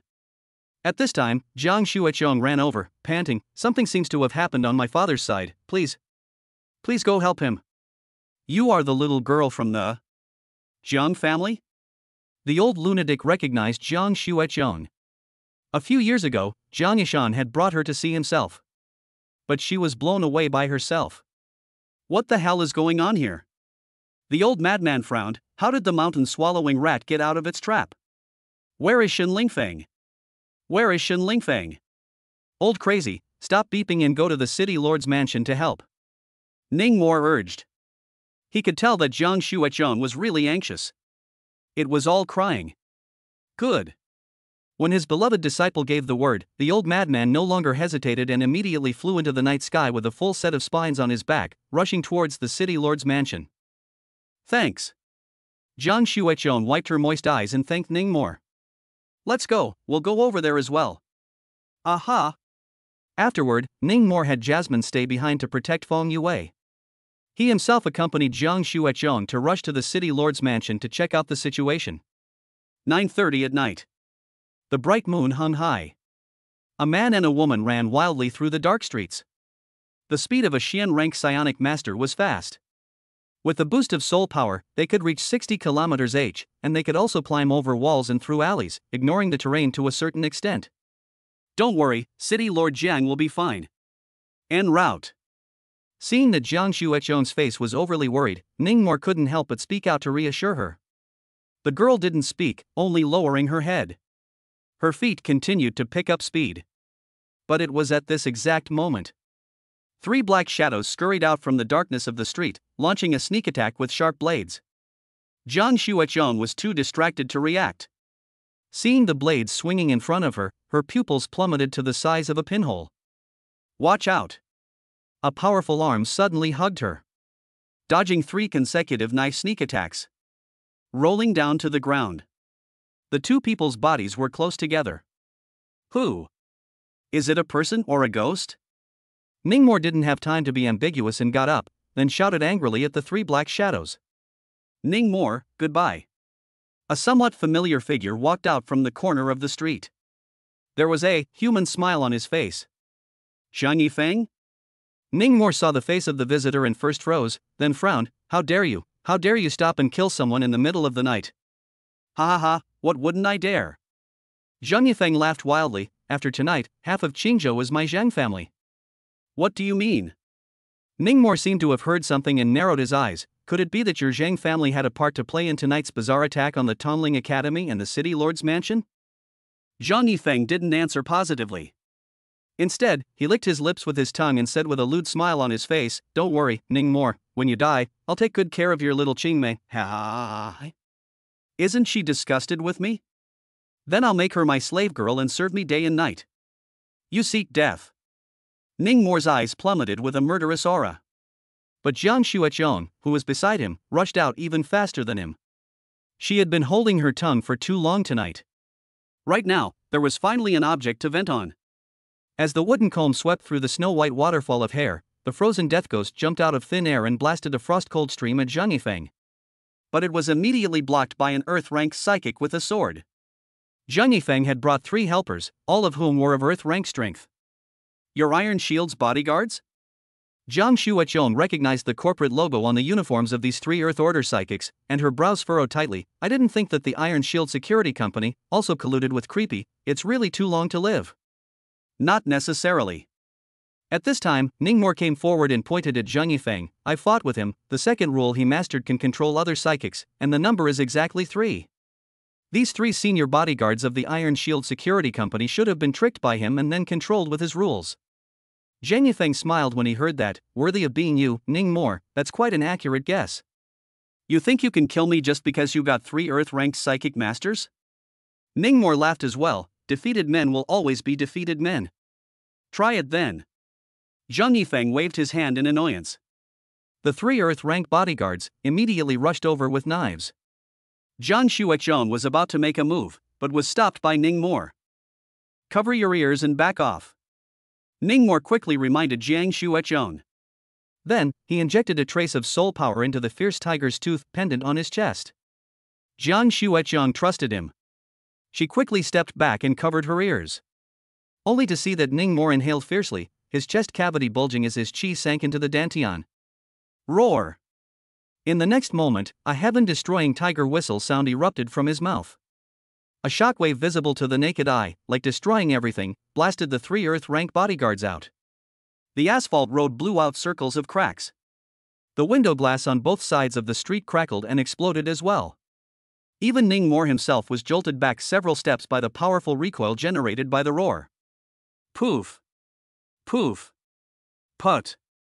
The 3 Earth-rank bodyguards spat out blood violently, each flying backwards with serious injuries. Ah! My ear! My ears! What is this place? Where am I? The three Earth-rank psychics finally regained their sanity. However, they were bleeding from their ears and rolling around on the ground in pain. This. Zhang Yifeng and Jiang Xuechong were both dumbfounded. Ning Mor had actually, in a single move, heavily injured three Earth-rank psychic masters. Wasn't he only Xian rank? Chapter 90 Seconds to Kill Nightmare Rank Guile, the Might of a Patriarch. Your turn. Ning Mor's murderous gaze landed on Zhang Yifeng. With a golden short sword in his hand, his figure flashed as he rushed over. Strike first and suffer later. Was unleashed. Zhang Yifeng's mid-Xian stage soul power was instantly slashed to the early stages. On the contrary, Ning Mor rose to the peak of the Xian rank. What's going on? My soul power. Without waiting for Zhang Yifeng to react, the golden short sword had already stabbed in front of him. But instead of panicking, he even revealed a disdainful smile. Clang! The tip of the sword stabbed on a piece of emerald green shield and was flicked out. Sparks splashed everywhere. Ning Mor was shaken back 2 steps. After a brief moment of thought, he was surprised. A bamboo leaf amulet? Ah, that's right. Zhang Yifeng stood still for a moment, only to see a bright green bamboo leaf floating in front of him. There were densely packed talismans drawn on the bamboo leaf. A layer of emerald green shields protected Zhang Yifeng. Ning Mor, your kid does have 2 skills. But with this protective talisman of mine, it's impossible for you to break it. Wash your neck and wait, I'll come back for you. Zhang Yifeng snorted coldly and turned around to leave. The bamboo leaf amulet that he had spent 61 million on and bid for at the spiritual auction could withstand 6 attacks from a top lethal grade guile or a top earth rank psychic master. With Ning Mor's strength, it definitely couldn't be broken. So he boldly exposed his back to Ning Mor. Feel free to hit. However, in the next moment, a cold stream crossed over Ning Mor and blasted onto his shield. Although it couldn't cause too much damage, it froze him along with his shield. This guy has a means of preserving his life. I'm afraid I won't be able to kill him today. Ning Mor was a bit regretful. Not necessarily. Jiang Xuechong's cherry lips slightly opened. Then, it pulled out a talisman from its bosom. There were drawings on the talisman. It was a hammer and a few nails. Jiang Xuechong recited an incantation and actually took out the hammer and a nail from the drawing. A storage talisman? Ning Mor showed envy. This thing was old and expensive. Then, he saw Jiang Xuechong use the hammer to drive the nail into Zhang Yifeng's frost-covered shroud and pound it hard. Ding! Ding! Ding! After 9 consecutive strokes. Only to hear a click. A sound, cracks erupted on the emerald green shield. The bamboo leaf amulet, which was worth 50-60 million, was unexpectedly broken. Awesome! Ning Mor swept a glance at the hammer and nails in Jiang Xuechong's hand and asked, why didn't you use them in the academy before? That layer of ghostly spirits is too strong to break. Jiang Xuechong said, then put away the hammer and nails. Click click click click. Soon, the emerald green shield split in pieces.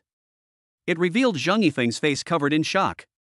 Just as he was about to recite the incantation again to activate the protective amulet, Ning Mor's golden short sword was placed against his throat first.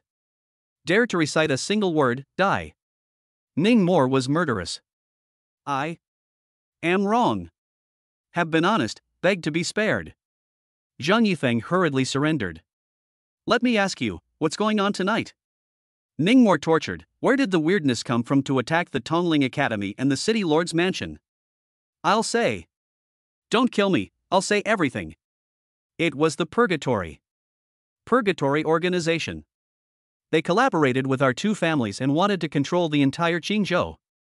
Zhang Yifeng was afraid of death and directly shook out the original story. 2 families? Ning Mor narrowed his eyes. The Yin family has a hand in this as well? This. Me. Zhang Yifeng stammered, Ning Mor, please, for the sake of being a fellow officer, let me off this time. I'm also just following the orders of our family's old man. Bamboo Leaf God.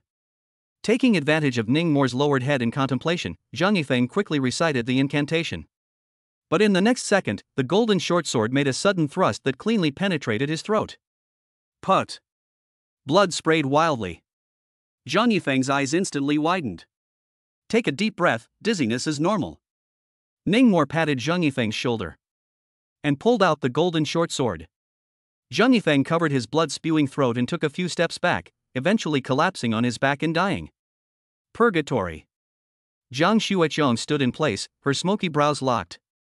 It's actually this bizarre organization. Aren't they Inhumans, never well water? On the other side, Ningmore touched out quite a few goodies from Zhang Yifeng's corpse.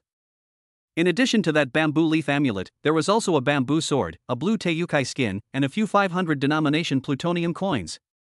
The two quickly divided the loot. The bamboo sword, the bamboo leaf amulet, and all of the medieval coins went to Ningmore. The Taiyu skin went to Jiang Xuechong. Jiang Xuechong felt a little embarrassed that she had taken advantage of the situation. After all, a terror-level rule could be auctioned off for several $100 million. However, they were in a hurry to catch up and didn't dwell on it much. Witnessing the two leaving, those three bodyguards from Iron Shield Security Company, still with three confused faces, completely unaware of what had happened. At this moment, City Lord's mansion. Ruins and broken walls, eyes in disrepair, the entire manor was almost razed to the ground. Uncle Fu, the housekeeper. No, I should say nightmare-level weird Sam Wang, after successfully poisoning him, attempted to control Jiang Yishan. Unexpectedly, Jiang Yishan's strength far exceeded his expectations. Even though he was heavily poisoned, he still exploded with a terrifying strength. For a moment, he was no match. He could only call Ghost Brain and Ouyang Hua to help. Ghost Brain had casually seized a street girl on his way here. Together with the powerful Ouyang Hua, Jiang Yishan was finally outmatched and lost the battle. But he half-kneeled in the mess all over the place and spat out a large mouthful of blood.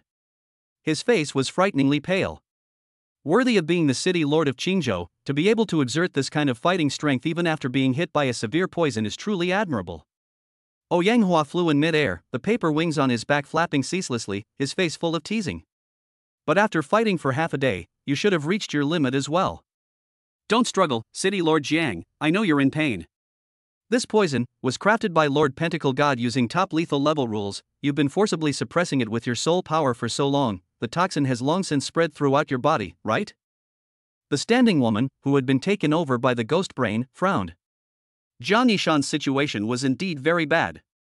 Even if they didn't make a move next, it was estimated that he wouldn't last long. But this was very different from their plan to control Qingzhou. The original plan was to quietly turn Shen Lingfeng and Jiang Yishan into their kind as well, just like they had controlled Ouyang Hua, Nanny Zhanlan and Butler Hongfu. But now, hundreds of teachers and students of the Psychic Academy were all buried in the rats' bellies. Jiang Yishan was not able to control it either. Things had gotten too big, and it was already not good enough to end it. Don't worry, I'll definitely slaughter all of you before the poison breaks out. Jiang Yishan used his talisman sword to strongly support himself and stood up. The Ghost King's seal was suspended above his head, releasing a terrifying pressure.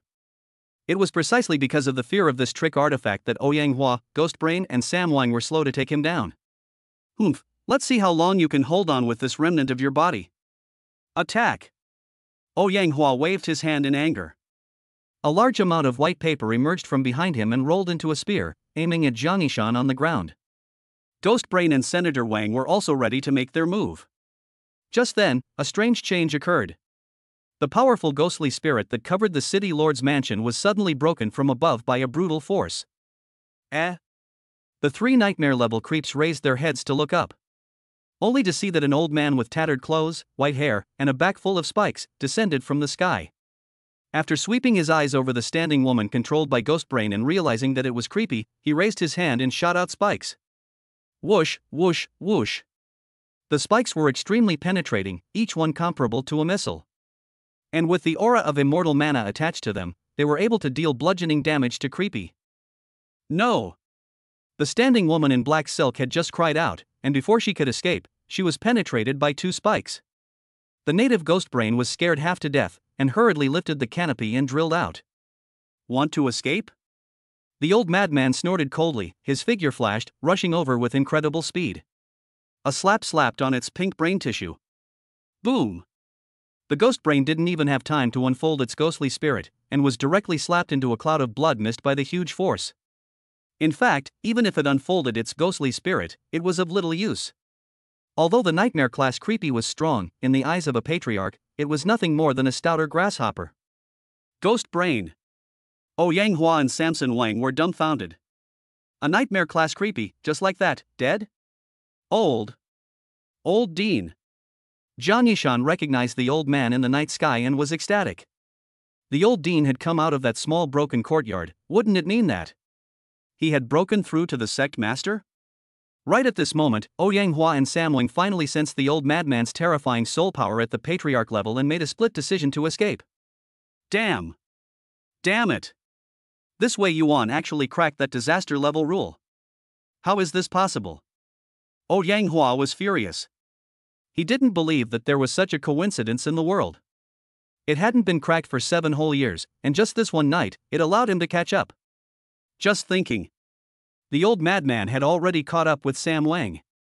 No! The ginseng Wang let out a furious roar as dozens of ginseng whiskers grew rapidly on his body, transforming into spikes and stabbing at the old madman. The old madman utilized his soul power and shattered all the ginseng whiskers with a gentle tremor. Then, a fist smashed out. After inviting the white immortal on board, he could not only use the spikes to attack, the increase in his body functions was also exaggerated. There was a bang. The ginseng's chest was directly pierced through, his eyes protruding halfway out. Then there was a click. The ginseng spirit was torn in half by the old madman. It was another second kill. The 2 primary nightmare-grade creeps couldn't even last 2 seconds in the hands of the Grandmaster. It was evident how great the difference in strength was. Yang Hua? How come it's you, kid? It was only at this point that the old madman recognized the last creepy, and his brows furrowed deeply. Chapter 91 Conceptual Class Rule that can raise the dead. Where to run? Seeing Yang Hua running farther and farther away, the old madman's soul power wings behind his back revved up and fiercely chased after him at a speed 5 times faster. No! Yang Hua hissed loudly, taking out all the white paper in one breath and scattering it in the air. Attempting to perform the master stroke 100 paper killing formation once again. But how strong was the sect master's soul power? The old madman ignored these white papers that were sharp enough to cut through steel and charged straight up. Red Lotus exploding cage. Yang Hua made another killing move. He took out 12 large red lanterns from the inner space of his abdomen and smashed them towards the old madman. Each lantern was made of red paper and filled with incredibly powerful explosives inside. Boom! Boom! Boom! Boom! Boom!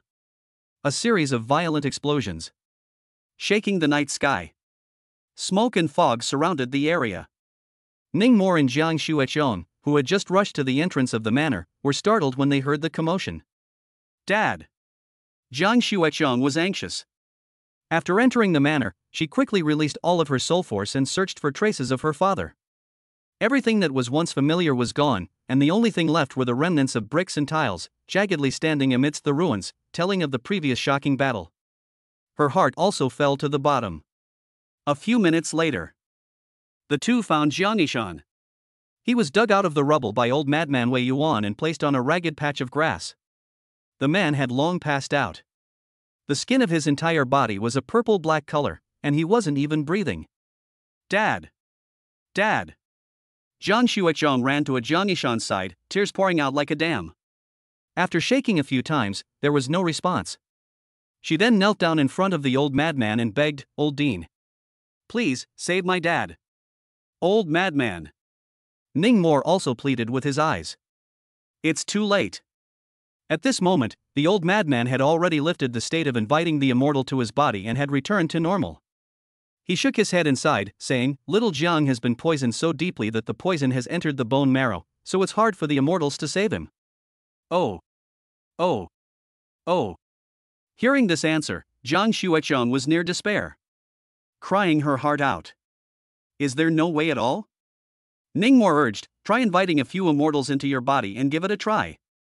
All right. Old Crazy had no choice but to unleash his rule ability again. Fox Yellow, White, Willow, and Gray, the 5 immortals reveal their divine power. The Fox Fairy's spiritual wisdom is wonderful, the Yellow Fairy's luck is boosted, the White Fairy's auspiciousness descends, the Willow Fairy's chi flies, the Gray Fairy's wisdom is wide, the 5 immortals return quickly. The upper body gives magic power, help me break the siege. The old madman's eyes were tightly closed, and he kept pinching his seal and reciting incantations. After a while, Ningmo and Jiang Shueqiong simultaneously sensed that a powerful force had descended out of nowhere and entered the old madman's body. Soon, the old madman's appearance began to change. Before, he was swarthy and sharp-tongued. This time, he was crafty and cold, with almond eyes and pointed ears. And there was a faint smell of fox that permeated out from his body. Needless to say, it must have invited the fox fairy into his body. Then, without a word, the old lunatic opened his mouth and slowly approached Jiang Yishan. This. Jiang Shueqiong didn't know what he was going to do and looked at Ningmo. Ningmo shrugged his shoulders, signaling that he didn't know either. It wasn't going to be artificial respiration, was it? At this moment, the old madman was seen blowing a breath into Jiang Yishan's mouth and nose. This was a mouthful of essence. It could hang his life. After Jiang Yishan inhaled the essence, the purple-black toxin on his face immediately subsided quite a bit. Seeing this, Jiang Shueqiong cried tears of joy and kept on thanking the old madman. Afterwards, the fox fairy left. The old madman sighed somewhat tiredly and said to Jiang Shueqiong, "Don't be too happy, this breath that the fox fairy blew can only hang on to your father's life for a little while. This poison is too powerful, and has entered the bone marrow, want to completely remove, difficult ah. Difficult ah." The hope that had just sprung up in Jiang Shueqiong's eyes dimmed again. Even inviting a fairy to his body could only hang on to his life for a little while. This had almost sentenced Jiang Yishan to death. As for sending him to the hospital or something, it was even more nonsense. The medical level of this world was very backward. Right, Anren. Right at this critical moment, Jiang Shueqiong had a jolt. Something snapped to mind. Right, Anren. With her ability, she can bring the dead back to life. We have to hurry and call her over.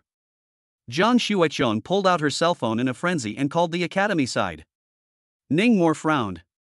The rules mastered by elementary school sister Anren, which he had seen, could indeed bring the dead back to life. Previously, when he watched Mountain Village Grievous Bells at the movie theater, a grievous spirit crawled out of the screen and scared several audience members to death. Anren then revived one of them. But the rules mastered by this elementary school girl were ultimately a harmless level. The ones who were revived that day were only ordinary people. Jiang City Lord, but a heavily rank ah. 5 minutes later. Vice Dean Qin Jiang and Refining System Director Qin Shan descended from the sky and brought Anren. The elementary schoolgirl was a bit scared. She knew that she was about to aid both the city lord of Qingzhou and her roommate's father. There was no mention of how nervous she was in her heart.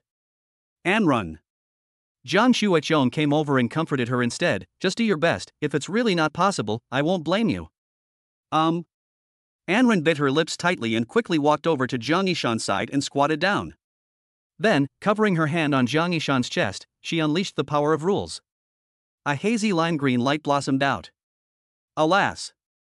The old madman stood to the side, holding a pessimistic attitude.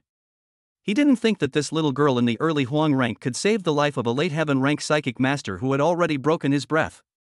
That's right. Jiang Yishan was already dead. It was now a corpse. But he didn't say it out loud for fear that Jiang Shueqiong wouldn't be able to handle the shock. Just when he thought it was all in vain, Jiang Yishan's sudden cough left him dumbfounded. Dad! City Lord Jiang! City Lord! Under everyone's ecstatic gaze, Jiang Yishan slowly opened his eyes. Little Qiong! Old Dean! Jiang Shueqiong couldn't hold back any longer. She jumped into her father's arms and lost her voice as she cried. Everyone around them breathed a sigh of relief. Too good. After saying this, Anren's body slumped and collapsed. Hey! Ningmo was close by and hurriedly helped the elementary schoolgirl. The old madman walked over to take a look and said, "The soul power is drained, even overdrawing the origin, so I guess I have to recuperate for a while." Hearing these words, Jiang Shueqiong raised her head and looked at Anren with great gratitude. Then silently vowed to turn around and make it up to Anren. Tongling Academy actually has this kind of talent. Unbelievable, truly unbelievable. Turn around and make sure to cultivate it properly. The old madman looked at Anren, who had fainted in Ningmo's arms, as if he had seen a supreme treasure.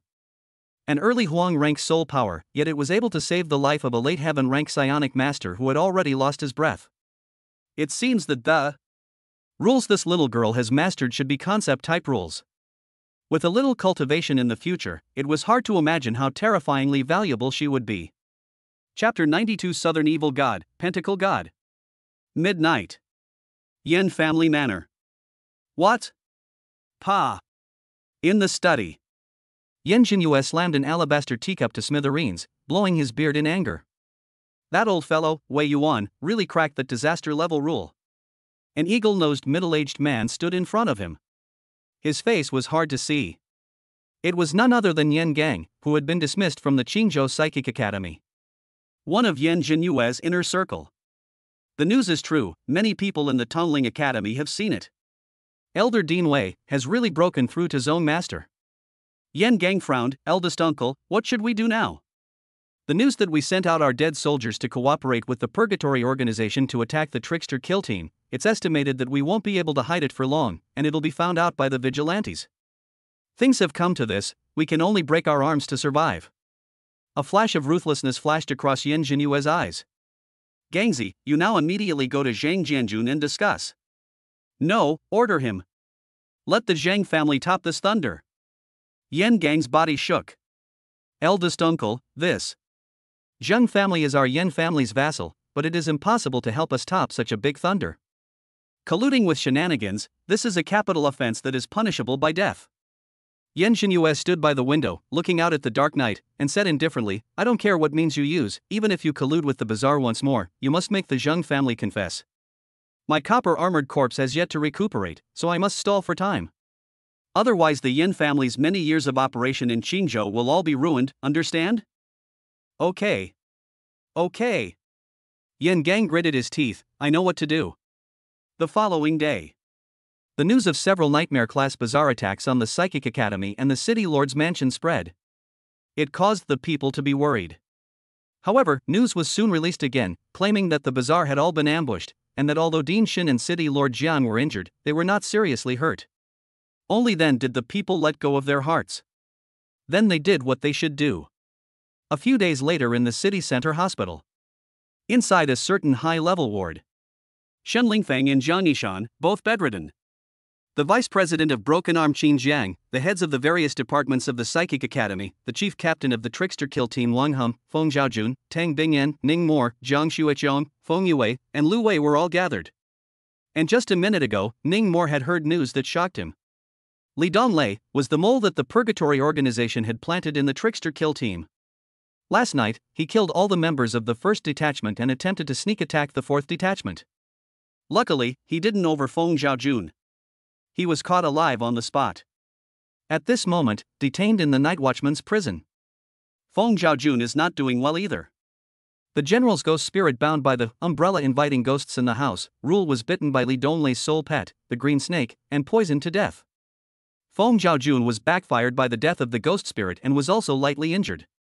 But instead of recuperating, he dug out a shocking secret through a full day of torture. Dean Shin, City Lord Jiang, I suggest a thorough investigation of all psychics in Qingzhou who have mastered the rules of the Imperial Ghosts, Imperial Beasts, and Corpse-Catching categories. It's likely that there are also Purgatory organizations mole hidden among these people. The crowd was shocked at the words. Shen Lingfeng and Jiang Yishan, who were lying on the hospital bed, also looked at each other with heavy hearts.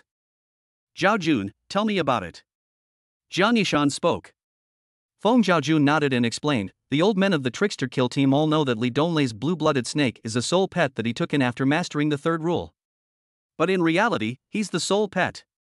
The Purgatory organization has a means to make the ghost spirits, soul pets, and zombies that psychics take in subconsciously influence the psychic's mind, and ultimately turn against them. This process is very long, usually taking several years. According to that blue-blooded snake's explanation, the ginseng essence of the housekeeper Hong Fu, the ghost brain of the nanny Zhanlan, and Ouyanghua's paper man are basically all in this situation.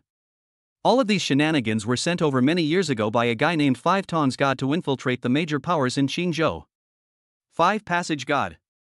The people present frowned when they heard this name. No one had ever heard of it.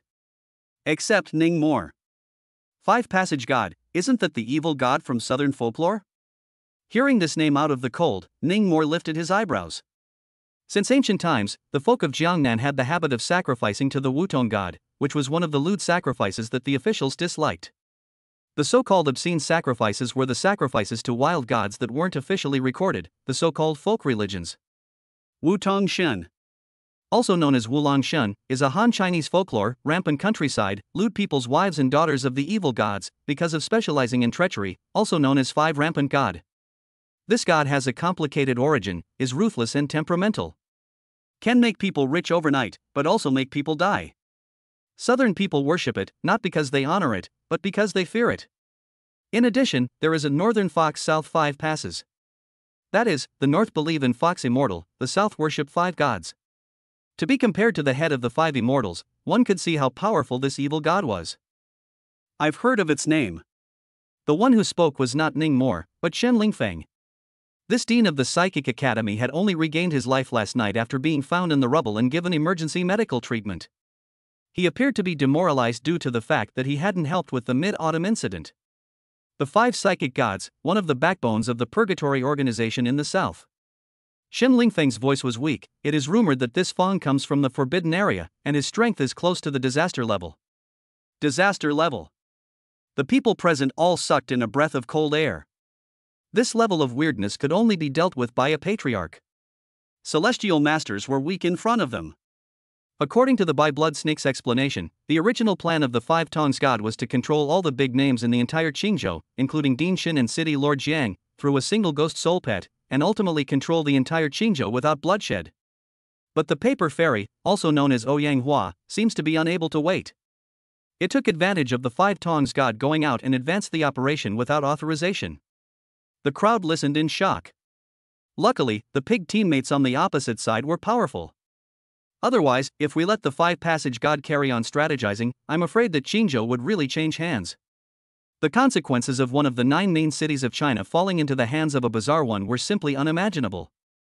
Zhao Jun, let's do as you say. Strictly investigate all the royal ghost stream, royal beast stream and corpse catching stream spiritists in Qingzhou. It's better to kill them by mistake than to never let them go. Jiang Yishan's tone was stern. Yes, City Lord. Feng Zhaojun led the orders and retired. Next, change Wang Hum. City Lord, last night, in addition to these shenanigans, there was also a group of black-clothed dead soldiers that attacked various detachments of the sneaky kill team, causing the deaths and injuries of several members. We captured a few survivors and used our means to force out that they came from the Yan and Zheng families. I suspect that the Yan and Zheng families have colluded with the Purgatory organization. The faces of the crowd once again changed drastically. Yan Zheng, the 2 most powerful families in Qingzhou, actually colluding with Creepy? I'll testify that Zhang Yifeng intercepted me halfway last night, as well as fellow student Jiang. Ning Mo spoke, and also glanced at Zhang Xuechong, who was not far away. Before he was counter-killed by me, he had said that after tonight, half of Qingzhou would be owned by the Zhang family. Zhang Yifeng did say that. Zhang Xuechong tapped her head to corroborate. Wang Hum, investigate for me. Investigate to the death for me. Jiang Yishan's face suddenly became gloomy. These scumbags, how dare they touch his daughter? Remember, those who can be arrested or not, must be arrested. Those who can be killed or not, must be killed. Let go and do it. If something happens, I'll cover it. Wang Hum heard this, where there are worries, immediately led the order to leave. Alas! Feng Zhaojun and Wang Hum left. Jiang Yishan, suddenly like being drained of all his strength, closed his eyes and sighed heavily. Originally, he thought that everything was well organized in Qingzhou under his governance. Unexpectedly, under the calm waters, there was such a big crisis lurking. Dad! The little cotton-jacket Jiang Xuechong walked over and held her old father's hand. There was both heartache and determination in her eyes. She secretly vowed. When she became stronger in the future, she would definitely catch that pentacle god with her own hands. After the meeting ended, a group of people surged towards the outside of the ward. Ning Mo, stay for a moment. Shen Lingfeng suddenly called out to Ning Mo. As a result, there were soon only 4 people left in the ward. Shen Lingfeng, Jiang Yishan, Jiang Xuechong, and Ning Mo. Chapter 93: The Starburst Plan and the Kunlun Organization. Dean, what is it? Ning Mo knew that Shen Lingfeng wouldn't leave himself behind for no reason. The Jiang family's father and daughter both cast concerned gazes as well. In light of your performance in several major bizarre incidents, the school committee and I have discussed the matter and decided to restart the Starburst program for you. Shen Lingfeng had a serious face. The Starburst program? What is this? Ning Mo was confused. Raising the entire academy's efforts to cultivate one of the brightest rising stars and giving that person 90% of the resources tilted, that is the Starburst program. Jiang Yishan smiled and explained, Ning Mo, Dean Shen's expectations of you are not generally high. Dean, this. Ning Mo looked towards Shen Lingfeng, his expression clearly tinged with hesitation. No need to be modest. Shen Lingfeng wanted to swing his hand to come. But just as he raised his right arm, a tearing pain came from his shoulder. He had no choice but to grin and said, From the new year to now, your performance is obvious to all. Last night before the old dean came out of the gate, it was fortunate that you circled around with that rat demon, otherwise the number of deaths and injuries would have doubled several times. The academy deserves to restart the Starburst program for you. Ning Mo thought for a moment and said, last night, Mr. Jiang also contributed a lot of effort, and it's not too good for the academy to give me all the resources. A 90% tilt of resources. This was the entire academy betting on him. It caused him to be a bit stressed. Finding Jiang Xuechong, the city lord's daughter, to share the burden might be much better. Jiang Xuechong's face showed embarrassment. The rules she had mastered, and the equipment on her body, all originated from her old father's gift. Even the first rule, Wooden Comb Invoking Ghost, was only mastered under Ning Mo's mention. In contrast, almost all of Ning Mo's rules and equipment originated from himself. The support his uncle could give him was very limited. This kind of genius was the best candidate for the Starburst program. Thinking of this, Jiang Xuechong couldn't help but feel a bit lost in her heart. However, she didn't realize that Ning Mo was a 1 in a million double-gauge body. Shen Lingfeng had also seen this in him before deciding to restart the Starburst program. Other Jiang students have their own city lore to cultivate, so you don't need to worry about it. Shen Lingfeng said, let's put it this way, the academy will give you a full waiver of the meal fee first. Meal fees are completely free? Ning Mo raised his eyebrows. After a little thought, he nodded, alright, I agree to join the Starburst program. Shen Lingfeng instantly cried and laughed a little. A meal fee is completely free, and that's all it takes to convince you? Then with the rules at the back governing enough, wouldn't it drive you crazy with joy? Right. Ning Mo suddenly brought up an old matter, Dean, can you help me apply for intra-abdominal space? This won't work. You'll have to wait until you break through the heavenly stage, there are hard requirements above. Shen Lingfeng said, but the academy does have some storage talismans, you can use them first. That's fine. Ning Mo readily accepted. Afterward, after chatting for a while, he left the ward and went to the academy's logistics office to collect the storage talismans. Dean, what did you mean when you said that you were restarting the Starburst program just now? After Ning Mo left, Jiang Xuechong suddenly thought of a detail. Specially biting down on the word restart. Old Jiang, this girl is just more meticulous than a boy. Shen Lingfeng's face showed bitterness. Alas! Thinking of a certain past event, Jiang Yishan sighed heavily and said to his daughter. That's the shame of Tongling Academy, and the scum of the entire Qingzhou, don't mention it. Leaving the hospital, Ning Mo went straight to the academy's logistics office. After the director of the logistics office confirmed with the school committee, he took 10 storage talismans and gave them to Ning Mo. No money. No money at all. Ning Mo suddenly felt that this Starburst program was pretty cool. After returning to his dormitory, he immediately conducted a test. He pasted a storage talisman onto his ghost-beating whip and silently recited the word collect, and the whip was instantly included in the talisman. On the talisman, a whip pattern was automatically drawn.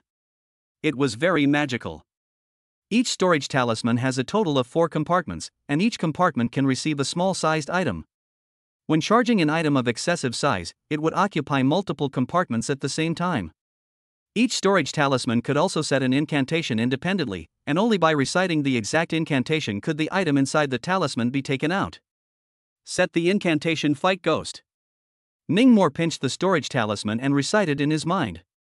Setting incantation is too simple, please reset. A soul force voice came from within the talisman. Ning Mo? There's actually a password format restriction? I'm going to fight ghosts, ha ha ha. Ning Mo changed the incantation. Talisman, Prohibit consecutive or repeated characters. You two-armed ah. Ningmore was so angry that he directly cursed. It was just a broken incantation, why make it so complicated? Talisman, incantation has been successfully set, you two arms.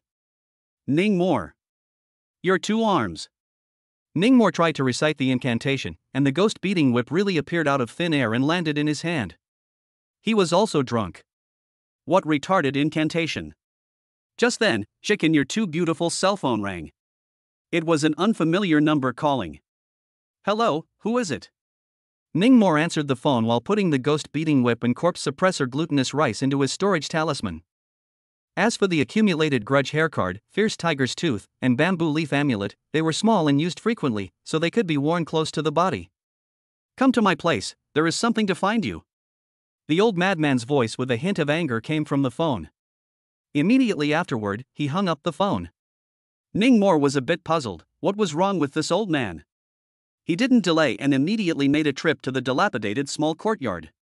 To his surprise, the small broken yard usually not many people pass by, today the door but parked a $10 million worth of domestic luxury car. The driver's eyes were like a falcon, and his soul power was strong, vaguely reaching the Earth stage. It looks like a big shot has come. Ningmore walked into the house.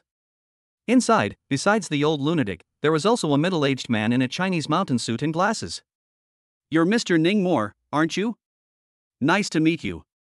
The man in the Chinese mountain suit smiled as he walked over and shook Ningmore's hand. Let me introduce myself. My name is Zhang Jihe, and I'm from Dragon City. Dragon City? Ningmore's eyes flinched slightly.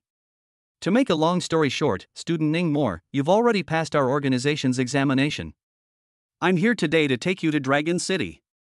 There, you will receive the best development. Zhang Jihe, the man in the mid-mountain outfit, threw bombs at Ningmore as soon as he came up. There was not the slightest regard for his feelings. No, wait a minute, what the hell? Ningmore went straight to Mudgel's question mark face. Ha!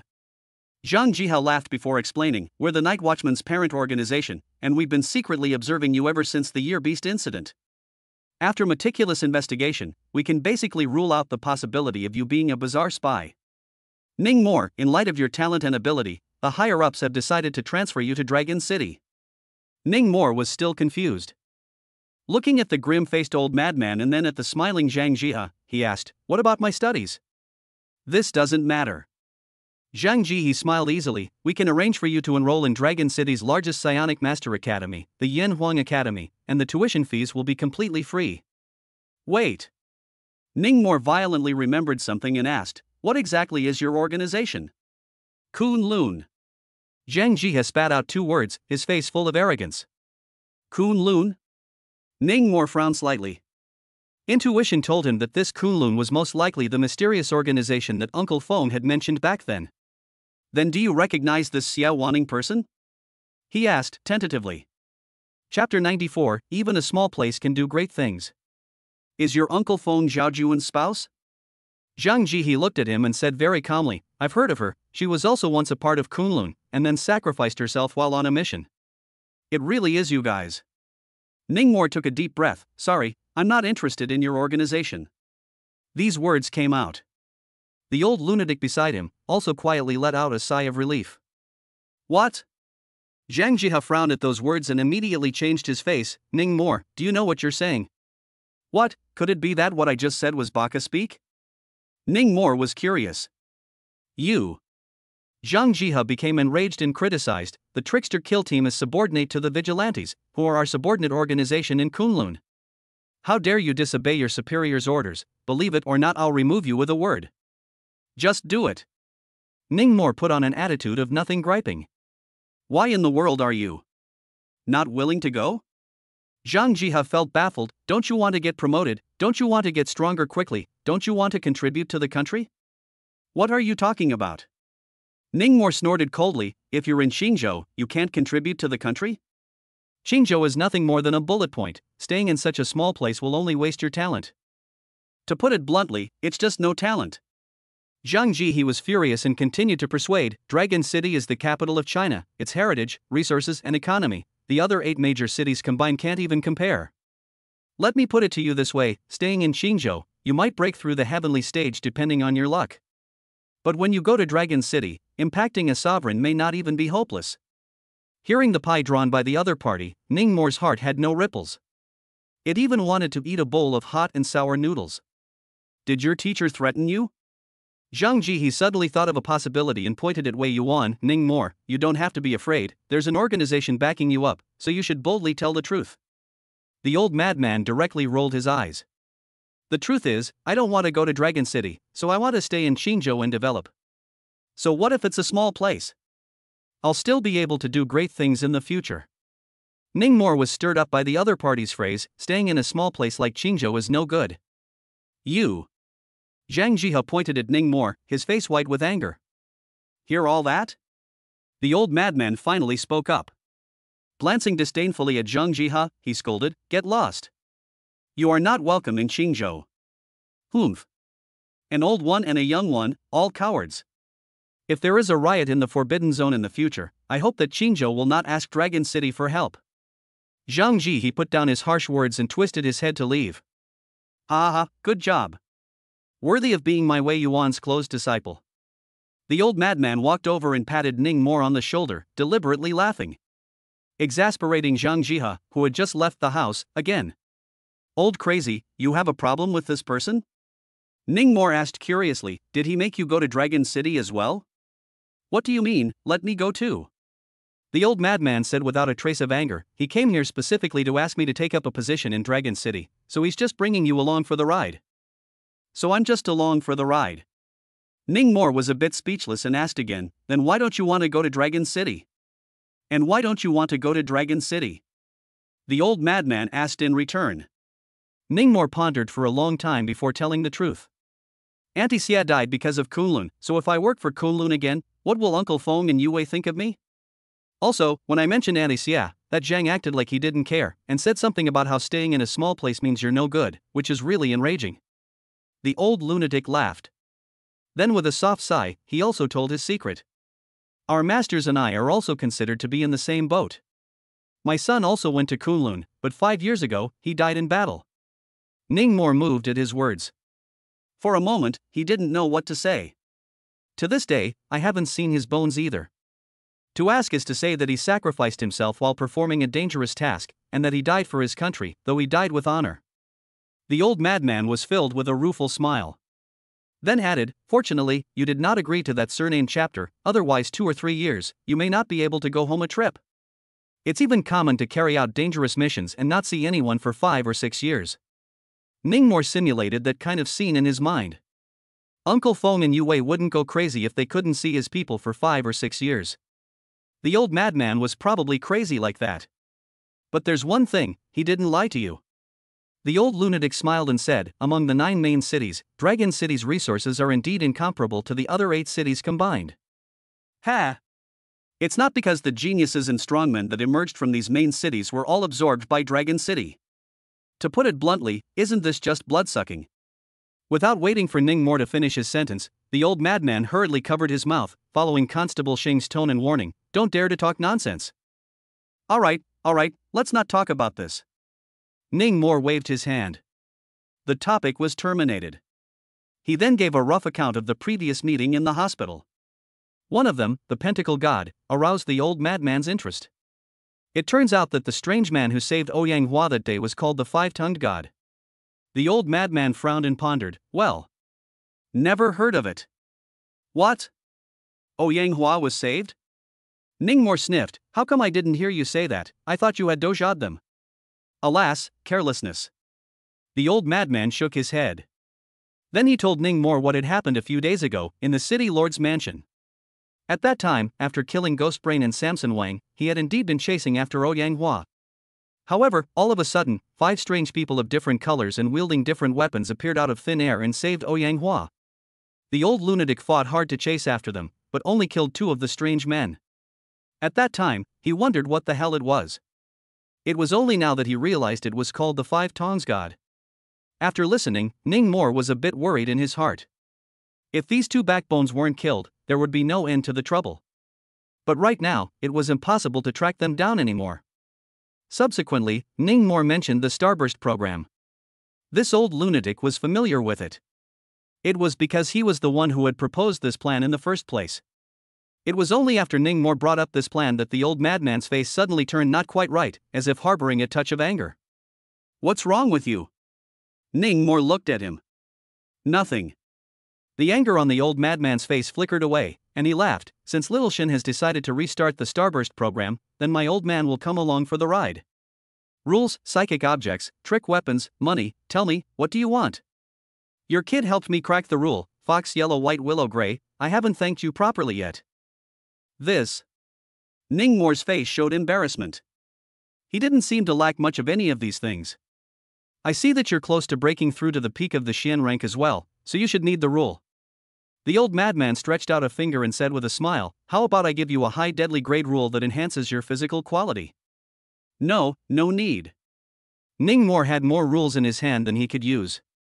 When the old madman impacted the Grandmaster realm later on, he himself could consider giving him one. "Then I'll give you a trick weapon." The old madman followed the advice. "This kind of treasure, many tutors don't have it. Oh. Sorry, I already have two." Ning Mo shook his head. For each realm, one could only bind one trick artifact.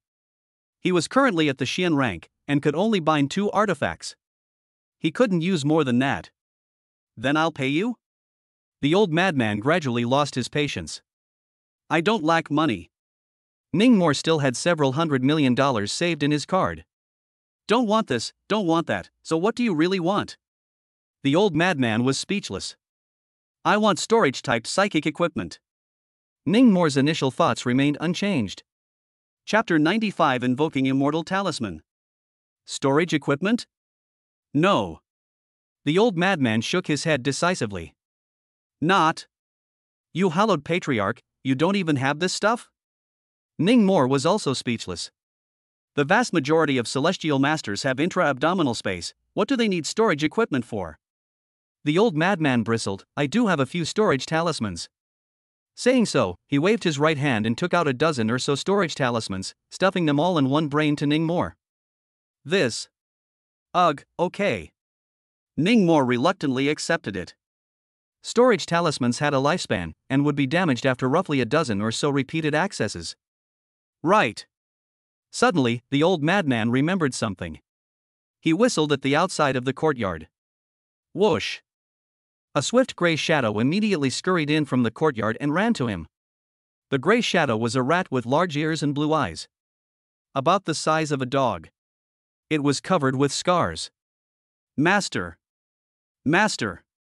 The rat opened its mouth to speak.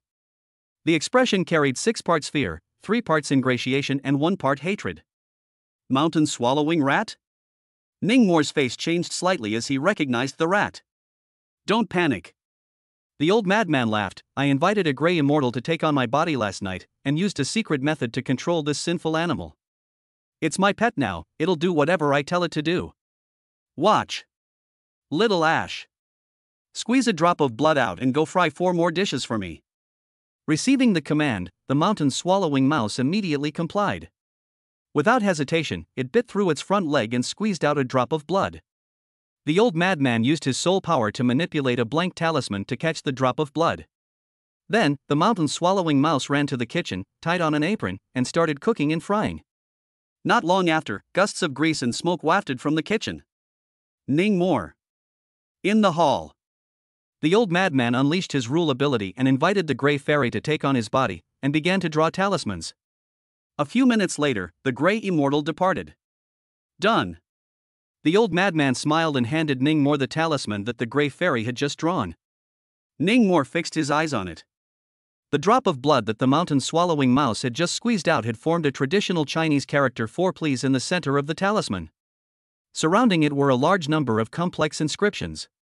A burst of strong soul power fluctuations emanated from within the talisman.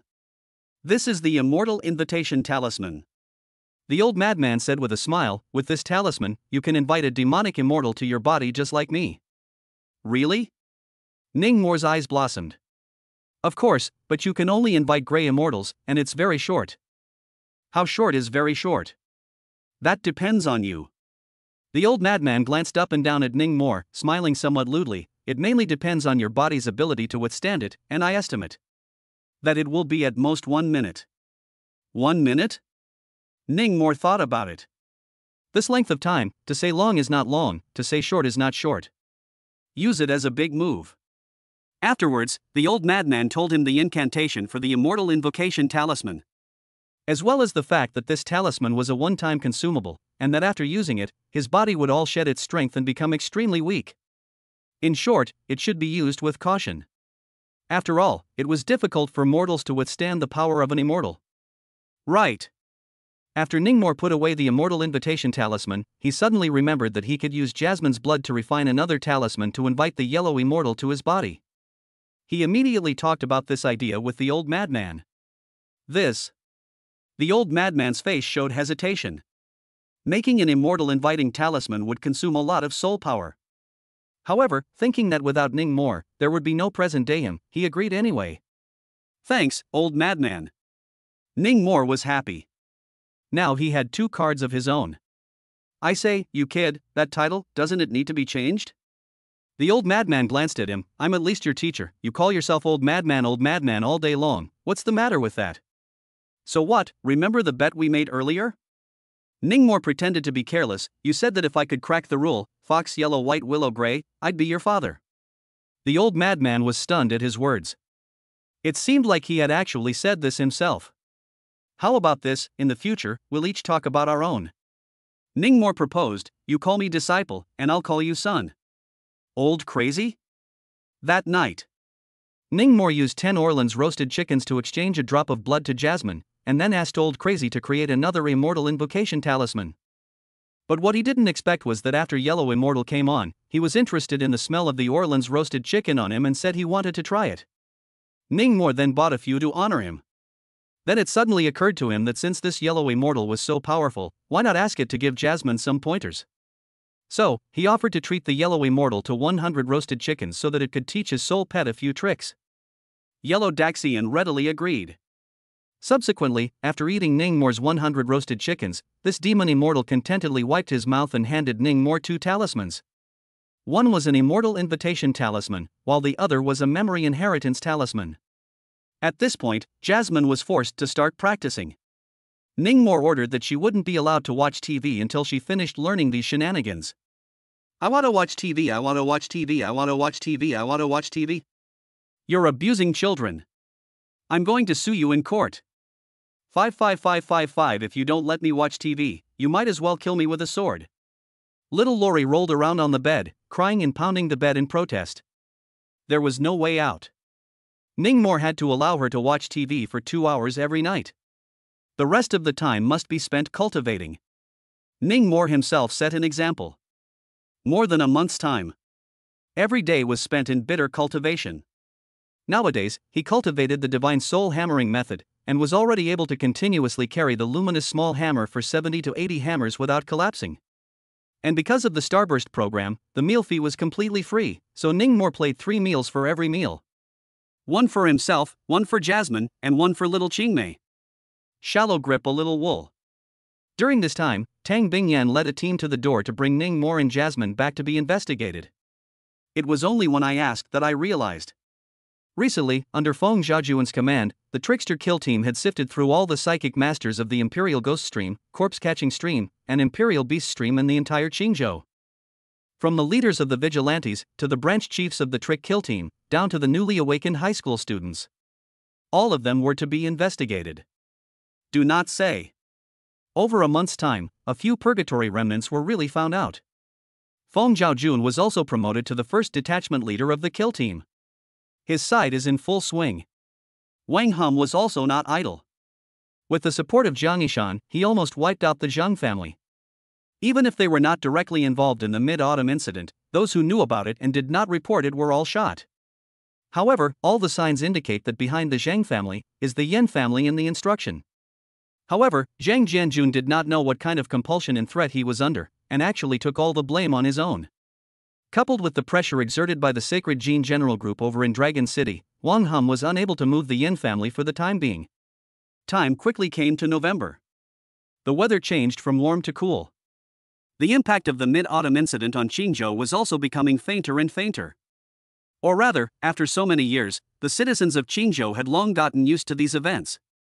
What everyone has been talking about lately is a festival over in the Western countries. Halloween. The famous ghost festival in Western countries. It's the same as the Chinese side. On Halloween, the number of spooky appearances increased by leaps and bounds. Lighthouse Country, Maple Leaf Country, Sunset Country, Europa League, Turkish Australian Country. All the developed countries in Europe and America, one can't escape. The worst is the Pickle Country and the Cherry Blossom Country. These two countries belong to Asia, but by the European and American cultural influence is quite deep. So the Spring Festival, Chinese New Year's Day, Halloween, Christmas, the four major ghost festivals, year-round patronize these two countries. How a miserable word. Lighthouse Country New York ghost subway reappeared, the whole car passengers mysteriously disappeared. A pumpkin-headed knight appeared in the northern town of Lighthouse Kingdom, slaughtering thousands of people in one night. A group of vampires held a blood moon orgy at Chateau William in France. A parade of the dead is held in the country of Mexico, with countless corpses crawling out of their graves. Outside the academy. A certain food street. The 502 Big Four are grouping together for a late-night snack. Lu Wei used his cell phone to brush the House of Spirituality forum, browsing through foreign Halloween news. Whenever he saw which country was spookily killing how many people, he would slap the table and laugh. I say, Wei, aren't you afraid of damaging yin virtue if you laugh like that? Pei Chuan saw that Lu Wei couldn't stop laughing, and said without any good humor, people in foreign countries, they are also people, how can you gloat? Yeah, Wei, you restrain yourself. Zheng Dachuan reminded. What do you guys know? Lu Wei bristled and said, didn't foreign countries also look at our jokes during the Mid-Yuan festival? Those crooked people on the extranet laughed their asses off, and now it's my turn to laugh at them. Wei, pay a little attention to the influence. Ning Mo also reminded. They were, after all, from the Trickster Kill team and belonged to the official organization. Last entry, just swiped out. Lu Wei took his cell phone and read, in Kyoto, Sakura Country, a hellish mega centipede monster has appeared, and has now caused about 500,000 deaths and hundreds of billions in direct economic losses. Hearing this, Ning Mo, Pei Chuan, and Zhang Dachuan were first stunned. Then they unanimously erupted into loud laughter. Ha ha ha ha ha ha ha ha. Chapter 96 Guile Hunting Mission, Orangetown Brewery. No, can you guys keep it down? You know that you're making a lot of noise. College students nowadays, so unqualified. The exaggerated laughter of the four soon drew accusations from the next table. But soon, they also received a message. What? 500,000 people died in Sakura Country? Ha ha ha ha ha. Papa slaps the table. Wonderful. What centipede monster? Repeat after me, anti-Japanese, heroic, male. Tisk, with this death toll, the little boy and the fat man are ashamed of themselves. Subsequently, the news spread throughout the entire food street. Everyone was immersed in a fit of laughter. There was a drunken tycoon who even let out a bold statement that he would pay for the consumption of everyone present. The scene immediately resounded with another round of cheers. What's the use of me wanting this lychee? What if I want this branch? It's about to explode, it's about to melt. Ouch, what are you doing? So annoying, nah. At this time, Ning Mo's cell phone rang. It was Feng Yue calling. Asking if they want to have another dormitory bonding and go to the newly opened haunted house in the city center together to practice their guts. Jiang Shueqiang Street. Hearing that someone was treating her, Ning Mo readily agreed. And then, not surprisingly, there was an accident. The haunted house is haunted. It made sense, didn't it? Aha! Amidst a chorus of terrified screams, the guests ran away in groups. Ning Mo, who was a member of the Creepy Killers, was naturally the first to rush over to check out the situation. Feng Yue, Jiang Shueqiang, Lu Wei, and the others followed closely behind. Upon investigation, it was a bloody clinic that was haunted. In a group of fake ghosts, 2 real ghosts were somehow mixed in. 2 staff members and 3 guests were killed on the spot. The scene was a mess. The 2 ghosts were a ghost doctor and a ghost nurse. After Jiang Shueqiang summoned the frozen death ghost, she rushed straight to the ghost doctor who wore a white coat and held a scalpel.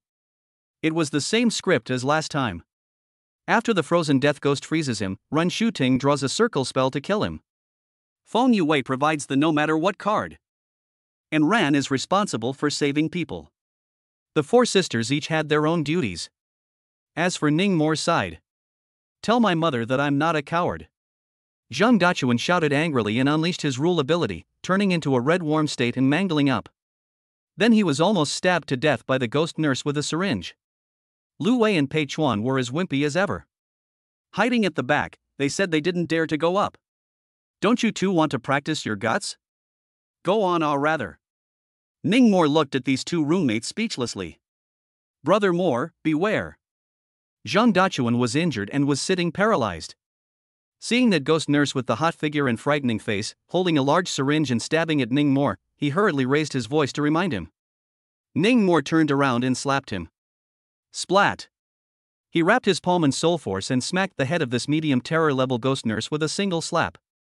Over the past month or so, the old madman had imparted quite a few cultivation tricks to him and pointed out some problems, allowing his cultivation efficiency to increase drastically.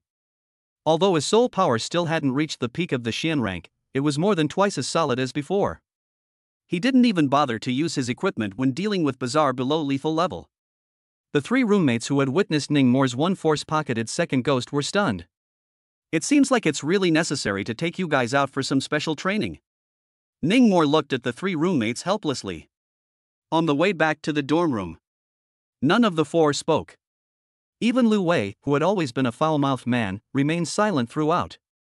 Shameful. It was too humiliating. The four girls had killed a high terror level creepy through cooperation, and had also saved 5 dying citizens. And they simply had no eyes to see. Brother stranger, you tell me where to go for special training. Zhang Dachuan patted his chest and yelled, as long as I can become stronger and join the trickster team, I can persevere even if it's hard or tiring. I'll go too. Pei Chuan launched himself. Me too. Lu Wei also went out on a limb. Good. Seeing that the three roommates were determined to become stronger, Ning Mo nodded. Early tomorrow morning, set out for the wilderness area. What? Wilderness area? Pei Chuan and Lu Wei's legs and stomachs went weak. Brother Mo, why don't we take on another guile hunting mission? Zhang Dachuan proposed. We can also earn some extra money on the side. What's a trick hunting mission? Ning Mo had never heard of it. It's the bounty missions issued by the Academy. Saying this, Zhang Dachuan brought him to the computer. As soon as the screen opened, the first thing that caught his eye was the uncensored version of the 17th episode of 20 Years of the Mob in the Northeast. Ning Mo. Pei Chuan. TSK, you kid, you usually look quite honest, but I didn't expect to secretly watch this kind of stuff behind your back. Lu Wei pointed at Zhang Dachuan and complained, and you don't know to share it with your brothers. Don't talk nonsense, I didn't watch this.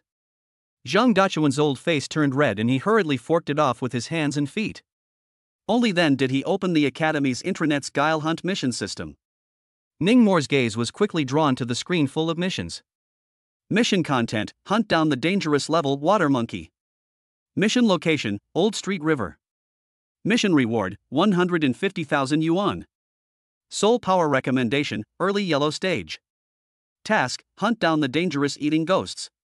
Task location: all public restrooms in Qingzhou City may be infested with ghosts that love to watch people go to the toilet and then eat hot food.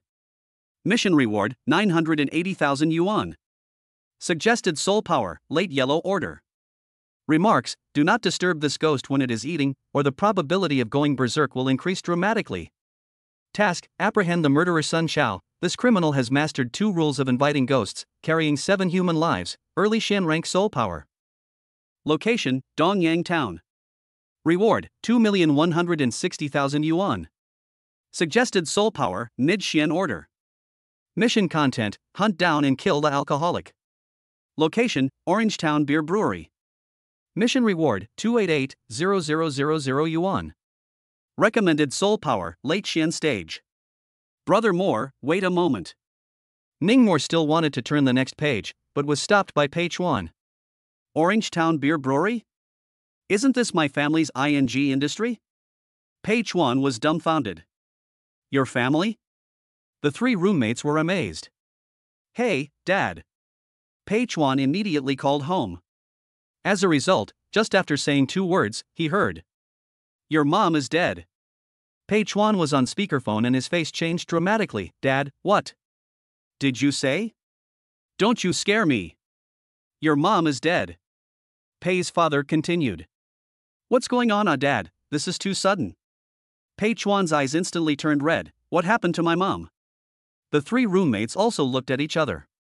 Old Pei, I'm sorry for your loss. Lu Wei put his hand on Pei Chuan's shoulder as a sign of comfort. He usually had a cheap mouth, but he also knew that he couldn't jiggle and joke at a time like this. He had to comfort his roommates. Dad, you speak how did my mom die in the end? Was it that drunkard? Was it that drunkard who did it? Pei Chuan gradually lost control of his emotions. A look of wanting to break the drunkard into pieces. As a result, Pei's father's voice pulled closer from a distance. Crooked? Xiaochuan, it's fine, Dad just cursed. Your mom is fine. Pei Chuan. Ning Mo. Lu Wei. Pei Ziyuan, I'm on the morning 8. Pei Chuan gave a burst of output into the microphone. What did you say? Little brat, wings hardened right, even your father dared to scold. Pei's father had just quarreled with someone and was angry, opened his mouth and went out of the nationalist, I blanch. Pei Chuan hurriedly turned off the speakerphone and covered the microphone to prevent foul language from coming out. As a result, he heard Ning Mo say quietly, Old Pei, don't you want to hear, how did you get here? But. Next to him, Lu Wei and Zhang Dachuan erupted in laughter. After a while, Pei Chuan inquired about what happened. It turned out that Pei family's beer brewery was indeed haunted recently. Or an alcoholic ghost. These days, Pei's family can be said to have suffered heavy losses. So, Pei's father commissioned the Night Watchman to help issue a bounty mission. The Night Watchman intranet and the Psychic Academy intranet were connected. Naturally, Ning Mo and the others saw the quest. A medium terror level alcoholic? Barely. Ning Mo accepted the quest with a single mouse click. Pei Chuan was overjoyed and hurriedly called his old man again to report his good news. Lu Wei, however, was bitter and said, Brother Mo, you have to stop thinking about it, medium horror level, forgive me, I really can't do it Bark again, I'll take you guys for a stroll in the forbidden zone of life. Don't, wrong. Thus, early the next morning, the 502 Four Diamonds boarded the car heading to Orange Town. Chapter 97 Horror Level Alcoholic? Let's split it 37 ways. Orange Town. Located at the border of Qingzhou and Haicheng. With mountains and water, the scenery was beautiful, and it was a medium-sized town with a population of over 300,000 people. According to Pei Chuan, Orange Town is rich in a psychic fruit called blue orange. 10 years ago, his dad invested in a factory here to brew beer using blue oranges as raw materials. This blue beer sold well in the south and could bring tens of millions of profit to their family every year. Old Pei, so you are a rich second generation. Car. Lu Wei looked at the bamboo knife in Pei Chuan's arms and said enviously, Tisk, second generation iron bamboo knife, $7 to $8 million a piece, it's worth my whole outfit. Full strength leaning on the father is just. Pei Chuan crossed his legs and acted humble. Next to him, Zhang Dachuan became even more envious. In fact, from the psychic weapons they brought with them, one could see the disparity in their family's conditions. Lu Wei was a spell knife plus paper armor, adding up to about 5 million. Pei Chuan had an iron bamboo knife, which was worth more than $7 million. Zhang Dachuan's weapon was a rebar. Picked it up at a construction site, no money. There's a lot of poor stationery. Ning Mo nonchalantly scolded, what's the point of having such good equipment for the two of you, when you run into shenanigans, you still don't dare to go on. With these words, Lu Wei and Pei Chuan, who were showing off their equipment, were immediately filled with embarrassment. Zhang Dachuan, on the other hand, vaguely straightened his back. Look at other people's Dachuan, which time wasn't he at the front? Even though it's all about participation every time, right, but at least he dares to fight. What about you guys? You guys always hide behind my ass. How can you call yourselves psychics? Ning Mo was just spitting. A banana suddenly poked into his mouth. It was peeled by Lu Wei. Brother, eat a banana, stop talking. The four of them chatted. The bag's car drove into Orange Town. Orange Town was large and prosperous. Both sides of the road were filled with orange trees. Not long afterward, a funeral procession, beating gongs and drums, came to the front. The entourage was draped in mourning and scattered paper money. There was also a team specializing in crying and wailing. The driver decisively chose to stop and avoid it. What's the situation? Lu Wei rolled down the window and looked curiously. The row was big enough. Ning Mor surveyed the funeral procession and realized that the coffins being carried were made of fine nanmu. There were hundreds of people accompanying them. At a glance, it was a large local family. The one who died seems to be the richest man in Orangetown, Master Wei. Pei Chuan said, "Last night and my dad called. My dad also said that he would let me go over to eat a banquet tomorrow." Eat the banquet?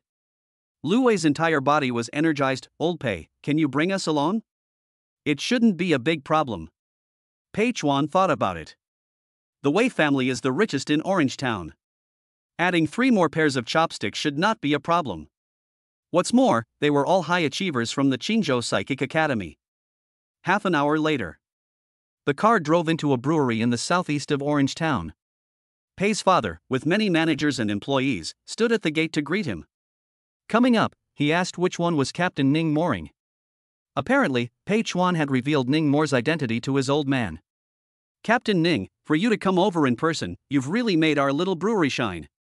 Pei Ziyuan was nearly 50 years old and middle-aged. After casually greeting Lu Wei and Zhang Dachuan, he kept shaking Ning Mor's hand. "Uncle, you're too kind." After exchanging a few pleasantries, Ning Mor went straight to the point and asked where the drunkard was. Pei Ziyuan told him that it was in the wine cellar. So the group walked towards the wine cellar. "Right, Dad." On the way, Pei Chuan suddenly asked, "Tomorrow, I want to bring my roommate along to the Wei family for a banquet. I won't be kicked out, right?" "How could that be?" Pei Ziyuan glared at his son twice, and said in an ungracious manner, "The Wei family is busy looking for a feng shui master to help select a cemetery in the past 2 days, so how could they have the time to care about this kind of idle business? As long as you dress appropriately, no one will care if you go in to rub your nose in it, let alone the fact that Captain Xiao Ning is still here." Ning Mor smiled, "Uncle, you might as well just call me Little Ning." Fine." The group chatted and arrived at the entrance to the wine cellar. Just as they walked in, a gust of cloudy wind hit their faces. Under the dim light, the floor was filled with pinched and flattened beer cans. "We put several $1 million worth of goods here, and it was all stolen and drunk by this drunkard. The key had also killed 2 of our employees." Pei Ziyuan's tone was quite angry as he described the situation. "I asked the town's trickster squad to come and see it, and that captain of theirs said that this drunkard was of the medium horror level, and that they couldn't handle it, so they posted a mission on the Vigilant intranet for us." "Ning, do you think you can handle this level of creepiness? How much certainty is there?" Pei Ziyuan was a bit worried.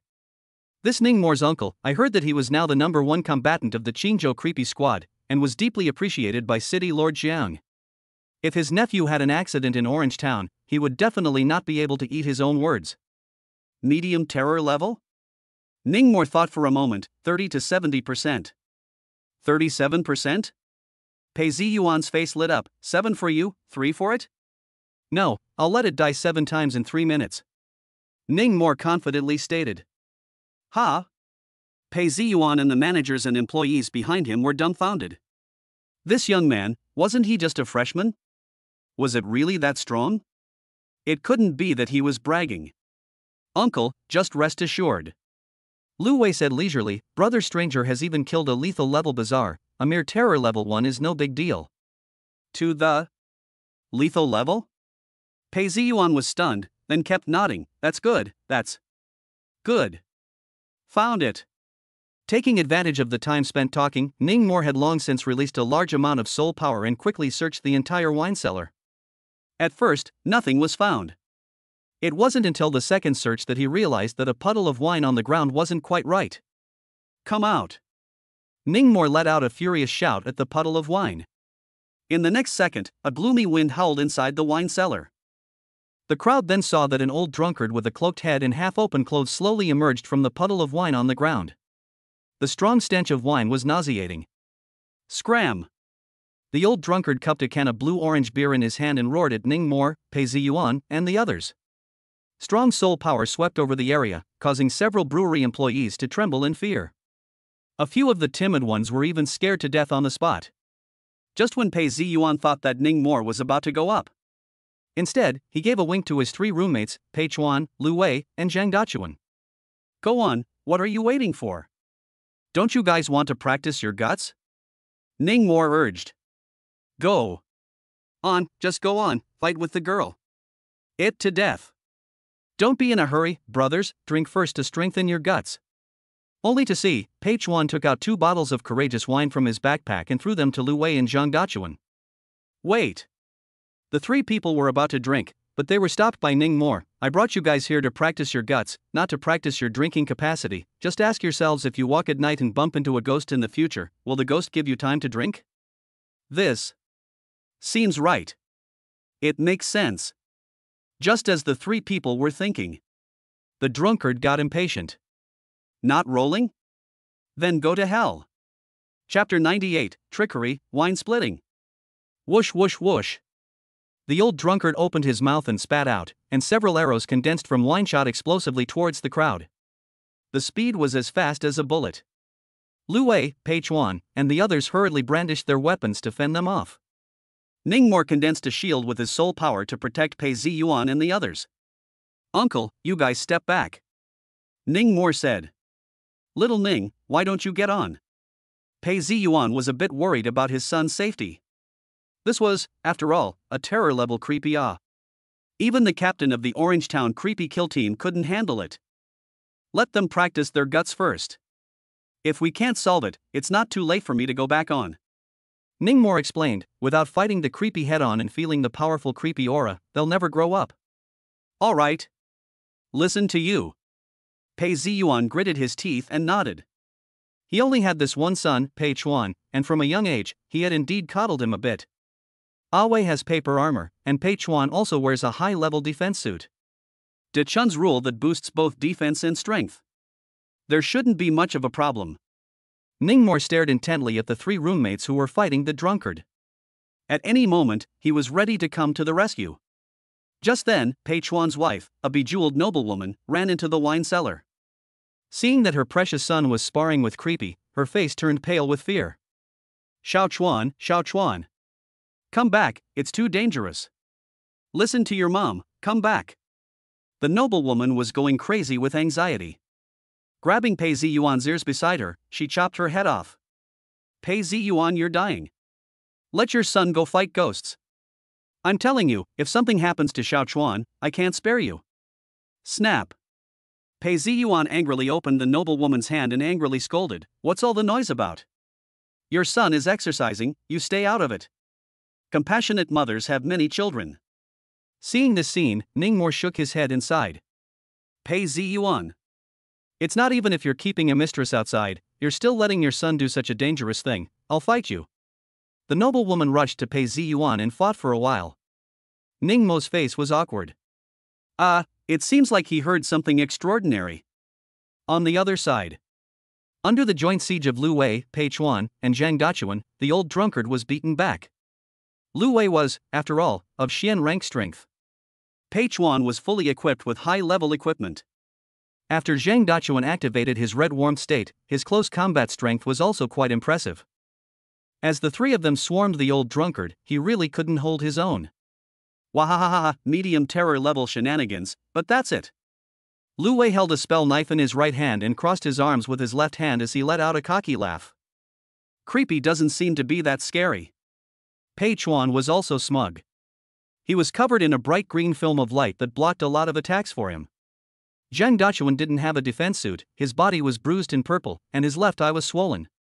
However, the fighting spirit was still high. Tai. Old life, it's not even enough to steal wine and drink, but you also kill people.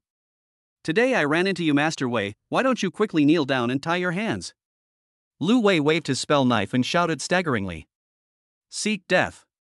The old drunkard was successfully enraged by Lu Wei. Only to see that its throat rolled, it actually bent over and spat out a large amount of disgusting liquor from its mouth. And after these liquors were spat out, they gradually coalesced into a humanoid shape. This old drunkard is performing trickery, tell your 3 roommates to beware. Jasmine's voice suddenly came out from the backpack behind Ning Mo. Trickery. Ning Mo's eyes narrowed.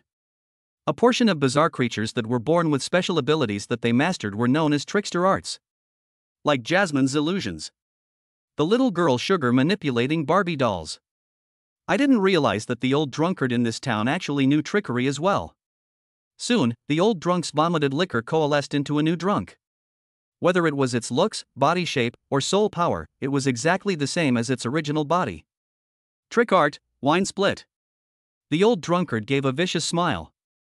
Then he made a gagging attempt to vomit. Lu Wei, Pei Chuan, and Zhang Dachuan thought that it was going to spit wine arrows again and subconsciously raised their weapons to defend themselves. However, it only spat out a stream of white mist. The doppelganger also imitated the main body and spat out a stream of white mist. Soon, the entire wine cellar was filled with fog.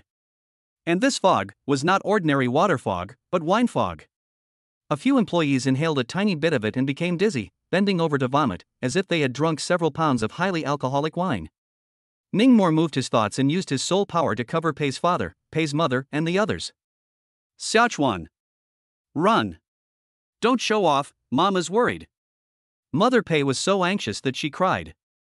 Pei's father kept looking at Ningmore's face, obviously extremely worried in his heart as well. Soon, in the fog of wine ahead, there were sounds of fierce fighting. The first to fly out was Pei Chuan. Although his equipment was good, he was, after all, a spiritual craftsman circulating spiritist and was not good at fighting. He was punched by that old drunkard and had 2 of his teeth fly away. Xiaochuan. Mother Pei stepped on her high heels and hurriedly held her breath as she ran over and pulled her son into Ningmore's soul power shield. Soon, Lu Wei and Zhang Dachuan also flew out backwards with bruises and swollen noses. A few little bastards. Originally, there was wine to drink, so I wasn't going to pay any attention to you guys. But you guys had to mess with me. Seek your own death. The old drunkard's hobbling figure walked out from the thick fog. His tone was quite angry. Run. At this point, a manager's mental defenses collapsed. Pulling his legs out, he ran outside the factory. Who knew, the old drunkard's wine doppelganger had already blocked the way. It's over. Pei's mother, who was covered in pearls, her heart fell to the bottom. She punched Pei Ziyuan and complained, "It's all your fault, it's all your fault. Have to mess with this drunkard for what? As long as it does not make trouble, you let it drink well, we do not lack this money. Now our son is going to die because of you. Auntie, you're thinking too much." At this time, Ningmore laughed out. The reason why this old drunkard doesn't make trouble is because there's still wine to drink. Once the stock here is finished by it, you'll see if it makes trouble or not, it's over. At that time, everyone in this brewery will have to die. When Pei's mother heard this, her face went white. Subconsciously, she wanted to run away. But the doorway was held by the drunkard's doppelganger, so how could she escape? Ning, watch out. Just as Ningmore spoke, the old drunkard launched a sneak attack. Pei Ziyuan thought Ningmore was distracted and hurriedly reminded him aloud. As a result, Ningmore simply swept his gaze, and the 2 wine arrows spat out by the old drunkard exploded in the air. Who are you? The old drunk realized that this college student wasn't simple, and his brows immediately tightened. Ningmore ignored it, and with a flash of his silhouette, he charged over in a straight line. Gee! Why didn't Brother Moore use his ghost beating whip? Lu Wei sat paralyzed on the ground, blood seeping from the corner of his mouth, curious. Soon, he knew why. Boom! Ningmore's lightning-fast punch struck the old drunkard's chest. A mountainous force struck, directly shattering half of his body. The ghost had no internal organs or blood, just a shattered spirit body. You. How is it possible? The old drunkard, who only had half of his body left, retreated backward in shock. The soul power fluctuation on this college student's body was at most top terror level. Why was the soul power so perverted? And the surrounding wine fog actually didn't have half an effect on him? Chapter 99 Feng Shui Treasureland, Dragonfly Points. Brother Moore, be careful behind you. Lu Wei's voice came. The old drunkard recalled his wine doppelganger. Ningmore smiled disdainfully and turned around to strike a soul force fist. Boom! With a sound, the old drunkard's doppelganger was smashed across a distance of 5 or 6 meters. The foul-smelling liquor and vomit exploded everywhere. Die! The old drunkard took advantage of Ningmore's turn to condense a wine blade out of wine and slash at Ningmore. Ningmore transformed his fist into a palm, wrapping his small arm with his soul force as he turned around and slashed out a hand slash. Ka-ching! The wine blade, whose hardness was comparable to steel, was cleaved on the spot. The fingertips of Ningmore's right hand swept against its nose, nearly slicing off half of its head. This kid's soul power, how can it be so strong? It's practically comparable to a lethal-level ghost. The old drunkard took a few steps back, shocked. Put! The old drunkard knew that he was unbeatable, so he had to kneel down and beg for forgiveness. Little brother, don't. Don't kill me, I just drank a bit of wine, I didn't make any trouble. I go. I will leave this town immediately and never come back. Please spare my life. The wine fog dispersed. Everyone was stunned. A terror-level demonic creature had actually knelt down and begged for mercy? Xiao Ning, don't believe it. Pei Ziyuan shouted, it killed 2 of my employees. That's because they were too timid and scared themselves to death, none of my business. The old drunkard roared back, I just came here to beg for some alcohol, what's wrong with me? Likes to drink, huh? Ningmore grabbed with his right hand, fetched a bottle of guts wine from thin air, and threw it to the old drunkard, come on, drink. The old drunkard first froze, and then his hands uncontrollably pulled off the cork and poured it into his mouth, drinking to his heart's content. Wow! You really drink? Ningmore was shocked. Raising his hand, he slapped him across the face. Directly bursting the bottle, he jerked the old drunkard dozens of meters away, lying morosely on the ground. After that, he had his 3 roommates give the old drunkard one last blow. The soul power gained from killing a medium terror level ghost allowed Pei Chuan and Zhang Dachuan to smoothly enter the late Huang rank.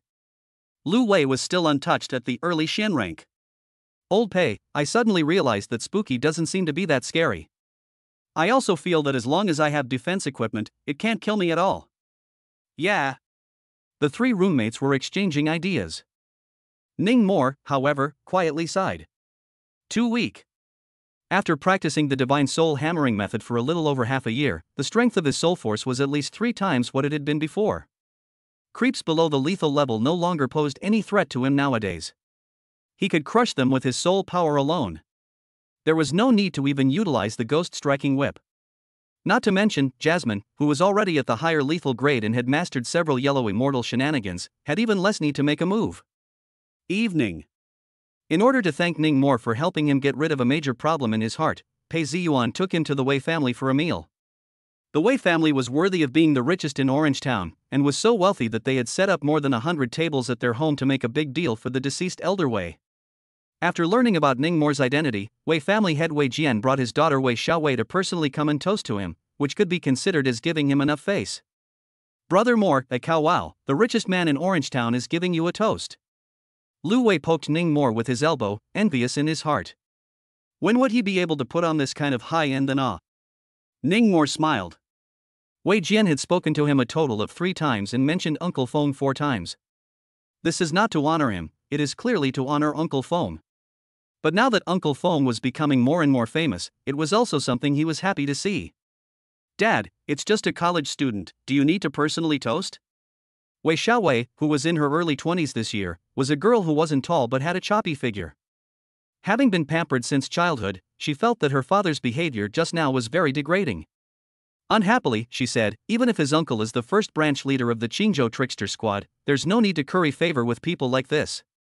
Xiaowei, how can you be so old and still not understand things? Wei Jian glared at his daughter unhappily. That Feng Zhaojun, who is only 46 years old this year, I heard that it's the ceiling of the trickster squad's combat power, I see that very soon, it's going to go up again. This one called Ningmore isn't simple either, he became a captain at a young age, and is also this year's top student in Qingzhou's college entrance exam. You're fine to go say hello and get to know each other, making more connections won't do you any harm. Wei Xiaowei often browsed the House of Spirituality forum. Naturally, she had heard of Feng Zhaojuan's name. But for Ningmore, it wasn't so cold. Even if he's powerful, he's still a student, can't it be that he's still an Earth Order psychic? Wei Xiaowei bristled, I see that captain of his, 80% of it is his uncle helping him get it.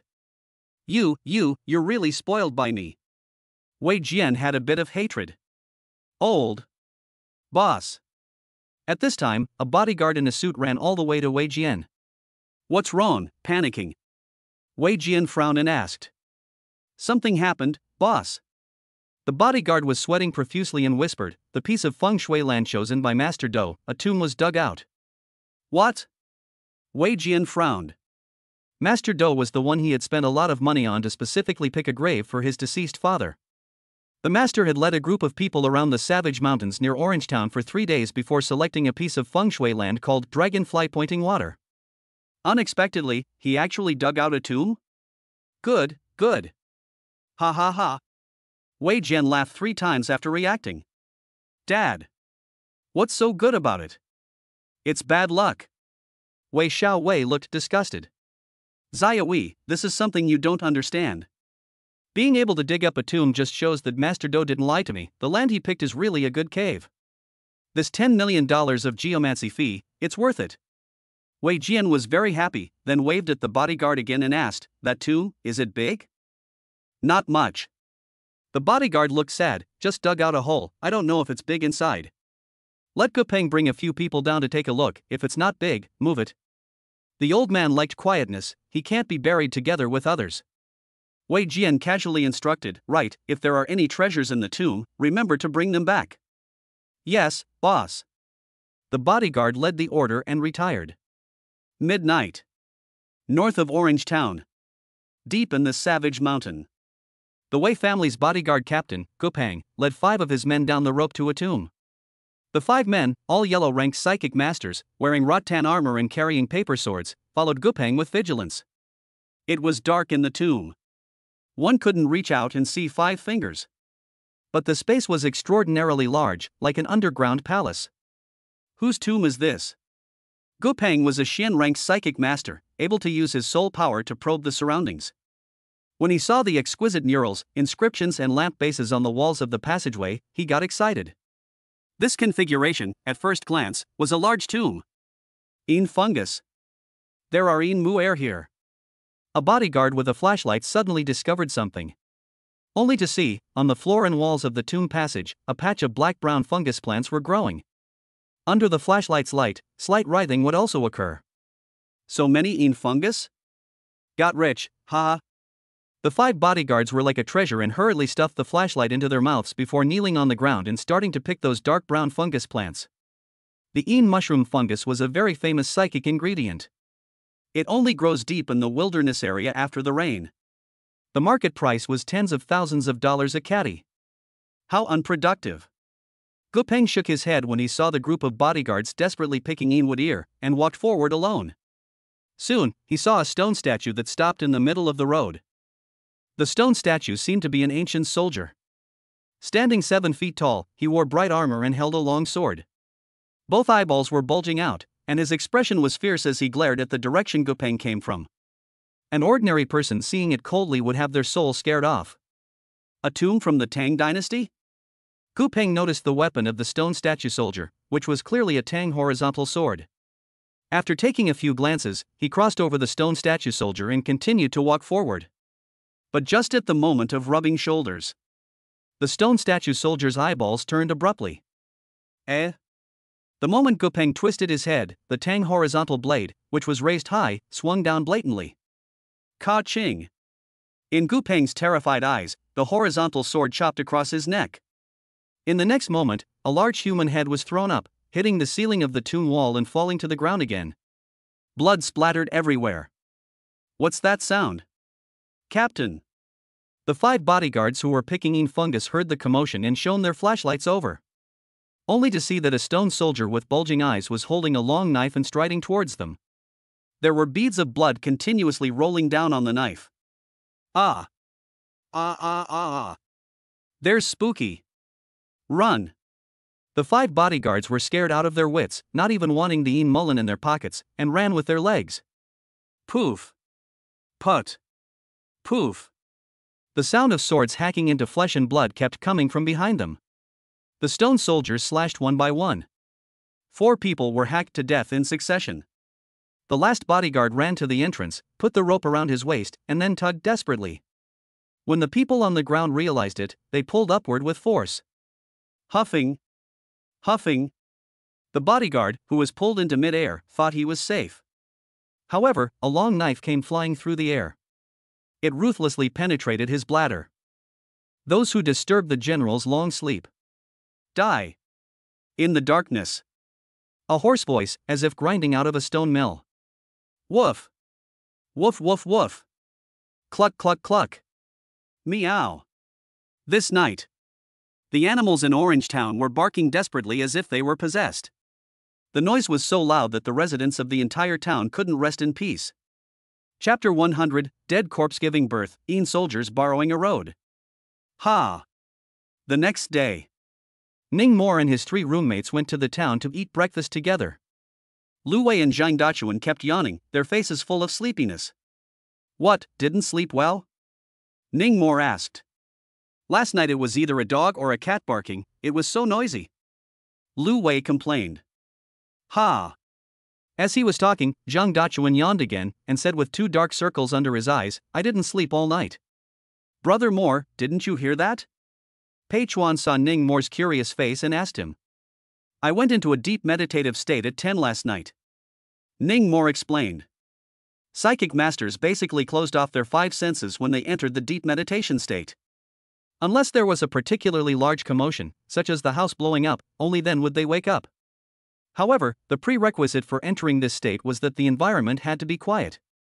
I say, old Pei, are you guys always like this here? Lu Wei spat, there's a rooster crowing in the middle of the night, I'm really convinced. Roosters crowing in the middle of the night? Ning Mo frowned slightly. When things went wrong, there would be a demon. This wasn't a good sign. No way, it was just like this last night, it's usually quiet. Pei Chuan also found it unbelievable. Afterwards, he brought his 3 roommates and came to a pancake store he used to eat at when he was a kid. I was eating breakfast. The voices of 2 adults chatting at the next table reached Ning Mo's ears. Hey, did you hear about it? There was a strange incident on the east side of town last night. What kind of weird thing? Forget it, I won't tell you, I'm afraid I'll scare you. Nima. Well, I say, is the City East Food Market selling pork shang fat man, his pregnant half-a-year wife, a few days ago was not an accident died, this morning just sealed coffin burial, you guess what? What? Wait a moment, I first finished this mouthful of buns. Nima. Barking. Gulp. Okay, I'll go on, that coffin I just nailed up, ready for burial, inside suddenly came out a baby's cry. What? A baby's cry? Fatty Zhang had the coffin pried open, and guess what? His dead wife gave him a son. A corpse giving birth to a son, never heard of it? The corpse can still give birth to a son. Then, what happened to the child?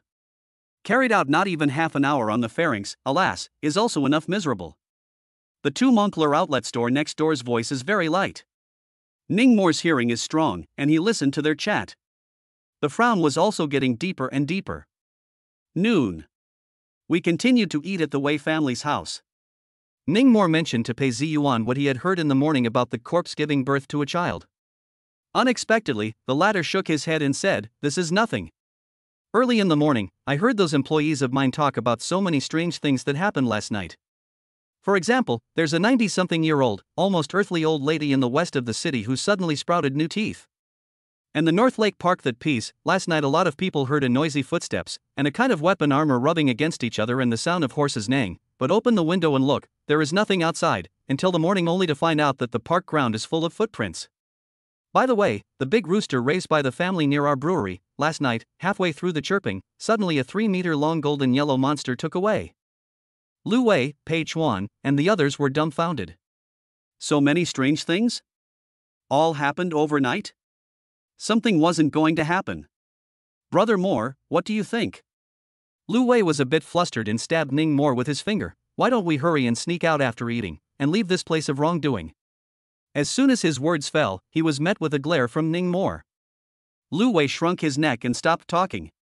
The rooster crows in the middle of the night, the dead corpse gives birth in the coffin, the old man grows new teeth, plus the Een soldiers borrow the road.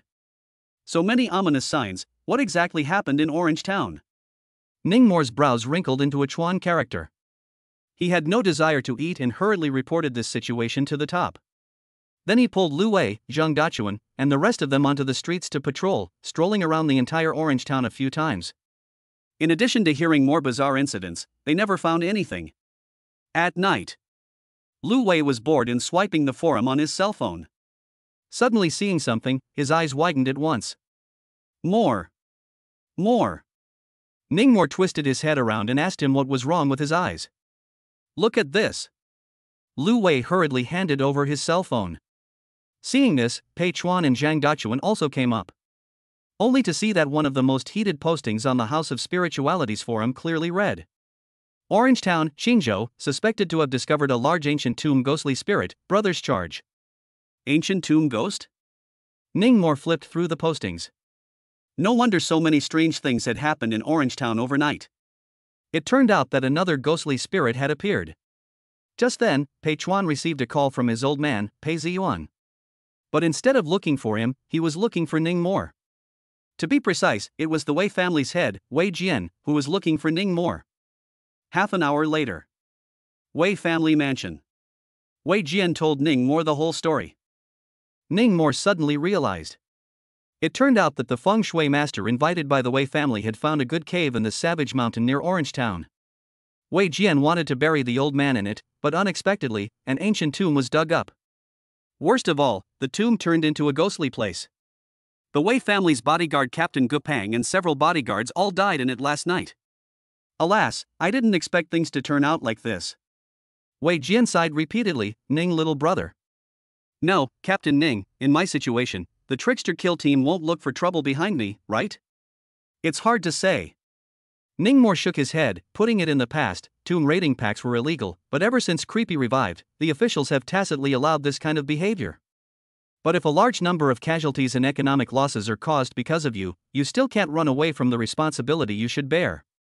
When Wei Jian heard this, his face immediately turned white. His daughter, Wei Xiaowei, argued, "What tomb raiding? We didn't know beforehand that there were ancient tombs there, we only realized it after digging." Is that so? Ningmore laughed. I don't even care to point you out. Dang. Sure. Wei Xiaowei avoided Ningmore's skeptical gaze. Excavating the ancient tombs, it was Gupang and the others who took matters into their own hands, and it has nothing to do with my dad. Okay. Ningmore was too lazy to argue with her. Anyway, there would be a specialized night watchman to investigate afterward. Boss Wei, take me over there first to see the situation. There's no rush, wait for one more person. Waiting for who? Just talking. An old man's voice suddenly entered the mansion. Boss Wei, you shouldn't have sent those few people down to the tomb last night. Now the outside world all knows about it, and they are all rushing to the Savage Mountain. The Wei family's father and daughter were shocked at the words. Desperately scowling at the visitor, signaling him not to talk nonsense. The visitor was an older man. Wearing a plain navy blue Taoist robe, white beard, holding a duster, looking at the dress somewhat like a Taoist priest. There were also two disciples beside him, about the same age as Ningmore and Lu Wei and the others. Master Do, let me introduce you, this is the 14th branch leader of the Qingzhou Trickster Squad, Ningmore, Captain Ning. Wei Jian hurriedly brightened up Ningmore's identity. Oh? The old man surnamed Do looked Ningmore up and down for a few moments, then snorted. I see that the Qingzhou Trickster Squad, it's really not as good as it was a year ago, such a little brat can be the captain, huh? Ningmore's face sank at those words. This old thing, deliberately looking for a fight? Chapter 101 The Thief Cave Deep Within Savage Mountain. Master Do, don't dare to say that. Wei Jian was startled and hurriedly stepped forward to stop the old man with the surname Do. Old man, what are you saying? Lu Wei directly exploded, pointing at the old man and chastising him. My brother Moore has killed even lethal level Bazaar. Can you do it, you? With just a few of you brats, killing lethal grade Bazaar? Ha ha ha. Master Do laughed at the sound of it. Pressing down, he didn't believe it. Immediately, he slightly released a trace of soul power pressure, immediately causing the faces of the people present to change dramatically. Earth rank psionic master. A group of bodyguards and houseguards from the Wei clan exclaimed. Ningmore's expression was unchanged. A mere early Earth rank, and he dared to come out and show off? This Master Do, I think I've heard my dad say that he's a very famous feng shui master from the next town over, Lu Town. Pei Chuan beeped in a low voice. In the past, he used to solicit in Qingzhou, was caught by the night watchman, sat in jail for a few years, and was only released a few years ago. Now he actually broke through the Earth rank? Ningmore laughed after hearing this. No wonder this old man was shady as soon as he came up. It turns out that there was a grudge against the night watchman. Alright, let's go. Master Do stopped talking nonsense and urged, if we go late, all the treasures in the tomb will be snatched up. Grandmaster, can you take me along? Upon hearing that there were treasures, Wei Xiaowei was also moved. She had been well protected by her father since she was a child. Didn't even go to the Psychic Master Academy. Staying at home all the time. Xiaowei, don't fool around. Wei Jian reprimanded, ghosts are treacherous, you don't even have the strength of Xian rank, Aren't you looking for death if you go down there? I saw on the forum that many yellow rank psychic masters have gone. There are so many people, what are they afraid of? Wei Xiaowei skimmed her small mouth, a bit unconvinced. Wasn't it that he himself had never found the right rules? Otherwise, he would have already broken through the Xian rank long ago. Luckily, Ah Su said that he can bring me along, he. Wei Xiaowei was inwardly looking forward to it. Ah Su was an online friend she had met on the forum. A sophomore elite student of the Sea City Psionicist Academy. They had known each other for half a year and chatted often, but had never met in person. And when she told Ah Su that she knew the entrance to the ancient tomb, the latter immediately showed great interest and said that he would take her along on the adventure. Longing for freedom and adventure, she dressed up after her father, Master Do, and Ningmore left and went to the appointed place in town to wait for the arrival of her online friend. Qingzhou Vigilant Headquarters. Jiang Yishan was talking to Shun Lingfeng on the phone, discussing the matter of the Savage Mountain Tomb. Based on Orange Town's commotion last night, this time, the ghostly creature, it shouldn't be small. Old Jiang, who did you send over? Shun Lingfeng said worriedly. Wang Hum. Jiang Yishan acted calmly. Why didn't you send Feng Zhaojun? Shun Lingfeng asked. Wang Hum now shouldn't be Feng Zhaojun's opponent. Zhao Jun went to Skull Island and won't be able to return for a while. Jiang Yishan added. What? Shun Lingfeng was shocked. How did he run to that hellish place? You are not afraid of something happening to him? During the Mid-Autumn incident, Zhao Jun's first ghost spirit was bitten to death by Li Donglei's blue blood snake, and has been trying to collect another one. But due to that reggae jewel, he was never able to find a suitable one. Recently, I don't know where I inquired that a top lethal level flame pot master ghost appeared at the junction of Skull Island and Qingzhou, and had to go and try to collect it, and couldn't even stop it. Shun Lingfeng was shocked again when he heard this. He was busy saying, Fire Kettle Master? This thing isn't rare, can he really subdue it? More than uncommon, there aren't many in the whole of China. Jiang Yishan laughed, but he found Qi Xiaoman to accompany him. With someone looking after him, there shouldn't be much of a problem. But Skull Island is a forbidden area after all, it's still a bit too risky. Shun Lingfeng was worried. Feng Zhaojun, Qi Xiaoman. These could all be the backbone of Qingzhou. I believe in Zhao Jun. There's also Ningmore. This pair of uncles and nephews are both reliable in their work. Jiang Yishan smiled faintly, his tone full of trust. Counting the time, Ningmore should be coming down to the tomb soon now, let's hope he can find out something. Orange Town. Deep within Savage Mountain. 30 to 40 psychics were gathered around a tall sequoia tree, all discussing a mouthful of robber holes underneath the tree. The hole was 2 meters wide and pitch black, and even if there were Xian-ranked psychic masters present who released their soul power, they were unable to detect the situation below. It was evident that this ancient tomb was not small in scale. Get out of the way, why are we all blocking here? A small fat man pushed aside the crowd and squeezed in hard. It was none other than Lu Wei. Squeeze your mom. There was a rough-tempered one who opened his mouth to curse. Who are you cursing? Try cursing another one. Lu Wei's eyes glared as he pulled out his ID from his pocket and directly revealed it. Trick kill team? The faces of the surrounding group of people changed slightly. How could they not expect that this small, unassuming-looking fatty was actually a member of the guile-killing team? Moreover, he was also faintly emitting the aura of a Xian-ranked psychic master. So they all made way. Grass, that's cool. Seeing that he shocked the crowd at once, Lu Wei was secretly happy inside. So this was what it felt like for Brother Stranger to act like a pussy on weekdays. I say away this kid, suddenly run so fast to do it, combined his rush to pretend to be pussy. Pei Chuan, who had walked up behind him, bristled. Zheng Dachuan, on the other hand, once again confirmed to Ningmore, Brother Moore, you said ow, as long as we dare to go down to the tomb and kill a dangerous grade creepy, let us join the creepy kill team. Right, I said it. Ningmore nodded. Well then, I'm going down this tomb today. Zheng Dachuan spoke firmly. What are all blocking here for? Get lost. At this moment, those 2 disciples beside Master Do walked up to disperse the crowd. When the crowd saw that an Earth-ranked big brother had arrived, they hurriedly backed away.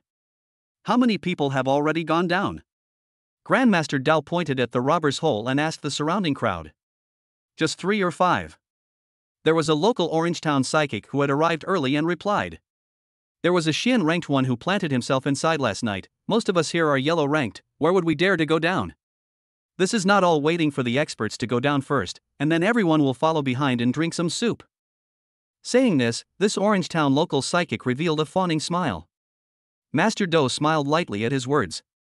Then twisting his head, he said to his 2 disciples and a group of Wei family retainers, I'll go down first, you guys follow closely. Yes, teacher master. After saying that, Master Do directly stepped on a foot and jumped into the pitch-black robber's hole. A clamor immediately resounded around them. This is jumping straight down? Not afraid of falling to death? Brother Moore, this old man Do seems to have 2 skills. Lu Wei exclaimed. Yes, he does. Ning Moore nodded. Afterward, the Wei family servants tied ropes to the trees and slid into the thieves' hole one by one. Ning Moore wasn't in a hurry, waiting for Master Do's 2 disciples and all the houseguards and bodyguards to go down before he led the men down. The tomb was dark. One couldn't see a finger. Only the robber's hole above cast down a ray of sunlight. Looking at the wounds, they seemed to be from sharp blades. And all of them were killed with a single blow. Not far away, Master Do squatted beside the bodies of the bodyguards who died last night and carefully observed them. Everyone be careful, there should be weirdness holding swords in front of us. Chapter 102 Stone Soldier, Deadly Tang Sanso.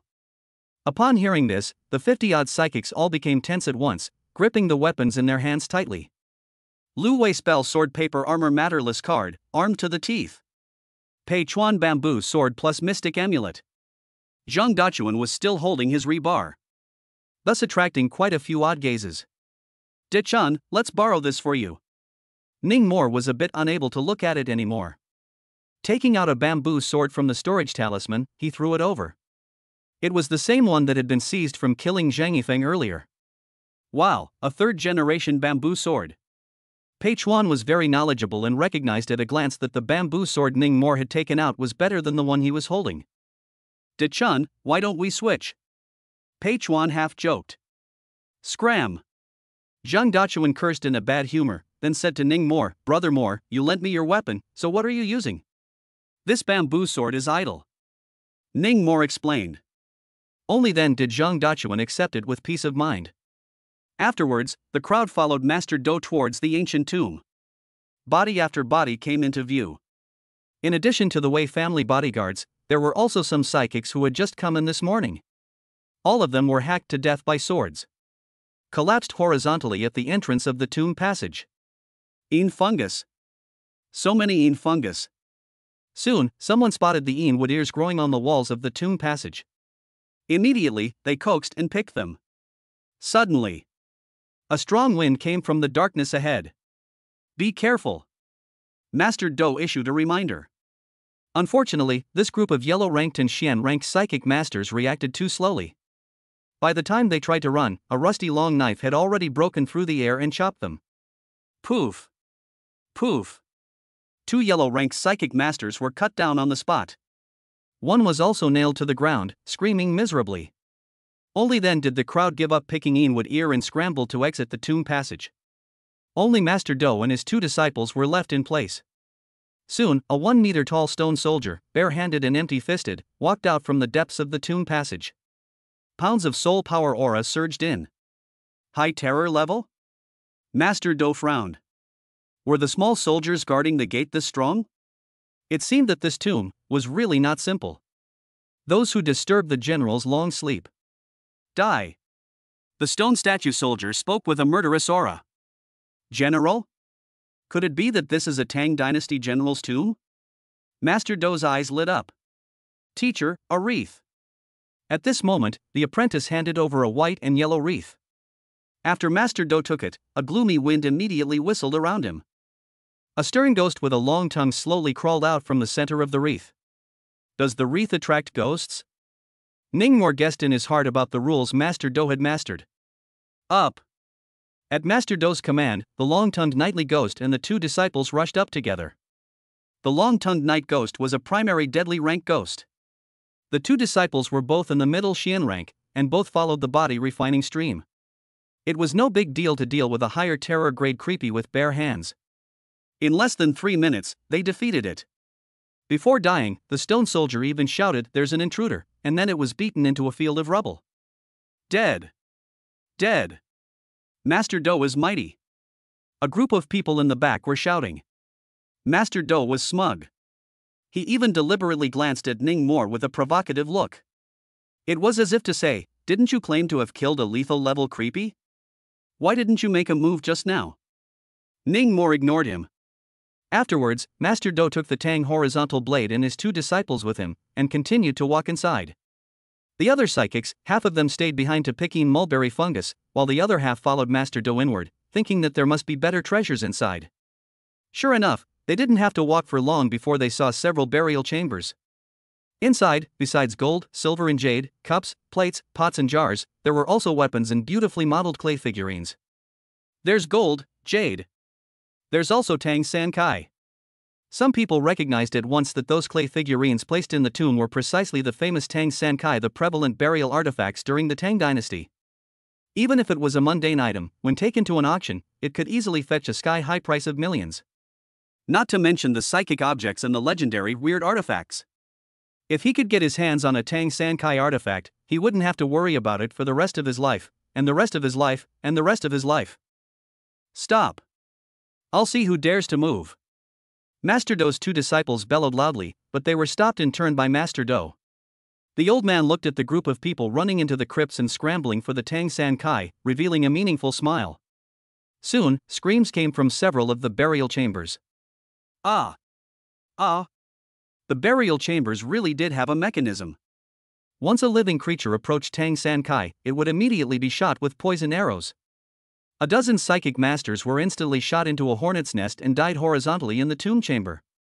It was only then that Master Do hurriedly drove the long-tongued stern ghosts to help him fetch these Tang San Kai. In passing, he glanced at Ning Mo among the surviving psychics. This kid, he actually resisted the temptation to not go and grab the treasure. Rather resourceful. Let's see if we can take him on as a disciple when we get out. Just thinking. Ning Mo suddenly shouted out to stop him. Wait. Don't touch those Tang Sans Ho. Grandmaster Do didn't treat him like a piece of garlic at all. Only to see that the long-tongued night ghost floated over to a 3-colored green glazed ceramic horse and reached out to pick it up. But just as he left the door of the chamber, a rumbling sound came from the surrounding tomb passage. What's going on? What's happening? Be careful, back to back, be alert to the surroundings. The group of psychics all instantly became nervous. The next moment, as dust poured out, the walls of the tomb passage flipped over. A dozen or so stone soldiers embedded in the walls appeared in front of the crowd. They were either holding horizontal swords, lances, horse lances, or even crossbows and arrows. Damn! Master Do's face changed wildly. A dozen or so high terror level creeps, even he couldn't possibly deal with them. Run! He roared, immediately ordering the long-tongued lich to drop Tang San Kai and fly in front to open the way. The 2 disciples followed closely behind. The rest of them were in disarray. There were even those who panicked and ran deeper into the tomb passage. So much terror-level weirdness. Maru spicy. Completely Maru spicy. Brother Moore, what should we do? We're not going to have to explain ourselves here today, right? Lu Wei, Pei Chuan, and Zhang Dachuan, where they had seen this kind of scene, they were all about to pee in fear. Don't panic. Ning Mo shielded his 3 roommates behind him. Those who disturb the general's long sleep will die. A stone soldier spat out human words and stepped out from a wall trough, raising his sword to slash at the nearest Ning Mo. Ning Mo wrapped his palms in soul power and directly staged an empty-handed attack. He had practiced the divine soul hammering method painstakingly, and the hardness of his soul force was enough to rival that of the late Earth stage. At that moment, the stone soldier was unable to cut or draw back. Boom!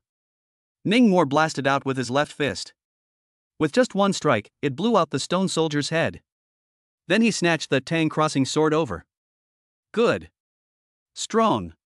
Lu Wei, Pei Chuan, and Zhang Dachuan all looked dumbfounded.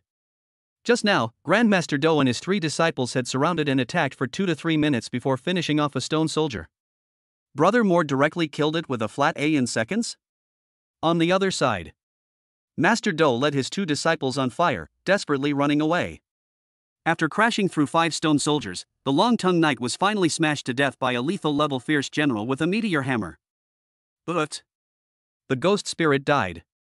The psychic master would also suffer a backlash. Master Do spat out a large mouthful of blood on the spot and fell to the ground. No! No! Seeing the meteor hammer smashing down towards him, Master Do let out a heartbreaking shout. Thud! After a loud bang, this feng shui gentleman who had 2 brushes, but only 2, had his head smashed to pieces.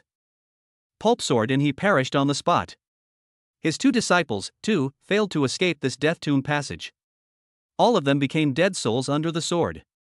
Chapter 103 Hai Cheng Psychic Academy, Raging Fire Vajra. Ah! No! Don't! Help! I was wrong! I was wrong! Don't kill me! Countless miserable howls echoed in the dark tomb passage. These psychic masters, who only had the strength of yellow or Xian rank, were no match for this group of stone soldiers. In a single glance, they were killed to the point of losing their armor, and corpses were strewn everywhere. Ningmore killed 2 of the stone soldiers and snatched over 2 horizontal swords. Then, he used his soul force to pick up a few corpses and throw them into a chamber. After the poison arrows from the organs in the chamber had finished shooting, he took his 3 roommates and hid inside. The door to the chamber was narrow and only allowed 1 person to pass through. The difficulty of defense was greatly reduced. Soon, more than 20 panicked psychics fishtailed into the room. Ningmore didn't stop them. The chamber was large enough anyway. Only to see that he held his dual swords and blocked the door, coming to kill 1, coming to kill 2. In a short while, the ground was covered in broken stones. It was full of corpses of stone soldiers. Wisps of soul power surged into his body. Phew! It's still the trick kill team that's reliable. A group of psychics secretly lamented. This young man, looking only 18 or 19 years old, how could he be so strong? Many psychic masters felt baffled. The soul force fluctuations emanating from Ningmore's body were only in the late Xian rank. Yet, he was able to slash the head of a stone soldier with a single slash. Its power was enough to rival that of a mid-earth rank alchemy circulation spiritist. Everyone, don't be idle, help! Lu Wei shouted, if we let them attack, no one will have any good juice to eat. The dozen or so channeling spiritists were quickly mobilized. Some unleashed their rules, applying gain buffs to Ningmore. Some drove ghostly spirits, or used soul power to imperialize objects, helping Ningmore resist the stone soldiers together. It was at this moment. A dazzling firelight suddenly illuminated the dark tomb passage. It was accompanied by a wave of heat that swept through the area. What's going on? It's on fire. There can't be a fire bazaar appearing. Ma, we are also too unlucky. The psychics hiding in the crypts murmured. After Ningmore finished off the last of the stone soldiers, he carried 2 horizontal swords and walked out to check the situation. Only to see that 8 stone soldiers were surrounding a group of young psychics. This group looked like they had just arrived. The strength was very strong. A short-haired young man at the head of the group drove a lethal-grade creepy and single-handedly repelled the 8 stone soldiers. This lethal-grade creepy was a red-peaking opera face. Suspended in mid-air, it could spit out flames with extremely high temperatures. It could even melt stone statue soldiers alive. In a short while, all 8 stone statue soldiers fell to the ground. The short-haired youth was smart. Letting the peaking opera face aim to burn the legs of the stone statue soldiers. As long as the legs were burned, the stone statue soldiers couldn't stand up and their fighting strength would be greatly reduced. This would maximize the saving of soul power. At this time, the psychics in the crypt all walked out when they saw the crisis lifted. Another Earth-ranked big shot? That's the Raging Fire Vajra, right? It's so enviable that they were able to recover this kind of rare weirdness. What they're wearing seems to be the uniforms of the Sea City Psychic Academy. Someone recognized the origin of the short-haired youth's group. Sea City Psychic Academy? Ningmore raised his eyebrows. He had forgotten about it. High City wasn't far from Orange Town.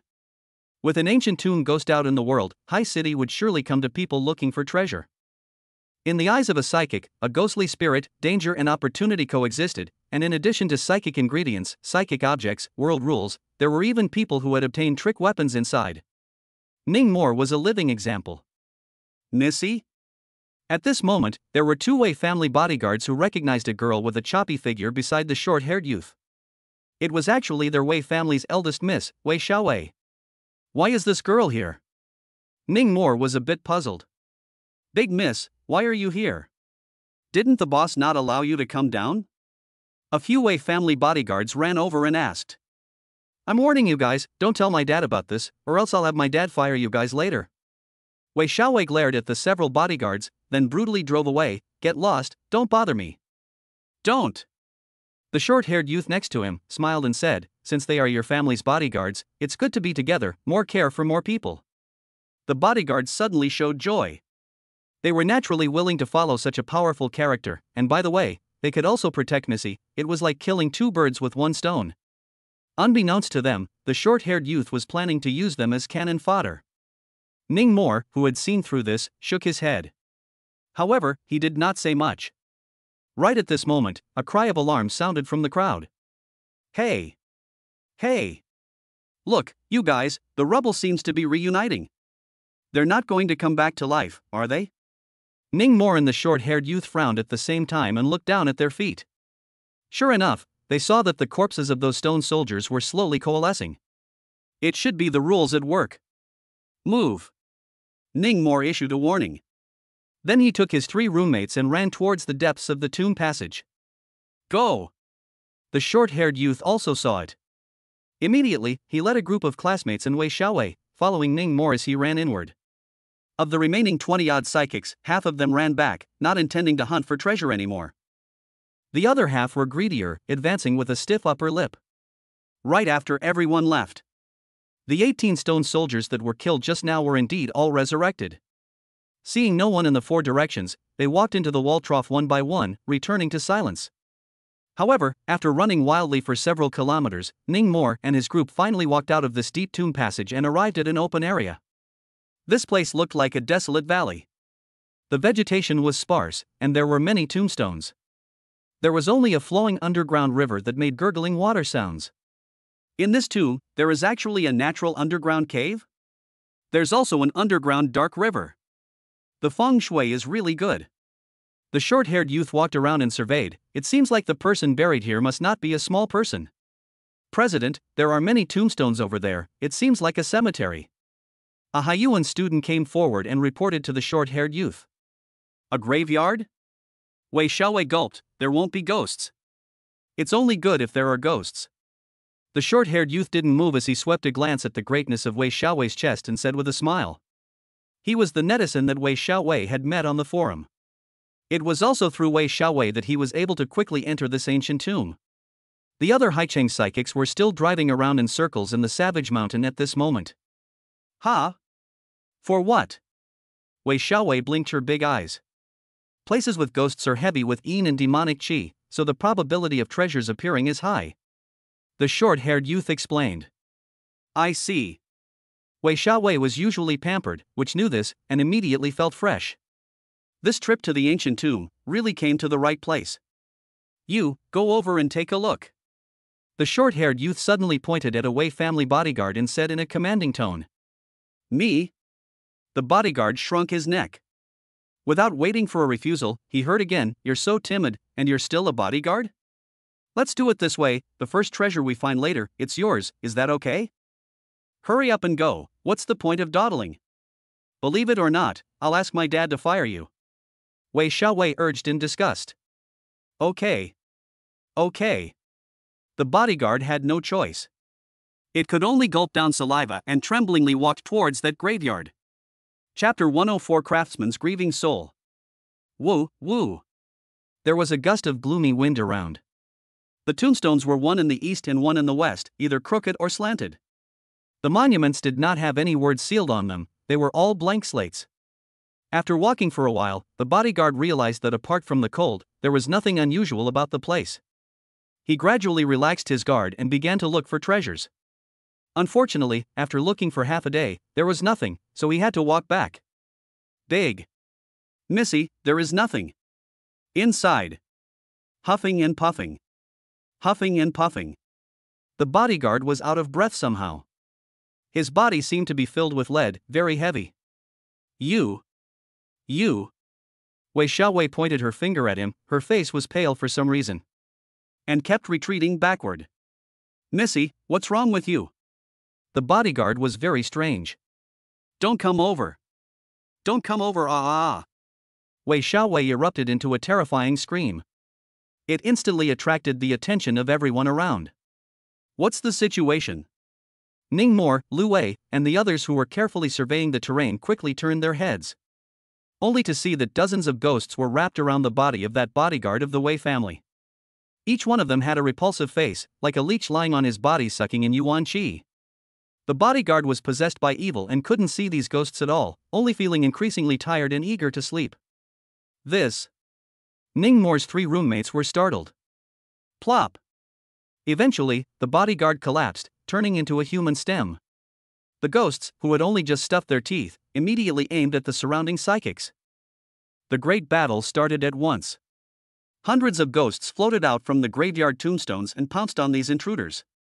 Some of them still held weapons in their hands, but they were all agricultural tools such as shovels, crosspicks, and mallets. Retreat! Retreat! Retreat! There was a red-clothed older woman who pointed her finger at these ghosts while scattering despiritualizing salt. The short-haired youth, on the other hand, stood still and snorted coldly. Behind him, the raging fire Vajra-peaking opera faceplate opened its mouth and spat out a beam of crimson flames, burning a dozen or so ghosts to death in a single glance. The ignited ghosts flew around in the sky, crying and wailing. Awesome! Wei Xiaowei looked at the short-haired youth adoringly. Her eyes were filled with little stars. She was only at the peak of the yellow rank, and could only deal with 1 or 2 ghosts at most, but not more. Turning her head, she glanced over at Ning Mo. This 14th branch leader of the Trickster Kill Team, who was still in college, held a willow whip. With each swing, he was able to beat a ghost to death. The movements were clean and sharp. So he's an equipment party like me. That whip is pretty powerful, a terror-level grievance spirit can be whipped to death. It's probably given to him by his uncle. Wei Xiaowei's eyes showed a hint of contempt. Thinking to himself that if he had that whip, his performance would definitely not be worse than his. What a heavy resentment. On the other side, Ning Mo wielded the ghost-beating whip while observing each ghost that pounced on him to die. It was discovered that they were basically all male ghosts. And they were strong and in their prime. How could they have turned into ghosts? There was also such a large amount of resentment. Could it be? Ning Mo realized that in the hands of many of the ghosts, they were holding tools such as hammers, chisels, spades, and so on, and instantly associated them with something. Could it be that they were the craftsmen who built this ancient tomb? After the construction was completed, the owner of the tomb was afraid of leaking secrets, so he killed them all and buried them here? No wonder there's such a great deal of resentment.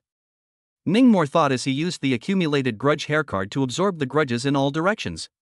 During the Mid-Autumn incident, he had released all of his grudge flames at once in order to deal with that rat demon. Now he was finally getting replenished. Suddenly, he felt a strong fluctuation of soul power. Looking up, a stern ghost actually appeared in the graveyard. Roar! A terrifying wave of soul power accompanied by the roar of the stern ghost swept across the field. Deadly level? Not good, retreat. Many psychics took their weapons and fled. Only the red-clothed older woman bravely rushed up, spreading salt while shouting, "Retreat! Retreat! Retreat!" The spirit, a burly man with a huge hammer, wielded a hammer and slammed it down towards the Big Mom. Mom! The red-clothed Big Mom panicked and smashed a whole bag of salt over, but to no avail.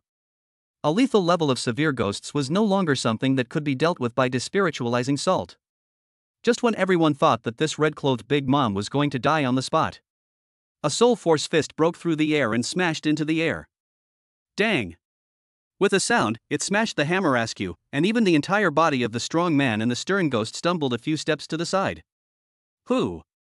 The burly ghost let out a furious roar. The person who struck was naturally Ning Mo. Little lad, thank you. Go! Good. Good. Good. The red-clothed Big Mom rolled and ran away. Instead, the short-haired youth came forward. He swept a glance at Ning Mo and proposed, "Primary lethal level, it's not good to deal with. Teaming up. No need." Ning Mo politely refused. After the words were spoken, he held the demon-beating whip and sprinted forward. Die! The burly, stern ghost roared and swung his hammer. Something that weighed several hundred pounds smashed down head-on. However, Ning Mo didn't avoid it in the slightest. Why didn't he avoid it? Because he wasn't afraid. Dang! Ningmore rapped his fist with his strong soul power and slammed it out. The sledgehammer was directly smashed and flew out of his hand. The burly night ghost was shocked and enraged, looking incredulously at the young human. What? The short-haired youth in the back was also shocked. What terrifying soul strength! Facing the full force of a primary deadly grade creepy, he actually just stiffened it. He even just won. Where did this kid pop up from? Several students of the Sea Academy marveled. Wei Xiaowei was confused on the spot. Just now, Ningmore hadn't used a ghost beating whip, but had relied purely on his own soul force strength. How? How is that possible? How could he be so strong? Wei Xiaowei was a bit dumbfounded. Next, Ningmore used his ghost beating whip and caught the burly, stern ghost with a burst of whip. The screams of ghosts crying out resounded in all directions. In a short while, the strong man's ghost was whipped into a small ghost less than a meter tall, crying and kneeling down to beg for forgiveness. The eyes were much clearer. What kind of psychic weapon is that? It can actually beat the ghost smaller and weaker. I don't know, never seen it before. The Qingzhou Trickster kill team is really powerful. Hearing the discussion from all directions, the short-haired youth narrowed his eyes. Qingzhou Guile kill team? It was a bit interesting. Come in. After Ningmore had beaten the burly nightly ghost into a tiny speck, he pulled out a nothingness plaque and told it to burrow in. How could the stern ghost dare to disobey, immediately turning into a light smoke and drilling in? However, just as Ningmore turned around to leave, the short-haired youth stepped forward and stopped him. Dude, wait. Ningmore frowned slightly. Thinking to himself, did this person see through his intentions? Captain Ning of the Qingzhou Trickster Squad, right? Under the Sea City Psychic Academy, the president of the Blazing Sun Society, Pan Su. The short-haired youth made a self-introduction. The tone of his voice was filled with a sense of superiority. Chapter 105 Stranger Sword General. Is there something wrong? Ningmore reacted flatly. The three roommates, Lu Wei, Pei Chuan, and Zhang Dachuan, walked quickly and stood behind him. Straight up, I want to buy this whip in your hand. The senior student from the Sea Academy named Pan Su opened the door and said, name a price. Sorry, not for sale. Ningmore decisively refused. $2 million. Pan Su raised two fingers as if he hadn't heard. Ningmore didn't give a damn about him and walked straight away with his roommate. You. Pan Su was very upset at being refuted. Stop. Wei Xiaowei brought a few bodyguards and stopped Ningmore again, exasperatedly saying, I'll offer another 1 million. A total of 3 million, more than enough to buy you this whip, right? It had to be said that this Miss Wei, although her brain was not very good, her figure was indeed good. Lu Wei's eyes were sinking in. The saliva was also swallowing non-stop. Self-aim off. Ningmore noticed his dead friend's lewd gaze and poked him with his elbow, scolding, shameful thing. You don't let me see it if you don't see it yourself. Lu Wei wiped his saliva. Hey! Surname Ning, did you hear me? Are all the people in the Trickster kill team as rude as you are? Wei Xiaowei had been spoiled by Wei Jian and had been capricious since childhood. Ningmore was too lazy to make a pointless argument with this kind of busty woman. Dropping 2 words, he left straight away. What did you say? Wei Xiaowei was so angry that her shirt buttons almost fell apart. Ever since she was a child, even her parents hadn't scolded her much.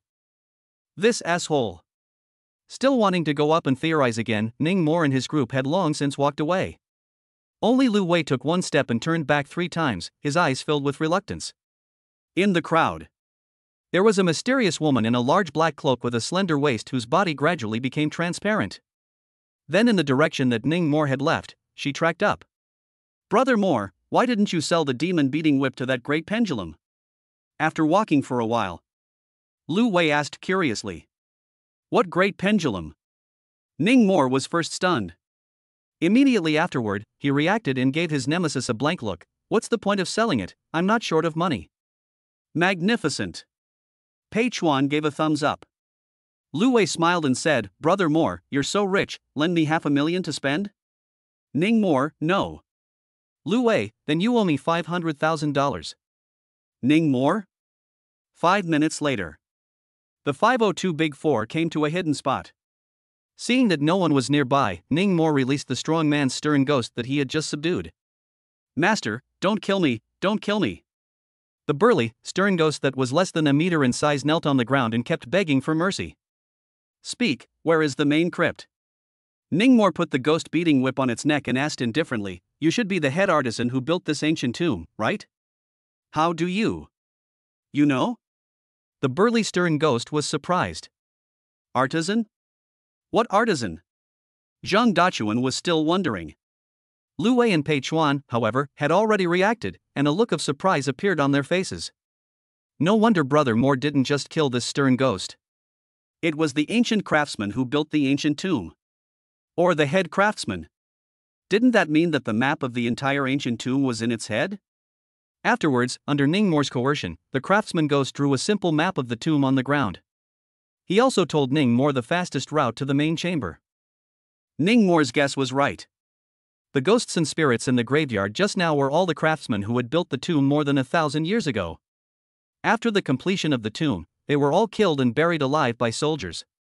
Therefore, they were transformed into grievous ghosts that would not be dispersed. So ruthless. Born awe.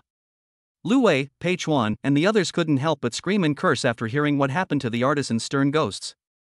"Do you know whose tomb this is?" Ning Mor asked with a frown. "I'm not sure, I only know that it's a general of the Stranger Sword Army." Artisan Nightshade shook his head. "Stranger Sword Army." Pei Chuan's face changed slightly. Ning Mor's gaze lit up as well. "What the hell?" Lu Wei scratched his head. He wasn't very good at history. "It's a special elite troop of the Tang dynasty, famous for using a kind of long-handled greatsword, the Stranger's Sword." Pei Chuan explained, excitedly saying, "This wouldn't be the tomb of the Avatar General Li Sai, would it? Just go take a look and find out." Ning Mor retrieved the artisan night ghost back into the matterless sign, and with that, he got up. Infinite anticipation welled up in his heart. He had loved the culture of the Great Tang since he was a child, and was mesmerized by that prosperous and powerful heyday, so he was naturally familiar with the Stranger's Sword. Unfortunately, this kind of weapon only left a name in history, and no one had seen exactly what it looked like. "Brother Stranger, we won't be going to the main crypt next, right?" Lu Wei was a bit flustered. Resistance was written all over his fleshy face. "Why don't you guys stay behind and I'll go alone?" Ning Mor thought about it and proposed, "It's relatively safe here, so you guys can just practice your guts here, search for psychic ingredients, and wait for me to come back." "Okay." Pei Chuan nodded. He knew very well that with this amount of strength in himself following Ning Mor's ass, he was a drag.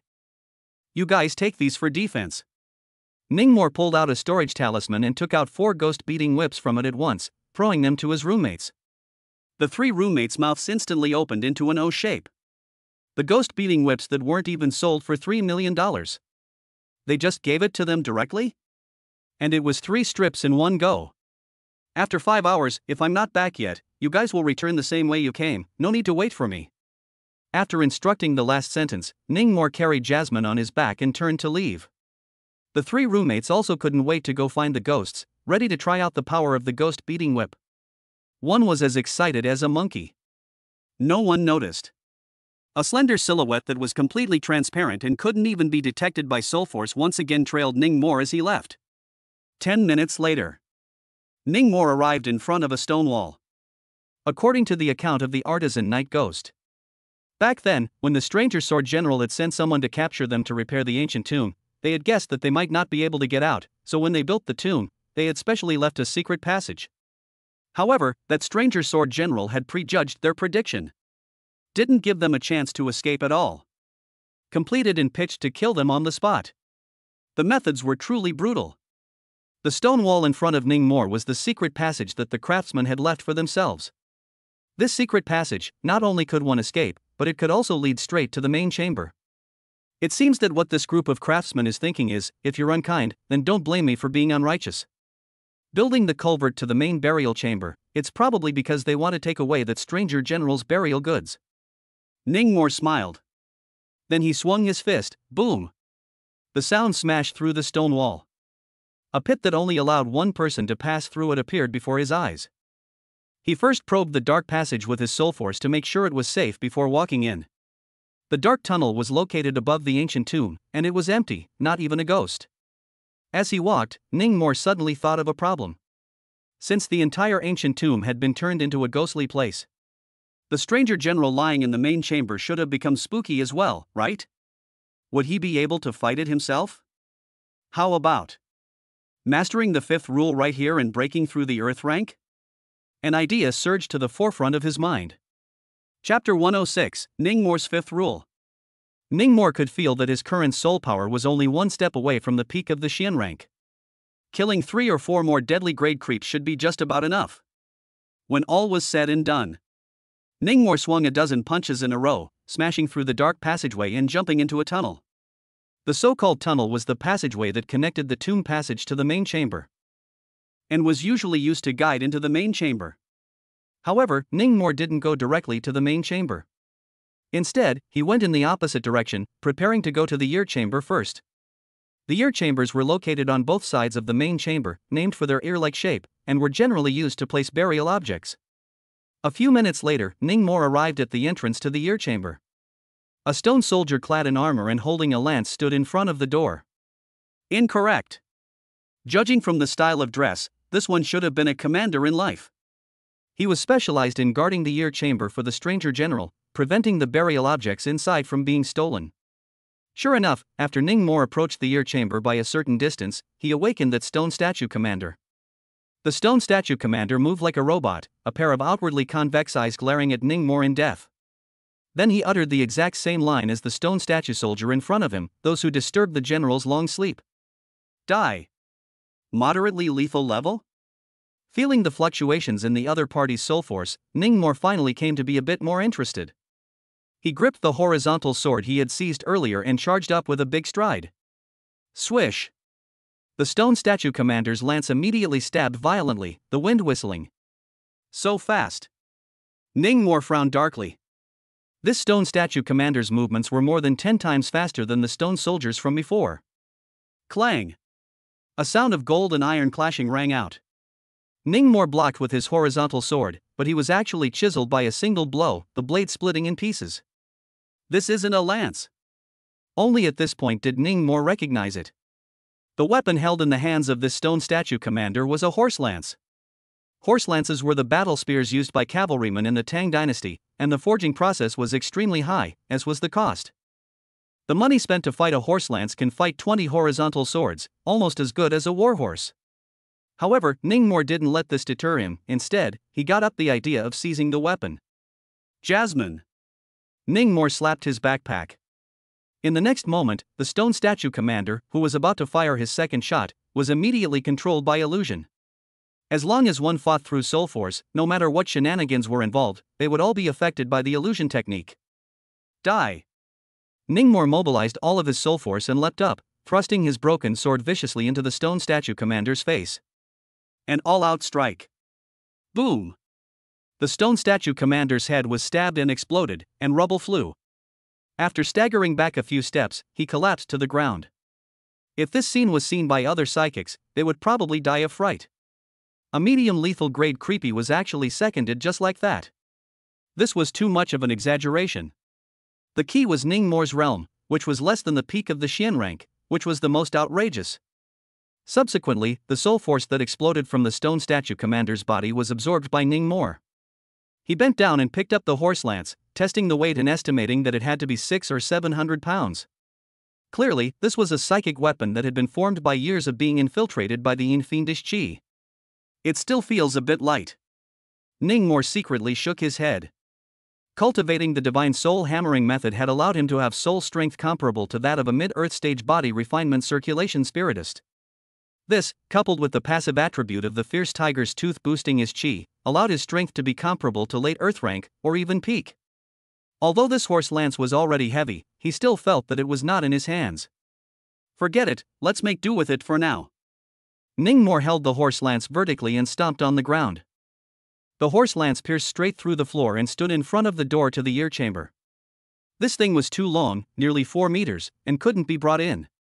Subsequently, Ningmore found quite a few good things in the ear room. Gold, silver and jade ornaments, Tang San Kai, weapons, paintings and calligraphy, ceramics, ancient coins. There were also some spiritual ingredients growing in the corners, all of which had reached heavenly rank in quality due to the constant drawing of Yin Fury Qi. So many ancient jades, Young Wei must be happy to see them. It's a pity there's no trickster weapon. Ningmore circled around the chamber and took all the psychic objects. For example, ancient jade, gold, Tang Sankai, and some psychic ingredients. The rest of the ordinary antiques, he didn't bother to bring. After all, a storage talisman only had 4 compartments. Go take a look in the right ear room. Ningmore went out and drew his horse lance, quickly rushing to the other ear room. It was still the same script. At the entrance to the right ear room, there was likewise a stone statue commander. The difference was that this commander made a pair of brass vorpal hammers, which were fat and unusually bulky. After Ningmore let Jasmine control the other party, he picked up his horse lance and blew his head off with a single blow. It was another second kill. Well, the weight of this hammer is okay, it's estimated to be 801,000 pounds. After getting the stone statue commander of the right ear chamber killed, Ningmore walked forward and picked up the opponent's weapon. After trying it out, he stowed the horse lance into his storage talisman. This thing was simply too long to walk with. Afterward, he searched the right ear chamber again. The burial goods inside were similar to the left ear room. There was a large pile of gold, silver, and ancient jade.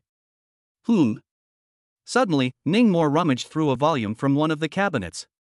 A book that had endured for over 1,500 years without decaying was, needless to say, a psychic object. Fixing his eyes on the book, there were several large words written on it.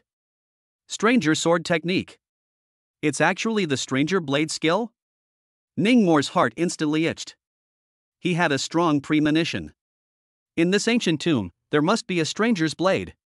It was most likely in the main chamber.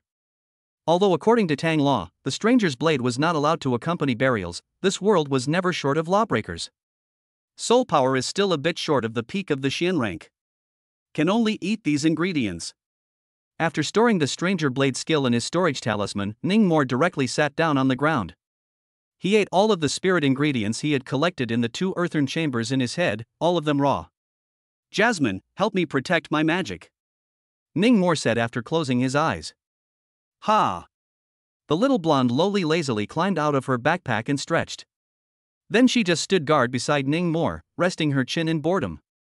Ha! Suddenly, little Lori seemed to have discovered something.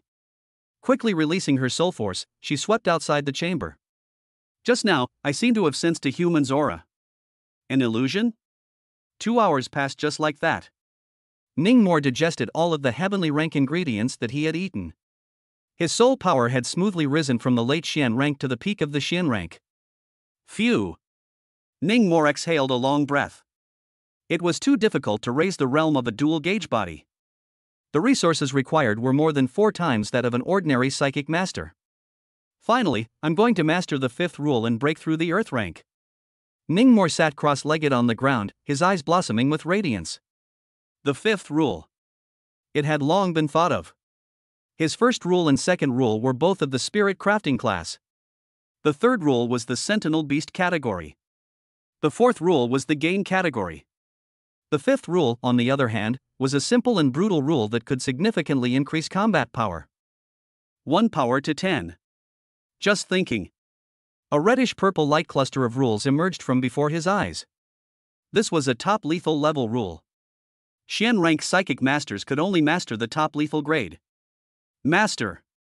Ningmore stuck his hand into the light mass and mumbled in his heart.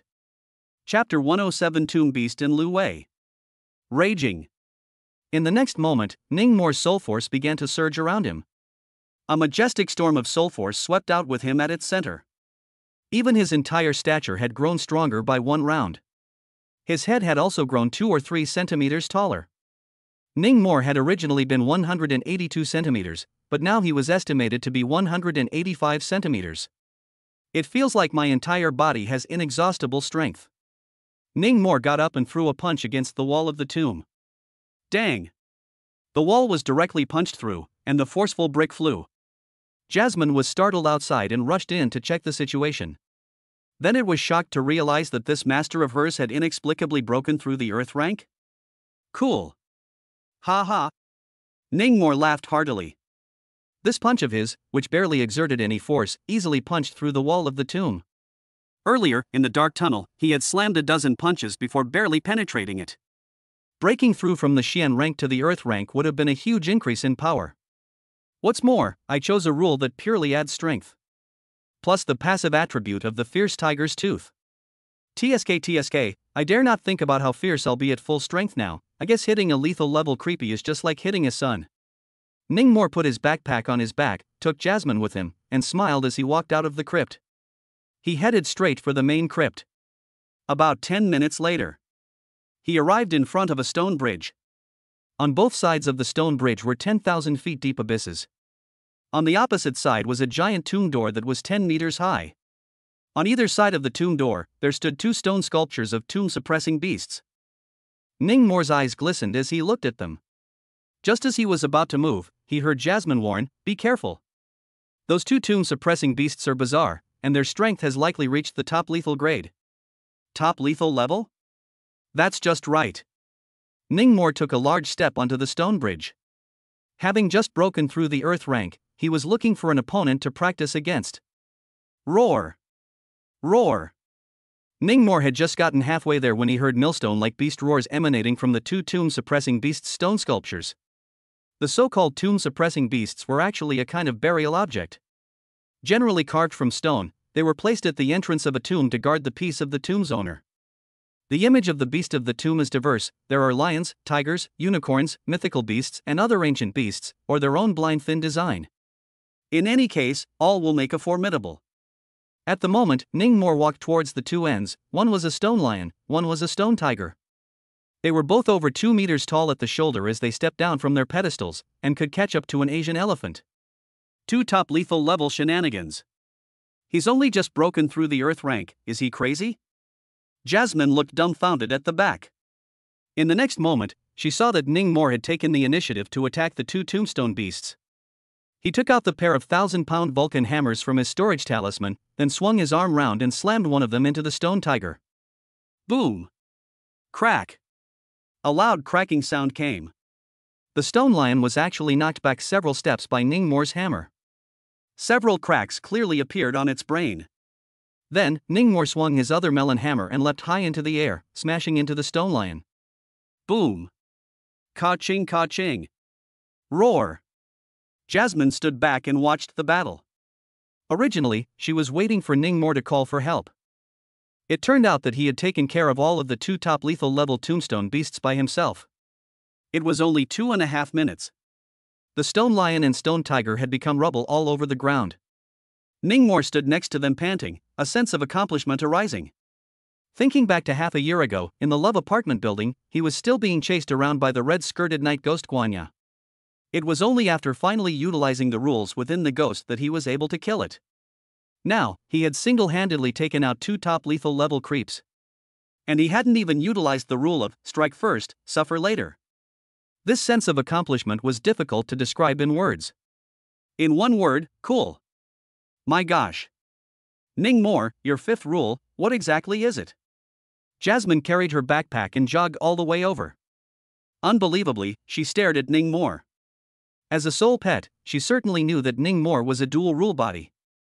But the latter had just broken through the Earth rank after all, and to accomplish such a feat was just too much. Brother Moore. Moore? What's this? At this moment, Lui's voice came from across the stone bridge quite abruptly. When Ningmore and Jasmine heard it, they were both stunned. Jasmine hurriedly turned into her golden-furred ferret form to prevent being seen by Lu Wei. Wei?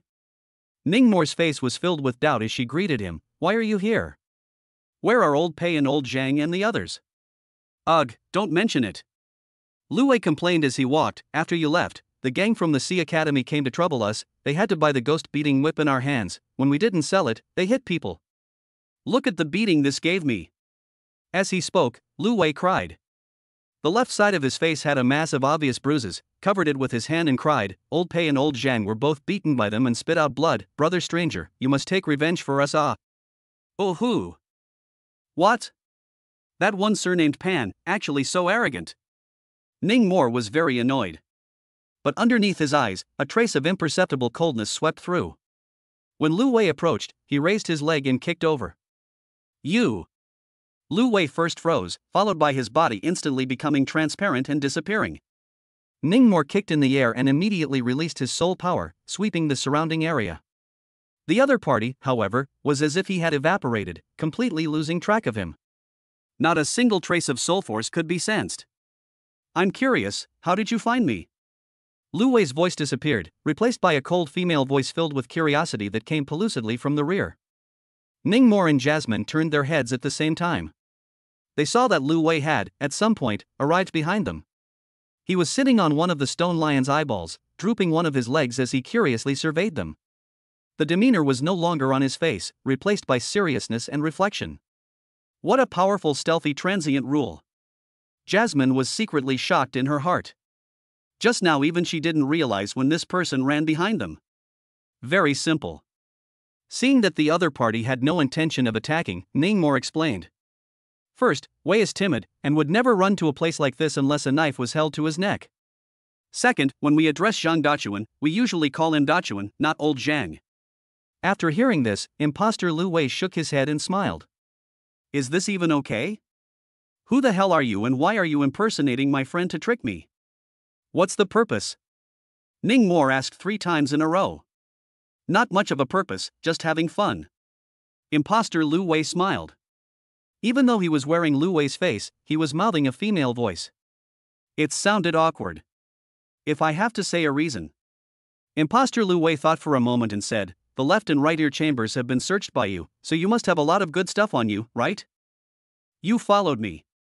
Ningmore's face flinched. The rules mastered by the other party were formidable. From when he started tracking himself and for how long, he knew nothing. Imagine if this person had launched a sneak attack when digesting the ingredients just now, would Jasmine alone have really been able to stop him her? Alright, not teasing you. Imposter Lu Wei waved his hand and laughed. I'm not interested in that pile of rags in the ear chamber, I'm here for the treasure inside. Saying that, he pointed to the giant tomb door behind him. Smiling like a flower. Chapter 108, Red-haired Nua-faced woman, Yin Tao. I have to say, Captain Ning, you kinda surprised me. I didn't expect you to break through the earth rank in a place like this. I'm guessing that you should definitely have the Taiyang skin with you, right? Mastered the rules of power boosting? Having just broken through the earth rank, you killed 2 top lethal grade tomb suppressing beasts with your own strength. That's really impressive. Imposter Lu Wei smiled mysteriously, making people unable to guess what she was thinking. Finally came the sentence, you have the qualifications to cooperate with me. Cooperation?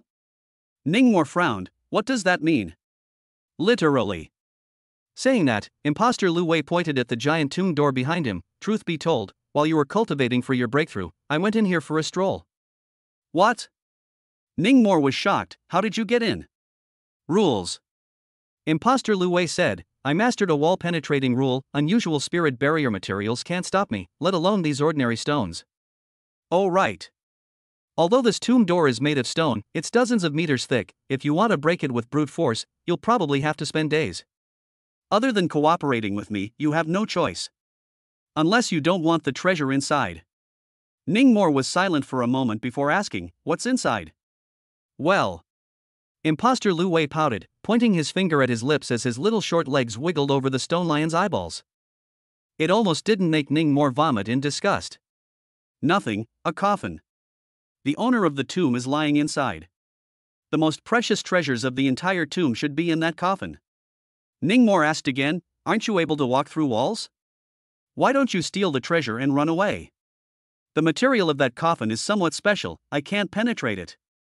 And the tomb owner is suspected to be nightmare level bizarre. Imposter Lu Wei said helplessly. Nightmare level? Ningmore's eyelids jumped, then what's the point of cooperating? The soul power fluctuations on this imposter Lu Wei's body were only at the peak of the earth rank. It was about the same as Wang Hum. It seemed like there was only a small realm difference from the nightmare rank.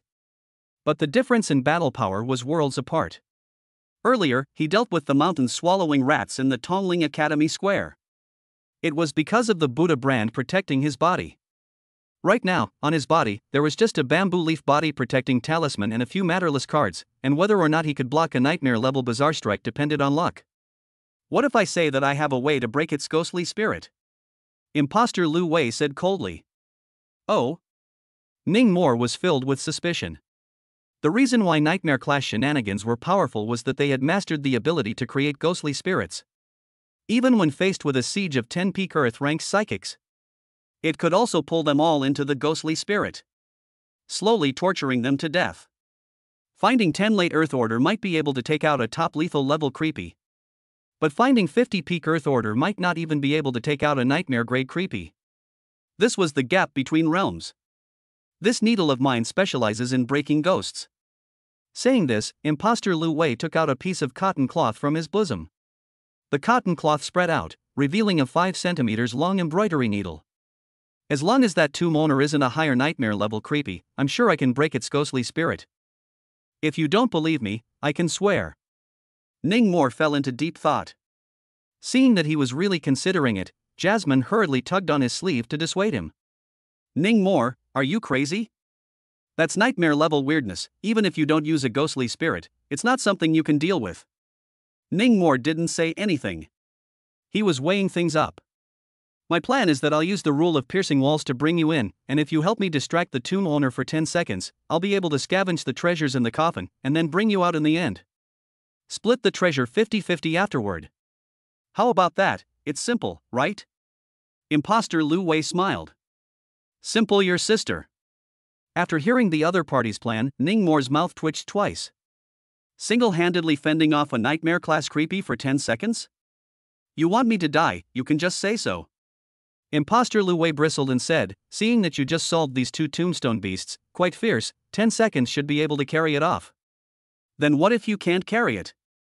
Ning Mor asked again. What else can I do? Imposter Lu Wei spread his hands, do it in style. Ning Mor. With that, he walked to the tomb door in disbelief. Swinging his Vulcan hammer, he smashed it up with all his might. Thunk! There was a loud bang. The jackhammer, which weighed 1,000 pounds, was bent alive. The tomb door, however, did not move. The surface was only smashed with a shallow pit. What are you doing? Imposter Lu Wei said in dissatisfaction, if I say you can't smash it open, I can't smash it open, so why am I lying to you? Only then did Ning Mor put the weapon away. Then he said to Imposter Lu Wei, then take a poisonous oath. Promise that you will never intentionally harm me, such as not bringing me out after bringing me in, or intentionally delay time, or hide treasures, etc. If you violate this oath, you will be struck by heaven and die without a corpse. Hearing this, Imposter Lu Wei was quite quick. Straight away, she swore a poisonous oath as Ning Mor had requested. She knew very well that without the constraints of an oath, who would dare to cooperate with a complete stranger in such a hellish place? I have one more condition.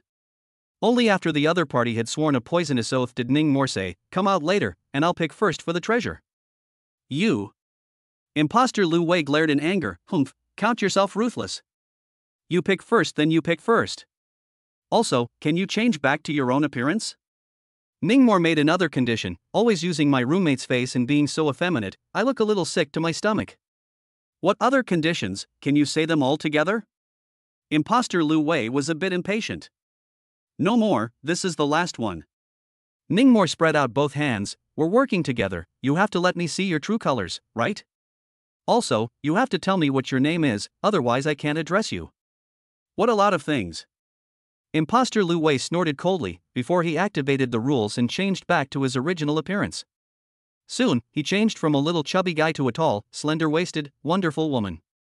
Her height was about 172 centimeters, and her long, flowing and mysterious red hair was draped over her back. The face was wearing a half-exorcism mask. Could not see the front face. Only reveals a cherry mouth and a straight nose. Skin as white as new snow, as if blowing unbreakable. A look is a superb beauty. Just call me Yin Tao. The red-haired woman's voice was also very nice. Okay, Chelsea. Ning Mor nodded, indicating that he had memorized the other party's name. What Cheerios, my name is Yin Tao. The red-haired woman glared at him.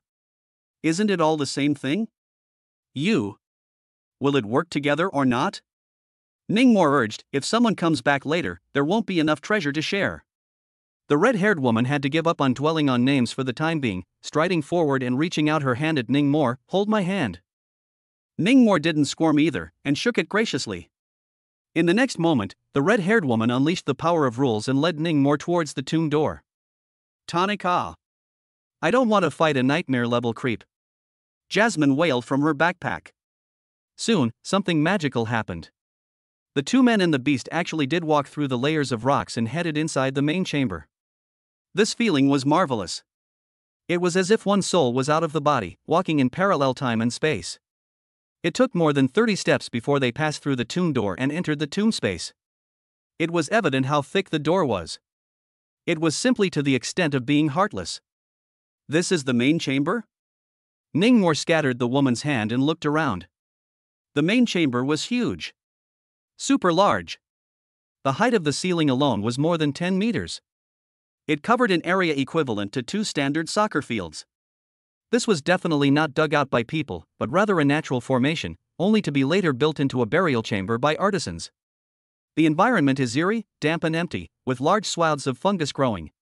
The more I looked at it, the more it looked like a ING Boss battlefield site. Look, there it is. The red-haired woman pointed to the distance, a white jade coffin placed in the center of the main chamber. The coffin was 4 meters long and half a meter wide. It was carved with scenes of Jingo, iron horses, and battle in the sand. A whole set of coffins, all ancient jade. If this was smashed and brought back, wouldn't Yue go crazy with joy? Ningmore thought in his heart. But it was just a thought. If he really wanted to smash it, the person inside would have a problem with it. You take this. The red-haired woman handed over her trick weapon, the embroidery needle, to Ningmore and said, "In a moment, you'll go first and lure the tomb owner out of the coffin. I'll try to move as nimbly as possible, and it might not even take 10 seconds. Okay." Ningmore pinched the embroidery needle and asked, "How do you use this thing? Zap it at creepy?" "No, zap yourself." "Zap myself."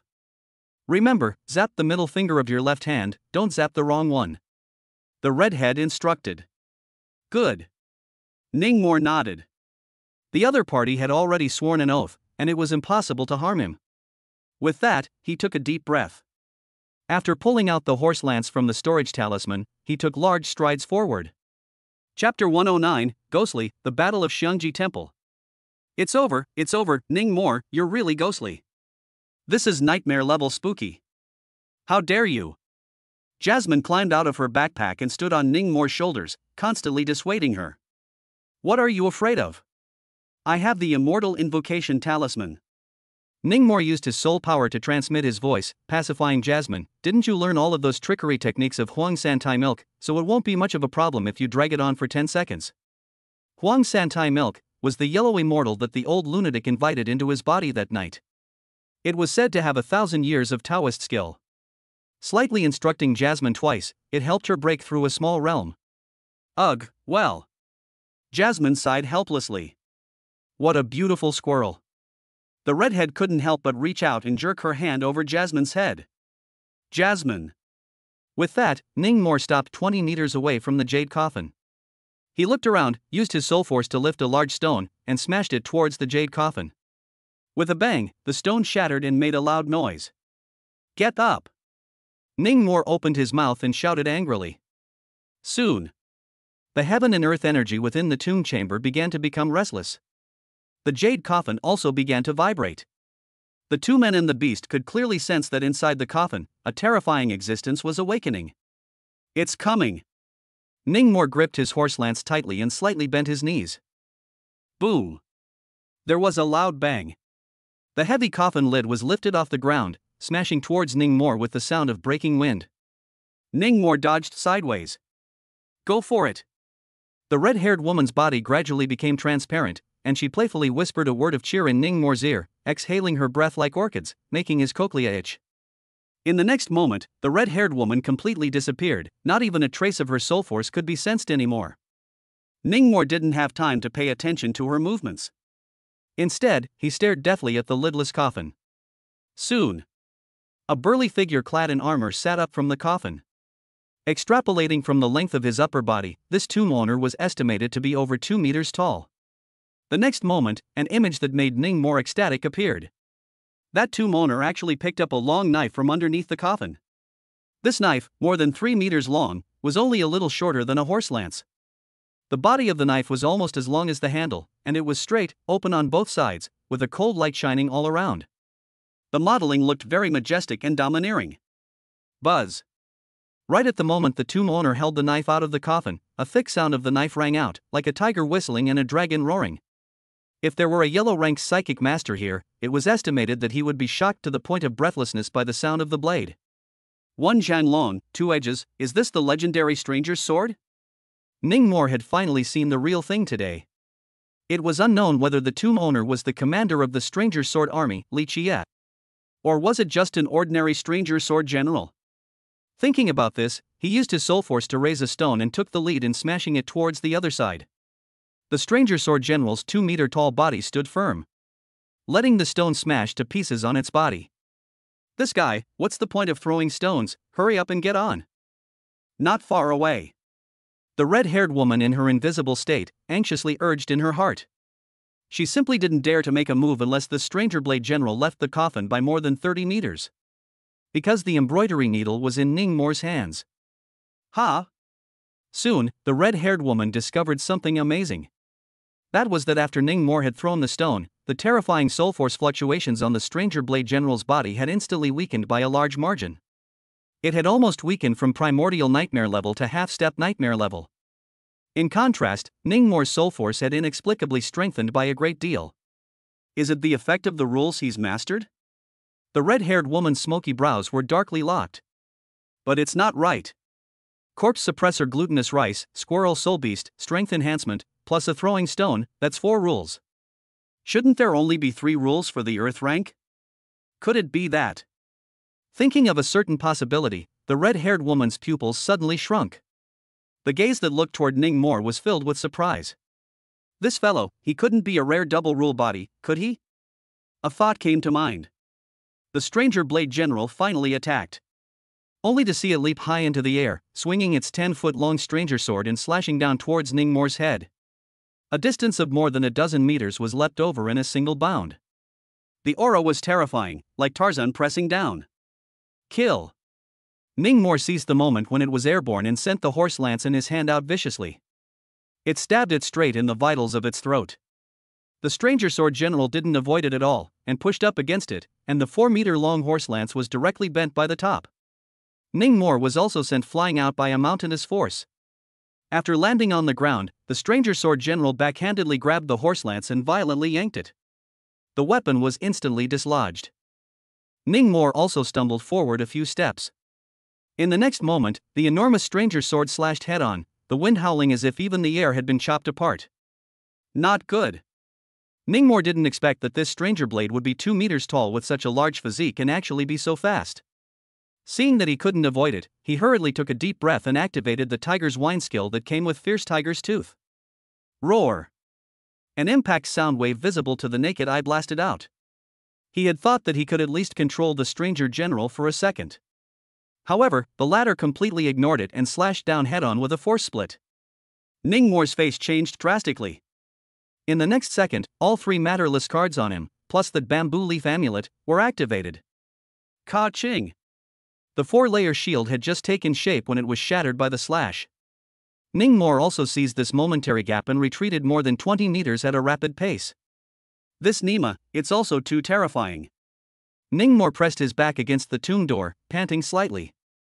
A nightmare-class creepy was indeed fierce. What's more, this one was still a melee-type martial artist. Suddenly, Ningmor felt an invisible soul force erupt from that stranger general, vaguely enveloping him. In the next moment, the sky began to spin before his eyes. Damn it! Ningmor shook his head vigorously, and when he came to his senses again, there was actually the scene of 1,000 armies charging before his eyes. Kill! For the sake of Great Tang. For Chang'an. Where are the Stranger Sword Army? Follow me to charge and kill the rebels. The sound of generals charging and killing, the neighing of warhorses, the dust stirring up, and the military flags fluttering. In this instant, Ningmor was thrown into an ancient battlefield. Tens of thousands of generals wielding stranger swords rushed past him, killing another wave of troops. Among them, there was a particularly tall general who even shouted under his breath, "Anyone who blocks the Sai sword will be shattered in pieces." This is the battle of Xiangji Temple? Ningmor was dumbfounded. His head was a blur. Couldn't even tell southeast from northwest. Ningmore. Ningmore. Hurry up. He's coming. Jasmine stood on his shoulders, desperately shaking. The yellow-skinned man, who had some resistance to illusions due to his racial characteristics, came to his senses one step ahead of Ningmore. Looking at the thousands of troops, there was a stranger general who was covered in a black aura, walking straight towards them. Jasmine was so anxious that she had no choice but to open her mouth and bite down on Ningmore's neck. Hiss! Sharp pain struck, and blood flowed like a stream. Ningmore finally came to his senses. Then he hurriedly took out an embroidery needle and ruthlessly stabbed it on the middle finger of his left hand. When the embroidery needle saw blood, it suddenly blossomed with a blinding golden light. In the next second, with an incredible speed, it stabbed towards that stranger general's brow. Roar! A shocking roar of pain resounded through the main chamber. The scenes of the battle at the Xiangji temple faded away at a rapid pace. What a powerful trick weapon! Ningmore caught the embroidered needle that flew back, and was a bit shocked inwardly. This needle was, presumably, much more precious than his accumulated grudges hair card and fierce tiger's tooth combined. Roar! Soon, the ghostly spirit's broken stranger general, furious, rushed over. Cover your mouth and nose. Suddenly, Jasmine shouted. Ningmore did not hesitate and immediately complied. Only to see that the little lowly opened her mouth and spat out a large plume of yellow smoke at the stranger blade general. The stranger sword general's pace quickly came to a standstill. Trickery? Ningmore was a bit surprised. It seemed like his 100 roasted chickens hadn't been spent in vain. The child had really learned something from the yellow immortal. As the smoke drifted away, Ningmore quickly realized that the smoke contained a high level of poison, and that it could shield soul perception. For the stranger blade general, who didn't have physical eyes and only perceived the world through his soul force, it had undoubtedly turned it into a blind man. Go! Suddenly, the voice of the red-haired woman, Yin Tao, rang from his ears. Before Ningmore could react, he was held by an invisible hand and ran towards the tomb door. After Jasmine interrupted the poisonous smoke spewing, the stranger blade would immediately return to action. It was as if it had sensed that its treasure had been stolen. It was furious and stormy. It even used all its strength to use the stranger sword in its hand as a javelin and threw it at the grave robbers. The red-haired woman quickly unleashed the power of rules and brought them through the wall to escape. Thud! The stranger's blade ruthlessly plunged into the tomb door, missing it by a full meter. It almost stuck into Ningmore's heel. Chapter 110 Weird Weapon, Jade Hairpin. Huffing and puffing. Huffing and puffing. The two men and the beast sat paralyzed on the ground, panting in fear. Behind them, the sound of the stranger general swinging his fist and slamming the door kept coming. Nay, this tomb door was too thick. Even if it was a nightmare-level strangeness, it could not be destroyed in a moment. 5 seconds. Ningmore said after slowing down. What? The red-haired woman glanced at him. We agreed on 10 seconds, but you ended up using 5 seconds more than the original plan. Ningmore glared at her, and a straw horse almost came out of his mouth. The red-haired woman was a bit speechless. It wasn't just 5 seconds more. Big sister, can't you see how fierce that thing is? Ningmore really wanted to curse her entire family and see. Didn't I give you the embroidery needle? Right, bring the needle. The red-haired woman spread her hands out at him. Bring the bag first. Ningmore hooked his finger at her, signaling to hand over the bag with one hand and the needle with the other. The red-haired woman was a bit reluctant, but could only hand over her backpack. Ningmore also returned the embroidery needle to her. Afterwards, he received the backpack and placed it on the ground. The first thing he saw was an exquisitely shaped long knife, stuck diagonally into the backpack, with a large portion of it peeking out of the zipper opening. This is a meter knife? Ningmore picked up the knife before drawing it out. At once, a cold light appeared, and there were exquisite patterns reflected in his eyes. This knife was about 1.33 meters long, with a slender body, the handle and sheath inlaid with gold onyx, and the exquisite styling of the knife was breathtaking. It was simply a work of art. Ningmore noticed that when he picked up this ceremonial knife, the red-haired woman's eyes became visibly worried. It seemed to be afraid that Ningmore would take away her favorite treasure. Luckily, after viewing it for a while, Ningmore casually tossed it to her. The red-haired woman's vermilion lips immediately lifted into a pleasing arc. She looked at Ningmore much more favorably. Next, Ningmore picked up another knife from his backpack. This knife was very short.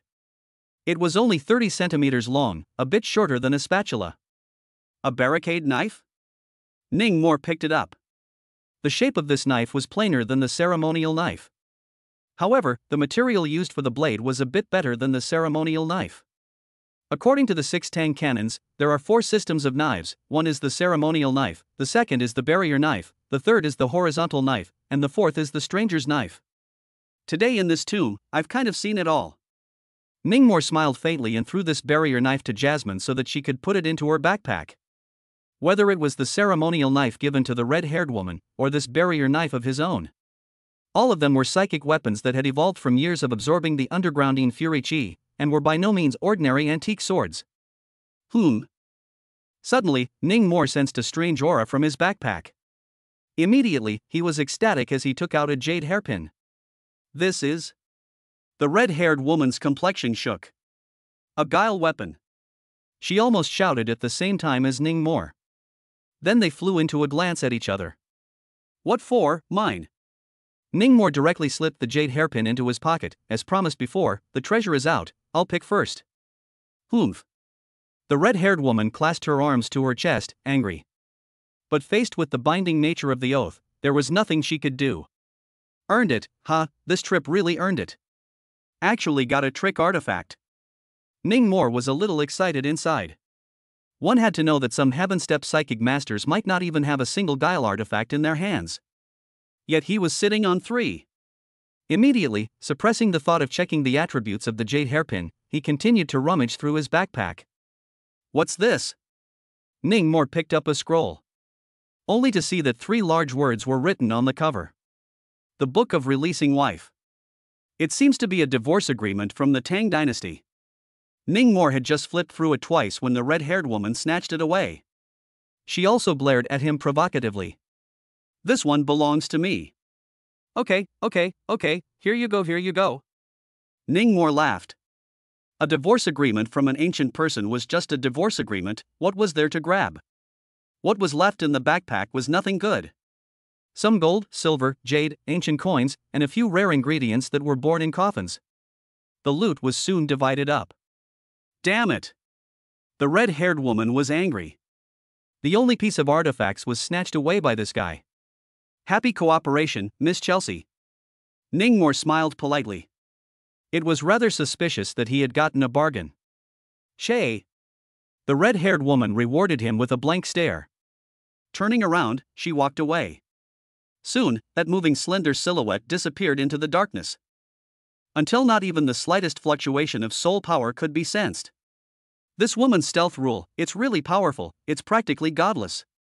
Just as Ning Mo's words came out of his mouth, he was stunned. The stealth rules that this woman had mastered, it couldn't be, God doesn't know, Ghost doesn't realize, could it? Nope.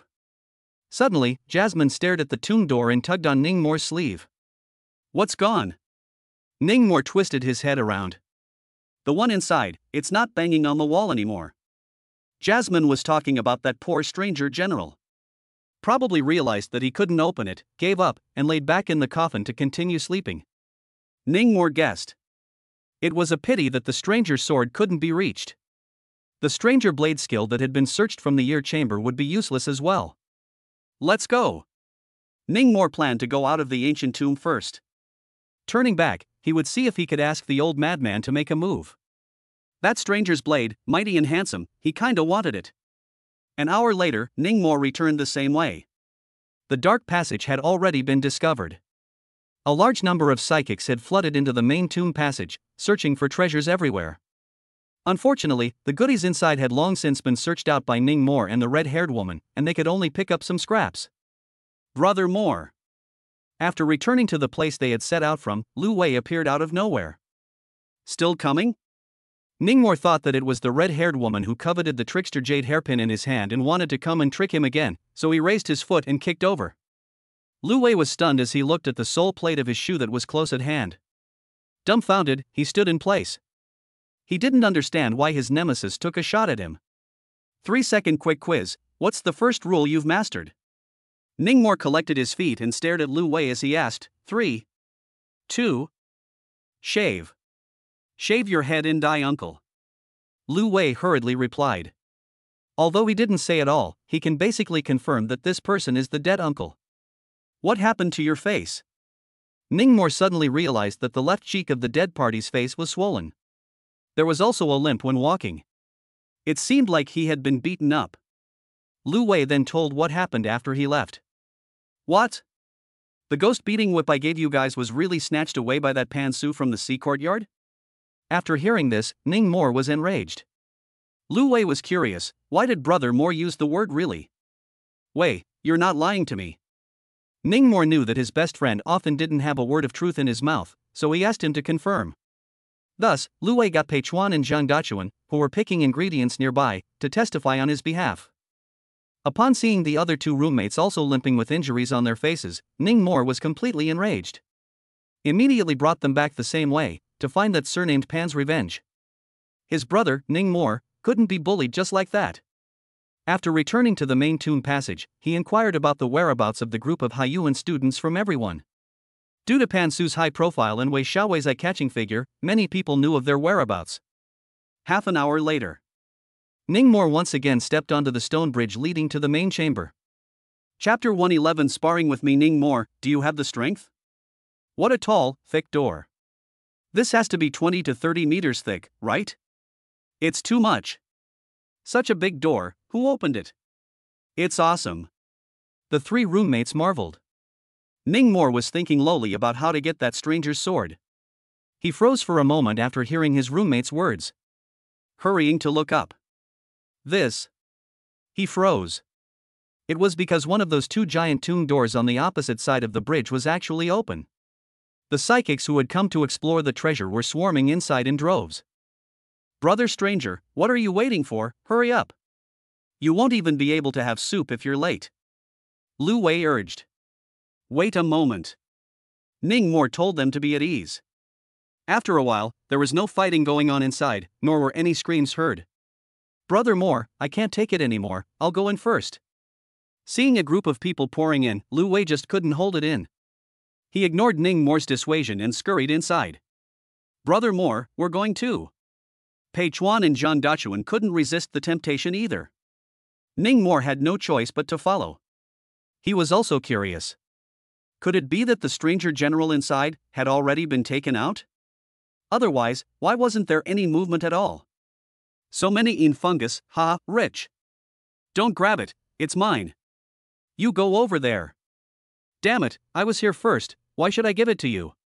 Rubbish. Bunch of losers, get out of the way.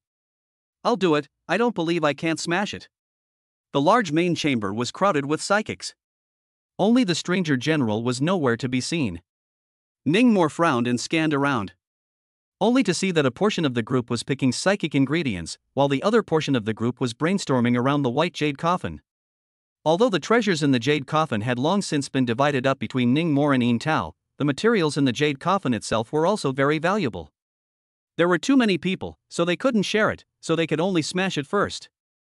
However, the jade coffin was exceptionally hard, and a group of psychic masters couldn't even smash it with all their strength. Grass, why is this coffin so hard? My axe is missing. Next to the jade coffin, a burly man with a beard of earth rank strength cursed.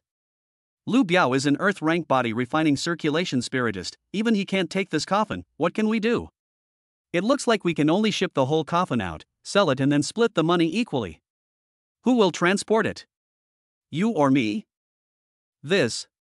A group of people were guilty of the old dilemma. A dozen or so Sea Academy students also stood by. Damn, who took all the treasures in the left and right ear chambers and this jade coffin?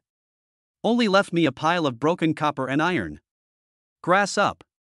Pan Su stared at the empty coffin and kept cursing in his heart. Suddenly, Ningmore's figure flashed through his mind. Could it be him? CNM surname Pan, I've been looking for you guys for half a day, so you're hiding here. My boss Ningmore has returned, hurry over and suffer death. Lu Wei's curses suddenly came from behind. Pan Su was already annoyed. Being scolded by Lu Wei like this, his mood became even more unpleasant. Dead fatso, what did you say? A little brother behind Pan Su, pointing at Lu Wei with a ghost beating whip, cursed, hurry up and get lost, or I'll beat you up again. It's really true that you guys snatched my ghost beating whip. Ningmore saw the psychic weapon in this little brother's hand, and his eyes transmitted a few chills. Robbed? Pan Su laughed when he heard this word. Who said it was robbed? We clearly bought it. Bought? Ningmore showed confusion and twisted his head to look at Lu Wei. By my ass. Lu Wei was so angry that he jumped to his feet. The 3 ghost beating whips add up to at least 13 million, and you just gave a heavenly rank herb worth 6 million, which is nearly half less. What the is this if not buying and selling by force? Ningmore was going to be furious. This grifter, Wei, really didn't have the truth in his mouth. Old Pei, De Chun, are they buying and selling by force or not? Ningmore stopped listening to Lu Wei and turned his head to ask the other 2 roommates. It's just forceful buying and selling. Zhang Dachuan's face was full of humiliation as he said, when we didn't sell, they wouldn't let us go and humiliated us. In the end, after finding a random reason, they hit people. Pei Chuan gritted his teeth as well. Okay. After receiving an affirmative answer, Ning Mo stopped talking nonsense and took large strides towards Pan Su. I'm going to count to 3 and hand over the stuff, or else suffer the consequences. 3. Seeing that Ningmore was not to be messed with, this group of normally arrogant and domineering Haiyuan students turned their gazes towards their main centerpiece. Pan Su had seen Ningmore's power, and he also wimped out in seconds. Gritting his teeth, he said, then you'll return the heavenly rank herbs to us first. Refund you paralyzer. Ningmore's small mouth opened with a bird's tongue, too. You. Pan Su was furious. What the hell kind of person is this? A hooligan? Ningmore, don't go too far. At the critical moment, it was Wei Xiaowei who Duang stood out again. As a result, just as she said a word, she was smacked in the face by Ningmore, who had instantly come over, with a force pocket.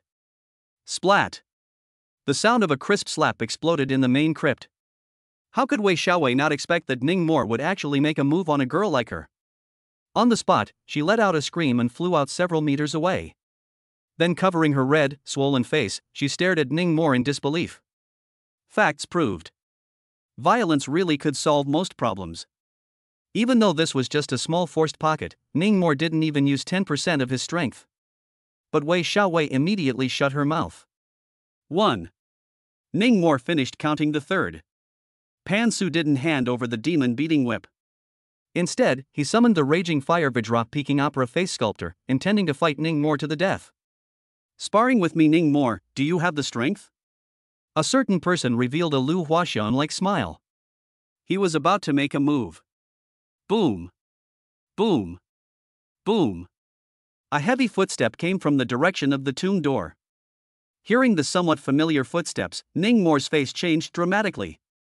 There's a break. Pan Su didn't care what was happening.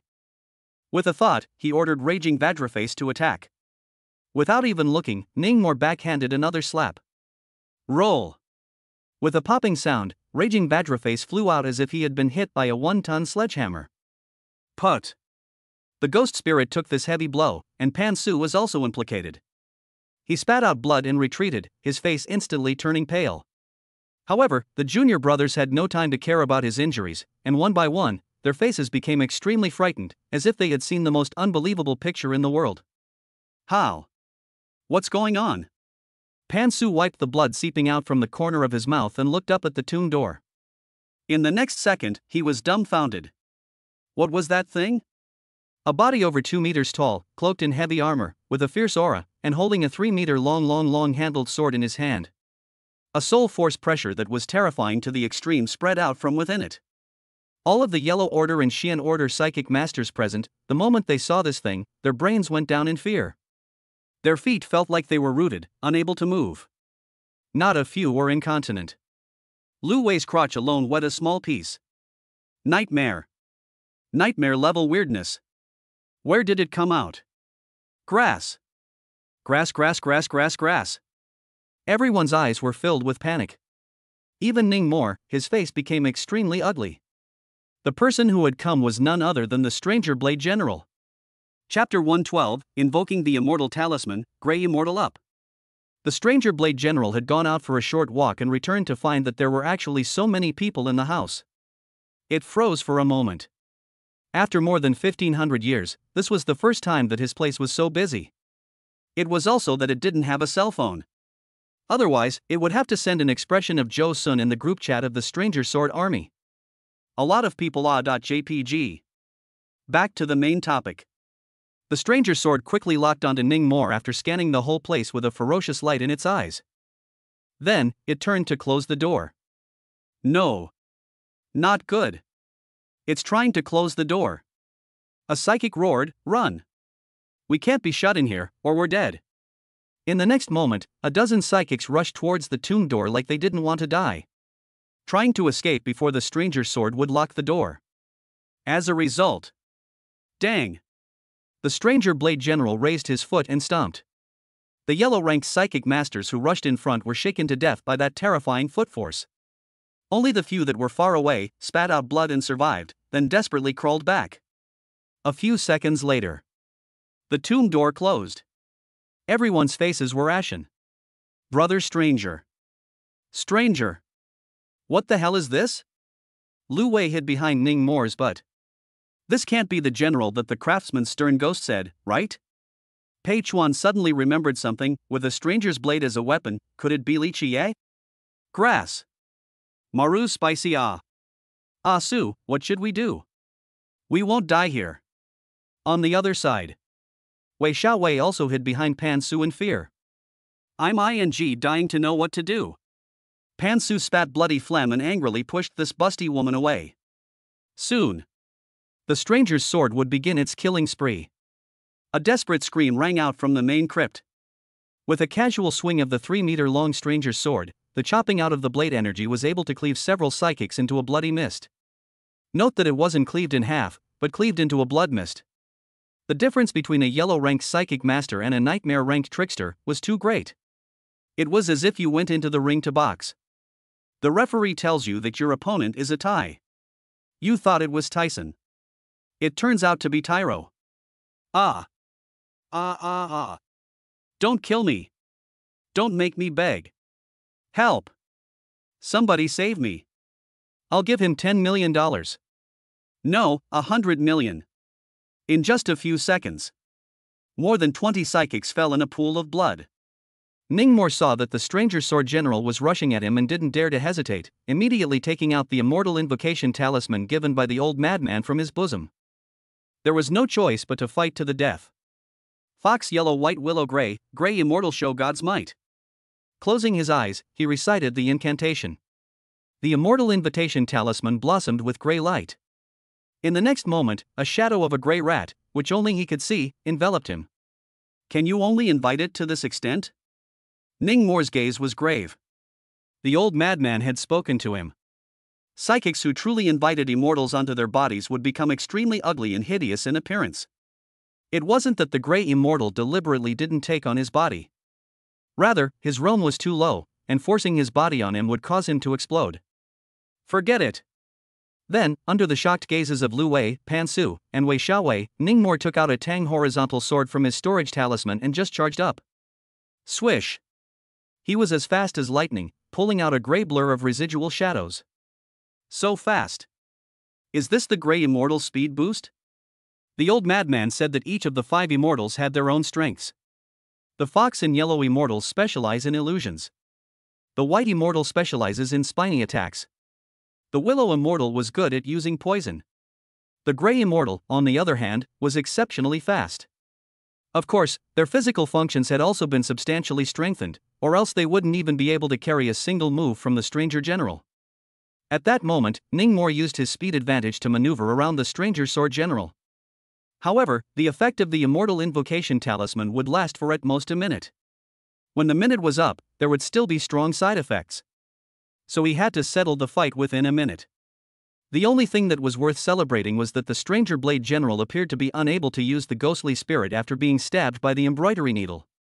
Those who don't want to die, fight with me. Ning Mor took the time to shout to the group of scared and dumbfounded psychics behind him, otherwise, when I die, you'll only have one way to die as well. Right. Right. Fight it. Everyone together. Charge. I can't go on, I can only buff you guys from the back. Soon. The hundreds of psychic masters present were mobilized by Ning Mor. Among them, 6 Earth Order psychic masters directly rushed up to engage in close combat. The Xian rank and yellow rank psychic masters could only hide at the back to provide psychic weapons or add gain buffs. This was because the Nightmare rank's bizarre Fierce Fury Chi could cause Earth rank psychic masters below to directly lose their fighting ability. No matter how bold they were, they couldn't top it. However, the appearance of the first casualties quickly disintegrated this rabble. Ka Ching. A 10-foot-long terrifying stranger's sword was casually swung. Two Earth-ranked psychic masters who couldn't dodge in time were directly cut off at the waist, dying horizontally on the spot. Seeing such a horrifying scene, the remaining psychic masters scattered. Among them, Pan Su ran the fastest. Both urine and feces were scared incontinent. Su? Wei Xiaowei had been expecting a heroic performance from her online boyfriend. Turns out the bastard gave her a big poop. Literally. In just a blink of an eye, there were only 3 people and 1 beast left on the field. Ning Mor. The gigantic-ized Jasmine. The burly man with the beard. There was also an unrecognizable, thick-browed man who also used a Tang horizontal sword as a weapon and had exquisite sword skills, suspected of mastering such rules. Brother Mor, take it. At this moment, Pei Chuan threw a bottle of bracing wine over.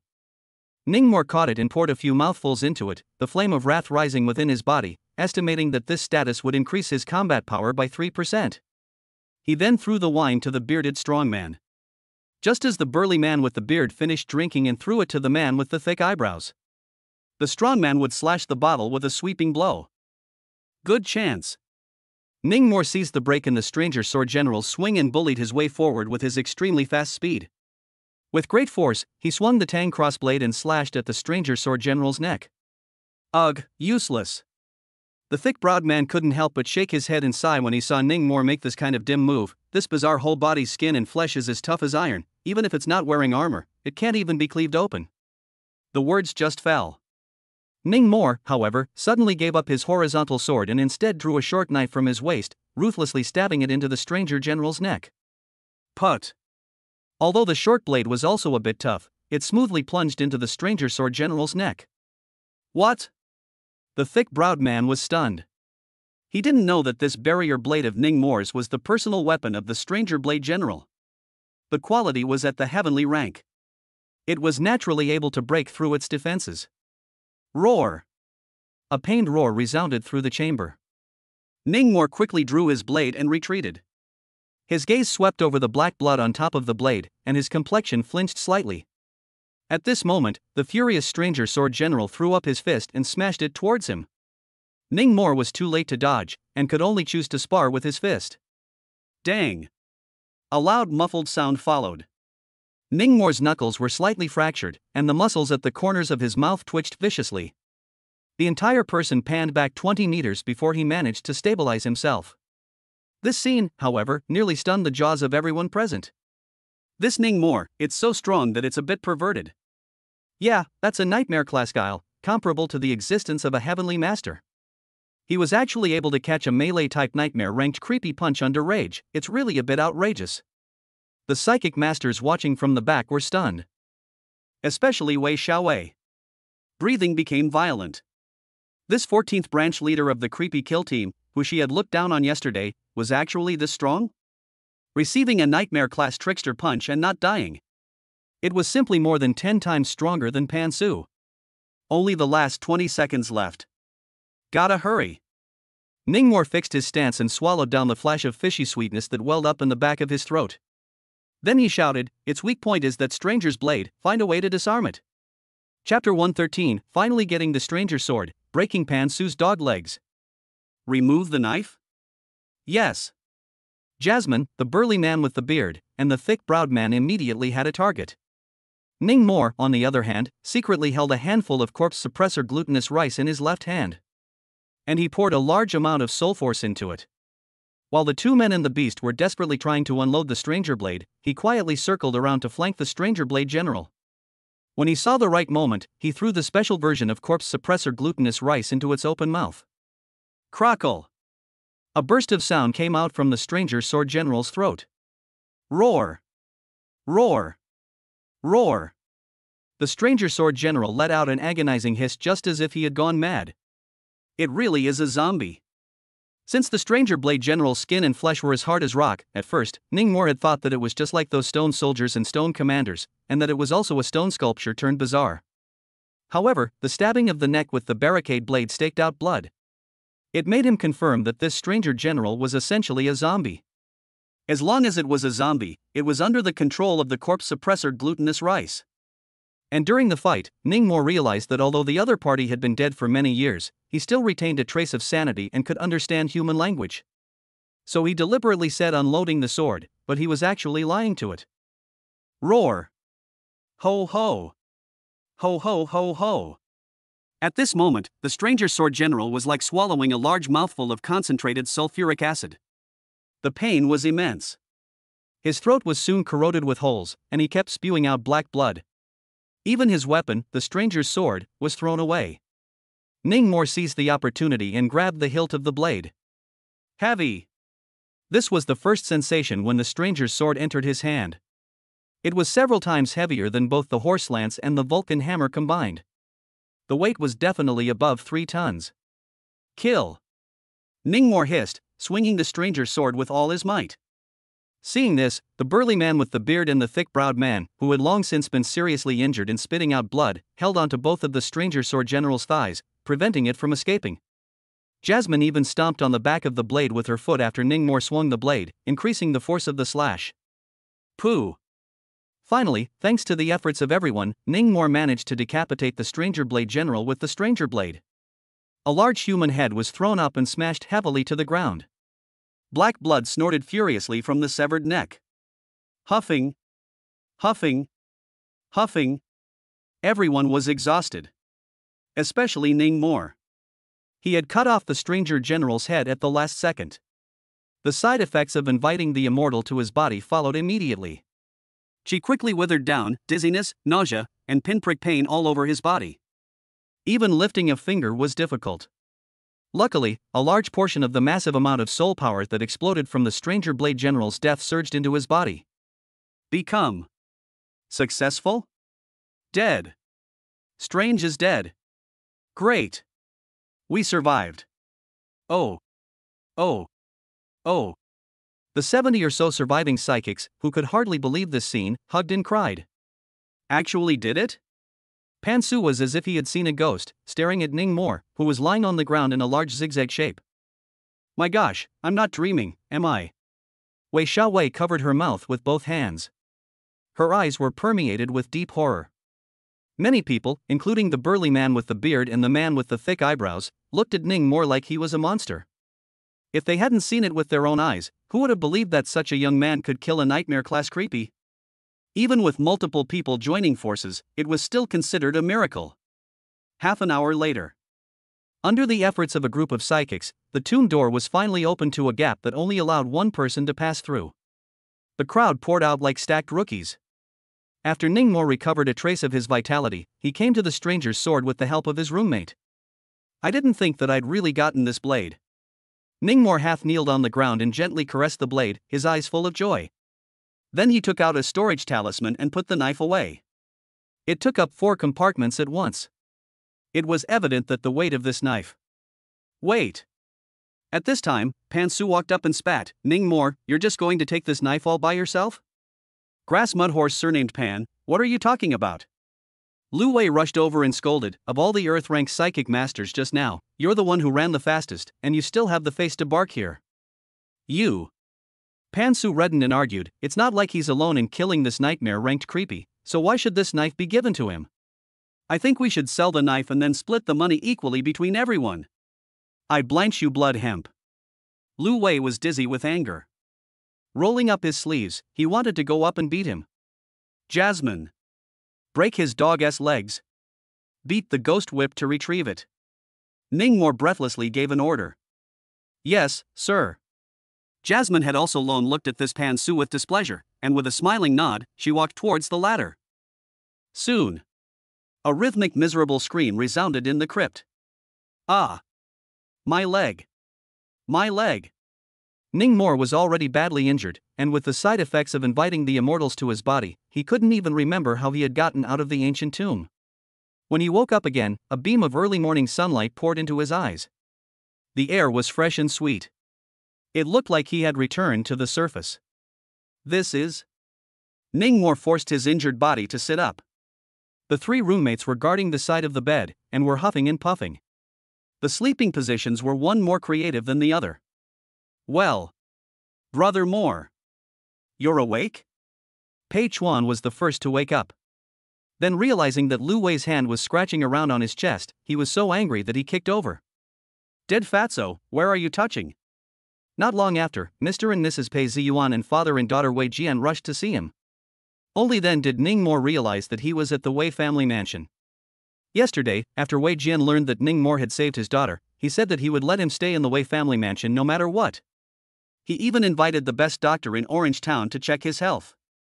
Wei Xiaowei stood behind her father, her face still a little red and swollen from Ningmore's whipping yesterday. Well played. Wei Jian, who had always doted on his daughter, changed his mind today. Smiling, he gave Ningmore a thumbs up and turned around to reprimand his daughter. Rebellious daughter. How dare you sneak off to the tomb with those unsavory things?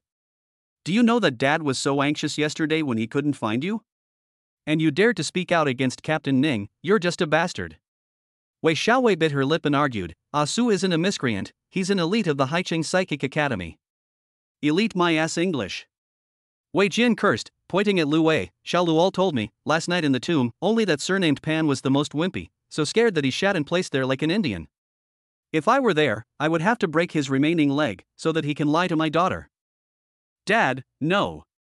Wei Xiaowei was so angry that she stomped her feet. Turning his head, he glared fiercely at Lu Wei. Lu Wei pretended not to see and whistled. Kneel down and apologize to Captain Ning. Wei Jian angrily scolded his daughter. I won't. Wei Xiaowei's eyes immediately turned red as she cried and pushed Lu Wei away, running out of the room. Alas, the family is unfortunate. Wei Jian hated it. Then with a pleasing tone, he said to Ningmore, Captain Ning, I'm sorry to see you laugh, I'll apologize to you on behalf of my daughter, if you need anything in these days, just talk to me. Ningmore were unable to see through Wei Jian's mind. Smiling, he was just about to say something polite when a familiar figure suddenly burst into the room. Ningmore. How are you doing? Tin Wang? Ningmore was a bit surprised. The person who came was none other than the chief leader of the Qingzhou trickster squad. Wang Hum. Chapter 114, Wine is grain essence, the more you drink, the younger you get. It turned out that yesterday, when Ningmore and the others were besieging the stranger sword general, Wang Hum was right outside the tomb door. It was a pity that he had come a step too late to catch up with the spectacular battle, and his heart was filled with remorse. Team Wang, you didn't tell Uncle Feng and Yu Wei about my injury, did you? Ningmore's voice was still a bit weak. But compared to yesterday, it was already too much better. No. Wang Hum shook his head. Ningmore guessed the same. Otherwise, with little Qingmei's character, she would definitely have rushed over from Qingzhou to see him despite everything. Team Wang, how do I feel? That you still have something to say? Ningmore realized that Wang Hum was a little bit anxious to speak. I'm just curious as to how you managed to take out that stranger general. Wang Hum's gaze at Ningmore was filled with incredulity. In fact, he wasn't the only one. Lu Wei, Pei Ziyuan, Wei Jian, and the rest of them were all curious. For an 18-year-old freshman to kill a nightmare-level stranger was simply unheard of. Even in the capital of China, Dragon City, it was very rare. It's the old crazy. Oh no, the old dean utilized the power of rules and created a very powerful talisman for me.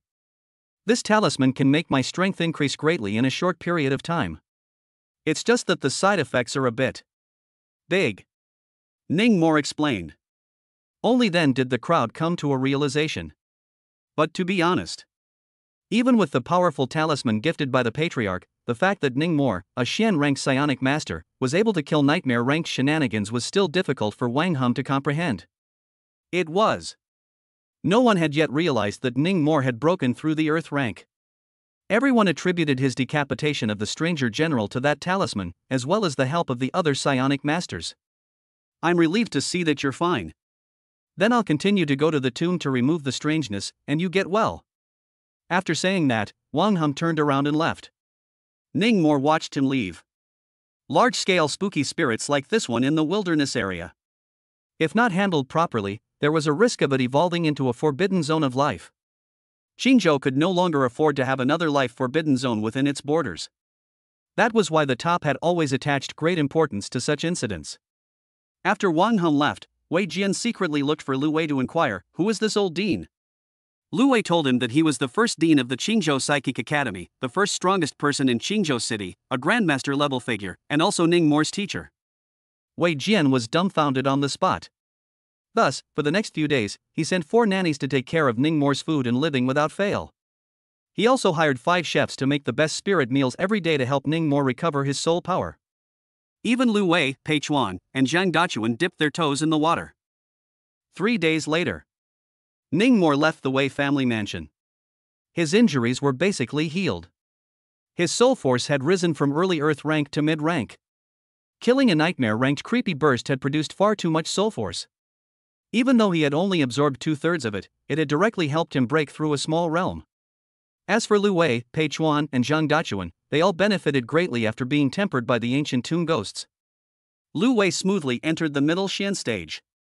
Pei Chuan and Zhang Dachuan had both reached the peak of the yellow rank and could grasp the second rule to break through the Xian rank.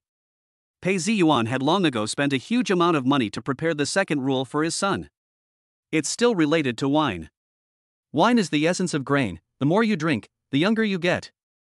Brother Moore, what do you say about this rule? Should I master it or not? This night, the 502 Big Four got together for a barbecue. Pei Chuan complained to Ning More. He trusted Ning More more, so he told Ning More about this rule that his family had prepared. Old Pei, you kid is really in a state of bliss. Lu Wei was furious when he heard this. The elders prepared the rule for you, it's still horror level, and you actually don't want it? Have you considered Dachuan's feelings? Tun. Zhang Dachuan tilted his head and poured wine on the side. Not a single word was wanted to be said. I'm not showing off, I just want a combat class rule. Pei Chuan said bitterly, seeing that you all can rush up and get tough with creepy, do you know how envious I am? Sometimes, I feel like I'm just a worthless piece of trash. This is true. Lu Wei nodded seriously. Pei Chuan, ? Old Pei, I think it's like this. Ning More jerked a skewer of sheep's loin and gave his own insight. This world doesn't lack battle psychics. Instead, there's a shortage of the kind of high-level spirit smiths who specialize in a single discipline, who can both earn a lot of money and have a high social status. Like my female. Ning More had wanted to say girlfriend. But on second thought, it seemed like he and Young Weaver currently hadn't finalized their relationship. So he changed his mind and said, just like Young Weaver, the 2 rules she has mastered are both related to Jade, and how many people are rushing to buy the no matter what tag she produces. I dare say that if she had mastered combat type rules, she would never have the social status she has today. Ahem. Old Pei, let me help you translate What Brother Moore means is that even if you master the combat class rules, you're still a little hot chick, you might as well be a spirit crafting Jedi brother.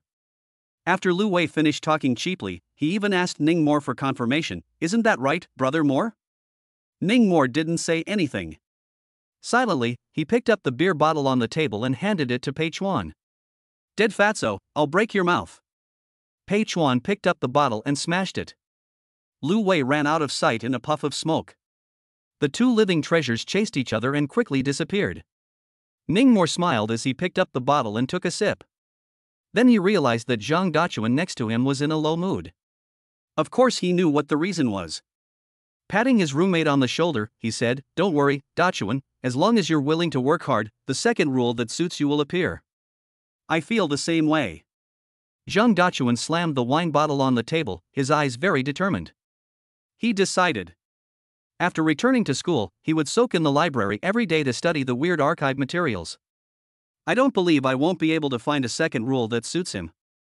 Right, brother stranger. Suddenly, he thought of something and excitedly said to Ning More, am I allowed to join the Trickster Kill Team now? Of course. Really? Wahahaha, great. The next day. Back in Qingzhou. Ning More first brought Pei Chuan and Zhang Dachuan to the headquarters to go through the formalities of joining the team. From then on, the 14th detachment of the Qingzhou Trickster Squad had 2 more members. Then he returned to the academy and went to see Old Crazy. The old madman was not there. He only left a letter saying that he was going to Skull Island for a while to deal with something. Even the mountain-swallowing mouse was taken away. Skull Island? Ningmore frowned. Wasn't this one of the 4 forbidden areas of Qingzhou? What was the old madman doing running off to a ghostly place like that? Could it be that he was going to single-handedly sweep through the entire forbidden zone? Ningmore, are you in there? Suddenly, a sweet voice came from outside. There was a pretty girl in a floral dress standing outside the courtyard waiting expectantly. It was none other than Feng Yue. Ningmore had asked her to meet here. Come in. Ningmore yelled. Then 2 pretty girls came in the house. Feng Yue had brought Jiang Xuecheng as well. The 2 sisters were holding hands and seemed to be getting better and better. Why are you here too? Ningmore froze and looked at Jiang Xuecheng. So I'm leaving? It's not that. Ningmore smiled and explained.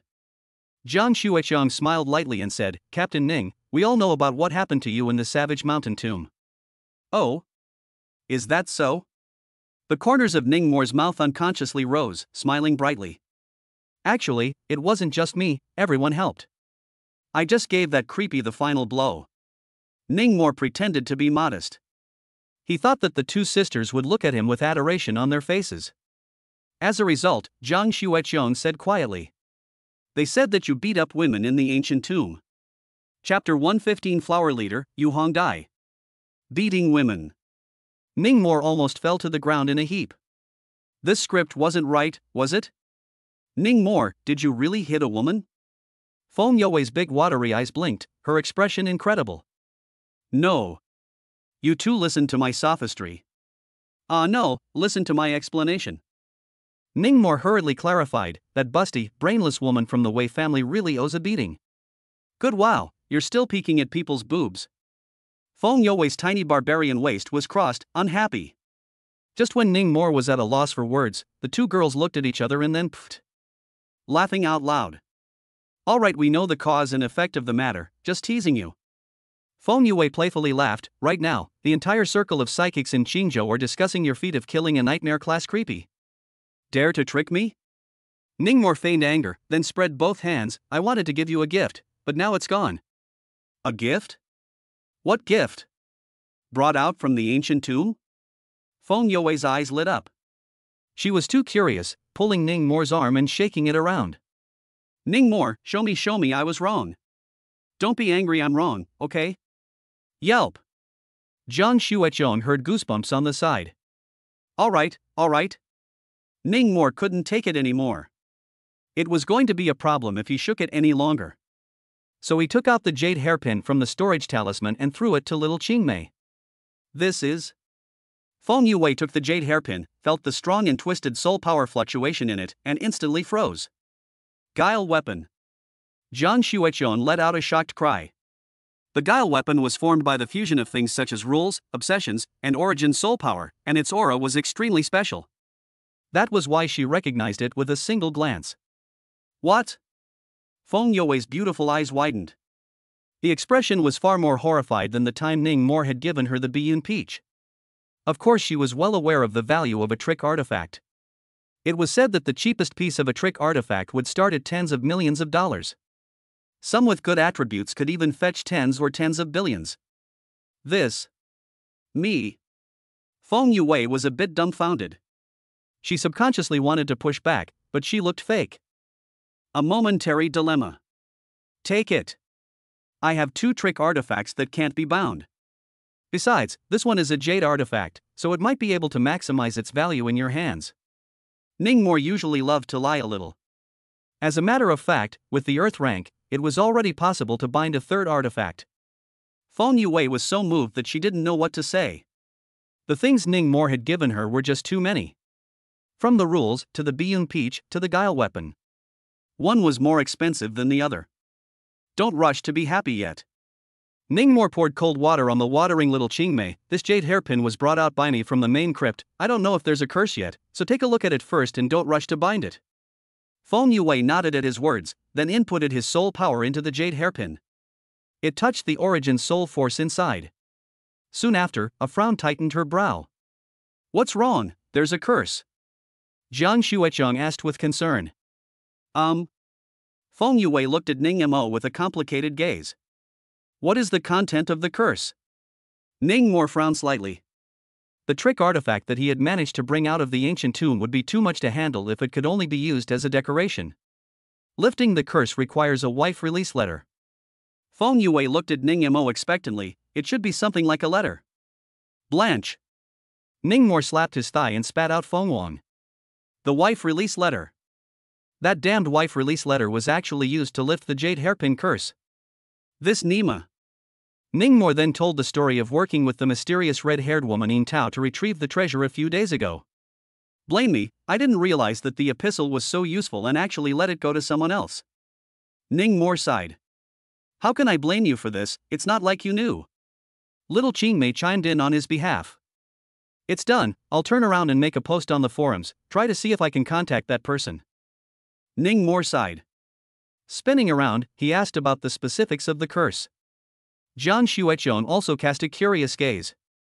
Thus, Feng Yue recounted the story of the jade hairpin's owner for them based on some of the images she had just seen. A long time ago. In the Chang'an Square of the Great Tang Dynasty, there was a very famous flower girl named Yu Hongdai. This girl had a beautiful face, and rumor has it that her looks were on par with Yang Guifei. She was a Puritan. In Chang'an Square, she only sells her art, not her body, and she plays the pipa very well. Countless noble customers would throw away money to see her face. Those who were willing to ransom their lives for her were even more numerous. But later, she was given in marriage by Emperor Xuanzong to a soldier of the Stranger's Sword Army, who had been successful in battle. Despite her inner reluctance, the emperor gave her a marriage, so how could she dare to say no? Dramatically. On the day she was forced to marry the Stranger's Sword General, before she could even get married, a military report came from the front line. The Ensure Rebellion broke out. The Ensure Rebellion broke out. Even though the Stranger General had a lot of reluctance, he could only leave in a hurry. Before leaving, he took away a jade hairpin from Yu Hongdia's head as a token and asked her to wait for him. Half a year later, the rebels attacked Chang'an, killing and looting. The rebel leader had been coveting Yu Hongdia's beauty for a long time. The first thing he did when he attacked Chang'an was to send his men to snatch her. However, this Yu Huakue suddenly evaporated and was nowhere to be found. Some people said that she escaped from the city through a secret passage long before Chang'an was broken. Others said that she was buried in a fire. She had already perished. A year and a half later, at the Battle of Shangji Temple, the Tang army recaptured Chang'an. But by then, Chang'an had long since become a ghost town. Just when the Stranger General thought his wife was dead and was in grief, someone sent a letter in Yu Hongdia's name. In the letter, Yu Hongdai said she had returned to the mountains. The rest of her life will be with the pipa as a companion, no longer into the red dust. Married to him 2 years ago, is afraid of the imperial decree, forced to do. In fact, I have no feelings for him at all. I hope he will forget himself and live a good life. After reading the letter, the stranger will write a letter of release of wife on the spot. But when the last word fell, he was silent. The sea is vast, where will he go to find his wife? Years later, until the Stranger Sword General died of old age, Yu Hongdai did not appear again. The Stranger Dagger General then brought the jade hairpin and the book of releasing wife into his coffin. He hoped that when he met in the 9 Springs, he could hand them over to his wife and return her freedom. This Stranger Sword General is quite infatuated. He didn't remarry for the rest of his life, and has been sending people to inquire about Yu Huakue's whereabouts. Feng Yue finished her narration, sighing. And added, the curse that the Stranger Sword will leave inside the jade hairpin is to give that letter of releasing wife to Yu Hongdai. What if it can't be done? Ning Mo asked the crucial question. It can't be done. Feng Yue's voice was permeated with a hint of hesitation. Then, you can't get married for life, or else, die. Ning Mo. Jiang Xueqian. Can't get married? What is this? For some people, I'm afraid this isn't a curse, but a gift. Chapter 116, Jiang Xueqian was fed tons of dog food. Yue, do you want to? Ning Mo was trying to persuade. Don't. Not being able to enter the marriage hall with my beloved, I'd rather not have this artifact. Feng Yue compared an X in front of her chest and decisively refused. As she said that, she also gave Ning Mo a meaningful look. Yue, don't be capricious, this is a trick artifact. Listen to what I'm telling you. I won't listen, I won't listen, I won't listen. Feng Yue suddenly covered her ears and became capricious, pouting her cherry mouth, showing great resistance. Ning Mor couldn't even do much with her. Yue, in fact, you really don't need to be so resistant. Jiang Xuechong explained in a helpless tone, you're only a freshman now, you should at least wait until after you graduate from college before getting married, there's several years in between. Maybe the curse will be lifted by chance? Even if it can't be lifted, when you want to get married in the future, wouldn't it be better to find a patriarch to help you forcefully lift the curse? Anyway, in your opinion, marriage is more important than the shenanigans, and it won't hurt if you destroy it. Feng Yue's eyes lit up as soon as she heard this. Yes, so. Forcibly lifting the curse, why did I forget about this, Zhang Zhang, thank you for reminding me. Ning Mor gave Jiang Xuechong a gratifying look. It's still you who has a method. Without any worries, little Qingmei quickly absorbed the origin soul force within the jade hairpin and bound this trick artifact. This artifact was very strong, and the origin soul force was also very strong. Feng Yue's soul power was like a rocket, soaring directly to the late Xian rank. It was only a little bit short of reaching the peak. Yue, what is the use of this jade hairpin? Jiang Xuechong couldn't wait to see it. Hee, you guys look. Feng Yue spread out her small hands. Soon, the jade hairpin lit up with a milky white light and levitated from her palm. Then the light of her eyes swept. Swish! With an extremely terrifying speed, the jade hairpin zipped towards the walls of the house. Put! The hard reinforced concrete wall was actually just like tofu, pierced through by the jade hairpin. The girl was so excited that her eyes swept back and forth. The jade hairpin also pierced back and forth. Under Ning Mor and Jiang Xuechong's shocked gazes, the wall was pierced with hundreds of small holes. Good. Good. I can fight. Feng Yue's eyes reddened, and she actually wept with joy. In fact, all spiritual craftsmen circulating spirit masters had a frontal hardcore bizarre battle dream. Feng Yue was no exception. She had always thought that combat, and herself had no connection. All she needed to do was stay in the back and keep crafting no matter what tiles. Unexpectedly, Ning Mor had given her such a powerful bizarre weapon, helping her fulfill her dream. Under the excitement, the girl suddenly stood on her tiptoes and gently kissed Ning Mor on the left side of her face. Boo! Ning Mor froze. If he remembered correctly, this should be the first time little Qingmei had kissed him, right? With this one moment, Jiang Xuechong was fed tons of dog food. Inwardly, he was filled with grains and cereals. Ning Mor, you. Don't misunderstand, I'm just. I suddenly remembered that there's something else, so I'll go back to my dorm room first. Feng Yue was too shy, red-faced, fled like running out of the house. Hey! Ning Mor took out another bag of ancient jade. Seeing that the girl had already run away, he had to ask Jiang Xuechong to help pass it on. Jiang Xuechong carried the ancient jade out the door. For some reason, the mood was indescribably low. A moment of inattention, and I was actually taken advantage of by this ninny. Ning Mor touched the place where he had just been kissed by little Qingmei and involuntarily smiled. Afterward, he took out his stranger's sword and went to the courtyard. In the past few days of recuperating from his injuries, he had been holding back from taking out this knife. Now he could finally take his time to appreciate it. This stranger's knife, up to 1 zhang in length, had a blade like frost and snow, and the forging pattern was continuous and exquisite. The handle of the knife was carved with dragons and phoenixes, wrapped with black satin, and felt solid and heavy in the hand. With a terrifying weight of over 3 tons, it was not destined to be used by ordinary people. Even in the Great Tang, where the great and the good came out in abundance, the stranger's sword army was the elite of the elite.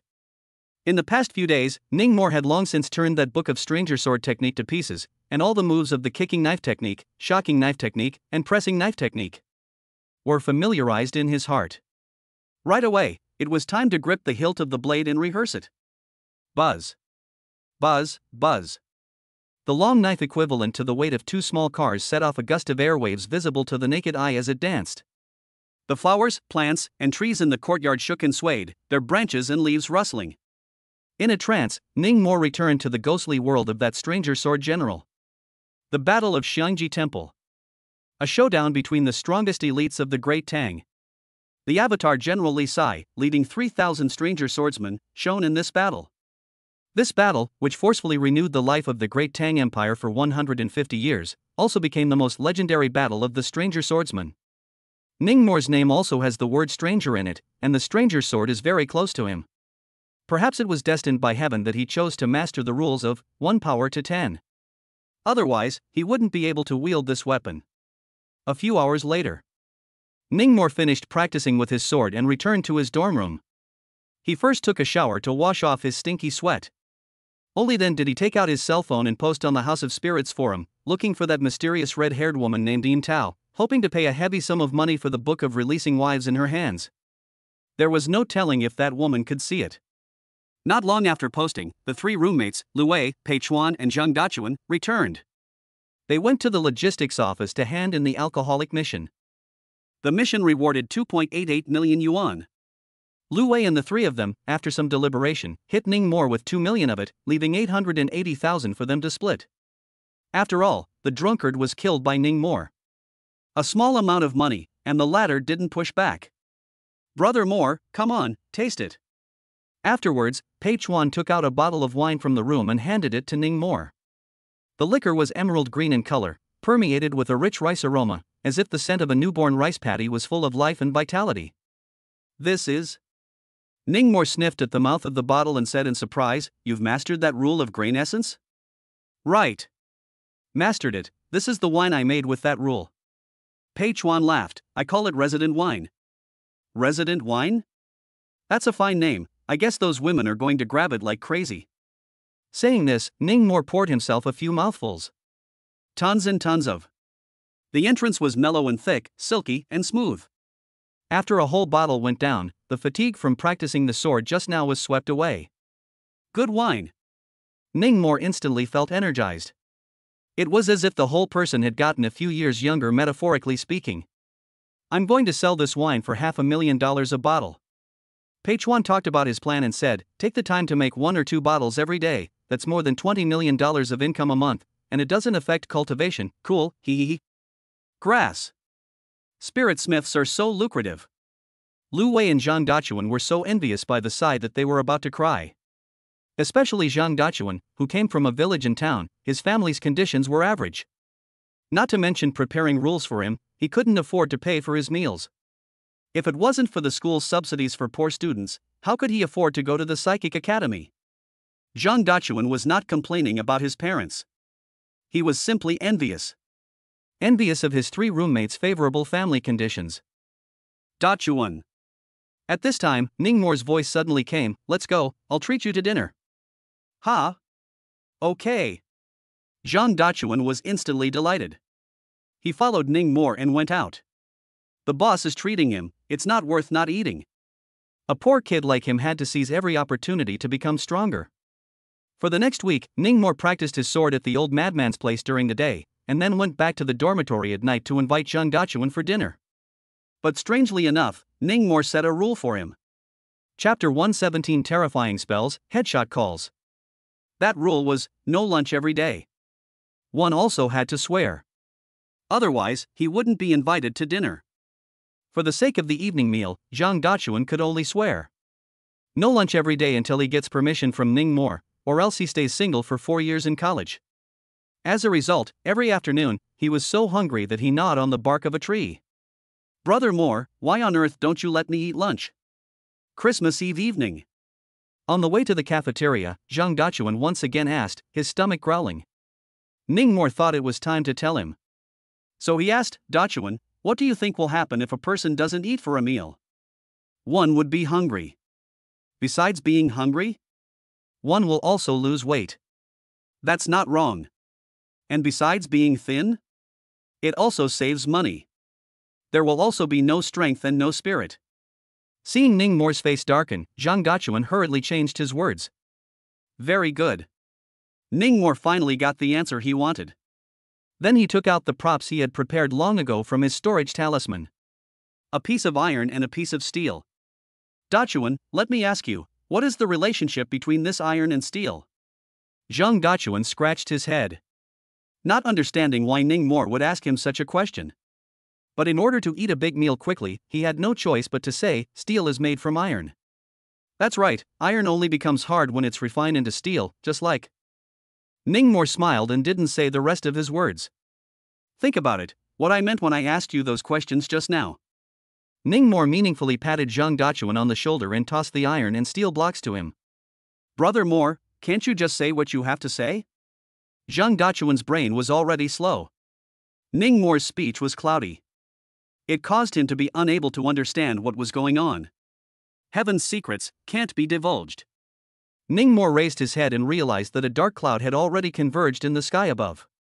He could only speak up to this point. Whether or not he could realize it all depended on Zhang Dachuan's creation. That said, my soul power, too, has reached the mid-earth stage, so I can master the sixth rule. Which one is good to master? Ning Moore had a headache these past 2 days. There were too many rules. It was not good to pick. Forget it, just improvise. The next day. Christmas Day. Western countries can be lively. Although it's a day that's not as scary as Halloween, there is a nightmare level of spookiness that occurs. That's right. It's Santa Claus.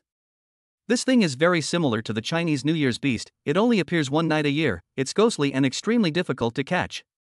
It will randomly refresh in some European or American town, climb down the chimney, and steal children to eat. It eats blood all over the bed. Even if the parents hide the child, it's useless. Last year, Santa Claus appeared in Philadelphia, the land of lights, and ate over 900 children in one night. You know, Philadelphia is the 5th largest city in the land of lights. It's so well guarded by masters, not to mention those small and medium-sized towns. According to incomplete statistics, during these years of the weird revival, Santa Claus has eaten more than 15,000 children in Europe and America in total. But unfortunately, as of now, no psychic objects have been found worldwide that can effectively repel Santa Claus. Psychic Academy. Inside a certain classroom, a spiritual crafting specialty instructor was giving a lecture. Feng Yue sat on Ning Moore's right and listened attentively. Pei Chuan sat on Ning Moore's left and kept yawning. What, didn't sleep well?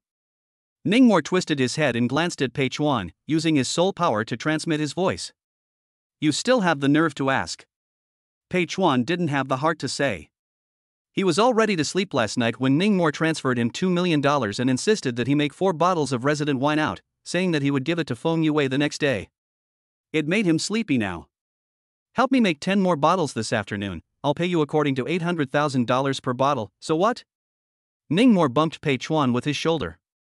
The resident wine was a good thing. The more you drink, the younger you get. Uncle Feng was coming back from the Forbidden Zone today, and he planned to send a few bottles over. Give me a break, boss. Pei Chuan suddenly regretted mastering this rule a little. After a while, the bell rang for the end of class. The mentor habitually dragged out the class for 10 minutes before stroking the frames on the bridge of his nose and reminding. Next week is the final exam, everyone prepare well for it and try not to flunk by then. The classroom immediately resounded with a wail. Only Ning Moore and Feng Yue looked as normal. For elite students, final exams could be passed with eyes closed. There was absolutely no such thing as failing a class and repeating it. At this time, Ning Moore suddenly received a phone call. It was from Uncle Feng, who he hadn't seen in half a month. Hey, Xiao Moore. Uncle Feng, you're back from Skull Island? Ning Moore glanced at Feng Yue, who hurriedly came over when she heard it was her father's call. I don't know if it was a coincidence. The forbidden zone of life where Uncle Feng had run off to capture ghosts was the same as where the old lunatic had gone, Skull Island. Are you at school? Come to the headquarters for a meeting. Uncle Feng's voice was serious, and there was also a hint of fatigue. Ning Moore knew in his heart that something was wrong, and immediately hung up the phone and rushed to the vigilantes' headquarters with little Qingmei. Arriving at the Trickster Squad's office building. 5th floor conference room. Wang Hum, Feng Zhaojun, Zhu Xiong, Tang Bingyan, Gu Yun, and other familiar faces had all arrived. That Team 5 Captain Wu Hao, who was carrying a large wine altar on his back, had also returned to the team after recuperating. The meeting will now begin. When Chief Captain Wang Hum saw that everyone had arrived, he had someone pull the curtains and open the PPT. Soon, several bloody photos came into the eyes of the crowd. This is Tang Bingyan, Feng Yue, and the other girls, their brows deeply furrowed. On the photos were 6 headless corpses. To be precise, it was 6 corpses whose heads had been blown to bits. Scalps with hair and reddish-white pulp were splattered everywhere. The scene was very bloody and disgusting. These are the 4 key witnesses of our recent investigation into the Yin family, as well as 2 informants. According to the information provided by the informants, the Qingzhou Sacred Gene Group has a secret laboratory that has been conducting illegal live experiments for a long time.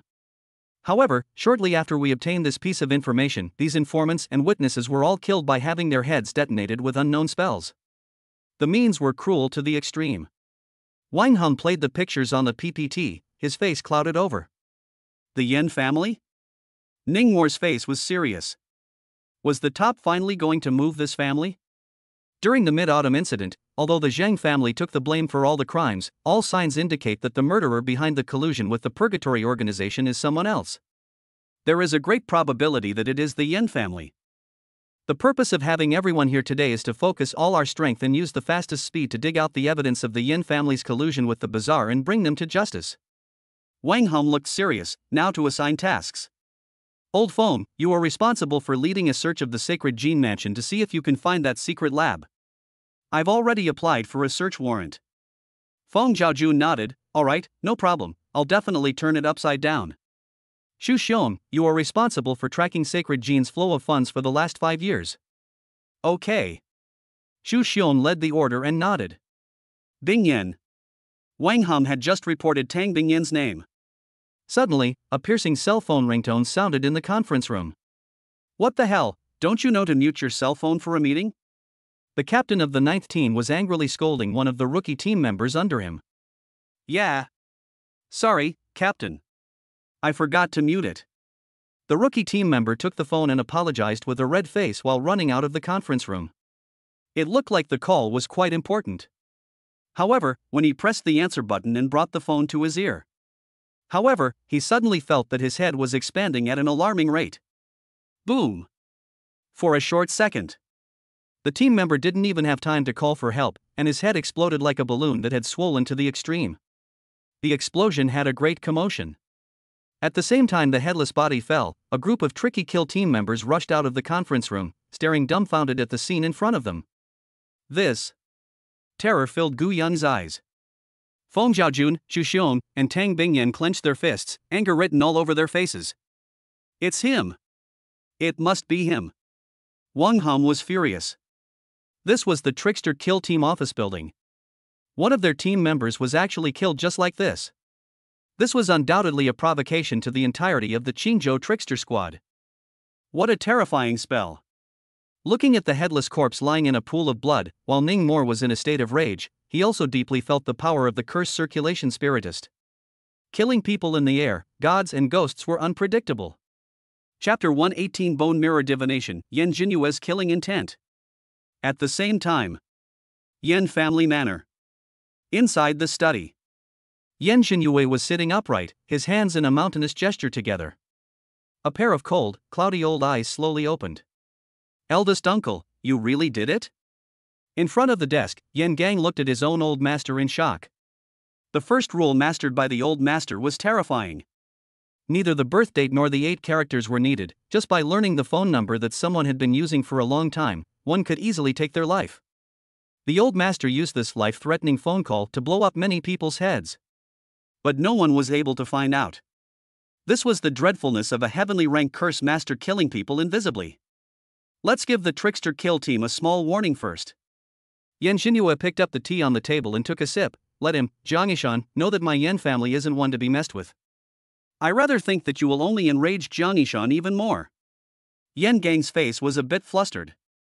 Do you think that if you don't, Jiang Yishan will let our Yan family go?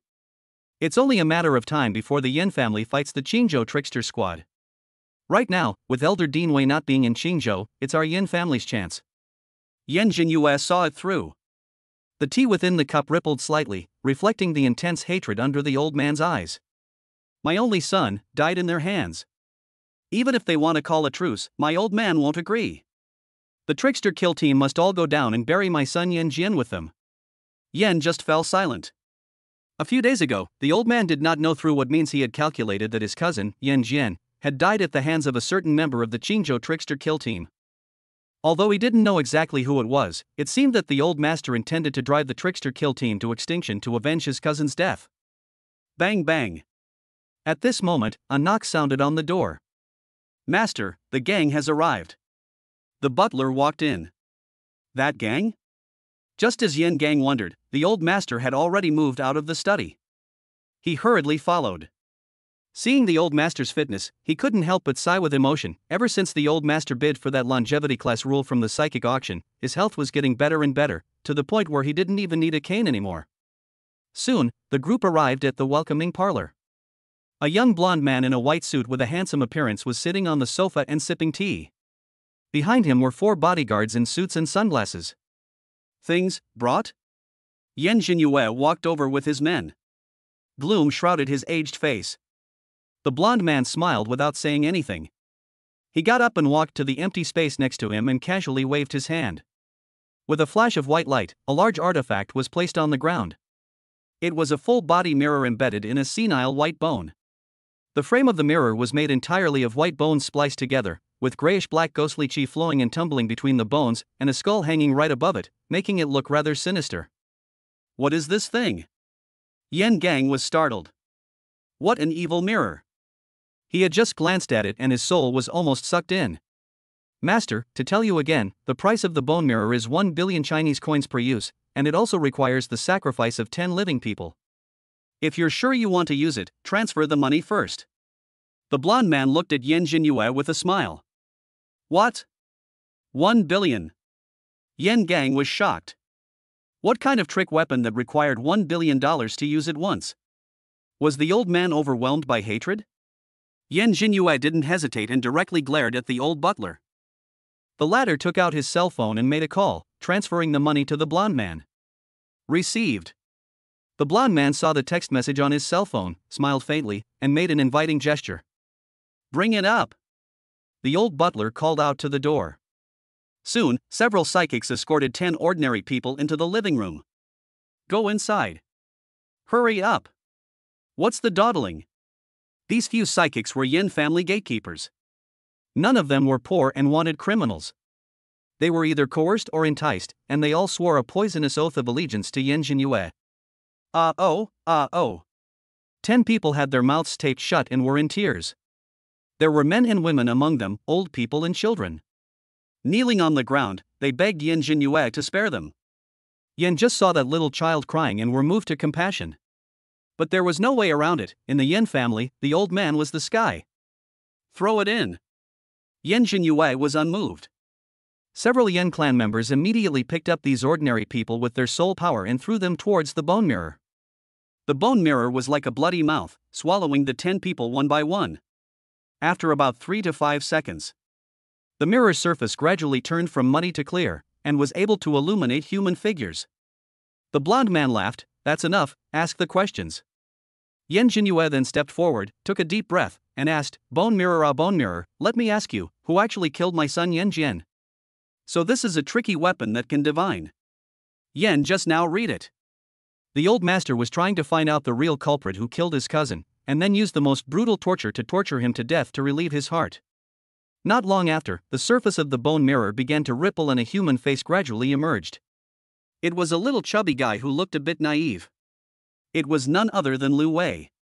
Who is this? Yen Jinyue looked stunned. The person who killed Jianer wasn't from the trickster kill team? The divination results from the money spent earlier were wrong? This face, it's a bit familiar.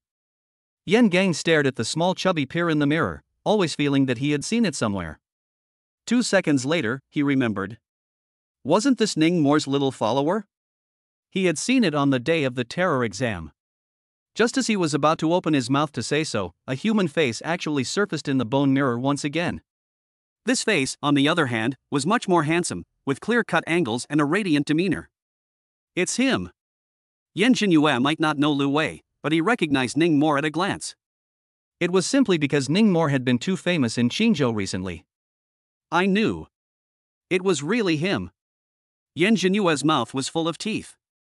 Deadly glaring at that face in the mirror, he couldn't wait to tie him up and strangle him right now, then chop him up and feed him to Creepy. Yen Gang then told Lu Wei's identity as well. Yen Jinyue was a cursed circulation spiritist, and after a little contemplation, he guessed that this little fatso surnamed Lu was most likely a curse master as well. Something like murdering a group president. Once it was exposed, Ning More would be doomed. So he would definitely be very careful and cautious. Irrelevant people would never get involved and increase the risk of exposure. Unless it could be of great help. Elder, do you want to use it a second time? At this time, the blond man spoke out and asked. Yan Jinyue shook his head. He already knew who the person who killed his son was, so naturally, he didn't need to use it again. Alright then, I'll take it away. Without saying a word, the blond man walked forward and took away the bone mirror. Good stuff, ah. A few Yin clan disciples with great skill stared at the bone mirror with a greedy gaze, their harums almost flowing down. If this was in the middle of nowhere, they might have shot out to grab it. Elder, I'll take my leave then. With a polite smile, the blond man led his men away. Eldest uncle, what are you going to do? After this mysterious man left, Yan Gang immediately asked. Is there any need to ask? Of course it's to capture them, torture them with the 10 great tortures of the Manchu Qing dynasty until they're on the verge of death, then cure them, then torture them until they're on the verge of death, and then cure them again. Yan Jinyue squeezed out a scalp-numbing sentence from between his clenched teeth. The killing intent in his chest was monstrous. Eldest uncle, that little fatty is alright, Ning Mor is not easy to deal with. Yan Gang warned, earlier, in the Savage Mountain tomb, many people saw with their own eyes that he killed a nightmare-class creepy. Instructor Yan, you believe this kind of fake news? At this moment, a disciple wearing black leather gloves couldn't help but snicker. Chapter 119 Feng Xiaojuan's New Ghost Spirit. Because of the Hell Amusement Park incident, Yan Gang had long since been dismissed from the Psychic Academy. This gatekeeper was still addressing Tutor Yan, clearly mocking him. That's right, I heard that the kid surnamed Ning hasn't broken through to the Earth rank yet, killing nightmare rank shenanigans with his head, huh? Another gatekeeper with a dry, thin figure also laughed. In my opinion, it's 80% that he just picked up the slack, and then was intentionally publicized as that by the creepy kill team. What do you guys know? Yan Gang was annoyed and angrily rebuked. He worshipped Elder Dean Wei as his teacher. He must have a powerful trickster weapon in his hands. At that time in the ancient tomb, so many people saw it, can it still be fake? Uncle, trust me, this son is definitely not easy to deal with. In case we can't catch him and let him get away, it's easy to scare the snakes. A group of gatekeepers, on the other hand, did not think so. Each of them clasped their arms and snorted coldly. Just a little brat? They were all Earth-ranked psychic masters, plus sneak attacks from the shadows. Could they not be able to take him? Well, Gangzi, you have a point.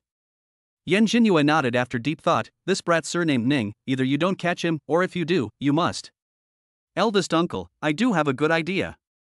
Yan Gang's eyes turned, suddenly thought of something. Feng Xiaojun has a daughter, called Feng Yue, grew up with Ning Mor, the two are childhood sweethearts, the relationship is not generally good. You mean, the one who made the nothing card? Yan Jinyue thought about it. There had been a meeting in the group before, discussing this no matter what sign.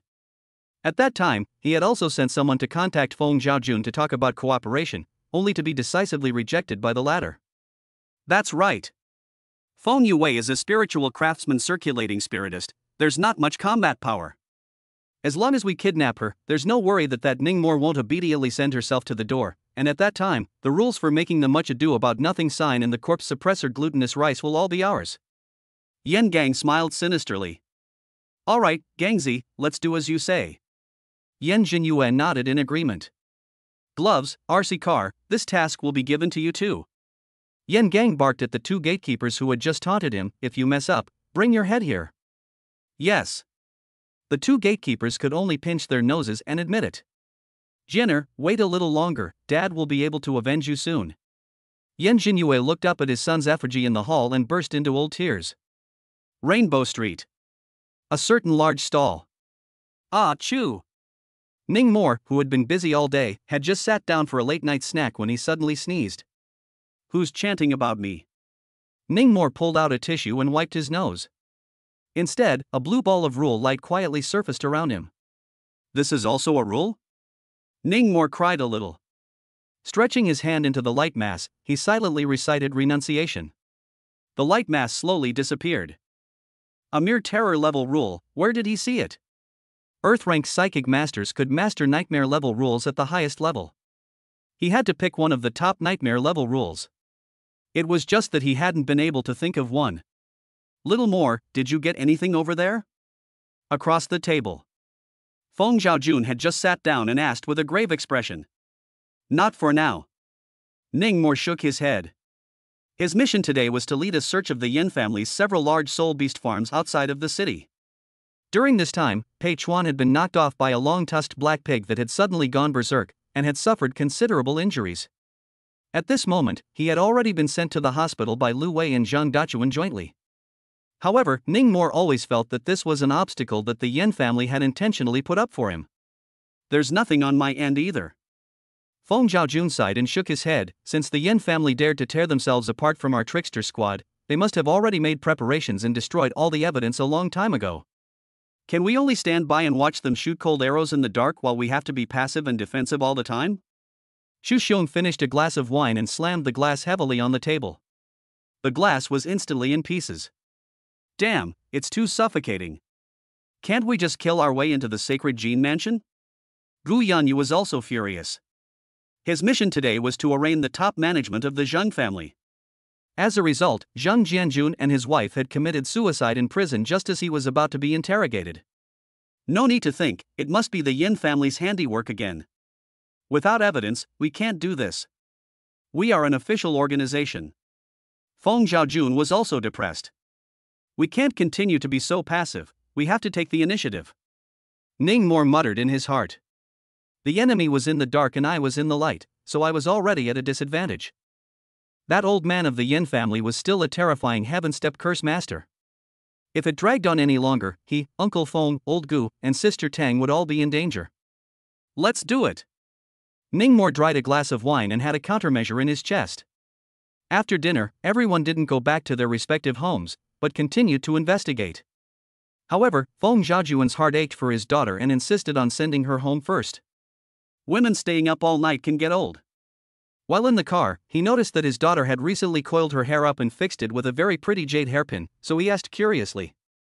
As a result, his daughter's answer scared him so much that he almost drove the car into a ditch. Tricky weapon. Feng Zhaojun was shocked. With one foot, he braked the Range Rover to the side of the road. Young Wei, Xiaomor, you two aren't joking? This jade hairpin, is it really a trick weapon? Feng Zhaojun twisted his head around and asked in shock. What's the point of lying to you? Feng Yauwei's mind moved and released the tricky weapon aura. When Feng Zhaojun noticed it, his face became very complicated. Embarrassed, he said to Ning Mo, little more, ISN. This too expensive?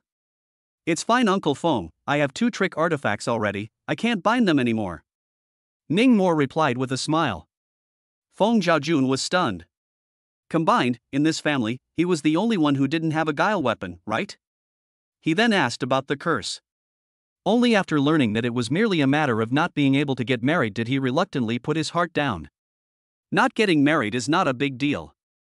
Many people live their entire lives without getting a license or having a wedding, and still lived well. Uncle Feng, you still haven't said what kind of ghost spirit you've newly taken in. After the car restarted, Ning Mo asked curiously. Yeah, Dad, you were busy as soon as you came back today, I didn't even have time to ask. Feng Yue was also curious.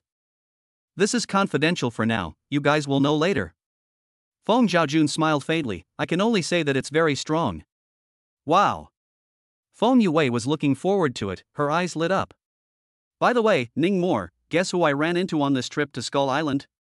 Feng Zhaojun looked to Ning Mo. Who? Old Dean Wei. Feng Zhaojun lamented, actually, this trip to the Forbidden Zone to capture ghost spirits was quite dangerous, Xiao Man and I almost couldn't make it back, but luckily we bumped into old Dean. Next, he told the experience of this half a month or so.